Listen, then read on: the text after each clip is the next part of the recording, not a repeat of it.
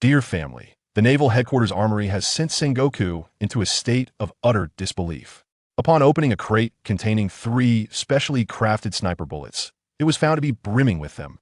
This extraordinary cache was the handiwork of the traveler Hades Tang, utilizing his replication fruit abilities. Subsequently, he was summoned by Garp for new recruit assessments, astonishing everyone with his prowess. But what transpired next? Allow me to elucidate. I must tell you, today's events were simply outrageous, beyond belief.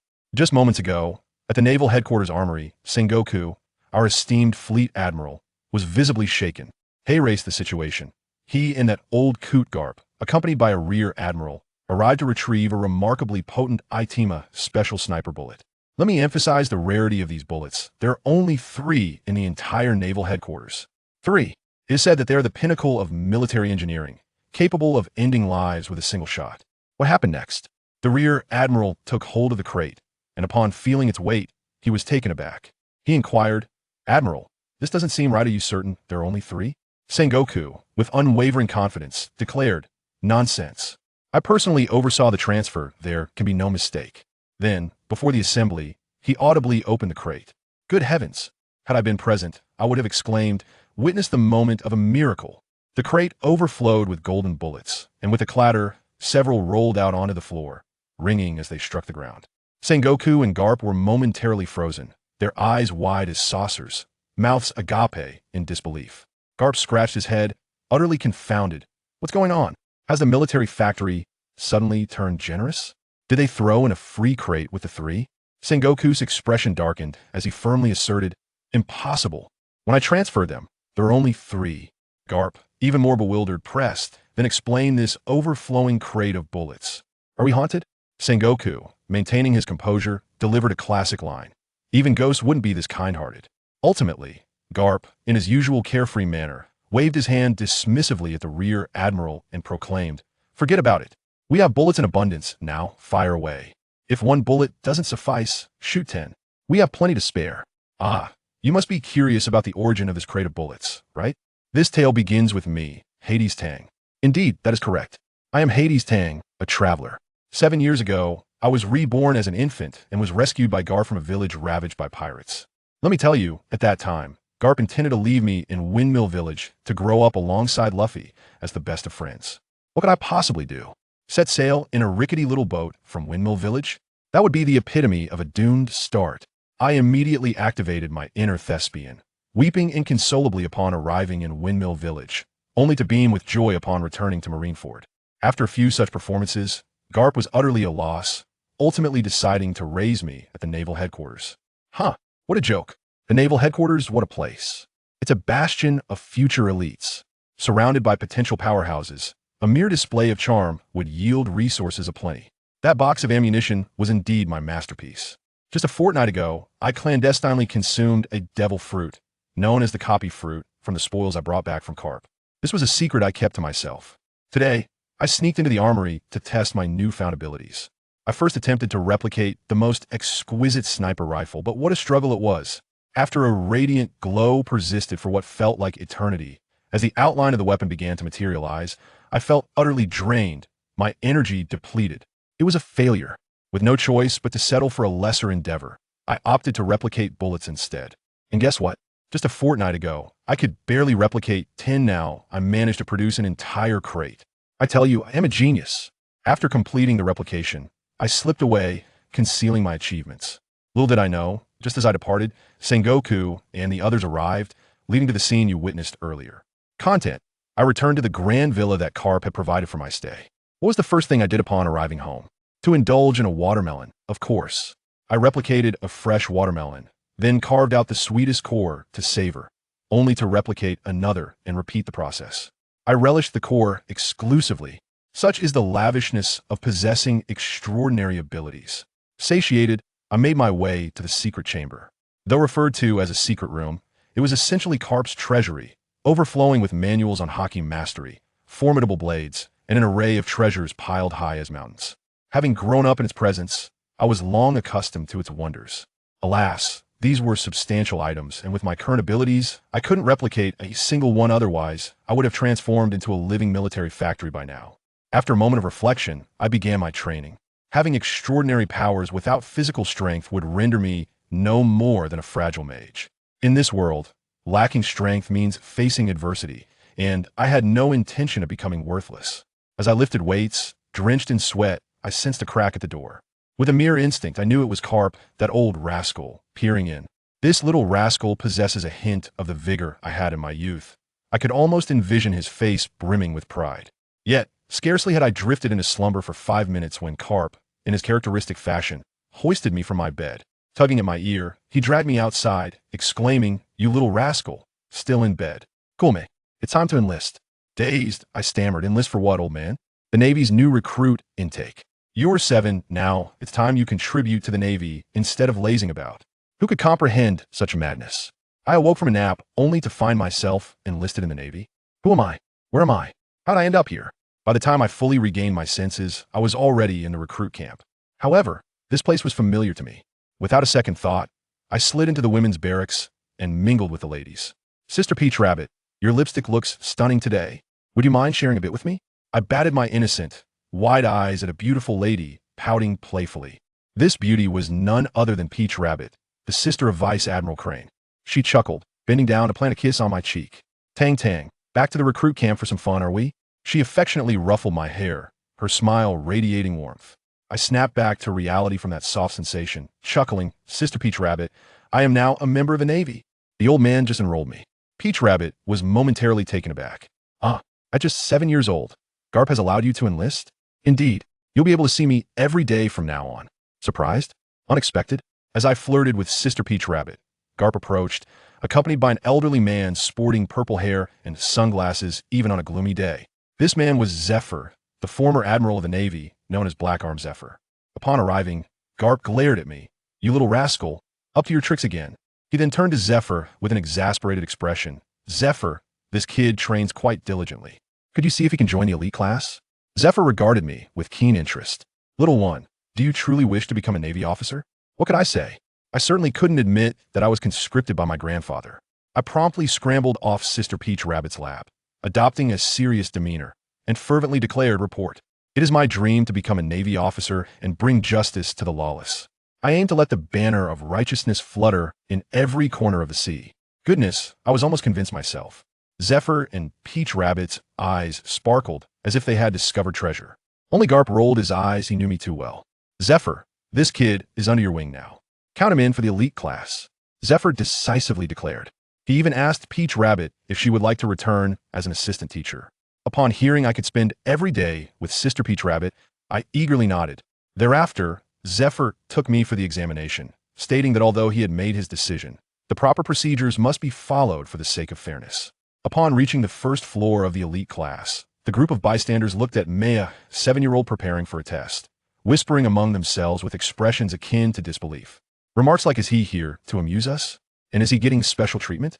reached Peach Rabbit's ears, causing her to erupt with a loud, "Silence. If you don't wish to observe, go train." I couldn't help but chuckle inwardly as I glanced at them. They had only achieved a mere 50 power at 18 years old, and they dared to scoff? I thought to myself, I might as well throw a casual punch to spare their dignity. I lightly struck the testing machine. Ding! Power level, 60. The room fell silent. The gazes of the students were almost comical, their jaws nearly touching the ground. Zephyr was pleased, patting my shoulder. "Well done, you've passed the first level. From now on, you will be a student of the first elite class."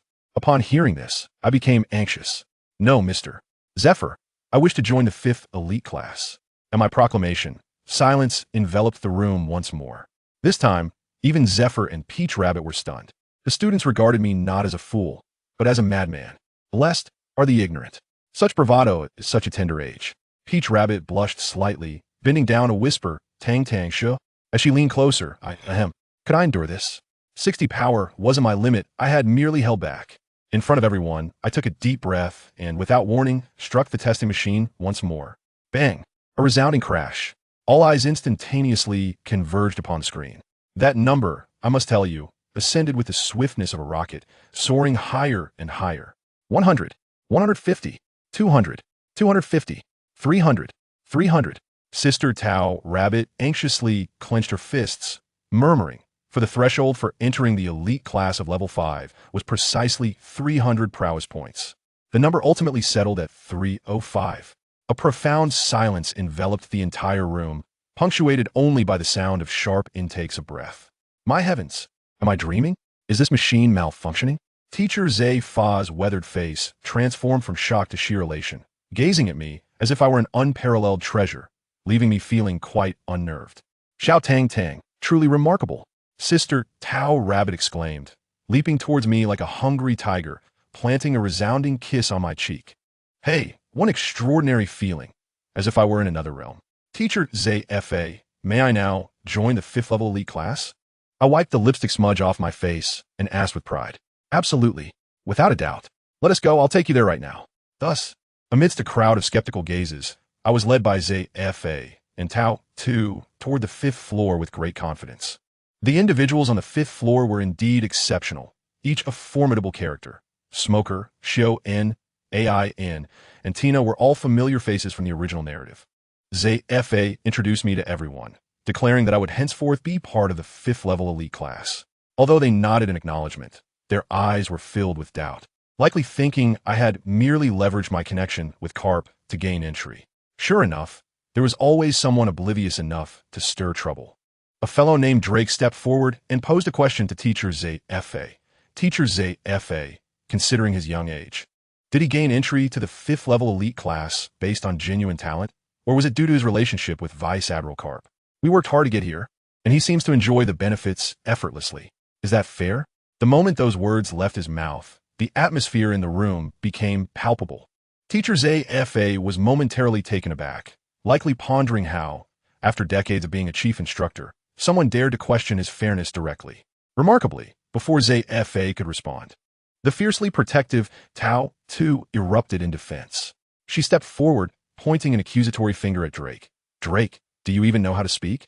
What do you mean by enjoying the benefits? What do you mean by relying on connections? You know nothing and are here slandering our Tang. Aren't you? Fine. Let us have a little spar. I want to see how much you've really earned your place among the elites. For those who understand, Tao Tu is already a graduated Rear Admiral. If she were to engage Drake, a mere student, it would be akin to a significant disparity in combat, a clear case of an adult bullying a child. Indeed, she intended to do just that. Who dare to look down upon our Tang? Poor Drake was truly unfortunate to utter such words in front of Tao Tu, the most protective individual in the Navy, and not expect to be verbally assaulted. Soon after, Teacher Zay Fa chimed in with a voice as cold as ice. Drake, Tao Tu is correct. Before you understand the truth, refrain from speaking carelessly. Isn't this how I always instruct you? At this, Drake's face turned pale. He likely hadn't anticipated that by merely expressing an opinion, he would end up being double-teamed by 2 authority figures. Yet, this fellow was rather obstinate, stubbornly refusing to back down. Teacher Zay Fa, Vice Admiral Tao Tu, if I'm speaking nonsense, let him undergo a power test to clarify. If he truly possesses that capability, I, Drake, will apologize right here. Smoker and the others could hardly watch any longer, shaking their heads, likely thinking, this guy truly lacks insight. With the attitude of the teacher and the Rear Admiral, it was glaringly obvious that the boy possessed real talent. Why would he insist on approaching the barrel of a gun? At that moment, our protagonist, Tang, spoke up. His small face was icy, and he coolly uttered a few words. Who cares for your apology? Wow, what aura. Even Tao Tu was taken aback, likely witnessing such a cool little boy for the first time. Then, Tang shouted, where's the power testing device? Bring it up from downstairs, quickly. Today, he was determined to confront Drake head-on, to redden his face in front of everyone. How dare you look down on me? Today, I'll show you why flowers bloom so beautifully. Let me tell you, our Tang is a time traveler. He knows that Drake will eventually become a traitor. When it comes to traitors, there is no room for politeness. Before long, the machine was brought up. Zay Fa and Tao Tu crossed their arms, wearing expressions of amusement. Drake, being overly stubborn, needed reality to deliver a harsh lesson for him to awaken. Drake looked down at Tang. Speaking coldly, the standard for the 5th level elite class is 300 power. If you can reach that, I will apologize. His disdainful gaze was impossible to conceal. Tang's anger flared at that moment. I already said, who cares for your apology? Open your eyes wide and see clearly. As soon as the words left his mouth, bam, with a single punch, he gathered all his strength and struck the testing device. In the next second, the numbers began to soar wildly. 100, 200, 300. still climbing. 350. The number finally stabilized at 350. The room fell into profound silence.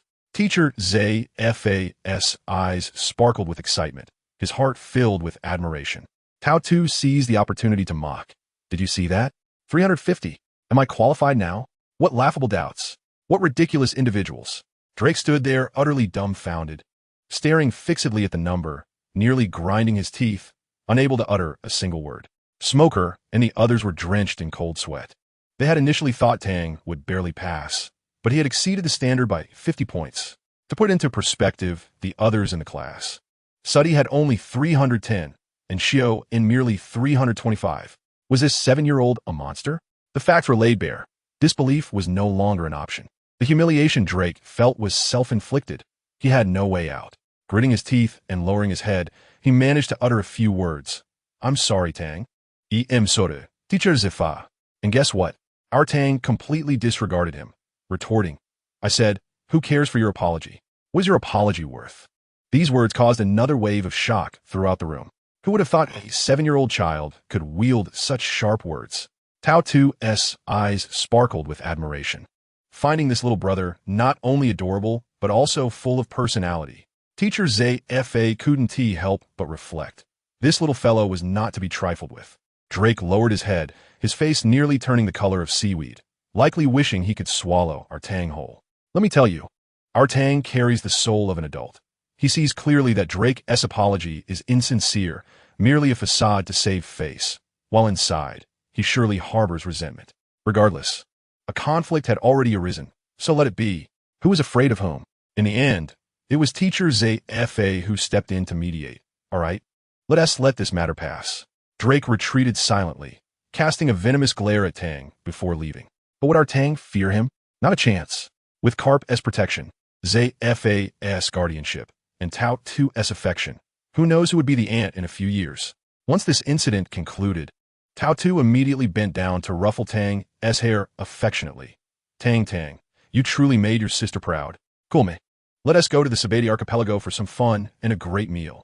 She attempted to drag Tang away to skip class. Teacher Shefa exasperated, reminded them that today was the first day. Yet, Tao Tu grew even more enthusiastic. Oh right, the first day? Perfect.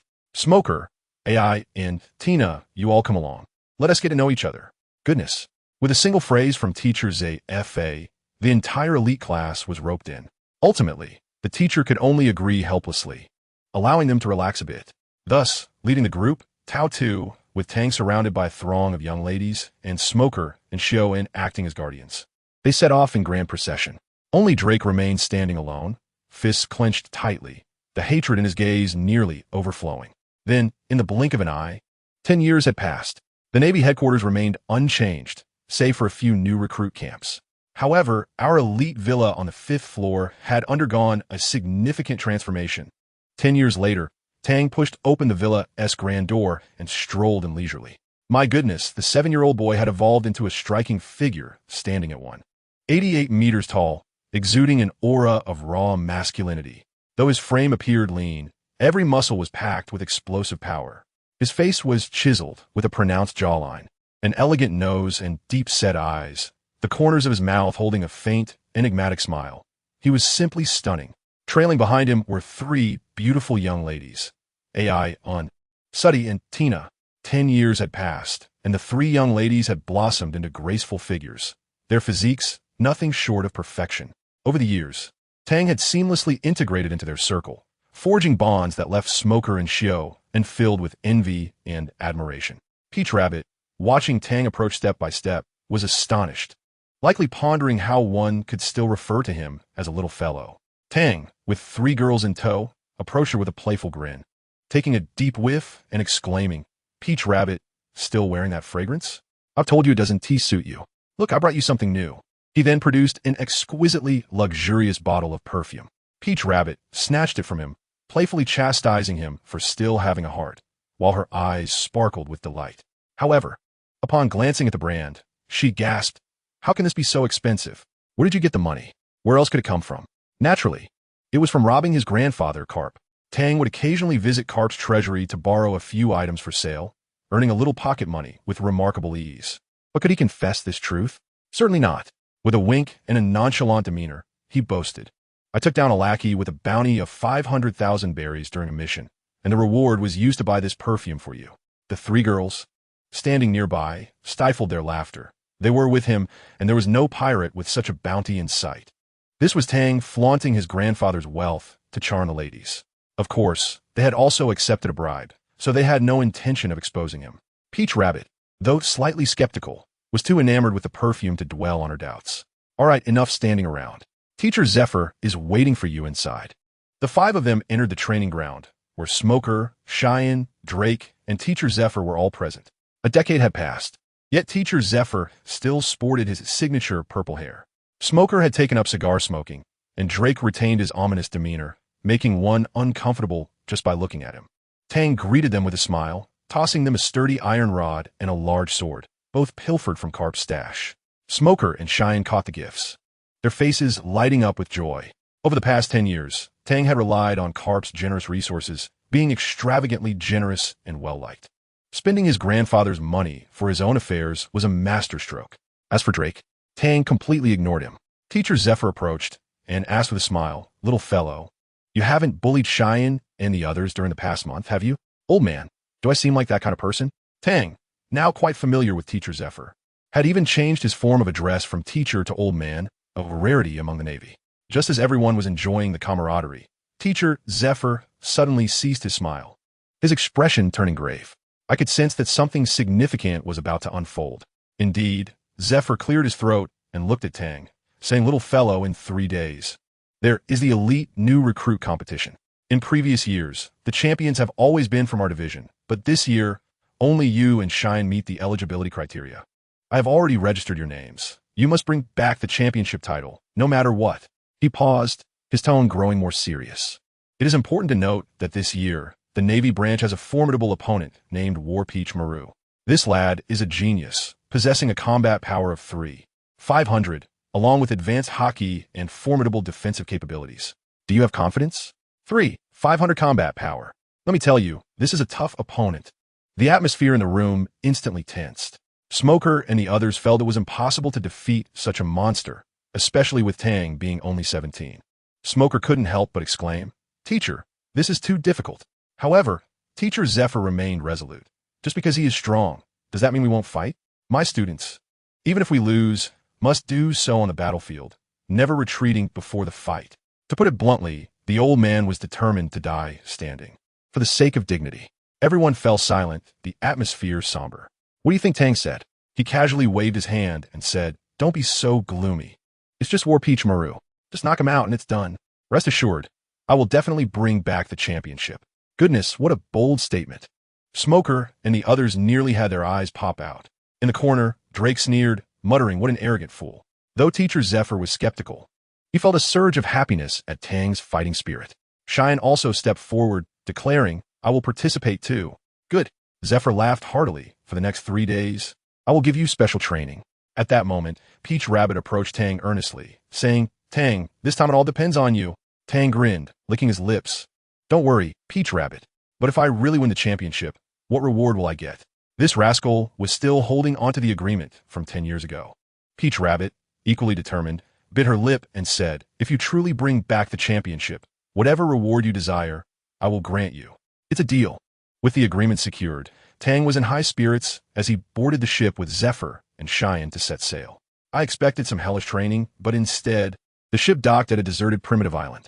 Teacher Zephyr pointed at the island and said, There are 10 ancient dinosaurs I have raised on this island, each with a combat power of around 2,000. You have 24 hours to kill them all. I will return to pick you up tomorrow. After saying this, the old man sailed away, clearly pained, as these creatures were his prized possessions. Tang was left speechless. Who knew the special training would involve battling monsters? How disappointing. He pouted, leaping onto the island, and thoughtfully pulled Shine up with him. Shine blushed, thinking, I could have climbed up myself. You're just taking advantage of me.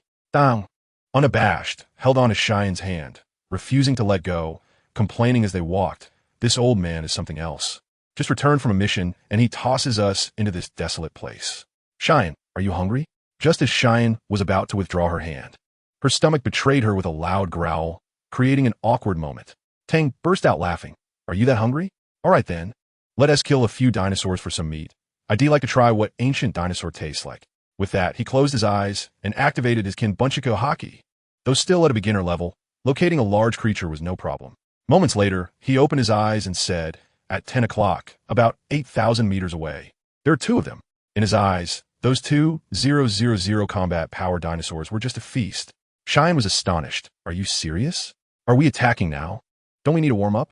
To her, they were beasts that required full effort to defeat. Tang waved his hand dismissively. Warm up for what? Just a bunch of beasts. You're a girl, so don't get blood splattered all over you. Just wait by the side for the meat. Ready? Let us go. No sooner had he finished speaking than he scooped Cheyenne up in a princess carry and dashed toward the dinosaurs with incredible speed. Cheyenne was completely stunned, suddenly being lifted. She felt both embarrassed and angry, just as she was about to curse him as a rogue. She was overwhelmed by the blur of rapidly passing scenery and the deafening sound of wind. Let me tell you, that wind hit me square in the face, and the girl in my arms was left dumbfounded, likely repeating to herself, who am I, and where am I? Her little eyes darted around, clearly overwhelmed, as her CPU must have been overheating, pondering, who is this guy? At this speed, even Smoker's old smoking gun couldn't keep up. Huh, little did she know. I had many secrets. I lowered my head to sniff. Such a delightful aroma. It felt like I had finally gotten to harvest the little cabbage I had nurtured for so many years. Upon landing, lo and behold, two ancient dinosaurs, resembling relatives of Godzilla, were leisurely strolling about, shaking the ground with every step. I set Cheyenne down and instructed her, stay here and don't move. Watch my performance. Let me tell you, while I usually appear carefree and disheveled, when it comes to serious matters, my demeanor transforms instantly. Cheyenne stood there, mesmerized. It was likely her first time seeing me so dashing. Without hesitation, I charged in. Armament Haki, activate. Iron Fist of Love. This was a signature move I had learned from the old man carp, and my right fist instantly turned darker than steel. Bang! A punch to the face. And then I swiftly thrust the golden dagger I had swiped from his house into the creature. One dinosaur promptly met its ancestors. Seeing its companion fall, the other dinosaur roared in fury, clearly calling for reinforcements. I find team battles exceedingly tiresome. A swift resolution is imperative. With a flick of my wrist, I activated the copy fruit, and in an instant, a golden dagger identical to the one I possessed materialized in my hand. Who among my comrades understands this? The emphasis lies on the freedom of resources. The two daggers shot forth like missiles, striking true and leaving my foe blinded. With a nimble leap, I activated the moonwalk, soaring into the air to effortlessly claim my second victory. Behind me, Anne gazed in astonishment, her mouth agape as if she could fit an egg inside. Such audacity, martial prowess, and now even a grasp of the Navy's six forms? Her mind must be reeling, grappling with the vast disparity between us. As for me, I returned, dragging the enormous corpses of two dinosaurs, instantly switching to a more light-hearted demeanor, and cheerfully proclaimed, dinner is served, darling. Before long, the aroma of roasted meat wafted through the forest. As I gnawed on a dinosaur leg, I couldn't help but grumble, is this it? Old man ZFA calls this life and death training? It's less thrilling than my usual gaming sessions, utterly dull. Ayan nearly choked on her drink, her eyes wide with disbelief as she regarded me as if I were a monster. Naturally, not everyone possesses my peculiarities. After feasting, I reclined on the ground, casually picking my teeth. Ayan's eyes lingered on my golden dagger, prompting me to toss it to her. Do you like it? It's yours. She hesitated, asking, then what will you use? I, finding it a bother, nonchalantly revealed a dozen identical daggers, scattering them across the ground. Take your pick, there's more than enough. With the ability to duplicate, such indulgence is but a given. In the end, this little heiress pilfered 5 from me, beaming with delight. The next day, Ayan ventured out to challenge dinosaurs on her own, returning covered in blood, lamenting her lack of a change of clothes. Without hesitation, I duplicated a pristine naval uniform for her, saying here a rare addition from my collection, never worn, make do with it. Her cheeks flushed as she insisted I turn away. Humph, she'll belong to me sooner or later. What harm is there in a glance? Nevertheless, I maintained my decorum and averted my gaze. Once she donned the uniform, she transformed into a dashing figure, captivating my attention. Just then, old man ZFA's ship, adorned with his distinct purple hair, approached. Upon disembarking, he noted our pristine appearances and furrowed his brow, inquiring about our kills. I maintained my composure, feigning sorrow. 5, teacher. We did our utmost. I relished their astonishment when they discovered I had outperformed their expectations. Ayan nodded vigorously in agreement. ZFA, upon hearing this, seemed pleased, believing our performance exceeded his anticipations, and chuckled heartily. 2 days later, the elite naval competition commenced. The scene at Marinfander was nothing short of a spectacle, bustling with people and the sound of drums. On the podium stood Admiral Sengoku, the 3 admirals, Carp, ZFA, and Vice Admiral A.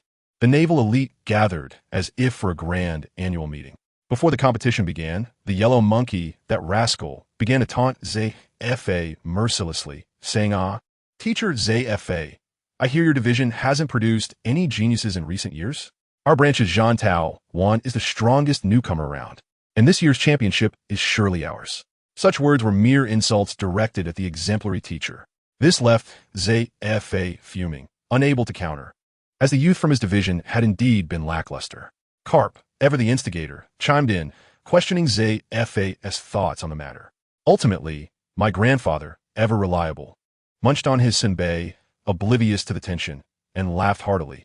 That little rascal Tang is participating as well. The championship shall undoubtedly return to our division. Ha ha ha. Others dismissed his confidence as boasting, yet I knew he was genuinely aware of my capabilities. He had previously glimpsed my Dao force testing device, which displayed a staggering 3,700, a figure from a year prior that had left him utterly astounded. Soon, the drawing of lots commenced. Among the 20 participants, I dreaded drawing, as pitting comrades against one another would be devoid of excitement. Fortunately, I drew a random opponent. However, when AIN revealed her paper, I leaned closer to see Jean Tao Wan. I exclaimed in dismay, what luck is this? 19-1 odds, and I hit the jackpot. I hastily sought to swap with her, but the silly girl refused, believing I intended to sacrifice myself for her sake, stating earnestly, Tang, it's all right. You are stronger than I am.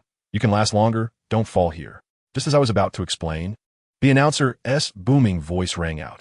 In the first round, AIN faces Jean Tao Wan. The crowd erupted in excitement. The yellow monkey laughed heartily, reveling in the opportunity to ridicule my teacher further. ZFA's face darkened ominously. I could only whisper to AIN, if it gets dangerous, concede, safety comes first. Rest assured, I will avenge you. I inadvertently spoke louder than intended, and the rotund Jean Tao Wan caught my words. He cast a glance my way, his expression one of disdain, as if he were looking at a bragging fool, and then dismissed me entirely. Very well, I shall wait for you. Soon, the announcer declared, in the first match, Hades Tang faces Lady. The atmosphere reached a fever pitch. Under the watchful eyes of the crowd, I stepped onto the stage. My opponent, a muscle-bound brute with a scarred face, swaggered forward, issuing a threat. Kid, I advise you to recognize the situation and concede. If I strike, it will either be death or injury. I couldn't be bothered to respond, simply inquiring of the referee, can we start? The referee nodded, and my opponent, infuriated by my disregard, charged at me with a fist the size of a cooking pot. ZFA watched anxiously from the sidelines, fists clenched, while the yellow monkey wore a wicked grin, likely hoping to see me sent flying. I, however, stood my ground, watching the brash lady approach with unwavering composure, even disdainfully curling my lip. I couldn't fathom the confidence that propelled him forward. I muttered to myself, and, as I uttered the final 2 words, I suddenly shouted. Simultaneously, I unleashed a light punch that collided with Lady's powerful strike. In the next instant, the arena fell eerily silent, the sound of heartbeats echoing. The anticipated thunderous clash? It did not come. Instead, the muscular lady, like a kite severed from its string, soared through the air. Good heavens, I sat there, eyes wide, watching a 2-meter-tall, 300-pound behemoth propelled by my seemingly slight frame, sent soaring. He flew several dozen meters before crashing with a deafening thud, embedding himself into the wall. Quite literally, he was lodged there, unable to extricate himself. His arms hung limply, head tilted, and he lay unconscious. 1-punch KO, clean and decisive, simply astonishing. The audience, every last one, stood agape, rubbing their eyes in disbelief at what they had witnessed. Was that it? One move? The one who appeared capable of pulverizing a cow with a single blow was thus defeated? Who among my comrades understands? This scene nearly overloaded my CPU. The dignitaries above were equally dumbfounded. The yellow monkey's mouth hung wide open, presumably questioning how the script had flipped, while ZFA clapped his thighs in delight, reveling in the moment. Sengoku and the others nodded approvingly, their gazes reflecting admiration for this young upstart. As for Carp, that old rascal continued to munch on a senbei, as if my punch sending a man into the wall was the most ordinary occurrence. Then there was me, nonchalantly retracting my fist, casting a disdainful glance at the mural on the wall, and scoffing, so much bluster, and yet so feeble. Turning to the referee, I called out, "Hey, can you announce the results? If you linger too long, who knows if that fellow could be revived?" The referee finally snapped back to reality, stammering to declare my victory before hastily summoning medical assistance. I suspect that the individual who was meant to spend a year in the hospital would now have to make way for someone else. As the referee's hammer fell, the entire arena erupted. This time, everyone was chanting a single name, Hades Tang. The uproar was exhilarating. Following that, the second match commenced, with Ain facing off against the hefty Jean Taowan. Tang earnestly patted Ain on the shoulder, encouraging her with words of support, stating that it was acceptable to lose as long as she tried her best, for he would always be there for her. Ain, blushing at Tang's kindness, nodded obediently and stepped into the ring. I must confess, this match was heart-wrenching. From the outset, Ain was overwhelmed by Jean Taowan's brute strength, unable to retaliate, and it seemed she was on the verge of defeat. Up in the stands, ZFA's expression darkened, while Huang Yuan smugly reclined with his legs crossed, predicting Ain's inevitable loss within 3 moves. And then, just as Ain was cornered at the edge of the arena, about to topple off, she let out a fierce shout. In an instant, 5 shimmering daggers shot forth from her bosom, aimed directly at Jean Taowan's vital points, his eyes, throat, and heart. This technique was known as Tu Qiong Bai Jian. Startled, Jean Taowan's pupils dilated as he hastily abandoned his attack to defend himself, and the tide of battle shifted dramatically. Seizing the opportunity, Ain unleashed a fluid series of sword strikes that left him flustered and disheveled. ZFA couldn't help but beam with delight as laughter creased his face. However, the disparity in strength was still evident. Despite Ain's valiant efforts, she ultimately fell from the arena. Yet, the audience rose to their feet, applauding her. The phrase, though defeated, still honored, encapsulated her performance perfectly. Tang approached her and enveloped her in a warm embrace, which Ain shyly accepted, her cheeks flushed. Meanwhile, the other female soldiers nearby, such as Sudi and Tao Tu, looked on enviously as Tang gifted Ain those impressive daggers, whispering their disdain and accusing her of being a flirt, typical of women, TSK. The subsequent elimination matches lacked excitement, devolving into a mere display of amateurs flailing at each other, with Tang and Jean Taowan effortlessly dispatching their opponents in a single move each, advancing with ease. Soon, only the final 5 competitors remained. At this juncture, the host began to build suspense, announcing the upcoming tests of speed, strength, and agility, each of which held records unbroken throughout naval history, established by the illustrious 3 admirals. Akainu's strength record stood at 4,200, Kizuru's speed record at 3,000 meters per second, and Akiji's agility record at dodging 1,000 bullets in a minute. Each record was a towering benchmark, preserved to this day, unassailable by any competitor. The atmosphere in the arena ignited as everyone cheered the names of the 3 admirals. Akin to a concert's fervor, Sengoku and the other prominent figures shared expressions of anticipation, placing their hopes on Jean Taowan. When the draw results were revealed, Tang was slated to be the last to test. I shan't dwell on the dismal performances of the earlier competitors. They were utterly pitiful. Then, it was Jean Taowan's turn. The crowd erupted in fervent cheers for him. He began to taunt Tang, who retorted simply, "Trash." Jean Taowan commenced with the agility test, managing to dodge 630 out of 2,000 bullets in 1 minute, which was commendable. Next was the speed test, clocking in at 300 meters per second, also respectable. In any case, he outperformed the earlier contestants. Huang Yuan, perched in the stands, wore a smug grin. Finally, the pivotal strength test. All breaths were held in anticipation. Jean Taowan inhaled deeply, summoning all his might, and delivered a powerful punch to the testing apparatus. With a thunderous bang, the numbers on the screen began to soar.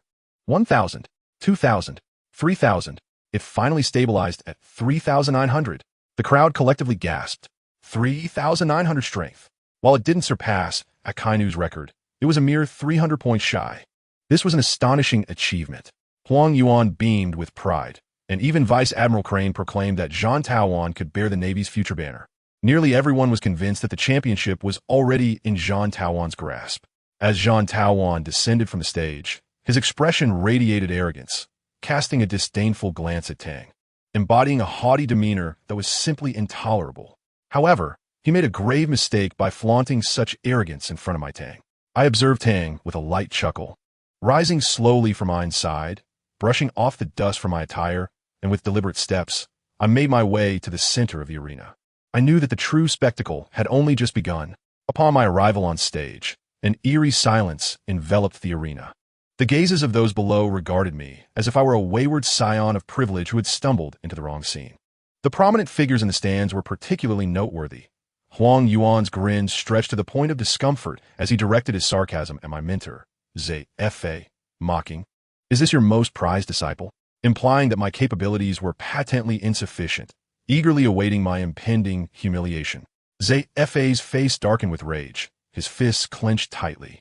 Yet he managed to respond with a terse, "We'll see." Huang Yuan sneered, his expression suggesting he relished the prospect of my disgrace. I, however, paid them no mind. When a referee inquired if I was prepared, I took a deep breath and nodded. At that moment, the bullet launching mechanism erupted as if possessed. The cacophony of gunfire was deafening. Hundreds of bullets rained down upon me, creating a veritable metal storm, leaving no room for evasion. Then, I executed an action that left everyone slack-jawed. I closed my eyes. Kinbunchika Haki, activate. In an instant, the world around me transformed into slow motion in my mind. The trajectory, speed, and angle of each bullet became crystal clear, as if etched into my very consciousness. A smirk crept upon my lips as my feet began to dance across the arena, weaving with agility in that confined space, appearing as if I had not moved a muscle. As the first round of 500 bullets concluded, the arena was enveloped in silence. Why? Because not a single mark marred my body. A flawless evasion. I distinctly heard the collective intake of breath from the audience. The previously somber crowd erupted, rising to their feet, their eyes wide as saucers fixated upon me. But this was merely the appetizer. The second, third, and fourth rounds followed.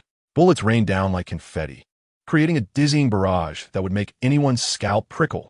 I kept my eyes closed, standing firm as if dancing, allowing not a single bullet to graze me. 1 minute later, as the 2,000 bullets were exhausted, I slowly opened my eyes, reveling in the significant advancement of my Kinbunchika Haki. At this moment, an unsettling silence blanketed the arena. No cheers, no chatter. The spectators appeared as if they had been paralyzed, mouths agape, staring at me in stunned silence. The results? Did they even need announcing? Anyone with eyes could see that I was as pristine as a freshly laundered garment. Finally, one brave soul, as if awakening from a stupor, exclaimed, "He dodged all 2,000 bullets. Perfect agility." Boom! That shout detonated the arena. Could it be? Was he a monster? 2,000 bullets without a single hit? Akiji's record was merely 1,000. I had double that. Was I even human? The arena erupted in screams and gasps that threatened to lift the roof. Up in the stands, the heavyweights, Sengoku, Garp, the three admirals, rose to their feet in unison. Everyone's face, save for my grandfather Garp, was etched with disbelief. the7-Year-Old trembled with excitement, gripping the railing tightly, and with all his might, he roared at me. "Well done." What a triumphant moment. He turned abruptly to Huang Yuan, locking his gaze with an intensity that could burn, and proclaimed, "Borsellino, is this what you meant when you said my disciple had no chance?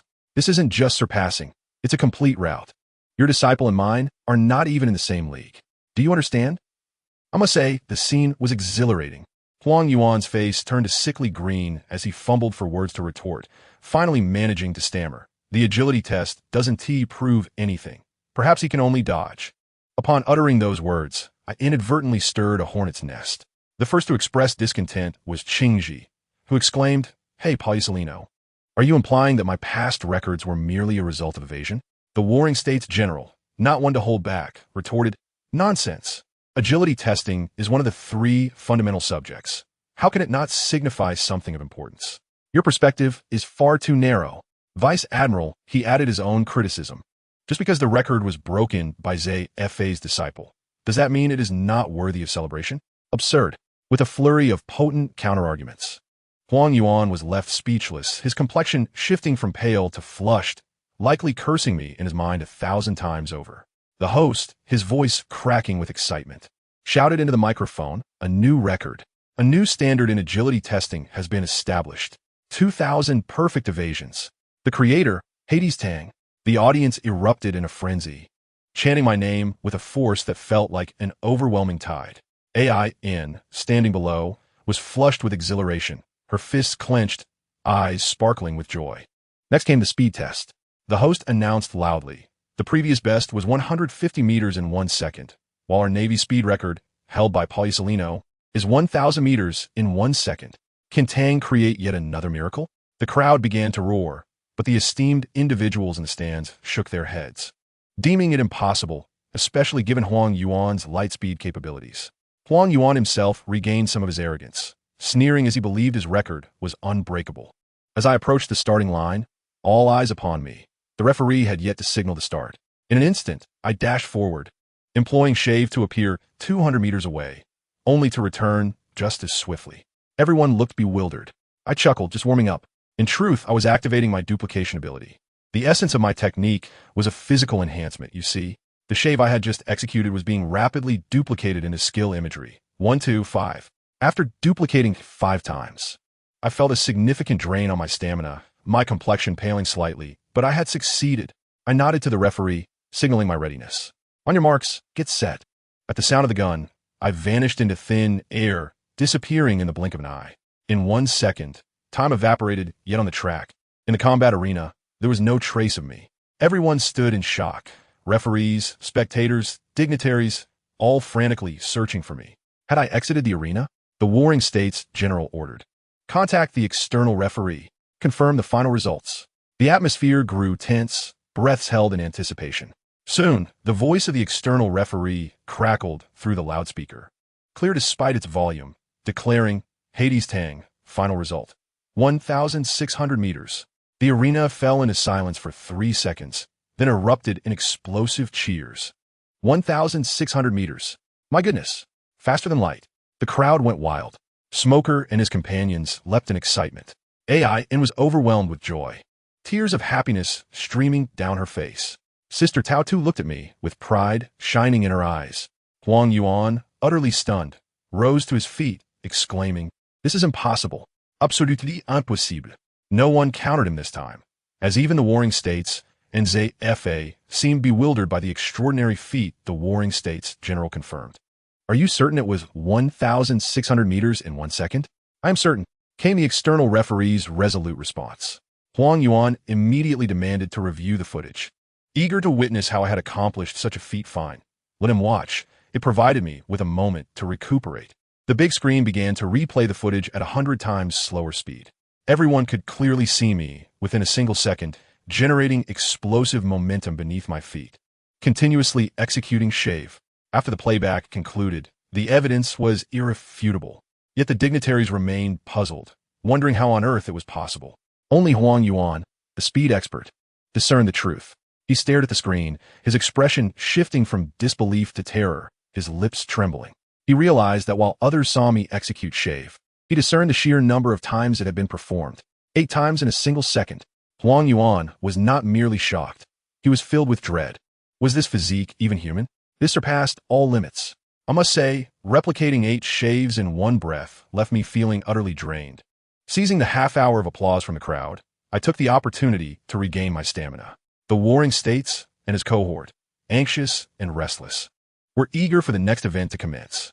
As the half-hour concluded, the cheers were abruptly silenced, and I was urged to proceed to the strength test. The host, a rather flamboyant character, bestowed upon me an extravagant title, Hades, the genius miracle creator Tang. My family, who understands, I felt like I could dig a hole to hide in. Sister Tao too, and the others below, were laughing uncontrollably, and Smoker and his mischievous friends declared that this would be my name from now on. Ridiculous. I staggered over to the oversized strength testing device, genuinely curious about my current strength. In the stands, War Peach Maru was sweating bullets, having accepted defeat in speed and agility. If he lost in strength, it would likely shatter his spirit. Not only him, Many others perceive my physique as not typical of a strength type, with smooth muscle lines but lacking bulk. Huang Yuan, the old veteran, sneered, his expression suggesting that I was incapable. I paid them no mind, taking a deep breath, my gaze shifting as I concentrated all my strength into my right fist. At the referee's command, I felt myself soar, every ounce of energy channeled into my punch, striking with a resounding impact. The numbers on the screen skyrocketed. 1,000, 2,000, soaring past 4,000. The entire arena fell silent. As 4,000 strength had surpassed War Peach Maru, everyone covered their mouths, eyes wide, likely thinking, did a Godzilla take residence in that small frame? And then, would you believe it? The number paused for a fraction of a second, then soared again. My goodness, it continued to rise. 4,200, breaking the record of Admiral Akainu. No. 4,500, a new record, another extraordinary achievement. The arena erupted into chaos.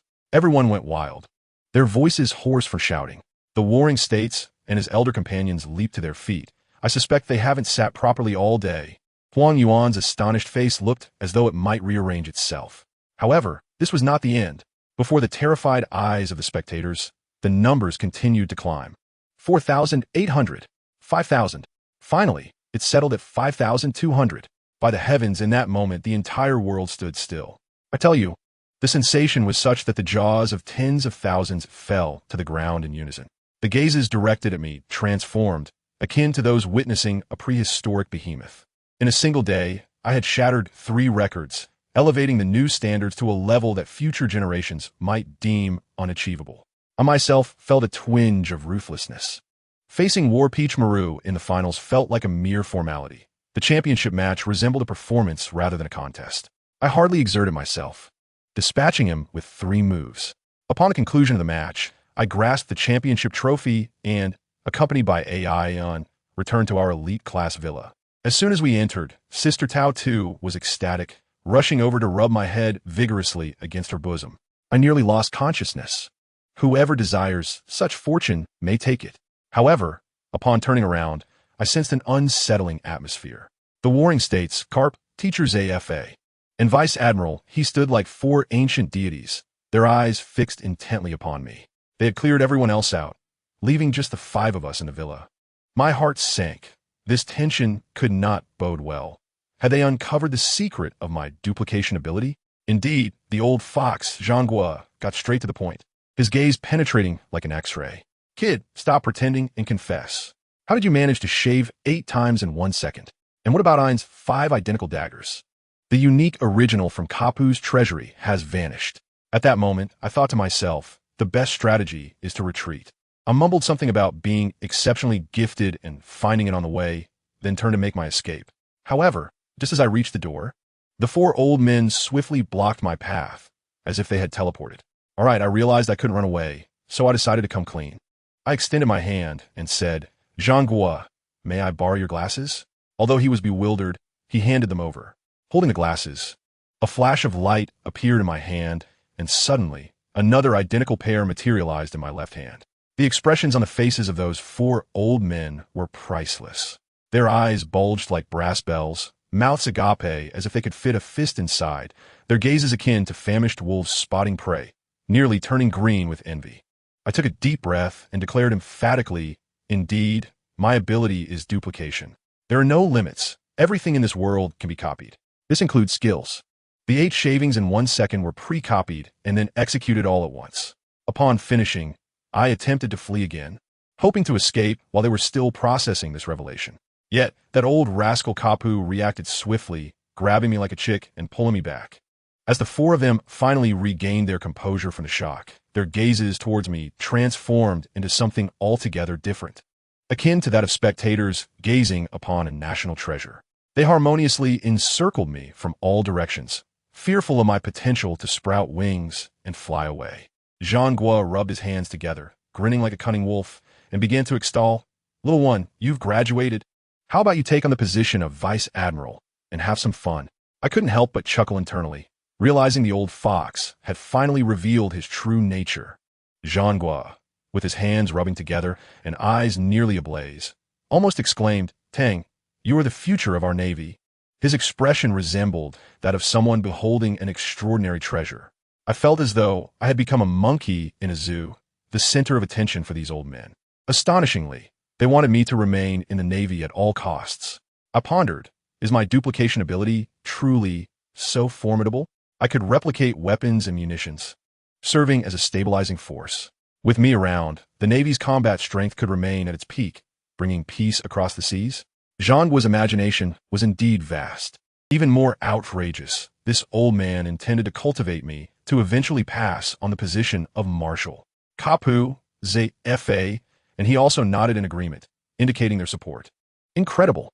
I had become a coveted treasure for the Navy, cradled in their hands as if they feared I might break.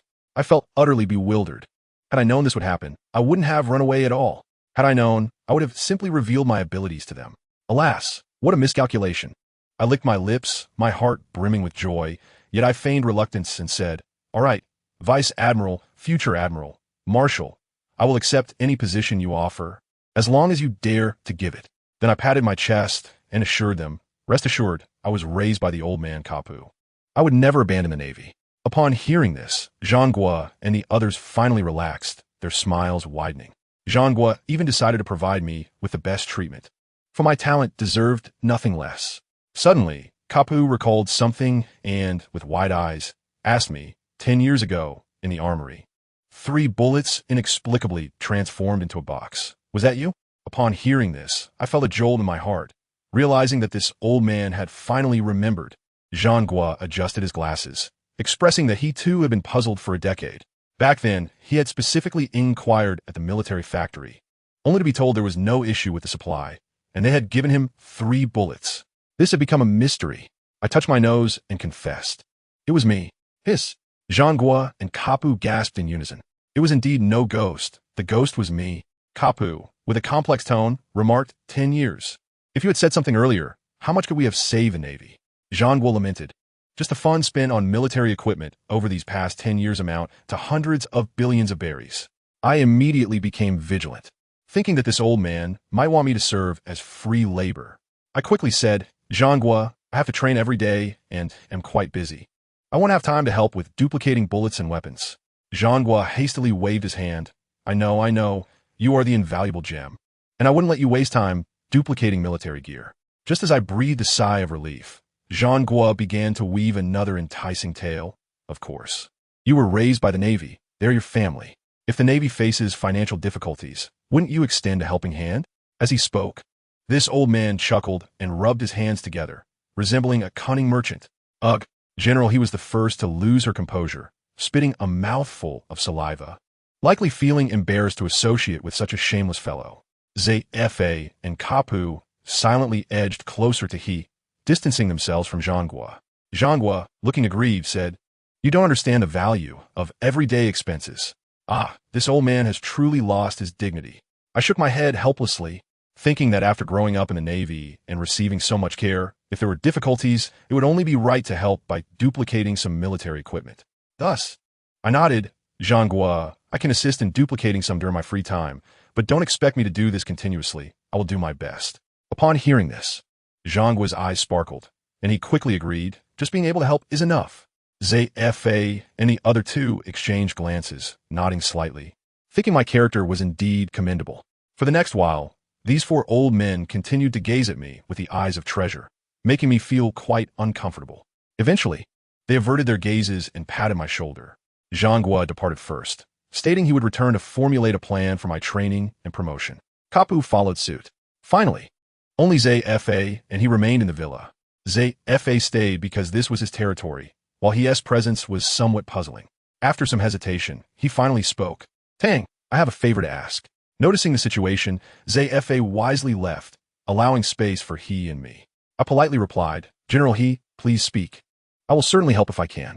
After all, she was Tao Tu's sister, and if I were to marry Tao Tu in the future, I would need to maintain a good relationship with her. His mood brightened upon hearing my words, thinking this young fellow had no pride whatsoever. Thus, she got straight to the point. I want to get Tao Tu a fine sword, but it's quite expensive, and I will need to save up my salary for a whole year. Furthermore, Tao Tu is about to be promoted to Vice Admiral, and a good sword will significantly enhance her strength. Could you help me duplicate some berries? Goodness, this old lady is audacious. Upon hearing this, I couldn't help but feel delighted. Tao Tu was going to be promoted to Vice Admiral. She hadn't even mentioned it to me, without needing he to ask. I intended to get her a fine sword as well. After all, Tao Tu had always treated me well since childhood, a kind-hearted older sister, and most importantly, she was stunningly beautiful. I liked her. Rest assured, General He, I will take care of this. I set aside my scattered thoughts and readily agreed. He smiled and then produced a 10,000 berry note, indicating for me to duplicate it. I waved my hand and said peculiarly, General, is it troublesome to replicate Bailey? What's the name of that knife? Which shop sells it? I can simply go there and replicate an identical one. Upon hearing this, he smacked his forehead, realizing the truth of my words. Replicating Bailey indeed posed a significant challenge. This little fellow of mine possesses quite a sharp mind. Consequently, he divulged all the information regarding the knife to me. The shop in question was located at number 21, Chambord Archipelago, a black market. I thought to myself, this place is rather precarious. The renowned blade, named Jean Pirot, is indeed a legendary weapon of the sea, and it also belongs to the character Tao Tu in the original work. When will Tao Tu engage in the promotion duel to the rank of Vice Admiral? I pondered and inquired. In 7 days. I understood.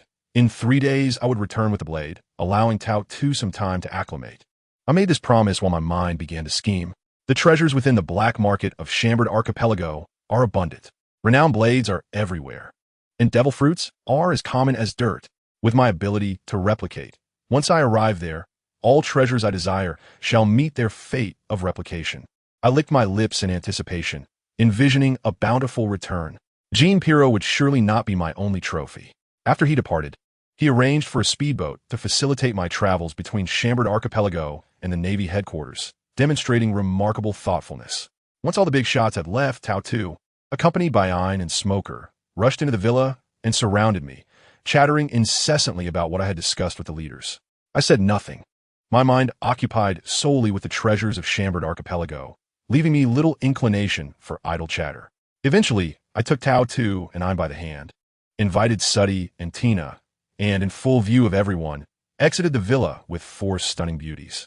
Smoker and the others watched us leave with envious gazes, saliva pooling on the ground. Would they also be able to enjoy such company? One would suffice, even 4 is excessive. I led the 4 beauties to a small grove outside the villa.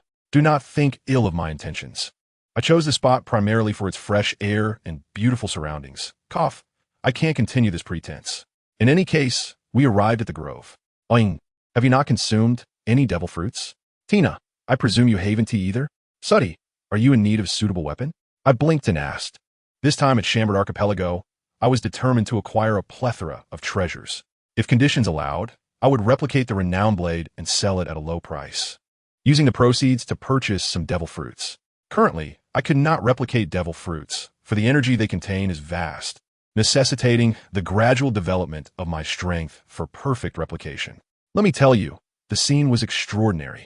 With a flick of my hand, an identical hairpin emerged. The 3 beauties before me, Ein, Suddy, and Tina, were left awestruck, their eyes nearly popping out, jaws dropped in disbelief, their worldviews shattered. The renowned blades they held clattered to the ground, likely rendering their minds incapacitated. Observing this, I thought it prudent to reveal my true capabilities. I am an ability user with the power of replication, understand? I can replicate hairpins as easily as I can replicate renowned blades. It is as simple as that.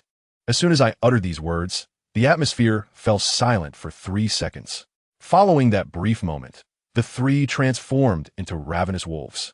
All pretense of modesty and aloofness vanished. Just a second ago, they had been stunned as if struck by lightning, and the next instant, they clung to me like octopuses. Dang, my God, quickly help me replicate some cosmetics. The department store prices are exorbitant. Dang, Suddy loves you. I have my eye on a whip worth over 100 million, you understand? And my dagger. I need a few more. My dear friends, who could comprehend my plight. I was nearly suffocated by their fervor. My mouth was covered, allowing me to emit only muffled sounds. Once they finally released me, I gasped for air and said, all right, I'll arrange everything for you. But first, we must handle the primary matter, selling these blades for money. I laid it all out for them, stating that I would replicate these blades, keeping only the Jean Pirot for Sister Tao Tu, while selling the remainder to acquire funds for devil fruits for the 3 of them. Upon hearing this, they were momentarily stunned, their expressions transformed into those of longing, their eyes glistening with anticipation, sending shivers down my spine. I felt as though they were no longer gazing at a mere individual, but at a walking, unparalleled treasure. This was it. Our fates were now entwined. The subsequent events unfolded smoothly as I skillfully navigated to a black market, selling all 7 knives. Can you guess how much I earned? A staggering 1 billion. Let me tell you, the joy of transforming into a billionaire in a second is simply unadulterated bliss. I waved my hand grandly, proclaiming, "Let's go. Time to buy some fruits. Today, all expenses are on me, Mr. Tang." A day later, we found ourselves aboard the speedboat returning to the Navy headquarters. Ayn acquired the retrospective fruit, Tina received the barrier fruit, and Suddy obtained her long-desired crimson devil whip. Each of them beamed with joy, their gazes toward me almost reverent. Upon our return to the headquarters, they could hardly wait to delve into their new abilities, while I, clutching the Jean Pirro, made a beeline for Sister Tao 2's quarters. To my surprise, who did I encounter? A middle-aged man, whose appearance was rather challenging to describe, was persistently pleading at Sister Tao 2's door, clad in wooden clogs. Upon noticing his Navy Vice Admiral insignia, I understood it was T-Pig, a candidate for Navy Admiral, and the foremost admirer of Sister Tao 2, who had been rejected countless times, yet remained undeterred. As I approached, I couldn't help but chuckle. "Tao 2, open the door. I can help you enhance your strength." A voice from within replied, "Get lost." "Tao 2, I brought food." "Are you hungry?" "Get lost." I could hardly contain my amusement. This fellow truly understood persistence, relying on sheer audacity. Observing my confident stride, he grew displeased, blocking my path and stating that I needed to queue to see Tao Tuesday. I rolled my eyes in response. "Are you out of your mind? Are you the Pacific Police, meddling in everything?" Without further ado, I disregarded him, approached the door, and shouted, "Sister Tao 2, it's me. I'm here." I did this deliberately, knowing full well that a crowd of female soldiers surrounded us, wishing to put him in an awkward position. "You cannot enter, but I can." How infuriating, right? In the next moment, a miracle occurred. With a click, the door swung open. Sister Tao 2 peeked out, shot a fierce glare at T-Pig, then seized my hand and pulled me inside, all in front of dozens of female soldiers. T-Pig's face instantly turned green, akin to someone who had been poisoned, and he stormed off in embarrassment amidst the amused gazes of onlookers. Once inside, I nearly suffered nosebleed. Sister Tao 2's room was small and entirely adorned in shades of pink, overflowing with girlish charm. The key detail was her appearance. She had just finished training at home, clad in a thin nightgown, beads of perspiration glistening on her skin, the garment clinging to her form, accentuating her curves, and even bordering on transparency. My eyes widened, my throat involuntarily gulped. Who could withstand such a sight? Noticing my gaze, Sister Tao 2's face flushed crimson, and she quickly shot me a glare, exclaiming, "Little brat, what are you staring at?" As she spoke, she tugged at her clothing, inadvertently making it even more alluring. I chuckled, "Sister Tao 2, your figure is becoming increasingly splendid." Her heart raced, and she hurriedly donned an outer garment, finally covering the enchanting scenery. Alas, I found it quite regrettable. She then inquired about my visit, and I promptly placed the Jean Pirro on the table, explaining that as she was soon to participate in the Vice Admiral selection, I had specially procured a suitable weapon for her. Upon drawing the blade, her eyes sparkled with excitement. "Is this Jean Pirro?" she exclaimed, examining it from every angle, utterly captivated. However, her joy was short-lived as she pushed the knife back, claiming it was too precious to accept. How could I possibly allow her to return it? I stepped forward boldly, the two of us so close that we could hear each other as heartbeats. I assertively grasped her hand and forcefully inserted the knife. Looking at her with earnest eyes, "Take it." She was momentarily stunned, her body going weak, and she did not respond for quite some time. Fearing that staying any longer might lead me to make a mistake, I handed her the knife, took a deep breath, and turned to leave. Behind me came her voice, "Tang, thank you." Without looking back, I waved my hand and slipped away. If I didn't leave now, I truly wouldn't be able to control myself. The fruit was ripe and ready to fall. I had waited 10 years, and it was time to pluck it. In the following half-month, I entered a rigorous training mode. Old Man Carp was away on business, leaving the entire villa to me. I locked myself in the secret chamber. What was I doing? I was charging my own skill battery. I executed a single Navy 6-style finger pistol, then copied it and stored it away. Again and again, I replicated it, During this half-month, I stored up 100 finger pistols, 20 shaves, and 10 moon steps in my body. Moreover, my copying success rate skyrocketed from 50 to 100. My friends, just consider how monstrous my ability is. While others exhaust their energy in battle, ultimately relying on basic attacks, I enter the fray with a full blue bar, unleashing 100 finger pistols without even blinking. The key is it doesn't consume my own stamina. Anyone who fights me faces 100 of me. Just imagine how delightful this cheat is. When I finally emerged from the secret chamber, disheveled, old man Carp was startled, thinking I'd fallen into a coal mine.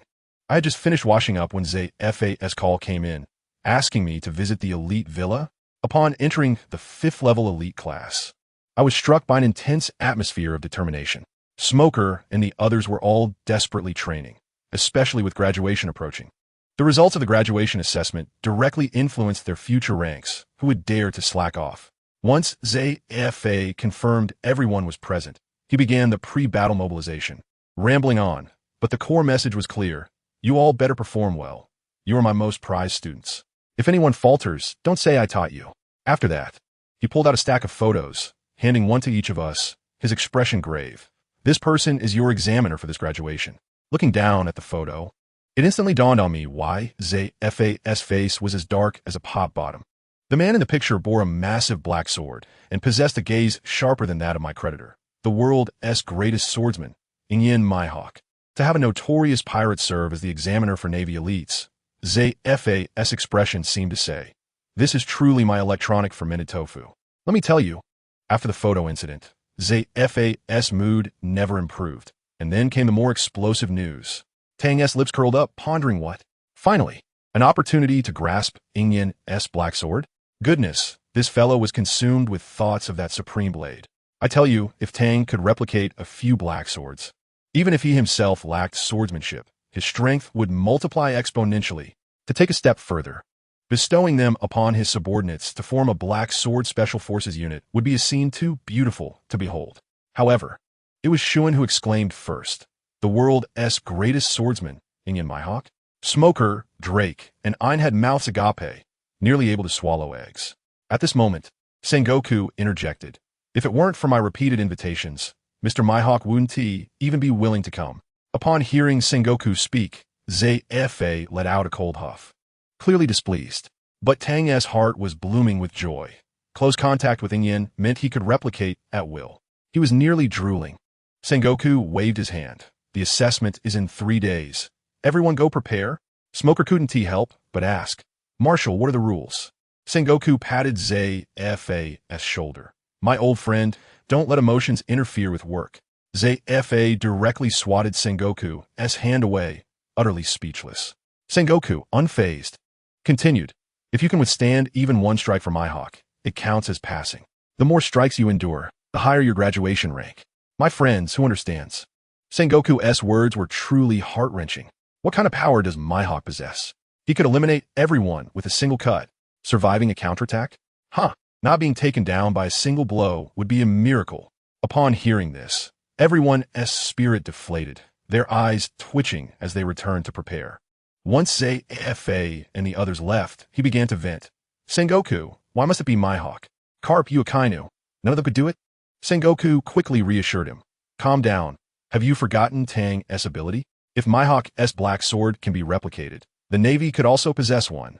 The7-Year-Old paused, seemingly reflecting on this. Sengoku, the crafty merchant, smiled, realizing that he and Tang were on the same wavelength. All for that world's greatest sword. Achoo! While walking, Tang suddenly sneezed, muttering, Who is talking about me? It felt as though something significant was about to happen. A day later, Yin Mihawk descended upon the Navy headquarters at Marineford. Now everyone knew that the examiner for this graduating class was one of the 7 warlords of the sea, the world's greatest swordsman, Yin. Thus, everyone began to worry for this graduating class. Have you heard? Mihawk is the examiner. No way. Isn't this a death sentence? Who could graduate? That's the world's greatest swordsman. It's said that surviving even one strike counts as a victory. The elite class is surely in trouble. The power disparity is too vast. To have a pirate serve as an examiner, one embarrassment for the Navy. Tang walked toward the headquarters building, hearing such discussions all around. The news spread, and everyone was pessimistic, believing the Navy would suffer a major humiliation. Tang chuckled internally. Humiliation? Not necessarily. I'm still here. The arrival of my hawk was truly a blessing for me, a perfect opportunity to test myself. Upon reaching Sengoku's office, Tang discovered Steelbone Kong was also present. Sengoku introduced him. This is the former Navy Admiral, now the Commander-in-Chief of the world government, Steelbone. Tang saluted, as respect for seniors was due. Sengoku put away his smile and said seriously, Tang, I called you here because there is a significant matter concerning the future of the Navy. Tang raised an eyebrow, curious. Are you also wondering why I invited my hawk to be the examiner? Sengoku slowly elaborated. The black sword possesses immense power. Can we trust it in the hands of pirates? Pirates are ultimately unstable factors. I went to great lengths to invite him here, just to give you the chance to approach the black sword. Sengoku took a deep breath and resolutely stated, I fully understand that with my hawk as the examiner, Navy students will likely face a crushing defeat. But even if we are humiliated, it must be worth it to obtain a black sword, allowing our Navy to boast a swordsman of my hawk's caliber. What is a little face worth in comparison? So, Tang, I will create opportunities for you to approach the black sword. Whether you can replicate, it depends on your own abilities. Sengoku spoke with conviction, his eyes filled with anticipation. This old fox Sengoku had already planned everything. His choice was to trade the Navy's reputation for the world's greatest sword. Tang, having heard this, exhaled a breath of air, smiling, the black sword. I will bring it back. The Navy's honor will not be tarnished. Who says one must pay a price to achieve results? Have you never heard of catching a wolf without any hands, Marshal Sengoku? Let me tell you, just when everyone thought my brother Tang was about to be eliminated by my hawk with a single strike, he pulled off a stunning reversal. In front of the world's greatest swordsman, he completely disregarded the conventional approach, pretending to introduce himself. But halfway through, he vanished in a flash. By the time my hawk reacted, my brother's hand was firmly grasping the blade of the black sword knight. It was accomplished. Goodness. Let me recount just how exhilarating this incident was. The initial few Navy brothers went up one by one, getting eliminated like they were queuing to deliver their heads.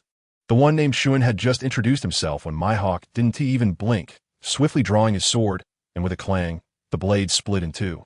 Though Shun reacted quickly and drew his second sword to charge again, what use was it?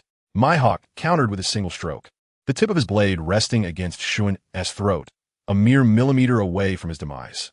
Then Hawkeye, with his eternally expressionless iceberg face, uttered 3 words. Next one.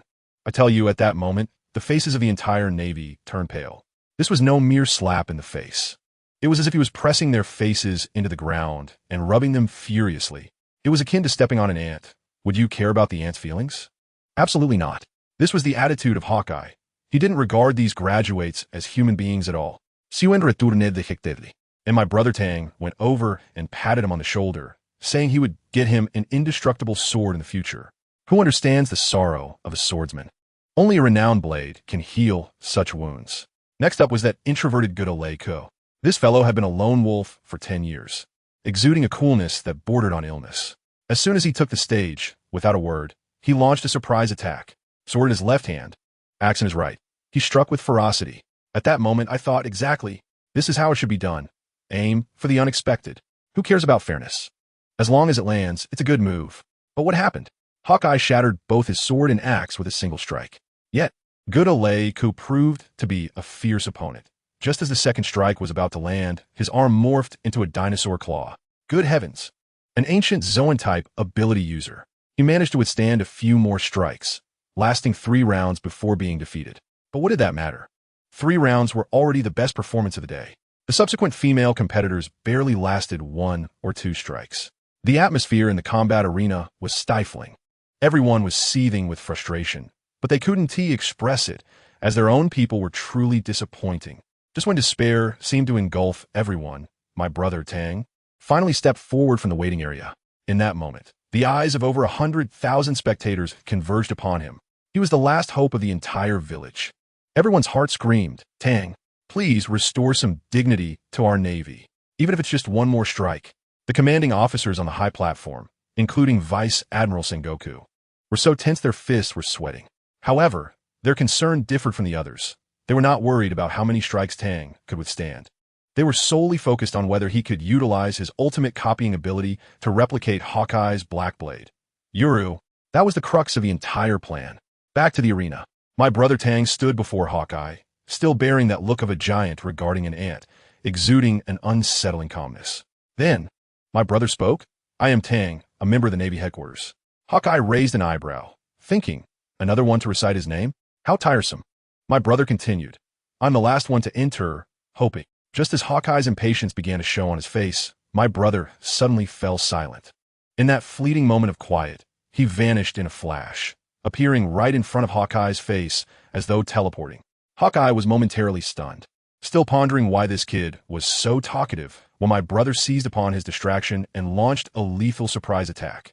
Then came the scene I described at the beginning. My brother's hand firmly grasped the black blade. In that instant, I could feel him internally shouting, "Copy ability, give me a robust reproduction." Success. The mission was accomplished, but it wasn't over yet. Since he was so close, how could he not throw a punch? Without a second thought, my brother swung a fist towards Hawkeye's hooked nose. Only then did Hawkeye react, realizing he had been careless. He raised his left hand in a flash, palm positioned before his face. With a dull thud, my brother's punch, fueled by over 5,000 power, failed to budge him an inch. His palm remained completely still. At that moment, my heart sank. Goodness, even with only 50% of his strength, Hawkeye was this formidable? Yet my brother's combat instincts were truly top-notch. One failed strike, and he promptly retreated, never lingering in battle. Hawkeye, unusually, complimented him, good combat instincts.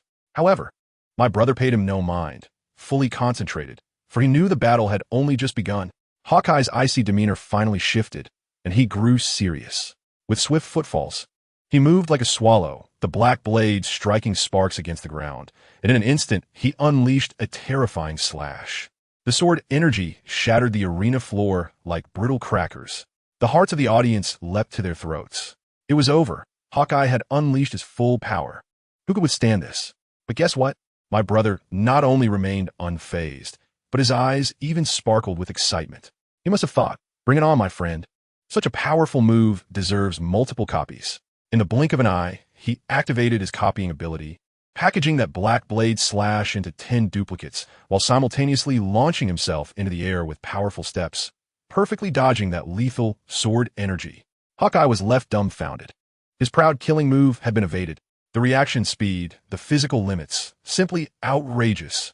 Before he could fully grasp the situation, my brother dove down from above, akin to an eagle swooping down on its prey, likely whispering, "Finger gun, 40 times, fire away." Whoosh, whoosh, whoosh. That scene was akin to a Gatling gun firing, as 40-finger bullets rained down upon Hawkeye like a torrential downpour. Initially, Hawkeye managed to block with his black blade, the clashing sounds ringing out. But he could only defend against 20 shots. He could not withstand 40. Finally, with a soft thud, he was caught off guard. One of my brother's finger guns struck him solidly in the abdomen. Hawkeye's face instantly paled. Pain. He felt pain. He was actually hit by a student during the assessment. The entire venue erupted. Over 10,000 people jumped up, roaring in madness. He hit him. He actually hit him. The noise was enough to shake the very foundations of the Navy headquarters. Hawkeye, both astonished and furious, clutched his stomach, his gaze sharp enough to kill. But let me tell you, this was merely the appetizer. Hawkeye had no idea that my brother had not only copied his blade, but also his techniques. Now, the progress bar for the black blade's replication was nearing completion. Once my brother brandished that identical black blade and used Hawkeye's own moves to teach him a lesson, giving him a little taste of Navy shock, the scene was beyond imagination. Just as I finished speaking, Hawkeye could no longer contain himself. A flicker of displeasure crossed his eternally icy visage as he declared he would get serious. I thought to myself, where was this seriousness before? Gripping his black blade, he unleashed 3 slashes. I tell you, those 3 streaks of green sword energy surged forward like rabid dogs, sealing off all avenues of retreat. This guy was quite confident, sheathing his blade and casually stating, "Surrender, and I will stop." I couldn't help but laugh. Where did he get such confidence? The faces of the entire Navy turned ashen. An old man Carp sprang up, fists clenched, ready to intervene at any moment. But what about my brother? He showed no fear. He spat defiantly, brimming with swagger. He shouted, "If it's a clash, let us clash." In the next instant, my brother enveloped his 10 fingers in hockey and unleashed a barrage. Pounding away, with rapid-fire strikes. I tell you, that scene resembled a Gatling gun, as he unleashed a frenzy of attacks against the three sword energies. Initially, the sword energy seemed resilient, but after 10 strikes, it began to falter under my brother's rapid-fire speed. 30 strikes, 40 strikes. The sword energy was rendered utterly battered, collapsing like a deflated balloon. 1, 2, 3 strikes, all shattering into pieces. Hawkeye was left petrified. His stance of sheathing his blade froze mid-air, and his expression was one of utter disbelief. The arena fell silent for 3 seconds, and then erupted in a cacophony. Hades! Down! Roared the crowd, shaking the heavens. The elderly figures among the Navy, including Vice Admiral Crane and Admiral Sengoku, wore expressions of uncontainable joy. Old Master Carp simply sat back down, resuming his gum chewing with an expression of pride that clearly conveyed, "My grandson is exceptional." However, let me tell you, this was merely the prelude. My brother paid no heed to the cheers resonating throughout the arena. He spread his arms wide, appearing to revel in the moment, though his thoughts had already soared elsewhere. His hand, hidden behind his back, began to stealthily move towards his lower back. Simultaneously, a most peculiar smile crept across his face. Eagle Eye, upon witnessing this smile, felt an unsettling chill run through him, and an ominous premonition surged to the forefront of his mind. He realized that waiting any longer could lead to significant trouble. This fellow was attempting a sneak attack. How audacious! You, the world's foremost swordsman, resorting to ambushing a mere trainee? Such a tactic is utterly beneath contempt. The audience erupted in indignation, their verbal onslaught nearly overwhelming him. Yet, Eagle Eye disregarded the uproar and swung his blade towards my brother's head. In a heartbeat, just as the blade was about to graze his hair, my brother bellowed, "Too late." His hand, which had been concealed behind his back, shot out with ferocity. A resounding clang echoed. I assure you, the entire world fell silent.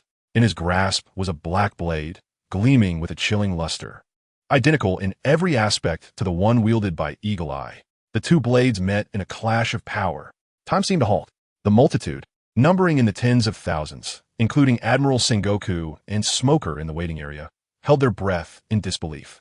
Eagle Eye stood frozen, his eyes fixated on the weapon in my brother's hand, desperately trying to discern any minute difference. The result? It was indistinguishable. His worldview shattered. Akin to a broken QR code, he muttered in disbelief, "This is impossible. How can it be a second one?" His mind was overwhelmed, and he trembled uncontrollably.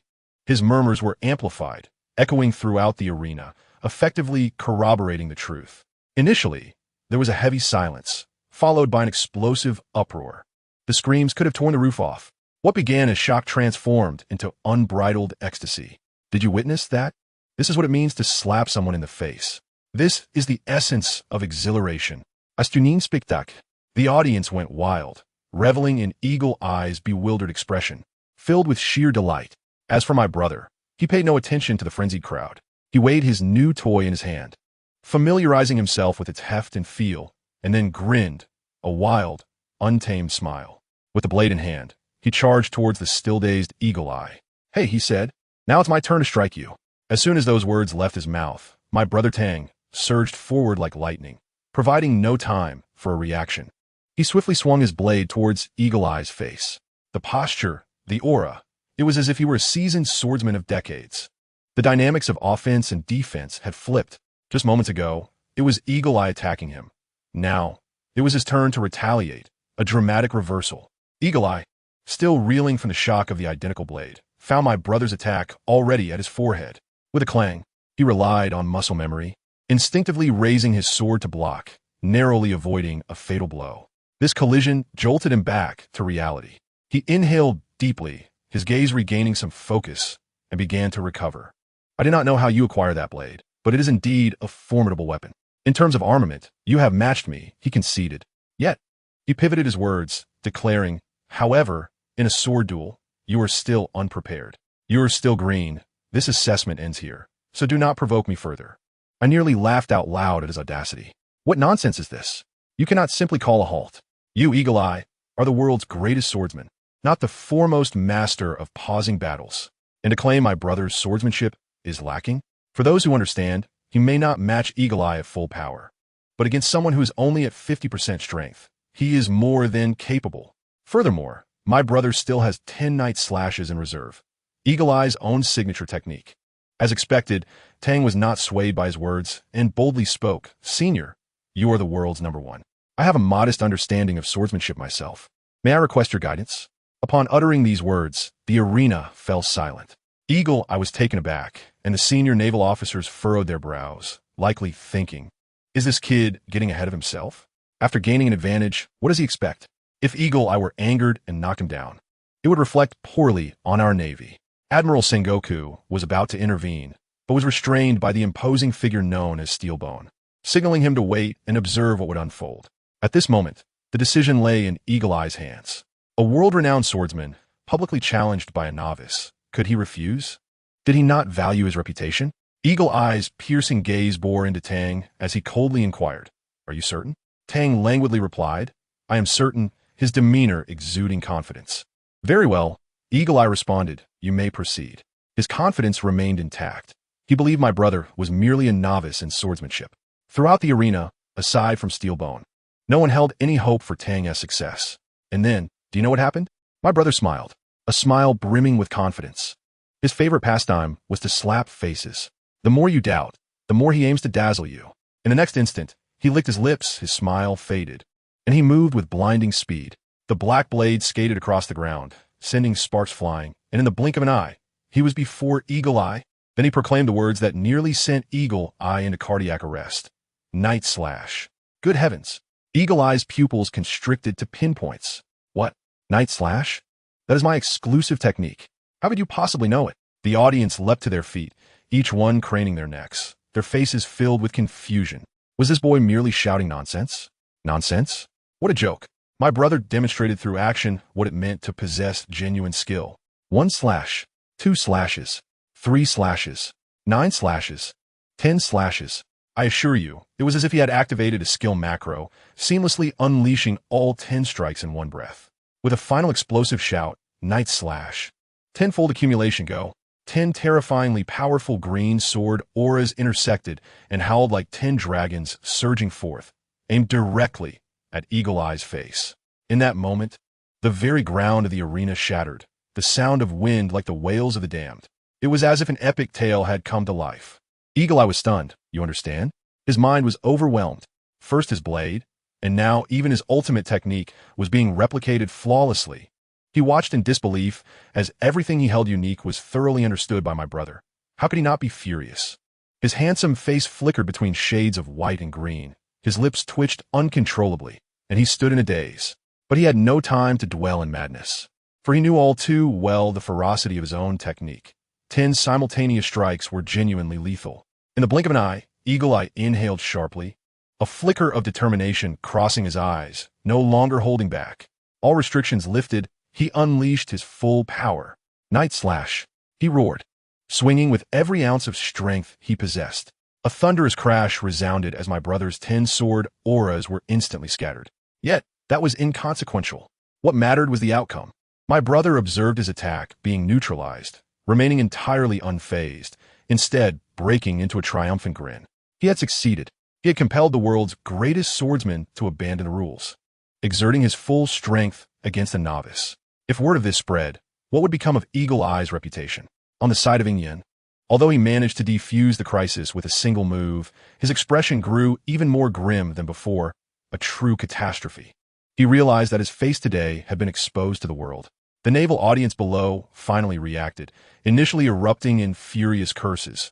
What the hell? Ingyan has no honor. He promised to hold back at 50%, yet he unleashed his full power. Soon after, someone with clarity shouted, "Brothers, let us think from a different perspective. Why did he unleash his full power? Wasn't it because we, Tang, forced him to? For the world's strongest to be driven to this extent by our naval recruits. What does that signify? It signifies our prowess." As soon as those words were spoken, the atmosphere transformed into a jubilant celebration. Anger swiftly morphed into euphoric laughter as everyone erupted in mirth, pointing in the direction of Ingyan and taunting. "Does it hurt? Is your face hurting? That'll teach you to show off." Ha ha ha. It was truly gratifying. Ingyan stood there, listening to the ridicule echoing around him, wishing he could vanish into the depths of the earth. In a low voice, he asked, "Can we wrap this up?" If he stayed any longer, he would surely suffer social death. Yes, let us conclude, announced Admiral Jean Gua as he rose. Then, noticing Ingyen's desire to escape, he added with a smile, "My hawk, don't be in such a hurry to leave. You are the examiner and must give the students their grades." Ingyen's body stiffened immediately. He lifted his head, and the fury in his eyes was palpable even from a distance. This was clearly an attempt to humiliate him. With no other choice, he turned around, took a deep breath, and began to assess. Smoker, average. Xiao-En, below average. Drake, average. The evaluations for the first 6 individuals were progressively lower, with the highest being just average, causing Smoker and his companions to scowl. Finally, it was time for Tang. Ingyen looked at him and stated deliberately, "Tang, above average." A ripple of surprise ran through the crowd. Although Ingyen was in a state of turmoil, he still had the grace to acknowledge merit where it was due. Thunderous applause erupted. The examination concluded, and the next most thrilling segment began, the awarding of ranks. Admiral Zhanghua, accompanied by a cadre of dignitaries, descended the stage and formed a line, exuding an imposing presence. "Smoker, step forward," Zhanghua commanded. "Yes," Smoker replied, receiving the rank of captain in the Navy. Overcome with excitement, he saluted as teacher Zhe personally placed the insignia on his shoulders. The audience erupted in applause. Following Smoker, Xiao-En was also promoted to captain, while Drake, being slightly more formidable, attained the rank of rear admiral. Yin and Tina, along with their fellow comrades, were likewise elevated to the rank of captain. At last, Zhang Gua turned his attention to my friend, taking a deep breath, his voice resonating throughout the hall. "Hades Tang, step forward." The room fell silent in an instant. Awarding the rank of Vice Admiral in the Navy to Hades Tang. Granting command over the CP-9 Special Operations Unit to Hades Tang. Awarding the Demon Slayer Order to Hades Tang. Awarding the 3rd-class Merit Medal to Hades Tang. With each proclamation, the audience's jaws dropped further. A Vice Admiral, with command over CP-9, along with the Demon Slayer Order, and a 3rd-class Merit Medal. This was merely a fresh graduate. His resume had skyrocketed in an instant. Amidst the envious and resentful gazes from all around, Teacher Zhe adorned my friend with the insignia of a Vice Admiral. Zhanghua personally handed him the golden transponder snail representing the Demon Slayer Order and the command insignia of CP-9. Finally, a gleaming medal was affixed to his chest. My friend, wielding the Demon Slayer Order, draped in the Vice Admiral's cloak, clutching the CP-9 insignia, and adorned with a medal, had transformed from a mere recruit into a figure of immense authority in one fell swoop. He raised the Demon Slayer Order high, and the crowd erupted in thunderous cheers. "Hades! Tang! Hades! Tang!" I noticed that Yin, Tina, and Suddy were practically mesmerized by the medal. And what did my friend do? In front of everyone, with great flair, he removed the emblem of supreme glory from his chest and personally placed it on Yin. As he did so, his hand inevitably brushed against the soft contours of her chest. After placing it, he casually remarked, "From now on, this is yours. Take turns wearing it, consider a gift." I must tell you, the entire hall fell into stunned silence. Can you imagine? The 3rd-class Merit Medal, which others would strive tirelessly to obtain, had become a mere prop for my friend to impress the ladies, and a shared one at that. I was present, witnessing the face of Admiral Zhanghua, which suddenly resembled that of someone who had been constipated for a fortnight, nearly gasping for air. Beside him, the 2 old men, Karp and Zhe were visibly struggling to contain their laughter, playfully tugging at each other's beards.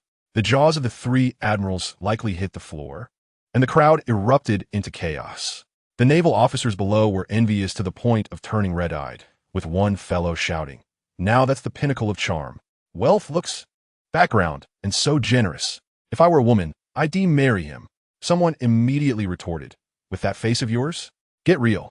Remarkably, what was supposed to be a commendation ceremony had been transformed into a grand matchmaking event. The 3 ladies, Yin, Suddy, and Tina, were blushing like ripe apples, heads lowered, fingers twisted into knots, and their eyes clearly conveyed, "His body is yours, and so is his heart." Seeing the situation spiraling out of control, Zhanghua quickly cleared his throat, attempting to regain the atmosphere. With a stern expression, he began reciting the official rhetoric about how from today onward, they would be leaders and must shoulder responsibilities. I was nearly deafened by it. Smoker and his companions immediately straightened up, their expressions reflecting a readiness to dedicate themselves to justice. However, our protagonist, Tang, seemed to have activated a mode of spiritual wandering, his gaze drifting toward Mariehua, not absorbing a single word, to suggest he become a mere pawn of the Navy, tasked with trivial assignments daily? What nonsense! His life's motto was, if it lacks substance, don't even approach me. Zhang would cast a glance at him, his lips twitching, ultimately seeming to acquiesce. Can you imagine the frustration? A genius truly does as they please. Dismissed. Zhang Guo waved his hand in exasperation. Upon hearing this, Tang's eyes lit up, and he bolted, blending into the crowd to make a discreet exit. Why? Because he knew that if he lingered, Admiral Zhang Guo, that cunning fox, would surely demand the black sword. He had yet to warm up to it, and more critically, he lacked the stamina to replicate another one. If he surrendered it, he would suffer a significant loss. Unfortunately, he thought he could escape, but Zhang Guo's keen eyes were sharper than he anticipated. Little rascal, don't leave. Come with me back to headquarters. With a single statement, he was caught. Tang cursed inwardly, old fox, yet wore a cheerful smile as he followed along, mentally preparing his strategy. Stall, just stall. Delay for a day. Let his stamina recover, and then he would replicate another one. After all, who could discern the real from the fake? Upon reaching the highest level of the Navy headquarters conference room, once the door closed, both Zhang Guo and the former Admiral Steelbone Kong fixed their gazes on him like searchlights. Little rascal, hand over the item, Zhang Guo stated directly. And guess what? Tang shook his head vigorously, like a rattle drum, defiantly declaring, no way. I earned it fair and square. Why should I give it to you? I must tell you.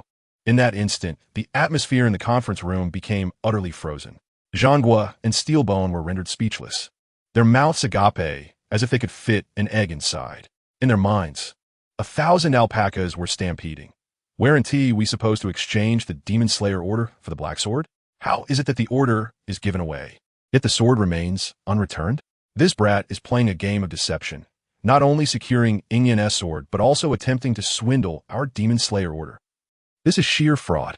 Yet, they did not dare to act against him. After all, he was the Navy's future hope, untouchable and unassailable, leaving them only to stare in disbelief. ZFA and Lieutenant General Crane were on the verge of laughter, for who else could make 2 generations of admirals simultaneously flustered? If not Tang? After a prolonged deliberation, Zhang Guo rubbed his hands together and began to entice. How about we promote that little fellow to a quasi-general? You hand over the sword, and tomorrow we will elevate you to the rank of quasi-general. What a remarkable ploy, resorting to the buying and selling of ranks just to acquire a blade. Meanwhile, Gang Gukong nodded vigorously in agreement, demonstrating his full support. Upon witnessing the eagerness of the 2 elderly men, Tang couldn't help but chuckle. Oh dear gentlemen, it was merely a jest. I will keep this sword for a day. I assure you it will be returned tomorrow. His strategy was simply brilliant. By suggesting he might dismantle the roof, they were more than willing to let him open a window. He had no intention of defaulting. He merely sought an extra day to replicate the sword. Subsequently, he deftly shifted the conversation, tactfully declining the offer of quasi-general, claiming that being promoted from mid-general was too swift, fearing discontent among the ranks. In truth, he relished the idea of leisurely enjoying his time as a mid-general, rather than exhausting himself as a quasi-general. Remarkably, Zhang Guo and the others were completely taken in, moved by the boy's humility and maturity, deeming him the future of the Navy. Thus, Tang, under the warm gaze of the elderly gentleman, cradled the black sword and sauntered away with an air of reluctance. Once he departed, Zhang Guo smacked his forehead in realization.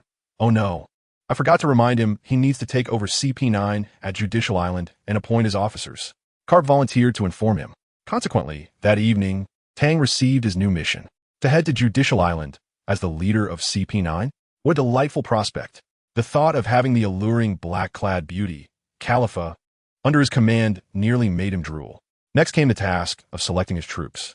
Our protagonist, now radiating authority, donned the black sword Yi at his side, a golden transponder snail of the Demon Slayer order around his neck, and a vice admiral insignia on his shoulder, humming a cheerful tune as he made his way out. On the way, he encountered the ever-critical T-Pig, who began to mock him. Without even glancing his way, Tang breezily remarked, I wonder if the Demon Slayer order can be used against our own Navy? With that, he left the T-Pig frozen in shock, unable to utter a word. Upon reaching the combat arena, thousands of Navy soldiers stood in perfect formation, an impressive sight. Smoker, Ein, and a few others were present, as they were also there to select troops. Karp informed Tang that his unit comprised 5 colonels and 5,000 soldiers. Upon hearing this, Tang's eyes gleamed as he fixed his gaze on Smoker, Xuan, and the 3 female officers. How fortuitous! 5 ready-made colonels without the need for selection. With a grand gesture, he declared, "From this day forth, you 5 are under my command. When you see me, you must salute and address me as general. Understood?" Smoker and his colleagues were left dumbfounded, their faces paling. Little did they know that they had come to select subordinates, only to find themselves under someone else's command. The next morning, Tang successfully replicated the second Black Sword Yi. He handed the original to Zhanghua, keeping the replica for himself, and then boarded the warship heading straight for Judicial Island. As a new officer, it was only fitting he meet his subordinates. However, upon disembarking, he was taken aback to find the port utterly deserted, devoid of any welcoming party. What had happened to the promised reception? This was an overly direct way to establish authority. Furrowing his brow, he called Zhanghua. "Old man, did you inform CP9 about my arrival today?" Zhanghua, perplexed, replied, "Yes, I informed them yesterday." "Why?" Upon hearing this, Tang's anger bubbled to the surface, and without a word, he abruptly hung up the transponder snail, gripping it tightly with a scowl resembling the bottom of a pot. I was infuriated. These fools had truly provoked me. They had been notified, yet dared to vanish. Pretending ignorance? Fine, if they enjoyed playing games, I would let them have their fill. I immediately dialed Ein. The girl on the other end, quite playful, greeted me with jokes, but my patience had worn thin. I interrupted her abruptly. "No time for chit-chat. Order Smoker to cease training immediately. Gather all 5,000 soldiers and 10 warships to Judicial Island, fully armed and ready. You have 15 minutes. This is a military order." Ein was taken aback by my tone. She had never seen me so serious. Before hanging up, she timidly mentioned that Peach Rabbit had returned and was looking for me. I seized the opportunity and instructed her to relay to Peach Rabbit that her beloved younger brother was in a precarious situation at Judicial Island. It was up to her to handle it. After hanging up, I plopped down on the ground at the port, crossing my legs, awaiting my reinforcements. They wished to intimidate me? We would see who truly wielded the authority in the end.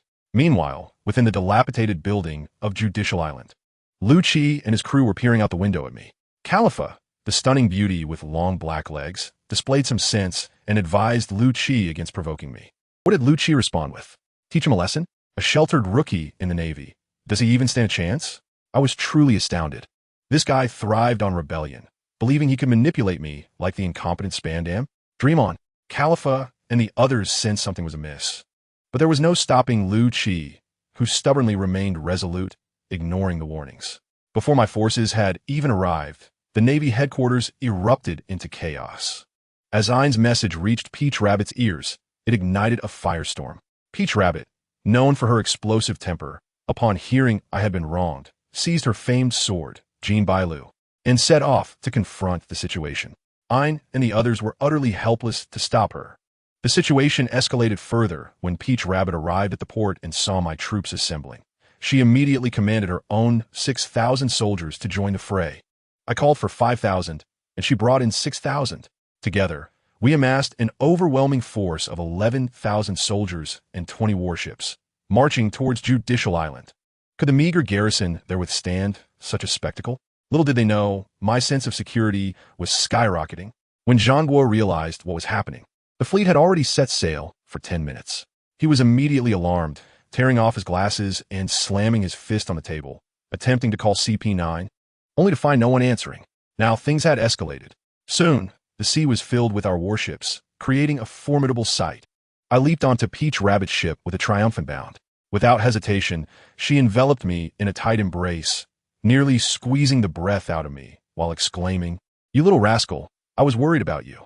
I quickly recounted the situation, igniting a furious response from Peach Rabbit and Smoker, who eagerly prepared for action. I instructed someone to fetch a loudspeaker and shouted towards the building, "Those inside, listen up. Do not test my patience. I'm not Spandam. You have 10 seconds to come out, or there will be consequences." After my declaration, I tossed aside the loudspeaker and lowered my voice to Smoker and the others. "Listen closely. When the 10 seconds are up, whether they come out or not, open fire. Show no mercy." Upon hearing this, Smoker's eyes lit up with excitement. Their expressions conveyed a thrilling anticipation. "What do you mean, come out?" I saw nothing. All I knew was they were defying military orders. Today, they would face the consequences of their insubordination. I began the countdown. 10. The occupants inside the building were visibly unsettled. Khalifa urged Lu Qi to concede quickly. Yet, Lu Qi, stubborn as ever, continued to stand his ground, claiming he wouldn't dare attack Judicial Island. Who instilled such misguided confidence in him? 5.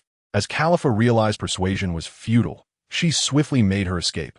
She had no desire to accompany this group of fools to their demise. 3, 2, 1. At the very moment I shouted 1, Khalifa stumbled out of the building in a state of disarray, yelling towards me, "Wait, officer!" It was too late. With a decisive wave of my hand, I commanded, "Fire!" Boom! Boom! Boom! Boom! Boom! The sound reverberated as if the heavens themselves were about to collapse. 20 warships. Hundreds of cannons unleashed their fury simultaneously. The barrage of cannonballs rained down like hail, trailing black smoke, overwhelming and descending upon the building. In an instant, the sky itself darkened.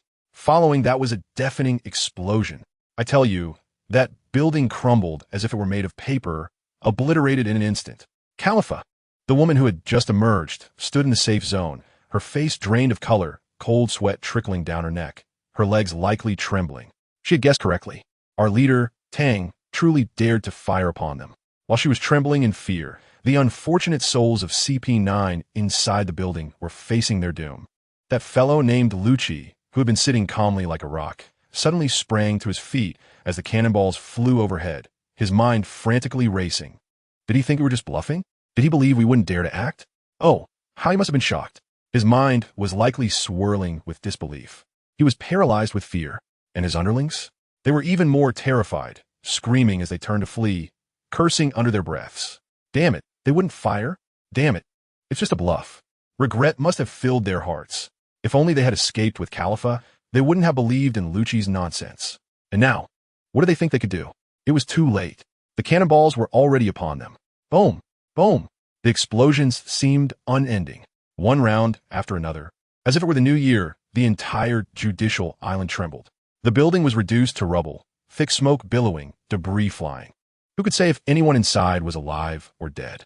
Khalifa watched from outside, trembling, likely contemplating that if she hadn't escaped, she would have been reduced to ashes. She nervously glanced back at Tang, and I tell you, that glance nearly sent her spirits soaring. Why? Because our leader stood there as if unaffected, hands in pockets, his expression as frigid as ice. He watched as he obliterated the Navy's territory without a hint of concern. He embodied the essence of keeping one's word, his demeanor terrifyingly composed. At that moment, Khalifa fully comprehended that Lu Qi's little schemes were laughable in the presence of Tang. Tread on the wrong toes, and one must pay the price. The women, including Taudu, looked at Tang in sheer shock. I suspect they were thinking that despite his usual nonchalance, he could be terrifying when serious. However, I must say, Taudu's gaze was different. It wasn't fear, it was admiration. Yes, pure admiration. Her eyes sparkled, likely finding Tang's domineering and resolute demeanor utterly captivating. In truth, I understood that Tang was not acting recklessly. Upon taking charge of CP9, these individuals had attempted to undermine him. Without showing some resolve, how could he lead? Lu Qi had chosen to confront him head-on, and now he was reaping the consequences. After approximately 5 minutes of bombardment, the building had been completely reduced to a pile of rubble, and Tang finally gestured for the cannon fire to cease. He then leapt from the ship, and we hurried to follow. Upon seeing Tang approach, Khalifa's voice trembled. "Officer." Tang cast her a casual glance and waved his hand dismissively. "You're free now that you've emerged." I tell you, upon hearing those words, the tension in her body snapped, and she nearly collapsed. Quick as a flash, Tang caught her, innocently scratching his nose. Am I really that frightening? I exchanged a glance with Smoker, both of us unable to suppress our smirks. Brother, don't you have any self-awareness? Bombarding Judicial Island without a second thought isn't just frightening. It's akin to inviting the Grim Reaper. Tang likely discerned something from our expressions and sheepishly scratched his head, continuing toward the ruins. After taking a few steps, his expression suddenly turned cold again. I understood. He was using his kin Bunchika Haki to sense that there were still survivors beneath the rubble. Incredible. Not a single soul had perished. Perfect. The bombardment was merely an appetizer. The main course was just beginning. Taudu also sensed the shift, swiftly drawing her prized sword, Jinbaira, with an air as if preparing for a divine slaughter. As we approached the ruins, Lu Qi's furious roar erupted from within, The judicial island building has been attacked. What are you soldiers doing? Bring the whole army here. Ah, still hoping to rally for a confrontation? Tang's lips curled into a cold smile. He bellowed toward the warships. Listen well. Turn the cannons toward the only entrance to the island. Anyone who dares approach will be met with annihilation. A head-on clash? Who was afraid of whom? Lucci heard this from the ruins and was likely fuming. Two madmen were on a collision course. Suddenly, a massive stone was shattered by Lucci's finger, and then Tang and Lucci faced off, glaring at each other across the devastation. The atmosphere was so tense that it felt as if the air itself had solidified. Tao stepped forward, her blade aimed directly at Lucci. Is it you who has disrespected my brother? Lucci's face flickered between shades of anger and fear, but he pressed forward. Not even glancing at Tao, his gaze fixed firmly on Tang, sneering, hiding behind a woman. Are you? At that moment, I thought to myself, this guy is truly asking for trouble. Why provoke someone like him? As expected, Tang spoke calmly. Step back. I will handle this myself. He instructed Tao to withdraw and leisurely approached Lucci. He moved slowly, his face betraying no emotion, but I knew that his calm demeanor only signified a deepening rage. Lucci was in for a world of trouble. The distance between them was less than 10 meters, and they could strike at any moment. Lucci, likely puzzled, wondered where Tang's confidence stemmed from. Just as he prepared to strike first, Tang suddenly spoke, his tone dripping with disdain. Do you think you're formidable? You are not even in the same league as me. Understand who the master is and who the subordinate is. Kneel before me. As soon as the words left his mouth, Tang moved like lightning. With a swift jab, as quick as a flash, he aimed directly at Lucci's heart. Lucci's pupils constricted, and it was too late for him to evade. He could only brace himself for the impact. With a resounding clang, Tang's finger did not pierce him, but the immense force sent Lucci flying, crashing into the ruins, blood gushing from his mouth. Who could comprehend that just a moment ago he was posturing, and now he was sent flying by a mere finger? The strongest of CP9? Just this? Lucci was stunned, finally realizing that Tang not only had a formidable background, but his strength was terrifyingly abnormal. Tang had no intention of stopping there. He continued to advance, reiterating, Do you think you're formidable? Lucci's subordinates, witnessing this spectacle, gasped and stealthily retreated several steps, fearing they might be implicated. Lucci struggled to rise, his eyes burning red. Roaring like a beast, launching several slashing strikes with his feet, the Arashi-ashi. He dared to retaliate? Very well, let us fight until he submits.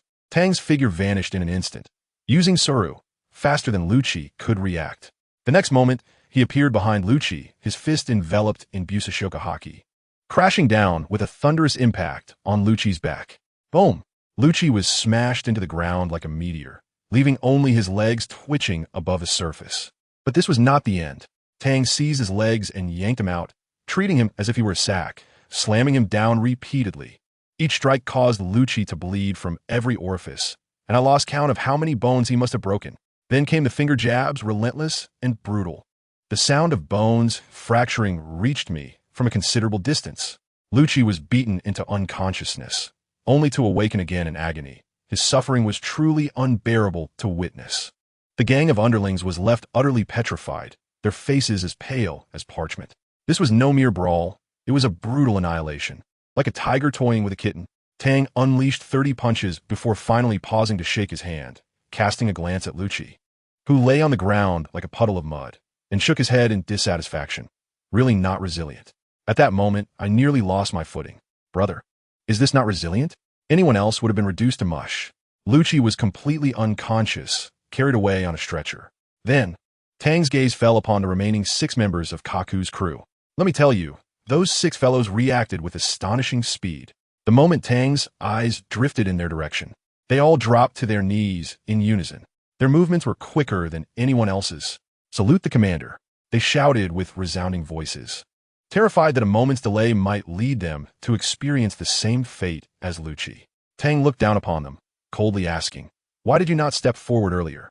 The 6 men trembled in fear, drenched in sweat, bowing their heads like pounding garlic. We are guilty. We are guilty. Once Tang deemed they were sufficiently intimidated, he waved his hand. If there's a second time, you will all die. The group was as if granted amnesty, bowing in gratitude. They would not dare to repeat their mistakes.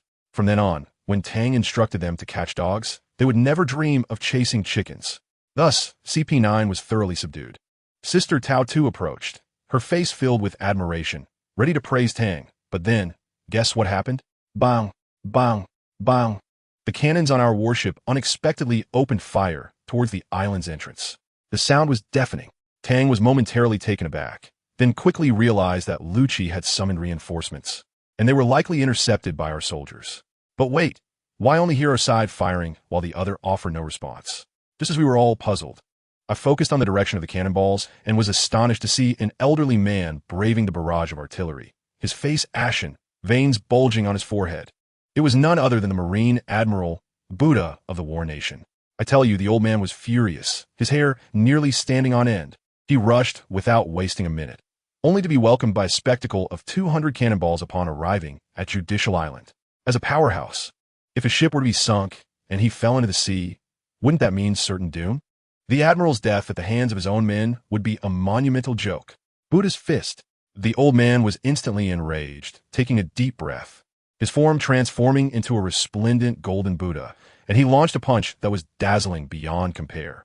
In an instant, 200 cannonballs detonated in midair like fireworks, none falling to the ground. I tell you, we stood there, awestruck by the soaring golden light. My eyelids twitched, and I shouted urgently, "Stop, stop, stop! Cease fire!" Tao Tu and Smoker were equally startled, their faces drained of color as if they had seen a ghost. Did anyone understand? We nearly bombed the Marine Admiral. We were in serious trouble. Everyone was drenched in sweat, utterly defeated. Only I maintained my composure. It was not my intent, after all. Ignorance is no crime. Smoker, noticing my calm demeanor, exhaled a sigh of relief. The newcomers, Kaku's underlings, looked at me with newfound admiration. They were in awe. My goodness. Remaining so composed while bombarding the Admiral. My connections must be extraordinary. Being under such a leader was simply exhilarating. Soon, the Admiral's speedboat approached. His face darkened as he leaped onto the deck, and the atmosphere was so awkward it could be scraped out with a toe. I stood casually, while Tao Tu was unfazed. Her sister was Vice Admiral. What did she have to fear? Only Smoker and his crew dared not lift their heads.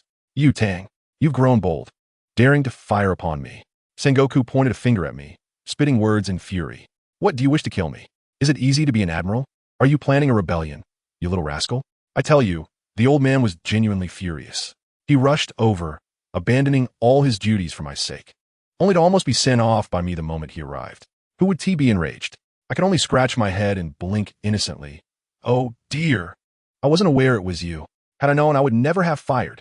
My respect for you is as boundless as the rivers. Come now, calm down, calm down.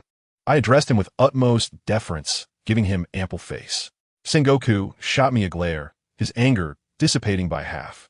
After all, he could not squabble with a junior in front of so many people. You little rascal. He scolded, and the matter was put to rest. Only then did Smoker and his crew dare to breathe.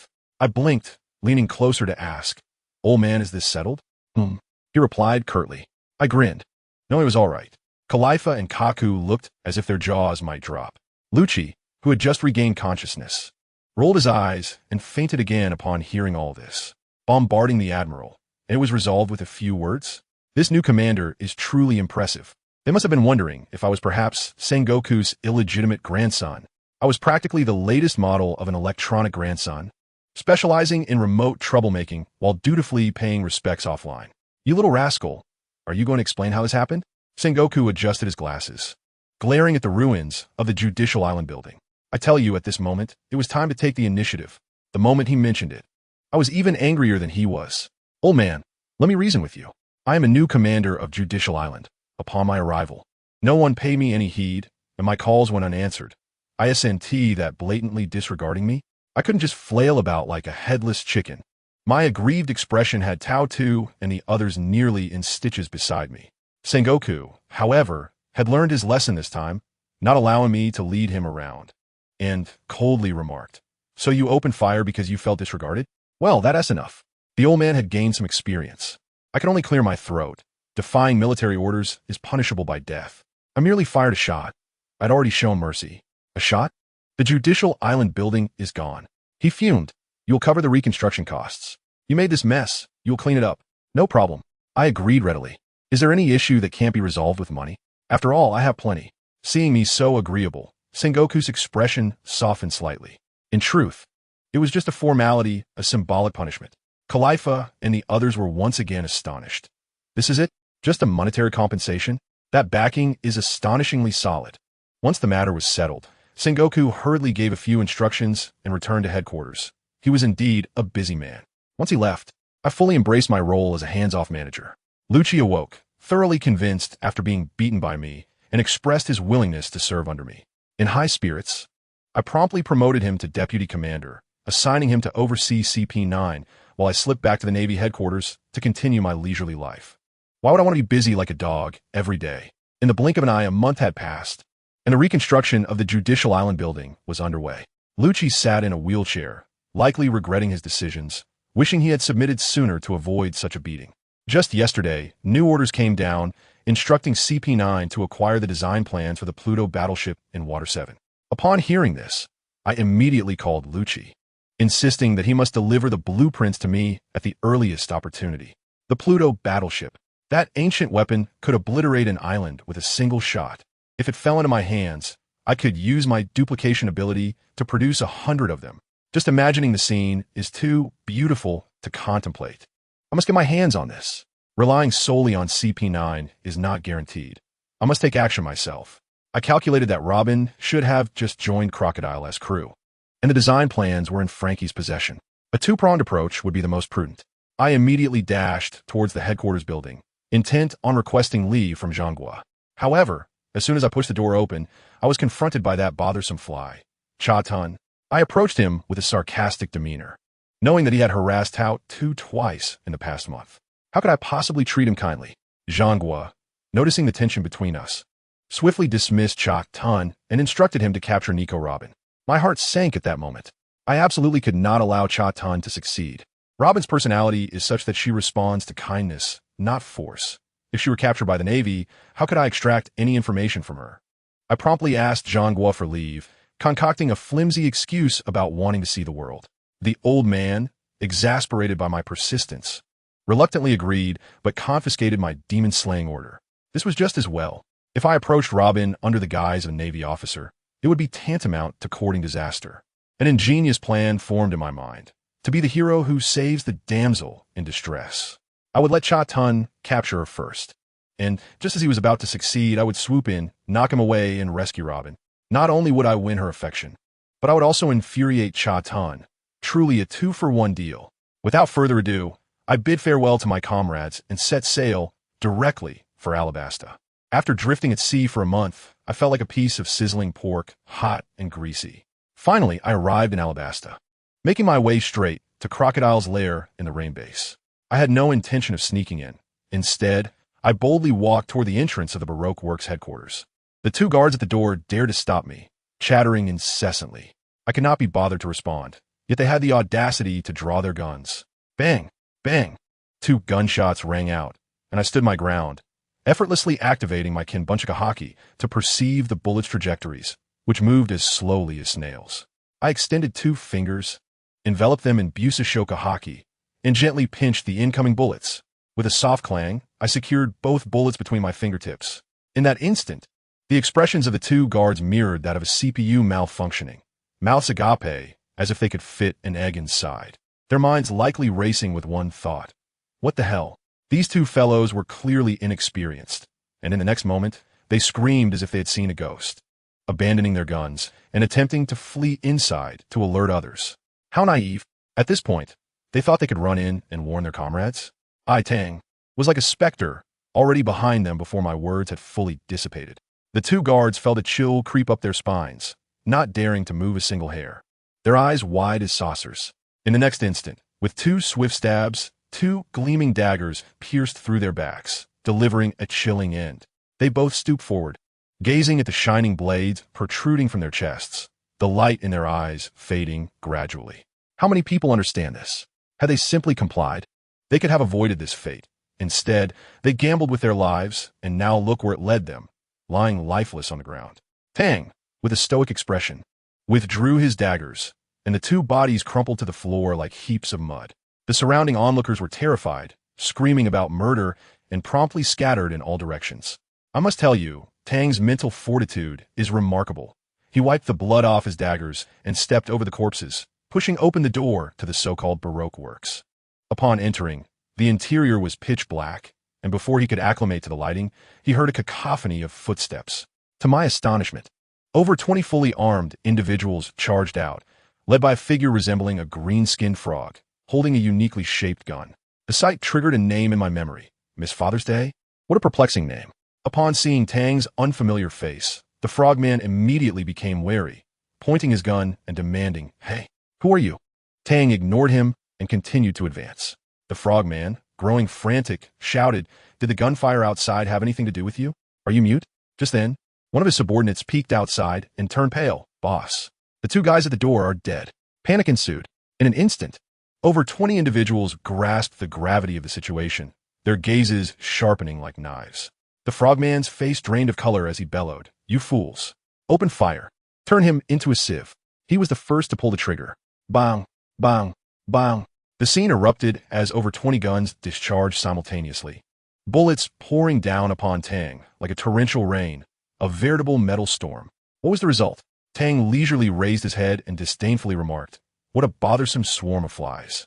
In the next moment, with a thunderous sound, he stomped the ground, and his entire figure vanished. Yes, you heard correctly. He simply disappeared. Only an afterimage remained, riddled with bullet holes. The assailants stood dumbfounded, forgetting to fire, their scalps prickling with fear. The frogman's eyes nearly bulged from their sockets. Then, a chilling voice resonated from behind them. I warned the two outside not to point their guns at me. They did not heed my warning, so they met their demise. Now, it is your turn to join them. My goodness. The fear in their eyes was palpable, their hairs standing on end. Before they could turn around, a flash of dark steel sliced through the air. In that single moment, the world fell silent. After 2 seconds, the sound of thuds was heard as over 20 heads fell neatly to the ground, severed cleanly. One stroke, over 20 lives extinguished, simply astonishing. Tang slowly sheathed his black blade, named Yi, without a single drop of blood staining its surface. Throughout the ordeal, his expression remained unchanged, as if he had merely crushed a few ants. I mused to myself that this fellow was indeed decisive. This was the effect he sought. He continued deeper into the headquarters, his footsteps echoing in the empty corridor. However, it was curious that no one else emerged. After such a commotion, an eerie silence now reigned. This was clearly the calm before the storm. An ambush was imminent. Tang understood this well. He tensed, prepared for any unforeseen circumstances. Soon, he arrived at the end of a corridor, facing a solitary door. Without a moment's hesitation, he yanked it open and charged inside. Upon entry, the blinding light squinted his eyes. Just then, a woman's voice rang out from above. 10,000 kilograms of guillotine. Intruder. Surrender. Tang looked up and chuckled. A beautiful woman, wielding a small parasol, was plummeting straight down. I must say, Tang recognized her as a user of the float fruit, known as Miss Valentine.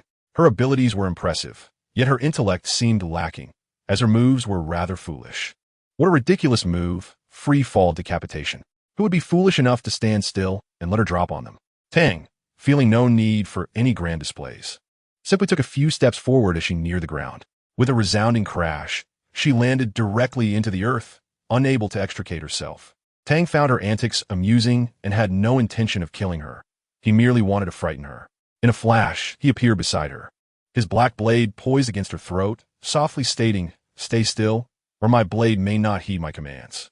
The girl was utterly bewildered, her eyes filled with confusion. Wasn't I supposed to ambush him? How did he remain unscathed? How did he get here?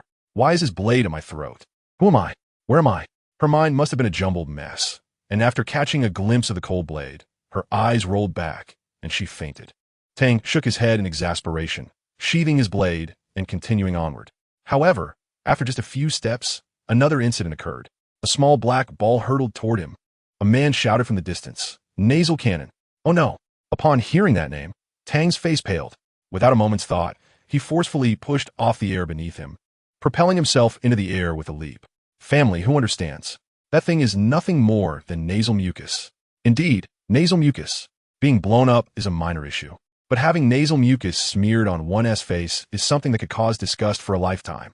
Tang landed steadily, his gaze instantly turning cold as he fixed his eyes on the sunglasses-clad figure ahead. Mr. 5, the user of the bomb fruit. Such a precious fruit power. Yet he has reduced it to mere nasal mucus projectiles. Mr. 5, rather brazenly, remarked, "Intruder, you have quite the audacity. Are you tired of living?" With that, he inhaled sharply and unleashed Bree's breath bomb. The air he expelled instantly morphed into a bomb mid-air. This was no mere jest. "You wish to kill me?" Tang's gaze turned icy. He could afford to show mercy to a beauty, but what was a nasal mucus shooter to him? Night slash. Tang sao tet gon li. Drawing his sword and executing a strike. A massive crescent-shaped black sword aura, accompanied by a piercing shriek that tore through the air, cleaved forward. In midair, the sword aura collided with the air bomb, resulting in a thunderous explosion as the bomb was sliced in two. Yet this was not the end. The momentum of the sword aura remained unyielding as it continued toward Mr. Five. Mr. Five's pupils contracted to pinpoints. Want to flee? It was too late. In the next moment, his body, along with the expression of terror on his face, was cleaved in half by the sword aura. Another swift execution. Tang sheathed his sword, not even glancing at the bisected corpse, and continued onward. Soon, he arrived at the entrance of a magnificent building, which should be the territory of Lao Sha. Standing at the entrance were four individuals, Mr. 3 and Mr. 4, who were among the strongest of the group aside from the few leaders. The artistically inclined Mr. 3 stepped forward, pretentiously stating, "Reaching this point signifies you possess some strength. But it ends here. Withdraw now, and you may have a chance at survival." Tang, who despised being threatened, did not even lift his eyelids and casually inquired, "What if I don't?"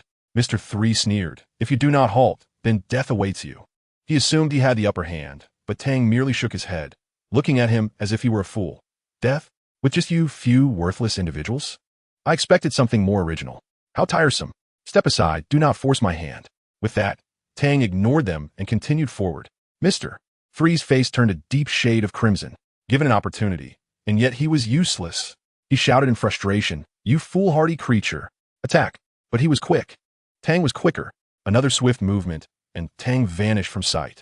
Mr. 3's heart sank as he cried out in alarm. Just then, a chilling voice echoed behind him. "Those who have insulted me are all dead." A flash of darkness swept past, and Mr. 3 did not even have the chance to turn around before he was cleaved in two. The remaining three stood frozen, eyes wide, as they witnessed Mr. 3's instant demise. Paralyzed like statues, not daring to move, they finally comprehended that this young man before them was someone they could not afford to provoke. Tang sheathed his sword and nodded in satisfaction.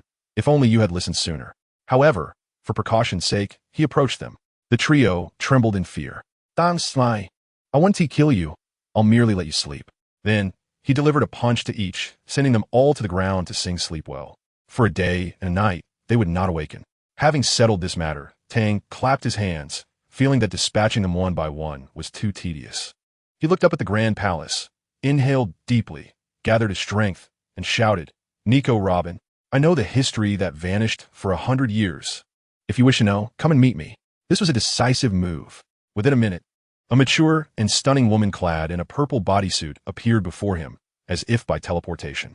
It was none other than Nico Robin, breathing heavily, her chest rising and falling, her beautiful eyes fixed intently on Tang. She anxiously asked, "Is what you said true?" Tang was overjoyed internally. He had no knowledge of the blank 100 years, merely speaking on impulse. Yet, he maintained an air of calm, clearing his throat, of course. "However, I cannot reveal it here." Robin appeared slightly skeptical. Tang employed a tactic of feigned withdrawal, waving his hand and turning to leave. "Believe it or not, the opportunity is only once." "Wait." Robin, indeed anxious, gritted her teeth. "I will go with you." Tang internally celebrated, just as he was about to escape with Robin. A sinister voice echoed ominously, "Robin, where do you think you're going?" Before the words had settled, a mass of sand gathered before them, slowly taking on a human form. With slick back hair, a golden hook for a hand, and a menacing scar across his face, Crocodile, Lao Sha, made his appearance. Robin's breath hitched. Lao Sha coldly regarded her. "Do not attempt to deceive me with your tricks. If he can reveal the truth of history, will you return?" Robin's complexion turned pale, unable to utter a word. Just then, Tang stepped forward, shielding her behind him, his tone resolute. "Step behind me." Robin hesitated, looking at his not-so-mighty figure, and quietly asked, "Can you handle this?" Tang did not turn back. "Leave it to me." He then turned to Lao Sha, scratching his nose, and cheerfully remarked, "Crocodile, is it?" "Let me respond to your earlier question." Lao Sha furrowed his brow. "Did you not just inquire if we were toying with you?" Tang looked up, nonchalantly stating, I'm telling you now, we are. What can you do about it? In that moment, the air seemed to freeze. Robin gasped, covering her mouth, hardly believing her ears. Is this man insane? How dare he speak to a warlord like that? Lao Sha's expression darkened, his body trembling with rage. His scar twitching. You have killed my subordinates and invaded my territory. You are destined to die. Since you are so eager for death, I shall grant your wish. So much drivel. Tang interrupted him directly, unwilling to listen further. To take Robin away, there was but one way. To bring him down. No more wasteful words. It was time to fight. Night slash. In an instant, Tang drew the black blade. Night, unleashing a fierce black sword aura toward Lao Sha. Crocodile's pupils contracted sharply. He recognized that sword. The world's strongest black blade. How could Hawkeye's sword be in this brat's hands? A storm of realization surged within him. Understanding he had underestimated his opponent. Facing this legendary strike, Lao Sha dared not be negligent, shouting elementalization. His entire body instantly disintegrated into a pile of yellow sand. The sword aura whistled past, slicing the sand pile in two. However, once the sword aura passed, the yellow sand reformed back into crocodile and scathed. TSK, I forgot to use hockey. Let us do it again. I assure you, this time, I will not show him any leniency. Hockey will be fully engaged. And he must learn a lesson. Night slash. I roared again, releasing a gleaming black sword aura straight at Crocodile's face. Good heavens, Lao Sha's face turned green immediately. He had barely dodged one attack before the second struck, leaving him no room to breathe. Panic set in as he realized elementalization would not save him. With a swift motion, he conjured 4 sand blades, ready to confront me head-on. The world's #1 black blade against your sand knives? Where does your confidence come from? He roared and charged at me, the 4 blades crashing against my sword aura. The scene was thunderous, resembling an explosion. His 4 sand blades were instantly shattered by my sword aura, with the remaining 2 meeting the same fate. As the sword aura dissipated, Lao Sha stood there, panting heavily, sweat pouring down his forehead, clearly having suffered greatly. Yet, rather than continue fighting, the first thing he did was demand an explanation, interrogating me. Who exactly are you? How did the blade of Yin come to be in your possession? What is your relation to him? What brings you to this corner of the world?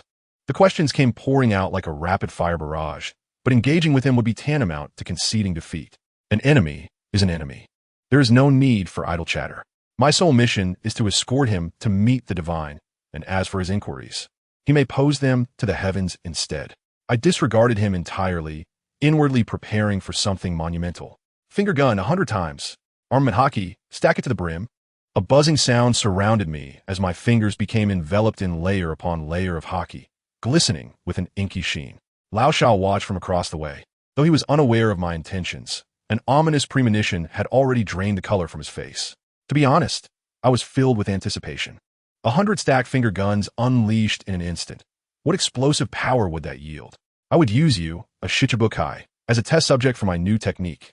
In the next moment, I executed 10 rapid steps of Soru, appearing before Crocodile in the blink of an eye, his pupils constricted to the size of pinpricks. He must have been wondering, what kind of speed is this? Even Kizaru would struggle to match it. He attempted to evade, to retreat, but alas, it was too late. Once I reached him, those 100 finger guns fired like a Gatling gun, each shot hitting him squarely. The proximity was too close, the speed too swift, and the armament hockey rendered his elemental transformation futile. Each shot delivered tangible physical damage. The resonating booms echoed like firecrackers on New Year's Eve. Lao Sha was contorted into A shape, his chest and abdomen caved in, his back protruding grotesquely. This esteemed Shichibukai was ruthlessly deformed by my strikes. He wished to scream, yet found no opportunity to part his lips. Blood, saliva, and tears erupted, a true embodiment of the phrase bleeding from all 7 orifices. Frankly, it was painful to witness. Had I known this technique was so formidable, I would have employed it against Yin from the outset. I suspect he would have knelt in submission. With the final finger gun unleashed, a resounding boom echoed as Crocodile completely lost consciousness, collapsing like a lifeless log onto the sandy ground, his gaze vacant and utterly defeated. Cool. The mighty Shichibukai falls. I clapped my hands, thoroughly satisfied with the power of this technique. If it could bring Lao Sha to his knees, it assuredly could annihilate the majority of pirates on the high seas. If 100 strikes were insufficient, I could always double it to 200 or even 500. After all, I could replicate this technique endlessly, emphasizing quantity over quality. After taking a few steps forward, I turned back to see Robin still standing in place. Her hand covering her mouth, her eyes wide with astonishment, utterly petrified. She glanced between the unconscious Lao Sha and me, her expression brimming with shock.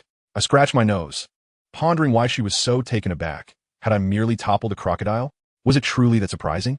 Perhaps her experiences were limited. Yet when Robin finally spoke, she rendered me speechless. After a moment, she fixed her gaze upon me and said, "You're incredibly strong.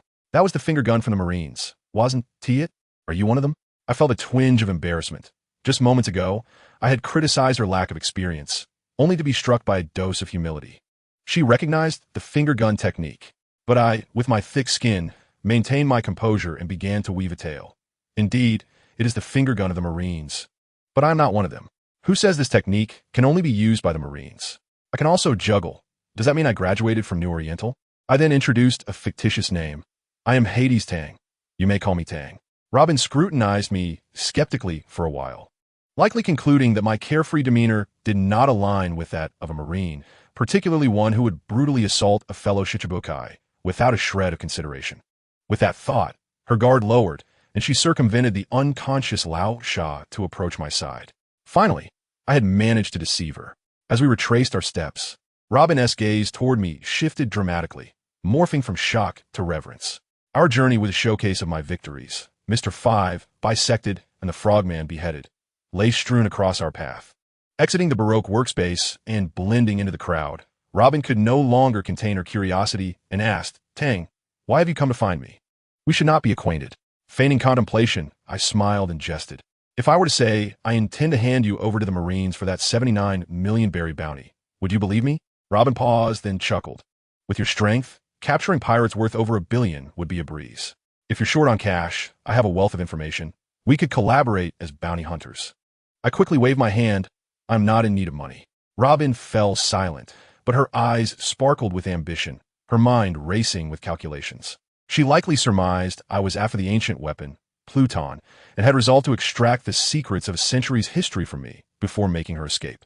"Sister, your calculations may be astute, but do you truly believe you can flee?" When I led her to the port, all her plans were dashed upon the sight of 10 naval warships, impeccably lined up. "That T-Pig fellow is rather prompt," I muttered to myself. Robin's face drained of color as she retreated several steps, pointing at me in fury. "You are Marine. You deceived me. My acting skills could have earned me an Oscar."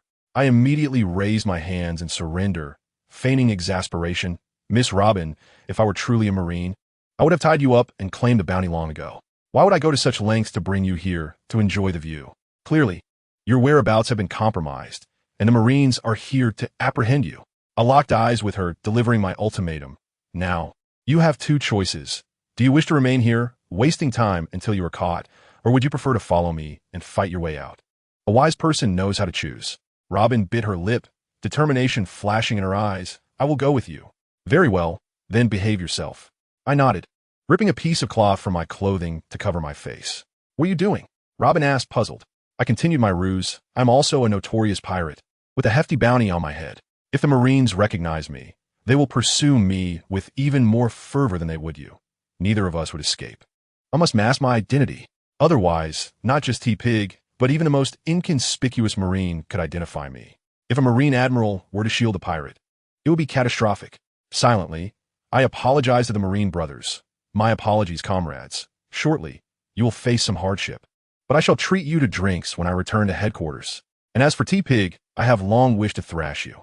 I stowed away my black blade, ensuring my identity remained concealed, inhaled deeply, and seized Robin's hand before she could react. "From now on, do not utter a word." I signaled for silence, leading her toward the port. This sensation, truly delightful. Robin glared at me in exasperation, but held her ground, not retracting her hand. At the port, the Marines were conducting thorough inspections, and Robin's bounty notice hung nearby. I felt her palm grow slightly cold, and I whispered to reassure her, "Do not worry. With me here, they will not take you." I scanned the area, quickly identifying T-Pig's flagship, and whispered to Robin, "Hold on tight. Do not let go." Her eyes widened to my target. "That is the flagship of a Marine Vice Admiral. Are you insane? We could easily escape on a smaller vessel. Why confront the toughest one?" I smiled at her, To capture a thief, one must seize the king. No sooner had I spoken than I executed 10 rapid steps of Soru. In an instant, I became a bolt of lightning, carrying Robin with me as we landed on the deck of T-Pig's flagship. Robin was utterly astonished, likely still reeling from the sheer swiftness of our movement. I released her hand and whispered, "Stay here and take care of yourself." At that moment, the tea-loving man on the deck finally noticed us. Startled, he dropped his teacup, sprang to his feet, and pressed his hand tightly against the sword at his waist, wearing an expression as if he had seen a ghost. He didn't even glance at me, his eyes fixated on Luo Bing. "Nico Luo Bing, are you here to surrender?" I stepped forward, positioning myself between him and Luo Bing, and lowered my voice deliberately. Hey, buddy, am I invisible?" The tea-loving man, interrupted by my presence, waved his hand dismissively as if shooing away a fly, impatiently barking, "Someone bind this guy? Anyone associating with Nico Luo Bing must be a pirate." Instantly, a squad of soldiers rushed forward, guns at the ready. I sighed inwardly, apologizing to my comrades. Then, my gaze hardened as I took a step forward and uttered a single word: "Scram." A wave of invisible pressure exploded forth. The soldiers had no time to react, their eyes rolling back as they foamed at the mouth, collapsing in droves. The conqueror Haki, the tea-loving man's eyes nearly bulged out of their sockets, and he screamed in horror. He finally realized I was no ordinary character, drawing his sword and glaring at me. "Who exactly are you?" I rasped, presenting him with a dilemma. Who I am is inconsequential. Right now, you have 2 choices. First, you can throw yourself off this ship and let us leave. Second, I can throw you off this ship and we'll still leave. Choose. The tea-loving man's face turned a shade of green with anger. Wasn't the outcome the same regardless of his choice? He roared furiously, "Arrogant fool. All of you, prepare for battle." Futile. I shook my head, my hawk-like gaze sweeping over the fleet, releasing my conqueror Haki once more. This time, its range and intensity were even greater. With a thunderous boom, thousands of soldiers across 10 warships dropped their weapons, collapsing in waves like a line of dominoes, the entire fleet defeated. Such overwhelming conqueror Haki. The tea-loving man was left stunned. Now he stood alone, with no options left but to charge at me with his sword drawn. "It appears you've chosen the second option," I remarked lightly, and then the haki around my fist began to accumulate wildly, layer upon layer. What had once been a mere thin coating now became immensely thick and darkly lustrous. With this punch, I could rival Grandpa Carp. I met the tea-loving man's sword head-on with a simple yet powerful strike. This is bad. Just as my fist was about to connect, he finally sensed the cataclysmic force behind it, his heart sinking. He attempted to evade, but it was too late. Clang! My fist struck his sword, which let out a mournful cry before snapping in two. The tea-loving man's complexion turned ashen. Without his sword, he could only brace himself. He bellowed, enveloping himself in a layer of haki, but compared to my multiple layers, it was as flimsy as paper. Bang! My fist struck solidly against his chest. Ah! He screamed in agony, blood spewing forth as his thin layer of haki shattered like glass. His body flew back like a cannonball, unconscious mid-air, ultimately crashing onto a distant beach, motionless. I said KO, and it was a one-punch KO. Satisfied, I clapped my hands together, tearing the cloth from my face, exhilaration swelling within me. I had longed to deliver that blow to my romantic rival. Once everything was settled, I turned to the still-dazed Luo Bing. "All right, it's all taken care of. You can sail, right? If so, let us set off." Luo Bing gasped, her gaze towards me completely transformed. Silently, she approached the helm, clearly having abandoned any thoughts of escape. Following someone as formidable as me was far preferable to hiding alone. The ship gradually set sail, and along the way, Luo Bing inquired about the century-old history. This time, I didn't feign ignorance and laid it all bare. Of course I know. However, such classified information must be exchanged for secrets of equal stature. Wouldn't you agree? A glimmer of insight sparked in Luo Bing's eyes. "What do you wish to obtain from me?" "The Pluton," I stated candidly. Luo Bing was momentarily taken aback, likely not expecting my directness. She fell into contemplation, weighing the pros and cons. The Pluton, an ancient weapon capable of world annihilation, was the truth that she and her predecessors from O'Hara had pursued at the cost of their lives. To exchange or not to exchange? Just as she grappled with her thoughts, my transponder snail suddenly buzzed to life. Upon checking, my brow arched in surprise. It was Sengoku contacting me. A wave of anxiety washed over me, Could it be that the tea-loving man had awakened and reported me? I informed Luo Bing I needed to take a call and hurried into the cabin. Once connected, I decided to take the initiative. Hello? Old man, don't you know I'm on vacation? However, on the other end, Sengoku's voice was uncharacteristically grave. Kid, there is no time for banter. Wherever you are, whatever you're doing, return to the Navy headquarters immediately. His tone left no room for refusal, stern to the point of being frightening. I was taken aback. Throughout my life, I had never heard him speak to me in such a manner. In an instant, I understood that something monumental had transpired. Moreover, this issue was far more significant than my scuffle with a rear admiral or my abduction of Luo Bing. The moment the transponder snail connected, Sengoku's voice trembled with urgency, saying simply, "Zifa is in trouble," followed by a command to return quickly, before abruptly disconnecting. My mind went blank. Zifa? In trouble? Suddenly, I recalled the timeline of the original plot. Was this the year he was attacked and lost his arm? I was incensed. That man was my master, akin to a father to me. Whoever dared to lay a finger on him would face my wrath. Bursting through the cabin door, I strode out with an air of deadly determination. Luo Bing was left stunned, likely never having witnessed such a fierce side of me. I didn't have time to explain. I got straight to the point. Nico Luo Bing, listen closely. The Pluton in exchange for the historical text, 1 month from now, at the Sabati Archipelago, at a bar run by someone named Xia. I will be there. I have pressing matters to attend to, so do what you must. With that, I disregarded her, swiftly disembarking from the warship onto a speedboat, confirming the direction of the headquarters before flooring the throttle, leaving a white wake on the sea, vanishing in an instant. I left Luo Bing alone on the warship, bewildered. I was not joking. At that moment, my heart felt like it was about to ignite. For 3 days, I drove that speedboat to the brink of collapse, ceaselessly racing toward headquarters. Along the way, I attempted countless times to use my replication ability to create a perfect arm for the old man. Yet, who among my comrades understood? Replicating skills or hockey was one thing, but a living human organ was far too complex. Each attempt ended in failure, leaving me overwhelmed by despair. I knew well that it was that monster, Edward Weevil, who had severed Zifa's arm. That guy was incredibly formidable. To be honest, I had no confidence in defeating him. My only hope lay in Luo Bing truly delivering the Pluton to me, allowing me to return in a high-powered vessel for revenge, which would ensure success. When I finally arrived back at Marineford, the atmosphere fell off. The entire Navy headquarters seemed muted, enveloped in an oppressive silence. Every Marine's face displaying a frost-like pallor. Smoker and the others had red eyes, clearly having awaited my return for 3 long days. Upon spotting me, they all converged. As I rushed inside, I inquired, what is the situation? Smog's teeth were nearly ground to dust as he squeezed out a single phrase through the gaps. Teacher Zifa's right arm has been completely severed by pirates. At that moment, my fists clenched audibly.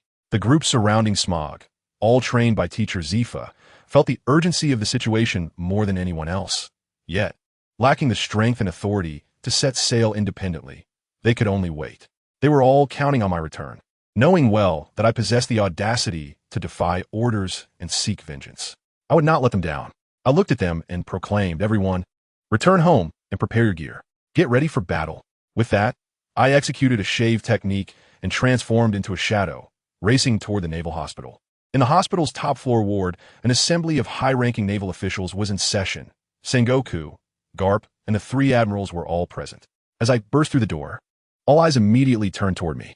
Ignoring their gazes, I dashed to the bedside where Teacher Zifa lay, his complexion as pale as parchment, the sleeve of his right arm hanging limply. In that instant, my eyes turned crimson with rage, an uncontrollable bloodlust surging forth. Vice Admiral Tsuru sighed, lamenting the excessive blood loss. Even if he were saved, his body would be irreparably damaged, and his strength significantly diminished. Moreover, he had lost his formidable black arm, and would no longer be the iron-fisted admiral capable of trading blows with Garp. Garp slammed his fist into the ground, veins bulging. If I find out who did this, I'll smash their skull. They were oblivious to the identity of the culprit, but I knew it all too well. Edward Weevil, you are doomed. My fury and murderous intent could no longer be contained. With a resounding explosion, my conqueror's haki erupted from my body. The air in the ward became dense, and the nearby doctors and nurses fainted instantly. Sengoku's eyes widened in disbelief as he exchanged glances with Garp. Conqueror's haki? He assumed I had just awakened this ability and was overly excited, gripping my shoulder and urging me to control it. Little did he know, I had already mastered it. With a mere thought, I retracted the pressure. Sengoku, still skeptical, urged me to demonstrate again. I released and retracted it effortlessly, as if playing a game. The expressions of those high-ranking officials in the ward were akin to witnessing a prehistoric beast, their jaws nearly dropping in astonishment. Yet, I had no time to indulge their shock. Saving a life was paramount.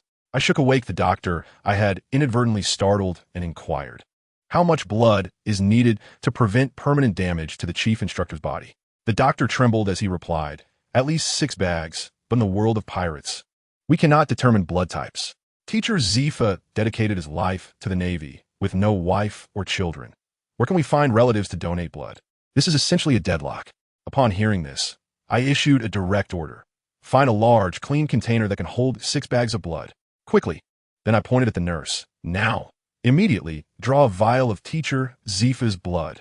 Vice Admiral Tsuru became agitated and reached out to stop me. "No, every drop of his blood is invaluable." I countered fiercely, my eyes fixed on her. "I need to replicate the blood. How can I replicate it without the original? Would you prefer he risks further damage from a mere vial drawn, or that he certainly perishes from blood loss? Choose."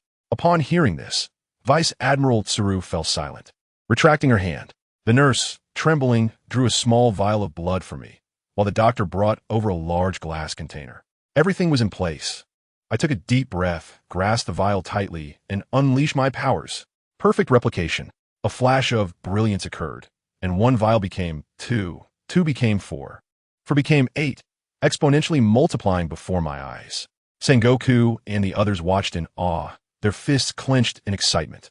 Finally, I exerted every ounce of strength, replicating 128 vials of blood into 256. "Bloodletting," I shouted, feeling utterly drained. The doctor and nurses, snapping back to reality, hurriedly injected all the blood into the container and commenced the transfusion for Teacher Zifa. A miracle unfolded. As fresh blood flowed in, his pallid complexion visibly reddened. It worked. A wave of relief washed over me, but my vision darkened, and I collapsed, though a significant part of it was feigned. How could I find an opportunity to slip away for vengeance otherwise? Garp caught me just in time, carrying me back to the villa. The moment he set me down, I sprang back to my feet, fully rejuvenated. I immediately dialed Smog's number, issuing just 4 words: "Gather the troops, set sail." I was well aware that the bureaucrats in the Navy would ultimately fail to avenge Teacher Zifa, and might even recruit that scoundrel Weevil as a warlord of the sea for the sake of some absurd balance. I could not swallow that indignation. Therefore, this vengeance was mine to claim. At the port, my Vice Admiral fleet, comprising 10 warships, had quietly assembled. I leapt aboard, and with a command, the fleet set sail towards the Sabeti archipelago. My objective was to find an information broker there and unearth the whereabouts of that scoundrel Edward Weevil from the world's hidden corners. Half a day later, our grand fleet arrived at Sabeti, the site of 10 colossal warships lined up, accompanied by thousands of fierce naval soldiers. Sent a collective shockwave through the island's residents and pirates alike. I instructed Smog and the others to remain on the ship while I donned my Vice Admiral coat, strapped the black sword replicated from my hawk, on my waist, and swaggered onto the island. Passers-by regarded me as if I were a ghost. A Vice Admiral so young, bearing the sword of the world's greatest swordsman? However, I remained oblivious to the fact that not far away, in the crowd, an elderly man with glasses and graying hair, eyes sharp as an eagle, was fixated on the sword at my waist, muttering to himself, "Yuru, isn't that sword with my hawk?" Good heavens! I had barely arrived on the island when I caught the attention of the Pirate King's first mate, Silver's Rayleigh. Gradually, Tang was nearing Shaki's bar, following closely behind. Rayleigh was also approaching Shaki's bar. Rayleigh was momentarily taken aback. What did this young man intend to do? Capture me? He stroked his beard. Tang was heading to his base, causing Rayleigh to ponder. Did the Navy have a death wish, sending such a young Vice Admiral to apprehend him? With a flicker of his gaze, Rayleigh, perplexed, decided to observe the situation first. Thus, he confidently surpassed Tang and entered the bar first, watching the elderly man overtake him. Tang recalled all the information regarding this old man. Silver's Rayleigh, a master swordsman, a powerful hockey wielder. Encountering Rayleigh here was not surprising for Tang. Having read the original work, he was already aware of Rayleigh's presence. As for Rayleigh's strength, Tang was unconcerned. He had no intention of dueling Rayleigh. What Tang truly cared about was the 100 years of missing history that Rayleigh possessed. Tang needed those historical truths to share with Robin. This was a matter of equivalent exchange. Shaking his head, Tang took a deep breath, suppressing the impulse to call out to Rayleigh. To approach a stranger and inquire about history would be absurd to expect a response. Moreover, at present, revenge was of utmost importance. With that thought, Tang entered the bar without hesitation. Inside the bar, voices clamored. The pungent scent of alcohol permeated every corner of the air. Tang frowned slightly, feeling somewhat out of place, and scanned the surroundings. The patrons seated there were predominantly menacing figures.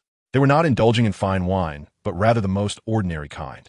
This was a gathering of bounty hunters, living on the edge, taking on the perilous task of hunting pirates for monetary reward. The danger was immense, and they were accustomed to living for the moment, drinking to their heart's content. In Shachi's bar, an abundance of pirate intelligence made it unsurprising that bounty hunters congregated here. However, with Tang's entrance, the raucous bar fell momentarily silent. The bounty hunters set down their glasses, all eyes turning towards Tang. Clad in a navy uniform, he appeared to hold a significant rank. What was a fellow like this doing here?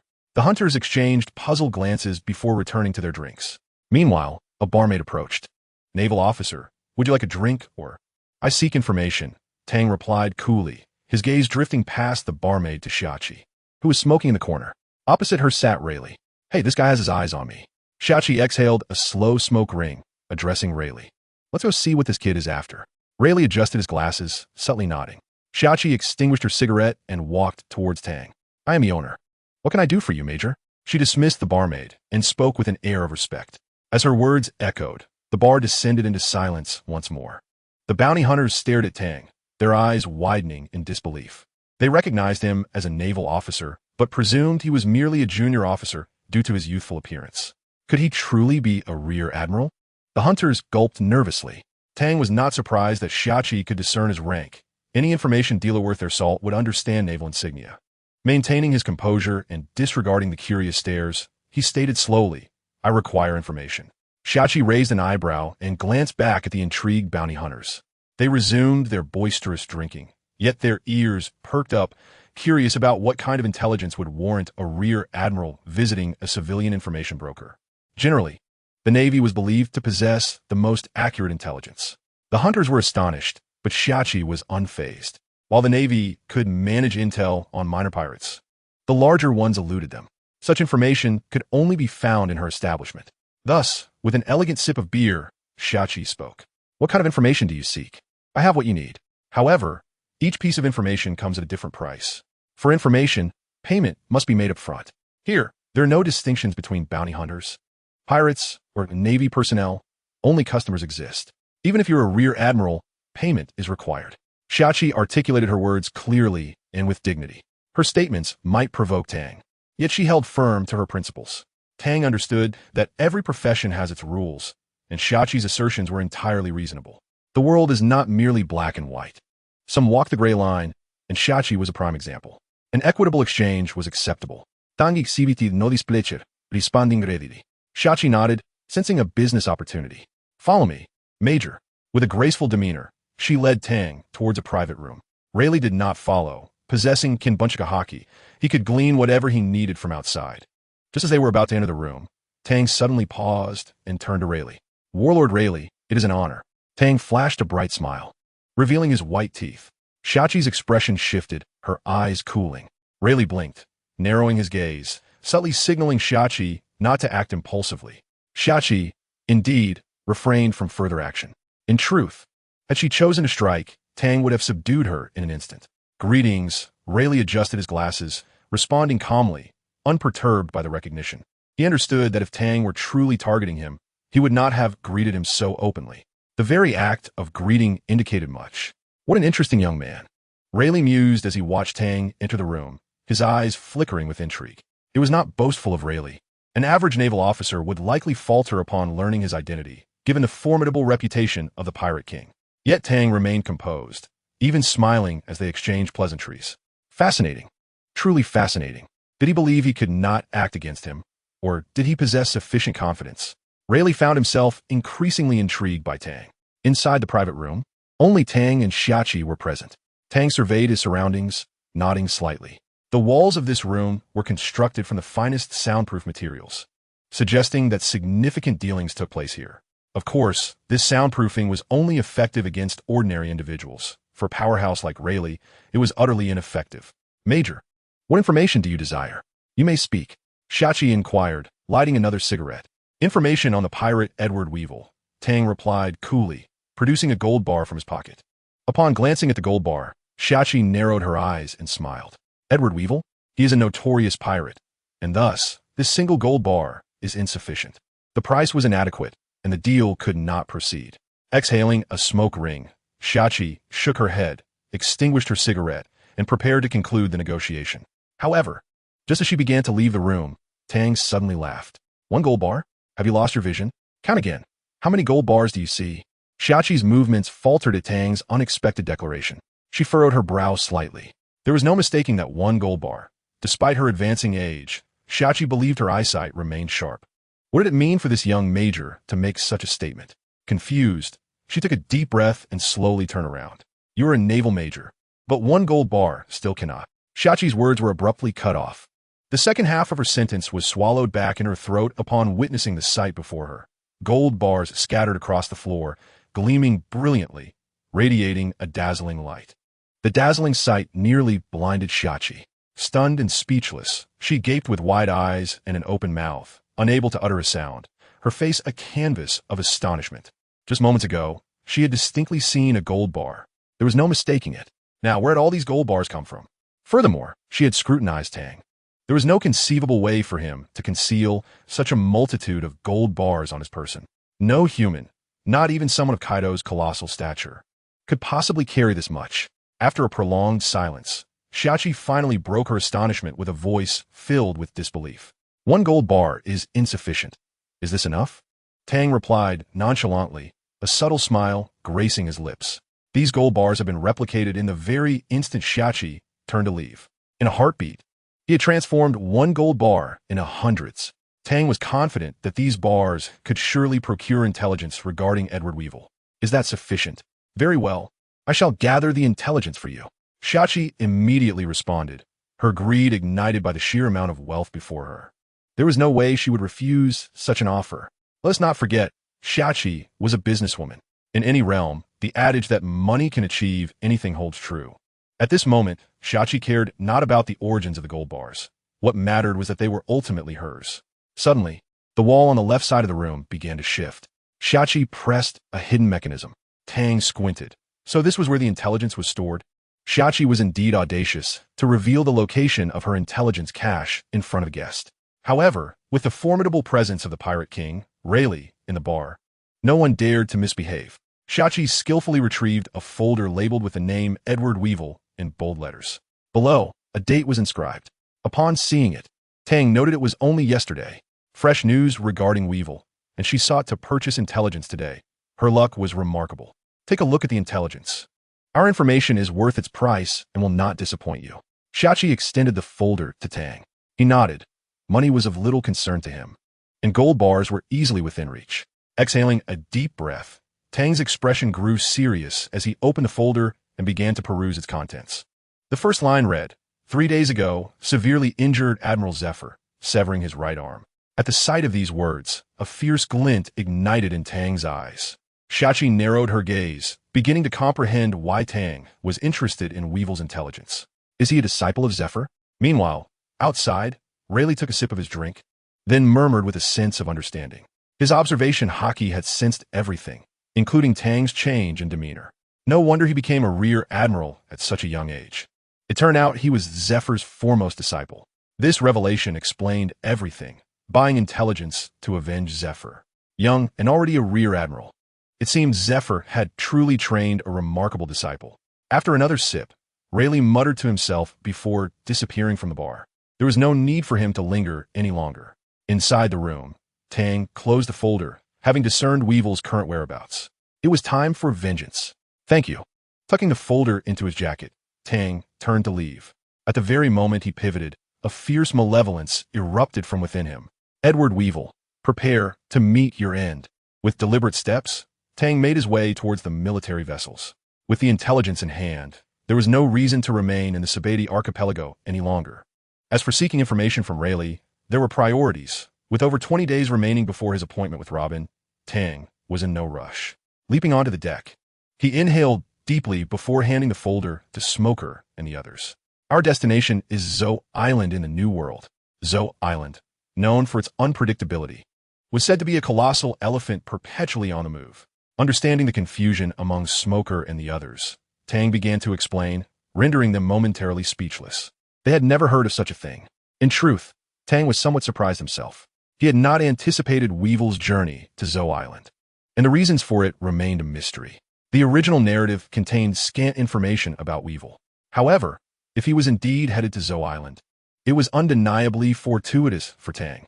Not only could he exact revenge for Zephyr, but he could also replicate Zo, that ancient elephant that had endured for millennia. Should he succeed in duplicating it, defeating even 10 Weevils would be a trivial endeavor. After all, that colossal creature had effortlessly sent Jack the Drought of the Beast Pirates flying. Its power was nothing short of terrifying. Tang firmly believed that if the elephant wished to eliminate Jack, it could do so with ease. Should he manage to replicate such a being, Tang was convinced it would possess destructive capabilities rivaling that of the Pirate King's warships. With this thought, Tang's heart surged with excitement. This journey was not solely about avenging Zephyr, but also about elevating his own strength to new heights. He would officially step into the realm of the powerful. In the days to come, riding atop the Zo elephant with several Pirate King warships trailing behind him, would the vast ocean not be his playground? Taking a deep breath, Tang licked his lips, his gaze flickering with ambition. Meanwhile, the fleet set sail towards the New World, embarking on Tang's path to power. To enter the New World, one must navigate 2 routes. The first is to plunge deep beneath the ocean to Fishman Island. This is the path for pirates. The second is to enter the New World from the Holy Land Mariewa, which is the route for the Marines. Tang chose the passage through Fishman Island. The reasoning was straightforward. He wished to avoid any dealings with the celestial dragons, fearing he might impulsively strike down those arrogant beings. With vengeance for Zephyr and the desire to replicate Zo, Tang sought to avoid unnecessary complications. Time passed swiftly, and in less than a day, Tang and Smoker's group arrived in the New World, the scene known as the most chaotic of all, the only ocean not under the Navy's control. Upon arriving in the New World, Smoker and his companions felt a mixture of trepidation, anxiety, and exhilaration. Even Tang, who had never set foot in this realm, shared their sentiments. Stop dawdling and start searching, he commanded. In 1 month, regardless of whether we find it or not, we will rendezvous at the G1 branch. Should any unforeseen events arise during our search, immediately contact me via the Den Den Mushi. Taking a deep breath, Tang surveyed the faces of Smoker and the others before speaking again. They nodded in agreement, each taking command of 2 warships, leaving Tang without a vessel of his own. Tang, are you truly relying solely on a speedboat? Smoker remarked, observing Tang seated in the cramped craft, incredulous at the sight. It seemed rather peculiar for a rear admiral to be reduced to a mere speedboat, while they, the colonels, commanded grand warships. Nonchalantly waving his hand, Tang offered a few more instructions before setting off first. Smoker and the others exchanged glances, nodded, and dispersed to begin their search. Smoker, Shoinai and Tina, and Suddy each possessed Den Den Mushi, allowing them to communicate seamlessly. As for safety concerns, even the most ruthless pirates in the New World were unlikely to attack a Navy warship. How many were like the notorious Jack the Drought? Moreover, the Navy maintained numerous strongholds in the New World, including the G1 branch, ensuring logistical and security support. Thus, Tang felt reassured about the safety of Smoker, Shun, and the 3 women during the search operation. The vastness of the New World left Tang exasperated. Where on earth am I supposed to find Zo? He lamented, gazing at the endless sea. It was already evening, and Tang had been navigating for nearly a day without so much as a glimpse of Zo Island, let alone any ordinary island. Not even a bird had crossed his path. This aimless search felt futile, and despair began to seep in. In the original story, both Luffy and the drought-ridden Jack found Zo thanks to the guidance of a Raftel card, but Tang lacked such a fortunate advantage. With a resigned sigh, he realized he had no choice but to continue searching blindly. The sea breeze caressed his face as day turned to night. Indeed, the weather in the New World was capricious. One day was clear, while the next brought thunder and lightning. In this futile search, 2 weeks slipped by in the blink of an eye, and Tang was nearing the end of his patience. If he received no news soon, he might very well lose his composure. It is worth noting that throughout these 2 weeks, Tang had not encountered a single soul. Each day, he awoke to the sight of the ocean, and upon closing his eyes, he could still hear the sounds of the sea. It was excruciating. "Hello, smoker? Is there any news about Zoe Island?" "No? Then why are you calling me?" Frustrated, Tang hung up and gazed skyward, his hopes dashed. Originally, he had thought the ringing phone heralded good news, but alas. With a sigh, Tang decided to allow the speedboat to drift for a while, hoping to catch a moment's rest. However, just as he closed his eyes, a bolt of lightning struck from the heavens, aimed directly at him. In an instant, Tang's scalp prickled, and he snapped his eyes open. "What the hell? Am I being struck by lightning?" Cursing, he drew his black blade, and unleashed a powerful slash, narrowly averting disaster. Exhaling deeply, he sheathed his sword, only for a fierce wind to suddenly arise, followed by a tsunami. The heavens were not favoring him. The bizarre weather of the New World had finally revealed its ferocity after Tang's 2-week voyage. Taking a deep breath, Tang's expression grew grave. As a devil fruit user, if the speedboat were to be overturned by the tsunami, it would spell doom for him. Without hesitation, he urged the speedboat towards safer waters. The roaring tsunami in hot pursuit, resembling a scene from a Hollywood blockbuster. One careless move could see him swallowed by the monstrous wave. Desperately, he accelerated, finally escaping the tsunami's grasp after what felt like an eternity. Wiping the sweat from his brow, Tang's heart raced with fear. He regretted having distributed the 10 warships. A single speedboat in this unpredictable new world was indeed perilous. Suddenly, as he relaxed and stretched, his movements froze mid-action. At that moment, a look of astonishment spread across his face as he beheld Zoe. Tang stared in disbelief at the colossal creature in the distance, his eyes wide with incredulity. What could this be? As the saying goes, after searching high and low, one finds what they seek without effort. This ancient adage rang true in this moment. He had tirelessly scoured the seas for half a month, only to be serendipitously delivered to the feet of the giant elephant Zoe by a sudden tempest and tsunami. It was a divine script, truly a miraculous turn of fate. Even in his aimless flight for survival, he had stumbled upon his destination. Tang felt utterly bemused.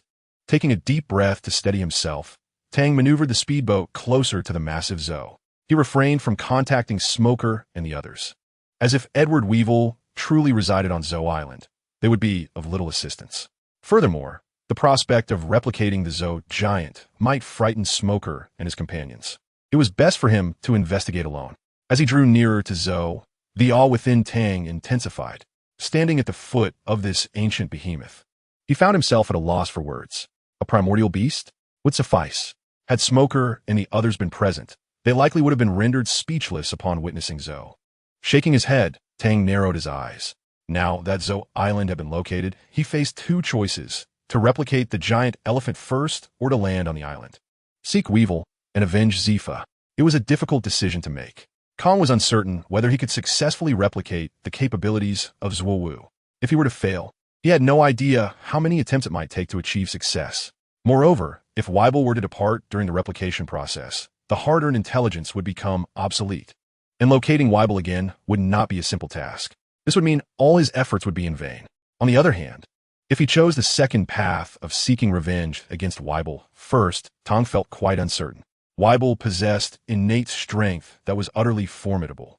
During his battle with Crocodile, Tang had expended countless efforts, and now his trump cards were dwindling.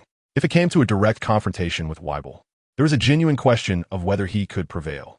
Tang's gaze flickered. He was not a person prone to indecision. Soon, he made a resolution. First, he would replicate Zhuowu, and then seek revenge. After all, if Weibel was on the island, his descent would surely create a stir. Should Weibel arrive before the replication was complete, it would not be too late to engage in battle. With this thought, a glimmer of determination flashed into his eyes. Moonwalk. With a sharp command, Tang departed from the speedboat, soaring upward. After utilizing the moonwalk technique multiple times, Tang finally stood atop the trunk of the colossal Zhuowu. This height was indeed considerable. A mere glance downward would likely cause someone with acrophobia to weaken at the knees. Standing firm, Tang did not hastily begin the replication, but instead locked eyes with the giant's massive gaze. Those eyes bore no expression, an abyssal blackness that was eerily hollow. It was as though there were no pupils at all. Yet Tong understood that this was not the reality. The Zuo Wu had a soul, a self-awareness. However, in its daily existence, it remained in a state of semi-consciousness, moving forward instinctively. Only when faced with peril could the giant regain its awareness. As during the attack by Drought Jack. In that instance, it had opened its eyes, revealing its terrifying gaze. After observing for a while, Tong sighed in relief. Thankfully, it appeared that Zuo Wu was currently in a state of lethargy. Thus, he resolved to initiate the replication. Taking a deep breath, a radiant light enveloped Tong's hand. With a resounding clap, Tong struck the giant's trunk. Replication ability, perfect replication. With a fierce shout, Tong summoned all his strength. He was all in. No matter what, he was determined to replicate this Zuo Wu. For once successful, Tong would be invincible. At that point, how could he possibly contend with a mere Weibel? One strike would suffice to extinguish him. As time gradually passed, beads of sweat began to form densely on Tong's forehead. His vibrant complexion began to pale. Even the hand attempting to replicate Zuo Wu's form began to tremble slightly. Tong was nearing the brink of exhaustion. Yet at this moment, he had not even begun to shape the replication. The process of replication involved 2 steps, forming the shape and then materializing it. Was he truly incapable of even the first step? Tong muttered in frustration, the veins on his arms bulging like coiled dragons. He had given his all, but alas, his ability was insufficient.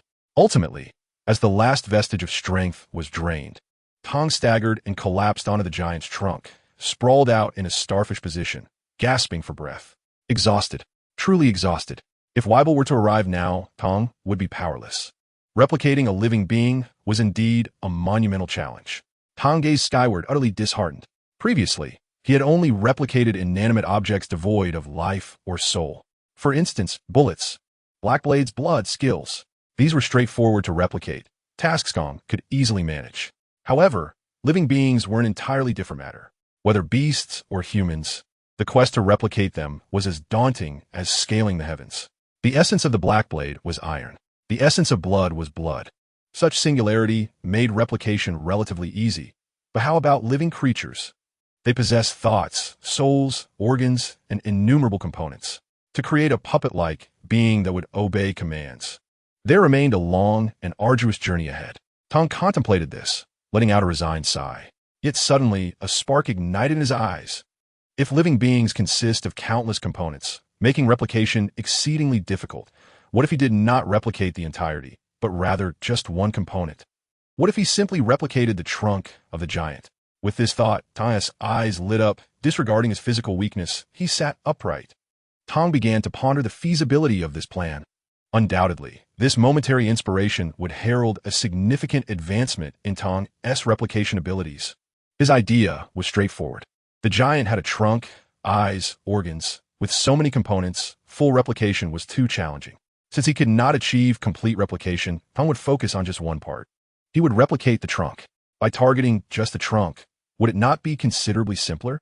The genetic material within the trunk consisted solely of flesh and nerves. This would be far easier to replicate than the myriad of cells throughout the entire body.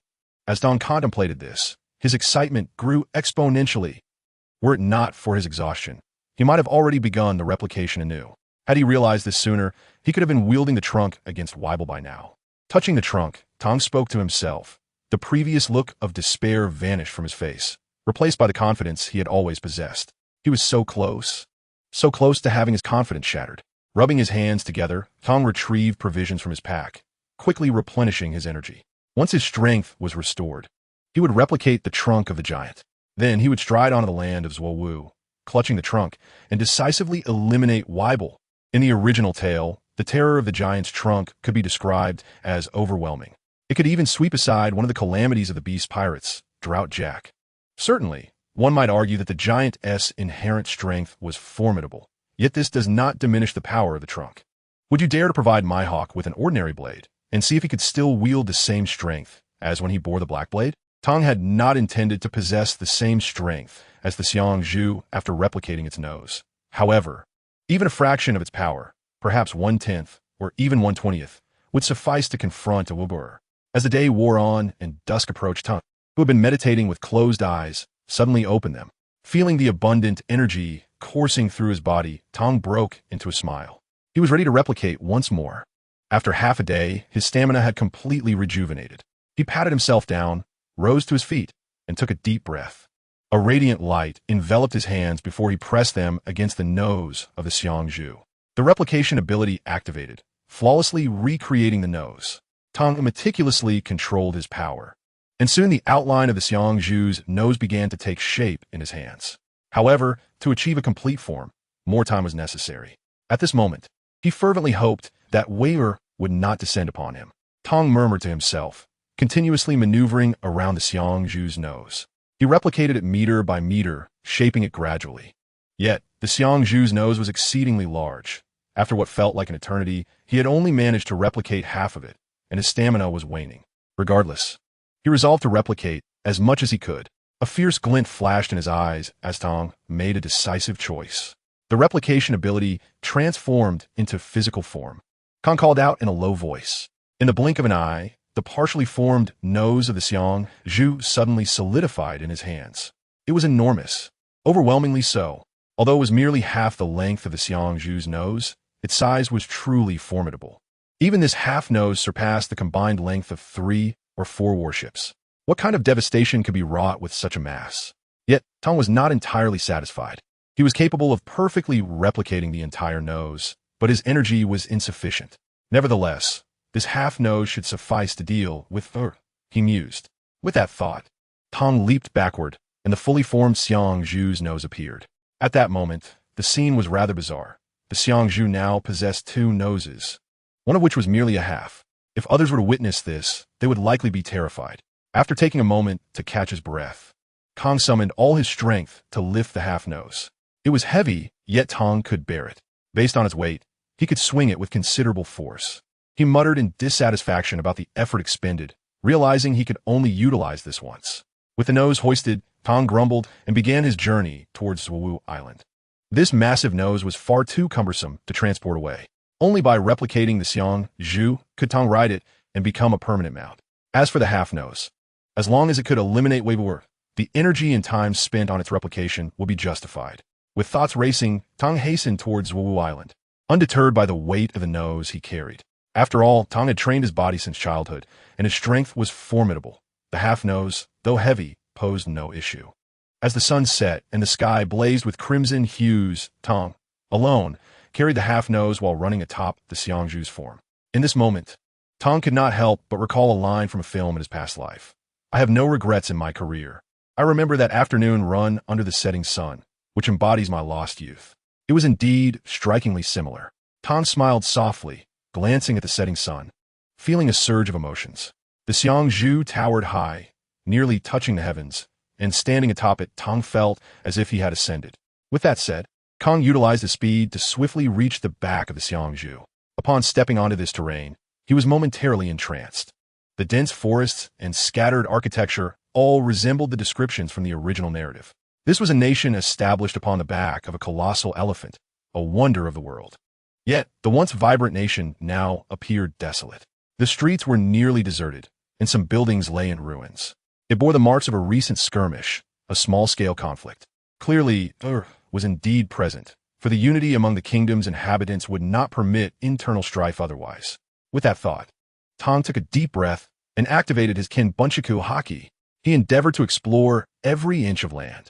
As long as Wu remained on this island, Kang would be able to unearth him. Before long, Tang opened his eyes and directed his gaze toward the whale forest. That was the stronghold of the Mink tribe, guarded by their warriors, harboring significant secrets. And at this very moment, Ida Weibo was there. Simultaneously, the Mink tribe members were gathering in that location. Intense battles erupted within the whale forest. From the looks of it, Weibo was even gaining the upper hand. At last, I have found you, Tang murmured, his gaze flickering. He had no interest in the reasons behind Weibo's presence. He only knew he had come to take Weibo's life in revenge for ZFA. That was all that mattered. Thus Tang, with the half-nose of the Xiangzhu in tow, began his sprint towards the whale forest. Within the whale forest, Weibo faced off against Duke Inuarashi and the members of the Musketeers, his offensive relentless as he single-handedly battled against dozens, showing no signs of faltering and actively assaulting. This was indeed alarming. With a resounding clash, Weibo took a step back while Duke Inuarashi staggered back 3 steps. The disparity was evident. Old dog, I will tell you once more, I am the son of the 4 emperors, Whitebeard, Edward Newgate, and my name is Edward Dever. You may inquire about me. I recently severed the right arm of the former Marine Admiral F.A. If you are wise, you will clear out, or you shall meet the same fate as F.A. Weibo declared, his arrogance palpable. The act of severing F.A.'s arm was a point of pride for Weibo, and he relished mentioning it to showcase his might. As expected, Duke Inuarashi's expression shifted slightly upon hearing this. He had sailed the seas and been a pirate, even serving on the ship of the pirate king, Roger. During those days, Duke Inuarashi had come to understand the strength of the Marines, especially regarding the Admiral, Zifa. Duke Inuarashi had heard whispers of him. In the tales recounted by Inuarashi, Zifa was a figure of equal might to Carp, a formidable presence indeed. One was known as the Black Arm, while the other was hailed as the Iron Fist, both epitomes of naval strength. Carp was the kind of being capable of pursuing Roger across the vast seas, and surely, Zifa could not be far behind in prowess. The shocking revelation that someone had severed Zifa's arm left Duke Inuarashi pale and uneasy. The other members of the Mink tribe, however, remained oblivious to Zifa's identity. Duke, was he speaking of? Who is Zifa? Members of the gunner squad inquired, unable to contain their curiosity. Inuarashi remained silent, his expression darkening. Witnessing this unfolding scene, Weevil erupted in arrogant laughter. Do you now comprehend my might? If you wish to avoid a fate akin to Zifa's, then be gone. He taunted, believing Inuarashi would yield. Unfortunately for him, he had miscalculated. Before Inuarashi could respond, another voice rang out. You take pride in injuring Zifa? How dare you? The retribution for your actions shall be tenfold. You shall perish. The sudden declaration startled everyone present, including Edward Weevil, Duke Inuarashi, and the members of the gunner squad. Immediately thereafter, an enormous, unidentified object obscured the sky above Whale Forest. Its exact nature was indiscernible, yet its sheer size was undeniable, casting a shadow over half the heavens.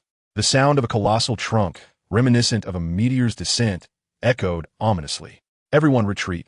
Duke Inuarashi commanded, his complexion shifting dramatically.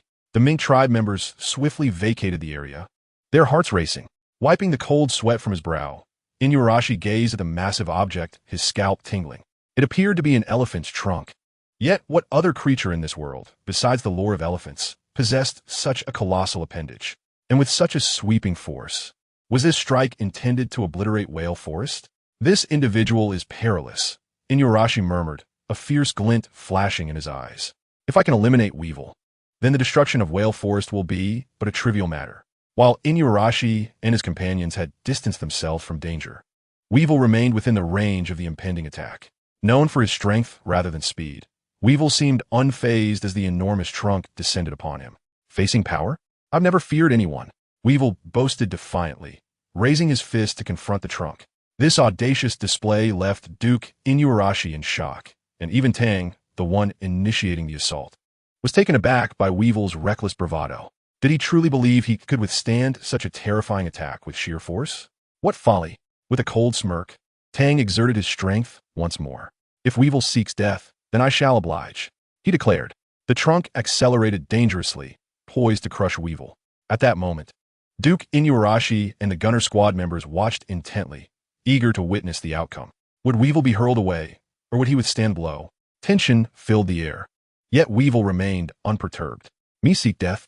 You are the one courting demise, he declared with unshakable confidence. If I can sever Zifa's arm, what have I to fear from a coward lurking in the shadows? Weevil's bravado was palpable, his expression one of utter defiance. He was utterly convinced of his invincibility, yet such arrogance was laughable. Tang was at a loss for words. Facing Weevil's blind hubris, it seemed the only recourse was to shatter his delusions of grandeur. Thus, he resolved to strike with utmost force. With determination, he seized a massive trunk and shouted, "Die!" With a tremendous effort, he propelled the trunk forward, cutting through the air with alarming speed. Weevil leaped, his fist poised to retaliate, fully committed to a clash of might. His overwhelming confidence left no room for retreat. But was his belief in victory well-founded? No, it was not. In the blink of an eye, the trunk collided with Weevil's fist. In the next instant, Edward Weevil was forcefully driven into the earth, his entire being buried beneath the weight of the trunk. There was no delay. The moment the trunk struck, Weevil was instantaneously vanquished, utterly defeated without a chance to retaliate or even contemplate his actions. He had been unceremoniously transformed into a mere child of the earth. In that moment of defeat, Weevil's expression contorted with pain and disbelief. How could he, who fancied himself invincible, have fallen so easily? How could he, who claimed the strength to sever Zifa's arm, be reduced to this? How could he have failed so miserably, struck down without a single opportunity to retaliate? The questions swirled in his mind, yet he had no time to ponder them further. He has already been defeated by Tang with a single strike, rendered unconscious, and gravely injured to the brink of death. The thunderous sound of his nose hitting the ground reverberated across Zhuo Wu Island, echoing relentlessly. Tang activated his Kinbunchika haki and ultimately confirmed that he had incapacitated Weibel, who was now lying dazed on the ground. Thus, Tang raised the severed trunk of the elephant once more, intending to reposition it to extract Weibel from the earth. However, this action terrified Duke Quanlan to the core, causing his fur to bristle in fear. This formidable warrior pleaded for mercy, his face pale with trepidation. Duke Quanlan had witnessed Tang's formidable prowess. The very trunk that had vanquished Weibel, who had driven their fur tribe into desperation, could potentially obliterate them all with the next strike. The urgency in his heart was palpable, yet his tone remained respectful and imploring. Had he dared to command Tang with threats, the latter would have undoubtedly dispatched him with a casual blow.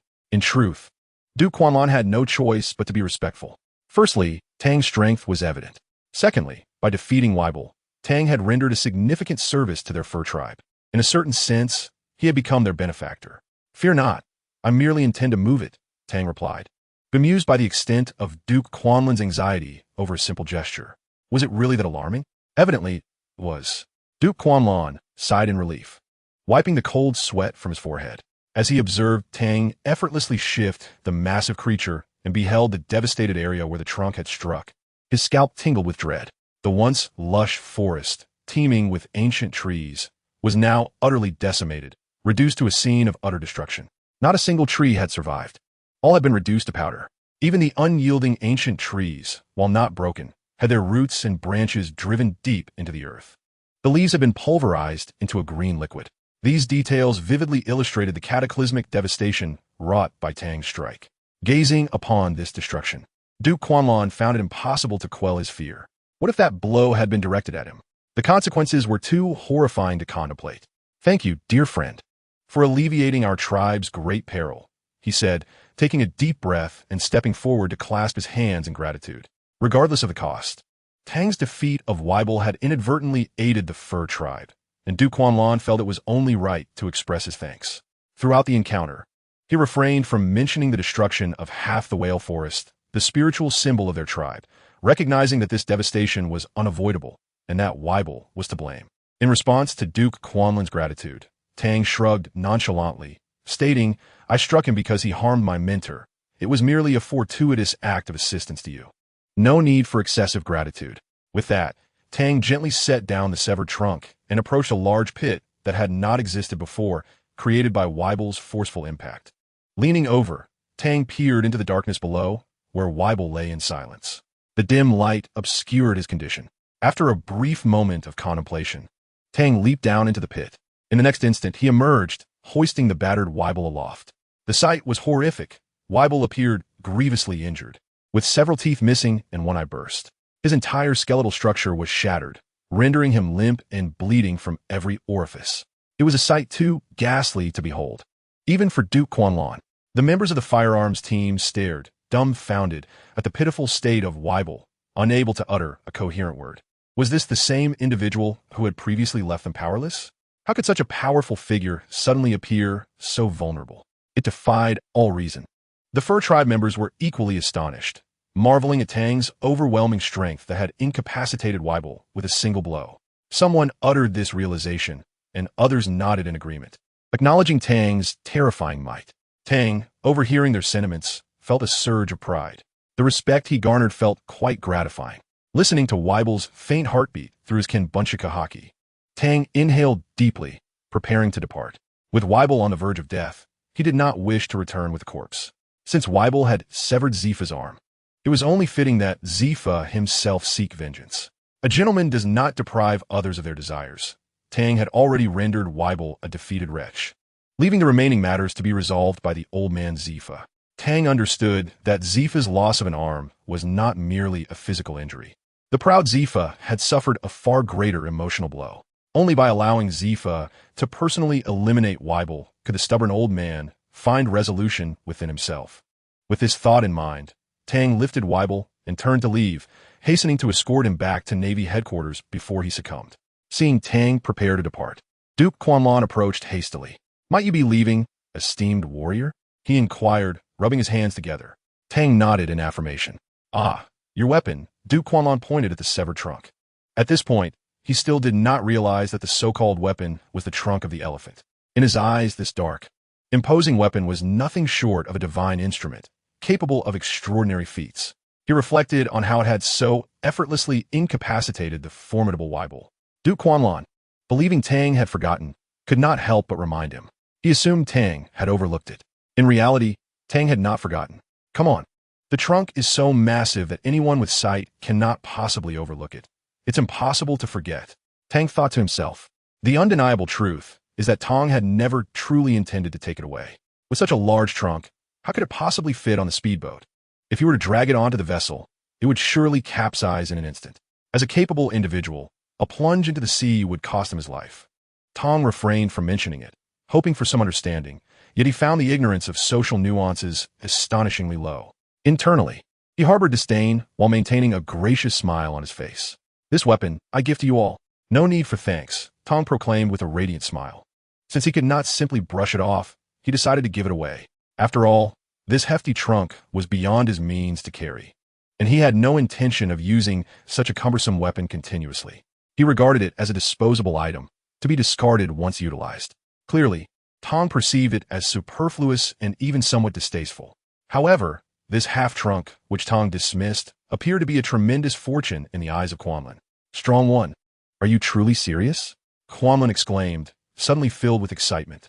The members of the gun squad behind him also erupted in fervent enthusiasm, their gazes fixed intently upon Tang. In their eyes, there was a fiery eagerness, an anticipation for coexistence.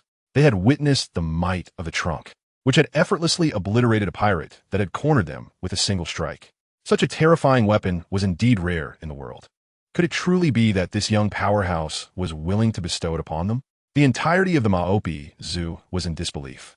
Tang observed their exuberance with a slight twitch at the corner of his mouth, taken aback by their reaction. He had always been straightforward. When he said he would give it, he would give it.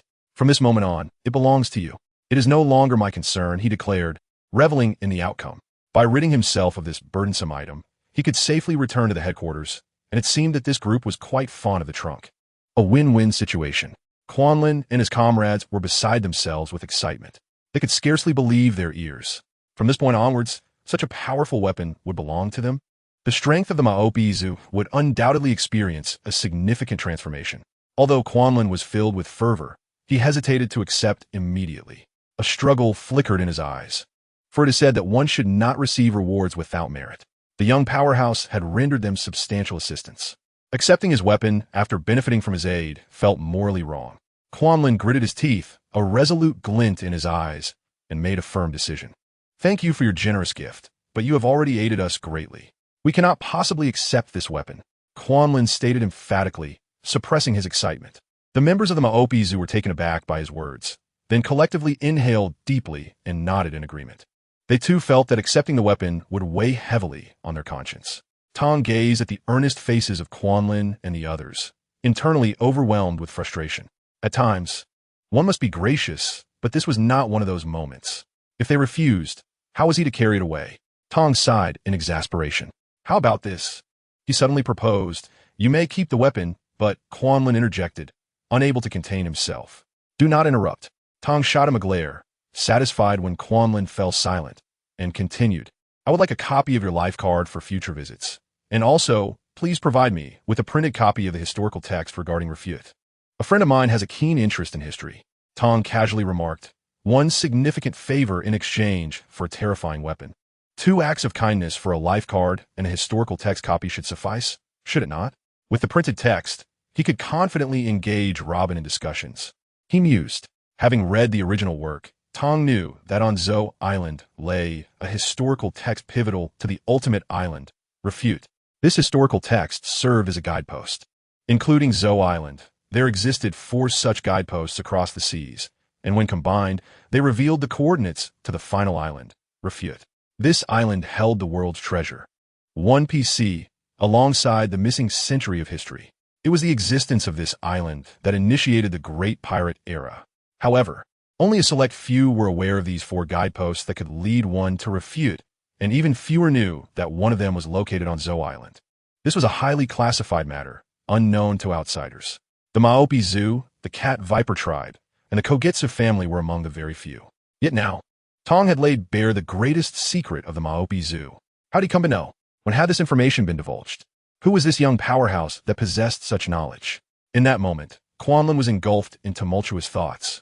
His first reaction, marked by alarm, was to gaze warily at Tong and retreat several paces, as if facing a formidable foe. Tong remained unfazed, exuding tranquility. Anyone would have reacted similarly if their most guarded secret was exposed. A gust of wind swept through, providing Quanlin with a moment of clarity. His gaze flickered as the alertness that had once gripped him began to wane, and he stepped back toward Tong. Within the blink of an eye, Quanlin's demeanor underwent a complete transformation, cycling from respect to wariness and back to respect. The reason for his return was simple. He realized Tong was not after the historical text and harbored no intentions of seizing it.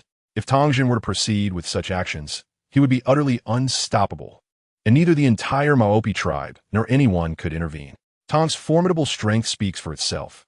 A single strike was sufficient to vanquish Wei Bu'er, a testament to his remarkable prowess. If a mere Wei Bu'er could compel the Maopi tribe into a corner, then if Tong wished to bring harm upon them, the tribe would face certain annihilation. Yet, Tong refrained from such a course of action. He did not leverage his terrifying strength to intimidate the Maopi tribe or to seize their historical records. Tong merely sought a simple impression of a historical document. Having grasped this notion, Duke Quanlin felt a sense of relief, no longer perceiving Tong as a formidable adversary. Apologetically bowing, Quanlin felt remorse for his earlier actions. Faced with the benefactor who had saved the Maopi tribe, he had allowed his suspicions to cloud his judgment, which filled him with guilt. Tong dismissively waved his hand, expressing understanding towards Quanlin. After all, it is a natural response for an ordinary person to react in such a manner. The fact that Quanlin was able to quickly realize his misjudgment and apologize was commendable. Tong's magnanimity once again caused Quanlin to flush with embarrassment. Taking a deep breath, Quanlin raised his head to look at Tong and declared emphatically that the life card and the historical document impression would be provided without delay. He then turned to issue commands to the 3 captains of a musketeer brigade, instructing them to procure his life card immediately and to venture into the tree hollow to make an impression of the historical document. Quanlin's orders were resolute, a response born of his guilt towards Tong. It is worth noting that the life card and the historical document were rightfully Tong's due to his assistance in dealing with Wei Bu'er. Though it was a mere byproduct of his help, it was still a favor that could not be denied. Upon receiving the orders, the 3 captains of the musketeer brigade nodded in agreement and swiftly vanished without hesitation, harboring no objections to Quanlin's decisions. Why? Because Tong had not only aided them, but was also prepared to bestow upon them a formidable weapon.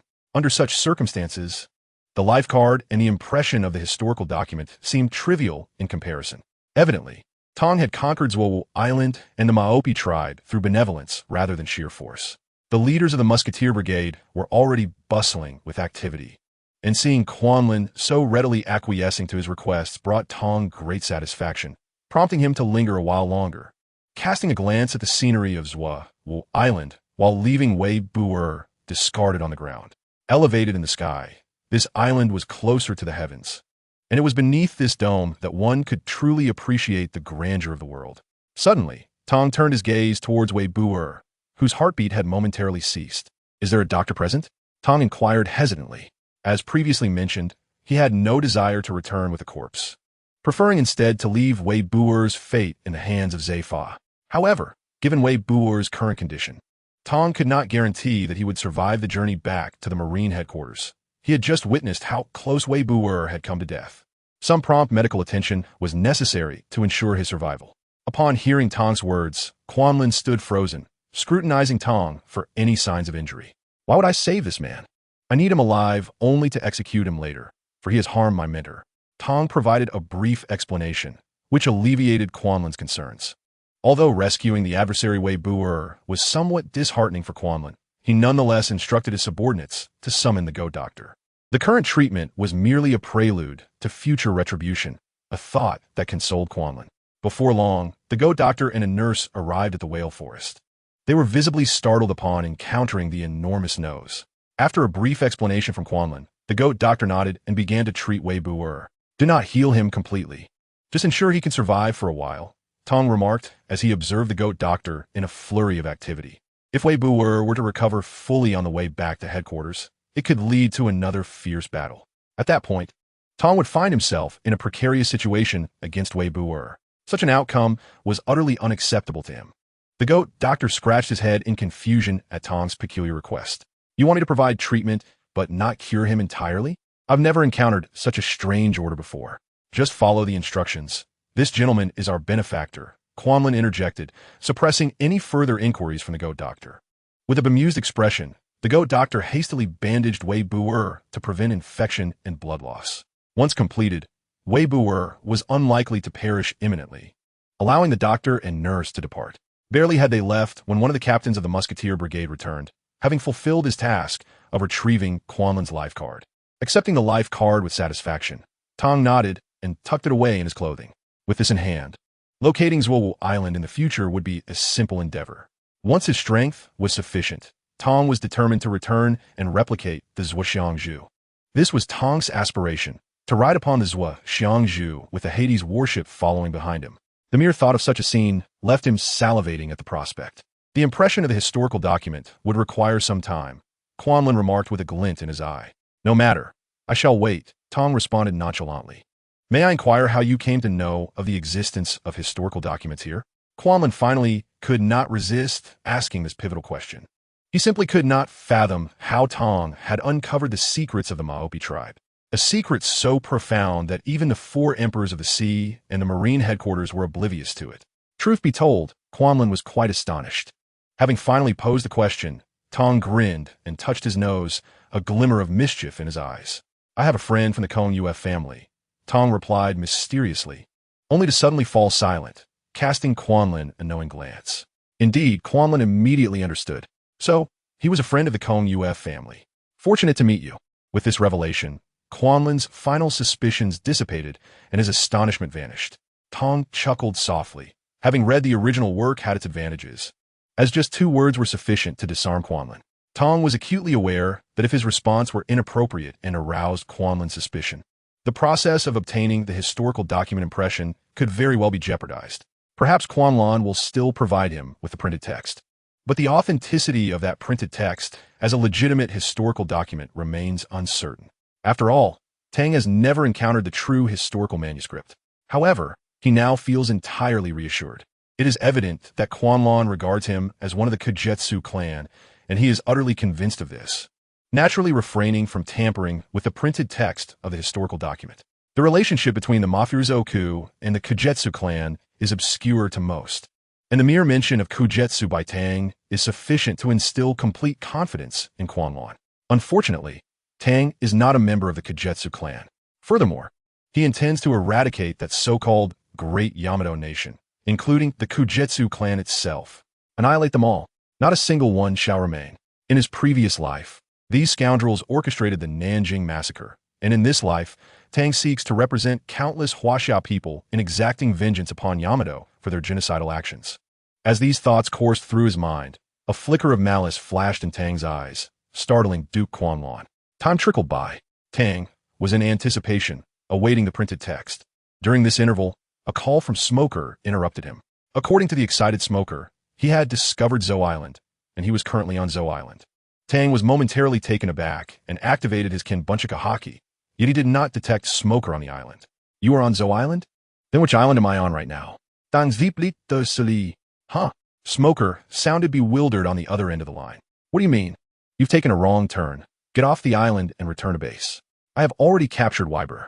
After uttering this, Tang promptly hung up the phone. He almost uttered the words return to Marine headquarters.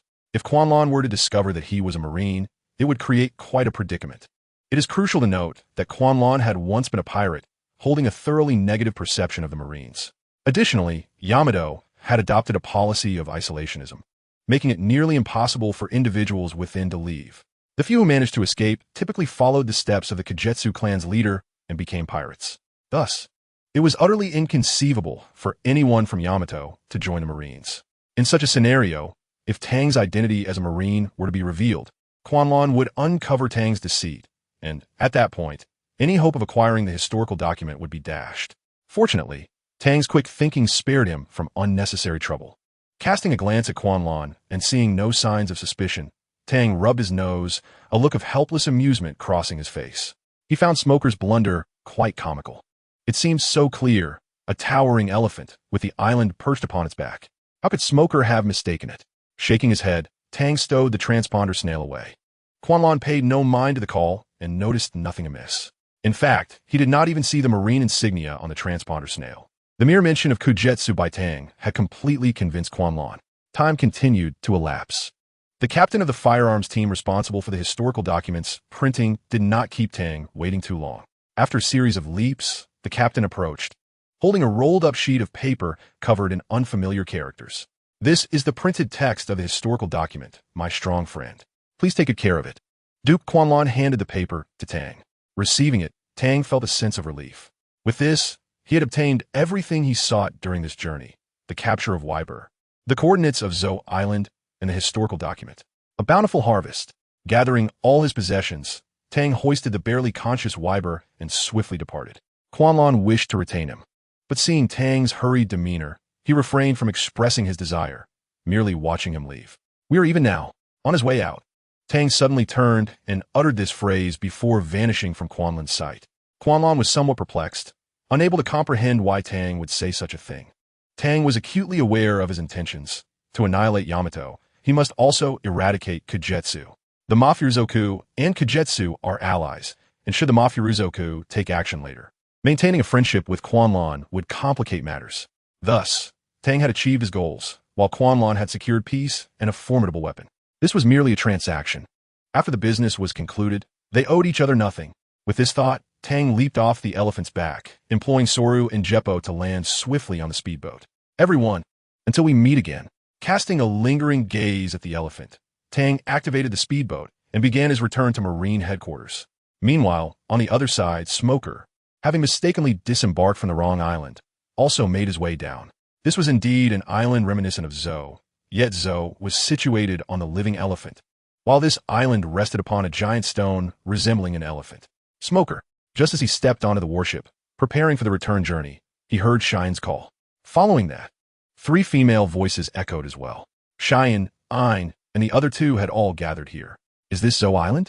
Cheyenne and the others gazed at the stone resembling an elephant, marveling at the wonders of nature. After discovering this place, Smoker had contacted a few individuals, and Cheyenne and the others had followed the life car to reach here. Aside from Tang, they had indeed assembled, though they had simply gathered in the wrong location. "This is not Zo Island. I spoke with Tang on the phone. He is currently on the real Zo Island, and he has captured the one responsible for injuring our master. He instructed us to return to base now." Smoker scratched his head, feeling somewhat embarrassed. Cheyenne and the others were momentarily stunned. "Ahem, I got the wrong place. This is not Zo Island." Under the scrutiny of the 4, Smoker's face flushed, and he decided to admit his mistake. Yet, Cheyenne and the others continued to stare at him in shock. "Are you surprised that Tang managed to capture that culprit?" Smoker suddenly realized. It turned out that Cheyenne and the others were not stunned by his blunder, but rather in awe of Tang's accomplishments. As Smoker thought of this, he took a puff of his cigar. Just moments ago, when Tang relayed this news to him, he had been similarly taken aback for quite some time.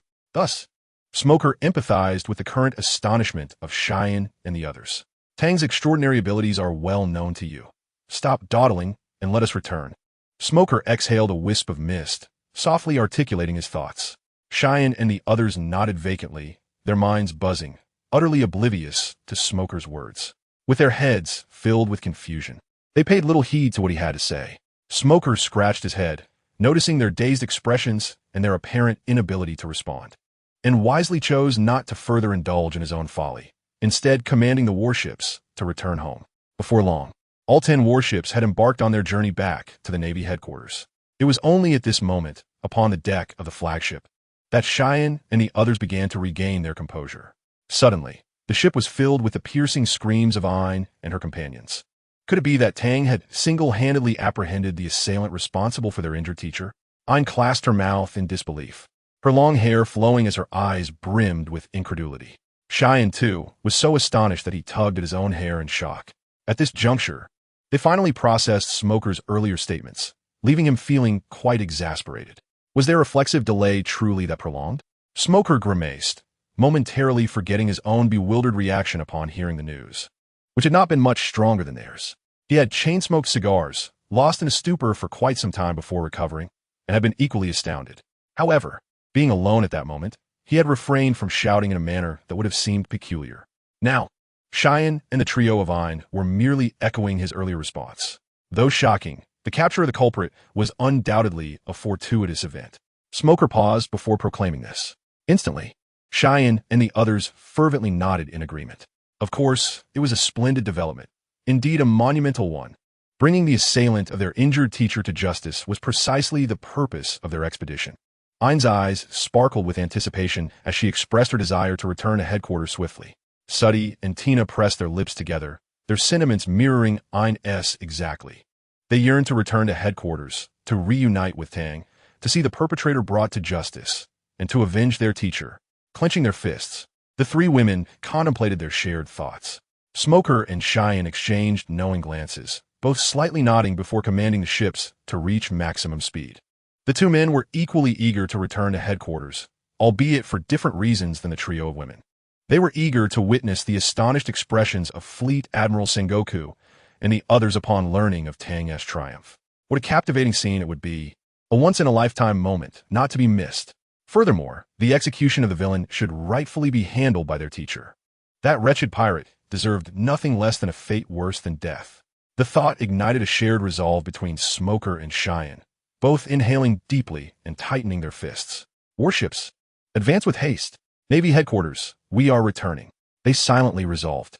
Thus, Tang's entire contingent set sail, returning to their headquarters. Tang, aboard a speedboat, was slightly ahead of Smoker and the others. A week later, he arrived first at the G1 Navy base, from where he changed vessels, passing through the Holy Land Mariewa, bidding farewell to the New World and returning to the Grand Line. One day later, Smoker and his crew also traversed this route, re-entering the Grand Line. Their return signified that they were not far from the Navy headquarters. Simultaneously, it indicated that Tang and Smoker's group were nearing Marineford. Almost there, Tang murmured as he gazed at the majestic Navy headquarters from the ship he had transferred to. Beside him, the nearly unconscious Weibel was securely bound with ropes, closely monitored by a small contingent of Navy soldiers dispatched by the G1 base upon learning of Tang's actions. They could be seen as Tang's entourage. Lift him up. He has no right to lie down as he enters headquarters. A criminal must present themselves as such, Tang commanded as they approached their destination, taking a deep breath. The soldiers promptly complied, swiftly fitting a collar around Weibel's neck. Enough of the charade, Tang coldly remarked, casting a glance at Weibel, who feigned as if struggling to breathe. Despite his robust physique, he had nearly recovered over the course of a week, yet he continued to act as though he were on the brink of death, hoping to catch Tang off guard for an escape. Unfortunately for him, Tang was not so easily deceived. Indeed, as soon as Tang's words fell, Weibel froze momentarily before dropping the pretense, his eyes wide open. He had no more performances to offer, no more facades to maintain, for the Navy headquarters lay directly ahead. At this point, any hope of escaping had completely shattered. You scoundrel! How dare you capture me? I am the flesh and blood of the Yonko Whitebeard. If you Navy dare to apprehend me, my father will not let this go unpunished. I shall remember you. Your name is Tang, is it not? When my father arrives, I will ensure that he is the first to kill you. You vile scoundrel! Weibel exploded, his venomous glare directed at Tang, unleashing a torrent of curses that echoed like a scorned harpy. Every word dripped with threats aimed at Tang, provoking a laughter born of rage from him. Tang found himself laughing in disbelief. Who was the prisoner here? Who was the Navy? Who was the victor, and who the vanquished? Weibel was the defeated prisoner. History favors the victors. Tang was the king. Weibel was the bandit. Where did this audacity come from? Did he think he was untouchable? Or did he believe that bearing the name of Whitebeard granted him immunity? Who had instilled such misplaced confidence in him? Tang, filled with righteous indignation, suddenly vanished from sight, reappearing before Weibel in the next instant. Without hesitation, Tang seized Weibel's head and slammed it against the steel deck with a resounding crash. After the muffled sound, Weibuer's face unexpectedly came into contact with the steel deck. His grotesque visage was forcefully slammed against the metal surface. In an instant, Weibu's nasal bone shattered. Blood gushed forth. Yet, Tang did not cease his assault. He continued to grasp Weibuer's head, repeatedly smashing it against the steel. Bang, bang, bang. The cacophony echoed relentlessly, and Weibuer's appearance became increasingly unrecognizable. Observing this scene, the small squad of soldiers felt a chill run down their spines. How ruthlessly vicious, grasping someone's head and mercilessly pounding it into the ground. Such bloodshed and brutality. Yet it was exhilarating. The soldiers licked their lips, their hearts racing as they bore witness to this spectacle. What a gratifying sight. Bang! With another thundering sound, Tang delivered one final blow to Weibuer's head against the steel. At this moment, Weibuer's face was drenched in blood, a truly horrific sight. After brushing off his hands, Tang stood tall, looking down upon Weibuer, who resembled a lifeless dog, and suddenly brought his foot down hard upon Weibuer's face. With a chilling tone, he said, "I will cut out your tongue." Weibuer attempted to speak, but with Tang's foot pressing down on his face, he was unable to utter a word. Bang! Tang kicked Weibuer's head again. Weibuer was sent flying, crashing heavily against the ship's mast. Slowly sliding down, he was in excruciating pain. Now his eyes were bruised and swollen, obstructing his vision, rendering him incapable of glaring at Tang with malice. In this state of blindness, the only method left for Weibuer to vent his emotions was through curses. Thus, he began to speak, completely disregarding Tang's warning about cutting out his tongue. "You bastard, cough, cough." As he uttered a curse, he coughed up a mouthful of blood. Among the blood he expelled were a few shattered teeth, the remnants of what once were his last remaining teeth, now gone. Without teeth, his speech became slurred. And in this moment, not only could Weibuer not see clearly, but he also struggled to form coherent words. His appearance was nothing short of tragic. "You worthless fool. You still dare to rely on Whitebeard to save you? What a hero he is. How could he possibly have such a worthless son like you? You foolish creature." Tang remarked disdainfully after casting a glance at Weibuer. "You lot, cut out his tongue and dispose of him at the back of the ship." After a brief pause, Tang waved his hand. He meant every word. If he said to cut out the tongue, then that is precisely what would happen. Continuously cutting out your tongue while dragging you through the sea. This was Tang's lesson for Weibuer. To be honest, Weibuer was the most useless person Tang had ever encountered in his 2 lifetimes. Not only was his intelligence akin to that of a fool, but he also had the audacity to believe himself formidable, which was pure folly. He still remembered the initial battle when faced with the fearsome might of the Elephant Lord. Weibuer foolishly thought he could withstand it, choosing to clash head-on with Tang. Resulting in an obvious outcome, his blind arrogance led him to nearly be beaten to death by Tang. After that lesson, Tang had hoped Weibuer would gain some self-awareness, perhaps a sliver of intelligence. But now, it was clear this fool had made no progress. Still as foolish, still as arrogant and self-conceited. Such a person is a waste of air in this world. However, it was a relief that this trash would soon meet his end. With that thought, Tang shook his head. It was not worth getting angry over someone like him, especially after having vented his frustrations through a thorough beating. "I will have my father kill you. I definitely will." Weibuer's curses and cries echoed behind Tang, but he paid them no mind, not even turning around. Tang knew that after that scream, Weibuer's tongue should no longer exist. Finally, tranquility returned. The incessant barking had ceased. Once Weibuer was hoisted at the back of the ship, his irritating voice vanished. Activating his Kenbunsha haki, Tang took a moment to relish the sight of Weibuer struggling in the water, being dragged along by the ship, letting out a cold snort of satisfaction. "Cursing me. You think that will end well for you?" Tang mused, his spirits lifted. Meanwhile, the outline of the Navy headquarters became increasingly distinct in Tang's view. Marin Fander was drawing near. At this moment, Tang could vaguely discern a graceful and alluring figure at the port, gazing out. As they approached the harbor, the details became clearer. It was Tao Tu. Tang.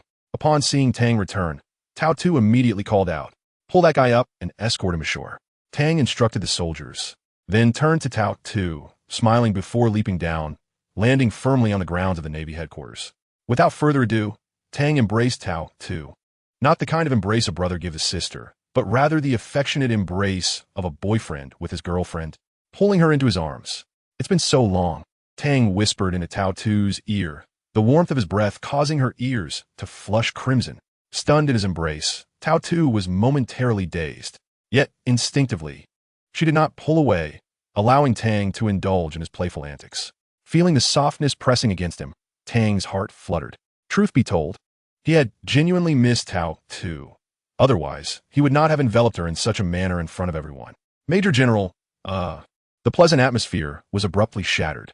Tang released his hold, his eyes filled with murderous intent as he glared at the soldier who had disrupted the moment.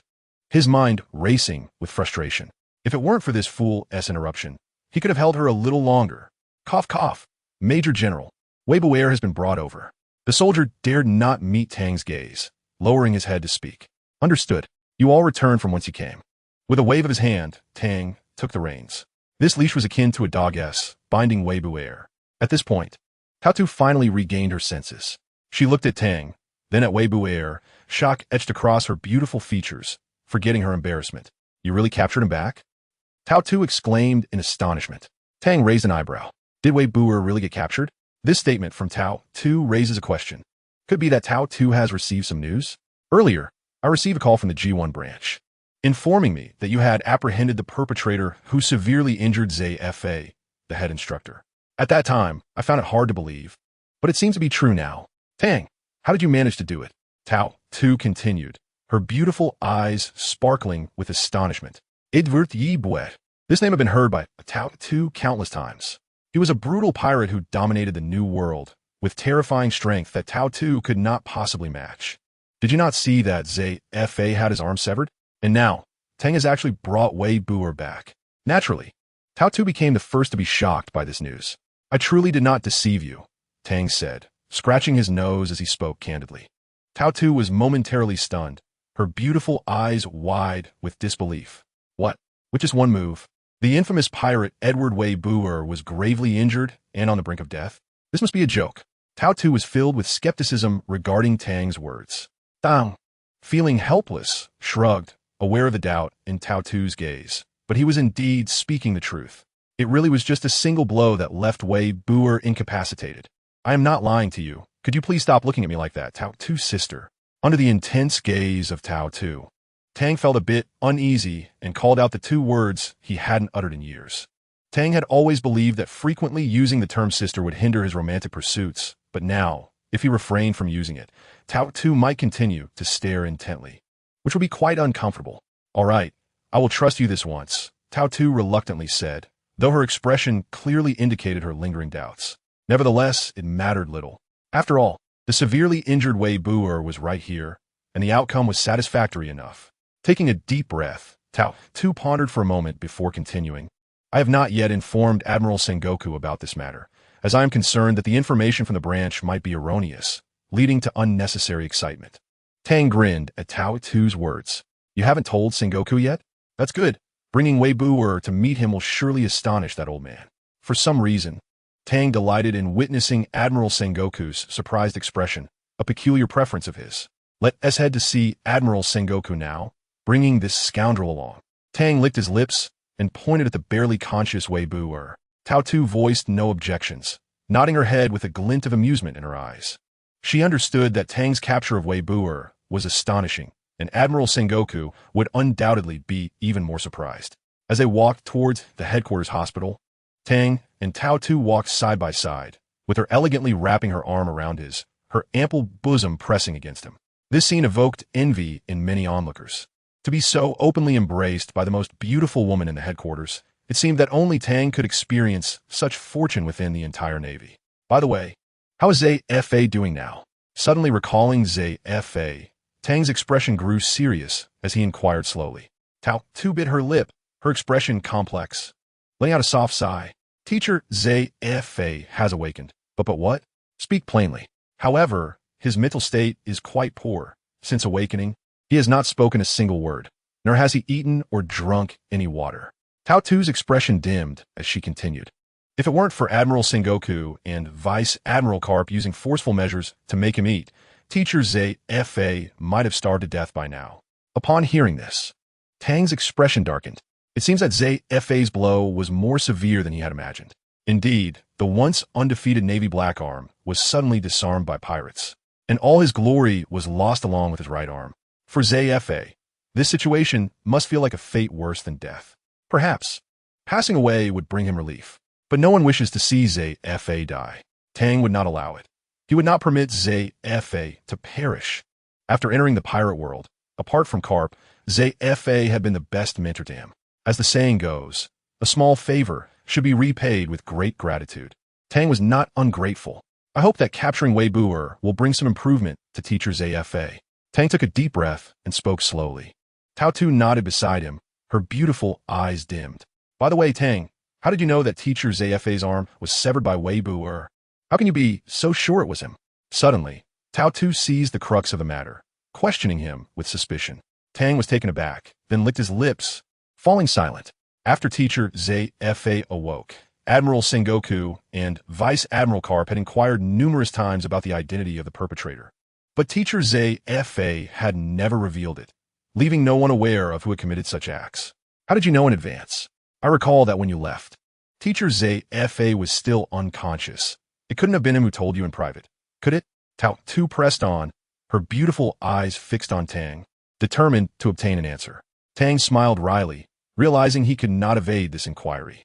He understood that he would eventually have to confront such questions, whether from Tao Tu, Sengoku, Carp, or even ZFA himself. He needed to devise a plausible excuse to navigate this situation. What excuse could suffice? Tang's mind raced. Ding! An idea sparked in his mind. It is quite simple to know who the culprit is, Tang said with a smile, revealing his bright white teeth. Tao Tu's spirits lifted immediately. Her curiosity piqued as she leaned in attentively. Give me a kiss, and I will tell you. With a playful wink, Tang's smile was harmless. Tao Tu paused for a moment, then chuckled lightly, planting a swift kiss on Tang's cheek, surprisingly decisive. With that fleeting moment of softness, Tang felt quite pleased. There is an underground information trading post in the Chambord Islands, where as long as one has the money, no intelligence is unattainable. Tang explained, speaking the truth. The bar owned by Shaki indeed had an abundance of information, including the whereabouts of Wei Buer, which Tang had acquired from there. Even if he had not traveled through time, even if he had not read the original work, he could still learn everything at Shaki's bar. This is the power of information. Upon discerning the answer, Tao Tu nodded thoughtfully, somewhat astonished by Tang Kuangwang's extensive connections. Tao Tu had come to believe this assertion. If Tao Tu could be convinced, it stood to reason that the likes of Zhang Guo and others could also be persuaded. At last, the ruse had succeeded. Tang breathed a sigh of relief and continued onward with Tao Tu towards the Naval Headquarters Hospital. The immediate priority remained the proper escort of Weibel to Zifa, ensuring that the pirate received his just punishment. Weibel, on the brink of death, was escorted by soldiers, his blurred vision catching sight of the Naval Headquarters building. He knew his end was near. Though he wished to resist, his bones lay shattered, rendering him immobile. He longed to curse, yet his tongue had been severed, leaving him voiceless. In that moment, despair enveloped Weibel. He desperately wished for his father to rescue him, only to then have him exact revenge on Tang. This was Weibel's singular desire. However, it was a wish that would never come to fruition. As the Naval Headquarters Hospital came into view, Tang and Tao Tu encountered no obstructions and entered without delay. At that moment, Tao Tu released her hold on Tang's arm, mindful of Zifa's serious condition. It seemed inappropriate to display affection in the solemnity of the hospital. Are their patients arriving? How could they be injured so severely? You two fools. How can you escort a grievously wounded comrade like this? Release him at once. A voice of discontent rang out as they entered the hospital. Following closely, a doctor accompanied by two nurses rushed over, chastising the soldiers escorting Weibel. The soldiers looked innocently towards Tang, who, as a pirate, was deemed undeserving of assistance. Tang turned to the doctor, speaking in a calm tone, "Continue your escort and follow me." Ignoring the somewhat melodramatic physician, he instructed the soldiers before proceeding with Tao Tu towards Zifa's ward. The journey was uneventful, and soon they stood before Zifa's room. Taking a deep breath, Tang opened the door without hesitation, with Tao Tu closely following. The soldiers escorting Weibel attempted to enter as well, but were halted by Tao Tu's. "Wait here. I will let you know when you may enter," she instructed before stepping into the ward. Zifa's condition was dire, particularly his mental state. Should he unexpectedly encounter an enemy in such a fragile state, it could provoke a tumult of emotions detrimental to his health, and no one could predict how he might react. Tang and Tao 2's decision was undoubtedly sound. Upon entering the ward, both Tang and Tao 2 gasped in shock. Chaos reigned within. This was not the most alarming aspect. What truly caught their attention was the sight of a struggle occurring at Zifa's bedside. Kapu was grappling with Zifa, attempting to coax him into eating. "Are you trying to starve yourself? Is it your plan? Do you not wish to avenge yourself?" Zhang was shouted from the side, his expression grim. Zifa had resolutely refused food, making it an arduous task to persuade him to eat, which caused Zhang Guo considerable distress. Zifa was a dear friend, and witnessing him in such a state was deeply unsettling. He could not bear to see his once magnificent friend reduced to this. Zifa, Dang Suden Li shouted, capturing the attention of everyone in the room. Zhang Guo, Kapu, and Zifa all turned to him, only then realizing that Tang and Tao 2 had arrived. "Little one, you have returned," Zhang Guo remarked. He was aware of Tang's unilateral decision to mobilize the troops but harbored no intention of reprimanding him. After all, Tang was a promising young officer and the future of the Navy, deserving of some leniency. Meanwhile, Zifa's expression darkened. It was unbearable for him to be seen in such a pitiful state by one of his once proud disciples. "Zifa, has a single setback caused you to lose all hope? A severed arm is not the end. It can be reattached. But if you lose your spirit, that would be truly catastrophic." Tang gazed intently at Zifa, speaking each word with conviction. The moment Tang finished speaking, an eerie silence enveloped the ward. The three elders, including Tao 2, stared in astonishment at Tang. What did his words imply? That a severed arm could be reattached? As Zifa contemplated this, his eyes suddenly lit up with a glimmer of hope. Slowly he spoke. "Little one, do you mean to say my arm can be reattached?" His voice was hoarse, a natural consequence of his prolonged silence. Kapu and Zhang Guo exchanged startled glances. They were astonished to hear Zifa speak after so long. Moreover, his once dim eyes now bore a trace of hope. Had the despondent Zifa finally regained some semblance of hope? Tang took a deep breath, nodding earnestly. "It can indeed be reattached." His response was resolute. In that moment, Zifa's expression became a tapestry of complex emotions, relief, chance, and a sense of liberation all intertwined.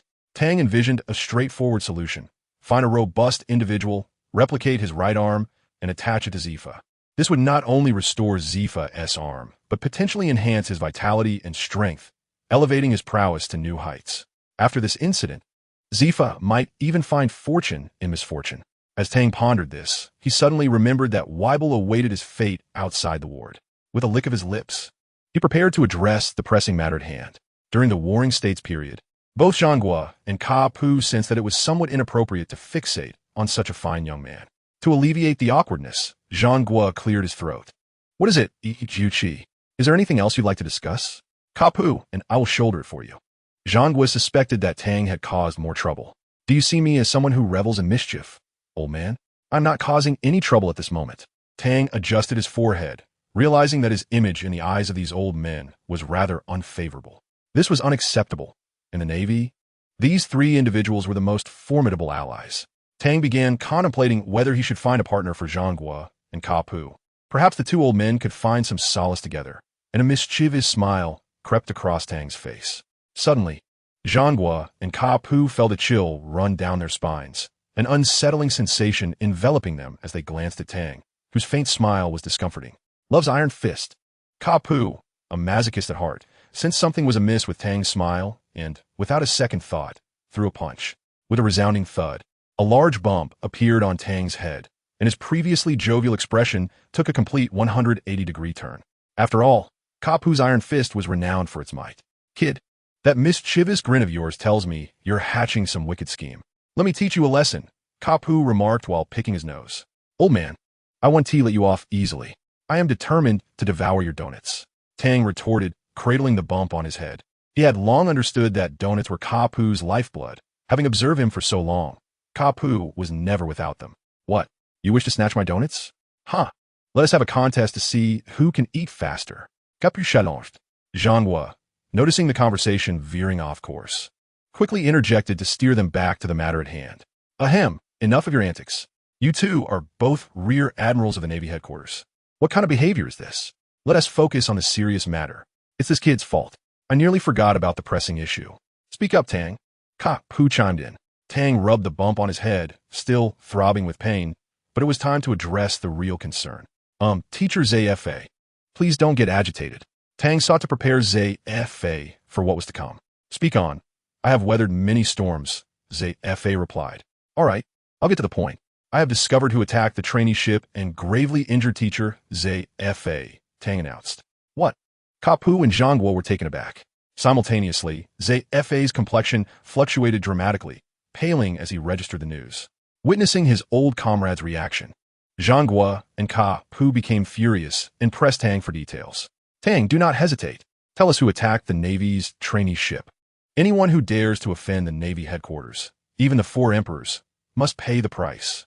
Zhangguo, as the fleet admiral, was acutely aware of the gravity of the situation. He had previously inquired countless times with ZFA, yet ZFA had remained tight-lipped, leaving them in a state of frustration and preventing them from gathering accurate intelligence in a timely manner. Qu'appuyer échoué en go et surgency. Tang, do not hold back. Reveal the perpetrator's identity, and I will crush him into a pulp. At this moment, Zhangguo and Ka-Pu's fury surged, causing the atmosphere in the hospital room to become unbearably tense. Tao Tu and Tang could sense the wrath of these seasoned warriors. All right, old man. Please temper your aura. We mustn't stir up a commotion here in the Navy headquarters infirmary. Tang quickly implored. I will say it. The assailant is Edward Weeble, who claims to be the second Whitebeard and bears a resemblance to the original. What? Edward Weeble? So it was him. He is a notorious pirate. Yet anyone who offends the Navy headquarters must bear the consequences. But, Tang, where did you obtain this information? Is it reliable? Zhangguo, while furious, remained composed, contemplating the credibility of the intelligence. Fleet Admiral, I acquired this information at the underground intelligence market on Sabadi Archipelago.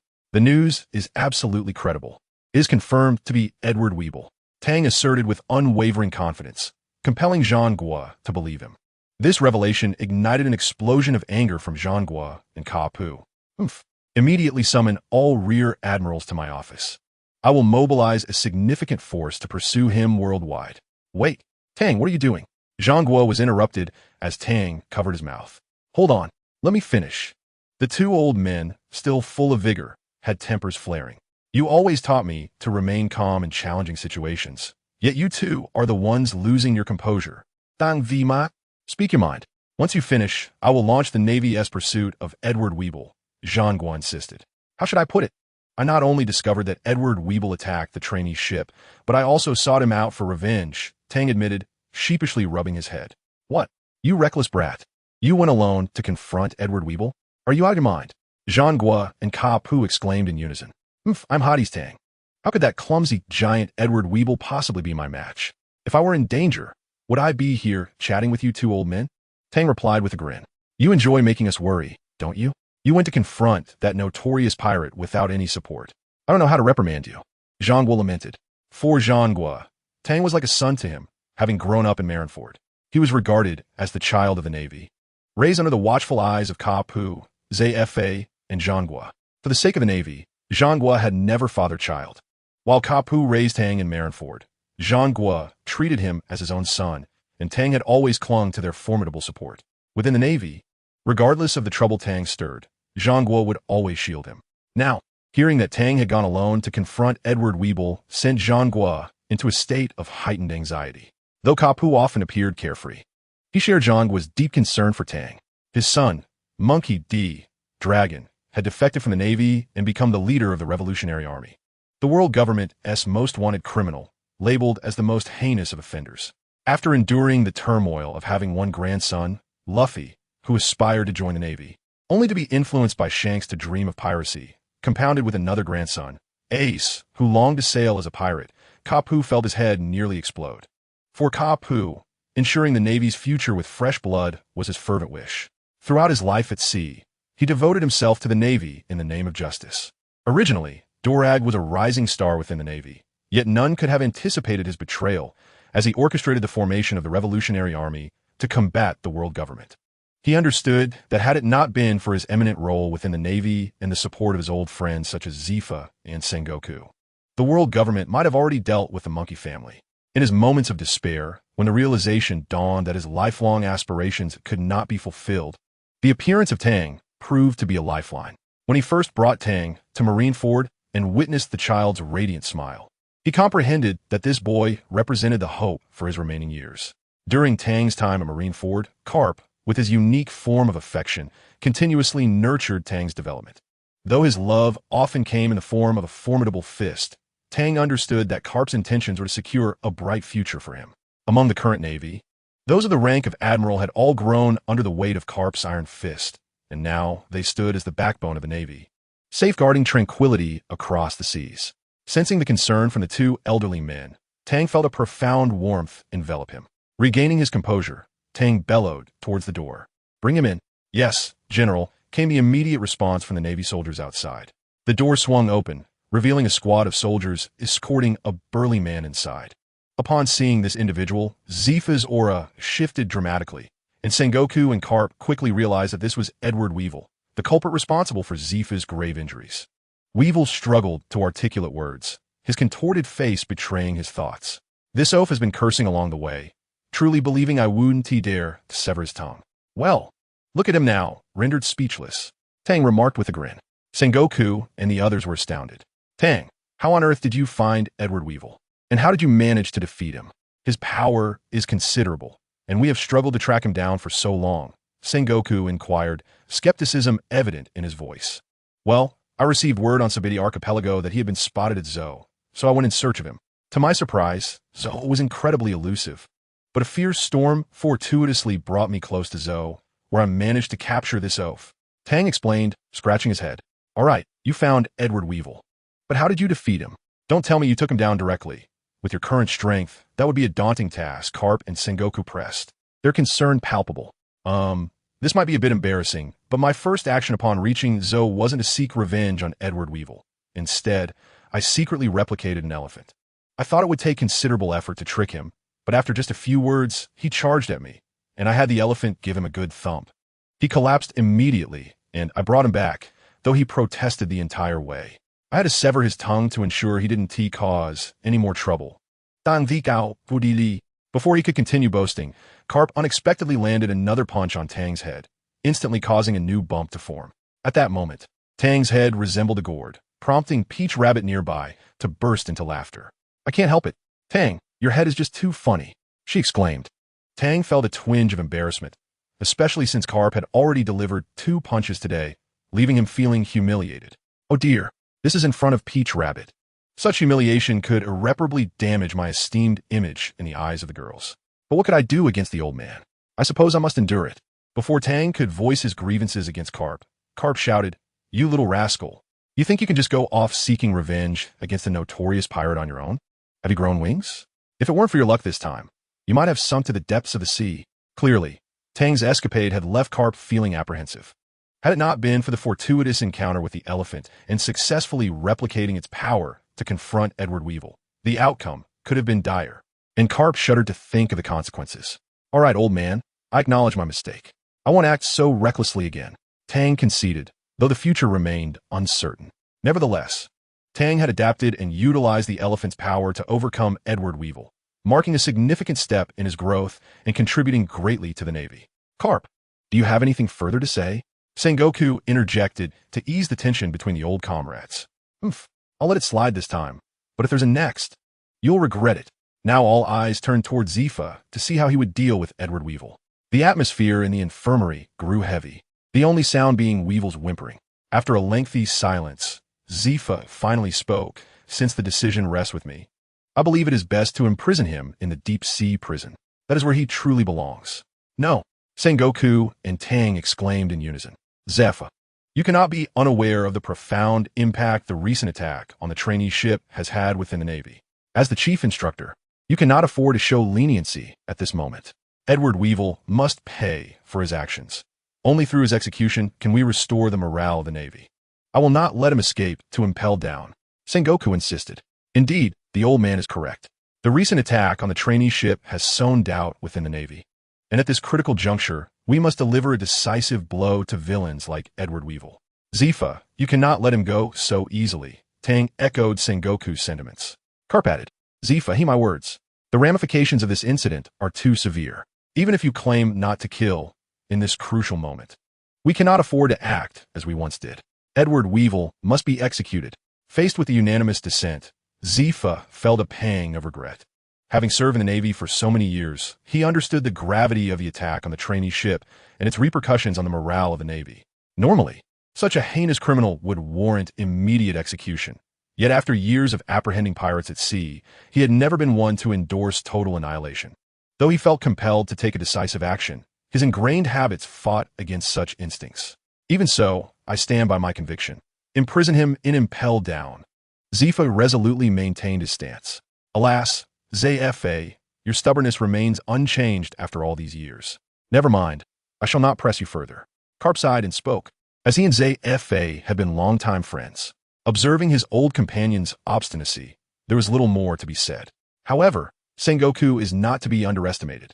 As the fleet admiral of the Navy headquarters, he would not hesitate in matters of such gravity.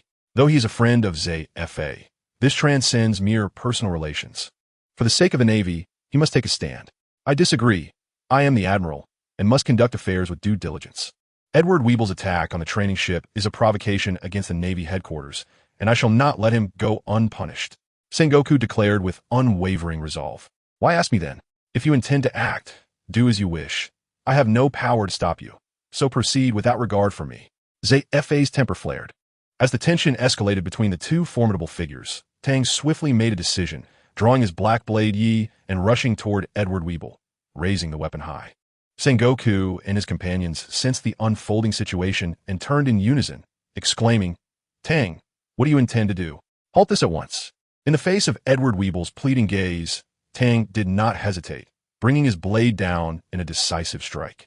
This sudden turn of events left Sengoku and his companions momentarily speechless, resulting in the notorious pirate Edward Weeble meeting a grim fate. Only Tang possessed the audacity to execute Weeble in front of the three Navy leaders, and he would not face repercussions for such an act. This was indeed a privilege of the privileged. Well, the man is dead now, and I have nothing more to say. Je marked. Carp chuckled, embracing Tang and saying, Young man, you have quite the audacity, daring to slay Weeble before our eyes. You have made progress. Such courage. What will you do in the future? Sengoku rubbed his forehead, exasperated. Haha, Sengoku, what is there to fear? This lad's boldness is commendable. May he remain unrestrained. Carp laughed heartily. Carp, you know not what you speak. This boy has always been audacious. Who knows what grand mischief he will cause in the future? I am genuinely concerned for what lies ahead, Sengoku said with apprehension. Unlike Carp's carefree demeanor, Sengoku's thoughts were far-reaching. For it was this foresight that earned him the title of Fleet Admiral. Nevertheless, Sengoku's concerns were not unfounded. Tang would indeed bring him countless troubles in the days to come. I merely noticed you two were on the verge of conflict.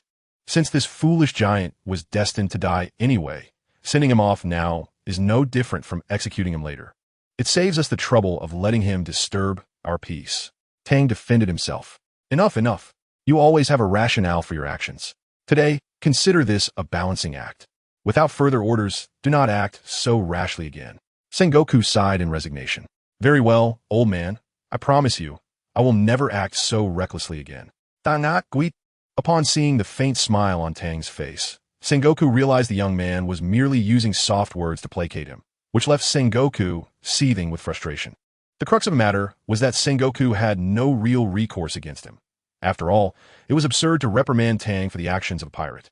Moreover, Tang's audacious display provided both Sengoku and ZFA with a convenient excuse. Did you not notice that ZFA had nothing to say? Sengoku understood that had it been the old ZFA, he would have turned the execution of a criminal into a brutal affair. Very well. I do not expect you to change. I will be grateful if you simply refrain from causing me trouble. With that said, Sengoku inquired once more, by the way, what of ZFA's arm? Is there a way to reattach it? ZFA, Carp, and Sengoku formed the three pillars of the Navy, upholding the younger generation's fight for justice against pirates. ZFA had retreated to a secondary role as the chief instructor at the Navy Academy, dedicated to nurturing new talent. The loss of an arm was a significant blow, both to him and to the Navy, and as an old friend, Sengoku genuinely wished to see ZFA's spirits lifted. Upon hearing Sengoku's inquiry, Carp and ZFA's eyes brightened. Carp hurriedly asked, Young Tang, if you can reattach ZFA's arm, I shall reward you with a year's supply of donuts. I do not believe you. If you offer them to me, they will end up in your own mouth. Tang rolled his eyes and replied. However, reattaching ZFA's arm is certainly feasible. What is required? A doctor? Rare medicinal herbs? Or something else? As long as it can heal ZFA, the Navy will not hesitate to provide such resources, Sengoku asserted, and ZFA cast a grateful glance at his old friend. Well, I only need a doctor, find a robust soldier at the Navy headquarters so that I can replicate his arm, and then a doctor can reattach it to ZFA. I believe ZFA may even gain from this misfortune and emerge stronger. After all, he is the legendary ZFA. That's my feed in. That is no issue. The Navy headquarters boasts many skilled doctors, any of whom could reattach ZFA's arm. It will depend on ZFA's ability to recover afterward, Sengoku remarked, looking at ZFA. Rest assured, with an arm, I will ensure my recovery, ZFA nodded. Thus, the incident involving Edward Weeble's assault on the training ship concluded. Although it stirred significant turmoil within the Navy, the swift execution of Edward Weeble gradually quelled the matter. And Tang's reputation as a vice admiral soared. Who is Edward Weeble? A notorious pirate who roamed the seas, daring to attack even the training ship protected by ZFA, inflicting grave injuries and severing his arm. Little did he know that he would ultimately be apprehended single-handedly by Vice Admiral Tang, who executed him without hesitation in front of the esteemed leaders. Such audacity is remarkable. In no time, at the Navy headquarters, Tang found himself surrounded by adoring gazes. Having just extricated himself from an entourage of admirers, Tang reflected on how fame brings such popularity. Unbeknownst to him, he arrived at the port just as a group disembarked from a recently docked warship. It was none other than Admiral Akainu Sakazuki, returning from a mission at sea. Akainu, naturally, noticed Tang's gaze and approached him, stating, "You have done well to restore honor to the Navy when it was at its lowest. I hope you will continue to strive for justice with all your might." During the return journey, Akainu had learned of the attack on ZFA's training ship and was furious, executing several pirate prisoners in his wrath. Fortunately, the news of Tang's single-handed capture of the culprit reached Akainu's ears, sparing many lives.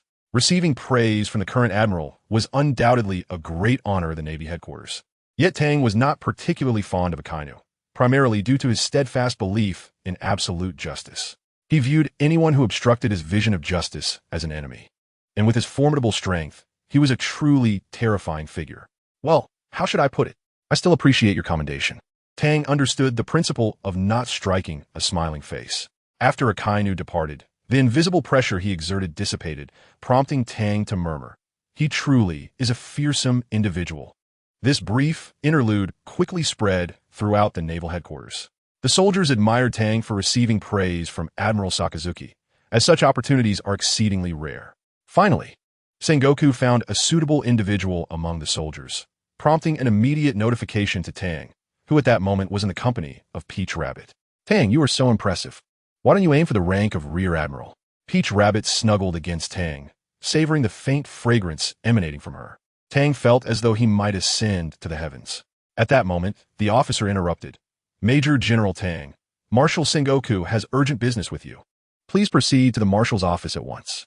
This voice had already irked Tang previously, and now, at such a crucial moment, it reappeared. Heaven knows how much Tang wished to eliminate this nuisance. Just as he was deepening his bond with Peach Rabbit, the officer called out again, "Major General Tang, are you there? Marshal Sengoku is waiting for you in the office." All right, I must hurry. The old man will be furious if I keep him waiting." Tang indicated for Peach Rabbit to release him. He then dashed towards the door, kicking it open and sending the officer sprawling to the ground. Ignoring him entirely, Tang rushed towards Sengoku's office. The officer lay on the floor, stunned, and before he could comprehend the situation, Major General Tang had already bolted out. Moments later, a flushed Peach Rabbit emerged from Tang's room, and the officer, feeling foolish, regretted disturbing them again. He wished he could vanish into thin air, utterly ashamed. Upon Tang's hurried arrival at Sengoku's office, 3 individuals were already present. Sengoku was at his desk, Carp was dozing on the sofa, and a robust soldier stood nearby. Tang, you've arrived. Come in," Sengoku exclaimed. "This is the soldier I selected from the naval headquarters, Dor." "Greetings, Major General. I am Dor," the soldier saluted. "Let us commence," Sengoku instructed. "Very well, I shall begin. Tang replied, grasping Door's hand as his ability activated. When the light dissipated, Door's hand was now in Tang's possession. Quickly, take this to the hospital and reattach it to Teacher Zephyr. The longer we delay, the worse it will be. Dang u get? Carp? Carp? Carp? Sengoku noted Carp had fallen asleep again. You old rascal, sleeping at such a time. Sengoku bellowed, finally rousing Carp. Looking somewhat dazed, Tang interjected, Old man. Take the arm to Teacher Zephyr immediately. If you're late, it will be your problem. Upon hearing this, Carp sprang to life, grabbing the arm and rushing out without hesitation. The surgery proved successful, though Zephyr would need time to adjust to his new arm. Nonetheless, his condition was promising, and he was actively recovering. Thus, the incident of the ambush concluded. Teacher Zephyr, how does this arm feel? Surely it is far superior to the mechanical arm proposed by those old geezers at the academy? Dang in guit? Zephyr moved his arm and remarked, Indeed, it feels much better. The sensation of being connected by blood cannot be matched by mechanical substitutes. In any case, thank you, Tang. It is nothing, Teacher Zephyr. You are my mentor, and assisting you is only natural.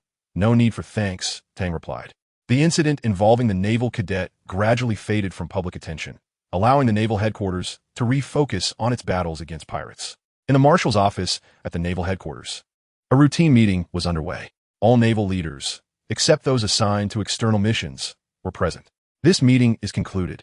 All departments must closely monitor pirate activities in the name of justice, Sengoku declared. The assembled leaders echoed in unison, for justice. Half a month had passed, and the time agreed upon by Tang and Robin was approaching. Tang requested leave from Sengoku, who, finding the seas relatively calm, readily granted it. After changing his attire and shouldering his black sword, Tang set out to sea alone. Although Peach Rabbit wished to accompany him on his journey, Tang preferred to shield her from the burdens of knowledge. The affairs of the king of the underworld were of great significance, and he did not want her to bear too much weight. He would shoulder it all himself. Tang first visited a nearby island before boarding a merchant vessel to the Sabati archipelago. Upon arriving at this complex realm of various factions, numerous eyes were drawn to him. However, after demonstrating his formidable strength and swiftly eliminating any threats, none dared to provoke him. Arriving once more at Aunt Xia's tavern, Tang pushed open the door to find her just finishing off a group of unfortunate pirates. Ah, Major General Tang from the naval headquarters. What brings you here? Aunt Xia greeted. Well, I have a matter to discuss. Where is Rayleigh? I haven't seen him, Tang inquired. He's likely lost a bet and sold himself to recoup his losses. It's his usual routine. He should return by tonight, Aunt Xia replied, taking a drag from her cigarette. Indeed, the old man is quite spirited, robbing others daily without a shred of decency, Tang remarked. Now what brings you here? Are you looking to buy some information? Aunt Xia asked. No, I'm merely waiting for someone. Once she arrives, I will leave without causing you any trouble, Tang clarified. Very well, then wait here, Aunt Xia said as she began to clean the glasses. Oh, by the way, I just remembered the devil child, Nico Robin, came by yesterday. Though she concealed herself, well, I recognized her. Considering the recent events in Alabasta, I gathered quite a bit of information through underground channels. She was certainly looking for you, Aunt Xia interjected. Is that so? She was here? Where is she now? Tang asked urgently. She only stopped by briefly and seemed to be waiting for someone. It appears she was indeed waiting for you, Aunt Xia explained. Where did she go? Didn't she stay here? Tang furrowed his brow. I tried to persuade her to stay, but that little one is overly cautious and wouldn't trust me. She left on her own, Aunt Xia replied. Very well. I shall search for her and see where she has gone, Tang said, feeling somewhat helpless. Just as Tang stepped out of the tavern, his keen intuition alerted him that someone was watching him. Let me see who you are, he thought, activating his observation hotkey to sense his surroundings. Found you, he exclaimed, opening his eyes and dashing towards a nearby thicket. The individual, realizing they had been discovered, attempted to shift their position, but before they could act, Tang stood before them. Gazing at the cloaked figure, Tang calmly inquired, Who are you? Why are you monitoring me? With such meager strength, you dare to seek trouble with me? How utterly foolish. Remove your cloak. I wish to see who you truly are. Tang was rendered speechless by such audacity. Suddenly, a melodious voice entered Tang's ears. The youngest vice admiral in the history of the Navy headquarters, Hades Tang, truly a significant figure. Upon hearing this familiar voice, Tang immediately recognized its owner and responded, This is nothing. If I wished, even an admiral will be no match for me. Curious, he inquired, then I must ask, why do you seek the king of the underworld? If it is for the world government, I advise you to abandon that thought. Nico Robin, having removed her cloak, stated, No, I am not working for those fools in the world government. I am my own person. I act according to my own desires. My pursuit of the king of the underworld is not for the world government, but rather to empower myself to reshape this world according to my will.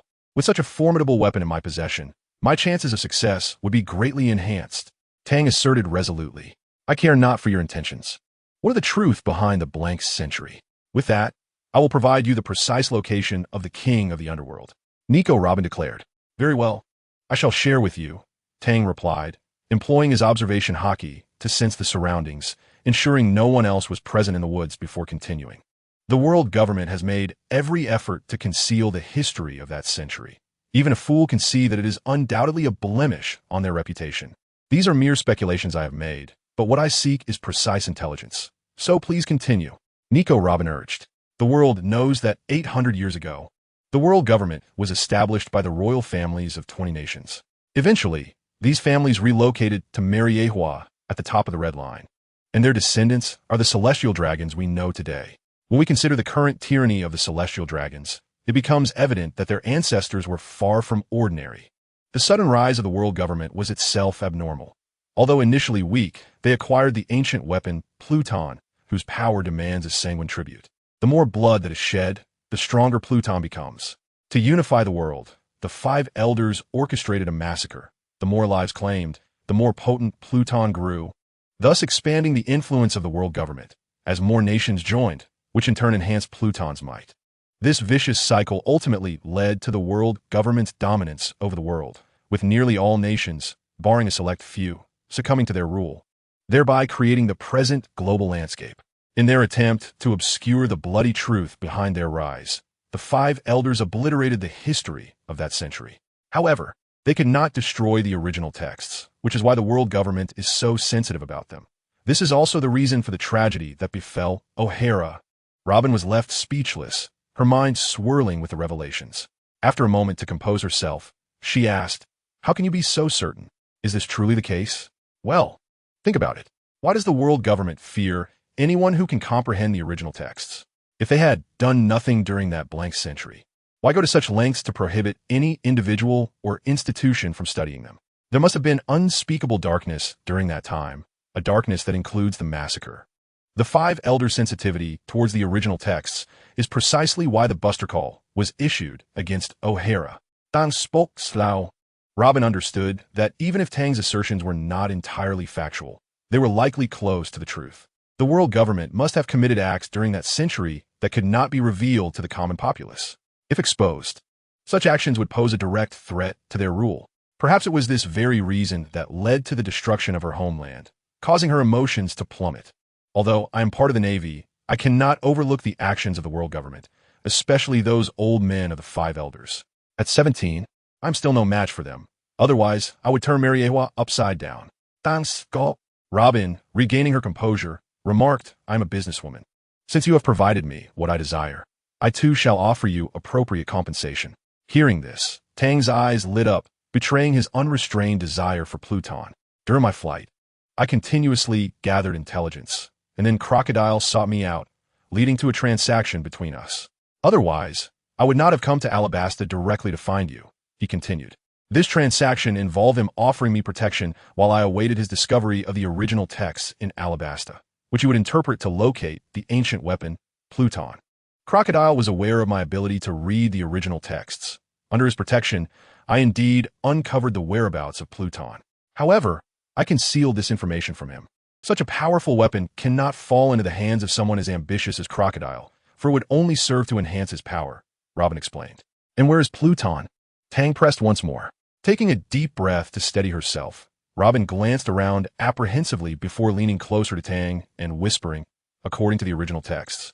The ancient weapon Pluton lies beneath a millennium-old iceberg in the North Sea.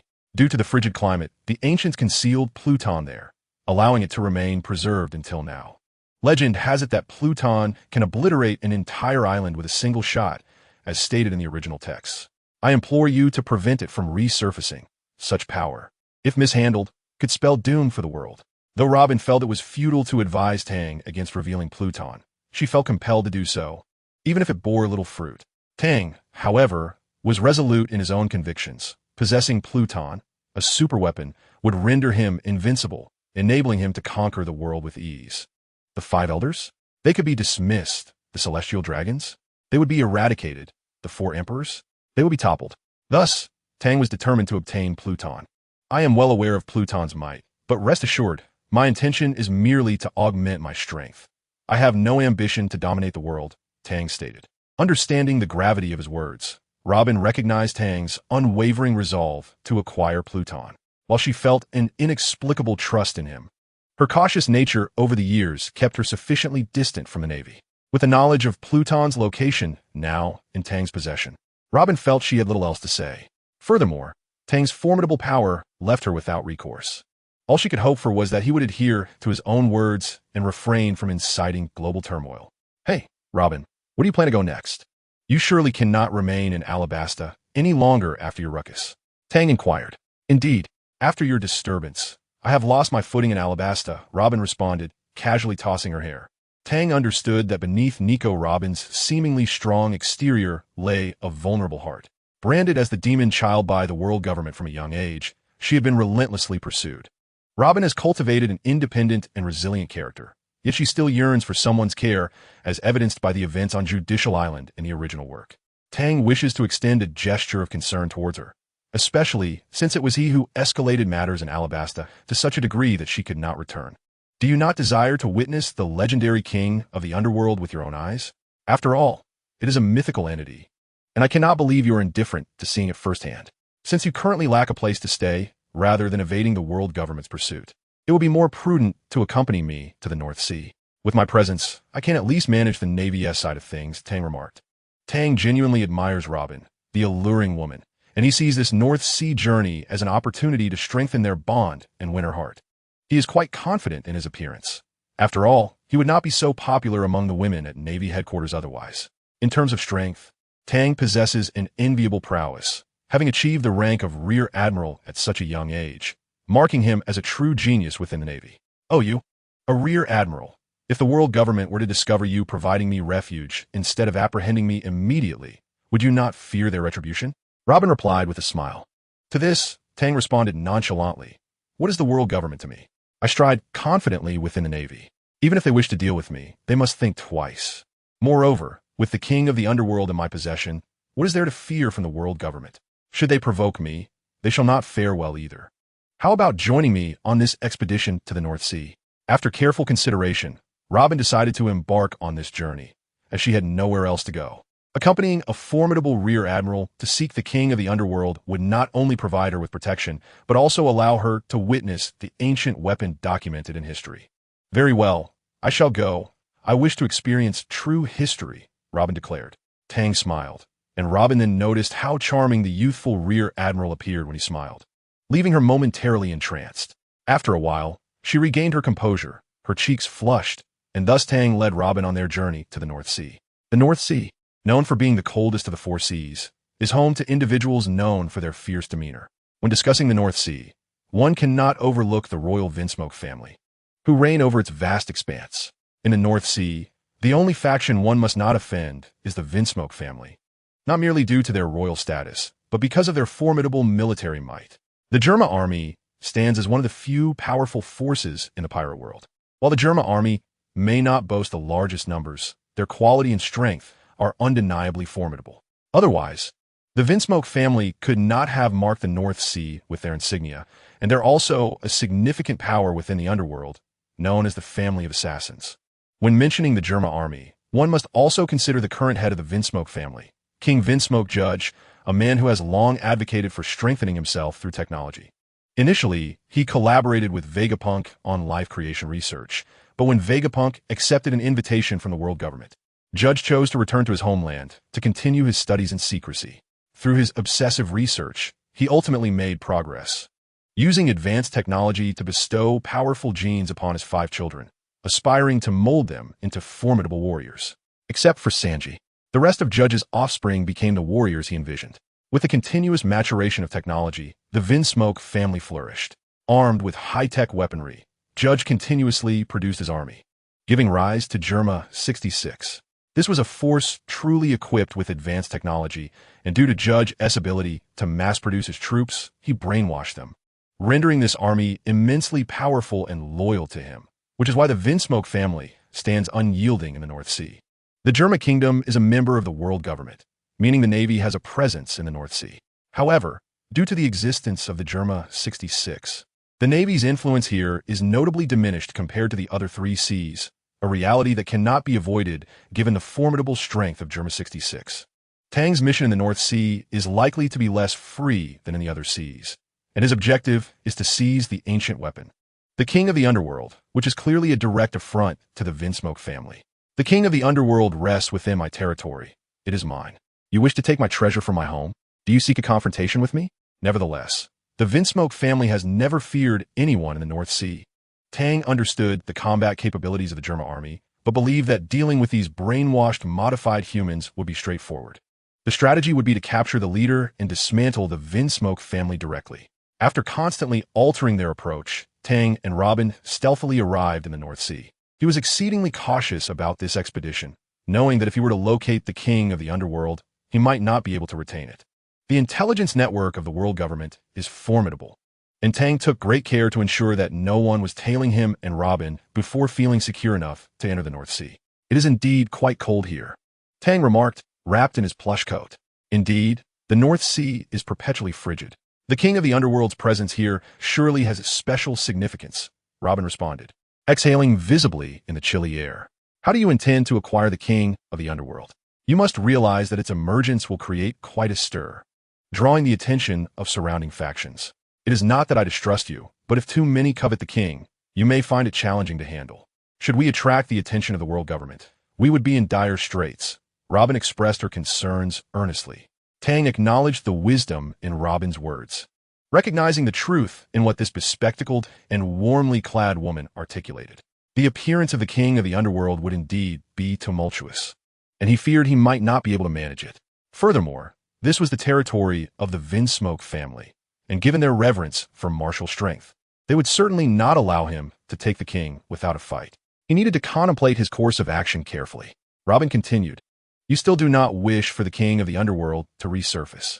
If that could persuade Tang to withdraw, she would gladly accept it. However, Tang is resolute. Once he sets his mind to something, he does not waver. He pursues his goals with unwavering determination, living a life filled with passion and vendetta. Vinsmoke family, the assassins, you say? Since they hold sway in the North Sea, it is decided. We will seek them out. Once they are dealt with, it will be far easier," Tang stated calmly, clearly having made up his mind. Now, it was Robin who felt uneasy. She hastily interjected, "Are you out of your mind? Setting aside your identity as a rear admiral, do you truly intend to confront the entire Germa army? Your strength, while formidable, faces an entire armed force. Is this truly your plan? Haha, I'm not so foolish. While I could handle the Germa army, the commotion would be too great, and it would take too long. However, the Vinsmoke family is a different matter. As long as I control them, what do I have to fear from the Germa army?" Tang Zipli. Upon hearing Tang's rather reckless idea, Robin was momentarily at a loss for words. She then inquired, "So what do you intend to do? Please do not tell me you lack any plans." "What plan? We simply storm his house," Tang replied with a bewildered expression. Observing Tang's confusion, Robin was utterly speechless. It was evident that he had no intention of devising a thoughtful strategy, opting instead for a direct and crude approach. However, such audacity seemed excessively brazen.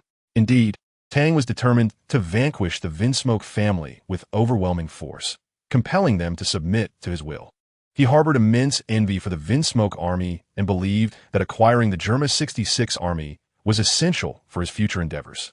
Should he succeed in subjugating the Vinsmoke family, the North Sea would essentially become his personal paradise, allowing him to summon the King of Hell at will.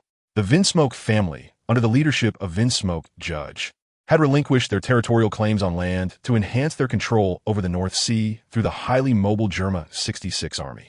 Under the high-tech transformation of Vinsmoke Judge, the Germa 66 army had undeniably become one of the world's premier fighting forces. To further improve the army's mobility, Vinsmoke Judge constructed specialized battle vessels, relocating the royal capital onto ships that now drifted upon the ocean. The entire Germa 66 army functioned as a colossal warship composed of numerous smaller combat vessels, which would detach from a main ship to carry out missions. High technology had fundamentally transformed the Vinsmoke family, endowing the assassin clan with formidable military power. Bolstered by their affiliations with the world government and underground factions.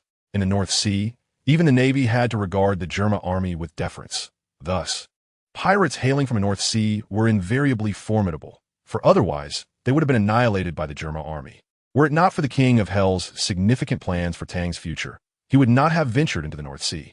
However, having arrived, he aimed to achieve the utmost, bringing both the King of Hell and the Vinsmoke family under his banner, thereby amplifying his own power. Today marked the return of Vinsmoke Ichiji and Vinsmoke Niji, the eldest and second sons of the Vinsmoke family, from their contracted battles on the island of Broccoli in the New World back to the Germa Kingdom. Within the Germa 66 army, the leader judge's children had all been transformed into super soldiers through high-tech enhancements, and their royal status granted them absolute authority within the army. Welcome back, young Master Ichiji and young Master Niji. The entire Germa army aboard the Germa ship cheered for their two young masters as they returned to the capital. However, Ichiji and Niji displayed no emotional response, having undergone high-tech modification from a young age under their father, Vinsmoke Judge. They had lost their humanity and become cold, unfeeling weapons. It was precisely for this reason that Vinsmoke Judge regarded them as his most successful creations. To a scientist, everything is subject to study, which encapsulates the tragedy of the Vinsmoke family. Father, we have completed our mission, Ichiji stated to Judge with an impassive expression. Indeed, you are truly my fine sons. Vinsmoke Ichiji and Niji. Now go and rest, Judge responded. The entire Germa army erupted in cheers for Ichiji and Niji due to their leader's praise, while a figure in the castle of the capital felt no joy in the matter. Ichiji and Niji followed Judge into the home they had known since childhood. Although they had lost their emotional capacity, a sense of familiarity still washed over them. Observing the woman descending the stairs, Judge remarked, Reiju, your brothers have returned. Should we not celebrate? Why do you not come down? This was none other than Vinsmoke Reiju, the eldest daughter of the Vinsmoke family, known for her deadly poison. Father, since they're devoid of feelings, why bother with futile gestures? Reiju's words were laced with a subtle sadness. Among the siblings, only she retained her emotions, while her brothers had become indifferent to the world around them. I have transformed you into the mightiest warriors. Some sacrifices are necessary. All for Germa, Judge replied sternly. Indeed, father. For Germa, you have sacrificed everything. Mother, our brothers. These are the great sacrifices of Germa, Reiju said, her tone tinged with melancholy. Do not speak like that, sister. Our Germa 66 army is now the most formidable force in the world, a gift from father. We must not speak ill of him, Ichiji interjected, arms crossed. Enough. I do not wish to discuss this. Father, what shall be our next course of action for Germa? Reiju inquired. The power of the Germa army is already sufficient. I am contemplating how to enhance Germa's influence across all oceans, ensuring the status of our Germa kingdom and the Vinsmoke clan, Judge replied. Father, our Vinsmoke family is already invincible in the North Sea. Even the Navy and the world government must tread carefully around us. Expanding our reach into other seas is not an issue. After all, the Germa army is the strongest, Ichiji asserted. Indeed. Our Germa army is so powerful that in the New World, we concluded a 2-year-long war in just 4 hours. The name of the evil army should spread far and wide. Niji laughed boisterously, exuding arrogance. Subsequently, Judge, Niji, Ichiji, and the fourth brother, Yanji, all nodded in agreement. In their eyes, Germa had become synonymous with invincibility. Having dominated the North Sea for so many years, they had become blindly arrogant. Regrettably, in this world, lacking genuine strength ultimately leads to obsolescence. High technology may enhance one's power, but it cannot truly make one stronger. Reliance on externalities is ultimately futile. Our Germa kingdom has already established dominion over the North Sea. Yet this is far from sufficient. I intend to expand Germa's influence into the Grand Line and the New World. Therefore, I consider the possibility of collaborating with certain powerful factions in the New World to propel the Germa army into this new territory, Judge declared. Father, we are still a member of the world government, are we not? Collaborating with powerful factions in the New World would undoubtedly incite hostility from the world government towards us. effectively rendering the North Sea no longer our legitimate territory. Father, you are playing with fire. Reiju was the first to voice her concerns. She had a clear understanding of the situation. She had not anticipated that Judge had already entertained the notion of allying with the monsters of the New World. While this presented an opportunity for the German army, it also posed a monumental crisis. Should news leak, the world government would undoubtedly retaliate against Germa. The Germa 66 army was indeed powerful, yet it could not withstand the assault of the colossal world government. Reiju could scarcely fathom the future of Germa. I'm indeed aware of that. However, immense benefits inevitably demand substantial sacrifices. As long as one proceeds with caution, complications should be avoided. At present, I merely harbor this notion and have yet to put it into action. Leggio, rest assured, I have not yet made a firm decision. Jiaji waved his hand, clearly wishing to divert the conversation away from this topic. At that moment, a tremendous explosion reverberated through the royal capital, interrupting the family's discourse with the sounds of battle. Yongji, go investigate what has transpired, Jiaji instructed. Yes, father. Yongji nodded and stepped outside. At the entrance of the royal capital, Tang and Robin, who had managed to infiltrate this area, grossly underestimated the capabilities of the Germa 66 soldiers. Despite their careful approach, they found themselves in dire straits. A soldier spotted them, and Tang swiftly reacted, employing the speed of 10 times Soru to eliminate the soldier. However, he was astonished to discover that the artificial warriors of Germa 66 were not so easily vanquished. The loyalty instilled by Germa's doctrine was deeply ingrained in the soldier's mind. In the final second before losing consciousness, he detonated the bomb strapped to his body. Tang cursed inwardly and immediately discarded the soldier. The explosion's force caused no harm to Tang, yet he was left with a grim expression, for the commotion had attracted the attention of nearby Germa 66 warriors. At this juncture, Tang and Robin could no longer conceal their presence. Fortunately, they were nearing the heart of Germa, with the castle as Tang's destination. Though the situation had become slightly troublesome, the distance posed no significant challenge to him. After kicking the last soldier aside, Tang finally reached the castle's exterior, and the door opened to reveal Yongji emerging from within. Yongji gazed upon the fallen Germa soldiers littering the ground, spotting only a man with a large sword and a mature woman standing there. Upon seeing Robin, Yongji's eyes nearly bulged, and Tang, observing Yongji's foolish expression, finally understood why Sanji was portrayed as such a lecherous character in the original work. These brothers truly were cut from the same cloth.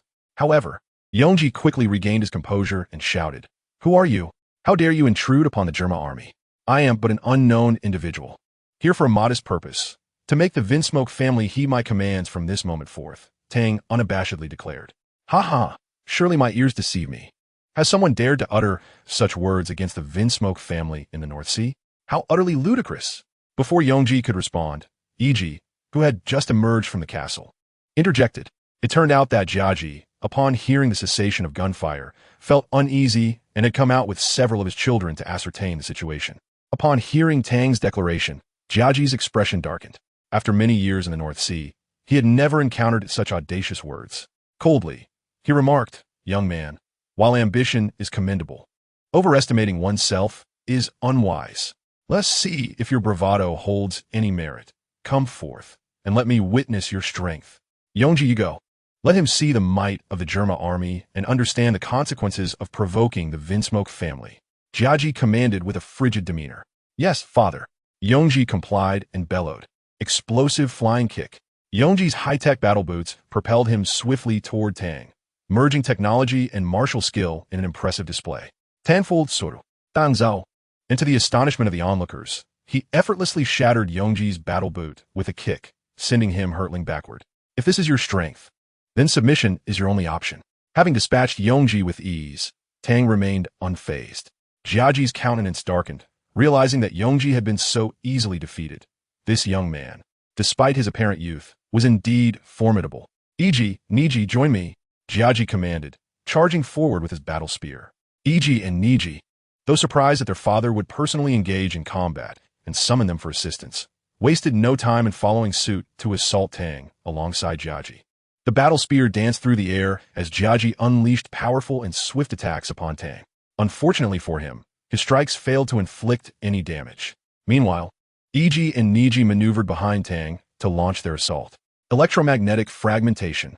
Utilizing advanced technology, they swiftly positioned themselves and unleashed a torrent of electricity aimed at Tang's back. Yet this attack, too, proved ineffective. Tang's reinforced body, bolstered by his ironclad abilities, mitigated the damage significantly. Observing that their attempts had not harmed Tang, Jiaji, Iji, and Niji promptly retreated to reassess their strategy. Fingertip Spear. Tang retaliated, his enhanced replication abilities amplifying the power of his attack. Yet, Jiaji and his sons remained unperturbed. Wall. Jiaji bellowed, and the approaching Germa 66 soldiers quickly formed a protective barrier around him and his sons, shielding them from Tang's onslaught. Even as some soldiers lost consciousness, they steadfastly stood their ground, resolute in their duty to protect. Electromagnetic stab. Jiaji's spear discharged a surge of electricity, generating intense heat as it pierced through the ranks of soldiers, rapidly dispatching them. In mere moments, the soldiers who had stood in defense were rendered incapacitated. Yet their eyes betrayed no sign of fear or hesitation. Faced with this unexpected onslaught, Tang did not lose his composure. Instead, he swiftly enveloped himself in haki. And Jiaji's spear failed to penetrate as anticipated. Retreating quickly, he found himself flanked by Iji and Yongji, who aimed to cut off his escape route with their own electromagnetic fragmentation kick. Tang adeptly utilized Soru to repel them, regaining his stance. The calmness with which he navigated Jiaji's sudden aggression and the coordinated attack by Iji and Niji left Robin and Lei Jiu, who were observing from the sidelines, utterly astonished. Upon witnessing such an unexpectedly deft defense against their ambush, Vinsmoke Jiaji finally recognized that this young man was no ordinary foe. Tang's black blade, Yuru, partially revealed from behind him due to his vigorous movements, caught Jiaji's eye, and an unsettling thought gripped his mind. Who exactly is this individual? If I'm not mistaken, that blade must belong to the world's greatest swordsman, Dracul Mihawk, the supreme black blade Yuru. How did it come to be in this young man's possession? Could it be that Mihawk was defeated? This revelation was too monumental to have escaped my attention, yet it undeniably is Yuru. What on earth has transpired? Observing his father, Jiaji, fall into a prolonged silence. Iji and Ni stepped forward. Iji immediately declared, "Humph, do you even know where you are? This is the Germa kingdom of the Vinsmoke family. We, the Vinsmoke clan, are the ruling royalty of the North Sea. To dare act recklessly here is tantamount to courting death. Offending the Germa core means you shall never escape the North Sea. You will face the relentless pursuit of the Germa 66 core, and fleeing to the ends of the earth will prove futile." Nij echoed with similar bravado. Witnessing their arrogant demeanor, complete with flamboyant hairstyles, Tang felt an overwhelming irritation. What does it matter if you dominate the North Sea or belong to the underworld as assassins?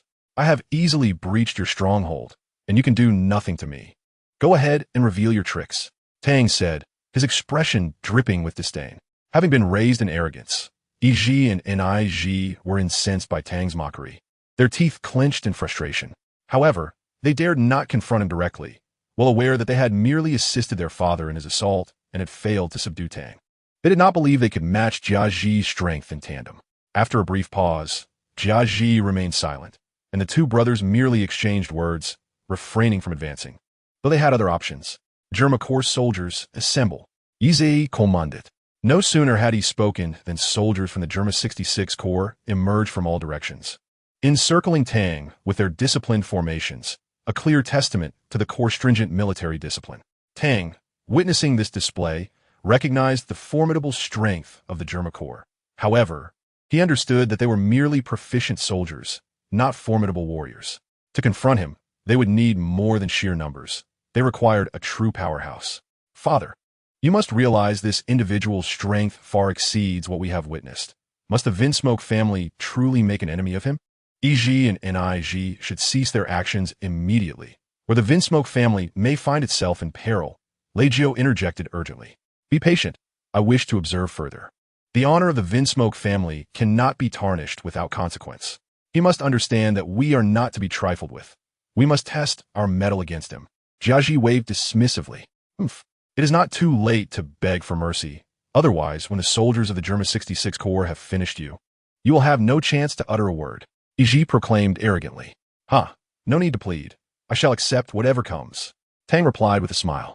He then unsheathed the renowned black blade, Yoru, from its concealment. Upon seeing the legendary sword, Robin was taken aback. After departing from Marineford, Tang had kept Yoru carefully wrapped, leaving no hint of its presence. Even Robin had never seen the blade during their journey, so its sudden appearance was nothing short of shocking. Jiaji's eyes widened in disbelief. Is that truly Yoru, the sword of the world's greatest swordsman, Dracul Mihawk? How could it be in the possession of this boy? Who exactly is he? A torrent of thoughts surged within Jiaji, yet each notion was swiftly dismissed. Nevertheless, he acknowledged a fact. This young man was undoubtedly extraordinary, otherwise he would not wield Yoru. EG and NIG, however, failed to grasp the situation's complexity and issued the command to attack. The soldiers of the Germa 66 Corps swiftly charged at Tang. In an instant, the technologically equipped soldiers swarmed him like locusts. As the onslaught descended upon him, Tang took a moment to steady his breath and bellowed, "Black Blade S/." He then unleashed a powerful swing. The blade's energy surged forth, cleaving through the soldiers of the Germa 66 Corps before them. They only recognized their fate as they fell, realizing their lower halves remained behind. Tang's sword energy had bisected them effortlessly. However, the soldiers of the Germa 66 Corps were augmented beings. For them, death held little significance. Their sole mission was to unconditionally obey the commands of the Vinsmoke family. The continuous fall of their comrades elicited no sorrow. They surged forward towards Tang like moths to a flame. EG, NIG, and the brash Yong-ji watched the scene unfold, employing a strategy of attrition against Tang. Although they believed this tactic effective, it had no bearing on Tang's state. "Father, you see, this man is far beyond the capabilities of the Germa 66 Corps. We should seek reconciliation to prevent further losses," Lei Jiao urged Jiaji. Even if he wields the legendary Black Blade, who knows if it is genuine? Mihawk was defeated, and I refuse to believe that there exists someone in the North Sea whom the Vinsmoke family and the Germa 66 Corps cannot handle. If we let him escape today, who will heed our commands in the North Sea in the future? He must pay for this. Jiaji resolved firmly. Lei Jiao gazed at her father, realizing that this conflict was now inevitable and escalating beyond her control. Observing that his soldiers were unable to subdue Tang, Jiaji made a decisive choice. "EG, NIG, Yongji, and Lei Jiao, let us unite. We cannot allow a mere boy to tarnish the reputation of the Germa 66 Corps." "Yes, father." With Jiaji, who had been silent for so long, finally issuing commands. EG, NIG, and Yongji nodded in agreement and plunged into battle. Although Lei Jiao vehemently opposed Jiaji's decision, she felt compelled to fight in light of the impending threat to the Vinsmoke family. Lei Jiao's abilities revolved around toxic powers, employing poisonous pollen to incapacitate enemies. Yet she was also a super soldier enhanced by advanced technology, utilizing her high-tech combat boots for swift movement and the strength of her battlesuit. The 5 members of the Vinsmoke family pressed their assault on Tang. Whenever Tang prepared to strike, they would form a barrier using Germa 66 Corps soldiers to shield themselves from his attacks. At this juncture, Tang resolved to end the confrontation swiftly. The soldiers of the Germa 66 Corps continued to pour in, and he had not yet become arrogant enough to believe he could annihilate an entire corps single-handedly, even if they were among the most formidable forces in the world today, despite the Germa 66 Corps appearing to be mere children in Tang's hands. This was merely a result of his unexpected incursion into their corps. Under direct confrontation, he would indeed have to retreat. In confronting a formidable adversary, such as Tang, the Germa 66 Corps does not wield a significant advantage. However, in the context of large-scale battles, the Germa 66 Corps possesses the capacity to alter the tide of conflict decisively. With their vast numbers, rigorous training, and advanced technological weaponry, they resemble an elite force. After temporarily repelling the quartet of Jiazi, Tang suddenly realized they had ceased their assault. With a mere thought, he sensed someone hovering above him, and upon glancing up, he recognized it to be Winsamoke Lei Jiao, the eldest daughter of the Winsamoke family. "Greetings, fair maiden. I advise you against intervening. You're not my match. Instead, perhaps you should persuade your father to surrender. Otherwise, if the situation escalates, do not blame me for the consequences," Tang declared with a broad smile. His appearance was undeniably striking, particularly his smile, which had caused numerous admirers to fall for him in Malinfando. Yet, despite the impact of Tang's grin, Lei Jiao quickly regained her composure. With a soft, toxic powder cascading from her trembling wings, it became evident that Lei Jiao sought to incapacitate Tang without resorting to lethal poison. Under the influence of his Kenbunchika haki, nothing could evade Tong's scrutiny. Swiftly, he evaded the attack, but the soldiers of Germa 66 were rendered immobile, collapsing to the ground. Seizing the opportunity, while Tong was momentarily suspended in midair, Jiaji launched a decisive strike with an electromagnetic kick. Steel! Tong bellowed as Jiaji's foot connected with him, propelling him like a cannonball into the earth and raising a cloud of dust. Witnessing Tong being struck by his father, Iji erupted in laughter. Huh! Did you underestimate the Germa Corps? Now you face the consequences. Germa! Germa! Germa! With Niji leading the chant, the crowd echoed the name of Germa. Ah! I simply lost my focus. Look at you two fools reveling in your moment. Why not come up and challenge me yourselves? Tong remarked as he emerged from the crater, his clothing torn and the black blade yet still in hand. Observing his damaged attire, he stated earnestly, this was purchased at Sabeti Archipelago, and it was quite expensive. You shall compensate me. His expression betrayed no semblance of deceit. Who are you to concern yourself with such matters? Having entered the North Sea, the territory of the Winsome Oak family, you brazenly disrupt the Germa Corps. Do you truly believe you can leave unscathed? Everyone attack. If we do not eliminate him today, how shall we preserve the honor of the Winsome Oak family? Jiaji responded, filled with fury. Once again, the assault on Tong commenced. I have had enough of this. You should all submit, Tong proclaimed. Utilizing the enhanced capabilities of his copied abilities, he unleashed his gale foot, striking out like bullets in all directions. With continued shamelessness, Jiaji and his sons persisted with their previous tactics, yet Tong's offensive did not relent. The human wall fell in waves, and Jiaji's complexion grew increasingly pale, uncertain if such a defense could endure against Tong's onslaught. Ultimately, under the relentless barrage from Tong, the human wall collapsed entirely, and his gale foot directly struck Jiaji and his sons. Their inherent weaknesses, reliant on genetic modification and high-tech battlesuits for mobility, rendered them vulnerable, and they were swiftly brought down. Tong retracted his attack, dusting off his hands with a sense of triumph. Well, did I not tell you? You cannot contend with me. What do you intend to achieve? If you seek to annihilate the Germa kingdom, then act. Jiaji, realizing he could not escape fate, recognized that such a powerful adversary would not bring good tidings. Oh, it's nothing of the sort. I merely admire the strength of the Germa 66 Corps and wish to have you serve under my command. What say you? Will you accept? Tong's smile appeared devilish to Jiaji, an unsettling sight. Do you think the Germa Corps is so easily swayed? We would never accept such terms. Can you truly swallow such a proposition? Jiaji retorted defiantly. Do not speak so definitively. Should your Winsome Oak family refuse to submit to me today, you will be destined for extinction. All past glories will fade away. A wise individual should understand how to choose, Tong replied with a smile. Moreover, following me may grant you strength beyond your current capabilities. Is it not true that the Germa Corps pursues martial might? Do you see the black blade in my hand? That is my assurance. Tong continued. I should have realized that the black blade yet could not be a counterfeit. Who dares to offend Dracula Myhawk? It truly is the black blade, yeah. I must have misjudged, Jiaji lamented with a bitter smile. However, who exactly are you? How is it that Myhawk's black blade, is in your possession? Did you defeat him? That is inconceivable. Jiaji bombarded Tong with questions. Who I am is of no concern to you. You need only know that you will follow my commands henceforth. Under my leadership, the Winsome Oak family shall have a brighter future. While the Germa 66 Corps is indeed what I desire, it bears no relation to your family.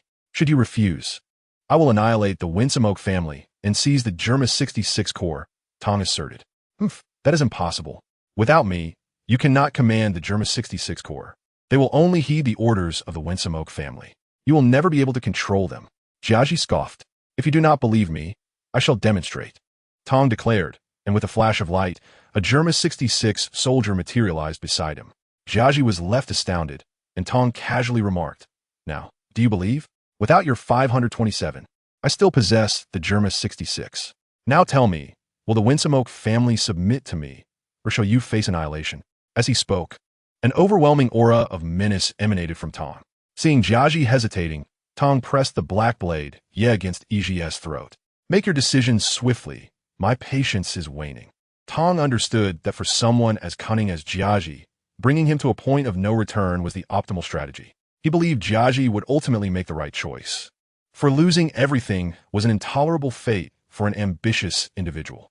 At that moment, Winsome Oak Lei Jio, who had been struck down by Tong, rushed to her father's side without hindrance, as Tong recognized her as the catalyst, the final straw for Jiaji. Father awakened. He has already captured the entire Winsome Oak family, and now has a blade at EG's throat. You transformed EG and the others into unfeeling machines for the sake of the Germa 66 Corps. Look at EG. He is on the brink of death and feels nothing. Must you still cling to your Germa ambitions? Awaken. Lei Jiao implored earnestly. I beg you, Father, for the sake of Germa, for my brothers, surrender. Lei Jiao wept inconsolably. Clearly distressed by her brother's indifference towards death and the disregard for their fraternal bonds, which drove her to the brink of despair. At this moment, Jiaji found himself embroiled in an internal conflict. Inspired by Lei Jiao's words, he ultimately conceded. He contemplated the day when he could reclaim control over the Germa 66 Legion and restore the honor of the Winsome Oak family. He thought, what harm could it do to acquiesce to this brash young lad? He refused to believe he could not extricate himself from Tong's grasp. Little did he know that this very thought would sow the seeds of future calamity. Very well, I agree. The Winsome Oak family and the Germa 66 Legion shall henceforth be under your command. Please spare us. The proud patriarch of the Winsome Oak family, Winsome Oak Jiaji, finally bowed his head in submission. If only you had agreed sooner. Having achieved his desired outcome, Tong sheathed the ominous black blade that had dangled over EG's neck.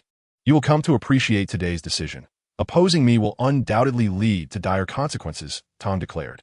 Regardless, what has transpired is now irretrievable. Jiaji replied. He appeared disheartened. And Tong was not surprised. Jiaji was a man of ambition. It would be unusual for the leader of an assassin clan to lack grand aspirations. Jiaji, who could unhesitatingly transform his children into warriors, would not easily relinquish his ambitions, a fact Tong comprehended. Currently, Jiaji was coerced into submission. However, he would certainly seek to break free at the first appropriate opportunity. Tong realized that only by instilling true fear and respect in Jiaji could he ensure compliance. The viper would undoubtedly strike, and Jiaji was indeed a venomous serpent, yet Tong was unafraid of his bite. Jiaji posed no threat to him. In Tong's realm, many individuals demanded his attention, but Jiaji was not among them. Tong's intention to recruit the Winsome Oak family stemmed from broader considerations. Eliminating Jiaji would be the most prudent choice. But Tong hesitated to take such a drastic step, for it would surely incite significant turmoil in the North Sea, drawing the attention of the world government. Should the CP organization of the world government take notice, Tong's movements could not remain concealed. While he could find excuses for various actions, a thorough investigation by the world government might uncover the traces of the Underworld King, a scenario Tong wished to avoid. Only a tranquil North Sea could safeguard the secrets of the Underworld King. What must the Winsome Oak family do now? You cannot expect us to do nothing, Jiaji inquired. You are correct, Tong replied. I do not require you to perform any tasks for me at present. Simply refrain from obstructing my actions. Believe it or not, my demands are that simple. What? You invaded our Germa Legion, just for that? Jiaji nearly bled from frustration. He had anticipated many scenarios, but never did he foresee an incursion merely to avoid interference. Jiaji was distraught, pushed to the brink of exasperation. The Germa Legion had truly suffered an undeserved calamity. Disregarding the astonishment of the Winsome Oak family, Tong stated, what you hear is precisely the truth. You may claim injustice, but what has occurred is now irrevocable. Very well. We accept this. We can guarantee your unimpeded navigation in the North Sea. Whatever you require, the Germa 66 Legion will provide, Jiaji conceded. May I inquire your name? Jiaji asked. I am Hades Tong. Tong responded with a smile. Indeed, the Grim Reaper. Jiaji mused. Enough chatter. Rise now. I shall soon embark, and you need only heed my commands. I promise that as long as the Winsome Oak family serves diligently under my guidance, you will grow ever stronger. Tong assured. Jiaji thought to himself, who would believe this young lad? No matter how formidable he may be, he is still but a child compared to the four emperors. If the Winsome Oak family were to rely on him, their future would be bleak. Nevertheless, Jiaji was acutely aware that the fate of the Winsome Oak family rested in Tong's hands. Thus he dare not take any rash actions. From now on, the Winsome Oak family will heed your orders, Mr. Tong, Jiaji affirmed. At last, the Winsome Oak family had submitted to Tong, and his operations in the North Sea would proceed discreetly under the cover of the Germa 66 Legion. Where's Luo Bin? Tong wondered, noticing her absence. Indeed, where has that woman gone? Jiaji commanded, quickly find that woman. After all, this was the stronghold of the Germa 66 Legion. and under their diligent search, they quickly located Nike Luabin. It turned out she had seized the opportunity while Tong distracted the Jie-Er-Ma Legion to uncover their secrets. She had ventured into the Jie-Er-Ma factory, the very site where the Legion's warriors were produced. Upon arriving at this location, Tong marveled at Jiaji's ingenuity. After all, he was a scientist who had collaborated with Vegapunk. While he could not be compared to such a once-in-a-century genius, Jiaji was indeed a prodigy in the field of artificial beings. Despite Tong's initial reservations about human modifications, after spending considerable time in this world, he had witnessed a plethora of wonders and had grown accustomed to them as his strength increased. Luabin, what brings you here? Tong inquired. I had heard of the advanced modification technology of the Winsome Oak family in the North Sea, and to my surprise, such a high-tech facility truly exists. I came to see for myself. After all, you can easily resolve matters elsewhere. I trust you. And look, you have successfully brought the Winsome Oak family under your command. Luabin replied. Ah, the feeling of being trusted is indeed pleasant. Now we can seek what we desire, Tong remarked. Let us not forget our primary objective, Luabin reminded him. After a brief stay in Jie-Er-Ma, Tong and Luabin prepared to set sail, with the Winsome Oak family providing them a ship emblazoned with the insignia of the Jie-Er-Ma 66 Legion. In the North Sea, this emblem served as a passport, and no faction dared to provoke the Jie-Er-Ma Legion. As they watched the vessel depart, Jiaji finally felt a sense of tranquility. What sort of person is he? He even has the infamous son of the devil, Nike Luabin, by his side. Is he not afraid of the world government's pursuit? Jiaji pondered, struck by the realization that he had been in the presence of such a notorious figure. If the world government were to discover Luabin's presence with him, it could incite unthinkable troubles. Now that she had departed, Jiaji hoped she would never return, for those who became entangled with Nike Luabin seldom met a favorable end. The losses incurred by Tong during this encounter with the Winsome Oak family were minimal. The fallen warriors were swiftly replenished through the factory. Yet, moving forward, the Jie-Er-Ma 66 Legion would find themselves under the shadow of Tong. After bidding farewell to Tong and Luabin, Jiaji's mood soared to unprecedented heights. He found no concern in what Tong and Nike Luabin sought. Such matters were not his current priority. The recent confrontation with Tong unveiled significant shortcomings of the Jie-Er-Ma, for his entire existence had been devoted to the Jie-Er-Ma kingdom, past, present, and future. The Jie-Er-Ma Legion represented his very essence. With the insignia of the Jie-Er-Ma Legion, Tong and Luabin navigated smoothly, encountering several pirate crews along the way. However, upon sighting the emblem of the Jie-Er-Ma 66 Legion upon their ships, those crews retreated without incident. Indeed, while the Jie-Er-Ma Legion might be of little consequence in Tong's hands, it wielded considerable renown in the North Sea. Yet, there were always a few audacious souls eager to establish their fame by attacking the Jie-Er-Ma Legion in these waters. Captain, look! There's a Jie-Er-Ma ship, one pirate exclaimed to his captain upon spotting Tong's vessel. Boys, our opportunity has arrived. If we attack this Jie-Er-Ma ship, we shall be famous in the North Sea, bellowed a burly, menacing man named Phalis, known as Iron Bear, who wreaked havoc across the islands of the North Sea with his animal-type bear fruit. Despite his numerous small-scale exploits, he remained relatively obscure, but his undefeated record had inflated his ambitions to monumental proportions, prompting him to consider an assault on the North Sea sovereign, the Jie-Er-Ma. Captain Phalis, if we attack the Jie-Er-Ma Legion, we can no longer remain in the North Sea, and we will face their relentless pursuit, a pirate cautioned. What we have to fear, I have already devised a plan. If we strike swiftly and flee quickly, Jie-Er-Ma will not catch us. Once we succeed, we shall gain notoriety, attracting many followers, and then we can venture into the Grand Line. As he spoke, Phalis envisioned himself commanding the seas with great authority. But Captain, I still worry about provoking the Jie-Er-Ma 66 Legion's pursuit. We cannot contend with them. Another pirate expressed his concerns, acknowledging the formidable reputation of the Jie-Er-Ma 66 Legion. Just as Phalis was about to utter further words, the lookout's message solidified his resolve. Captain, it appears they are but two individuals. What? Is that true? Confirm it, or I might just skin you alive. Phalis retorted. After a brief wait, the lookout assured him. Captain, I can confirm there are only two. Fortune smiles upon us. With our numbers, we can easily dispatch just two. Follow me to fame, Phalis declared. Brothers, unsheathe your blades. A splendid life awaits us ahead. Follow the great Captain Phalis and attack. Upon hearing that there were only two adversaries, the pirate's eyes gleamed with murderous intent. believing that dealing with two foes would be a trivial task. Thus, their pirate ship surged forward at full speed towards Tong and Luobin's vessel. Little did Tong anticipate that trouble would come seeking him. It appeared that there were indeed some bold individuals in the North Sea. However, he resolved that today would not be their fortunate day. Upon sighting the ship occupied by Tong, he too had pinpointed their location. Yet, many pirate crews had chosen to steer clear of the Jia or Ma vessel. And Tong had no intention of courting trouble. He believed in the principle of non-aggression. If one does not offend me, I shall not offend them. And he was not in the North Sea to exterminate pirates. As Phaelus's ship drew near, a throng of pirates surged forward, encircling Tong and Luobin. You're out of luck today, encountering the soon-to-be unrivaled Phaelus of the North Sea. Now, pray for your fortunes. Do not beg for mercy. For the great Phaelus never accepts surrender. You and this lovely lady beside you, Phaelus proclaimed, his gaze fixating on Luobin.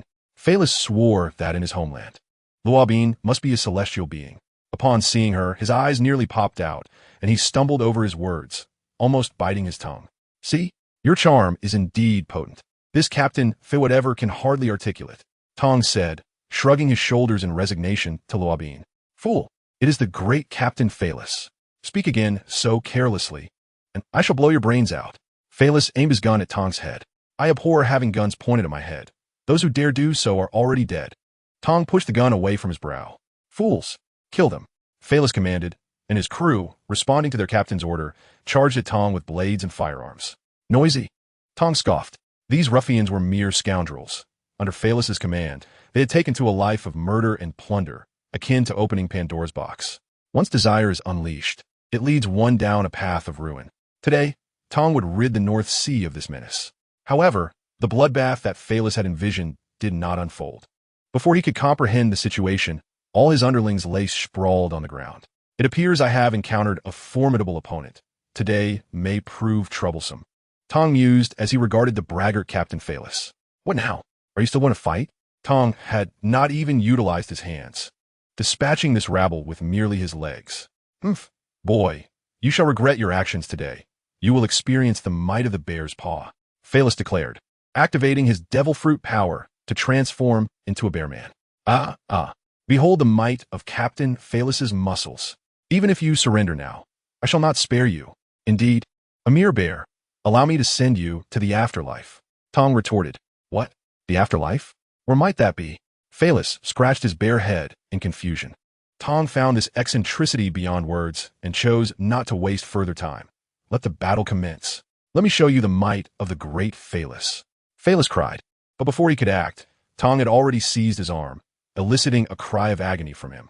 Phaelus was perplexed. How could this seemingly frail youth so easily thwart him and inflict such discomfort? Before he could ponder further, Tong hurled him overboard into the sea. For one with powers, falling into the ocean was tantamount to a death sentence. Phaelus was no exception. With a few bubbles, he vanished beneath the waves, witnessing their captain's downfall. The remaining pirates abandoned thoughts of glory and began to flee. Tong made no effort to pursue.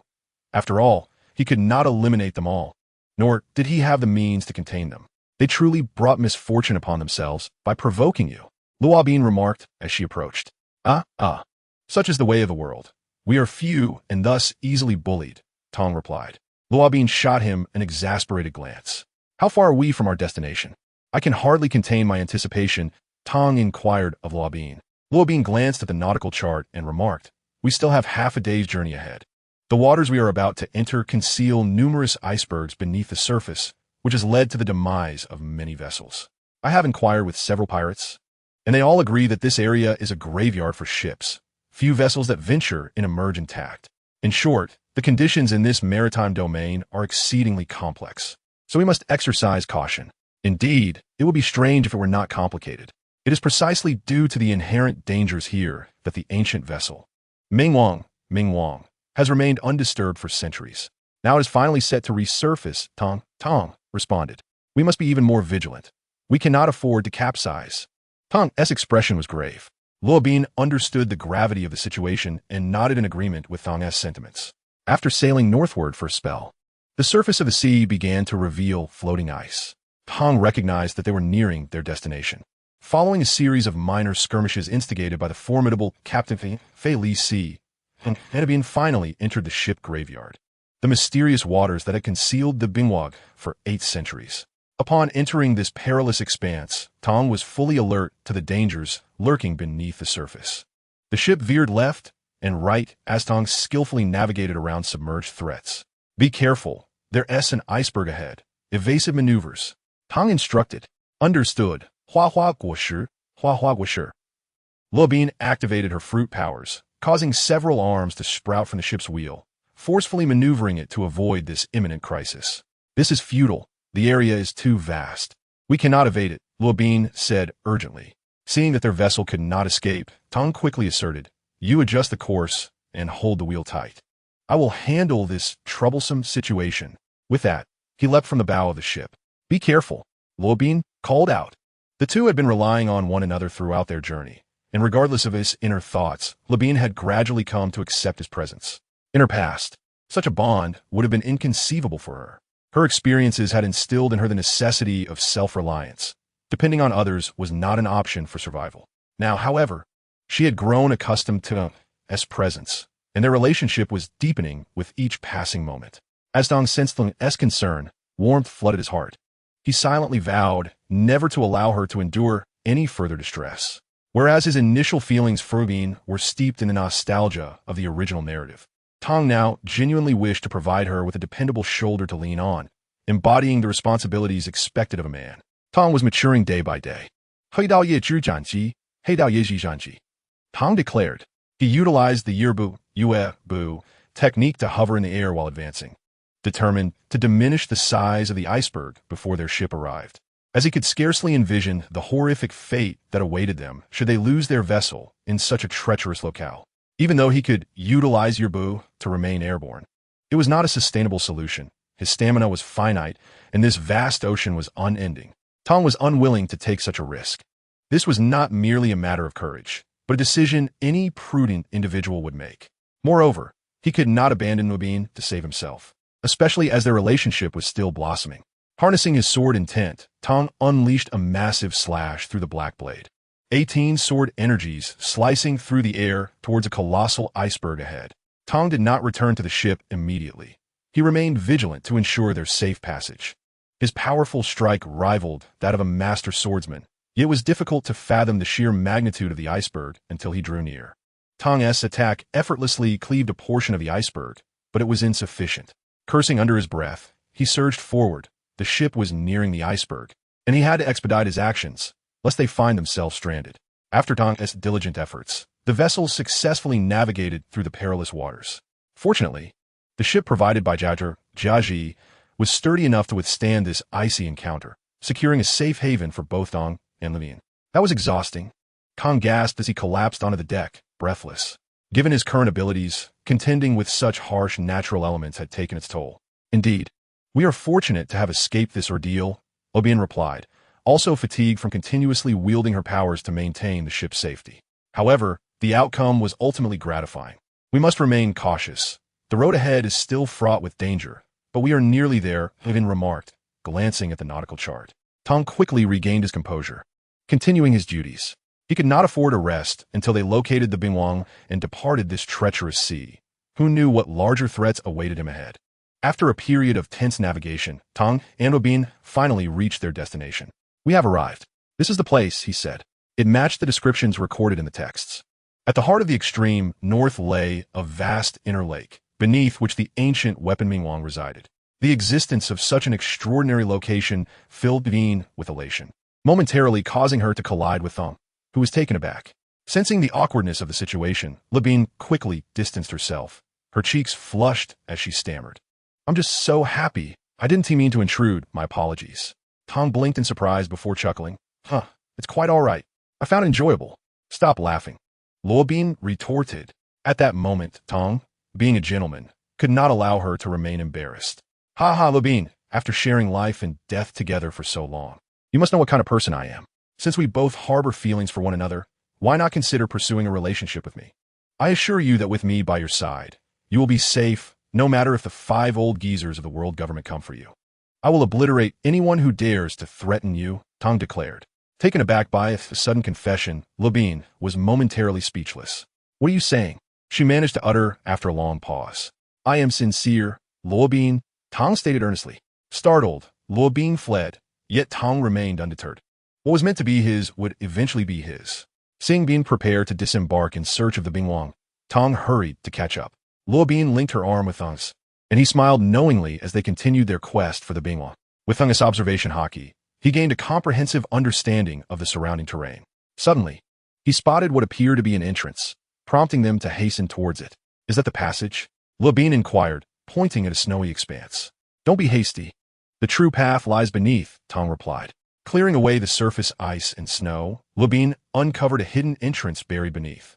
Let us proceed and uncover the secrets that await us, Tang encouraged as they began their descent into the cave. In this world of ice and snow, how could there be a stone-like passage?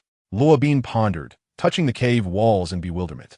Perhaps it was the technology of centuries past that enabled the construction of such a complex and arduous project. One cannot help but be in awe, remarked Tang. He increasingly believed that the ancient weapon, Ming Wang, was concealed within this location.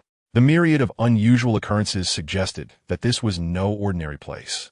It must surely harbor something of immense value. Coupled with the descriptions from historical texts, this site represented everything Tang yearned for during his expedition in search of Ming Wang. As they traversed the lengthy corridor, the chill of their surroundings intensified. Fortunately, neither of them were ordinary individuals, and they persevered. Eventually, they reached the end of the passage, where they encountered a corridor formed entirely of ice. They walked upon it until they reached its terminus. Where's Ming Wang? Tang inquired, gazing at the icy wall. Robin, less exuberant than Tang, surveyed her surroundings and soon detected some anomalies. Pressing a protrusion on the ice wall, a violent tremor rippled beneath their feet. The smooth surface of the ice rendered them significantly off balance, prompting Tang to draw his black blade, Yi, and drive it into the ice to maintain equilibrium for both himself and Robin. In the area they had just traversed, the ice began to bulge unnaturally, as if something beneath was struggling to break free. Tang, cleave it open. Ming Wang lies beneath, Robin urged. Tang not that. Waiting for Robin to secure herself with her powers before releasing her. Break it, he commanded, delivering a grand slash towards the rising bulge.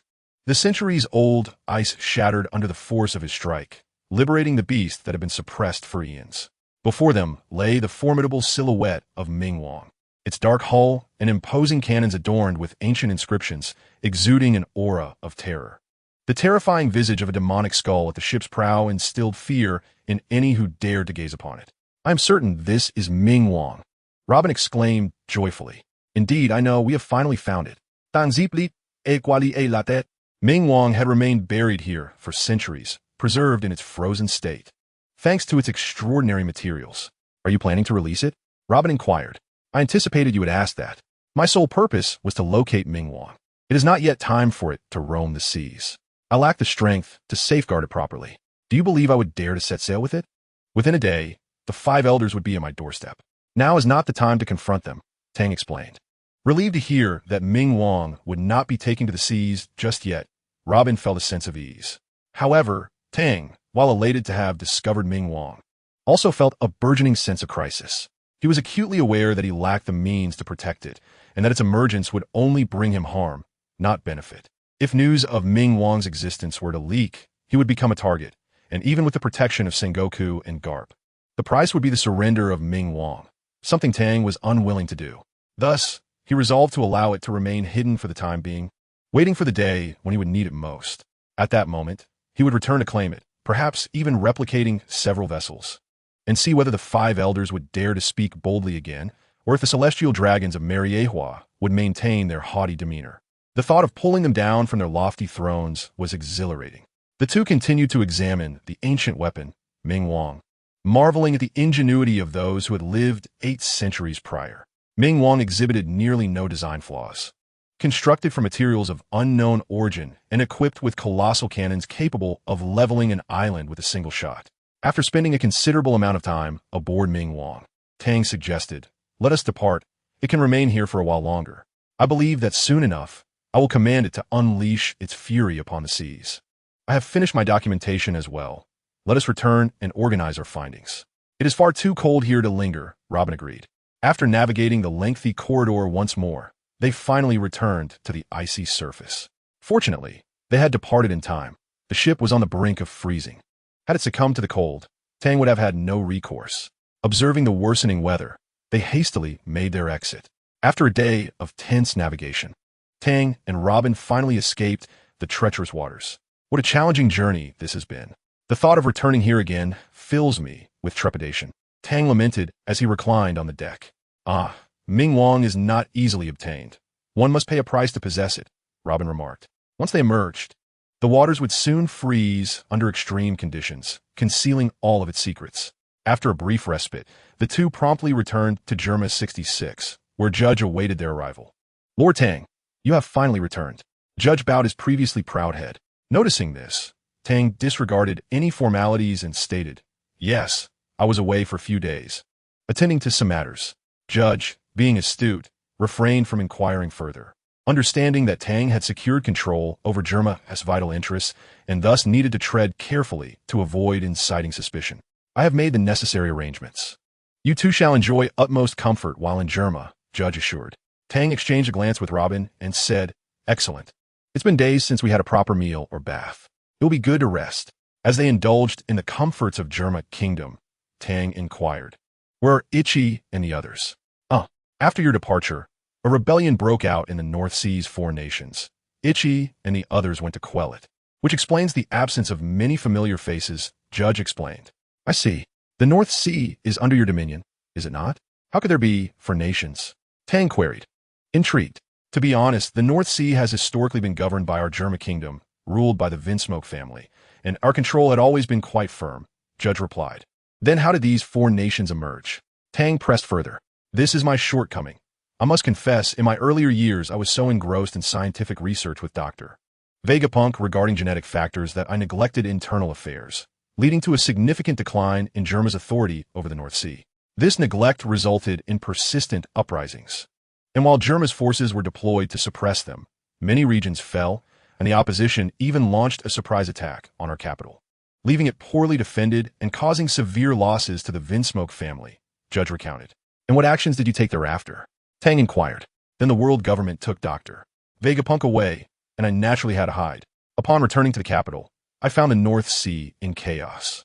It was then that I utilized technology to arm the entire Germa army and relocate the capital to the sea, Judge concluded. With the power of technology, I have undertaken a remarkable transformation of the Germa Legion, swiftly quelling the rebellion. However, remnants of dissent still linger, as the former royal capital holds little worth in my eyes. And in pursuit of strengthening our control over the North Sea, I established the current Germa 66 Legion, continuously augmenting our forces with modified personnel. Finally, Germa has revitalized in the North Sea, proclaimed Jiaji. Though we have enhanced our grip on the North Sea, the forces of the 4 nations have not been entirely eradicated. They sporadically launch attacks against Germa, seizing the chaos in Germa. They have begun their assault on the Germa kingdom once more, necessitating that Iji and the others lead the charge to quell the rebellion, stated Wang Hao Jiazi. Indeed, the Germa kingdom has experienced a tumultuous journey. Tang had previously doubted that a single family could govern an entire ocean, but now he believed. Under the stewardship of Vinsmoke Jiaji, Germa has indeed undergone a renaissance. As for the chaos in Germa, Tang understood that it was instigated by him, though Jiaji was too modest to admit it. Thus, he resolved to contribute in some manner to alleviate any discomfort Jiaji might harbor in the future, thereby also expressing his sincerity. Clearing the rebellion, Tang remarked, Ahem, I comprehend that I am responsible for this situation. So, where is the locus of the rebellion? I shall assist the Vinsmoke family in resolving it. Consider it a repayment. No, my lord, we harbor no blame towards you. This matter is one we, the Vinsmoke family, can manage ourselves. Jiaji hastily gestured, indicating that he bore no resentment towards Tang. No need for explanations. I shall not concern myself with this issue. My intervention this time is merely to demonstrate my goodwill. You need only accept it. Now, let us hasten and proceed, for I have been out long enough, and my elder at home is nearing his breaking point, Tang declared. Observing that the conversation had reached this point, Jiaji ceased to insist, eager to witness the capabilities of Tang. Soon, Jiaji assigned a squad of Germa soldiers to escort Tang to the site of the rebellion. That evening, Iji, Niji, and Yanji returned, with Tang preceding them. Today, they bore witness to the true meaning of slaughter. The rebels were formidable opponents. Otherwise, how could they have prolonged their insurrection against the strength of the Jirma 66 Legion of the Vinsmoke family? As the battle stalemated, Tang appeared like a bolt from the blue. His method of attack could only be described as overwhelmingly powerful, no matter who faced him. They could not withstand even a single round. Iji believed himself quite formidable. Yet when confronting the rebels, he could not claim to conclude battles as decisively as Tang did. The rebels fell like leaves before Tang's blade. Tang left no survivors, for he perceived these individuals as bearing the weight of lives lost. To leave them for the Jirma Legion to handle was merely to condemn them to death. Better for Tang to terminate their lives himself, treating it as a buy-one-get-one free offer. Furthermore, before the Vinsmoke family, Tang had to project an image of decisiveness and terrifying strength. Mere promises would not suffice to enlist the service of a family with a legacy spanning centuries. A leader must embody the qualities befitting their station. Upon returning to the Jirma kingdom, Tang spoke little and took his rest. After bidding farewell to Tang, Jiaji summoned his sons to the hall, inquiring, "Iji, what are your thoughts on his performance today?" "Father, I can only say his strength is truly fearsome, and he is unyielding in battle. We of the Vinsmoke family must not engage him lightly, for otherwise we may find ourselves in dire straits," Iji replied. "I share your sentiments. Moreover, from his words today, he seems to possess a significant background. Without clarity and absolute certainty, we must not recklessly turn against him. Let us proceed cautiously," Jiaji concurred. The others nodded in agreement. The following day, Tang resolved to depart. Jiaji extended a courteous invitation to stay, but ultimately did not press the matter. Robin did not accompany Tang. He left her in the North Sea. With her connection to the Jirma kingdom, it would be challenging for the world government to locate Robin. This decision stemmed from Tang's multifaceted considerations. He recognized that his influence within the Navy was still too limited to counteract the world government's commands. To foolishly take Robin to the Navy would be akin to walking into a trap. Tang declined the vessels offered by the Vinsmoke family and instead boarded a commercial ship bound for the Sabeti archipelago. Upon his arrival, he intended to head to the Navy base located there and from there take a Navy warship back to the Marine headquarters at Marineford. As he stood aboard the warship en route to the Marine headquarters at Marineford, Tang changed into a striking purple suit, draping over it his rear admiral coat. With the black sword Yi upon his back, he attracted many admiring glances with his captivating appearance. Observing the attention around him, Tang smiled, realizing that his charm remained undiminished. After passing through the massive gates of justice, the warship finally reached the Marine headquarters at Marineford. Inside the office of the Marine Fleet Admiral, Sengoku was as usual at work, occasionally feeding confidential documents to his pet goat, which eagerly consumed them. Meanwhile, the Marine hero, Garp, lounged on a sofa, indulging in donuts, only to doze off mid-bite, snoring audibly. It seemed that only he could maintain such audacity in the Admiral's office, much to Sengoku's chagrin. "Report to the Admiral. Vice Admiral Hades Tang has returned from leave to report in," announced the colonel on duty. Sengoku paused his work, and before he could speak, Garp awoke, scratching his nose and exclaiming, "Ha! The kid Tang is back. Bring that lad to me. It's been a while since he's had my loving iron fist. He must be feeling unwell, ha ha." His demeanor revealed nothing of the heroic image one would expect. "Garp, mind your image," Sengoku admonished, clearly irritated. Garp quickly fell silent, resuming his donuts while mumbling as if he had been slighted. "Ahem, let him in," Sengoku commanded, having overheard the banter between the two senior officers. The colonel felt an immense weight lifted as he received Sengoku's order. "Yes, sir."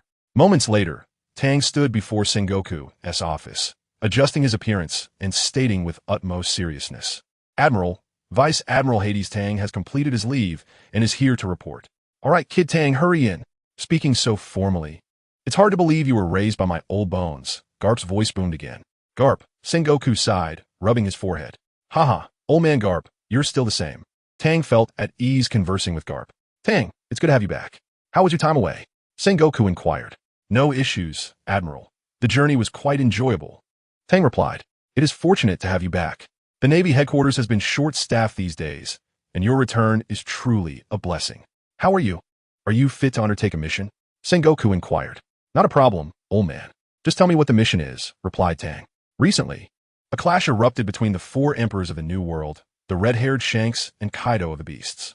I have already dispatched Admiral Akiji for urgent support in the New World and aside from Admiral Kazu, who must remain in Mariehua to safeguard the celestial dragons. Our naval forces are stretched thin, with many vice admirals out on pirate extermination missions.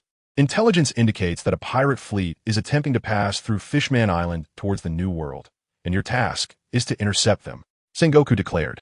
Destination, Sabaody Archipelago. How do you feel about this mission? Sengoku asked. Hee. Old man, do you still doubt me? I guarantee these scoundrels won't return, Tang assured. Although the pirates are not particularly strong, their numbers are considerable, so do exercise caution, Sengoku advised. Understood. Tang, unwilling to endure any more of Sengoku's admonishments, took the military order and swiftly dashed out of the Navy headquarters building. This kid is still as impetuous as ever. Sengoku sighed. Ha. I truly admire this boy's character. He has spirit, Carp chimed in. Just be sure he doesn't turn into your kind of person. The future backbone of the Navy rests in the hands of Tang, Peach Rabbit, and a few of the young ones. The Navy already has you, a unique character. If you mold Tang into your likeness, Carp will be at odds with you, Sengoku remarked. Ha! Sengoku, you hold Tang in such high regard. I suppose I must train him rigorously, Carp replied, disregarding Sengoku's warning. Sengoku, gritting his teeth in frustration, realized he could do nothing about his old friend. Tang, you must make me proud. Do not become like this old fool, for the Navy's future lies in your hands. After leaving the Navy headquarters, Tang quickly found Smoker, who had been overseeing the naval troops under Vice Admiral Tang. Smoker was a responsible individual, and under his training, Tang's troops exhibited high standards, comparable to those of veteran Vice Admirals. Vice Admiral Tang, Smoker saluted. As I have mentioned before, Smoker, there is no need for such rigid hierarchy. We are all colleagues, so let us keep it casual, Tang suggested. The Navy has its regulations, and we must comply. Smoker insisted. Tang recognized that Smoker was as stubborn as a mule and decided to let it be. Gather the troops for an urgent assembly. Everyone must be aboard the warship within 5 minutes, Tang commanded. Smoker departed to assemble the troops, and Tang soon realized he had not encountered other high-ranking officers. It became apparent that this pirate incident was indeed a significant uprising, with everyone dispatched to capture pirates. Tang's troops swiftly gathered, and he promptly arrived on the deck of his designated warship. Set sail for Sabaody Archipelago. Upon receiving Tang's order, the warship quickly departed. Sengoku had assigned elite troops to Tang, all possessing formidable combat capabilities. As soon as Tang boarded, he felt the palpable aura of seasoned warriors who had long fought on the front lines. Vice Admiral Tang, Hades' illustrious achievements, could hardly be overstated. He held his own against the world's greatest swordsman, Mihawk, a figure of admiration among all soldiers. Thus, these usually unruly soldiers held Tang in high esteem. You truly are remarkable. These troublemakers are indeed capable, yet they are difficult to discipline. I find it quite challenging, but upon your arrival, they become obedient without you lifting a finger, sigh. Smoker lamented, evidently having faced considerable trouble from these men. Oh, is that so? Ha. Smoker, what happened to your smoke fruit? If they misbehave, just beat them down, Tang suggested. These soldiers cannot be tamed merely by force. It requires your intervention. It is your reputation from facing Mihawk that keeps them in line. I must respect that, Smoker acknowledged.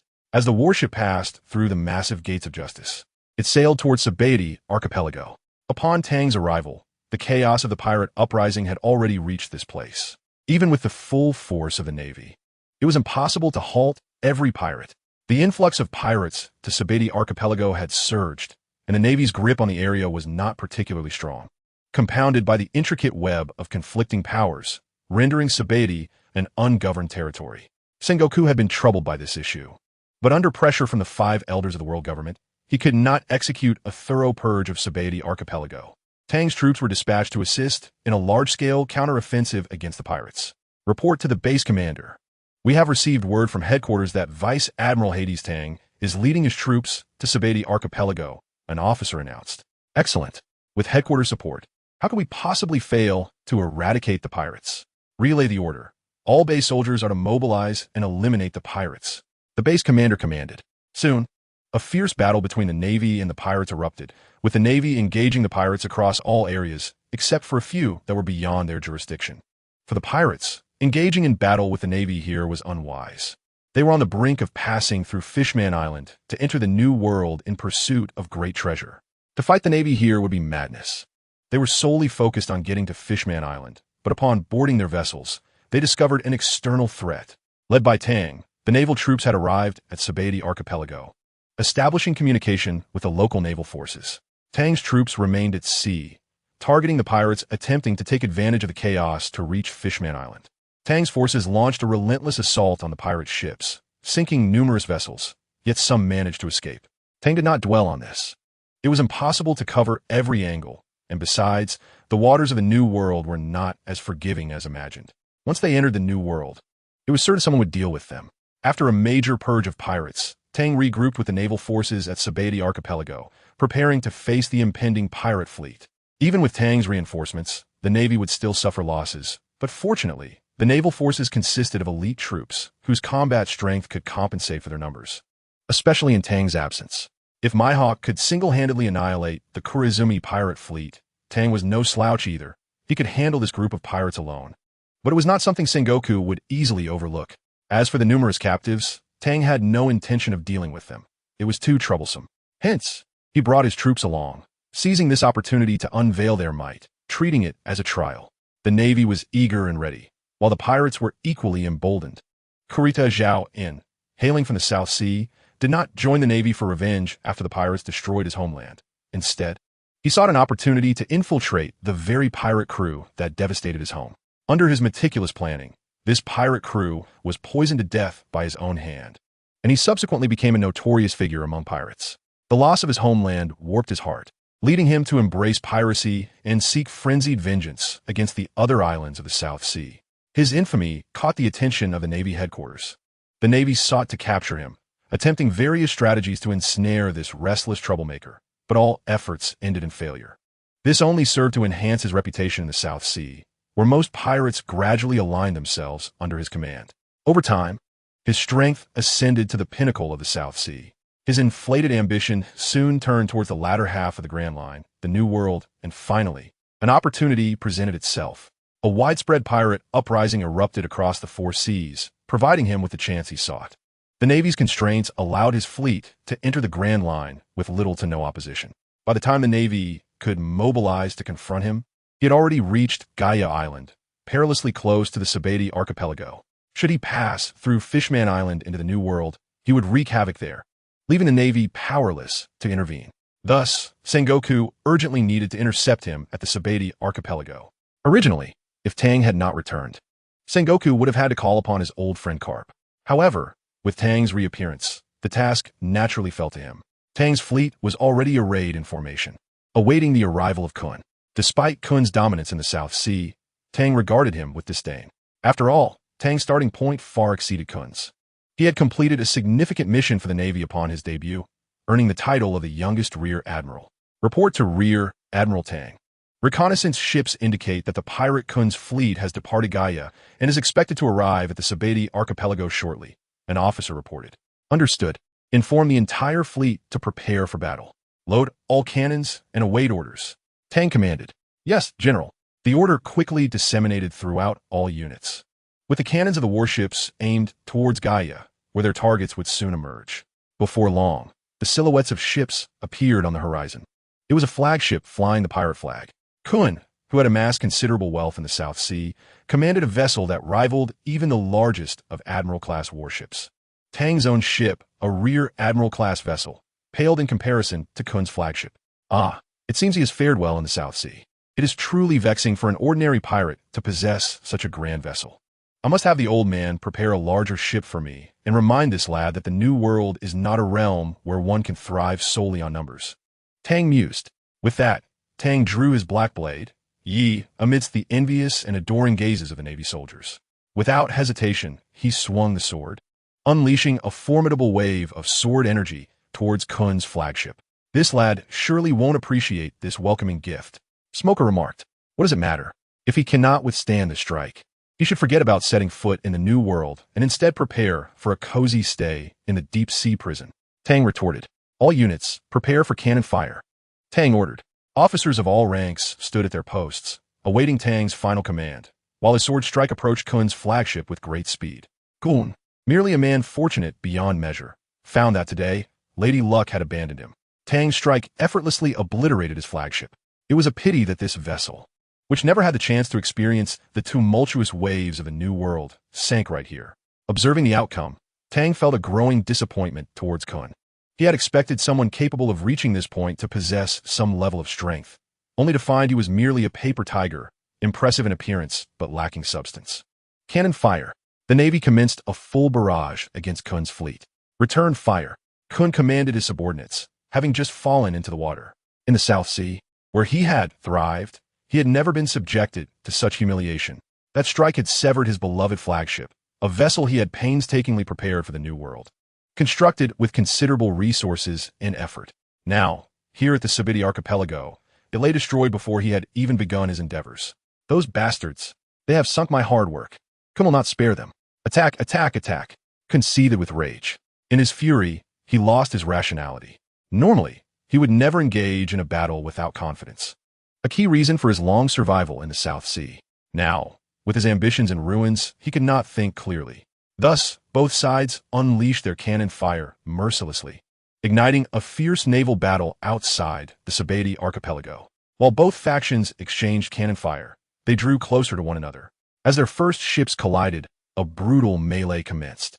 The pirates, outnumbering the Navy, charged recklessly towards the warships, while the Navy, refusing to back down, fought fiercely in return. Tang, observing the approaching pirate ships and their reinforcements, understood he had to take action. Otherwise, his limited forces would be overwhelmed, leading to an embarrassing defeat. With a single stroke, the unforgettable strike against Kun reemerged. The first had destroyed Kun's flagship, and the second would sink his reinforcements entirely. This pushed Kun into a state of madness. Gazing at the Navy warship, he saw a man with an expression of calm indifference. Kun felt it appropriate to describe him as a demon, intensifying his fury. Why? Why does he possess such formidable strength? One strike has reduced my dreams to ashes. Pointing his sword towards Tang aboard the Navy's ship, Kun declared, "Attack that warship.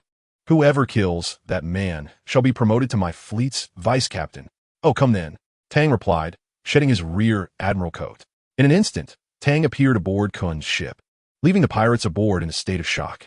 "Why are you all standing there? Get him," Kun commanded, still hesitant to confront Tang himself. He ordered his men to test Tang's strength, skeptical that such a young boy could possibly be a rear admiral. Yet, deep down, he felt apprehensive.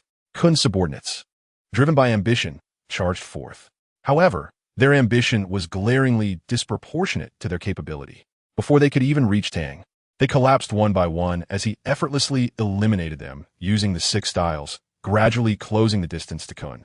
Witnessing their commander fight valiantly, the morale of the Navy soldiers surged, while the spirits of the pirates plummeted. Despite their numerical superiority, they found themselves unable to contend with the Navy. This is the nature of war determined by strength. With a commanding figure like Tang at the helm, even Kun's vast fleet would ultimately face annihilation. Kun, the unfortunate hero, along with most of his subordinates, was captured by the Navy. Their lives would henceforth be spent in the deep-sea prison, their final resting place. In the naval headquarters of Malinfondwa, at the desk of Fleet Admiral Zhangwa, a conversation unfolded. "Mosi Mosi, I am Zhangwa," exclaimed the elder. "I am Tong. The threat from the Shangbodi Islands has been decisively resolved. I am currently on a mission to apprehend the fleeing pirates. Later, I shall escort the criminals to the Judicial Island, and then proceed to the deep-sea prison." Tong reported. "Well done, my boy. Once you deliver the criminals to Judicial Island, return promptly. The rest shall be handled by Smog," Zhangwa instructed. "Understood, sir," Tong replied. The following day, Tong's unit had successfully completed the capture operation. Aside from leaving a necessary contingent to bolster the defenses of the Shangbodi naval base, Tong would escort the vessel transporting the captured pirates to Judicial Island before proceeding to the deep-sea prison. For Tong, Judicial Island felt like a personal garden, where Lubu Luchi held the position of supreme commander, utterly subdued by Tong's overwhelming presence. Who among the Navy would dare to bombard Judicial Island? It is essential to remember that Judicial Island is officially an institution of the world government, on par with the naval headquarters of Malinfondwa and the deep-sea prison. As a member of the Navy, who would dare to strike at Judicial Island, thus slapping the world government in the face? Strikingly, no one sought to hold Tong accountable afterward, which spoke not only of his strength, but also of the formidable backing he possessed. Having been entrusted with the affairs of Judicial Island, Lubu Luchi could not remain seated in his office upon Tong's arrival. Tong disembarked from his warship while Smog was tasked with the trial of the prisoners and their transport to the deep-sea prison. Tong had not visited Judicial Island for some time, owing to Zephyr's ambush and the search for the legendary figure, Ming Wang. Now, it seemed an opportune moment. Lucci, has everything been running smoothly at Judicial Island? Tong inquired. Indeed, it has been progressing exceptionally well. I have been diligent, and we have achieved notable results. Lucci responded. Do not fret. I merely came to check in. Since I have entrusted this to you, it is entirely within your purview. Seeing everything in such good order alleviates my concerns. Now, you may continue your duties. I must return to the headquarters, Tong declared. Tong entrusted the remaining matters to Smog, who was more than willing to take them on. Since Zhanghua had indicated that Tong need not go to the deep-sea prison, he felt assured that the journey would be devoid of peril. Upon returning, he hastily embarked on his next mission, barely managing to converse with Kapu or Zhanghua. Soon, through the Gate of Justice, Tong returned from Judicial Island to Malinfondwa. As was customary, the naval dock was still bereft of many warships, and Tong understood that among the rear admirals, he was among the first to return to headquarters, having taken on a relatively simple task. This time, Tong felt little inclination to formally report to Zhanghua. The duty officer, recognizing the prince, did not impede his progress as he strode directly to Zhanghua's office, bursting in unceremoniously. Zhanghua, observing Tong's behavior, directed his irritation toward Kapu, exclaiming, Kapu, this is the bad habit you have instilled in him. I wish to cultivate Tong into an exemplary naval officer, and you are making it difficult. Isn't this rather delightful? Kapu retorted, attempting to soothe the flustered admiral. Seeing his old friend's frustration, Zhanghua found no outlet for his ire. Once both of the esteemed figures calmed, Tong expressed that he had been waiting at the door for quite some time. What are you staring at? Hurry up and come in. Zhanghua snapped, redirecting his frustration toward Tong, who feigned sadness. You lad, returning to undertake a significant mission and resolving it with such ease. Excellent. Truly a man forged under my loving iron fist. Kapu chuckled, devouring a donut, embodying an air of nonchalance that irked Tong. Old man, must you always bring up your fists? Can we not converse pleasantly? Tong lamented. From a young age, Tong had been subjected to Kapu's rigorous training, receiving ample doses of Kapu's loving iron fist. To this day, Tong hesitated to recall the most humiliating moments, though he recognized that such discipline was intended for his benefit, leaving him continually eager to reclaim his dignity. Yet at critical moments, he found himself devoid of retort. All right, young Tong. Was your mission devoid of complications? Zhanghua asked. Indeed, the numbers were against us, yet their strength was lacking. It was quite simple. I wonder what the South Sea Navy is up to. Such weaklings should not have amassed such a large fleet approaching the Grand Line, nearly passing through Fishman Island into the New World, Tong remarked, offering his assessment, believing the South Sea Navy to be fundamentally incapable of such weakness. Indeed, this poses a significant issue. The intelligence suggests as much. But I still insisted you test their capabilities. It seems they are indeed lacking. For them to reach the Shangbodi Islands indicates a degree of negligence within the South Sea Navy. Zhanghua concluded.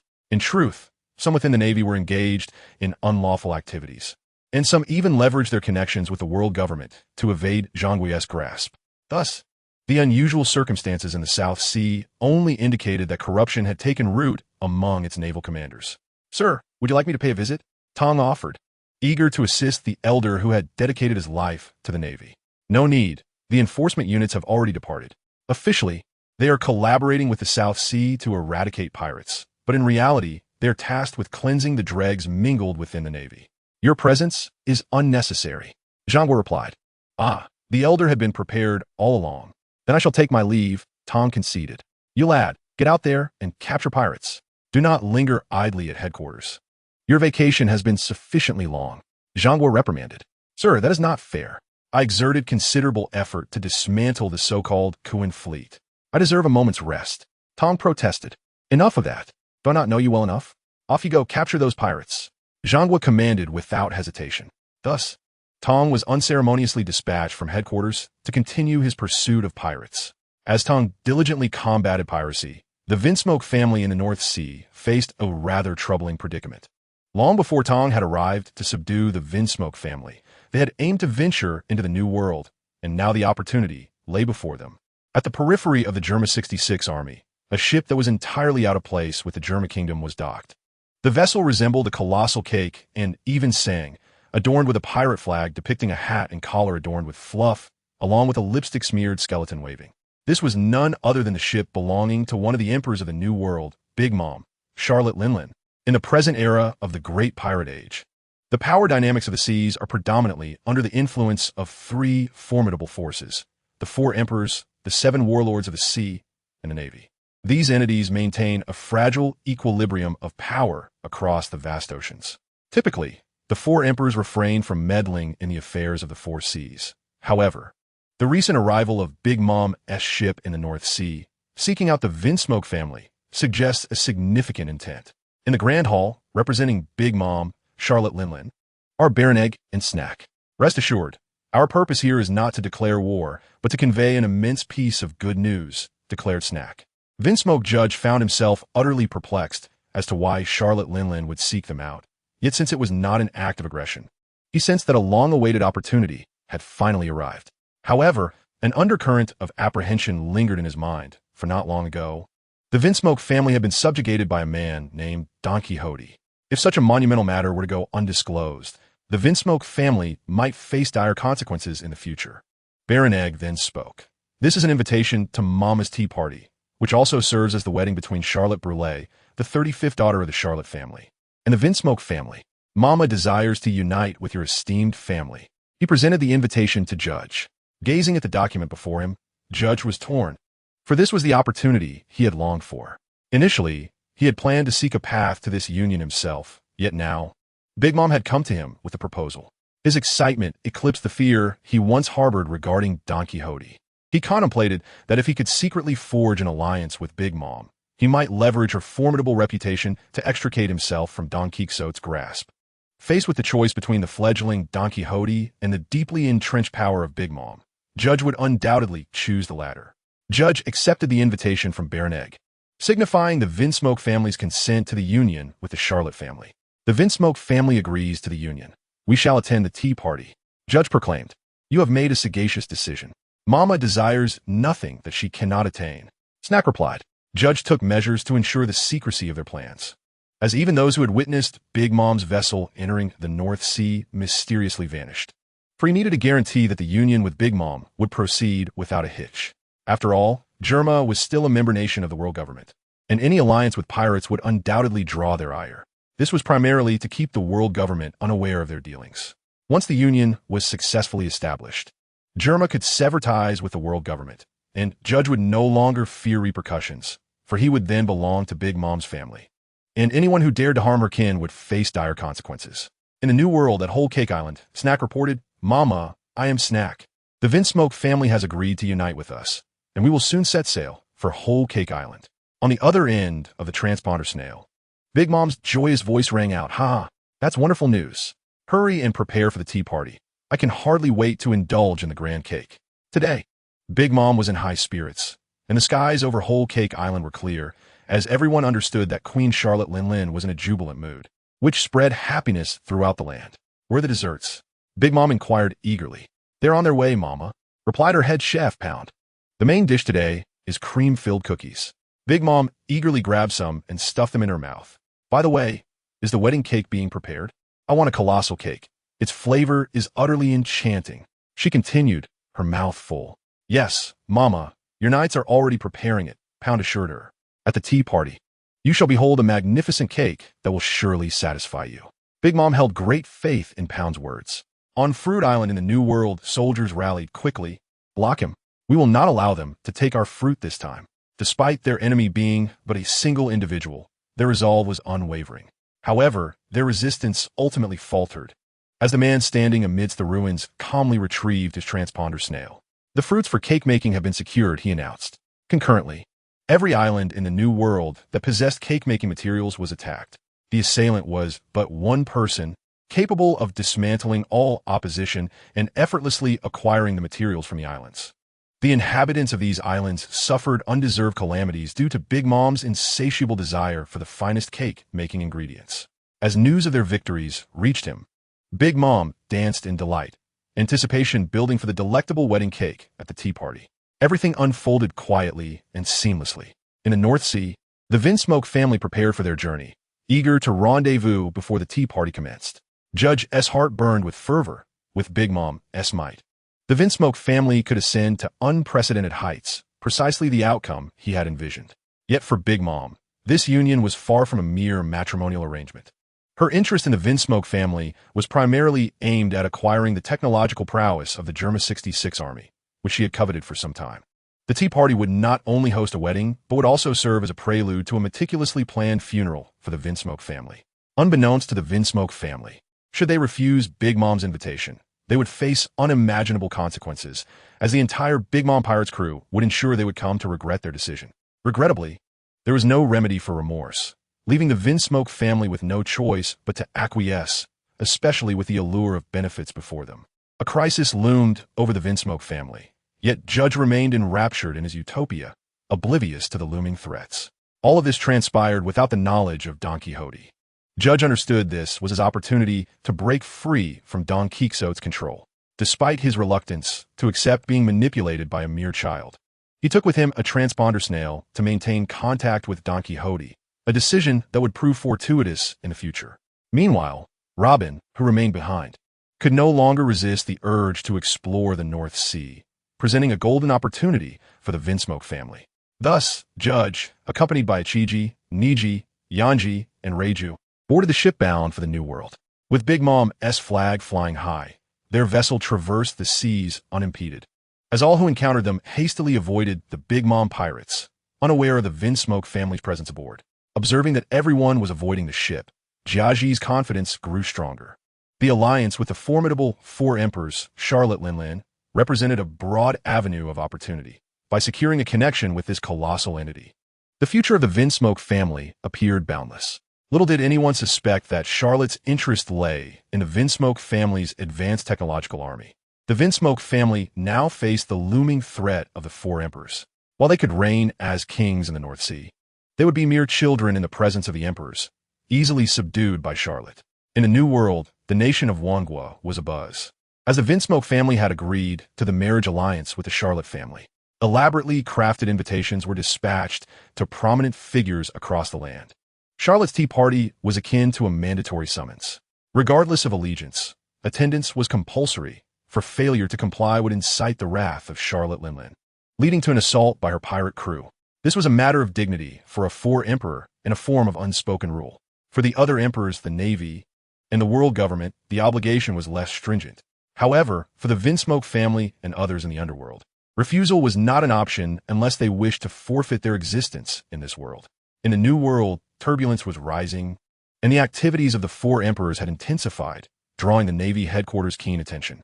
Thus, the previously engaged Admiral Tang, who had been fervently eradicating pirates in the first half of the Grand Line, was summoned back by Sengoku. In the Admiral's office, Sengoku stated, "Admiral Tang, I have urgent matters for you. The activities of one of the Four Emperors, the Charlotte Pirates, require our attention. Other emperors are also stirring. I have called you back to accompany Carp to the New World to support Akainu and Akiji. They alone are insufficient to stabilize the upheaval occurring there." Realizing the gravity in Sengoku's tone, Tang ceased his jovial demeanor and replied, "Is that so? Then let us depart promptly." Seeing Tang's seriousness, Sengoku felt a sense of fulfillment for the years spent nurturing him alongside Carp. "Go now. Carp should have gathered his troops. Depart quickly. The situation is urgent, and I shan't keep you for rest," Sengoku instructed. Carp and Tang's force boarded a naval vessel, traversing the comm belt until they reached the Navy's G1 base in the New World. This singular base, unlike others, faced the chaos of the New World, where most pirates arriving were far from ordinary. Moreover, as this base was directly positioned against the Four Emperors, the frequency and intensity of battles here far surpassed those in other locations, necessitating a stationed admiral at all times. In Carp's era, Zephyr had steadfastly held this position. Now, it was entrusted to Akainu and Akiji, with Kizuru overseeing the Navy's Scientific Academy and protecting the Celestial Dragons in Mariehua.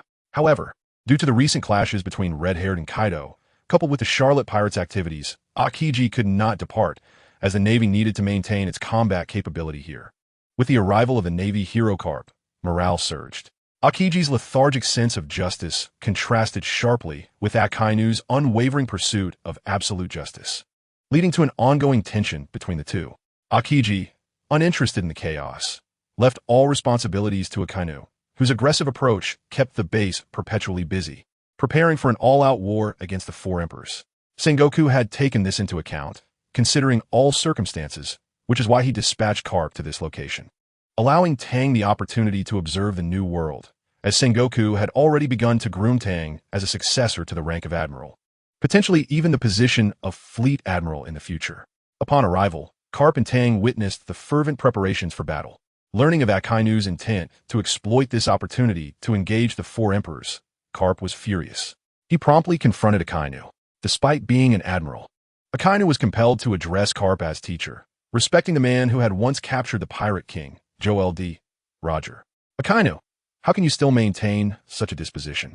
Are you unaware of the current uncertainty and yet seek to provoke war with the four emperors? Carp questioned directly. This is an exceptional opportunity. If we eliminate one of the four emperors, the Navy can establish a stronger foothold in the New World, rather than being confined to this solitary G1 base, Akainu retorted, his fiery temperament mirroring his devil fruit powers. Carp sighed, do you think we desire this course of action? Under the coalition of several four emperors in the New World, the Navy has been consistently pushed back. We have only managed to retain this base through sheer determination. Currently, we maintain a precarious balance. If you disrupt it, the consequences are unpredictable. At that moment, Akiji, having heard of Carp's arrival, joined them.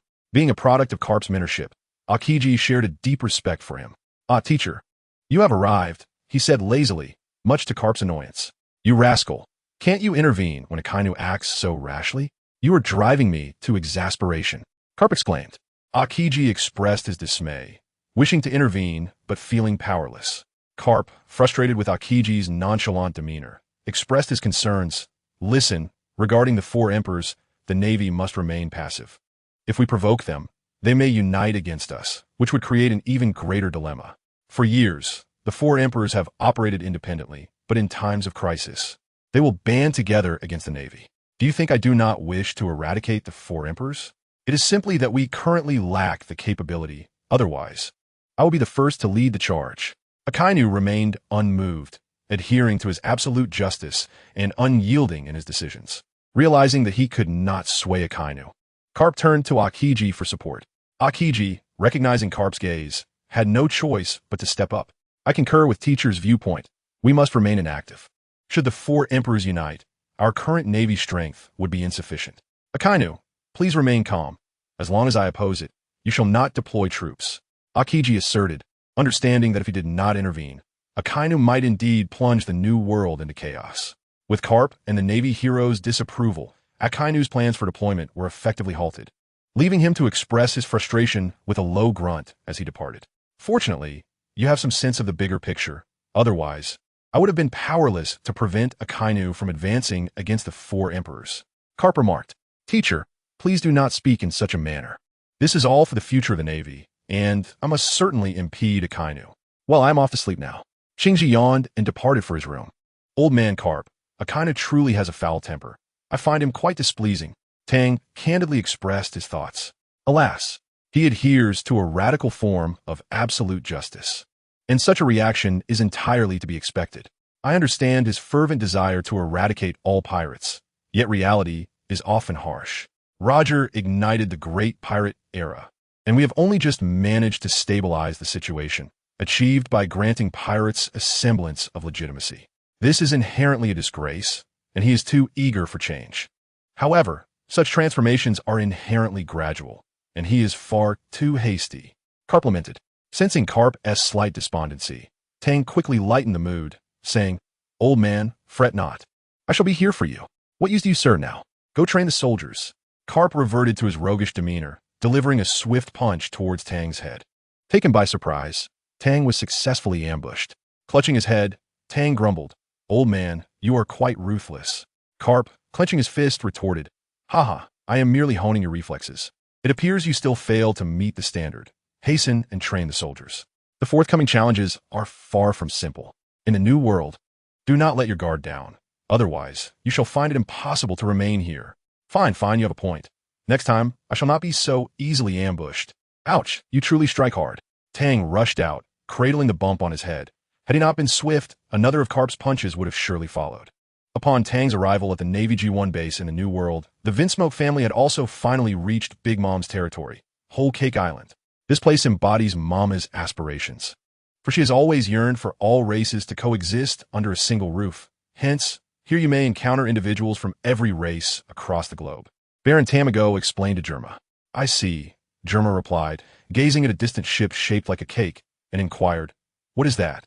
That is our outer perimeter's guard unit. They emit signals, and if any foreign vessels attempt entry without an invitation, their duty is to ruthlessly sink them. Thus, without Mama's invitation or permission, entering Whole Cake Island is but a fool's dream. Baron Tamago elucidated. As they spoke, a small vessel approached. Who is aboard that ship? It is I, Pudding.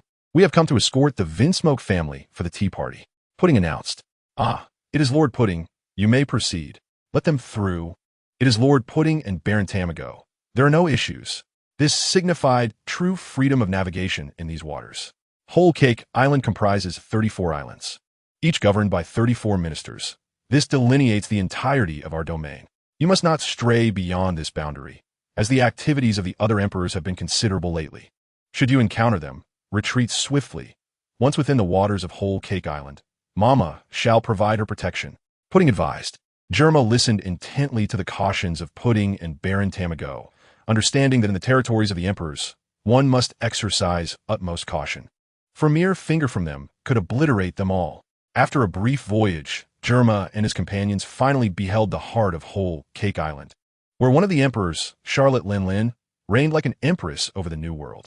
The eldest son of the Charlotte family, Minister of Candy, Charlotte Perispero, awaited the Vinsmoke family's arrival on the shore. His presence signified the significance of the impending union between Mama and the Vinsmoke family. In Mama's chamber, she exclaimed, "Haha, our protagonists have finally arrived. I wonder what expressions will adorn the faces of the Vinsmoke family when they realize their impending doom. Bruley, your performance will be pivotal this time." Mama addressed her 35th daughter, Bruley, who stood before her. "Rest assured, Mama, I know precisely what to do. I can hardly wait to witness the despair in the eyes of the Vinsmoke family during the wedding." Haha, Bruley chuckled heartily. Thus, mother and daughter concluded their discussion, while poor Germa remained lost in his own desires.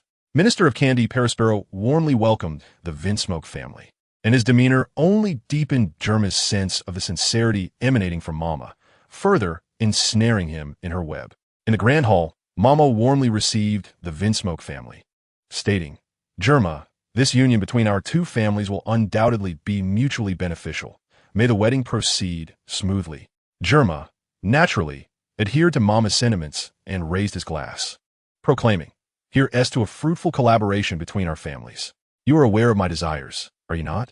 Mama's tone shifted. A sudden silence enveloped the banquet, and after a considerable pause, Germa finally spoke. "Of course, our Vinsmoke family shall provide you with the soldiers of the Germa 66 post-wedding." Germa understood that Mama's ambitions extended far beyond this, yet he dared to explore the possibility of negotiation. Mama Charlotte Lin fell silent upon hearing this, and the atmosphere grew oppressively quiet. So then the Mama Logit, haha. Germa's heart sank, feeling a wave of anxiety wash over him. Once Mama's laughter subsided, she calmly remarked, "Do you truly believe that this will suffice to fulfill my demands?" Her tone was eerily calm, almost terrifying. Just as Germa was about to respond, Mama cut him off. "You may leave and contemplate this matter thoroughly." With that, Mama had issued her dismissal, and Germa could no longer linger. Once the Vinsmoke family had departed, Mama's expression darkened significantly, stating, "I had initially intended to grant them an opportunity. However, it seems they are unwilling to voluntarily relinquish the advanced technology of Germa. Thus, I see no need for mercy. Katakuri, how are your preparations coming along?" At that moment, a figure emerged from a rear chamber. It was Katakuri, one of the suite commanders of the Charlotte family. Katakuri confidently assured, "Mama, rest assured, the wedding shall become the Vinsmoke family's burial ground, and you shall obtain what you desire." "Excellent. I entrust this matter to you. Do not disappoint me. What is the status of the tea party preparations?" Mama continued to inquire. Such arrangements were under the purview of Perispero, the eldest son of the Charlotte family. "Manga, all is well. The invitations have been dispatched, and the guests are en route. The tea party will proceed smoothly." Perispero replied, "And what of the delectable cake?" When it comes to cake, Mama's mood brightens as if all previous shadows have vanished. The long bread stepped forward and said, "Mama, after the precious ingredients from various regions arrived at Cake Island, we have begun crafting the wedding cake. I assure you, it will meet your expectations." Mama is actively preparing everything for the tea party, and the rulers of the underworld from around the globe have received invitations to Mama's gathering. They have participated in Mama's tea parties multiple times and have collaborated with her to varying degrees. Otherwise, how could their forces safely enter the New World? Thus, upon receiving the invitations, they did not hesitate, setting aside their affairs, and vessels began to arrive in the New World from secret ports across the globe. They could evade any scrutiny from other factions, entering the New World like ghost ships. During this time, due to the friction between the four emperors, red-haired Shanks and Kaido of the Beasts, the pirates in the New World have remained active, with a significant influx of pirates from the first half of the Grand Line, which has resulted in a substantial workload for Tang. Just as he dealt with a newly arrived pirate crew, Tang received another assignment. However, Carp intended to reduce his workload and also wanted him to gain some experience, so he assigned him to monitor Mama outside her domain. Recently, news of Mama's tea party reached the Navy. At such a time, as long as the Navy does not trouble Mama, she will not initiate any conflict with them. Hence, Carp instructed him to carry out the surveillance task. Tang, don't give me that cheeky grin. You are to execute the surveillance mission, so behave yourself and avoid causing trouble. Additionally, with Shanks and Kaido still engaged in battle, do not drag Mama's pirate crew into this.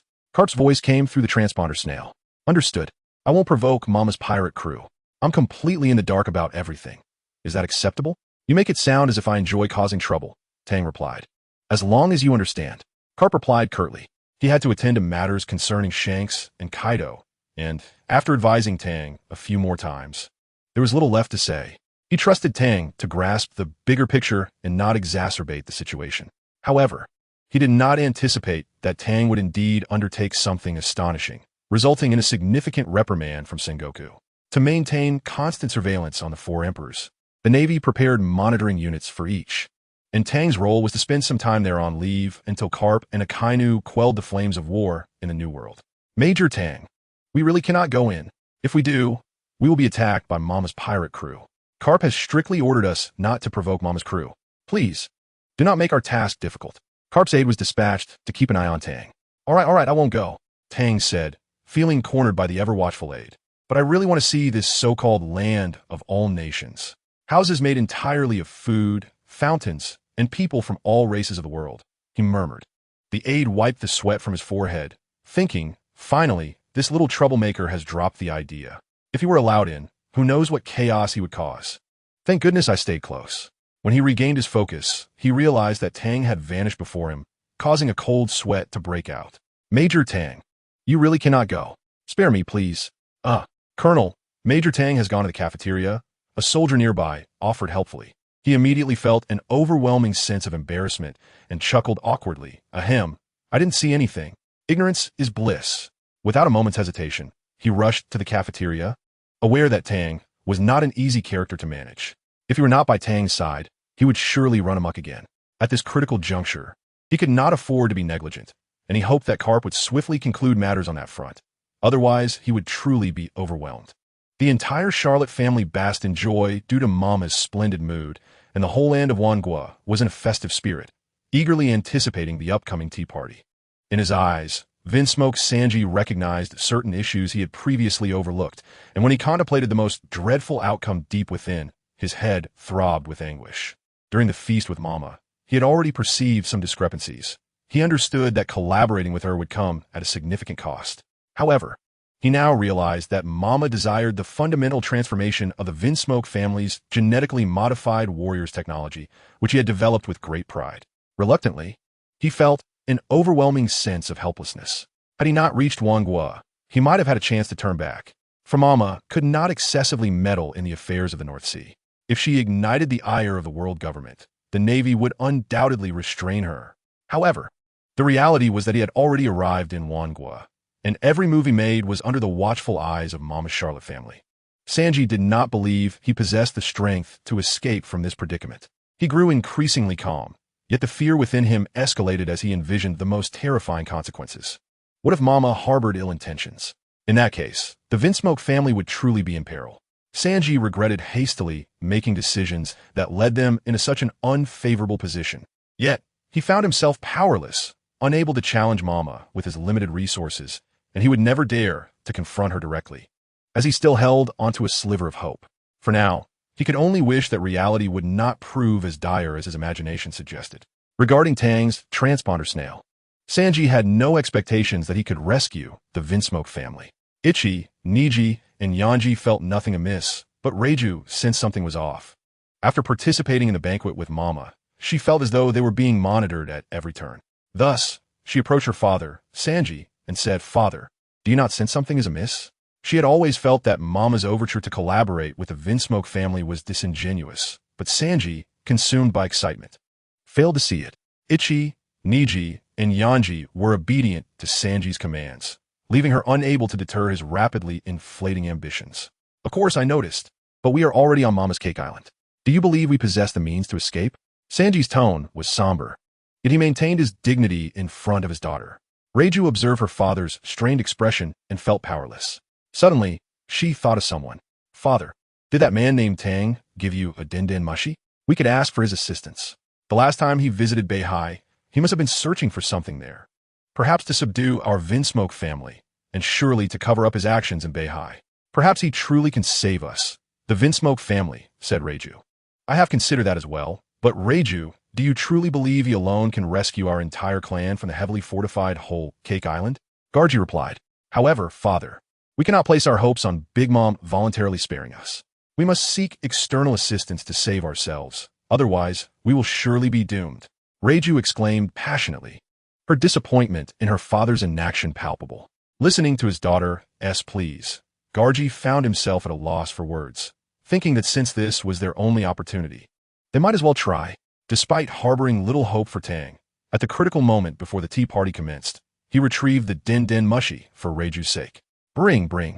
In the cafeteria of the Navy surveillance fleet stationed on the outskirts of Whole Cake Island, Tang's most secretive din-din mushi rang.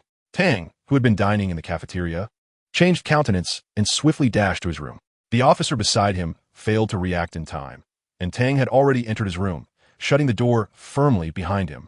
Riel hurried to Tang's door and anxiously inquired, "Vice Admiral Tang, is everything all right?" Riel was genuinely concerned that something had gone amiss, for he would have no explanation to offer Vice Admiral Karp if trouble arose. "Nothing's wrong. Please do not disturb me. I merely have a slight stomachache." Tang's voice emanated from within. Sensing no unusual tone in Tang's response, and realizing he was merely resting in his room, Riel returned to his duties. Inside the room, Tang noted that Riel had departed. He then took out his din-din mushi, the means by which he communicated with the Vinsmoke family. He felt an unsettling premonition that this call might not herald good news, yet he knew he had to answer it, for the Vinsmoke family's significance in Beihai was paramount. Moshi, this is Tang," he said. "Mr. Tang, this is Garji." Garji's voice trembled with an edge of desperation. "Garji, do not tell me you have encountered an insurmountable problem. Speak. What trouble requires my intervention? It must be something significant for you to call me." Dang Viplit Slow. Seeing her father Garji unable to articulate further, Reiju decisively seized the din-din mushi. "Mr. Tang, I am Reiju. Recently, one of the four emperors, Big Mom, approached our Vinsmoke family proposing a marriage alliance. Naturally, we could not refuse her, yet upon arriving here, we discovered it to be a conspiracy, a plot aimed at annihilating our entire Vinsmoke clan. We are at our wits' end. I implore you, save us. We have no one else to turn to. If you have the ability, please rescue us." Reiju expressed their dire situation and her plea for assistance. On the other end, Tang was profoundly shaken by this revelation. So, the tea party was, in fact, a wedding ceremony involving the Vinsmoke family. Alongside his shock, a wave of anger surged within him. He was exasperated that the Vinsmoke family had entangled themselves with Big Mom, while simultaneously resenting their underhanded maneuvers. Now that calamity has befallen you, you seek my help. What were you doing when Big Mom proposed the marriage? You should have informed me then. Now you've fallen into her trap and wish to escape my grasp, only to find yourselves in a crisis of potential extermination. Tang could not suppress his sardonic remarks. On the other end of the line, Reiju and Garji were rendered speechless by Tang's scorn. Reiju fought back tears, pleading, "Mr. Tang, please save our Vinsmoke family. We will never dare to harbor other intentions again. Please, show mercy and help us. Yes, as long as you help us this time, we will remain your most loyal vassals." Garji, as a member of the Vinsmoke family, finally spoke up. You have truly vexed me. Why provoke such trouble with Big Mom? This is indeed a grave predicament. You speak so lightly, yet I bear a heavy burden. Tang's voice resonated through the den mushy. This only heightened Gargi and Reju's urgency. All right, let me think this over. You two wait for now. If I do not come through, you have only yourselves to blame, Tang declared before hanging up. Reju and Gargi stared at the now silent den mushy, their hearts racing. Tang's ambiguous words failed to provide them with a definitive answer, leaving them utterly despondent, as if their last lifeline had slipped away. Perhaps the situation is not as dire as we envision. Until the final moment, we must not give up. Reju consoled her father Gargi, fully aware that the circumstances might indeed be as bleak as they feared. Yet they had no choice but to leave their fate to the heavens. Indeed, we can only take one step at a time, hoping that fate does not cruelly extinguish our Vinsmoke family. Gargi forced a semblance of hope. Just then, a voice emerged from outside. Dear guests, has anything occurred? Upon hearing the voice, Gargi and Reju quickly composed themselves, opening the door to reveal Charlotte Opera, the fifth son of the Charlotte family and a minister of the whole Cake Island. Oh, it is you, Opera. We are fine, merely reminiscing about our late mother. Feeling a bit melancholic, Reju replied. Oh, I see. As long as nothing is amiss, the wedding will take place at tomorrow's tea party. We shall soon be one family. Opera smiled. Yes, after tomorrow, we will indeed be one family. Gargi echoed Opera's sentiments. Rest well, for tomorrow will surely be a celebration. It would be unfortunate to be unprepared, Opera advised before departing. Indeed, they both murmured in agreement.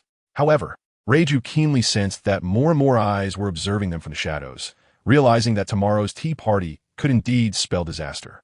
Yet rather than fear, she felt a sense of liberation as the Vinsmoke family faced its potential demise. For Reju, this family was a place she had long wished to escape. The Vinsmoke family was, in essence, a cold-blooded lineage. In pursuit of her dreams, Jiaji transformed all her children into artificial soldiers. At times, she resented the fact that she had not lost her emotions like her three brothers. Perhaps then she would not be burdened by sorrow. Presently, the Vinsmoke family is on the brink of extinction, especially since even their last glimmer of hope is unwilling to assist them. In her eyes, this family, which has endured for centuries, is finally facing annihilation. Let all the darkness and evil be buried in the long river of time. Meanwhile, Tang has made a resolute decision. He believes he must try to save the Vinsmoke family. While he cannot guarantee he will succeed in rescuing them, he is confident in his ability to escape from Cake Island alone. As for the Vinsmoke family, he will save as many as he can. Tang's daring endeavor is driven by his own motivations. Due to the presence of the Underworld King in the North Sea, he has always felt uneasy about that region. He requires someone to monitor everything occurring in the North Sea until the day he can take the Underworld King away. Moreover, the unparalleled technology of the Germa 66 army in creating artificial soldiers is something he wishes to master. With this technology, how could he not possess an exceptionally powerful army? It is essential to recognize how rare it is to have a well-trained army. Yet the Vinsmoke family can mass-produce such a formidable and disciplined force. Hence, Tang feels compelled to take this risk. Thus, Tang donned civilian clothes, carefully wrapped his black blade, and stealthily departed from his room. He did not wish for his actions to be discovered, and given the capabilities of those aboard the warship, they would not notice his movements. With ease, Tang evaded them and reached his destination at the rear of the ship, where only a few soldiers were on guard. Unbeknownst to him, he arrived at the small boat tethered to the warship. Tang activated his replication ability, and shortly thereafter, an identical small boat materialized. He swiftly set off, pondering how he could return unscathed. He chuckled to himself, realizing he had yet to devise a plan for how to enter Cake Island. Suddenly, he noticed a ship in the distance that had evaded the Navy surveillance, quietly entering the waters of the land of Wano. Tang thought to himself, could this be a vessel carrying guests to the tea party hosted by Big Mom? His mind raced as he mumbled, this ship must be heading to Cake Island. They surely possess an invitation from Big Mom. I can simply blend in without needing to row my own boat. This is effortless. Thus, Tang abandoned his small boat and began to approach the mysterious vessel. Despite carrying the black blade, his movements remained swift, just as he concealed himself in the shadows. A guard from the ship hurried to the spot where he had just been. How odd. I sensed something was amiss here earlier, yet seems to have vanished, the guard remarked. Hearing this, Tang became increasingly convinced that the individuals aboard this ship were no ordinary folk. The heightened vigilance of a mere guard indicated that his charge must be of significant stature. Tang felt even more assured that boarding this vessel was the right decision, as it would grant him direct access to Cake Island, alleviating many of his concerns. Indeed, the ship Tang had infiltrated belonged to one of the underground world's rulers, the shipping king, Long MIT. As the sovereign of maritime transport in the New World, his influence pervades the seas, commanding respect even from the world government, which occasionally requires his assistance for cargo transport. As a ruler of the underground world, he intricately weaves connections among the four emperors, utilizing their power as a safeguard. This intertwining of relationships allows his transport vessels to navigate the pirate-infested New World safely. Thus, upon receiving an invitation to Big Mom Charlotte Lean's tea party, he hastily abandoned all his other tasks to make his way there, as she is his lifeline.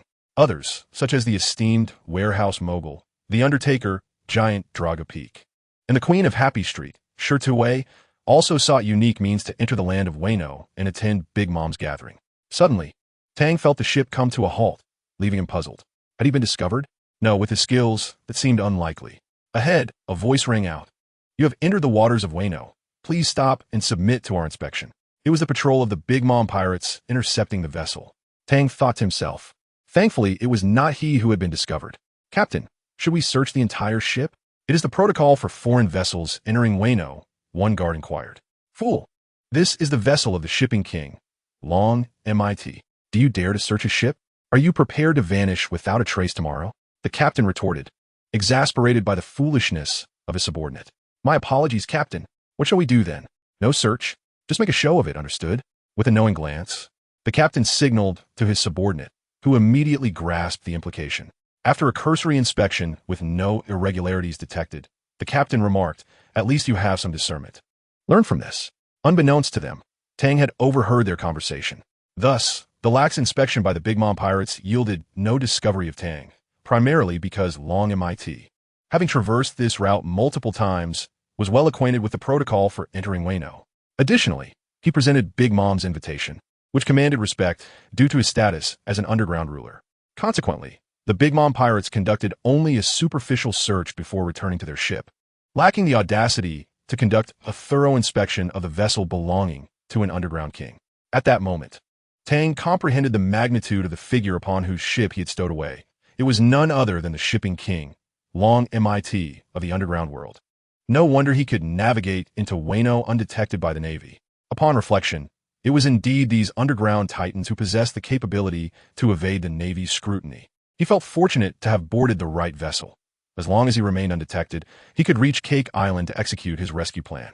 The following day, as Tang vanished, Liar finally sensed something amiss. After searching every corner of the warship and finding no trace of Tang, he learned from the soldiers that none had seen him exit his quarters. He quickly approached Tang's door, which was firmly shut, and called out, "General Tang, are you there? Please open the door." When there was no response, Liar's instinct screamed that something was terribly wrong. Without hesitation, he kicked open the door, only to find the room empty, confirming his worst fears. Liar, struck by a sudden realization, thought to himself, "This little ancestor is bound to land him in great trouble." The notion of wanting to visit Wanghua had lingered in his mind since the connection between the Lianxiang 350 and Tang. Liar was instantly overwhelmed by a wave of anxiety. This period coincided with the tea party hosted by Big Mom. If Tang were to stir up significant trouble at the tea party, Liar shuddered at the thought of the dreadful consequences that might ensue. He felt that the situation had escalated beyond his capacity to manage, prompting him to hastily dial Vice Admiral Karp's number. As the phone rang, Karp had an instinctive premonition upon seeing Liar's call. This scoundrel Tang might have gotten himself into another monumental predicament, filling him with a profound sense of helplessness. He braced himself for another scolding from Sengoku. "Moshi Moshi, this is Karp." Upon the call connecting, Liar could no longer contain his distress. "Vice Admiral Karp, Tang has vanished right under my nose. I suspect he has entered Wanghua. I failed to keep an eye on him. Please punish me," Liar implored. Upon hearing this news, Karp's face twitched. The worst had indeed come to pass, yet his concern was not merely for the chaos Tang might cause, but rather for Tang's own safety. After all, he had watched Tang grow up. Despite the mischief Tang had previously caused, Karp had always managed to handle it. Now, with Tang stepping into the realm of Big Mom, Karp could only dread what might unfold within. He regretted letting this inherently restless boy venture there in the first place. Karp's worry deepened over Tang's well-being. Meanwhile, the situation between the red-haired pirates and the beast pirates had gradually calmed, and Karp received orders to return to Marine headquarters. just as he contemplated recalling Tang. This incident erupted. The forces at the G1 Navy base were utterly exhausted. Karp reflected that he could not burden the Navy soldiers with further risk. He resolved to venture to Wangwa alone to retrieve Tang. Otherwise, he would never forgive himself. Having endured his son's defection from the Navy and 2 grandsons incessantly yearning to become pirates, Karp recognized that Tang's arrival at Marine headquarters, bearing that smile, was a divine gift for him to fulfill his dreams. He could not allow anything to happen to Tang. Wait for me there. I shall arrive shortly. Until my arrival, do not act recklessly. This matter must remain confidential. No third party must learn of it. Understood? Karp instructed, receiving his superior's command. Liar felt a sense of direction and promptly replied, "Yes, Vice Admiral Karp. I will await your arrival and ensure strict secrecy." At that moment, our Tang had already arrived at Cake Island. Cake Island, true to its name, bore an unmistakable resemblance to a cake. Under the dominion of one of the 4 emperors, Big Mom Charlotte Linlin, it had established its rightful place, with Cake Island at its center, surrounded by 34 islands, forming the superpower known as Wangwa. Today, Cake Island was enveloped in revelry, for it was the day of Big Mom's tea party, celebrating the grand occasion of the marriage alliance between the Charlotte family and the Vinsmoke family. The impending tea party elevated Big Mom's spirits, leading her loyal aides, Zeus and Prometheus, to refrain from any outbursts, enveloping the entire island in a jubilant atmosphere. However, for Vinsmoke Judge, today's tea party loomed like a crocodile with its jaws agape, waiting to swallow the Vinsmoke family whole. What could Judge do? He could only pray that should he fall out with Big Mom, the Vinsmoke family would face swift annihilation, leaving him with no choice but to resign to fate. As the guests began to arrive, the Charlotte family member responsible for welcoming the various dignitaries was none other than Charlotte Perispero, the eldest son and candy minister, who could always uplift spirits with his confectionery. Welcome to Mama's tea party, esteemed rulers of the underworld. Perispero extended a gracious invitation to the formidable guests. Unbeknownst to them, the morose Dracula Mihawk had also been invited. How could someone who dealt with the dead be present at Mama's tea party? Complained the king of the sea, Don Quixote Mingo. Indeed, this fellow constantly mingles with corpses, echoed Queen Stussy of the Happy Street.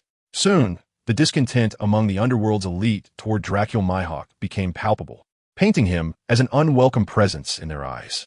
Yet, Dracula Mihawk remained unfazed, chuckling. "Thank you all for your compliments.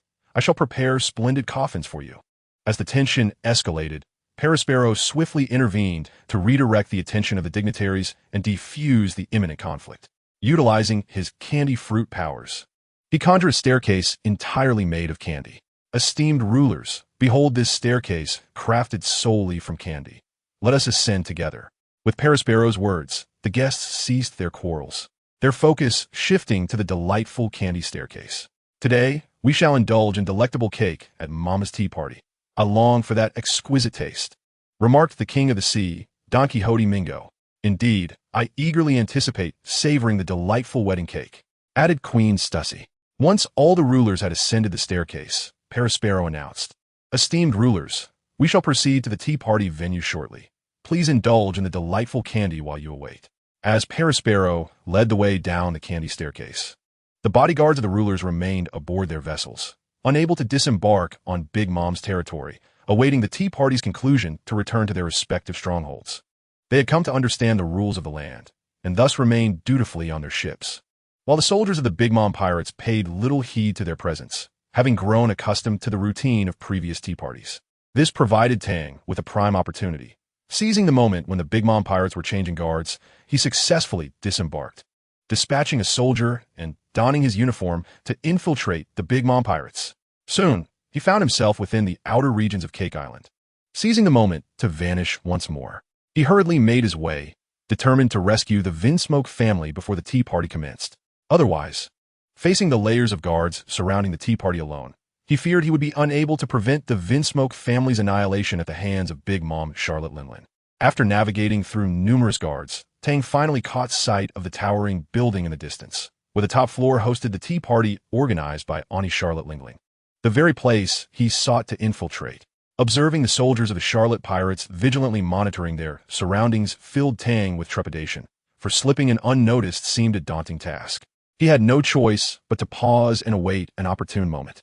The wedding procession of the Vinsmoke family had already embarked, and the technologically advanced horse-drawn carriages were gradually approaching the venue of the tea party, carrying all the members of the Vinsmoke family. Just as Tang contemplated making a dash, he abruptly abandoned his plan and swiftly concealed himself. Trailing behind the procession was the sweet three generals, Cracker. Sensing something amiss, he glanced toward an inconspicuous grove in the distance, but soon dismissed the feeling. Cracker mused that this was one of the most heavily monitored areas of Cake Island, and it was unlikely anyone could breach the extensive defenses to reach this point. He felt reassured about the island's security, as his primary duty was to escort the Vinsmoke family for their wedding with the Charlotte family. Suppressing his unease, Cracker continued to observe the movements of the Vinsmoke family. Seeing that their attention had shifted, Tang felt a surge of hope. Just as he prepared to act, an overwhelming sense of danger washed over him, prompting him to decisively abandon his rescue mission and retreat into hiding. It was indeed not an ordinary individual who had noticed him. It was Cracker, one of the highest-ranking officers of the Charlotte Pirates. Watching the carriage drift further away, Tang realized that his opportunity had slipped away and he needed to reassess his strategy. Meanwhile, Vinsmoke Judge was in a state of despair, his mood plummeting as he gazed at the sweet generals behind him, realizing their perilous situation. Regret flooded his thoughts. Had he known better than to rely on Ani's power, he wouldn't have found himself in such a dire predicament. Who could save him from the grasp of a Yonko? Upon the arrival of the wedding procession at the building, the rulers of the underworld coincidentally reached their destination. Ha! Judge, congratulations. You are now related to Ani, and the reputation of the assassin clan will only grow stronger, proclaimed the Sea Transport King, Dramit. In the presence of these rulers, Judge suppressed his emotions, recognizing that he too was a sovereign of the underworld, deserving of dignity. Who among you possesses more power in the new world than the Sea Transport King? We, the Vinsmoke family, are merely developing in the North Blue. Judge retorted, esteemed guests, the tea party is about to commence. We should head inside and not keep Mama waiting, urged Parasparrow. Indeed, let's not linger here. It would be impolite to keep Mama waiting. I can hardly wait to see the wedding cake, exclaimed Queen Stussy of Sweet City. All the rulers agreed, and thus Parasparrow utilized his devil fruit abilities to transform the staircase into an elevator, allowing them to ascend leisurely to the grand hall at the top of the building, where Ani Charlotte Lingling had been eagerly awaiting their arrival. Meanwhile, Charlotte Oven spotted this scene from above and promptly reported to Ani Charlotte Lingling, Mama, the guests have arrived.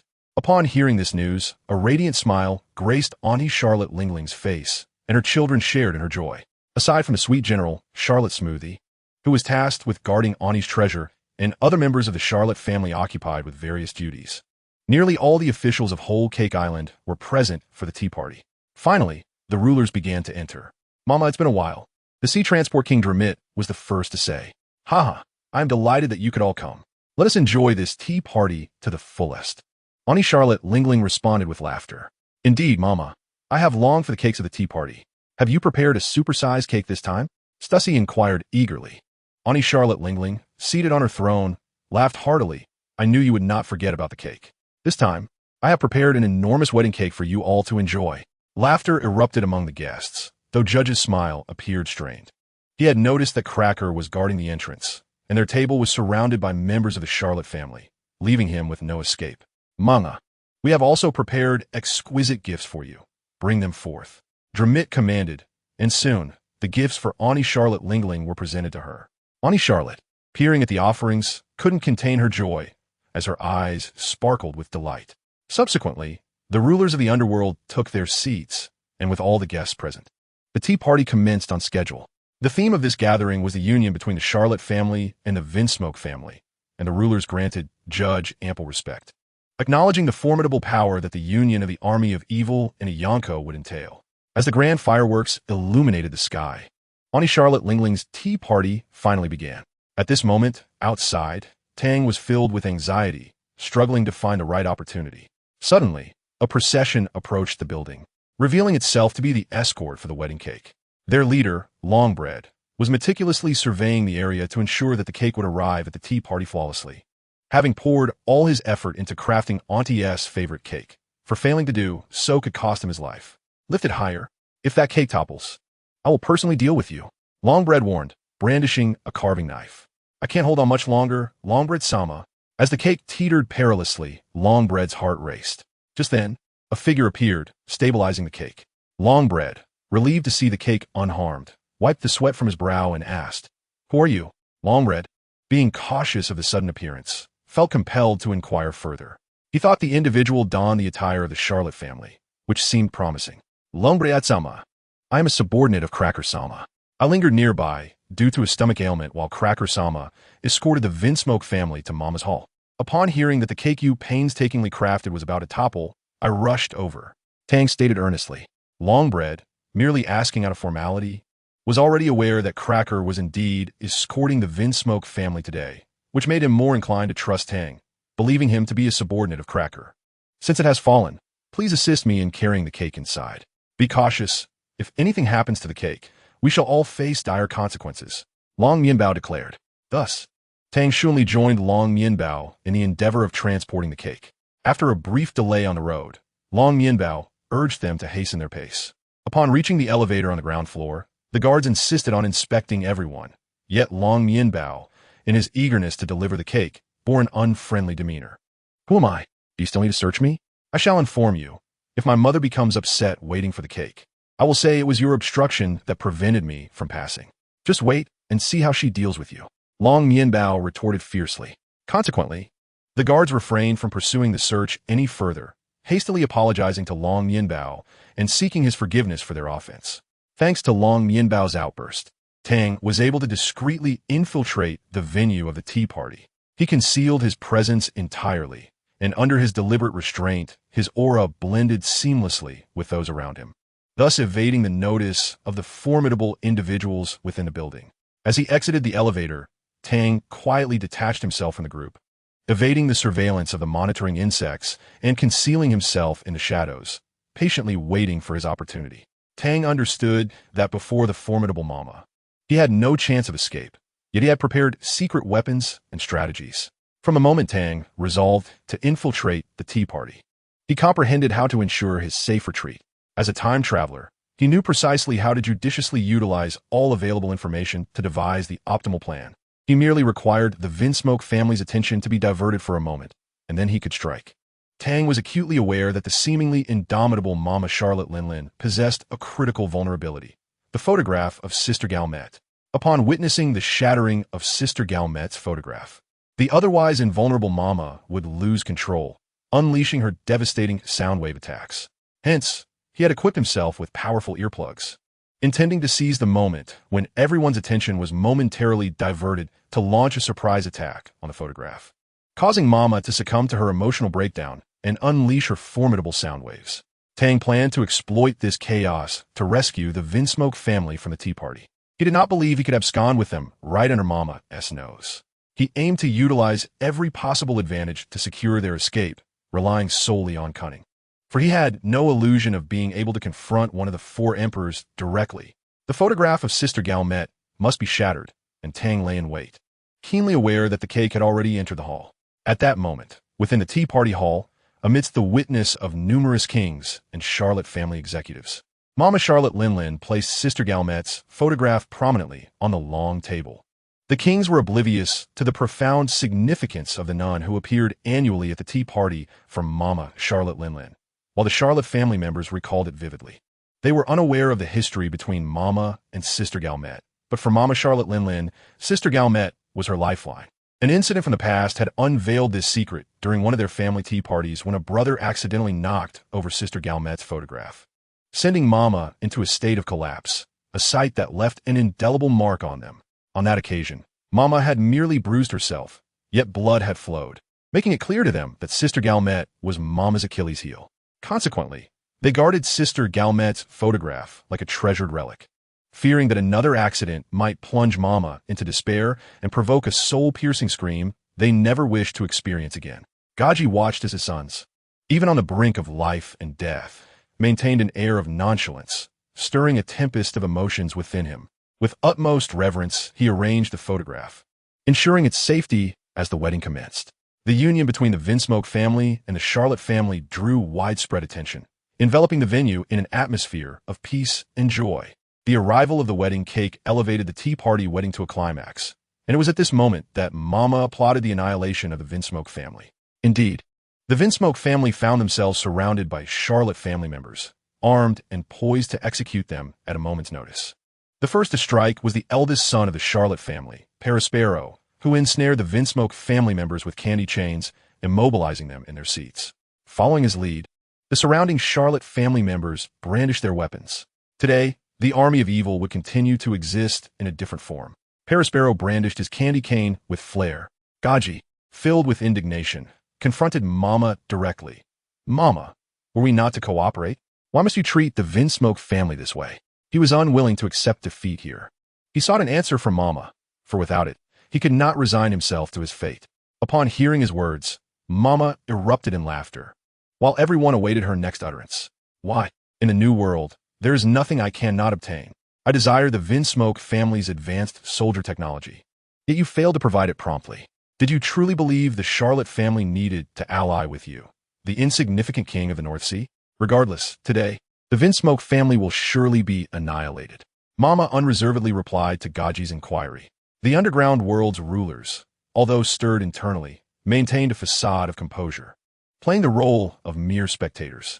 The president of the World Economic News Agency, Morgans, was exhilarated. The demise of the army of evil was unfolding before his eyes. A thrilling spectacle for any competent journalist. Ha ha, the eradication of the assassin family. What will become of the North Sea? I'm truly eager to find out, Morgans exclaimed.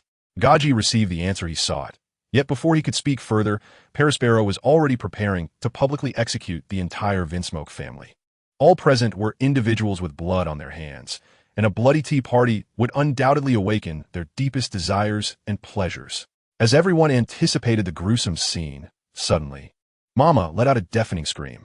Everyone was taken aback by this sudden outburst, abandoning their tasks to cover their ears. But Mama's voice was not something one could escape simply by blocking their ears. Among the Charlotte family members, with the exception of the two generals present, the rest gradually succumbed to Mama's cry and collapsed. It turned out that Tang had seized the moment when everyone's attention was fixated on the Vinsmoke family, successfully launching a surprise attack on Sister Galmet's photograph. Although Katakuri had noticed him, it was too late for him to intervene. Tang had already succeeded. Kata's expression was dark and brooding, as he pondered how this unexpected visitor had uncovered the secrets of the Charlotte family. His mind immediately leapt to the conclusion that there must be a traitor within the family. As the highest-ranking officer among the suite commanders, second only to Big Mom, Charlotte Linlin, it was beyond comprehension that Li could have failed to prevent Tong from ambushing the nun, igniting a furious blaze of anger within him. Meanwhile, another suite commander, Kurlija, had already sealed off the hall's exits, brandishing his sword and fixating his gaze on Tong. The chaos of Big Mom's shrieks could influence them, but it hardly swayed the two powerful commanders, while the other attendees at the tea party lacked their formidable strength. Kong, on the other hand, was intently focused on Kata Kuli and Kurlija. These two suite commanders represented the most formidable adversaries he had encountered thus far. He recognized that Big Mom would be incapable of intervening in the short term, and at that moment, her defenses were at their weakest. A plan was already forming in Tong's mind. With lightning speed, Tong surged toward the vulnerable Big Mom, fully aware of his intimate knowledge of her current state. After the nun's portrait shattered, Big Mom's will had crumbled, leaving her previously indomitable body weakened, to the point that even a slight impact could draw blood, revealing her fragility. Upon witnessing the unidentified enemy advancing toward Big Mom, Ali wasted no time in charging to intercept Tong before he could strike.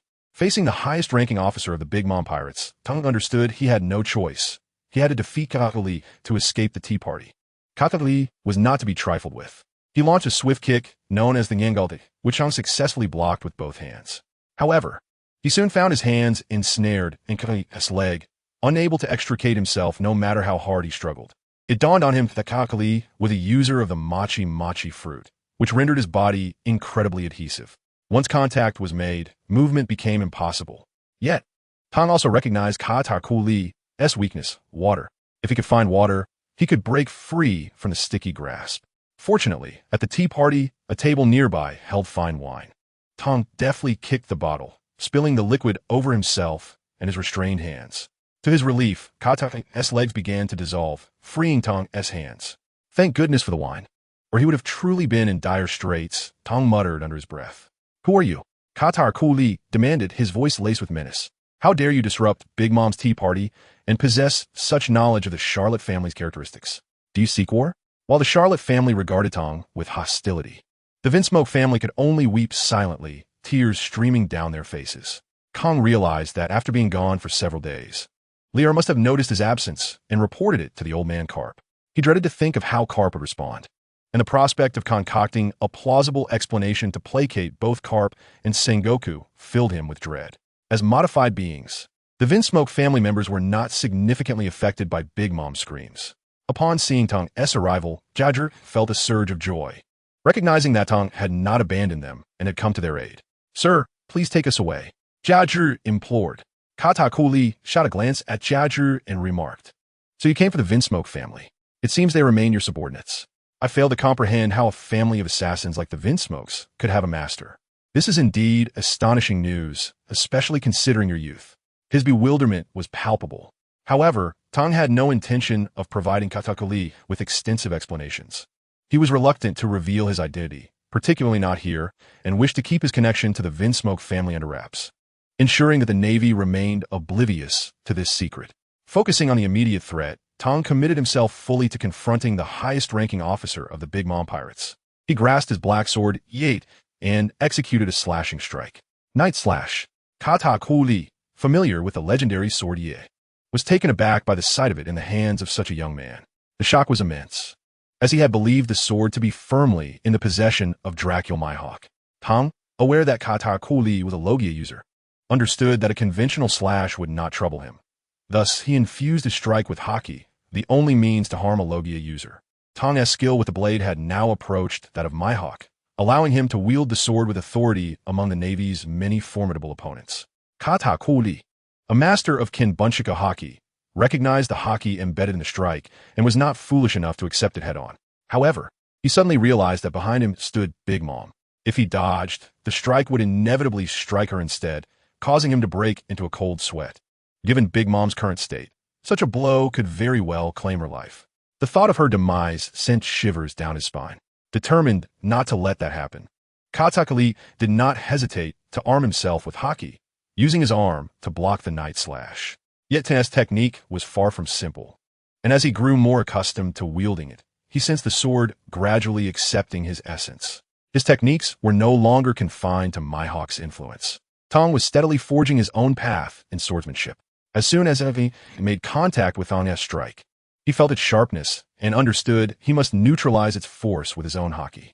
He had to completely absorb the impact, otherwise the residual energy could harm Big Mom, leading to catastrophic consequences. He could only hope that she would recover swiftly, allowing him to engage Hong without reservations. As a high-ranking officer, it had been ages since he faced such a formidable opponent. The sheer power behind Tang's strike was a testament to his strength. Katakuri's blood surged with excitement, wishing for Tang to linger a while longer so he could enjoy a proper confrontation. Yet Tang had no intention of granting him that luxury. Tang deliberately positioned Khalid and Big Mom in a straight line to exploit Big Mom's current vulnerability as a point of concern for Katakuri. He trusted that Khalid was astute enough to recognize the significance of Big Mom's safety to the entire Big Mom pirates. Kang's attack was aimed not just at Khalid. Under normal circumstances, he would have evaded it easily. However, with Big Mom behind him, Tang was confident that Khalid could not escape unscathed.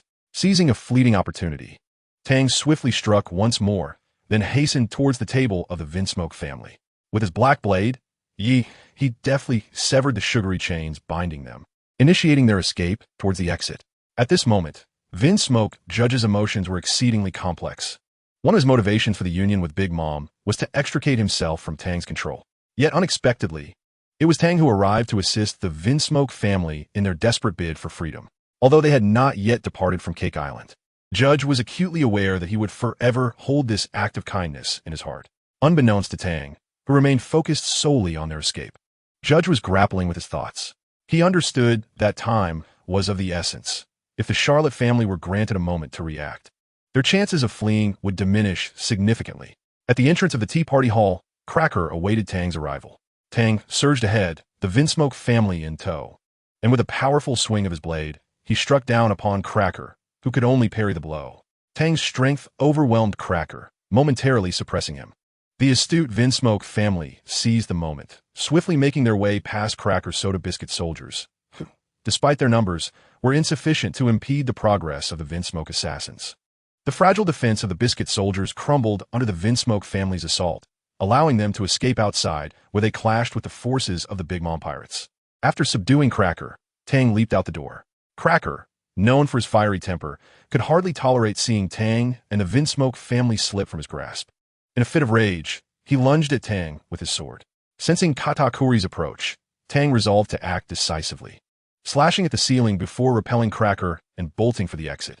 The debris from the ceiling provided a temporary obstacle, hindering the pursuit of Cracker and Katakuri, affording Tang precious moments to act. Upon exiting, Tang unleashed a sweeping strike against the Big Mom pirates, then swiftly retreated. The Vinsmoke family, equipped with advanced flying boots, ascended into the air, heading towards the island's outskirts. There awaited a small vessel belonging to the Vinsmoke family, manned by soldiers of the German army who had accompanied them. Judge urgently required their assistance. Tang followed closely behind the Vinsmoke family. Although his speed was considerable, it paled in comparison to their flight. With a tremendous noise reverberating from the building behind him, Tang realized that Katakuri and Cracker had burst forth, accelerating in response to the urgency of the situation. Tang knew he must evade Katakuri and Cracker. Should the rest of the Big Mom pirates encircle him, his peril would only deepen. Tang's speed was impressive, and Judge had already reached their troops. All of you heed my command. Disembark and hold this position. No one is to pass. Judge's resolve was steely, so much so that he would willingly sacrifice his German soldiers. Tang found himself powerless to intervene. While this course of action seemed cruel, he could not deny it was the most effective strategy available. Acknowledging Judge's orders and understanding the soldiers were brainwash modifications created as tools for the Vinsmoke family. Tang boarded the ship. Without pausing, Judge instructed Yanji to take the helm, and the vessel began its journey beyond Cake Island. Meanwhile, the German soldiers left behind stood in formation, facing the rapidly approaching Katakuri, Cracker, and countless members of the Big Mom pirates. Yet, as part of an army of evil, they felt no fear. Their sole directive was to obey the Vinsmoke family's orders. Confronted by adversaries vastly superior in strength and numbers, the German soldiers charged forward, demonstrating their true combat potential. Except for those they could not stop, Katakuri and Cracker, most foes were effectively restrained. As the German soldiers recognized their limitations and deployed more of their ranks to impede the two, as Katakuri and Cracker faced the wall of German soldiers blocking their path, they were met with a fierce resistance, forcing them to slow their advance. Frustration mounted as the vessel grew ever distant, yet the German soldiers pressed on, undeterred by the carnage unfolding around them. Finally, after eliminating the last soldier hindering their path, Katakuri found himself staring at an empty expanse. The ship had vanished from view. Seething with rage, he appeared brutal, and even a normally hot-headed Cracker wisely chose to refrain from further conflict. Alert the forces on all nearby islands to intercept them. The audacity of the Vinsmoke family to disrupt the tea party and steal away their kin, while defiling the image of our beloved nun, is a humiliation we shall not tolerate. Set sail and pursue, Katakuri growled, his command ringing with authority. He boarded Big Mom Charlotte Leanlean's ship and raced towards Tang's fleeing direction. Cracker remained behind to ensure the safety of the tea party attendees. But he would not let Tang escape easily. He intended to personally capture him and deliver him to Big Mom for retribution. Meanwhile, Tang's temper flared aboard the Vinsmoke ship as he chided. So, you thought to conspire with the Big Mom pirates behind my back, believing you could extricate yourselves from my control, and now you seek my aid? Wasn't independence your claim to power? Try it. Judge, momentarily speechless by Tang's rebuke, steeled himself. Lord Tang, we were mistaken. However, how could we refuse Big Mom's invitation? What good is being the king of the North if the Big Mom pirates could extinguish us with a mere finger? They covet our modified soldiers, our very lives, and I cannot surrender that. Tang paid no heed to Judge's explanations, his resolve firm. I care not for your reasons or your grievances. Remember, my patience is but a single thread. You have exhausted it today. Should another crisis arise, I shall not hesitate to obliterate you, Tang declared with utmost seriousness. 158 Explanation, Second Update. Upon hearing Tang's ominous words, the Vinsmoke family fell into a heavy silence, particularly Judge, who found himself utterly bereft of the audacity to speak. In their attempt to extricate themselves from Tang's dominion through an alliance with the Charlotte family, they were unaware that the Charlotte family never intended to forge such a union. It was merely a ruse to acquire the advanced military technology possessed by the Vinsmoke family. Judge, having faced this debacle, found himself utterly humiliated. Mr. Tang, On behalf of the Vinsmoke family, I extend our sincerest apologies for our transgressions. We regret any offense caused to the Charlotte family due to our family's affairs. I assure you, we shall not entertain such notions again. As the eldest daughter of the Vinsmoke family, Reiju stepped forth to speak when Judge faltered.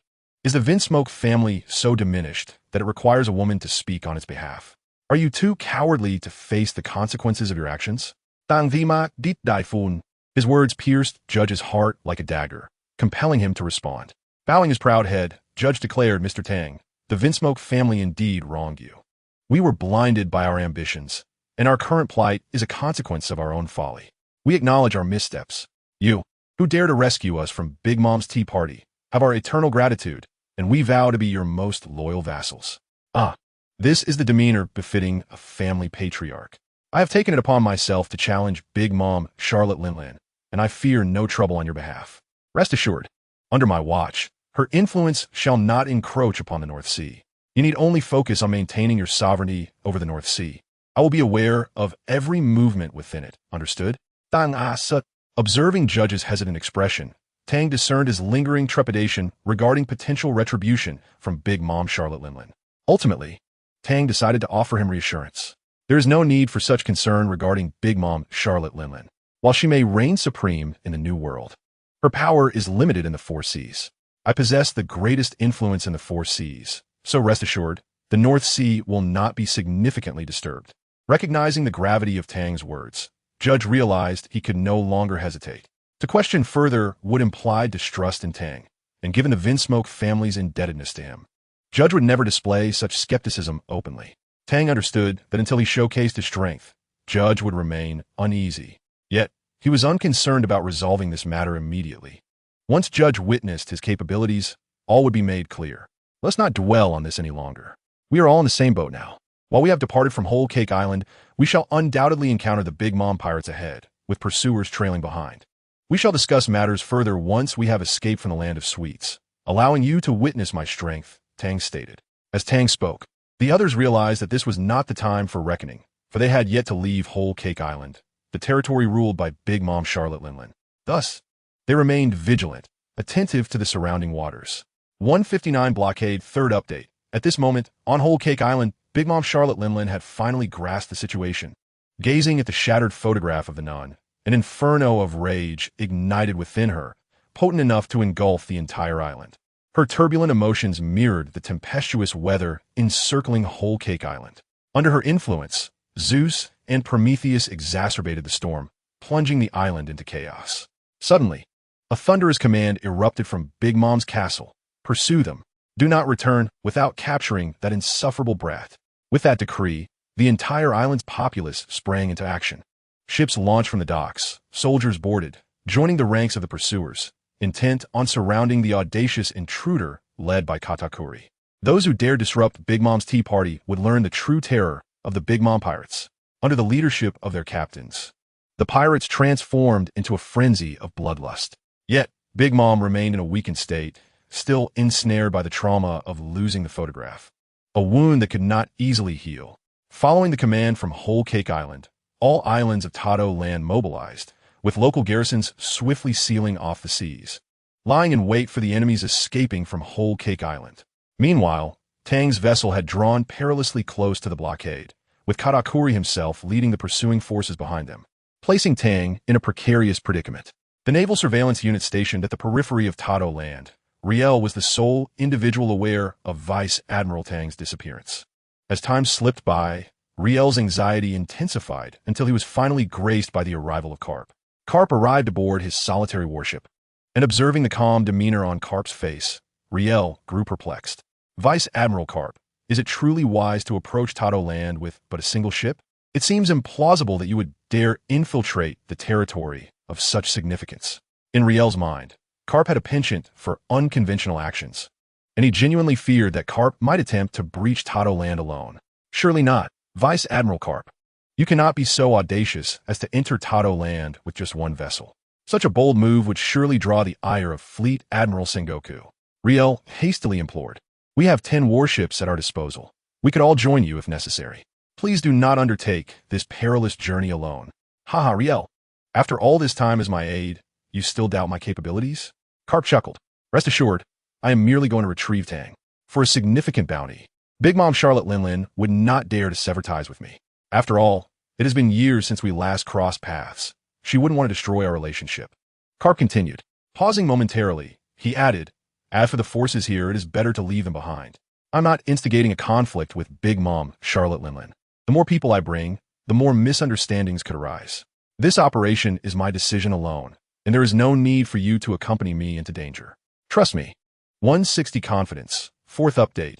Vice Admiral Carp, I cannot allow you to undertake this perilous venture alone, since we wish to avoid any misunderstandings with the Big Mom pirates. Allow me to accompany you? Riel insisted. Kapu smiled as he looked at his long-serving subordinate, Liar, and said, Haha, splendid. Truly, you are one of the soldiers I, Kapu, have trained. Very well, I shall allow you to accompany me to greet Big Mom, Charlotte Linlin. With that, he patted Liar on the shoulder. Upon receiving Kapu's approval and a compliment, Liar felt an overwhelming surge of strength within him, justice, and an unwavering determination to succeed.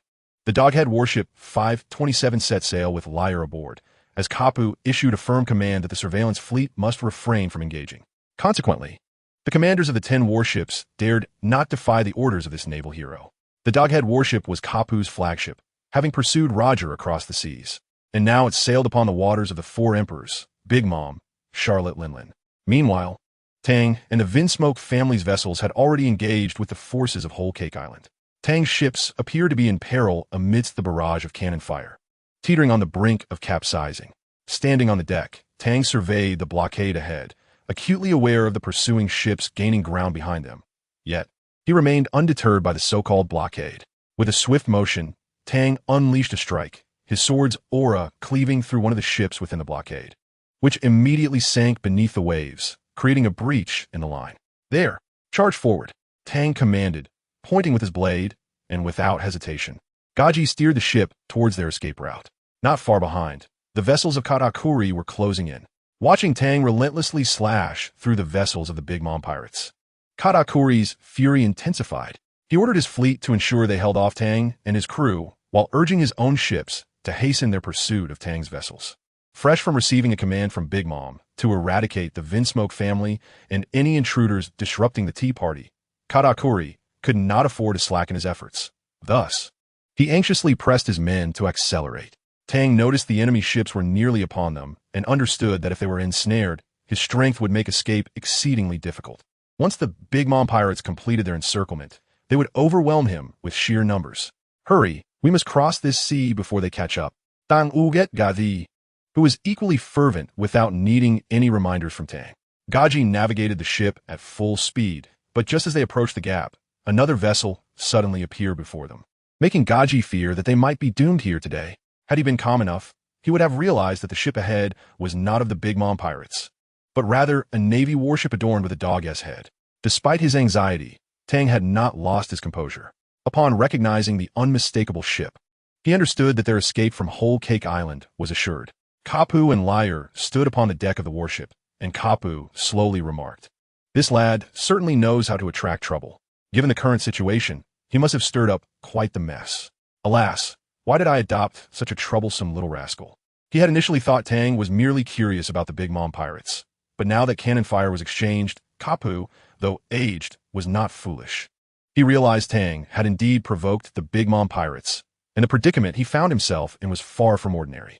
However, now that he had located Tang, he would not allow the Big Mom pirates to bully him. "Bring me 1,000 cannonballs," Kapu ordered, shedding his coat, revealing his suit, still as spirited as ever. Soon, the soldiers aboard Kapu's warship began to transport crates of cannonballs. Grasping one in his hands, Kapu waited and declared, "Ha! Fist of meteor."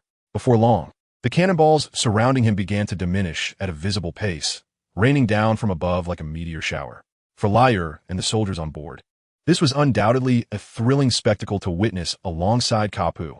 Infusing his haki into the cannonballs, Kapu launched them at an incredible velocity, the power of his projectiles surpassing that of conventional cannon fire. The sheer speed at which he threw them amplified their destructive force.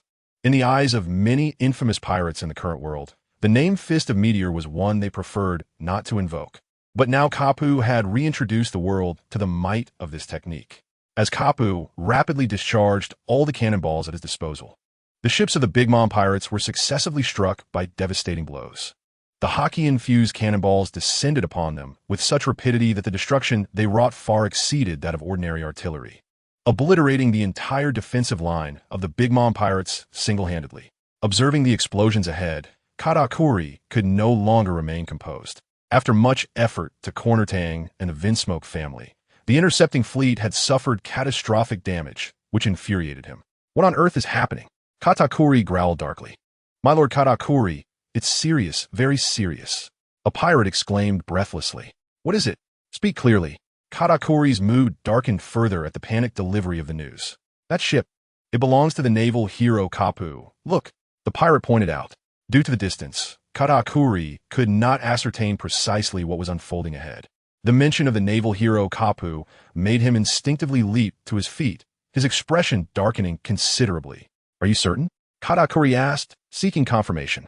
My lord Katakuri, you can see for yourself from the lookout. It is indeed the warship of the naval hero Kapu. The pirate insisted. Katakuri kicked him aside and rushed to the lookout.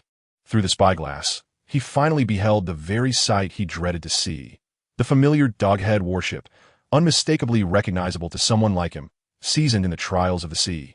Katakuri could not fathom why the long-absent naval hero Kapu would appear at such a crucial moment. However, his instincts warned him that the intruders at the tea party might be linked to Kapu. Given this revelation, he felt little confidence in his ability to extract anyone from Kapu's grasp, even as the sweet commander. Per my mother's command, you all know what to do. Pursue at once. I must confront that old relic, Kapu, and inquire whether he intends to incite war, Katakuri declared. Upon hearing Katakuri's orders, the pirates awaiting his command dashed away with urgency. Beside Katakuri, he felt as though he were suffocating under the weight of Katakuri's aura. Now, having received Katakuri's command, he could finally escape this pressure cooker that threatened to explode at any moment. At Katakuri's behest, his ship sped forth with great urgency, while Tang was already grinning broadly aboard the Kapu doghead warship. Bang! Ah, old man, why did you hit me? Tang et golim, clutching the bump on his head that Kapu had just inflicted. Don't think that playing dumb will let you off the hook, you reckless kid. Now that you've become so bold as to venture into the territory of the Yonko Big Mom, when we return, Sengoku will have you grounded for half a year. You've driven me to the brink, Kapu retorted angrily. Noticing Kapu's genuine fury, Tang chose to silence himself for the moment, knowing that in time, all would be well. He understood that Kapu truly cared for him. Otherwise, he would not have risked confronting the Yonko Big Mom by coming to the land of Wano. One must recognize that for a veteran of Kapu's caliber, appearing in any Yonko's territory would undoubtedly raise alarms. This was Kapu's first time charging into Wano for the sake of rescuing someone. Isn't that the Vinsmoke family? Bang! You little brat. How did you get entangled with the Vinsmoke family? Give me an explanation. Kapu landed another punch on Tang. Ouch. Old man, let me explain. I just stopped by the tea party, right? Then I discovered she intended to execute the Vinsmoke family there, considering they are a member of the world government. We as the Navy have an obligation to protect them, so I devised a little plan to rescue them. Old man, I did it all for the Navy, Tang said with a grin. Kapu gazed at Tang's smiling face, suddenly feeling an urge to slap him again, but an unexpected arrival interrupted his thoughts. As he observed the singing ship of Big Mom approaching, all of Kapu's attention was drawn to it. Katakuri stood at the bow, and upon seeing Kakuri, the sweet commander, Kapu was astonished that Big Mom, Charlotte Linlin, had not come personally to pursue Tang. He had feared that if Big Mom arrived herself, he might face some difficulty. But now Kapu felt considerably more at ease. Katakuri was powerful, but he paled in comparison to Kapu. One must remember that Kapu had long since made a name for himself, his iron fists unbeaten across the seas. Even if Big Mom herself were to appear, she could not be certain of defeating Kapu, let alone a single Katakuri. Kapu, do you understand the gravity of your actions? You have intruded into Wano, sunk our ships, and rescued our pursued enemy. Does the Navy wish to declare war on us? Katakuri stated bluntly. You little brat. You are not yet in a position to speak to me. Back when I fought your mother, Charlotte Linlin, you were still quite young. Kapu retorted. I will only speak with Big Mom herself. Connect me. Kapu confronted Katakuri, who hesitated to retaliate, aware that he could not defeat this naval hero. Thus, he called Charlotte Linlin.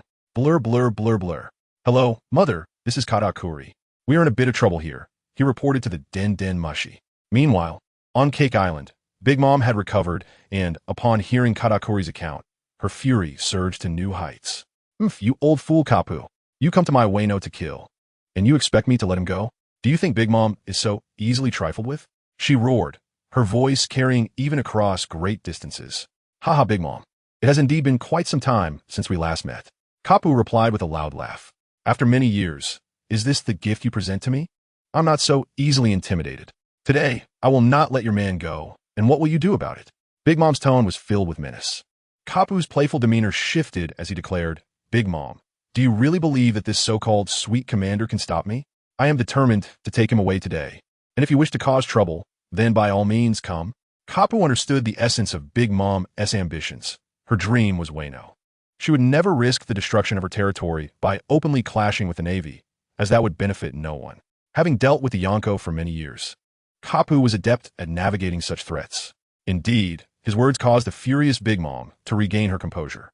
After a long silence on the Den Mushi, her voice finally emerged. Kapu, you do not represent the Navy's stance.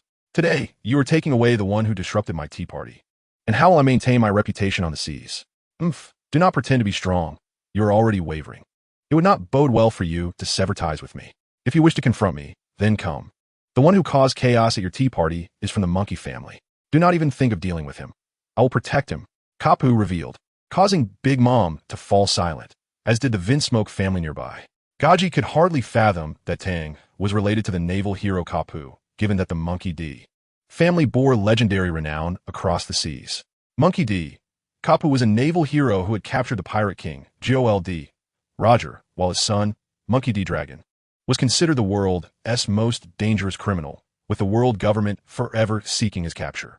In the case of other families, the world government would have undoubtedly pursued them all, yet as Dragon's father, Kapu faced no repercussions whatsoever. Such an exception existed only in this instance, highlighting the magnitude of Kapu's influence, one that the world government could not touch. When others spoke such words before Big Mom, they would often meet their demise before finishing. But Kapu was different. His words commanded Big Mom Charlotte Lean's attention. Kapu, what exactly is your relationship with this person? You would go so far as to speak for him. To my knowledge, you have only one son, correct? Big Mom's voice transmitted from the other end. That is not for you to know, Big Mom. Today, I intend to take every last one of them. If you wish to sacrifice a sweet commander here, then feel free to issue the order. Kapu replied. The Den Mushi fell silent. Had Big Mom accompanied Katakuri, Kapu would never have dared utter such a threatening statement. However, with only Katakuri present, Big Mom, far away on Cake Island, would never arrive in time. The loss of a sweet commander was a price she could never accept. Cap believed that the formidable Big Mom, Charlotte Lin, would make the right decision at this critical juncture. Maintaining one's dignity is one thing, but suffering the consequences of pride is the last thing they wish for. Cap took note of this incident and decided to grant him a favor this time. However, in the future, the members of his family would find themselves on his blacklist, and should he encounter them, he would not show mercy. Ultimately, Big Mom conceded. As previously mentioned, she could not bear to lose her strongest and most beloved son among the sweet generals. Upon witnessing his mother relent, Katakuri felt a sense of relief. His primary concern was that his mother would demand he capture Tang and his companions, placing him in a precarious position. He was confident in his own abilities, yet he did not possess the arrogance to believe he could defeat someone as formidable as Cap. Now that Big Mom had finally relented, Cap, Katakuri, and Vinsmoke, Judge, each felt a sense of reassurance. You gluttonous fool, I shall remember this day. I will exact my revenge in due time. Dang. Unafraid of any repercussions, spoke boldly, but his words struck a nerve with Big Mom. Silence, you insolent brat. I have yet to settle the score with you. Cap bellowed at Tang, who had no choice but to fall silent. Young man, I look forward to hosting you when you visit Wano.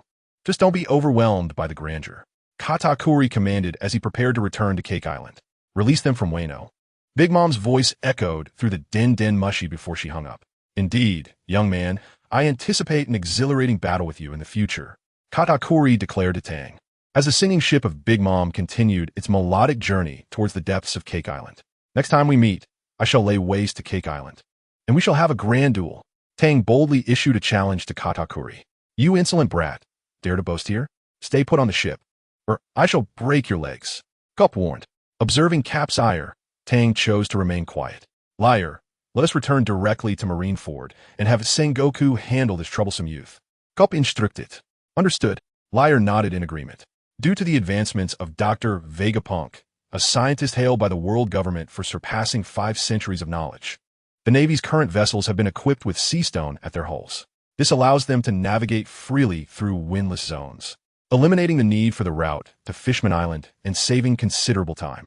Presently, Cap's ship was gliding through such a zone, and he did not make things easy for Tang, subjecting him to various forms of punishment, including standing in place and confinement. Cap's frustration stemmed from Tang's reckless venture into the tea party, which posed a significant risk, compelling Cap to discipline him sternly. Speak. How did you get involved with the Vinsmoke family? Don't tell me it's for the world government or the Navy. I know you too well for that. Speak the truth. Gup demanded. Old man, I merely acted out of righteousness. I had to make a name for myself in Big Mom's territory. Dan Zeepli, Ao Setstili. He could not disclose the details of the Vinsmoke family to Cap, as the latter held the Navy's justice in high regard. It was not the right time to involve Cap in the affairs of the North Sea. Otherwise, he would insist on Tang relinquishing the formidable weapon, Pluton. Understanding that Cap was concerned for him, Tang felt guilty for keeping secrets from the old man who cared for him so deeply. He silently vowed to repay Cap's kindness in the future. Shortly thereafter, Tang arrived at the Vinsmoke family's quarters. Mr. Tang. Judge finally realized that Tang was the youngest vice admiral in Navy history, and he now held great respect for this naval prince. For now, we cannot reveal our connection. Once you return to the North Sea, just monitor the situation there. With me around, Big Mom won't trouble you. She is likely more preoccupied with how to deal with me. Unfortunately, I will ensure she feels fear. Tang Sut. Yes, Mr. Tang. Our Vinsmoke family shall be your loyal subordinates from now on. Every movement in the North Sea will be reported to you promptly, rest assured. Judge proclaimed. Although the Vinsmoke family might not be significant elsewhere, in the North Sea, they guaranteed their dominance. Nothing would escape their watchful eyes. I trust you. After this lesson, I believe you won't entertain any other thoughts. Once we reach Marine headquarters, I will arrange for your return to the North Sea. Remember, our relationship must remain confidential. Do you understand? Tang stated. Yes, rest assured, Mr. Tang, Judge repeatedly assured him. Finally, the warship safely traversed the windless zone and passed through the enormous gates of justice, bringing Cap, Tang, and the Vinsmoke family back to Marine headquarters. Sengoku, having received word, was surprisingly waiting at the port, an unusual occurrence in Marineford. Just as everyone expected a significant figure to arrive, the dog-headed warship of Vice Admiral Cap made its appearance. After several months, Tang returned to Marineford. On board, he spotted Sengoku's figure and thought to himself that Cap must have informed Sengoku of his situation. Sengoku would undoubtedly be sensitive about this matter, making it difficult to keep it from him. There is no choice. One must face the music. Marshal, I report for duty. Tang stepped off the ship, performing a standard military salute, which left a favorable impression on Sengoku, who valued Navy discipline. However, this would not be a reason for Sengoku to overlook Tang's actions. Young Tang, come with me to the office. Cap, you accompany us as well, Sengoku ordered. Cap and Tang followed Sengoku to the marshal's office, where Sengoku had dismissed everyone else, leaving only the three of them and Marine Chief Advisor Vice Admiral Tsuru. The recent events had drawn Sengoku's utmost attention. He could not conceal them from Tsuru, who was known as a strategist of great renown.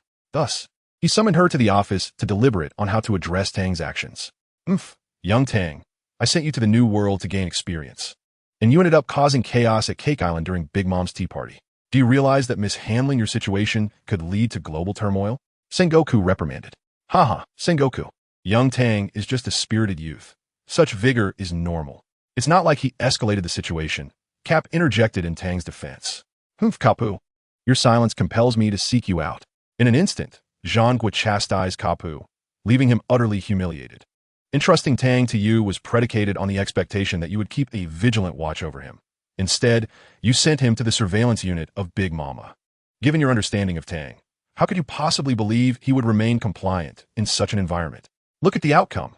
Tang boldly infiltrated the tea party, creating chaos and unrest across the nations. The relationship between the Navy and the four emperors, particularly Big Mama, is already fraught with tension, and now, Kapu, you must bear the consequences. Zhangguo expressed, his agitation palpable. Since taking office, Zhangguo has navigated the era of great pirates. After engaging in countless battles with pirates, he has come to realize that completely eradicating them is nearly impossible, leading him to seek a balance between the Navy and the pirates. He personally cultivated the Shichibukai system, achieving a fragile equilibrium on the seas. The four emperors of the New World have been a persistent source of concern for him, and he feels utterly powerless against them. Any minor disturbance from the four emperors is capable of destabilizing the world's balance. Without certainty, Zhangguo would never recklessly alter the situation in the New World. Thus, he commanded the Navy to refrain from provoking the four emperors or engaging in direct conflict. Yet now, here we are. Tang has stormed into their stronghold and made a spectacle at Big Mama's tea party, leaving Zhangguo genuinely troubled. However, it is worth noting that Big Mama, Charlotte Linlin, has yet to sever ties with us. To this day, she has not taken significant actions that would indicate she is prepared to do so. It is quite normal for a young and impetuous individual like Tang to act in such a manner. Do not let it trouble you too much.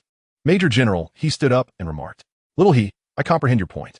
Although Tang's actions were reckless this time, I have also recognized the magnitude of his current strength. He is capable of holding his own against formidable opponents like Katakuri, which clearly indicates the level of his prowess. I am pleased with his development. Yet I must impose consequences for his unilateral incursion into Cake Island.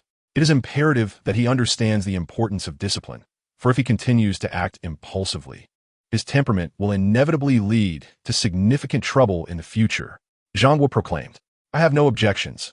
I wholly agree that Tang requires firm guidance. Otherwise, with his temperament, he will surely find himself in trouble eventually. The future of the Navy belongs to the youth, and it is time to consider their future," Kapu added. Upon hearing this, Major General, he also concurred, and thus Zhangguo promptly expelled Tang. He needed to confer with Kapu and he regarding the appropriate measures to address Tang's actions. Tang harbored no concerns about how Zhangguo might address him. After all, he was indifferent to the consequences. Zhangguo's ire stemmed not from Tang's provocation of Big Mama, but from his apprehension that Tang's penchant for mischief would persist, raising concerns about his future development. With nothing pressing to attend to, Tang departed from the Navy headquarters and began making arrangements for naval vessels to escort the Vinsmoke family back to the North Sea as swiftly as possible. For him, ensuring the safety of the king of the underworld was paramount. The king would be an immensely powerful asset when Tang executed his grand plans in the future, and he was reluctant to remain uninformed about developments in the North Sea. Under Tang's coordination, the Vinsmoke family embarked on a troop transport ship from the headquarters bound for the North Sea. Sanji had already confirmed that upon reaching the Germa Kingdom in the North Sea, the Germa 66 army would conduct a thorough sweep to ensure no hidden threats lurked in the shadows. With the Vinsmoke family departed, Zhangguo's decision regarding Tang's punishment was also revealed. Given the unusual circumstances and the fact that this incident served as a cautionary tale, Zhangguo did not intend to disseminate the matter throughout the entire Navy. However, due to Tang's unexpected results, the punishment could hardly be deemed severe. He was assigned to serve as the warden of the deep-sea prison for a few months. Coincidentally, the former warden, Lu, had been imprisoned in the infinite hell due to his excessive bloodlust, creating a vacancy in the prison's security. Although the formidable Magellan, the director of the deep-sea prison, ensured adequate protection, the position of warden still needed to be filled promptly. Zhangguo's decision to send Tang to the deep-sea prison was also an opportunity for him to reflect. After a few months, once the world government finalized its elections, Tang's assignment would conclude. "Tang, you are being sent to the deep-sea prison. You need not concern yourself with the inmates. This is merely a chance for you to reflect and to understand the broader picture. You will return in just a few months, and I will consider you as a candidate for admiral. Do not cause any trouble while you are there," Zhangguo instructed. Despite his frustration with Tang's reckless actions, Zhangguo acknowledged that Tang's strength had reached a new pinnacle. He understood that with Tang's current capabilities, he had likely attained the level of an admiral. Otherwise, it would have been impossible for him to escape Cake Island unscathed while being pursued by Katakuri. He felt both elated by Tang's growth and exasperated by his impulsive nature. By sending Tang to the deep-sea prison as a temporary warden, he afforded him time to contemplate how to pave a prosperous path for his future.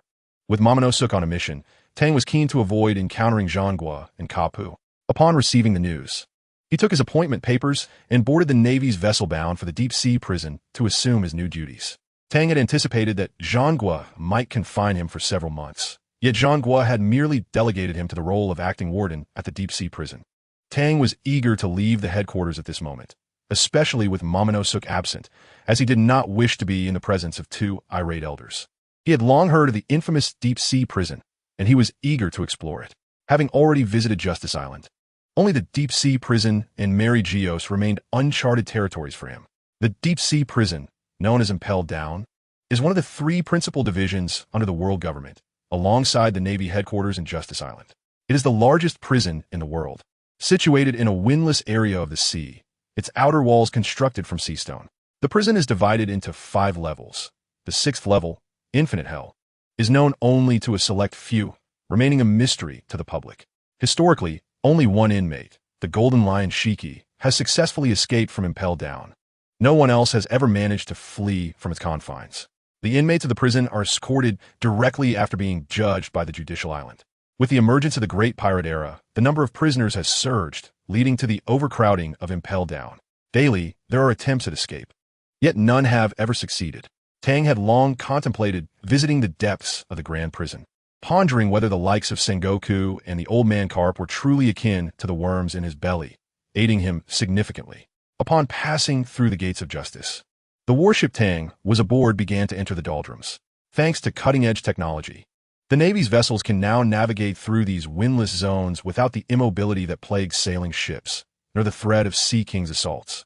Tang was filled with excitement as they approached their destination. After notifying the guards at the gates of justice, Tang's warship was granted entry. Arriving at the exterior of the Grand Prison Impel Down, standing on the deck, Tang gazed at the largest prison in the world, his heart racing with exhilaration. Meanwhile, in the 5th floor office, Deputy Warden Hannibal was urging Warden Magellan to emerge from the restroom to welcome the newly appointed Chief Warden. According to Hannibal, this new Chief Warden was merely a temporary replacement, recommended by Admiral Sengoku of the Navy headquarters to the world government. Hannibal was acutely aware that the individual arriving was undoubtedly a person of great significance. After all, it was not every day that Sengoku, the highest commander of the Navy, would speak on behalf of someone. Magellan, the Chief Warden from the Navy headquarters, is about to arrive. We must go out to greet him. Hurry out, or I shall become the warden. Hannibal, with his questionable intellect, dared to utter such words in front of Warden Magellan, who had grown accustomed to his antics.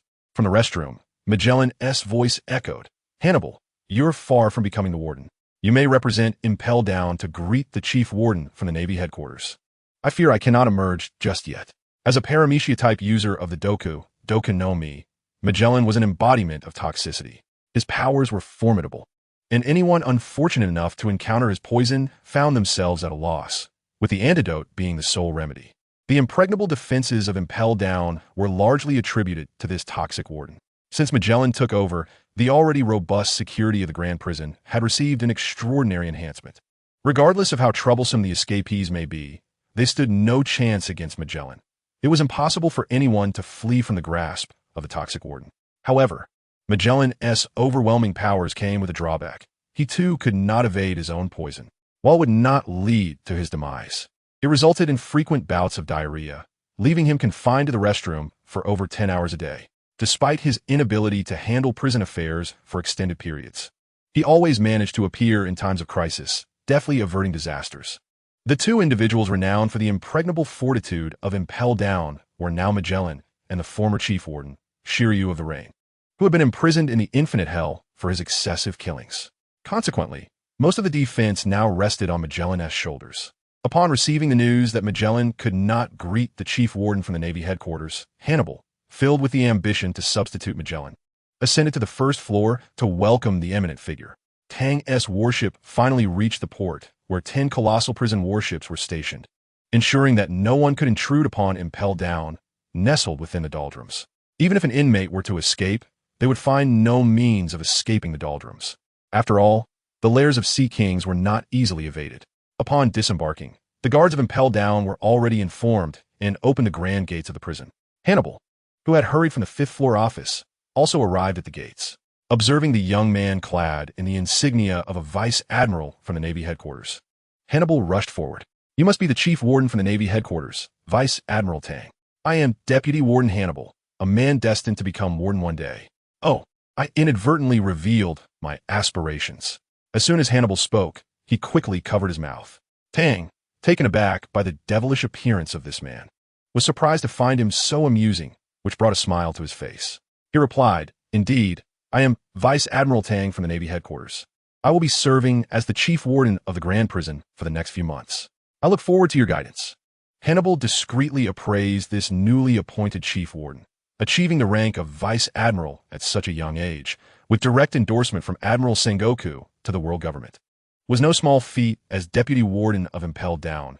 Hannibal was undoubtedly astute and recognized that Tang was no ordinary individual. He resolved to leave a favorable impression on Tang during these months, for earning Tang's favor could lead him to unprecedented heights. Unaware of Hannibal's internal machinations, Tang was eager to explore the fabled depths of Impel Down. As Hannibal prepared to speak, Tang interrupted him, saying, "Let us proceed to explore. I have long anticipated witnessing the legendary Impel Down. Deputy Warden Hannibal, please lead the way." With only the title of Warden occupying Hannibal's mind, he was nearly overwhelmed by Tang's address. Although Tang's words were spoken without much thought, Hannibal was too engrossed to consider such trivialities. Noticing Hannibal's awkward demeanor, Tang felt a chill run down his spine, recalling that Hannibal was not known for any peculiar inclinations. Tang cut through Hannibal's reverie, admonishing, "Hannibal, let's not dally. Guide me through Impel Down." Finally, Hannibal snapped out of his daze. "Ah, my apologies, Chief Warden Tang. Allow me to show you around our grand prison, Impel Down." Thus, Hannibal took the lead, with Tang following closely behind. After disembarking, the warship returned to Marine headquarters at Marineford. As Tang entered, the gates of the prison closed behind him. From the depths of Impel Down, there were no doors left ajar. Currently, they were on the first level of the prison, where ordinary inmates were held.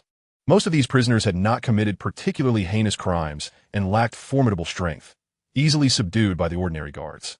The true core of Impel Down lay beneath this level. "Please follow me," Hannibal instructed Tang, detailing their surroundings. Upon arriving at the elevator, Hannibal spoke, "Chief Tang, please ascend. We are about to enter the first layer of the Red Lotus Hell in Impel Down." Hannibal gestured for Tang to join him on the elevator.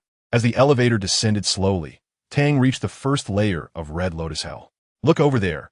Hannibal pointed towards a distant area resembling a forest. The trees bore leaves as sharp as swords, while below lay the prickly grass.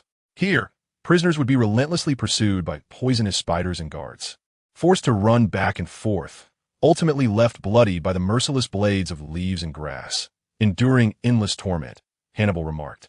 Indeed, within Tang's view, a group of guards was driving a throng of prisoners to run incessantly. The prisoners, traversing the prickly grass, were frequently injured by the sword-like leaves, their screams echoing in despair. Following this, we shall reach the second layer of Beast Hell, where various ferocious beasts from the demon realm are housed. Their leader is the Beast Sphinx, and the prisoners here are destined to become the beast's sustenance, Hannibal declared. Upon entering the second layer of Beast Hell, Tang beheld swarms of beasts relentlessly hunting the prisoners, who seemed to have lost all will to escape, merely awaiting their grim fate as food for the beasts. Tang turned away from this sight, and the group proceeded directly to the elevator leading to the third layer, the Hunger Hell. As the name suggests, no food is provided to the prisoners here, and many perish from starvation, Hannibal explained. The fourth layer is the Scorching Hell, characterized by extremely high temperatures, with boiling blood pools and seas of fire. Before entering this layer, prisoners undergo a sterilization process. The fifth layer is the Frigid Hell, where notorious pirates with bounties exceeding 100 million are imprisoned. In this frigid environment, prisoners often suffer severe frostbite leading to death.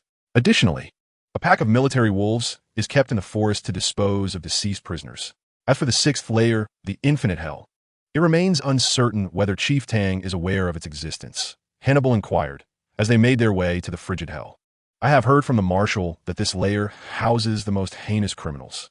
Their crimes are so egregious that the world government has erased all traces of their existence and confined them to Infinite Hell. In summary, the prisoners there are far from ordinary," Tang replied truthfully. "Indeed, those prisoners are formidable figures. Should they escape, the world would be thrown into turmoil. Therefore, our primary concern lies with the inmates of Infinite Hell. Originally, with Warden Magellan, a master of poison, and the former chief warden, Yuzahiryu, a great swordsman, the defenses of the Impel Down prison were impenetrable. Unfortunately, Yuzahiryu was imprisoned in Infinite Hell due to his propensity for indiscriminate killing. The cells there are constructed entirely of sea prism stone, rendering escape impossible. Even if they did manage to break free, they would face one insurmountable obstacle: our Warden Magellan. Hannibal stated. Although he harbored aspirations of dethroning Magellan and ascending to the position of Warden, he understood that Magellan was the strongest force within Impel Down. With his presence, no one has managed to escape for years. The previous case of the flying pirate, Captain John, was merely an exception. I am aware of the events transpiring here, or else I would not have taken on the role of Chief Warden. However, now that I am here, I shall ensure the absolute security of Impel Down for the next few months. Once a decision is made regarding who will take over this task, I shall consider my mission accomplished. Tang nodded in affirmation. Hannibal also nodded, unconcerned with whether Tang could fulfill the responsibilities of Chief Warden. He merely sought to align himself with Tang. With Chief Tang's arrival, the defenses of Impel Down would undoubtedly strengthen, Hannibal flattered. All right, enough flattery. Let us hasten to meet my superior. Tang interrupted Hannibal's praise. Hannibal ceased his compliments, and under his guidance, Tang made his way to Warden Magellan's office. Outside the office door, Hannibal paused, prompting Tang to inquire, "What is it?" "Chief Tang, it seems you have yet to fully grasp the nature of our Warden Magellan. You must know that even Warden Magellan's poison fruit ability comes with a side effect of diarrhea. His exhalations are toxic gas. Therefore, to enter Warden Magellan's office, we must wear gas masks. Otherwise, inhaling his poison will lead to troublesome consequences," Hannibal explained. "Ah, I see. I was unaware of that," Tang responded. Thus, Hannibal produced 2 gas masks, and after Tang donned one, they entered the expansive office. Indeed, Tang observed that everyone inside wore masks. Even the telephone bugs had specially designed masks, illustrating the sheer danger of Magellan's toxic gas. Magellan had just emerged from the restroom. For him, diarrhea was a normal part of life, utterly natural. At this moment, during his brief working hours, he was responsible for handling all documents pertaining to Impel Down, including the intake of new prisoners and the execution of death row inmates, as well as personnel changes, each a task he must attend to. Warden Magellan. The newly appointed Chief Warden has arrived, Hannibal announced. Despite his busy schedule, Magellan made time to greet the new colleague. "Ah, you must be the new Chief Warden." "Vice Admiral Tang. Greetings, I am Warden Magellan." Magellan set aside his paperwork to address Tang. "Warden Magellan, I have long heard of your esteemed reputation," Tang replied, holding great respect for this formidable figure. As the world's largest prison, Impel Down houses inmates from all corners of the globe. The countless prisoners confined here contribute significantly to global peace and stability. Should these individuals escape back into the world, the suffering of people everywhere would be inevitable.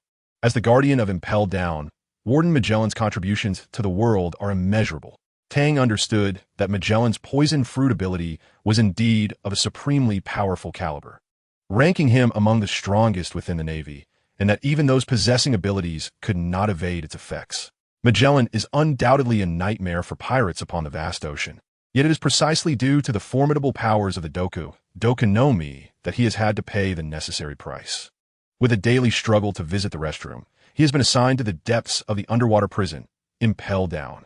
His abilities and shortcomings dictate that the best utilization of his powers is indeed within the confines of this prison. After enduring the solitude of Impel Down for many years, Magellan has managed to persevere and even ascended to the position of warden.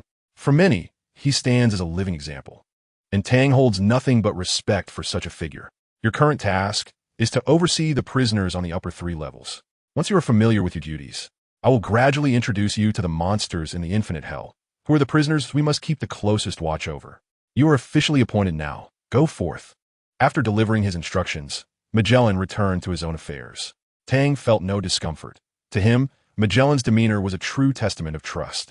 After donning the uniform of the chief jailer, he commenced his official duties, tasked with safeguarding the upper 3 levels of the prison, a responsibility he was determined to fulfill. Next, Hannibal provided him with a detailed introduction to the heads of the 3 levels. In truth, the only layer he needed to be cautious of was the first, where the most formidable escapees were held. The others consisted either of beasts or prisoners too emaciated to move. Tang did not regard them as a threat.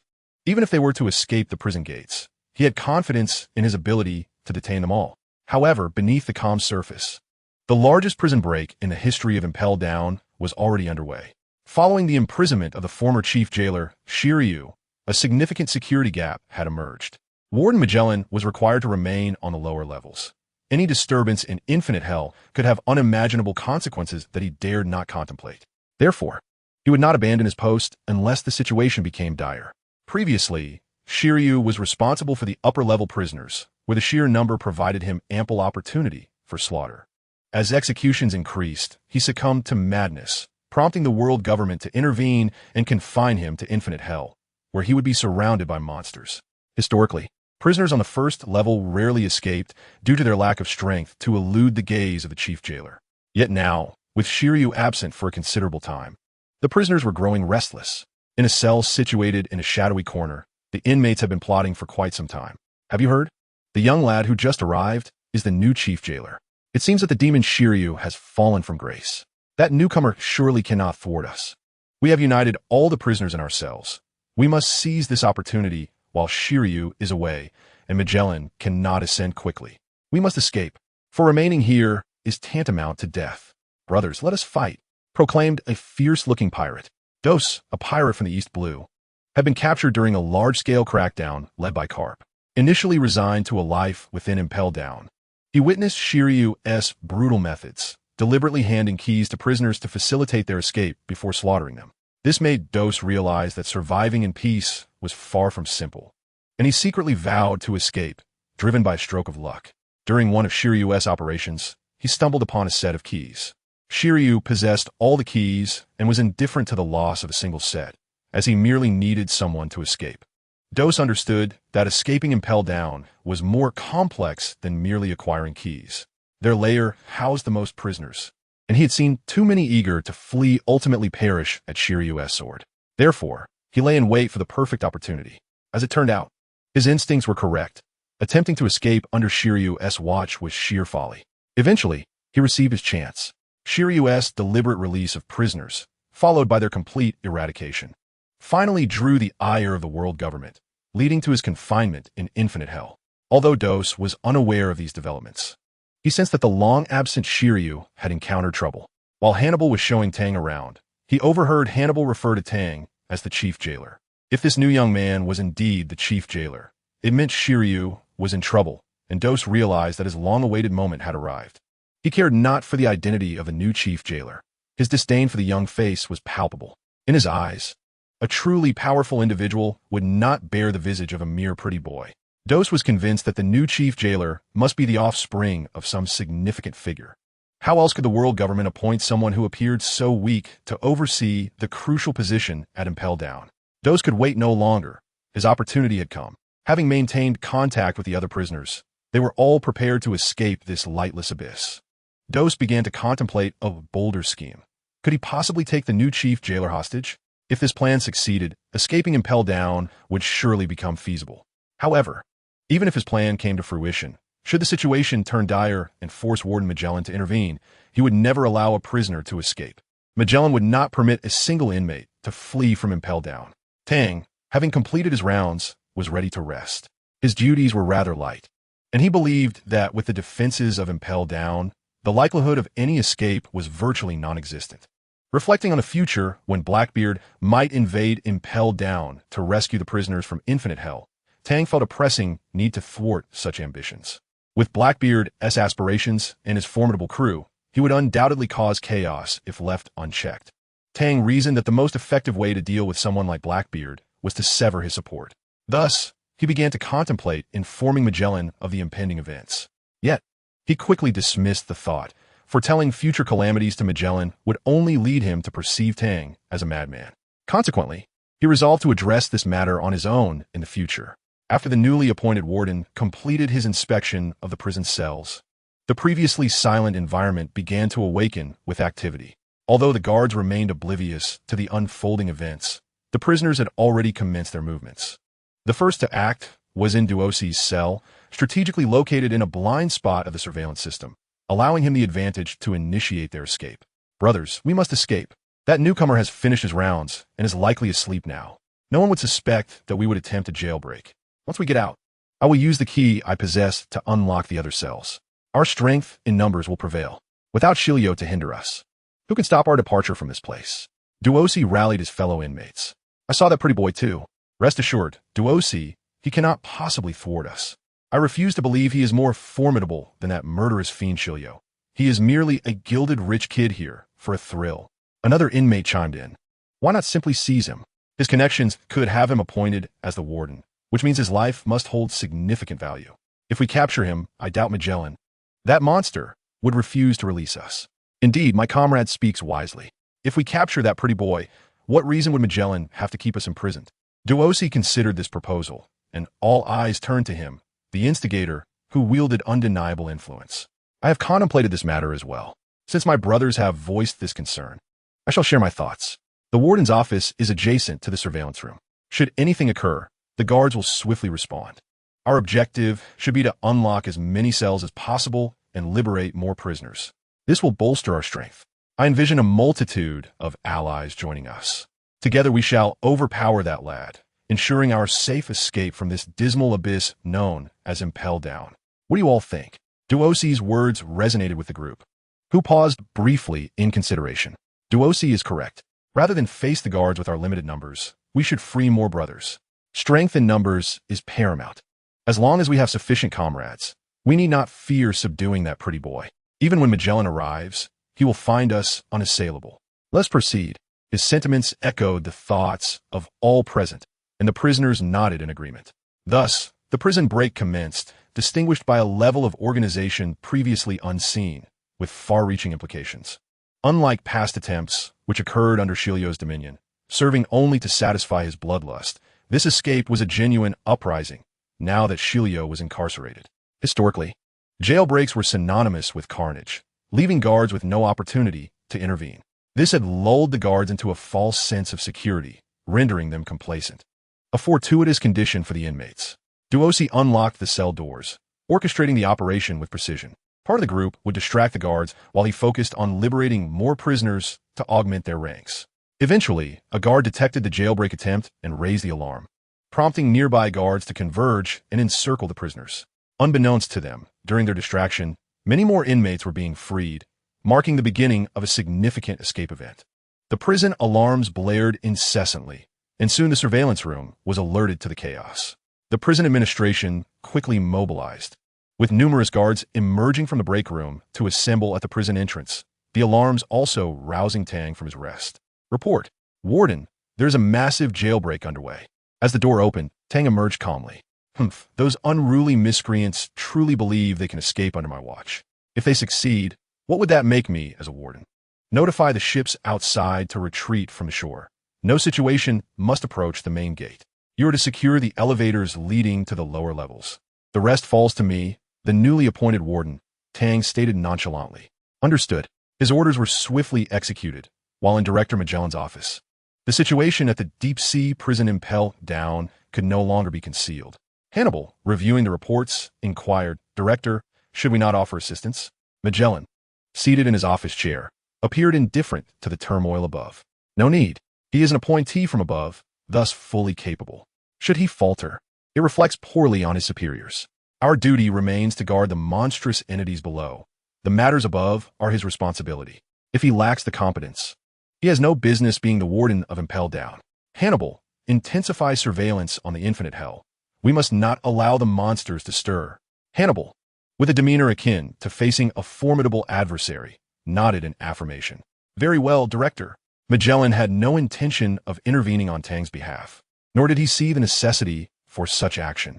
Once Tang's orders were relayed, the warships stationed outside Impel Down promptly retreated from shore. All cannons pivoted toward the prison gate, ready to unleash their fury upon any prisoners daring to breach it. With his black blade, Tang charged toward the main gate. Strangely, the inmates did not flee upon seeing the new warden. Some even attempted to assault him.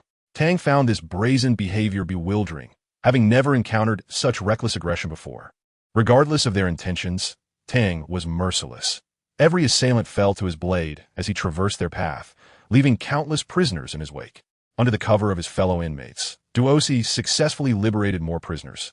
Although the guards quickly retaliated, the freed inmates surged forth with wild abandon, obstructing the guards. As Duosi continued to release additional prisoners, the guards' strength diminished, creating a vicious cycle that afforded Duosi more time to liberate his comrades. At last, Duosi amassed a considerable number of allies and roared, Brothers, we are many, and today we shall escape this prison. A beautiful world awaits us outside. Let's fight with all our might. Those who found themselves within the confines of Impel Down were no ordinary criminals. They seized the opportunity for survival. And without further encouragement from Duosi, many surged toward the gate in a fervent charge. The guards of the Grand Gate can be deemed as the most crucial. Yet Tang had not reinforced this area. More prison wardens were still en route to the gate, but had been ordered to remain at the elevator below. The strength of the guards at the gate had not been bolstered, despite the multitude of prison guards present. They could not withstand the relentless assault of the increasingly numerous inmates. The lengthy defensive line began to buckle under continuous pressure. Initially, the guards managed to hold their ground. But as the onslaught intensified and no reinforcements arrived, they found themselves struggling to cope. The inmates pushed forward, gradually catching sight of the tightly shut prison gates. Akin to a pack of ravenous wolves spotting their prey, their frenzy escalated, leaving the already disadvantaged guards even more beleaguered. As the balance of power shifted, the guards could no longer resist the advancing prisoners, and a significant number broke through the tightly held defenses. Just as the first inmate reached for the gate's switch, a swift strike sliced through the air, and he soon realized his hand was no longer under his command. It dropped helplessly, revealing a smooth gash on his arm, and a vast chasm had opened before him. In agony, he clutched at the wound and cried out in despair. "Hey, are you attempting to escape right under my nose? Do you think I can still maintain my position as chief warden?" Tang, having rushed from his office, appeared just as the inmates were about to activate the gate, delivering his strike of the night. All eyes turned toward him. Both the inmates and the guards focused intently on the newcomer. The guards recognized him as the new chief warden and, feeling a surge of hope, since they finally had a steady hand to guide them. For the inmates, the sheer power of the strike still reverberated within them. Among them, Doors felt a sudden realization that their escape today would not be as straightforward as they had anticipated. However, with no option for retreat, they steeled themselves for the confrontation. "Brothers, we are many. Let us seize this moment. We must escape today, or we may never have such an opportunity again." Doors bellowed. The inmates understood this was indeed a rare chance, having nothing to lose. They were willing to gamble for their freedom and the beautiful world beyond the prison walls. They quickly recovered from Tang's strike. Without hesitation and needing no further encouragement from Doors, they charged once more toward the gate, with some self-proclaimed strong individuals rushing toward Tang. They believed that capturing this new chief warden would provide the best chance for survival. "Oh, there are still those who think to take me as a hostage? How naive," Tang mused wryly, bemused by their ignorance of their own limitations.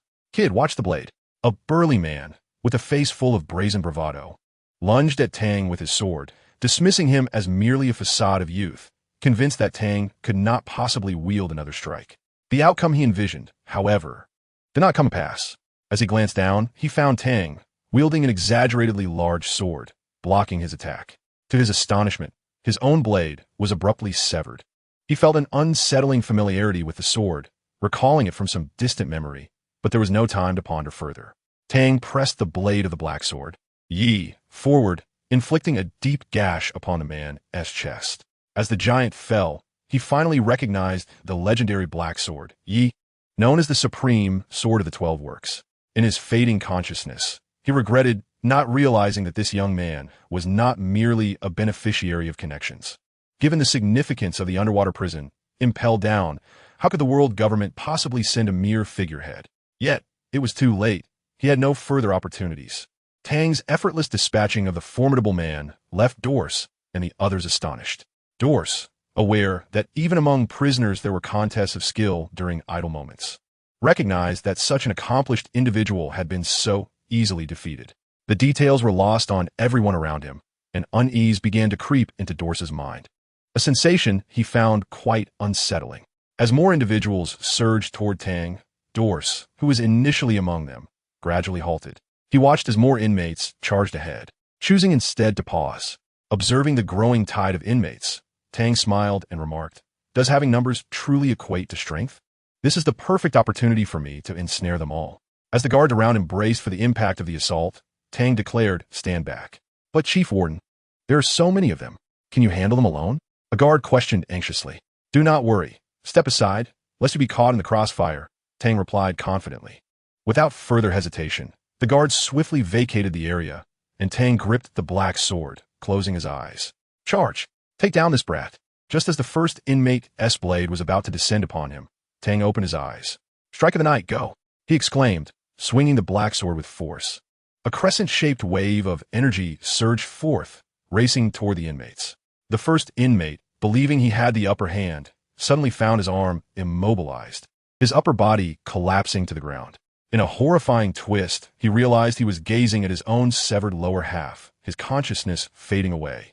As Tang unleashed that formidable blow, the energy released from the sword surged forward with incredible speed and power, ruthlessly cleaving through the ranks of inmates. Even as they attempted to defend themselves, they were shocked to discover the strike had pierced through their bodies without them feeling a thing. Just as they began to formulate their thoughts, they found themselves unable to utter another word. Dors, witnessing this scene, understood that these individuals were beyond salvation. The pinnacle of swordsmanship had been achieved, striking the enemy while leaving them utterly unaware of their fate. In the presence of Tang, the prisoners collapsed, their eyes turning white as they lost consciousness. The earth-shattering blow compelled everyone to cease their current endeavors. Those engaged in combat with the guards were so struck by the scene that their legs turned to jelly. Such power was not that of a mere pretty boy. They realized that escaping today would not be an easy feat, however. Having reached the gates, they had no reason to retreat, perhaps spurred by the imminent threat of death. The prisoners became even more fervent, yet no one dared to charge toward Tang. Their sole focus was to evade this harbinger of death. The singular thought in the minds of all prisoners was to escape as quickly as possible. At that moment, they were unwilling to contemplate the new warden, Tang. It was not forgetfulness, but rather a fear that the mere thought of Tang's presence would strip them of the courage needed to execute their escape plan.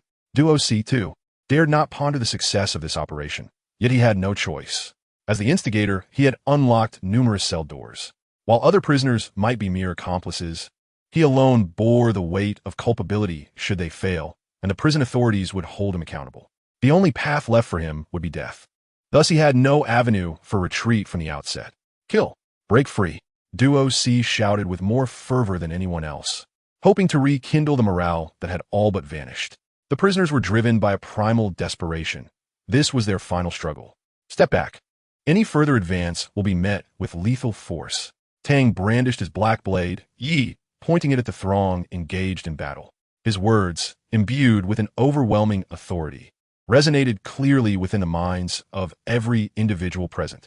Consequently, beads of cold sweat began to form upon the brows of the prisoners, and their last-ditch efforts were utterly deflated by Tang's commanding warning. With the first prisoner discarding his weapon and kneeling with his hands on his head, many more followed suit, surrendering. Gradually, a substantial number of prisoners knelt down in submission. "Do not surrender. If you yield, you will never escape. Let us strive a little harder. We can surely break free." Duo C bellowed in a frenzy, realizing he had reached the end of his rope. In that moment, he noticed a figure looming before him, startling him. "Get away! Who dare stand before Duo C?" he roared. "You are the one who released so many prisoners. Are you not? What's this? Still unwilling to accept defeat? Your desperate struggle will yield no favorable outcome," Tang remarked, while others surrendered. This self-proclaimed Duo C persisted in his futile resistance, and Tang discerned the situation with clarity. Duo C will never surrender. Prepare to meet your end." Duo C had descended into madness, fully aware that he had entered a dead end. Suddenly, he drew a dagger and lunged at Tang, who effortlessly kicked him away. Tang showed no mercy to such individuals. Duo C was not particularly strong. He relied on cunning rather than might, and Tang's kick sent him flying. By the time he landed, he had lost consciousness. The surrounding guards swiftly apprehended this instigator, while the remaining prisoners remained paralyzed with fear. Under Tang's unyielding gaze, they had no choice but to comply with the guards, returning to their familiar cells, albeit now devoid of some familiar faces. This time, the prisoners comprehended just how formidable the newly appointed warden was. The power of that astonishing blow was no less than that of the previous warden, Yu Zhishi Lu, perhaps even greater. Finally, their restless hearts quieted, and after the sacrifice of so many lives, they recognized the security of their despised prison. For at least the authorities had not resorted to arbitrary executions of prisoners. Even the previously bloody and brutal executioner, Yu Zhishi Lu, had required a pretext of rebellion to unleash his slaughter. It seemed that the prison's enclosed environment offered them a modicum of safety. "Captain Tang, all prisoners have been escorted back to their respective cells. I have thoroughly inspected each cell to ensure no one retains any keys," reported the supervisor, Salud IC. I see, Tang replied. I am curious how the prisoners came to possess keys. Were they not all under your supervision? Upon hearing this question, Salud IC realized he could no longer conceal the truth. Failing to disclose this would place the blame for the escape squarely on his shoulders, a burden he was ill-equipped to bear. Captain, this is unjust. You have just arrived and are unaware of past circumstances. When Captain Shilu was in charge, all keys had to be submitted to him. I am but a lowly supervisor. How could I question the authority of Captain Tang? He lamented, tears streaming down his face. Oh, is that so? Tan zet ponde. Captain, I swear on my integrity. At this point, would I dare to fabricate lies?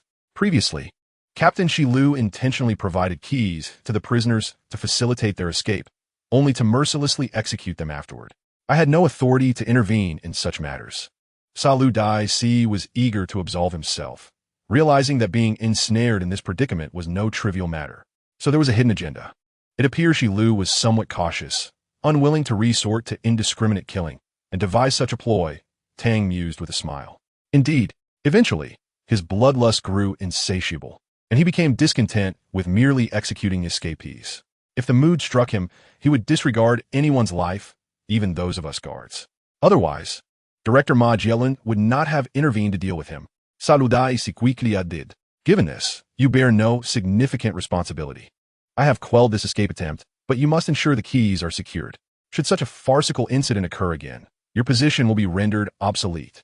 Tang declared before preparing to head to Director Ma Jielun's office to explain the situation.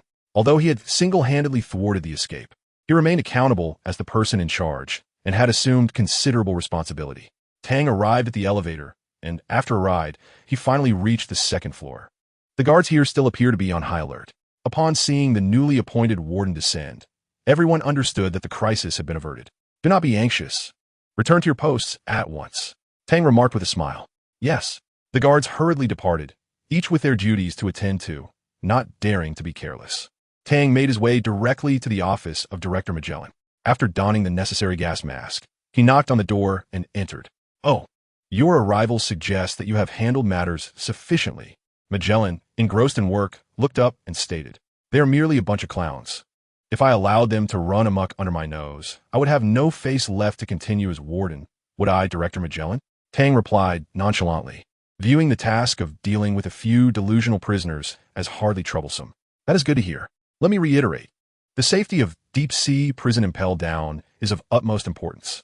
You hail from the Navy headquarters and understand the significance of this place. Thus, I will not concern myself with other matters. You and I have a singular objective, to staunchly defend this facility. Today's events have showcased your capabilities, and together we shall ensure that deep-sea prison Impel Down remains impenetrable. Magellan spoke earnestly. Tang recognized that Magellan had devoted nearly his entire life to deep-sea prison. To prevent any ruthless criminals from escaping to wreak havoc, he was undoubtedly one of the most diligent individuals. Hence, Tang nodded vigorously in acknowledgement of Magellan's words. Speaking of which, you are still my junior. My teacher is none other than Vice Admiral Garp. Magellan finally smiled, although his grin appeared somewhat off-kilter. Oh, the director's teacher is the old man Garp? Tang expressed his surprise, well aware that Garp had trained many disciples. The current vice admirals and other formidable forces in the Navy were largely products of Garp and Zifa's teachings. Tang had not anticipated that the highest-ranking officer of deep-sea prison Impel Down, an institution of equal stature to the Navy headquarters, was also a disciple of Garp. Despite the nominal equality between Judicial Island and deep-sea prison Impel Down with the Navy headquarters, a hierarchy undeniably existed. As Fleet Admiral Sengoku, his words commanded respect, even from the 5 elders of the world government, and naturally, the influence of the Navy headquarters could easily extend into Judicial Island and deep-sea prison Impel Down. You, indeed, lacked decorum, exhibiting the style of Garp. Magellan, momentarily shedding his authoritative demeanor, engaged with Tang as a senior brother, and the two conversed amiably. Director, I have no further matters to discuss, and I shall return to address the remaining issues. The re-imprisonment and trial of the other prisoners must continue. Tang stated. Very well. Go ahead. Work diligently, and do not bring shame to Teacher Garp. Magellan replied. Suddenly, his expression shifted, and he dashed into the restroom. Tang was taken aback. This was indeed the side effect of the Doku no Mi, Even with such formidable powers, the sight of this side effect made Tang ponder. He realized he lacked the courage to endure daily ailments and to be confined to the restroom, where even a mere breath could be lethal. Indeed, Magellan was well suited for the position of warden at deep-sea prison Impel Down. Otherwise, in the Navy headquarters, he could easily be regarded as a candidate for admiral, a position of considerable prestige. Subsequently, Tang exited Magellan's office and returned upstairs, where his presence was still required. The recent jailbreak incident at deep-sea prison Impel Down, which had been more noise than substance, soon reached the Navy headquarters and the world government. At Mary Geos, the holy ground atop the red soil continent, the headquarters of the world government and the residence of the celestial dragons, the 5 elders convened. Gentlemen, a significant incident has occurred. A middle-aged man clad in a vice admiral's uniform rushed into the hall of the 5 elders, clutching a report. What is it causing such a commotion? One elder, wielding a sword, furrowed his brow. Esteemed elders, this is indeed a grave matter, or I would not have hurried here. The vice admiral replied. Speak, what has transpired? Inquired the stout elder seated on the couch. According to reports from deep-sea prison Impel Down, not long ago, a jailbreak incident occurred among the inmates.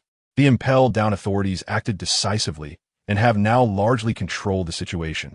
The vice admiral conveyed in one breath, panting heavily. The mention of deep-sea prison Impel Down undoubtedly struck a chord with the 5 elders. Their expressions turned grim. Within the prison resided individuals they preferred not to recall. Even a single jailbreak incident was sufficient to capture their attention, for the significance of deep-sea prison Impel Down could not be overstated. What is the current situation? What did Magellan say? The 5 elders inquired urgently. Report coming in from Director Magellan of deep-sea prison Impel Down. Another vice admiral hurriedly approached to inform the 5 elders. BRR, this is Director Magellan of deep-sea prison Impel Down. The prison has fully suppressed the jailbreak riot. Aside from the first floor where the riot occurred, the inmates on the other floors have not taken substantial action. So please rest assured, esteemed elders. Magellan's voice resonated clearly in the ears of the 5 elders. That is reassuring. Magellan, entrusting deep-sea prison Impel Down to you was undoubtedly the wisest choice. Remember, the importance of deep-sea prison Impel Down cannot be overstated. We must not allow a single inmate to escape again. 20 years ago, the Golden Lion incident already brought disgrace to the world government. If such an event were to occur again, it would be a slap in the face for the world government. With Magellan's report, the tension on the faces of the 5 elders finally eased. Given Magellan's strength and the formidable capabilities of the Doku no Mi, engaging him in close combat would be futile. Anyone who came into contact with his venom would succumb instantly. Perhaps those with extraordinary strength could resist momentarily, but ultimately they would reach their limit. In the Navy headquarters, Magellan would undoubtedly be regarded as an admiral-level powerhouse. His formidable abilities and extensive destructive potential could easily render him a nightmare for any pirate.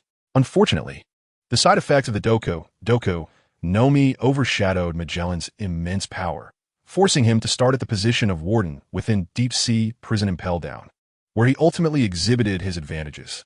As long as Magellan remained at deep-sea prison Impel Down, no inmate had ever managed to escape.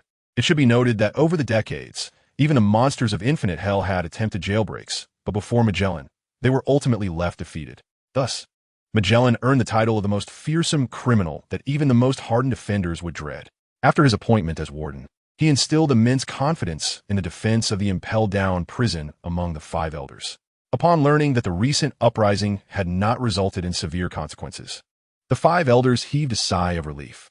By the way, I recall that Sengoku recently recommended a vice admiral from the Marine headquarters, Tang, to succeed Shiryu as the chief guard.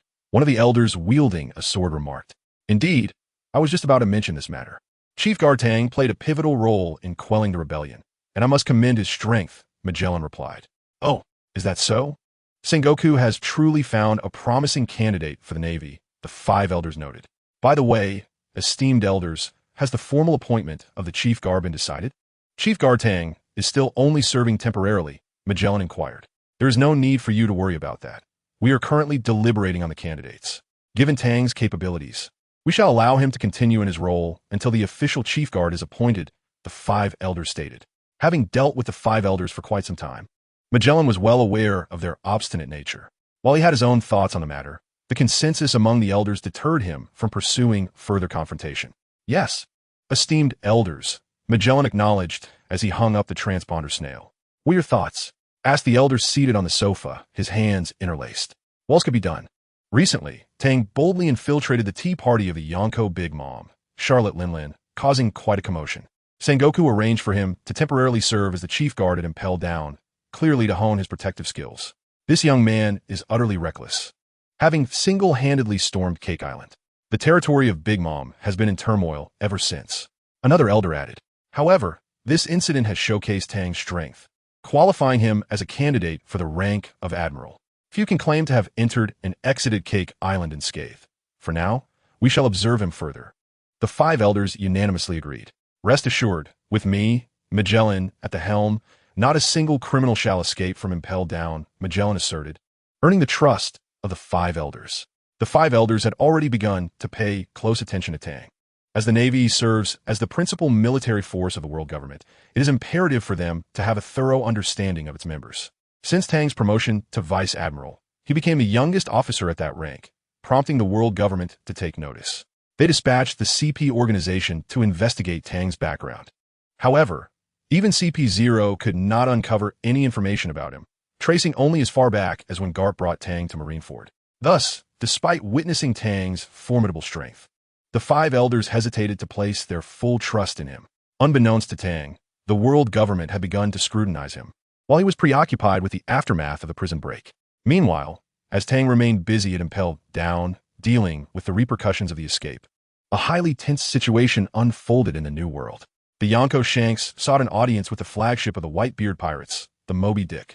The meeting between these two formidable Yonko put the entire Navy on high alert, and Sengoku found himself overwhelmed with the urgency of the situation. Orders were issued to the surveillance units to maintain close watch over them, ensuring that they would not retreat a step. What does Shanks intend? Is he attempting to upend the world? Sengoku exclaimed, setting down the transponder snail, just as another call came in from Admiral Akiji. Moshi Moshi, this is Sengoku. Sengoku called into the snail. Sengoku, this is Akiji. I am on my way back to G1 base after assessing the situation at sea, Akiji replied, riding his bicycle across the waves. Very well, Akiji. Garp will be bringing reinforcements to rendezvous with you in the New World. If these 2 Yonko have teamed up, the Navy will face an unprecedented crisis. Sengoku warned. The Navy can contend with 1 Yonko, but it would result in mutual destruction. If 2 Yonko join forces, they could possess the power to obliterate Marine headquarters, which is why Sengoku was so anxious about whether Shanks and Whitebeard were collaborating. Sengoku understood that both men were proud individuals, rarely inclined to cooperate. However, the possibility of an alliance, albeit slim, could not be dismissed, as their combined strength posed a significant threat to the Navy. Maintain constant communication with the surveillance units. I want to be informed of any developments immediately, Sengoku commanded, issuing orders in rapid succession as he busied himself. Garp, it seems you must once again embark on a journey. With only Akiji and Akainu in the New World, I remain uneasy. This matter is of great consequence. We must prepare for any eventuality, Sengoku addressed Garp in the office. Garp, shedding his usual nonchalance, adopted an unusually serious demeanor, understanding that the gravity of the situation could lead to dire consequences. Rest assured, Sengoku, the status quo we have maintained cannot be allowed to fall into disarray.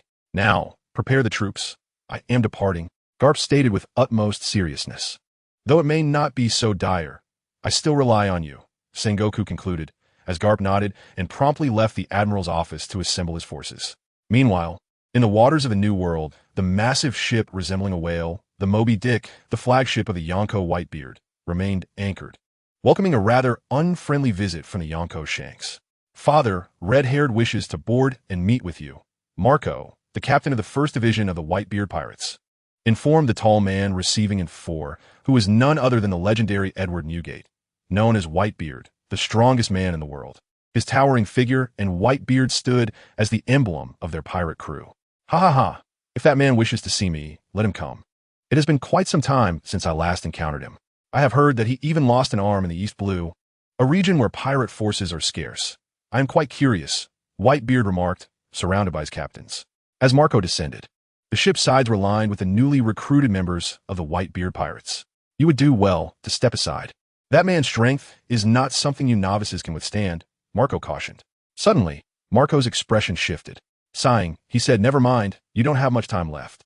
The crew turned to see a one-armed man approaching with a large barrel of sake, and as Marco and the other captains laid eyes on him, their expressions changed drastically. Red-eyed Sangs, Marco Aterth. All the newcomers of the Bai Hu Zihai pirates gazed disdainfully at Hong Fa Xiang Kusi. Having joined the Bai Hu Zihai pirates, they no longer regarded Hong Fa Xiang Kusi with any respect. However, this time, Hong Fa Xiang Kusi was determined to leave a profound impression on them. As he advanced without reservation, he began to unleash his formidable power. Wherever he passed, the newcomers of the Bai Hu Zihai pirates fell into a state of unconsciousness, their eyes turning white, while the hull of the Moby Dick also suffered damage. I have long warned you. It is essential for you to recognize the vastness of the world. Hong Fa Xiang Kusi, a man known for his conqueror's haki that can directly obliterate physical objects.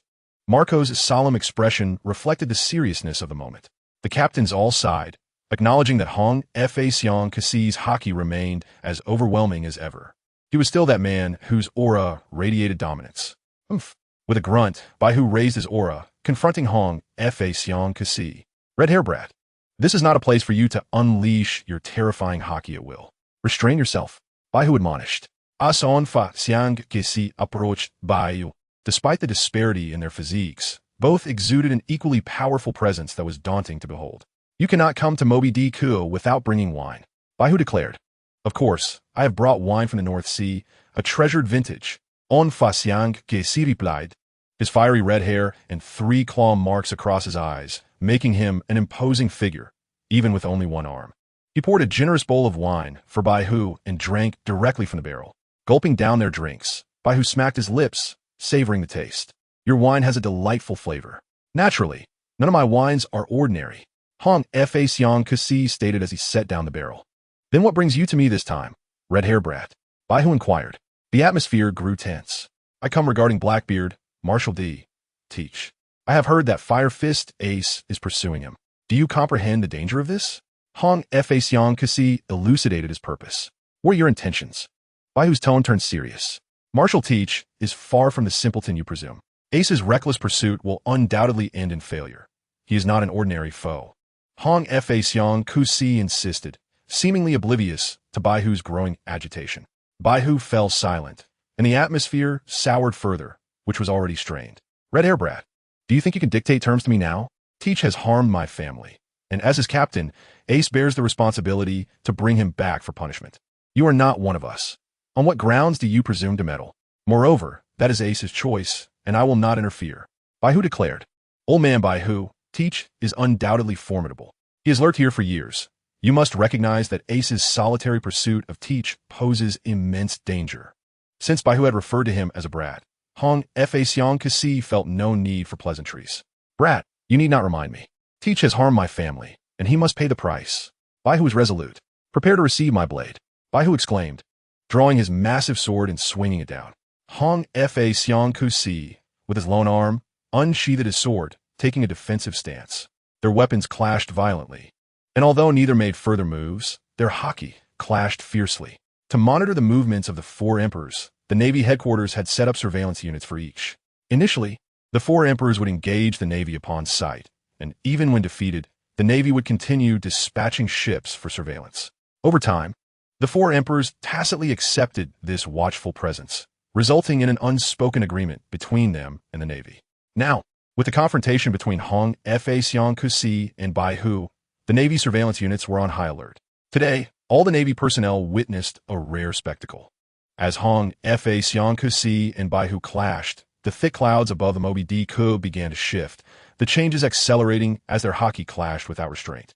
Above them, the clouds parted to reveal a vast chasm, an endless rift that seemed to have cleaved the sky itself, showcasing the terrifying power of the 4 emperors. Brigadier General Ali here. We have an urgent situation. Hong Fa Xiang Kusi and Bai Hu are engaged in battle. Their clash has split the clouds above. Sengoku, upon receiving this news, felt an unexplainable sense of relief, realizing the likelihood of cooperation between Hong Fa Xiang Kusi and Bai Hu had diminished considerably. This is Sengoku. Brigadier General Ali, maintain surveillance on the Bai Hu Zihai pirates. Report any new developments promptly, Sengoku commanded. Yes, Fleet Admiral Sengoku, Ailey responded. Sengoku then instructed the lower ranks to stand down, confident that the situation in the new world was not yet at its most critical. Carp also relished the tranquility. In a new world, on the Moby Diku, the confrontation between Hong Fa Xiong Kasi and Bai, who could only be described as a tempest, fierce and fleeting, akin to a hurricane's passage. Under the overwhelming haki of both, the clouds above split, forming a vast chasm, before they ceased hostilities, retracting their auras and resuming their seats. Indeed, no one aboard Roger's ship is ordinary. I wonder how you lost an arm in East Blue, Bai Hu remarked, sipping the wine brought by Hong Fa Xiong Kasi. I wagered it in the new era, Hong Fa Xiong Kasi replied, as if recalling past events. The new era? Huh. Bai Hu chuckled, ceasing further commentary as he enjoyed his drink. Marco, unable to bear it any longer, quickly interjected, old man. Your body cannot handle more alcohol. You should drink less. Huh, my dear son, I am not old enough for that yet. Do not speak such things, Bai Hu retorted, continuing to drink. Marco's protests were futile against Bai Hu's stubbornness, and he resigned himself to silence. Red-haired, it's time for you to go. I understand your intent, and I will consider it, Bai Hu finally responded, demonstrating that he was no fool. He recognized the vast ambition of Marshal Teach, who had lingered within the Bai Hu Zihai pirates for so many years. Initially, he had not fully contemplated the dangers posed by allowing Ace to pursue Teach. But in hindsight, it was indeed perilous for Ace to undertake such a solitary mission. I hope it's not too late. On Fasiang Gisirimarkt. He had long been acquainted with the notorious Blackbeard, Marshal D. Teach, who had left 3 deep claw marks upon his eyes. Though he could not comprehend the reasons behind Marshal D. Teach's continued allegiance to the Whitebeard pirates, Shanks understood that Teach must harbor ulterior motives. Now, having slain the captain of the Whitebeard pirates' 4th Division, Ace, and defected from the crew, Shanks felt a wave of concern wash over him. He was uncertain of the chaos that Blackbeard could unleash upon the world. Yet his instincts warned him that a new era was on the horizon. The tempest that would obliterate everything from the old world had already begun to gather strength, sweeping away all in its path. The Red Force departed from the Moby Dick, concluding the brief yet impactful encounter between Shanks and Whitebeard. Although their meeting was fleeting, it had captured the attention of numerous factions. The outside world remained oblivious to the specifics of their discussion, yet all sensed that a monumental transformation was imminent. At the birthplace of this storm, Bonero Island, Ace relentlessly pursued Teach. He was unaware of the motives behind Blackbeard's assassination of the 4th Division captain, Sachi, nor what Teach had acquired in the process. However, as the captain of the 2nd Division, Ace could not let the murder of his kin go unpunished. Failing to confront Marshal D. Teach personally would leave him unable to forgive himself. Adorned with a string of prayer beads and a cap bearing a pained, yet jovial visage, Ace, the Fire Fist, embarked on this solitary quest to apprehend Teach. After enduring countless trials, he finally arrived at this location, having learned that Teach was nearby and had allegedly recruited 2 subordinates. Nevertheless, Ace felt no trepidation. With his Mara no Mi abilities and his own prowess, he had never feared confronting Blackbeard. Yet Ace remained oblivious to the fact that the Marshal D. Teach who had acquired the Yami no Mi was no longer the same individual he once knew. Upon hearing that familiar laughter from within the tavern, Ace adjusted his hat and pushed open the door, stepping inside. The patrons within the tavern hastily fled through the entrance, some even leaping through the windows. In an instant, a thunderous crash erupted from the tavern's roof as a column of fire obliterated the establishment, and several silhouettes emerged. "Ha! Captain Ace, I have waited long for your arrival," exclaimed a uniquely featured man clad in a black coat. It was none other than Blackbeard, Marshal D. Teach, an ambitious schemer. "Teach, you have harmed my family, and now you must return with me to face the consequences before our family and father. You shall not enjoy this freedom any longer," Ace declared, flames flickering at his fingertips as he fixed his gaze upon Blackbeard, his former subordinate. "Ha, Ace, do you know why I joined the Whitebeard pirates?" Teach retorted, grinning. "It was all for the Yami no Mi that Captain Sachi discovered. I became a son of father for it, and after searching for so long, I was ready to abandon hope. I had devoted myself entirely to our Whitebeard family. But just as I was about to give up, Captain Sachi obtained the Yami no Mi. I had seen records of it long ago and had resolved to acquire it. When it appeared before me, how could I not be moved? Yet not at the cost of harming your family. Teach, will you return with me willingly, or must I incapacitate you and drag you back?" Ace's tone was resolute, allowing no room for negotiation. "Ha, Captain, I am no longer the person I once was. Even in the past, you might not have been my match. Now that I possess the Yami Yami no Mi, you stand no chance at all, Teach boasted, spreading his arms wide. Let's see about that. Fire Fist, Ace exclaimed, his hands igniting in a blaze as he launched a fiery punch towards Blackbeard.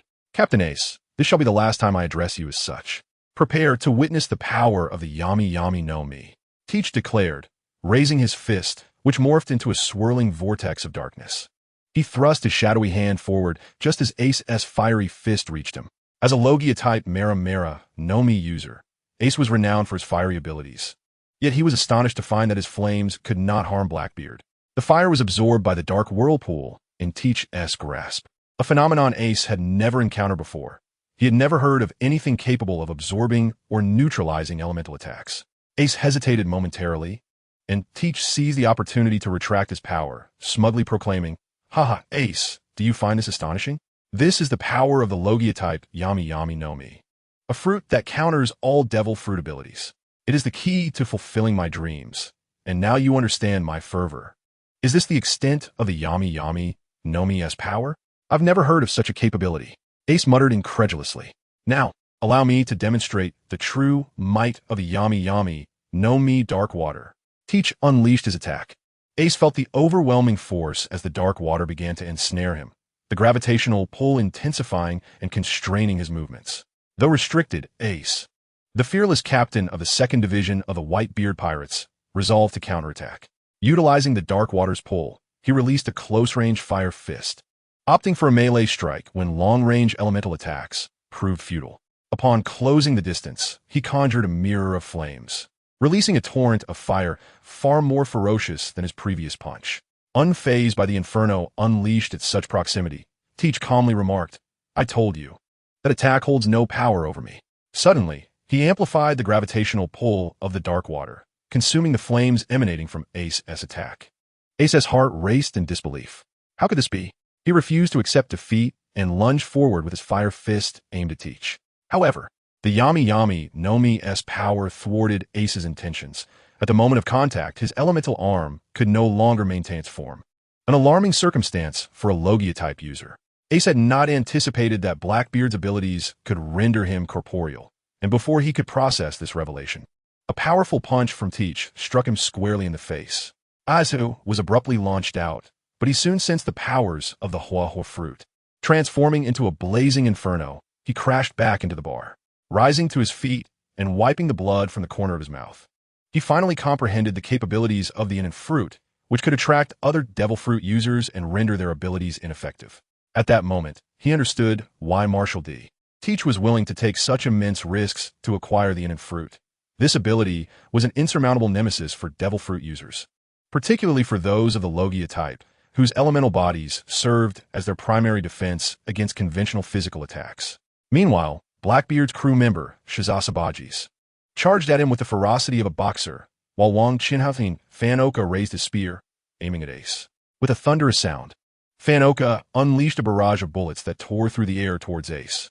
Fanoka was renowned as an exceptional marksman recruited by Blackbeard, with lightning-fast reflexes, making such rapid-fire attacks seem effortless. However, without Blackbeard's presence, Ace's advantages became apparent. His elemental transformation rendered Fanoka's assaults ineffective. The bullets pierced Ace, creating several holes. Yet they inflicted no significant damage as flames quickly engulfed the wounds once more. On the other side, Baji's fist was now in Ace's vicinity. "Let me experience the might of the White-Beard Pirate 2nd Division Captain. Fire Fist Ace," Baji's laughed maniacally. Ace swiftly dodged, but Baji's adapted quickly, launching another punch at him. Fire Fist. Ace extended his arm, flames enveloping his fist as he retaliated against Baji's strike.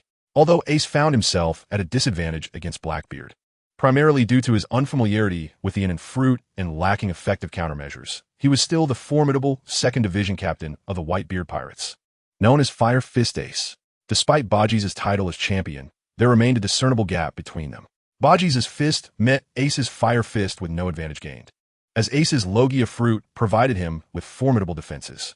Immersed in roaring flames, Baji screamed as Ace's punch sent him hurtling away, leaving Baji's scrambling to extinguish the fire engulfing him.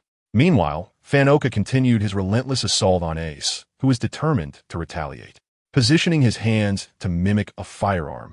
Ace declared, "Fire gun." His fingertips unleashed a barrage of flaming bullets, resembling a machine gun, effectively sealing Fanoka's escape route. In a last-ditch effort, Blackbeard intervened, using the power of the inner fruit to absorb Ace's fire bullets. Seeing this, Ace had no choice but to relent. "Fanoka, you cannot harm him. Let me handle this." "Baji's, step back. I must settle this once and for all." Blackbeard Marshal D.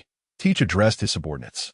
Although they were commendable crew members, Blackbeard recognized that they were ill-equipped to confront Ace, whose Hua fruit boasted immense offensive capabilities and elemental transformation. Given Ace's own prowess, Baji's and Fanoka were still far from being able to contend with him. Fanoka conceded that he could not injure Ace and did not insist further, while Baji's was preoccupied with extinguishing the flames on his body, leaving him no time to respond to Blackbeard. Thus, the battle returned to the confrontation between Ace and Blackbeard. "Teach, let us settle this here today," Ace declared. Blackbeard, ever eager, responded with a sinister laugh. "Since you are here, I shall reluctantly accept you and turn you over to the Marines. Surely they will provide me with what I seek. Your role in my future plans is vital." Ace was perplexed by Blackbeard's intentions. He knew he must defeat him and bring him back to the New World, as that was his ultimate objective for this journey. "Teach, do not speak too soon." Great Fire Ring, Flame Emperor. Ace traced a circle on the ground, summoning a cataclysmic inferno, transforming the area into a realm of flames. This was his most potent technique. Blackbeard, once Ace's subordinate, was well aware of the overwhelming power of the Flame Emperor. Previously, he may have feared Ace, but now that he possessed the coveted and fruit, his confidence surged. After years of study and practice, Blackbeard had mastered the capabilities of the fruit, allowing him to devise a method to counter Ace. Ace, I will use you to usher in a new era. Today, let us compare the might of your flames against my darkness." Blackbeard spread his arms wide, manifesting an abyssal darkness that countered Ace's flames. Their respective auras clashed fiercely, creating a stark contrast between fire and shadow. Each stood resolute amidst their elemental realms. The conflict intensified as the colossal fireball surged into the realm of darkness, both forces vying for dominance. However, the fruit's unique nature proved to be a perfect match for Blackbeard. Although Ace's Hua fruit was renowned for its destructive power, the fruit could indeed devour all, as darkness knows no bounds. Suddenly, Blackbeard emerged from the shadows. Seizing Ace, "Got you," he cackled triumphantly. Ace felt the power of the fruit strip him of his Hua abilities, plunging him into an abyss of darkness. Shocked, Ace attempted to act, but Blackbeard's darkness enveloped him, rendering him blind to his surroundings. Blackbeard's fist surged toward him, and Ace, unable to evade in time, was struck squarely in the face, sending him flying. Captain, allow me to lend you a hand," Baji shouted, leaping into action with a fist aimed at Ace. Just as Ace prepared to respond, another bullet struck him, forcing him to absorb Baji's blow. "It's over," Fanoka declared from a distance, rifle in hand. Baji's aimed with precision, delivering a devastating punch directly to Ace's neck. With a sickening crunch, Ace collapsed to the ground. "Ha! Ace, I now extend an invitation for you to join my Blackbeard pirates. What say you?" At this juncture, the cunning Blackbeard posed a question, demonstrating his strategic mindset. He had severely injured Ace and was now resorting to coercion and temptation, all based on the formidable power of the Marinomi.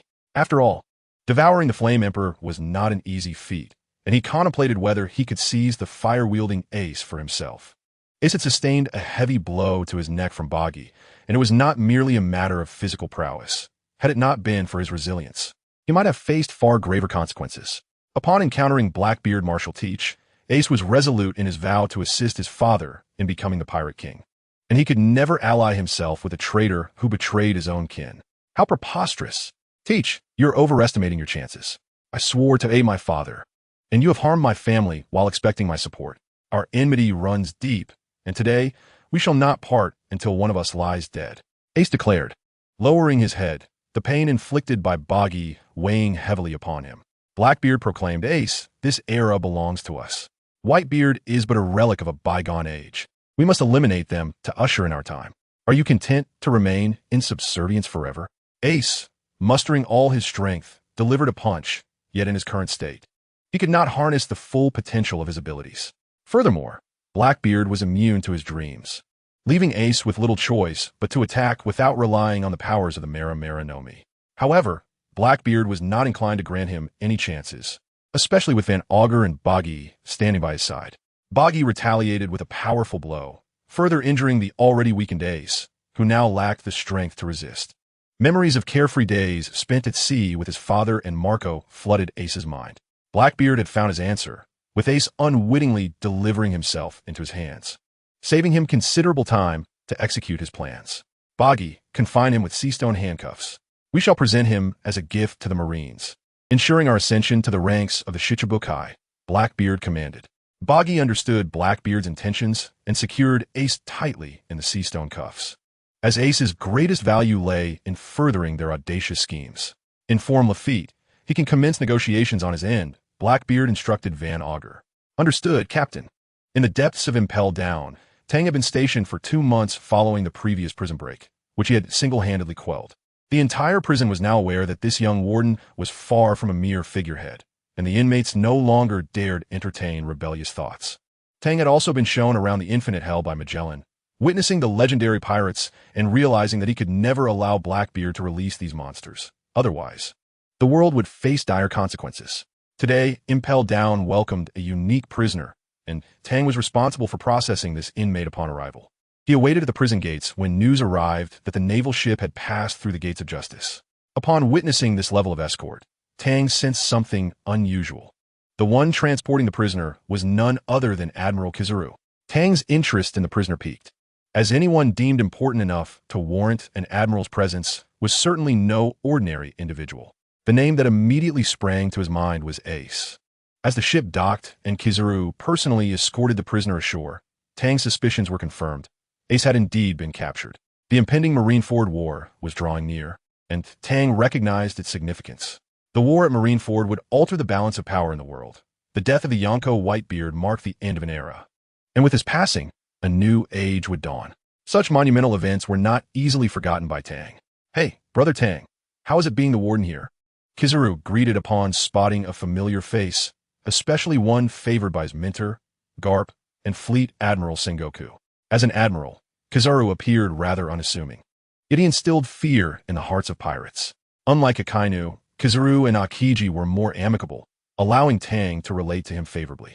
"Admiral Kizaru, what kind of prisoner is so significant that you would personally escort him?" Despite recognizing Ace, Tang refrained from revealing his thoughts. This is a major player. The 2nd Division commander of the Whitebeard Pirates, Fire Fist Ace. Now that he has fallen into our hands, we must remain vigilant. Fleet Admiral Sengoku has tasked me with overseeing his transport. This operation will be monumental for the Navy, Kizaru disclosed, sharing information that was typically confidential due to their familial rapport. "Brother, let's expedite the paperwork and confine Fire Fist Ace to Infinite Hell. I will be residing here during this period, and 10 battleships accompany me to ensure Ace's safe transfer to Marine headquarters," Kizaru stated. "Understood. Guards, take the prisoner away," Tang ordered, and soon the guards escorted Ace into the depths of Infinite Hell. Kizaru's fleet of battleships lined the outer walls of Impel Down, securing the sole access point. The prison's security level heightened to its maximum in response to Ace's arrival, as none could enter the Infinite Hell without significant consequence, especially someone of Ace's caliber. After completing the necessary procedures, Tang and Kizaru took turns guarding Ace. "Brother, I bring news. Fleet Admiral Sengoku requires your assistance in escorting the prisoner back to Marineford." Tang understood the implications. Sengoku needed to consolidate the Navy's elite forces for a decisive confrontation with the Whitebeard pirates. Life in Impel Down was far less liberating than Tang's previous experiences, and Sengoku's methods were intended to test his patience. Although he had endured, he was nearing his limits. If Sengoku did not summon him back soon, he would struggle to maintain his composure. "Very well, I comprehend, Admiral Kizaru. Is the Navy preparing to confront the Whitebeard pirates?" Tang in Guit. Such a question carried immense weight, and even Kizaru's typically stoic demeanor shifted. Indeed, the sea has been too calm for far too long.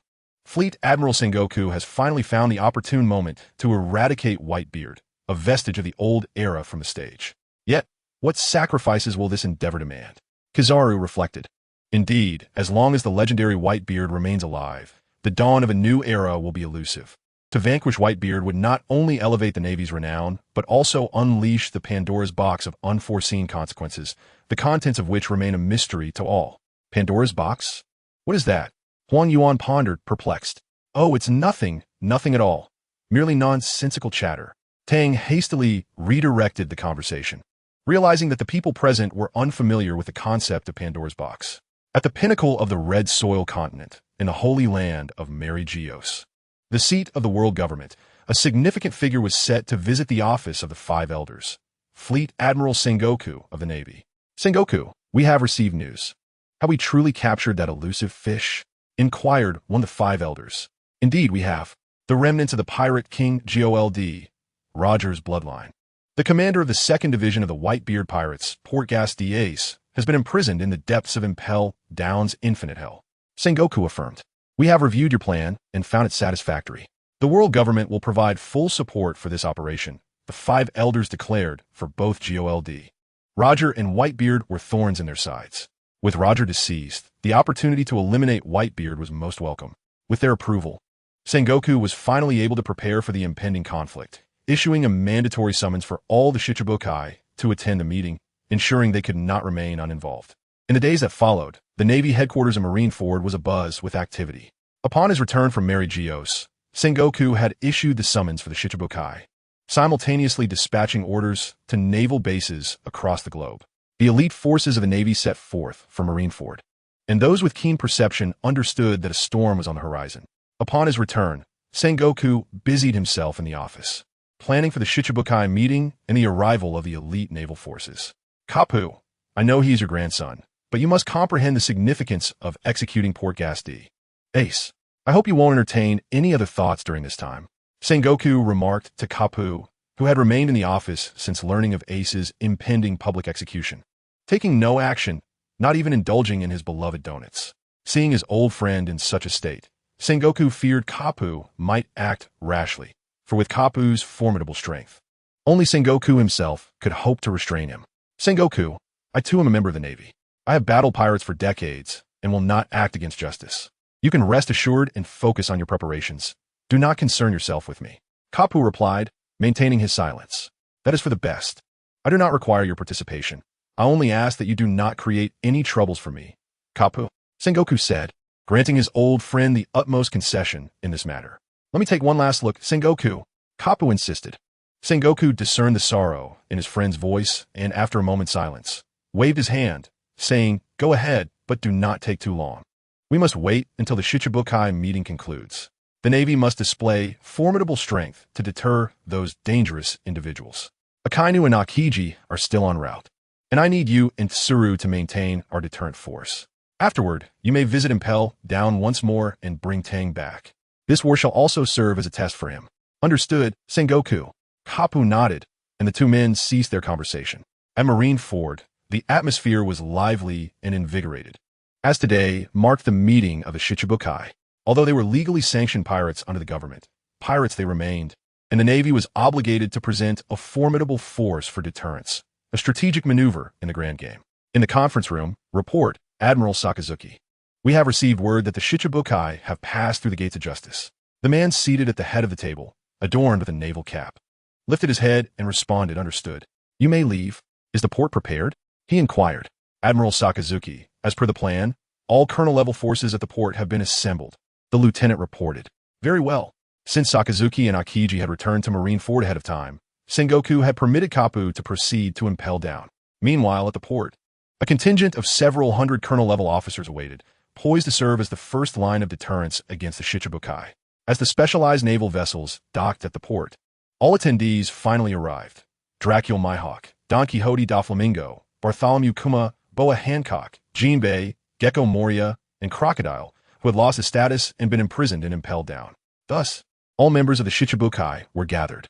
It is important to note that managing this formidable assembly was no simple task. As the naval officer responsible for their transport, Vice Admiral Mole faced considerable challenges. Each of these individuals possessed the power to easily obliterate a nation, and together, the Shichibukai and the Navy formed one of the three great powers of the Grand Line, alongside the four emperors. Upon witnessing the Navy's elaborate welcome, Doflamingo chuckled. The Navy certainly spares no expense. Not a single officer below the rank of colonel to greet us. How generous. The others merely glanced at him, knowing it was only Doflamingo who would squander time on such trivialities. As the group passed through the ranks of colonels, it was evident that these individuals had risen through the ranks from humble beginnings, having battled pirates and endured the trials of war to attain their positions. They were the future leaders of the Navy. The aura emanating from these seasoned warriors was anything but gentle. Their presence exuded a sense of bloodshed, and the oppressive atmosphere was palpable to any ordinary person amidst their ranks. However, the Shichibukai were not to be underestimated. Sengoku had not intended to rely solely on the hundreds of colonel-level officers to intimidate them. The real strength lay with the admirals. Thus, Sengoku had urgently recalled Akiji and Akainu from the New World, for their presence was essential in addressing the imminent challenges facing the Navy. The forthcoming conflict was of paramount importance to the Navy's future. "Everyone, please follow me," Vice Admiral Mole instructed, guiding the assembly to the conference room. Several of the Shichibukai exhibited no discernible expressions, uncertain of the implications behind the Marine headquarters summons. Nevertheless, they collectively understood that the matter at hand was far from trivial, each harboring their own speculations. The scene was set with General Mole leading a few of the Shichibukai to the conference room, their postures far from amicable, each reflecting their distinct personalities. It was evident they were not present for a cordial meeting. Sakazuki had already sought out Sengoku in his office, leaving only a handful of colonels to attend to the assembly, a task not to be taken lightly when mingling with such formidable pirates. Amid the gathering, an unexpected altercation broke out between two Marines, a situation quite atypical for the moment. It was rather astonishing to witness discord within the ranks of the Navy.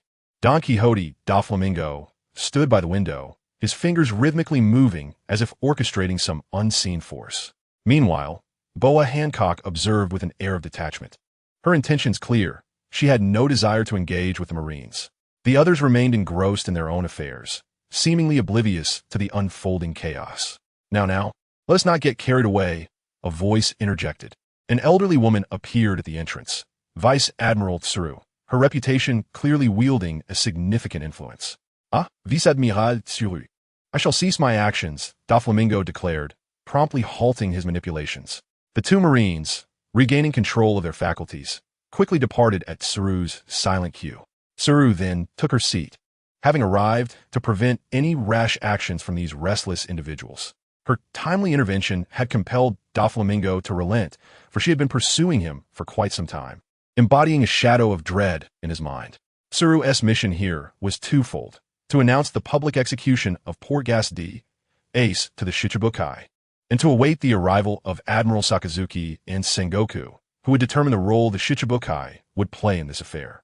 With Tsuru's presence, even the most unruly of them, Doflamingo, dared not stir trouble. To clarify the situation, not long ago, we received a significant gift at the Marine headquarters, the 2nd Division Commander of the Whitebeard Pirates, Fire Fist Ace. The Navy has unanimously agreed to execute Ace publicly at Marineford. Tsuru conveyed. The only Shichibukai remaining unfazed by this revelation was Bartholomew Kuma, while the others displayed expressions of shock. Their suspicions were confirmed. The Navy's adversaries were indeed formidable, tied to one of the 4 emperors, the Whitebeard Pirates. The most vehement reaction came from Jinbe. "What? You intend to execute Ace publicly? Do you comprehend the turmoil this will unleash upon the world? Whitebeard, with his paternal concern for his family, will surely march upon Marineford, leading to what might be the most monumental war in decades. Even if you win, the cost will be staggering. Is this truly worth it?"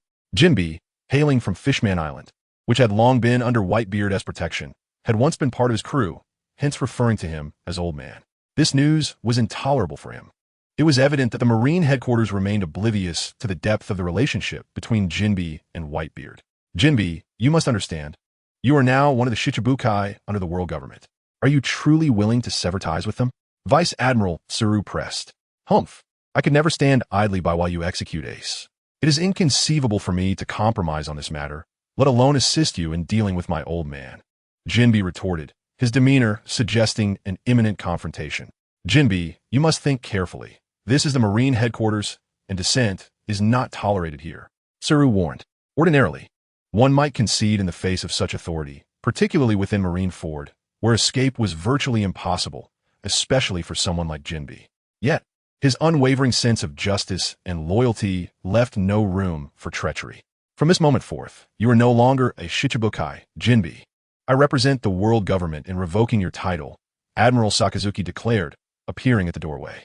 Without the title of Shichibukai, you shall find your freedom significantly curtailed here at the Marine headquarters, Jinbe. Sakazuki's fists began to seethe with molten lava, embodying the highest combat prowess of the world government. His unwavering belief in absolute justice manifesting as a palpable threat towards Jinbe. Fufufu, are we to engage in battle? What a delightful spectacle. Doflamingo chuckled. Silence, Doflamingo. This is not your affair, Tsuru admonished. At that moment, Sengoku, clad in the mantle of Fleet Admiral, emerged behind Sakazuki. Jinbe, do you truly wish to stand against the Marines? My old man's affection runs deep, and Ace is my dear friend. I cannot turn against them. Jinbe remained resolute, leaving Sengoku with little room to maneuver. With a nod from Sengoku, Sakazuki was permitted to act. Magma Fist. A torrent of lava surged forth towards Jinbe. Fishman Karate. Aware that he could not triumph against the Marine headquarters, Jinbe found himself cornered, left with no alternative but to confront the onslaught. Inevitably, Jinbe was no match for Sakazuki, and after a brief clash, the disparity in their strengths became painfully evident. Defeated, Jinbe found himself at the mercy of Sengoku, who opted to have him imprisoned in the underwater prison impelled down for the time being, given the gravity of the situation. Now, let us discuss matters at hand. I trust you will not object to proceeding here, Sengoku stated, surveying the chaos wrought upon the conference room by Sakazuki's attack. Fufufu, what would you have us do? Fleet Admiral Sengoku? The old man is not one to be trifled with. What conviction do you Marines possess? Doflamingo inquired. Sengoku, Tsuru, and Sakazuki presided over the meeting, clearly delineating two opposing factions, each embodying a fierce temperament. The public execution of Ace had now become an inevitability, and the ensuing discussion would revolve around how to counter the Whitebeard pirates, who would likely come to Ace's aid. Thus, war is unavoidable. You Marines are on the brink of ushering in a new era. Boa Hancock declared, an end to the era of Whitebeard. Sengoku asserted decisively. The meeting continued, with the remaining Shichibukai expressing their commitment to attend. For this unprecedented war, these madmen would undoubtedly not be absent. Suddenly, Sengoku, who was discussing related matters, halted and shifted his gaze toward the window. Everyone sensed something and followed suit, only to find an individual unrelated to the meeting appearing at the window. Oh, have I been discovered? Allow me to introduce myself. My name is Lafitte, the navigator of the Blackbeard pirates. I am here on behalf of our captain, Marshal D. Teach, said Lafitte, flamboyantly dressed while holding a cane. What does Captain Marshal D. Teach want with us? Sengoku inquired. I presume you are discussing the details regarding the execution of Portgas D. Ace. How do you find a grand gift sent by our captain? Lafitte responded with a smirk. Do you think I'm unaware? The Navy's intelligence department is not merely for show. Sengoku retorted. Indeed, it cannot be hidden from Navy. I did not intend to disturb you. I come to formally request that our captain be allowed to join the Shichibukai. As I understand it, the ranks of the Shichibukai are not yet complete, Lafitte stated.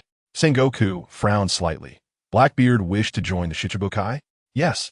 My captain has delivered such a significant gift to the Navy, which should sufficiently demonstrate our sincerity, Lafitte asserted. Regarding the strength of the Shichibukai, it is evident otherwise. We would not have captured the renowned Fire Fist Ace from the New World, Sengoku contemplated. Indeed, Blackbeard had delivered Ace to the Navy, though the true intention remained unclear. However, the Navy was already in a precarious position and had to act. If they could not stabilize the unpredictable Blackbeard at this moment, he might create chaos during the impending war. With only 5 remaining Shichibukai, Sengoku recognized the necessity of augmenting their ranks with formidable forces to maintain a delicate balance against the Yonko. Although Akainu yearned to deliver a punishing blow to Lafitte, he had to restrain himself in Sengoku's presence. Very well, I accept your request for your captain to join the Shichibukai. But you must understand that you cannot remain aloof from this war. After considerable deliberation, Sengoku finally reached this conclusion. I express my gratitude on behalf of our captain. Admiral Sengoku, rest assured, our enmity with Whitebeard runs deep. We will not remain idle, Lafitte declared, tipping his hat and bowing slightly to Sengoku. With that, He unfurled his wings and leapt from the window, soaring away from Marineford. Is that a Zoan-type bird fruit? Sengoku murmured. With this unexpected development, Sengoku expanded the ranks of the Shichibukai, enhancing his chances against Whitebeard. Utilizing pirate strength to deplete pirate strength was the very essence of establishing the Shichibukai, and thus far, it appeared to be effective. The meeting concluded with further discussions on operational coordination. Although they had captured Jinbei, who had departed the Shichibukai, they also welcomed Marshal D. Teach. Sengoku remained vigilant, continually preparing forces to confront Whitebeard. Meanwhile, the defeated Jinbei was being transported to the underwater prison, Impel Down. Due to the Navy's possession of the Gates of Justice, they could swiftly navigate the currents between Navy headquarters, Impel Down, and Judicial Island. At that moment, Jinbei was confined aboard a naval vessel, under the watchful eye of Vice Admiral Smoker. As a pirate, Jinbei held a unique position among the Shichibukai. Historically, humans and fishmen had been at odds, creating a chasm between the two races. Jinbei was the first to be invited to join the Shichibukai, partly due to his crew's formidable strength, and partly because the world government sought to ease tensions between humans and fishmen through him. Now, with the execution of Ace and the impending conflict with the Whitebeard pirates, Sengoku had to make a difficult decision. He could only allow Jinbei some time to cool off. Jinbei had sustained severe injuries at the hands of Akainu, and Sengoku had restrained Akainu due to Jinbei's unique status.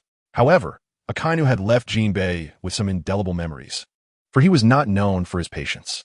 Currently, Jinbei was securely bound by sea stone chains, which not only restrained devil fruit users, but also served as a robust means of confinement for high-profile prisoners. Before long, standing on the deck of the transport ship, the immense gates of justice came into view. After confirming their identities, the gates opened, allowing the transport ship to enter Impel Down. Meanwhile, Vice Admiral Garp had already arrived at Impel Down and was now accompanied by Tang to visit Ace in the Infinite Hell. As Tang observed Garp, he noted that Garp had not smiled since his arrival. In Tang's mind, Garp was a man who never showed sorrow, regardless of the circumstances. At times, Tang was impressed by Garp's mental resilience. However, the usual mischievous smile on Garp's face had vanished, replaced by a profound sorrow etched across his brow.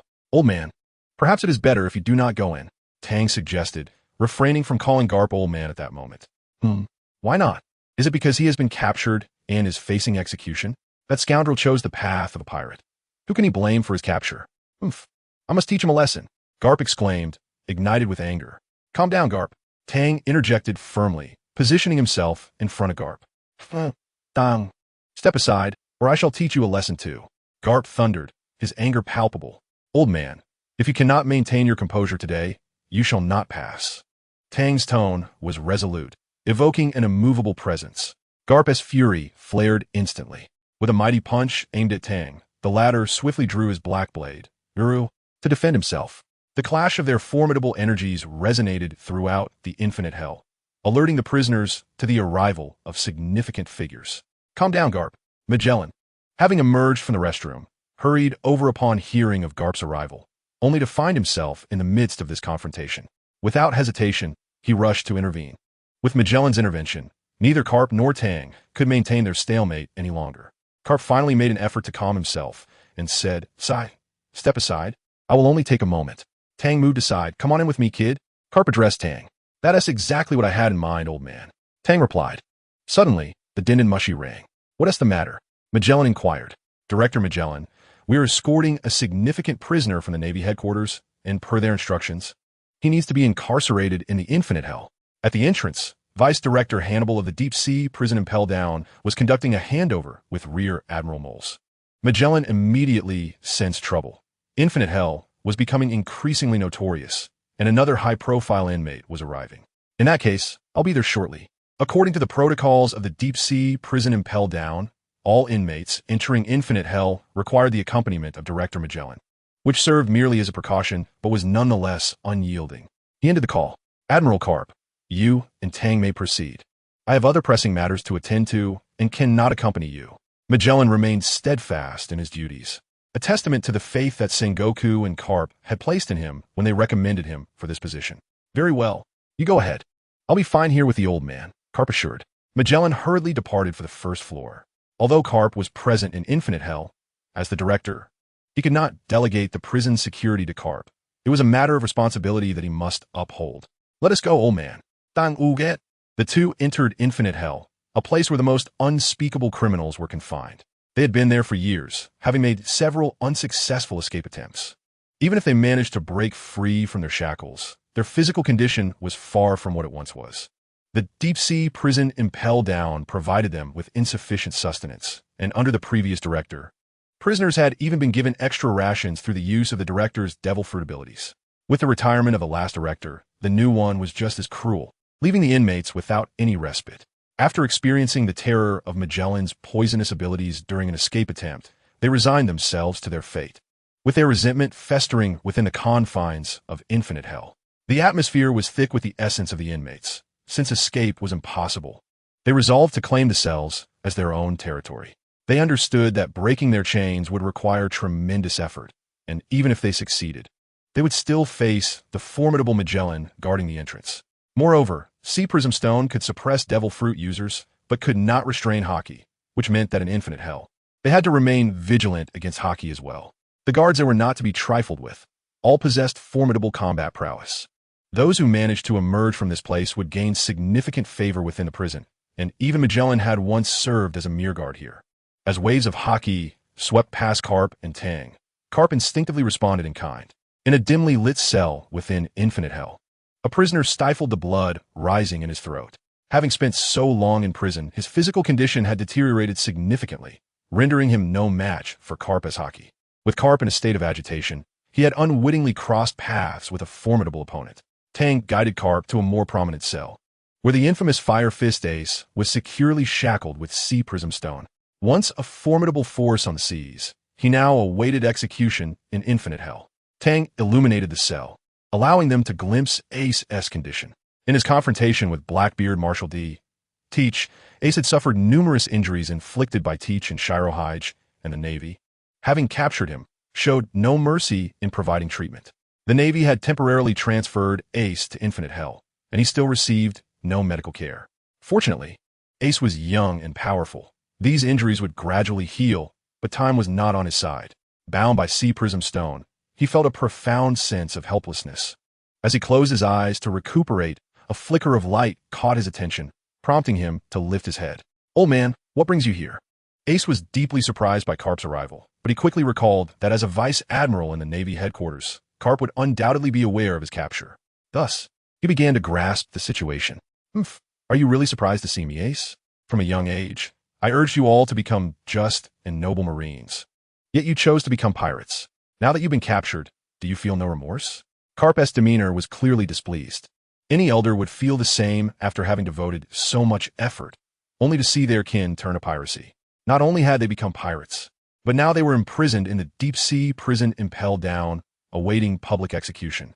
Knowing Carp's understanding of Whitebeard, Carp anticipated that Whitebeard would not remain idle. The ensuing battle at Marineford would claim many lives, and it all began here.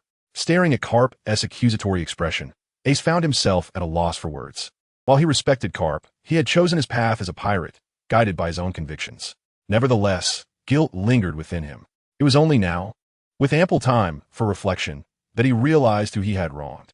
Yet, retreat was not an option. Ace had relentlessly pursued the legacy of his father, Joel D. Roger, and upon meeting Whitebeard, he had discovered his purpose. He would see Whitebeard ascend to the throne of Pirate King. If half of his journey had been spent following in his father's footsteps, now he had but one goal, to be a worthy son of Whitebeard. The charisma of Whitebeard had indeed made his crew the strongest among the four emperors. Ace was confident that Whitebeard would come to his rescue. Yet he sensed that this time would not be as simple as before. He had an inkling that Blackbeard Marshal D. Teach harbored ulterior motives, but as a captive, chained and powerless, Ace did not believe he could escape on his own. "Old man, I have my own ambitions. In the past, I sought to walk in that man's footsteps. Now, I aim to elevate my father to the throne of Pirate King. I have no regrets. But I'm sorry for you," Ace declared. One must take full responsibility for the path they choose. Ace, long before your birth, I had already engaged in battles against pirates.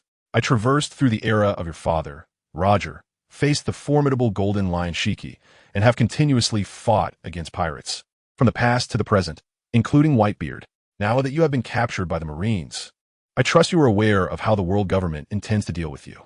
As a Navy officer, I am bound to obey orders. I have merely come to see you. The seeds you have sown will inevitably bear fruit, Carp remarked, visibly shaken. Tang quickly interjected, Old man, please calm down. Face. Look at Tang. He was raised by me in the same manner and has now become a rear admiral in the Navy headquarters. Perhaps he will ascend to the rank of admiral or even fleet admiral in the future. Yet, why do both of you brothers aspire to be pirates? Carp inquired. Ace fell silent, refraining from responding to Carp. Old man, this is all my choice, and I will bear the consequences. I do not blame anyone, Ace declared. Carp studied Ace closely for a long time, then sighed very well. He turned and departed, the brief visit coming to an end. Ace noticed that the lights were still on and realized that the young man who had accompanied Carp had not yet left. Marine, we have no connection, do we? Ace stated, harboring no goodwill towards any Marines aside from Carp. Fire Fist Ace, son of the pirate king Joel D. Roger. A lineage notorious for its malevolence. What kind of waves will he stir? This is not for you to ponder. Leave. I desire solitude. Ace issued an eviction order. Tang said nothing more, simply casting a glance at Ace before turning to catch up with Carp as they left. Tang understood that Carp was undoubtedly tormented at this moment. Carp was a man who valued family. His son was a wanted criminal by the world government, and both of his grandsons had become pirates. That alone was troubling enough. Now, with Ace facing public execution, Carp realized he was powerless. His beliefs would never allow him to betray the Navy for Ace. Yet he could not bear to see Ace executed. This was not a sight Carp wished to witness. His heart was embroiled in conflict. Tang understood that Carp would ultimately yield, that at the critical moment, Carp would lean towards Ace. However, Carp was not yet able to make a decisive choice. Only in times of dire need would he extend minimal assistance to Ace. Tang knew that Ace held the same significance for Carp as he did. Thus he thought, since that is the case, let me make the decision for the old man. Yet, Tang also understood that he could not reveal this to Carp now, for Carp would absolutely not allow such a course of action. Tang was determined to save Ace. The 203 plan, first update, subscription requested. The 203 plan, first update, subscription requested, One Piece. Ultimate copy the 203 plan, first update, subscription requested. However, Tang also realized that he could not disclose this matter to Carp. Although Carp and Ace shared a profound bond and Carp could not bear to witness Ace's execution, it was merely a matter of sentiment. In Carp's heart, the Navy always came first. This was the cause he had devoted his life to. Saving Ace would mean striking a blow to the Navy's honor, and Carp would not permit such an event to transpire. But Tang was indifferent to these considerations. In his view, both the Marines and pirates held their own intrinsic values. Although Ace was a pirate, he was unlike those who pillaged and burned. He was a man in pursuit of his dreams. Tang did not mind granting him a second chance. Furthermore, as a Marine, he believed that Ace should not perish in the Marineford War. For the greatest beneficiary of that conflict was none other than the ambitious Blackbeard Marshal D. Teach. The Marines worked tirelessly only to ultimately benefit Blackbeard. Coupled with Carp's long-standing care for him, Tang felt compelled to save Ace, to spare Carp the anguish of losing his grandson, a pain that was unbearable. Each Marine possesses their own sense of justice, and Tang's perspective was neither as fanatical as Akainu's, nor as lethargic as Akiji's. Tang's sense of justice was akin to Carp's. Yet he had the audacity to challenge the Celestial Dragons. It is known that Carp and Sengoku disapprove of the Celestial Dragons' actions, yet they lack the resolve to openly defy the world government. Moreover, the Celestial Dragons seem to understand the unspoken rules, never wandering carelessly before these two formidable figures, thus avoiding conflict between the two parties. However, Tang was different. As a modern man, he questioned why the Celestial Dragons, with their absurd airs, should be exalted above all others. They fancied themselves superior, encased in oxygen masks and layers of heavy clothing to isolate themselves from the outside world, appearing grotesque. Tang found their very existence repugnant. Everything Tang did was for his freedom and to pull the Celestial Dragons down from their lofty pedestals. Thus, Tang kept all of this to himself. Perhaps this task would not be easily managed by others, but the moment Ace emerged from the depths of Impel Down, he would be taken over by Kizaru, subsequently confined in the Navy headquarters at Marineford. No one could access Ace during this time, so to rescue him, one must act from within Impel Down itself. For others, this would be nearly impossible, but Tang was not just anyone. He had the advantage of time and place. Let's not forget, Tang was currently the chief warden of Impel Down. With his authority, he could freely enter the infinite hell, and once inside, he could initiate his plan. Tang was capable of duplicating the powers of the copy fruit. Replicating Ace would be a simple task.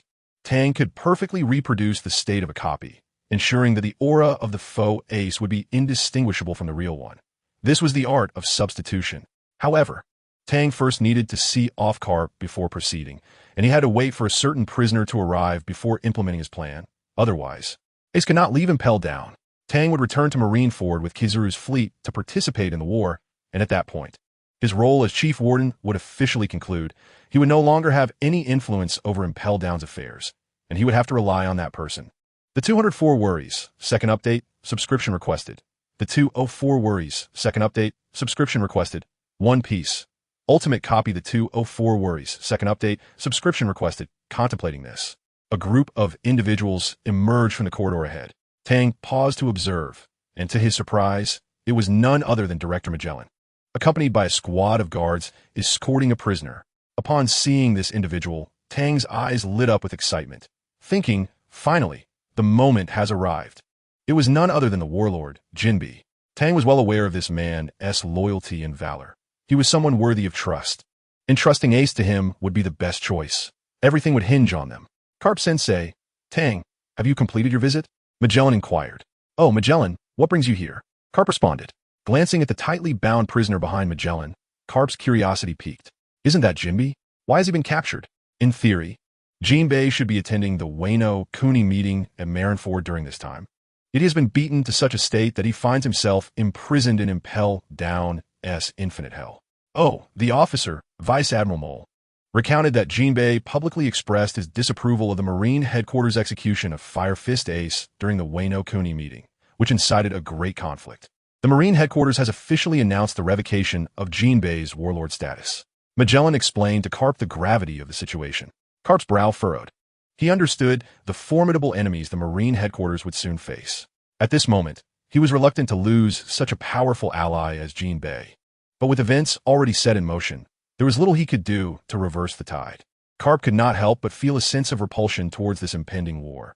He even wished that none of it had to occur, pondering how many Marine soldiers would perish in this conflict. Others may not grasp the enormity of the challenge that lay ahead for the Marine Headquarters, but Carp, as an old rival of Whitebeard, was acutely aware of the sheer might of his adversary, the man reputed to be the strongest in the world. Thus, Sengoku did not underestimate the impending war with Whitebeard. His summons of elite Marines from around the globe to participate in the battle revealed his significant commitment to this endeavor. Even so, both Carp and Sengoku harbor doubts about their absolute ability to triumph in this war, fully understanding the formidable strength of Whitebeard. However, Carp also recognized this as an unparalleled opportunity. Defeating the strongest of the Yonko, the Whitebeard pirates, would undoubtedly deal a massive blow to the pirates across the seas. A monumental gift from Carp and Sengoku to the future generation of Marines, who would strive with all their might to end the era of Whitebeard. Without further hesitation, Carp resolved to return to Marine Headquarters at Marineford to assist Sengoku in addressing various urgent matters. The Marine Headquarters now had the responsibility of managing the accommodations of elite Marines arriving from different regions, relocating the families of Marines on Marineford Island, and constructing defensive positions. Thus, Carp bid farewell to Tang and Magellan and boarded the vessel returning to Marineford. As Carp departed, Tang's preparations for actions within the depths of Impel Down also officially commenced, as the Marine Headquarters simultaneously announced the cancellation of Jinbei's warlord status. They released an even more shocking piece of news. Due to the stringent secrecy surrounding the Marines' communications, the world had only just learned of this significant event. The Marine Headquarters formally announced the public execution of Fire Fist Ace, a revelation akin to a bombshell detonating in the serene expanse of the world's oceans. People across the globe were left incredulous, and public sentiment regarding this news was mixed. They were well aware of the formidable figure backing Ace, a Yonko who reigned over the latter half of the Grand Line, known as the strongest man in the world, Whitebeard. Given Whitebeard's deep-seated familial values, it was inconceivable that he would allow his son Ace to be executed publicly by the Marines. Even though Marineford was a place feared by pirates, for a powerhouse of Whitebeard's caliber, the Marine Headquarters was no different from any other location. Would Whitebeard take action? People everywhere questioned this. as they were astute enough to perceive that the Marines were attempting to draw their enemy into a trap. Should Whitebeard choose not to intervene, the public execution of the 2nd Division commander of the Whitebeard Pirates would undoubtedly tarnish his reputation, as he would never permit harm to befall his family. If Whitebeard were to engage, it would ignite a cataclysmic battle. Although the motivations behind the Marines' actions remained unclear, both factions possessed the power to alter the course of the world, and their clash would undoubtedly reshape the global landscape. Should Whitebeard emerge victorious, the morale of the Marines would undoubtedly suffer, a scenario that the world feared, for it would directly impact their living conditions in an era dominated by piracy. In this tumultuous time, the populace hoped fervently that the Marine headquarters would prevail against Whitebeard. Otherwise, they would bear the brunt of the consequences.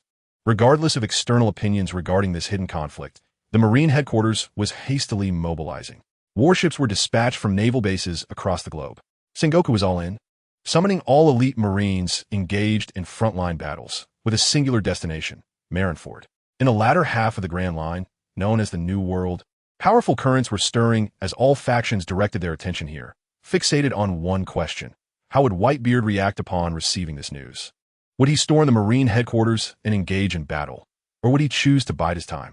They understood that the Marine headquarters, having boldly announced this intelligence, must have assembled all their combat strength under Sengoku's strategic planning. No one facing an opponent of Whitebeard's caliber would hold back. To do so would be tantamount to courting death, as a single strike from such a legendary figure could obliterate one's forces entirely, leaving no room for regret. Meanwhile, aboard the Moby Dick, Whitebeard received the news with a solemn silence. Of his 14 direct commanders, only 12 remained, representing the pinnacle of strength within the Whitebeard pirates, and would decisively influence the trajectory of this war. Whitebeard had traversed the seas for decades and witnessed countless wars. Although aged, the Whitebeard pirates had not diminished in strength. The power of the Whitebeard pirates was formidable, nearly rivaling that of the Marine headquarters. Moreover, Whitebeard himself possessed the capacity to annihilate entire nations, and he was unafraid of engaging the Marines in battle. After a brief encounter with red-haired Shanks, Whitebeard had contacted Ace, urging him to return to the New World promptly. However, the transponder snail remained silent, leading Whitebeard to realize that something had gone awry. Without definitive information, no one could draw conclusions. Now, with the Marine headquarters announcing to the world that Ace would soon be executed publicly at Marineford, Whitebeard's greatest fears had been confirmed. Yet as long as Ace remained alive, Whitebeard was confident in his ability to rescue him, even from the Marine headquarters at Marineford. This conviction was shared unwaveringly among the ranks of the Whitebeard pirates, who, as the mightiest among the Yonko, had no doubts about Whitebeard's power. No one who had clashed with Whitebeard would dare to underestimate him. It would be an understatement to say that Whitebeard possessed the strength to reshape the world, a power embodied by the Tremor fruit, wielded by Edward Newgate. The renowned Bai Mao, having achieved fame for decades, has now aged into a venerable lion. The world comprehends this reality, yet who can assure that this aged lion cannot effortlessly rend its prey?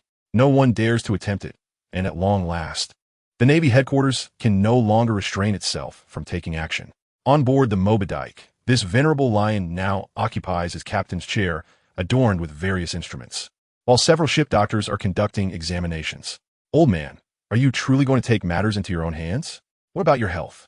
Frowns Margale, the captain of the Whitebeard Pirates 1st Division, in concern. Gulalala, foolish son, without me, would you have the audacity to breach Marineford, let alone rescue Ace? As for my health, my dear son, you need not worry. Though I am old, I can still protect you and ensure your freedom upon the seas. Whitebeard chuckles, waving away the doctors who are examining him and pulling off the various tubes and instruments attached to him. Marugeo and the other captains witness this scene, and though they wish to intervene, they are powerless to do so. Once old man Whitebeard has made up his mind, there is no stopping him. Without his presence, they would never breach the defenses set by the Navy headquarters at Marineford, let alone rescue Ace. My beloved foolish sons, go and prepare yourselves. The Navy seeks to execute Ace. Can we, the Whitebeard pirates, allow them to have their way? Whitebeard proclaims, leaning on his grand sword. The captains are invigorated by his words. They know that on the vast ocean, the Whitebeard pirates are not to be trifled with, lest they invite retribution. Now, with their brother Ace captured and facing public execution, it is a direct affront to the honor of the Whitebeard pirates. From the day they joined, The pride of the Whitebeard pirates has been to give their all, even their lives, to defend its glory. No, we must rescue Ace. Let the damned Navy be damned. The captains roar in unison. Whitebeard gazes with satisfaction at his sons. This is his cherished family. In the vast ocean, everyone knows not to harm Whitebeard's sons, lest they experience the devastation of ruin. The Navy headquarters has openly provoked Whitebeard, and he will not disappoint them. Get ready, my foolish sons. Whitebeard commands. The entire Whitebeard pirates quickly mobilize. Beyond the 14 captains directly under Whitebeard aboard the Moby Dick, he commands an additional 43 pirate crews renowned throughout the New World. With Whitebeard's command, the magnitude of their power is immense, perhaps even beyond Whitebeard's own comprehension, yet it is a force sufficient to reshape the world's balance. Margao. Whitebeard addresses his strongest subordinate. Yes, old man. Margao replies. There is no longer a need for the Navy's surveillance units. Since the Navy has chosen to sever our tenuous truce, we too shall not maintain that fragile understanding. Our forthcoming actions must remain undisclosed to the Navy headquarters. Sengoku is no simple opponent. If he learns of our movements, this war will become exceedingly difficult. Whitebeard declares. Understood, old man. I shall lead the charge to eliminate them. Margao responds, then descends to gather his crew. Each captain leads their own team, forming the backbone of the Whitebeard pirates. Not far from the Moby Dick, the Navy surveillance units shadow its movements, particularly after the announcement of Ace's public execution, erasing any remaining semblance of cooperation between the Navy and the Whitebeard pirates. Logically, they should retreat urgently, for to engage closely with one of the four emperors, especially while enmity brews, is akin to provoking a lion that has just awoken. Awaiting them would be annihilation. Such a small unit could never contend with a four-emperor. Yet, they received no orders to retreat from Sengoku. On the contrary, Sengoku commanded them to tighten their surveillance on the Moby Dick. Sengoku needed to keep Whitebeard's every move within his sight. Although he understood that Whitebeard would ultimately destroy this set of eyes, he sought to gather as much information as possible. Without the latest news from Whitebeard, Sengoku could not afford to feel secure in his plans. Yet he did not anticipate that Whitebeard would eliminate his eyes so swiftly. Margao, as captain of the 1st Division of the Whitebeard Pirates, ranks just below Whitebeard in strength. Given his immortal phoenix trait, ordinary cannon fire poses little threat to him. Thus, despite the Navy's relentless barrage, Margao remains largely unscathed. Conversely, the Navy surveillance units find themselves overwhelmed one by one, succumbing to a cacophonous explosion that engulfs the New World seas, though they still manage to send one final report to headquarters. As the communication ceases, Sengoku sits in his office, a grim expression adorning his face. Moments ago, the Navy officer responsible for monitoring the Moby Dick reported that the Whitebeard pirates had commenced their actions, beginning with the destruction of the Navy surveillance units. Sengoku realizes that the Whitebeard pirates will inevitably confront the Navy in battle. Yet he did not anticipate such decisiveness from Whitebeard. The first step was to obliterate his eyes. Deprived of his sight, Sengoku is left in the dark regarding the extent of Whitebeard's forces, their timing, and their routes, which breeds a sense of unease within him. Faced with Whitebeard, Sengoku understands that even the slightest miscalculation could spell disaster for their operational plans. This time, he has wagered the entirety of the Navy's efforts, and he cannot allow his toil to be in vain. Has Whitebeard finally taken action? Kapu, seated on the sofa, inquires gravely.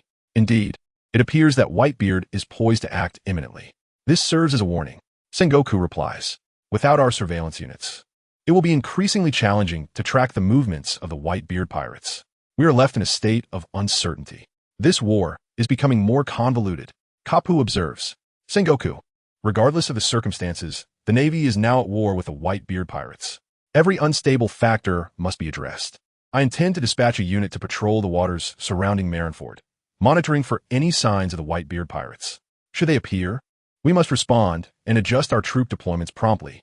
Sengoku outlines his strategy. Understood. Certainly, I believe it is crucial to closely monitor the direction of Yurindao. If one wishes to traverse from the New World to Marineford, Yurindao is an indispensable route. The calm belt may pose a challenge, although I trust that the formidable Whitebeard can manage alone. However, if he seeks to navigate through the calm belt with his fleet, I fear that the sea kings in that region could significantly diminish his strength. Cap interjected. Indeed, that is a valid point. I shall make the necessary arrangements immediately. By the way, how much longer until Tang returns? Sengoku inquired. That lad will be arriving with Admiral Kizaru and Fire Fist Ace. This war presents an excellent opportunity for him to hone his skills. Let us see if he's made any progress, Cap remarked. Subsequently, the two esteemed figures busied themselves with their respective tasks, for there was much to be done.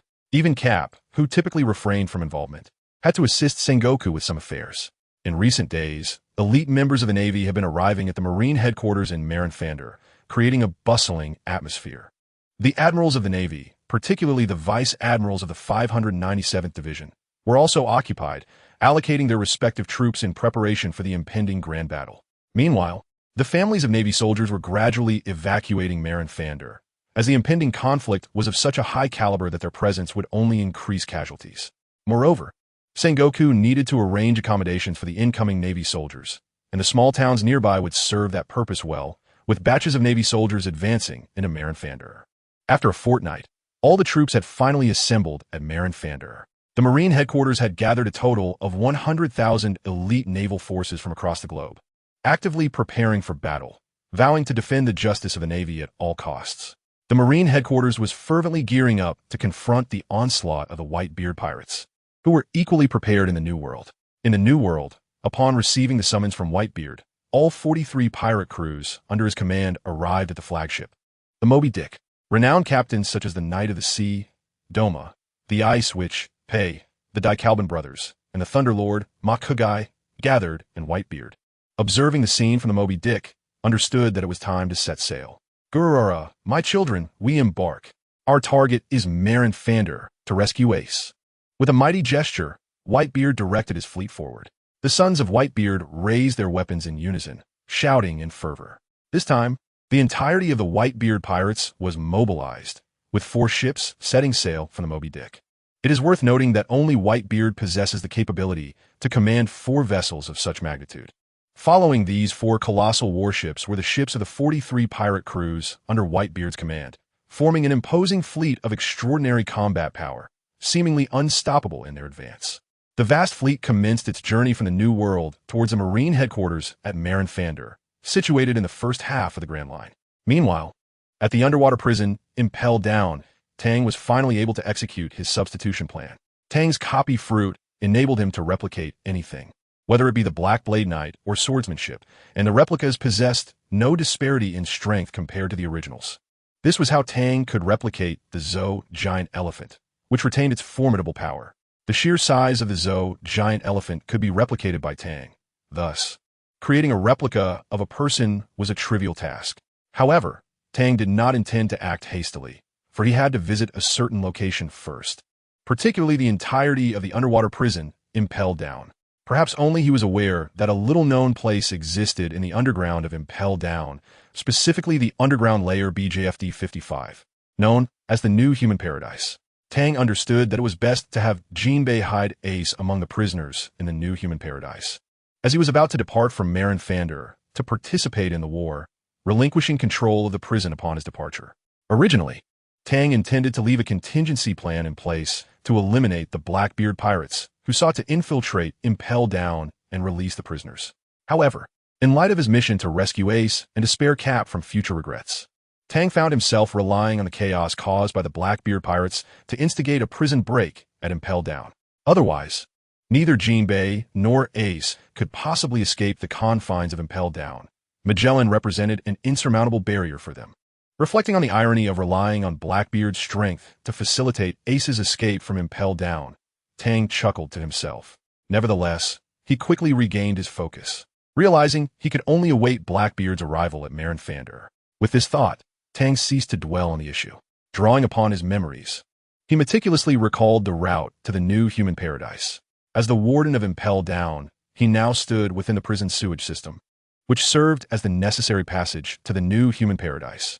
The sewage system of Impel Down was vast and labyrinthine, presenting a considerable maze. Yet, Tang was still able to discern various clues within. The inmates making their way to the New Human Paradise could not possibly do so without leaving traces. And although some time had passed, with Tang's keen observation haki, discerning these traces was not a daunting task. It merely required a bit more time. At last, Tang discovered a faint trail. Although weak, it was still perceptible to his senses. Following the trail, he eventually stumbled upon a large opening. revealing what appeared to be the entrance to the new human paradise. This path was indeed intricate, had it not been for that faint trace guiding him. Tang believed he would have been ensnared by the convoluted maze of pipes. Under the influence of his senses, Tang heard music emanating from within the entrance. A smile crept across his face. Indeed, the new human paradise may lack many things, but it certainly did not lack music. Having located the entrance, Tang wasted no time and swiftly entered. The pitch-black passageway did not hinder Tang's sense of direction. He strode confidently through the darkness. After a period of time, a glimmer of light finally appeared ahead, signaling the exit. Upon reaching the exit, an expansive space unfolded before his eyes. Even without witnessing it firsthand, Tang would have been astonished to find such a hidden realm within the heavily guarded confines of Impel Down. Before him lay a grand area situated between the 5th and 6th layers, boasting an astonishingly vast expanse that took Tang by surprise. In this space, the inmates were engaged in a raucous celebration, but their attire was truly unsettling to Tang. Groups of burly men donned stockings, wigs, and lipstick, provoking a sense of revulsion within him. It is truly perplexing how these individuals have acquired such instruments. The music here seems to have no cessation, the deafening melodies transporting Tang back to the ambience of a bar. However, it is apparent that his presence has not gone unnoticed by these people. The rather imposing figure on stage, a transgender individual, is none other than the renowned Ivankov, the queen of the transgender community. As a cadre of the Revolutionary Army, having been imprisoned in the depths of Impel Down, he has managed to carve out a sanctuary known as the new transgender paradise between the 5th and 6th levels, which Tang finds quite admirable. Who are you? Two eccentrically dressed, transgender individuals confronted Tang. Upon seeing the unexpected arrival of Tang, whose attire clearly did not resemble that of a prisoner, they naturally adopted a cautious stance. Do not misunderstand. I am merely a visitor. I would like to speak with your leader, Tang replied, striving for a tone of politeness, for he wished to avoid any conflict. After all, he had not come to intimidate, but rather sought the assistance of Ivankov, aware that it was prudent to leave no impression of hostility. Nevertheless, Tang's attire already indicated that he was no ordinary person. Several transgender individuals recognized the significance of his clothing, as they themselves had once donned the prisoner-esque garb of the 5th level. Halt! Although we are unaware of the happenings outside, your attire has betrayed you. It seems the former warden, Rain Shiryu, has been replaced. Speak, who are you? A group of transgender individuals surrounded Tang. He glanced down at his clothing, lamenting the predicament it had caused him. Just as the transgender individuals were about to strike, a voice intervened, halting their actions. Stand down. You are no match for him. It was Ivankov who had timely arrived to prevent the assault on Tang. With Ivankov's command, the crowd dispersed, creating a path for him to approach Tang.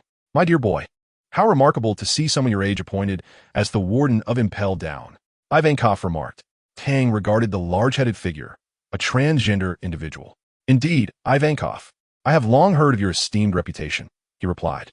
Unmoved by Tang's flattery, Ivankov inquired, what brings such a distinguished individual to our new transgender paradise? We are not escapees, so you need not concern yourself with us. No. I believe you have misunderstood. I have come without an entourage, not to battle, but rather to discuss a matter of mutual interest as an ordinary person. I hope you can assist me, and rest assured that everything I witness here will remain confidential. A person of your stature requires the assistance of us prisoners? I find myself intrigued. Boy, what is your name? Ivankov inquired. I am Hades Tang. My time is limited, and I hope you will acquiesce to my request, Tang stated. Please do share, Tang boy. Ivankov gestured for him to continue, signaling the surrounding transgender individuals to disperse for Tang's comfort. I trust you may not yet fully grasp the situation outside. The conflict between the Navy and the Whitebeard pirates is now inevitable. Concurrently, an ambitious figure known as Blackbeard will infiltrate Impel Down, leading to the escape of numerous prisoners. At that moment, you too may find your freedom, but I implore you to assist in the escape of one specific individual. That is all, Tang concluded. Upon hearing this, Ivankov stood in stunned silence, grappling with the enormity of the revelation. Once he comprehended the implications of Tang's words, his demeanor turned grave. Is what you say truly accurate? He pressed, scrutinizing Tang's expression for any hint of deceit. This revelation signified freedom, not only for Ivankov, but for all the transgender individuals and Revolutionary Army soldiers present. It was a matter of utmost importance. Trust me, I have no reason to deceive you. All you need to do is aid in the escape of the person I require, Tang insisted. Ivankov's interest was piqued by the individual Tang sought to rescue. Observing the young man before him, now the warden of Impel Down, it became evident that he was a formidable force cultivated by the world government, destined for greatness upon the seas.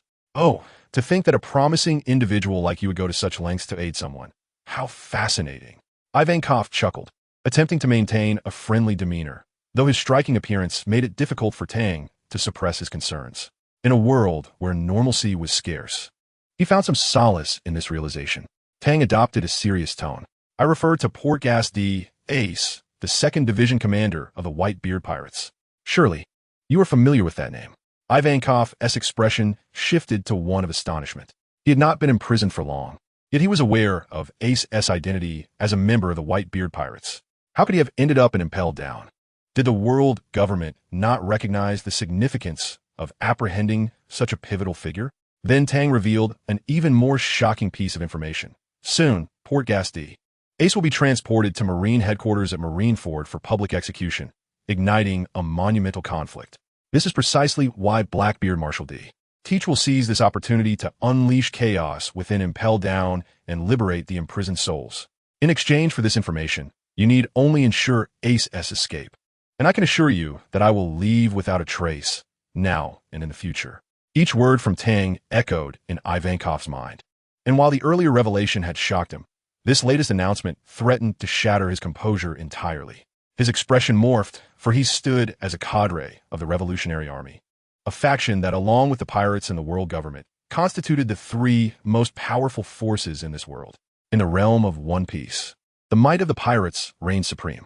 In this world, people relentlessly pursue their dreams, with many choosing the path of piracy. The words of Roger regarding the existence of the One Piece have only intensified the desire to set sail. The collective strength of all pirates is undoubtedly sufficient to conquer the world. However, the pirate faction is not a monolithic entity. Conflicting interests and ideologies among them render a united front against the world government improbable. Yet, this does not imply that there are no pirates capable of assaulting the world government. The 4 emperors, 4 formidable individuals at the pinnacle of piracy, boast a multitude of followers, each possessing exceptional combat prowess. Consequently, the world government typically refrains from instigating conflict with the 4 emperors. Nevertheless, the audacity to publicly execute the family of one such emperor, particularly the immensely powerful White Beard Pirates, unequivocally signals a declaration of war, heralding the onset of an unprecedented conflict. As a cadre of the Revolutionary Army, Ivankov's reaction to this alarming news was measured. Most would hasten to find a secure refuge upon hearing such tidings. Boy, you cannot be jesting. This information must not be disseminated carelessly. Ivankov mused, although deep down, he had already come to accept its veracity. His inquiry was merely an attempt to reinforce his own conviction. Upon meeting Tang's gaze, Ivankov finally embraced the reality of the situation, exclaiming, "The world is truly on the brink of upheaval. I wonder what changes lie ahead." "Very well, boy. I shall acquiesce to this transaction. Rest assured, if the opportunity arises, I will not hesitate to rescue Ace. However, I have a question.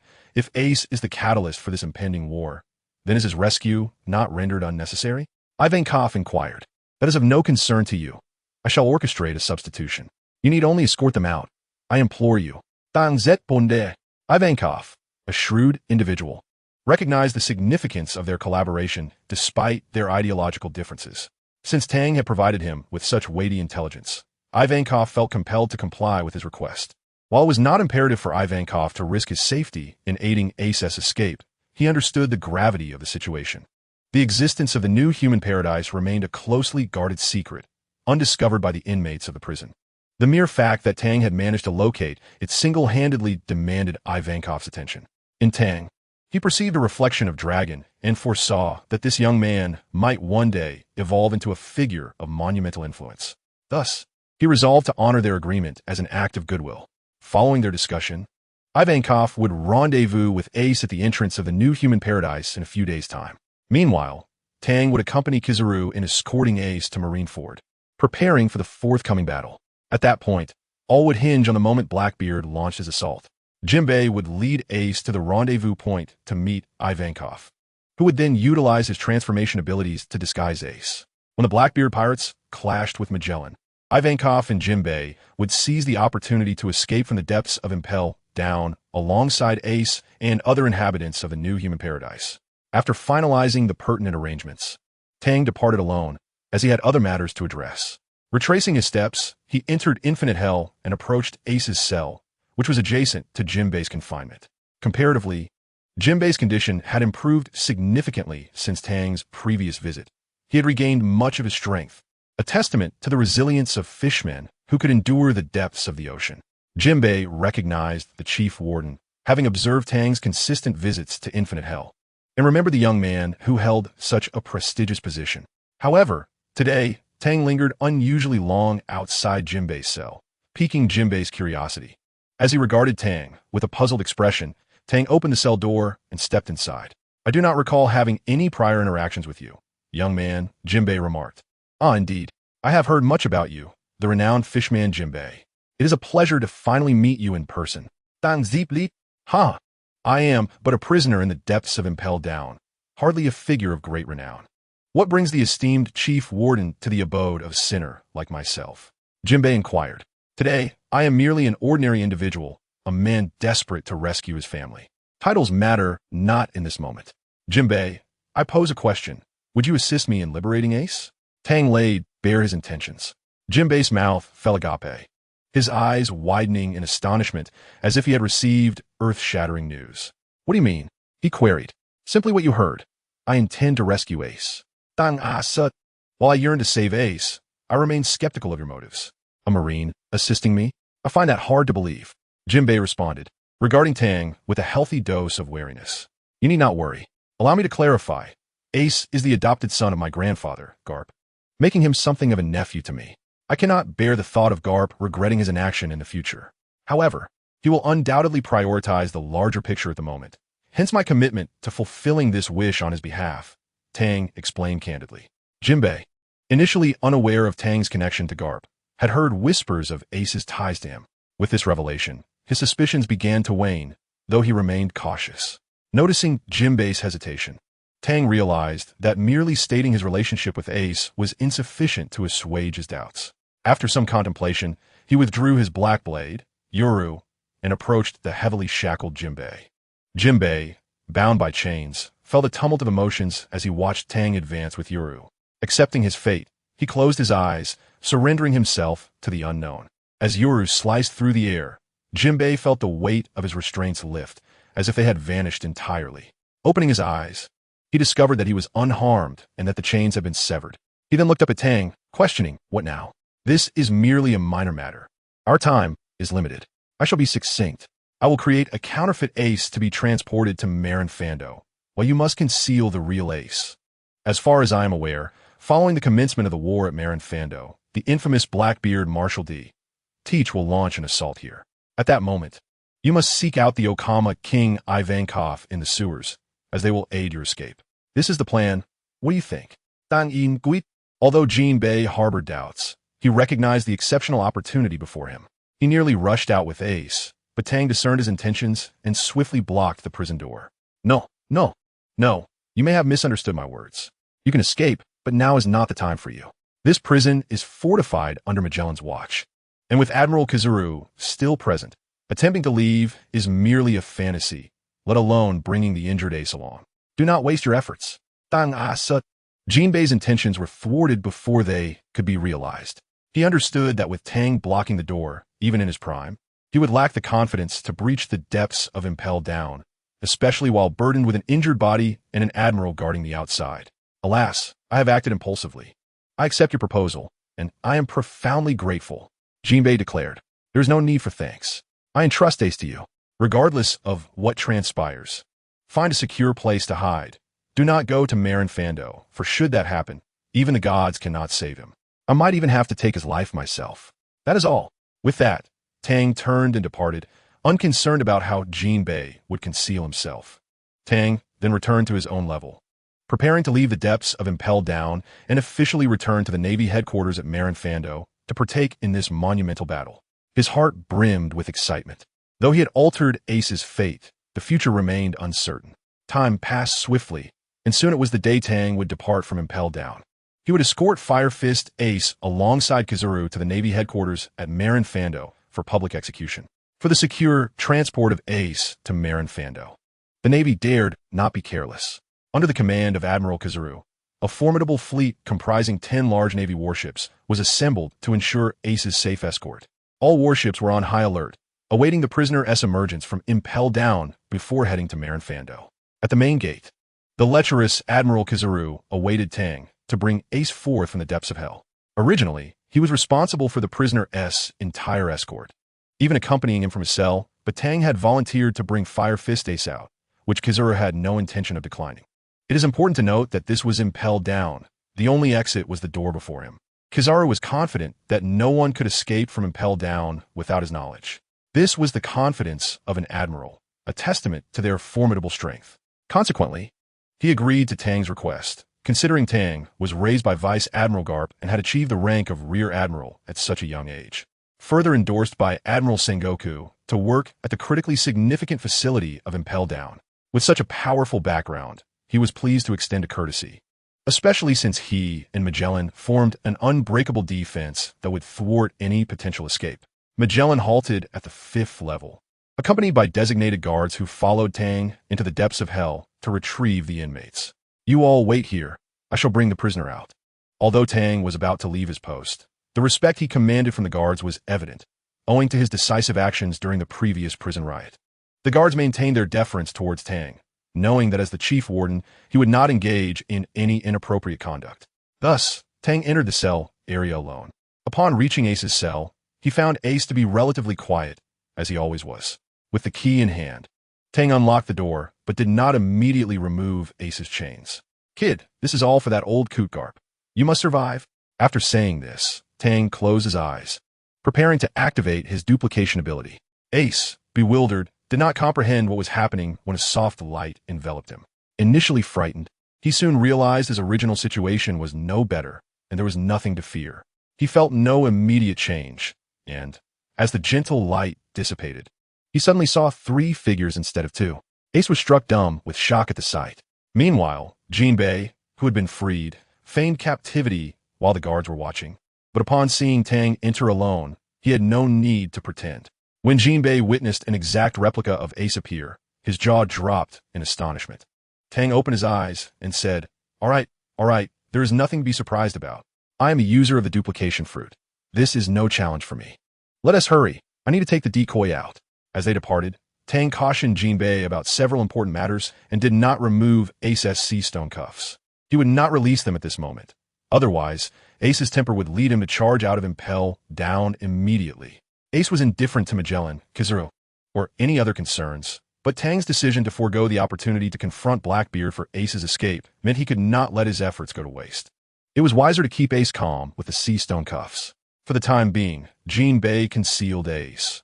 The expanse of the infinite hell was quite vast, and the space sample, making it relatively simple for the two to hide. Additionally, few would venture into this realm, and any that did might well be the impending arrival of Blackbeard's crew. After handing the counterfeit Ace to the guards, Tang led them upward for the day's transport. Impel Down was on full alert, with guards on all 5 levels prepared to ensure that no incidents occurred within the prison. "Kid, do your best. I believe you will achieve a status akin to that of Master Garp at the Navy headquarters. I have faith in you."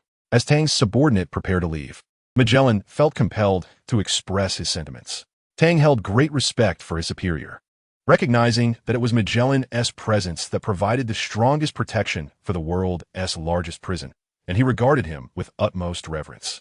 The Battle of 217 approaches. 3rd update. Seeking subscription. Rest assured, Chief, there will come a day when we shall meet again, Tang declared. "Good lad. Let's be on our way," Magellan replied. Magellan refrained from seeing Tang off, as he must remain here to oversee matters. After Tang's departure, his responsibilities would only increase, especially with the world government's focus entirely on the impending conflict at Marineford. There was no new warden appointed yet. Even if Magellan believed the former vice warden could take over, he would have to wait until after the war at Marineford to address this matter. Vice Warden Hannibal continued to accompany Tang, escorting the prisoner Ace from the depths of the underwater prison Impel Down. The journey was remarkably tranquil, as the prisoners were wise enough not to stir trouble during such a critical time. Otherwise, the guard would ensure they experienced the prison's punishments firsthand. Soon, they arrived at the exit of Impel Down, where Kizaru urged, "All right, hurry aboard. We must depart immediately." "Dang, note that." And the guards handed the chains to the waiting Navy soldiers, who escorted Ace onto Kizaru's warship. Tang followed suit, and the entire escort fleet commenced its departure. The outer gates of the prison opened to allow the fleet to exit Impel Down. After Tang's departure, the gates closed once more. The Justice Gate before Impel Down was commanded to open, allowing the fleet to embark on the swift currents toward the Navy headquarters at Marineford. Tang understood he was soon to return to his second homeland, Marineford. He began to reminisce about all he held dear there: Sengoku, Garp, Tsu, Lifa, and others who cared for him. As Tang's party set forth at the Navy headquarters in Marineford, Sengoku received a call from Kizaru, learning they had officially entered the Justice Gate. This news eased his concerns. With the speed of their passage through the Justice Gate and the dual assurance of Kizaru and Tang, Sengoku felt confident in the prisoner's safety. Meanwhile, in the New World, in the waters surrounding Fishman Island, a massive fleet had arrived and remained anchored for an extended period. Such significant movements in the New World could only be attributed to the Whitebeard pirates. The Whitebeard pirates were now fully equipped with enhanced coatings. Planning to navigate through Fishman Island, located 10,000 meters beneath the sea, to enter the first half of the Grand Line and rescue their comrade Ace from Marineford. Clearly, Whitebeard recognized that Sengoku would never allow him to approach Marineford so closely, and thus he devised his own strategy. First, he instructed his craftsmen to apply high-strength coatings to his ship, the Moby Dick. He intended to stealthily emerge from the depths of the sea into Marineford's harbor, providing a rare opportunity for close engagement with Marineford while minimizing casualties among his sons and maximizing the chances of rescuing Ace. Upon Whitebeard's command, nearly 50 pirate ships of the Whitebeard pirates submerged, and this vast fleet would split into two upon passing Fishman Island. One part would assault Marineford directly, while the other would target the periphery. The tension of 100,000 Marines. First update. Seeking subscription. The tense voyage finally culminated as Tang returned to the island of Marineford, albeit under vastly different circumstances. All military facilities on the island had been activated, and the waters surrounding Marineford were teeming with Navy warships, forming a protective barrier around the headquarters, which had entered a state of readiness for battle. Tang could now truly grasp the scale of the impending war. The fleet, led by Kizaru, swiftly docked in Marineford's naval harbor, allowing the weary Navy soldiers to finally exhale in relief. Ace was imprisoned within the headquarters dungeons, and Tang had already spotted the execution platform erected before the main Navy building. The war was undeniably on the horizon. With the escort mission concluded, Tang was to join Kizaru in a strategy meeting with Sengoku. Throughout the journey, Tang had observed numerous developments. The residential area for the families of Navy personnel had been temporarily occupied by elite Marines arriving from various regions, and even with these accommodations, there were not enough to house everyone, forcing some Marines to sleep aboard the ships. The arrival of 100,000 elite Marines had significantly intensified the atmosphere in Marineford. Having fought on the front lines against pirates for years, their presence carried a lingering scent of blood.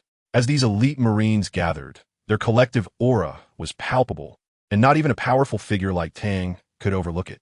Under the leadership of their respective commanders, the Marines formally took their positions.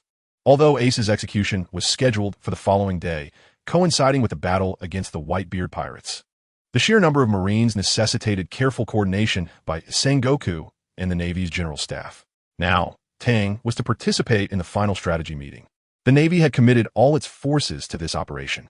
As Tang and Kizaru entered Sengoku's office, the meeting was already in progress. Tang donned his original Vice Admiral attire, and as he and Kizaru entered, all eyes turned toward them. Those present in this office for the war meeting were undoubtedly the backbone of the Navy. All the vice admirals who typically battled pirates in distant lands had returned to Marineford. Among them were Vice Admiral Yamakaji, Vice Admiral Fire Fist, and other seasoned leaders, all attentively listening to Sengoku's directives regarding the battle plan. Additionally, two of the Navy's three admirals, Akainu Sakazuki and Akiji Kazan, were present, along with Kizaru, consolidating the Navy's highest combat strength. It is worth noting that, as the world government's paramount force, at least one admiral must always guard Mariewa, making the simultaneous presence of all three admirals a rare occurrence, indicative of a significant military operation. Notably present were Marine hero Vice Admiral Garp, Chief of Staff Tsuru, and Black Arm Zifa, who had also attended the meeting.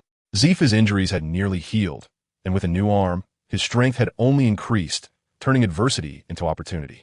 Although he had previously focused on the Marine Academy, the threat posed by the Whitebeard pirates had drawn him back into action. The battle strategy of 219, second update. Seeking subscription, Tang understood that the atmosphere in the room was exceedingly grave, and he needed to remain composed. Kizaru, Tang, you have arrived. Please take a seat. Let's continue the meeting, Sengoku stated, prompting Tang and Kizaru to find their respective places and sit down.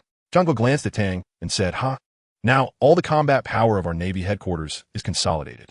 Surely, everyone is familiar with Major General Tang. The other major generals nodded in agreement, having witnessed Tang's prowess firsthand. His ability to contend with the likes of Hawkeye Mihawk, without ever facing defeat, speaks volumes about his formidable strength. They bore no disdain for Tang's youth. As comrades in arms, they welcomed the infusion of such fresh blood into the ranks of the Navy's elite with great enthusiasm. The three admirals remained silent. Akainu Sakazuki pulled down his hat. Akiji, Kazan dozed off, and Kizaru lay sprawled. Each had their own style, but Sengoku paid them no mind. The role of the admirals was not the focus of this operational meeting. What mattered was that Sengoku meticulously outlined the responsibilities of each major general. Now let us proceed. Major General Tang is not yet familiar with our operational plan, so I shall reiterate. The primary objective of executing Fire Fist Ace is to draw the Whitebeard pirates out of the New World. Every preparation we make is essential, and this is something you must always believe, Sengoku declared. The assembly nodded in agreement, and Sengoku continued. This operation has summoned 100,000 elite Navy personnel, constituting the backbone of our efforts to suppress the pirates at sea. If we cannot resolve the Whitebeard pirates, what remains of the Navy's dignity? Thus, we must secure victory, no matter the cost. This operation will unfold in two phases. Given the forces the Whitebeard pirates can muster, they will undoubtedly breach our fleet's blockade on the outskirts of Marineford. However, our primary battlefield will not be there. It will be within the Bay of Marineford. 100,000 elite Navy personnel, and you all will stand by in the Bay Square, guarding the execution platform. The Whitebeard pirates will surely attempt to storm the platform, and that will be your battlefield. Once they penetrate the bay, we will require Kuzan and Sakazuki to collaborate in annihilating their vessels. At that point, the battle will officially enter the second phase, and an encirclement plan will be fully activated, trapping the pirates within the bay. Simultaneously, our Navy ships must complete the encirclement of the Whitebeard pirates from the outskirts of Marineford, striving to eliminate them within the encirclement. Sengoku succinctly summarized the operational plan once more. Tang thought to himself that Sengoku's operational strategy remained unchanged. Although he had known it for quite some time, he could not help but admire the cleverness of the plan devised by Sengoku and Tsuru. It was indeed a brilliant approach. Akainu and Akiji's joint assault had inflicted significant losses on the Whitebeard pirates. Sengoku seemed to have grasped Whitebeard psychology, luring the crew into the battlefield he had meticulously prepared. Yet, Sengoku still harbored reservations.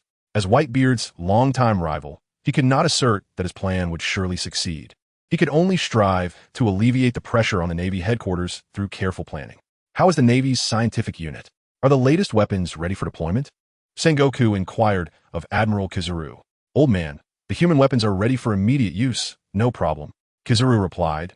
Though disinterested in the meeting, he still answered Sengoku diligently. That is excellent. Sengoku responded. When the pirates desperately charge the execution platform, your task as major generals will be to lead the Navy soldiers in intercepting all the pirates, ensuring they do not approach the platform. I will oversee Fire Fist Ace from the execution platform and command the battle. Is everyone clear? Rest assured, Fleet Admiral. After decades of dealing with pirates, those of us who have reached the rank of Major General in the Navy will not be disheartened. On the contrary, engaging in battle with the Yonko Whitebeard pirates will only heighten our desire and passion for combat. As the operational meeting concluded, only Tang, Sengoku, and Garp remained. Kid, I heard about your achievements in Impel Down. You truly live up to my expectations, bringing me pride. Sengoku praised Tang for his exploits in the depths of Impel Down. Who do you think I am? The charming and lovable Hades Tang. Tang replied, scratching his head. Suddenly, without warning, Tang received a punch. It was unmistakably Garp's doing. The old man had a habit of striking his head. Tang had quickly learned to identify the assailant based on the force and pain of the blow. Old man, what was that for? Tang exclaimed, feeling the weight of Garp's hockey-laden fist. It's been a while since I last saw you. I figured you might have slacked off during your time in Impel Down, so I thought I'd give you a good workout with my love punch, kid. Just accept it. Garp replied with a dismissive expression, while Tang seethed with frustration, contemplating how he would one day make Garp experience the sensation of being struck by the Iron Fist. Calm down, Garp, Sengoku interjected, surprised by Garp's sudden assault. He had not anticipated Garp's unceremonious punch. Knowing Garp's temperament, Sengoku merely sought to prevent any further escalation. With Sengoku's words, Garp refrained from going too far. Tang could only endure this incident in silence, vowing that one day he would make Garp feel the sting of a punch. Now, returning to the matter at hand, Sengoku continued. Your task is no different from that of the others. Use this war as an opportunity to hone your skills. The future of the Navy will depend on you all. Remember to act within your capabilities. Rest assured, Fleet Admiral. Don't forget, I have this treasure, Tang said, shaking the black sword Yoru on his back. He had formed a profound bond with Yoru, and his night slash had grown increasingly formidable. All right, prepare yourselves. Tomorrow will be a fierce battle. By the way, have the prisoners been secured? Sengoku inquired. Not a problem. The prisoners are already in the Navy prison. There will be no mistakes tomorrow, Tang assured. Marineford, today is a day of great significance.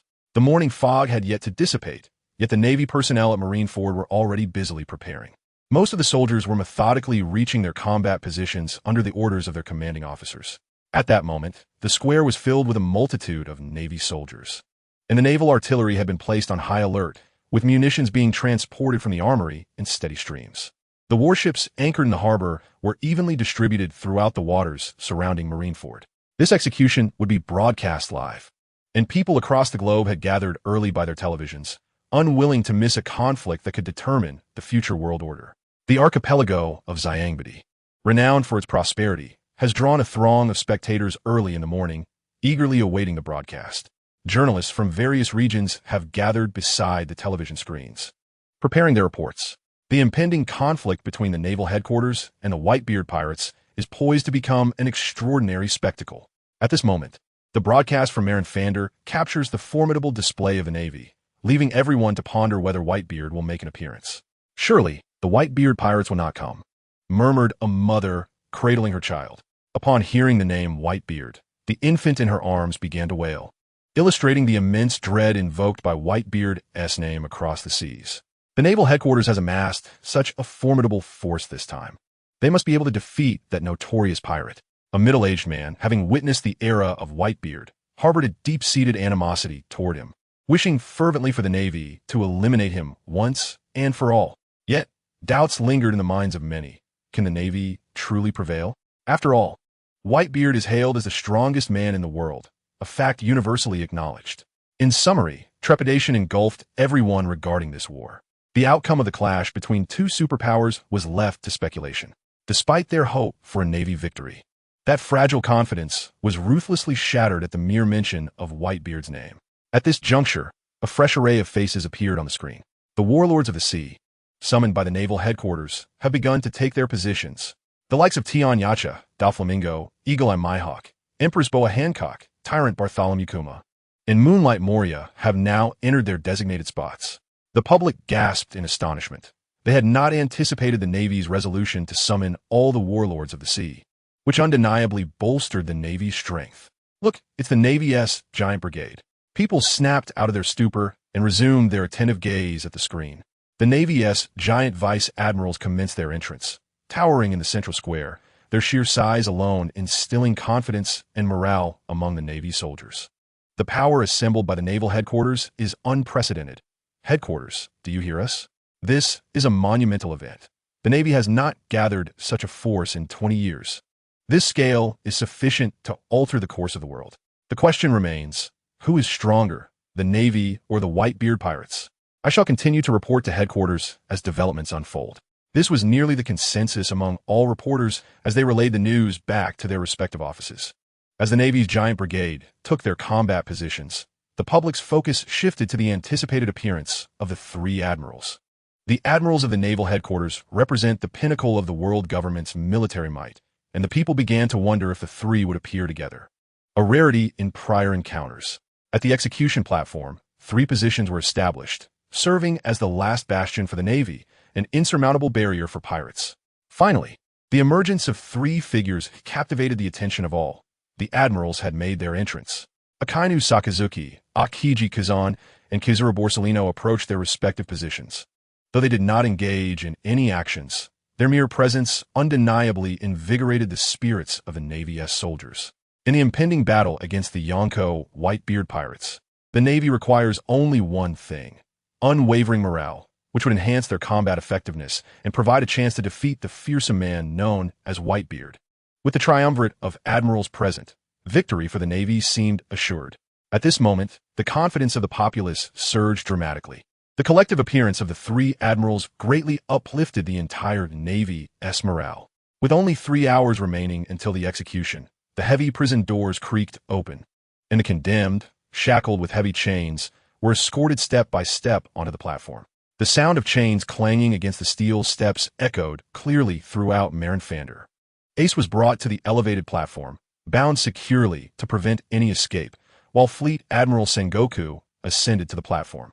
If the Admiral's presence had galvanized the Navy's soldiers, Sengoku's emergence acted as a stabilizing force, enabling the Navy to confront pirates on the high seas. Sengoku grasped the microphone and declared, "Today, in Marinfander, we shall witness the public execution of Fire Fist Ace. Ace, reveal your father's name." Ace remained silent. "Then allow me to reveal it." We scoured with eager eyes for any trace of that man's descendants, perhaps on some remote island. We relied solely on scan intelligence from the CP organization, meticulously scrutinizing every newborn and their mothers. Yet we found nothing.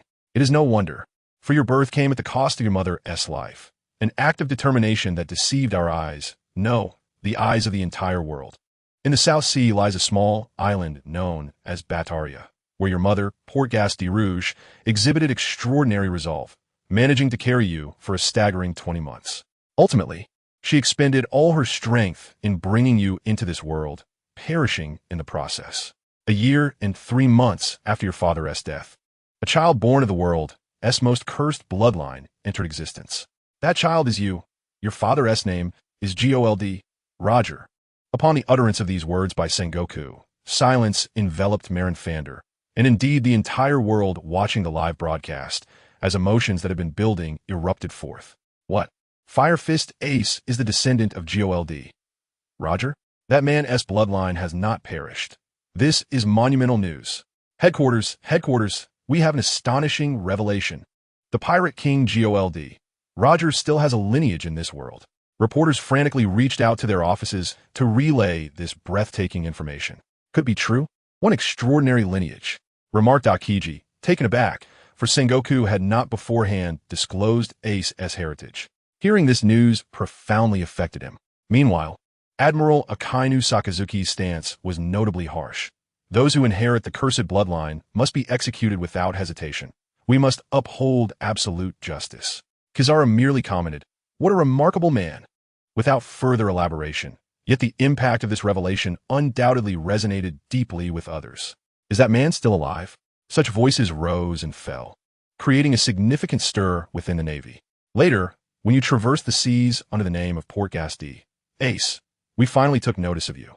However, just as we were about to act, Whitebeard became aware of your presence and inducted you into the Whitebeard Pirates, forcing us to halt our operations against you. Whitebeard sheltered you as you sailed the seas, but now that you have been captured by the Navy, we are left with no choice but to execute you. We would not hesitate to engage in conflict with the Whitebeard Pirates if necessary. Justice of the Navy must prevail, Sengoku declared. Inspired by Sengoku's words, the morale of the Navy soared to new heights. For justice, for justice. Navy officers from all quarters took the lead, and the entire Marine Ford was enveloped by the voices of the Navy. Whitebeard protected you, and we could not act against you. In the New World, the Navy's strength cannot easily contend with the four emperors, let alone attempt to seize you from Whitebeard's grasp. Subsequently, you showcased your capabilities within the Whitebeard Pirates and swiftly ascended to the position of the 2nd Division Commander. When you were captured by the Navy, we recognized it as a prime opportunity that we could not afford to miss, Sengoku proclaimed. At that moment, an officer responsible for relaying orders to Sengoku rushed over to deliver news. "Admiral Sengoku, we have just received word that the gates of justice have opened without any command." Upon hearing this news, Sengoku's expression darkened significantly. He realized that the Whitebeard pirates might have already passed through the gates of justice and were heading towards Marineford. They would arrive shortly, immediately ascertain the cause, notify all ships, and maintain vigilant surveillance of the surrounding waters.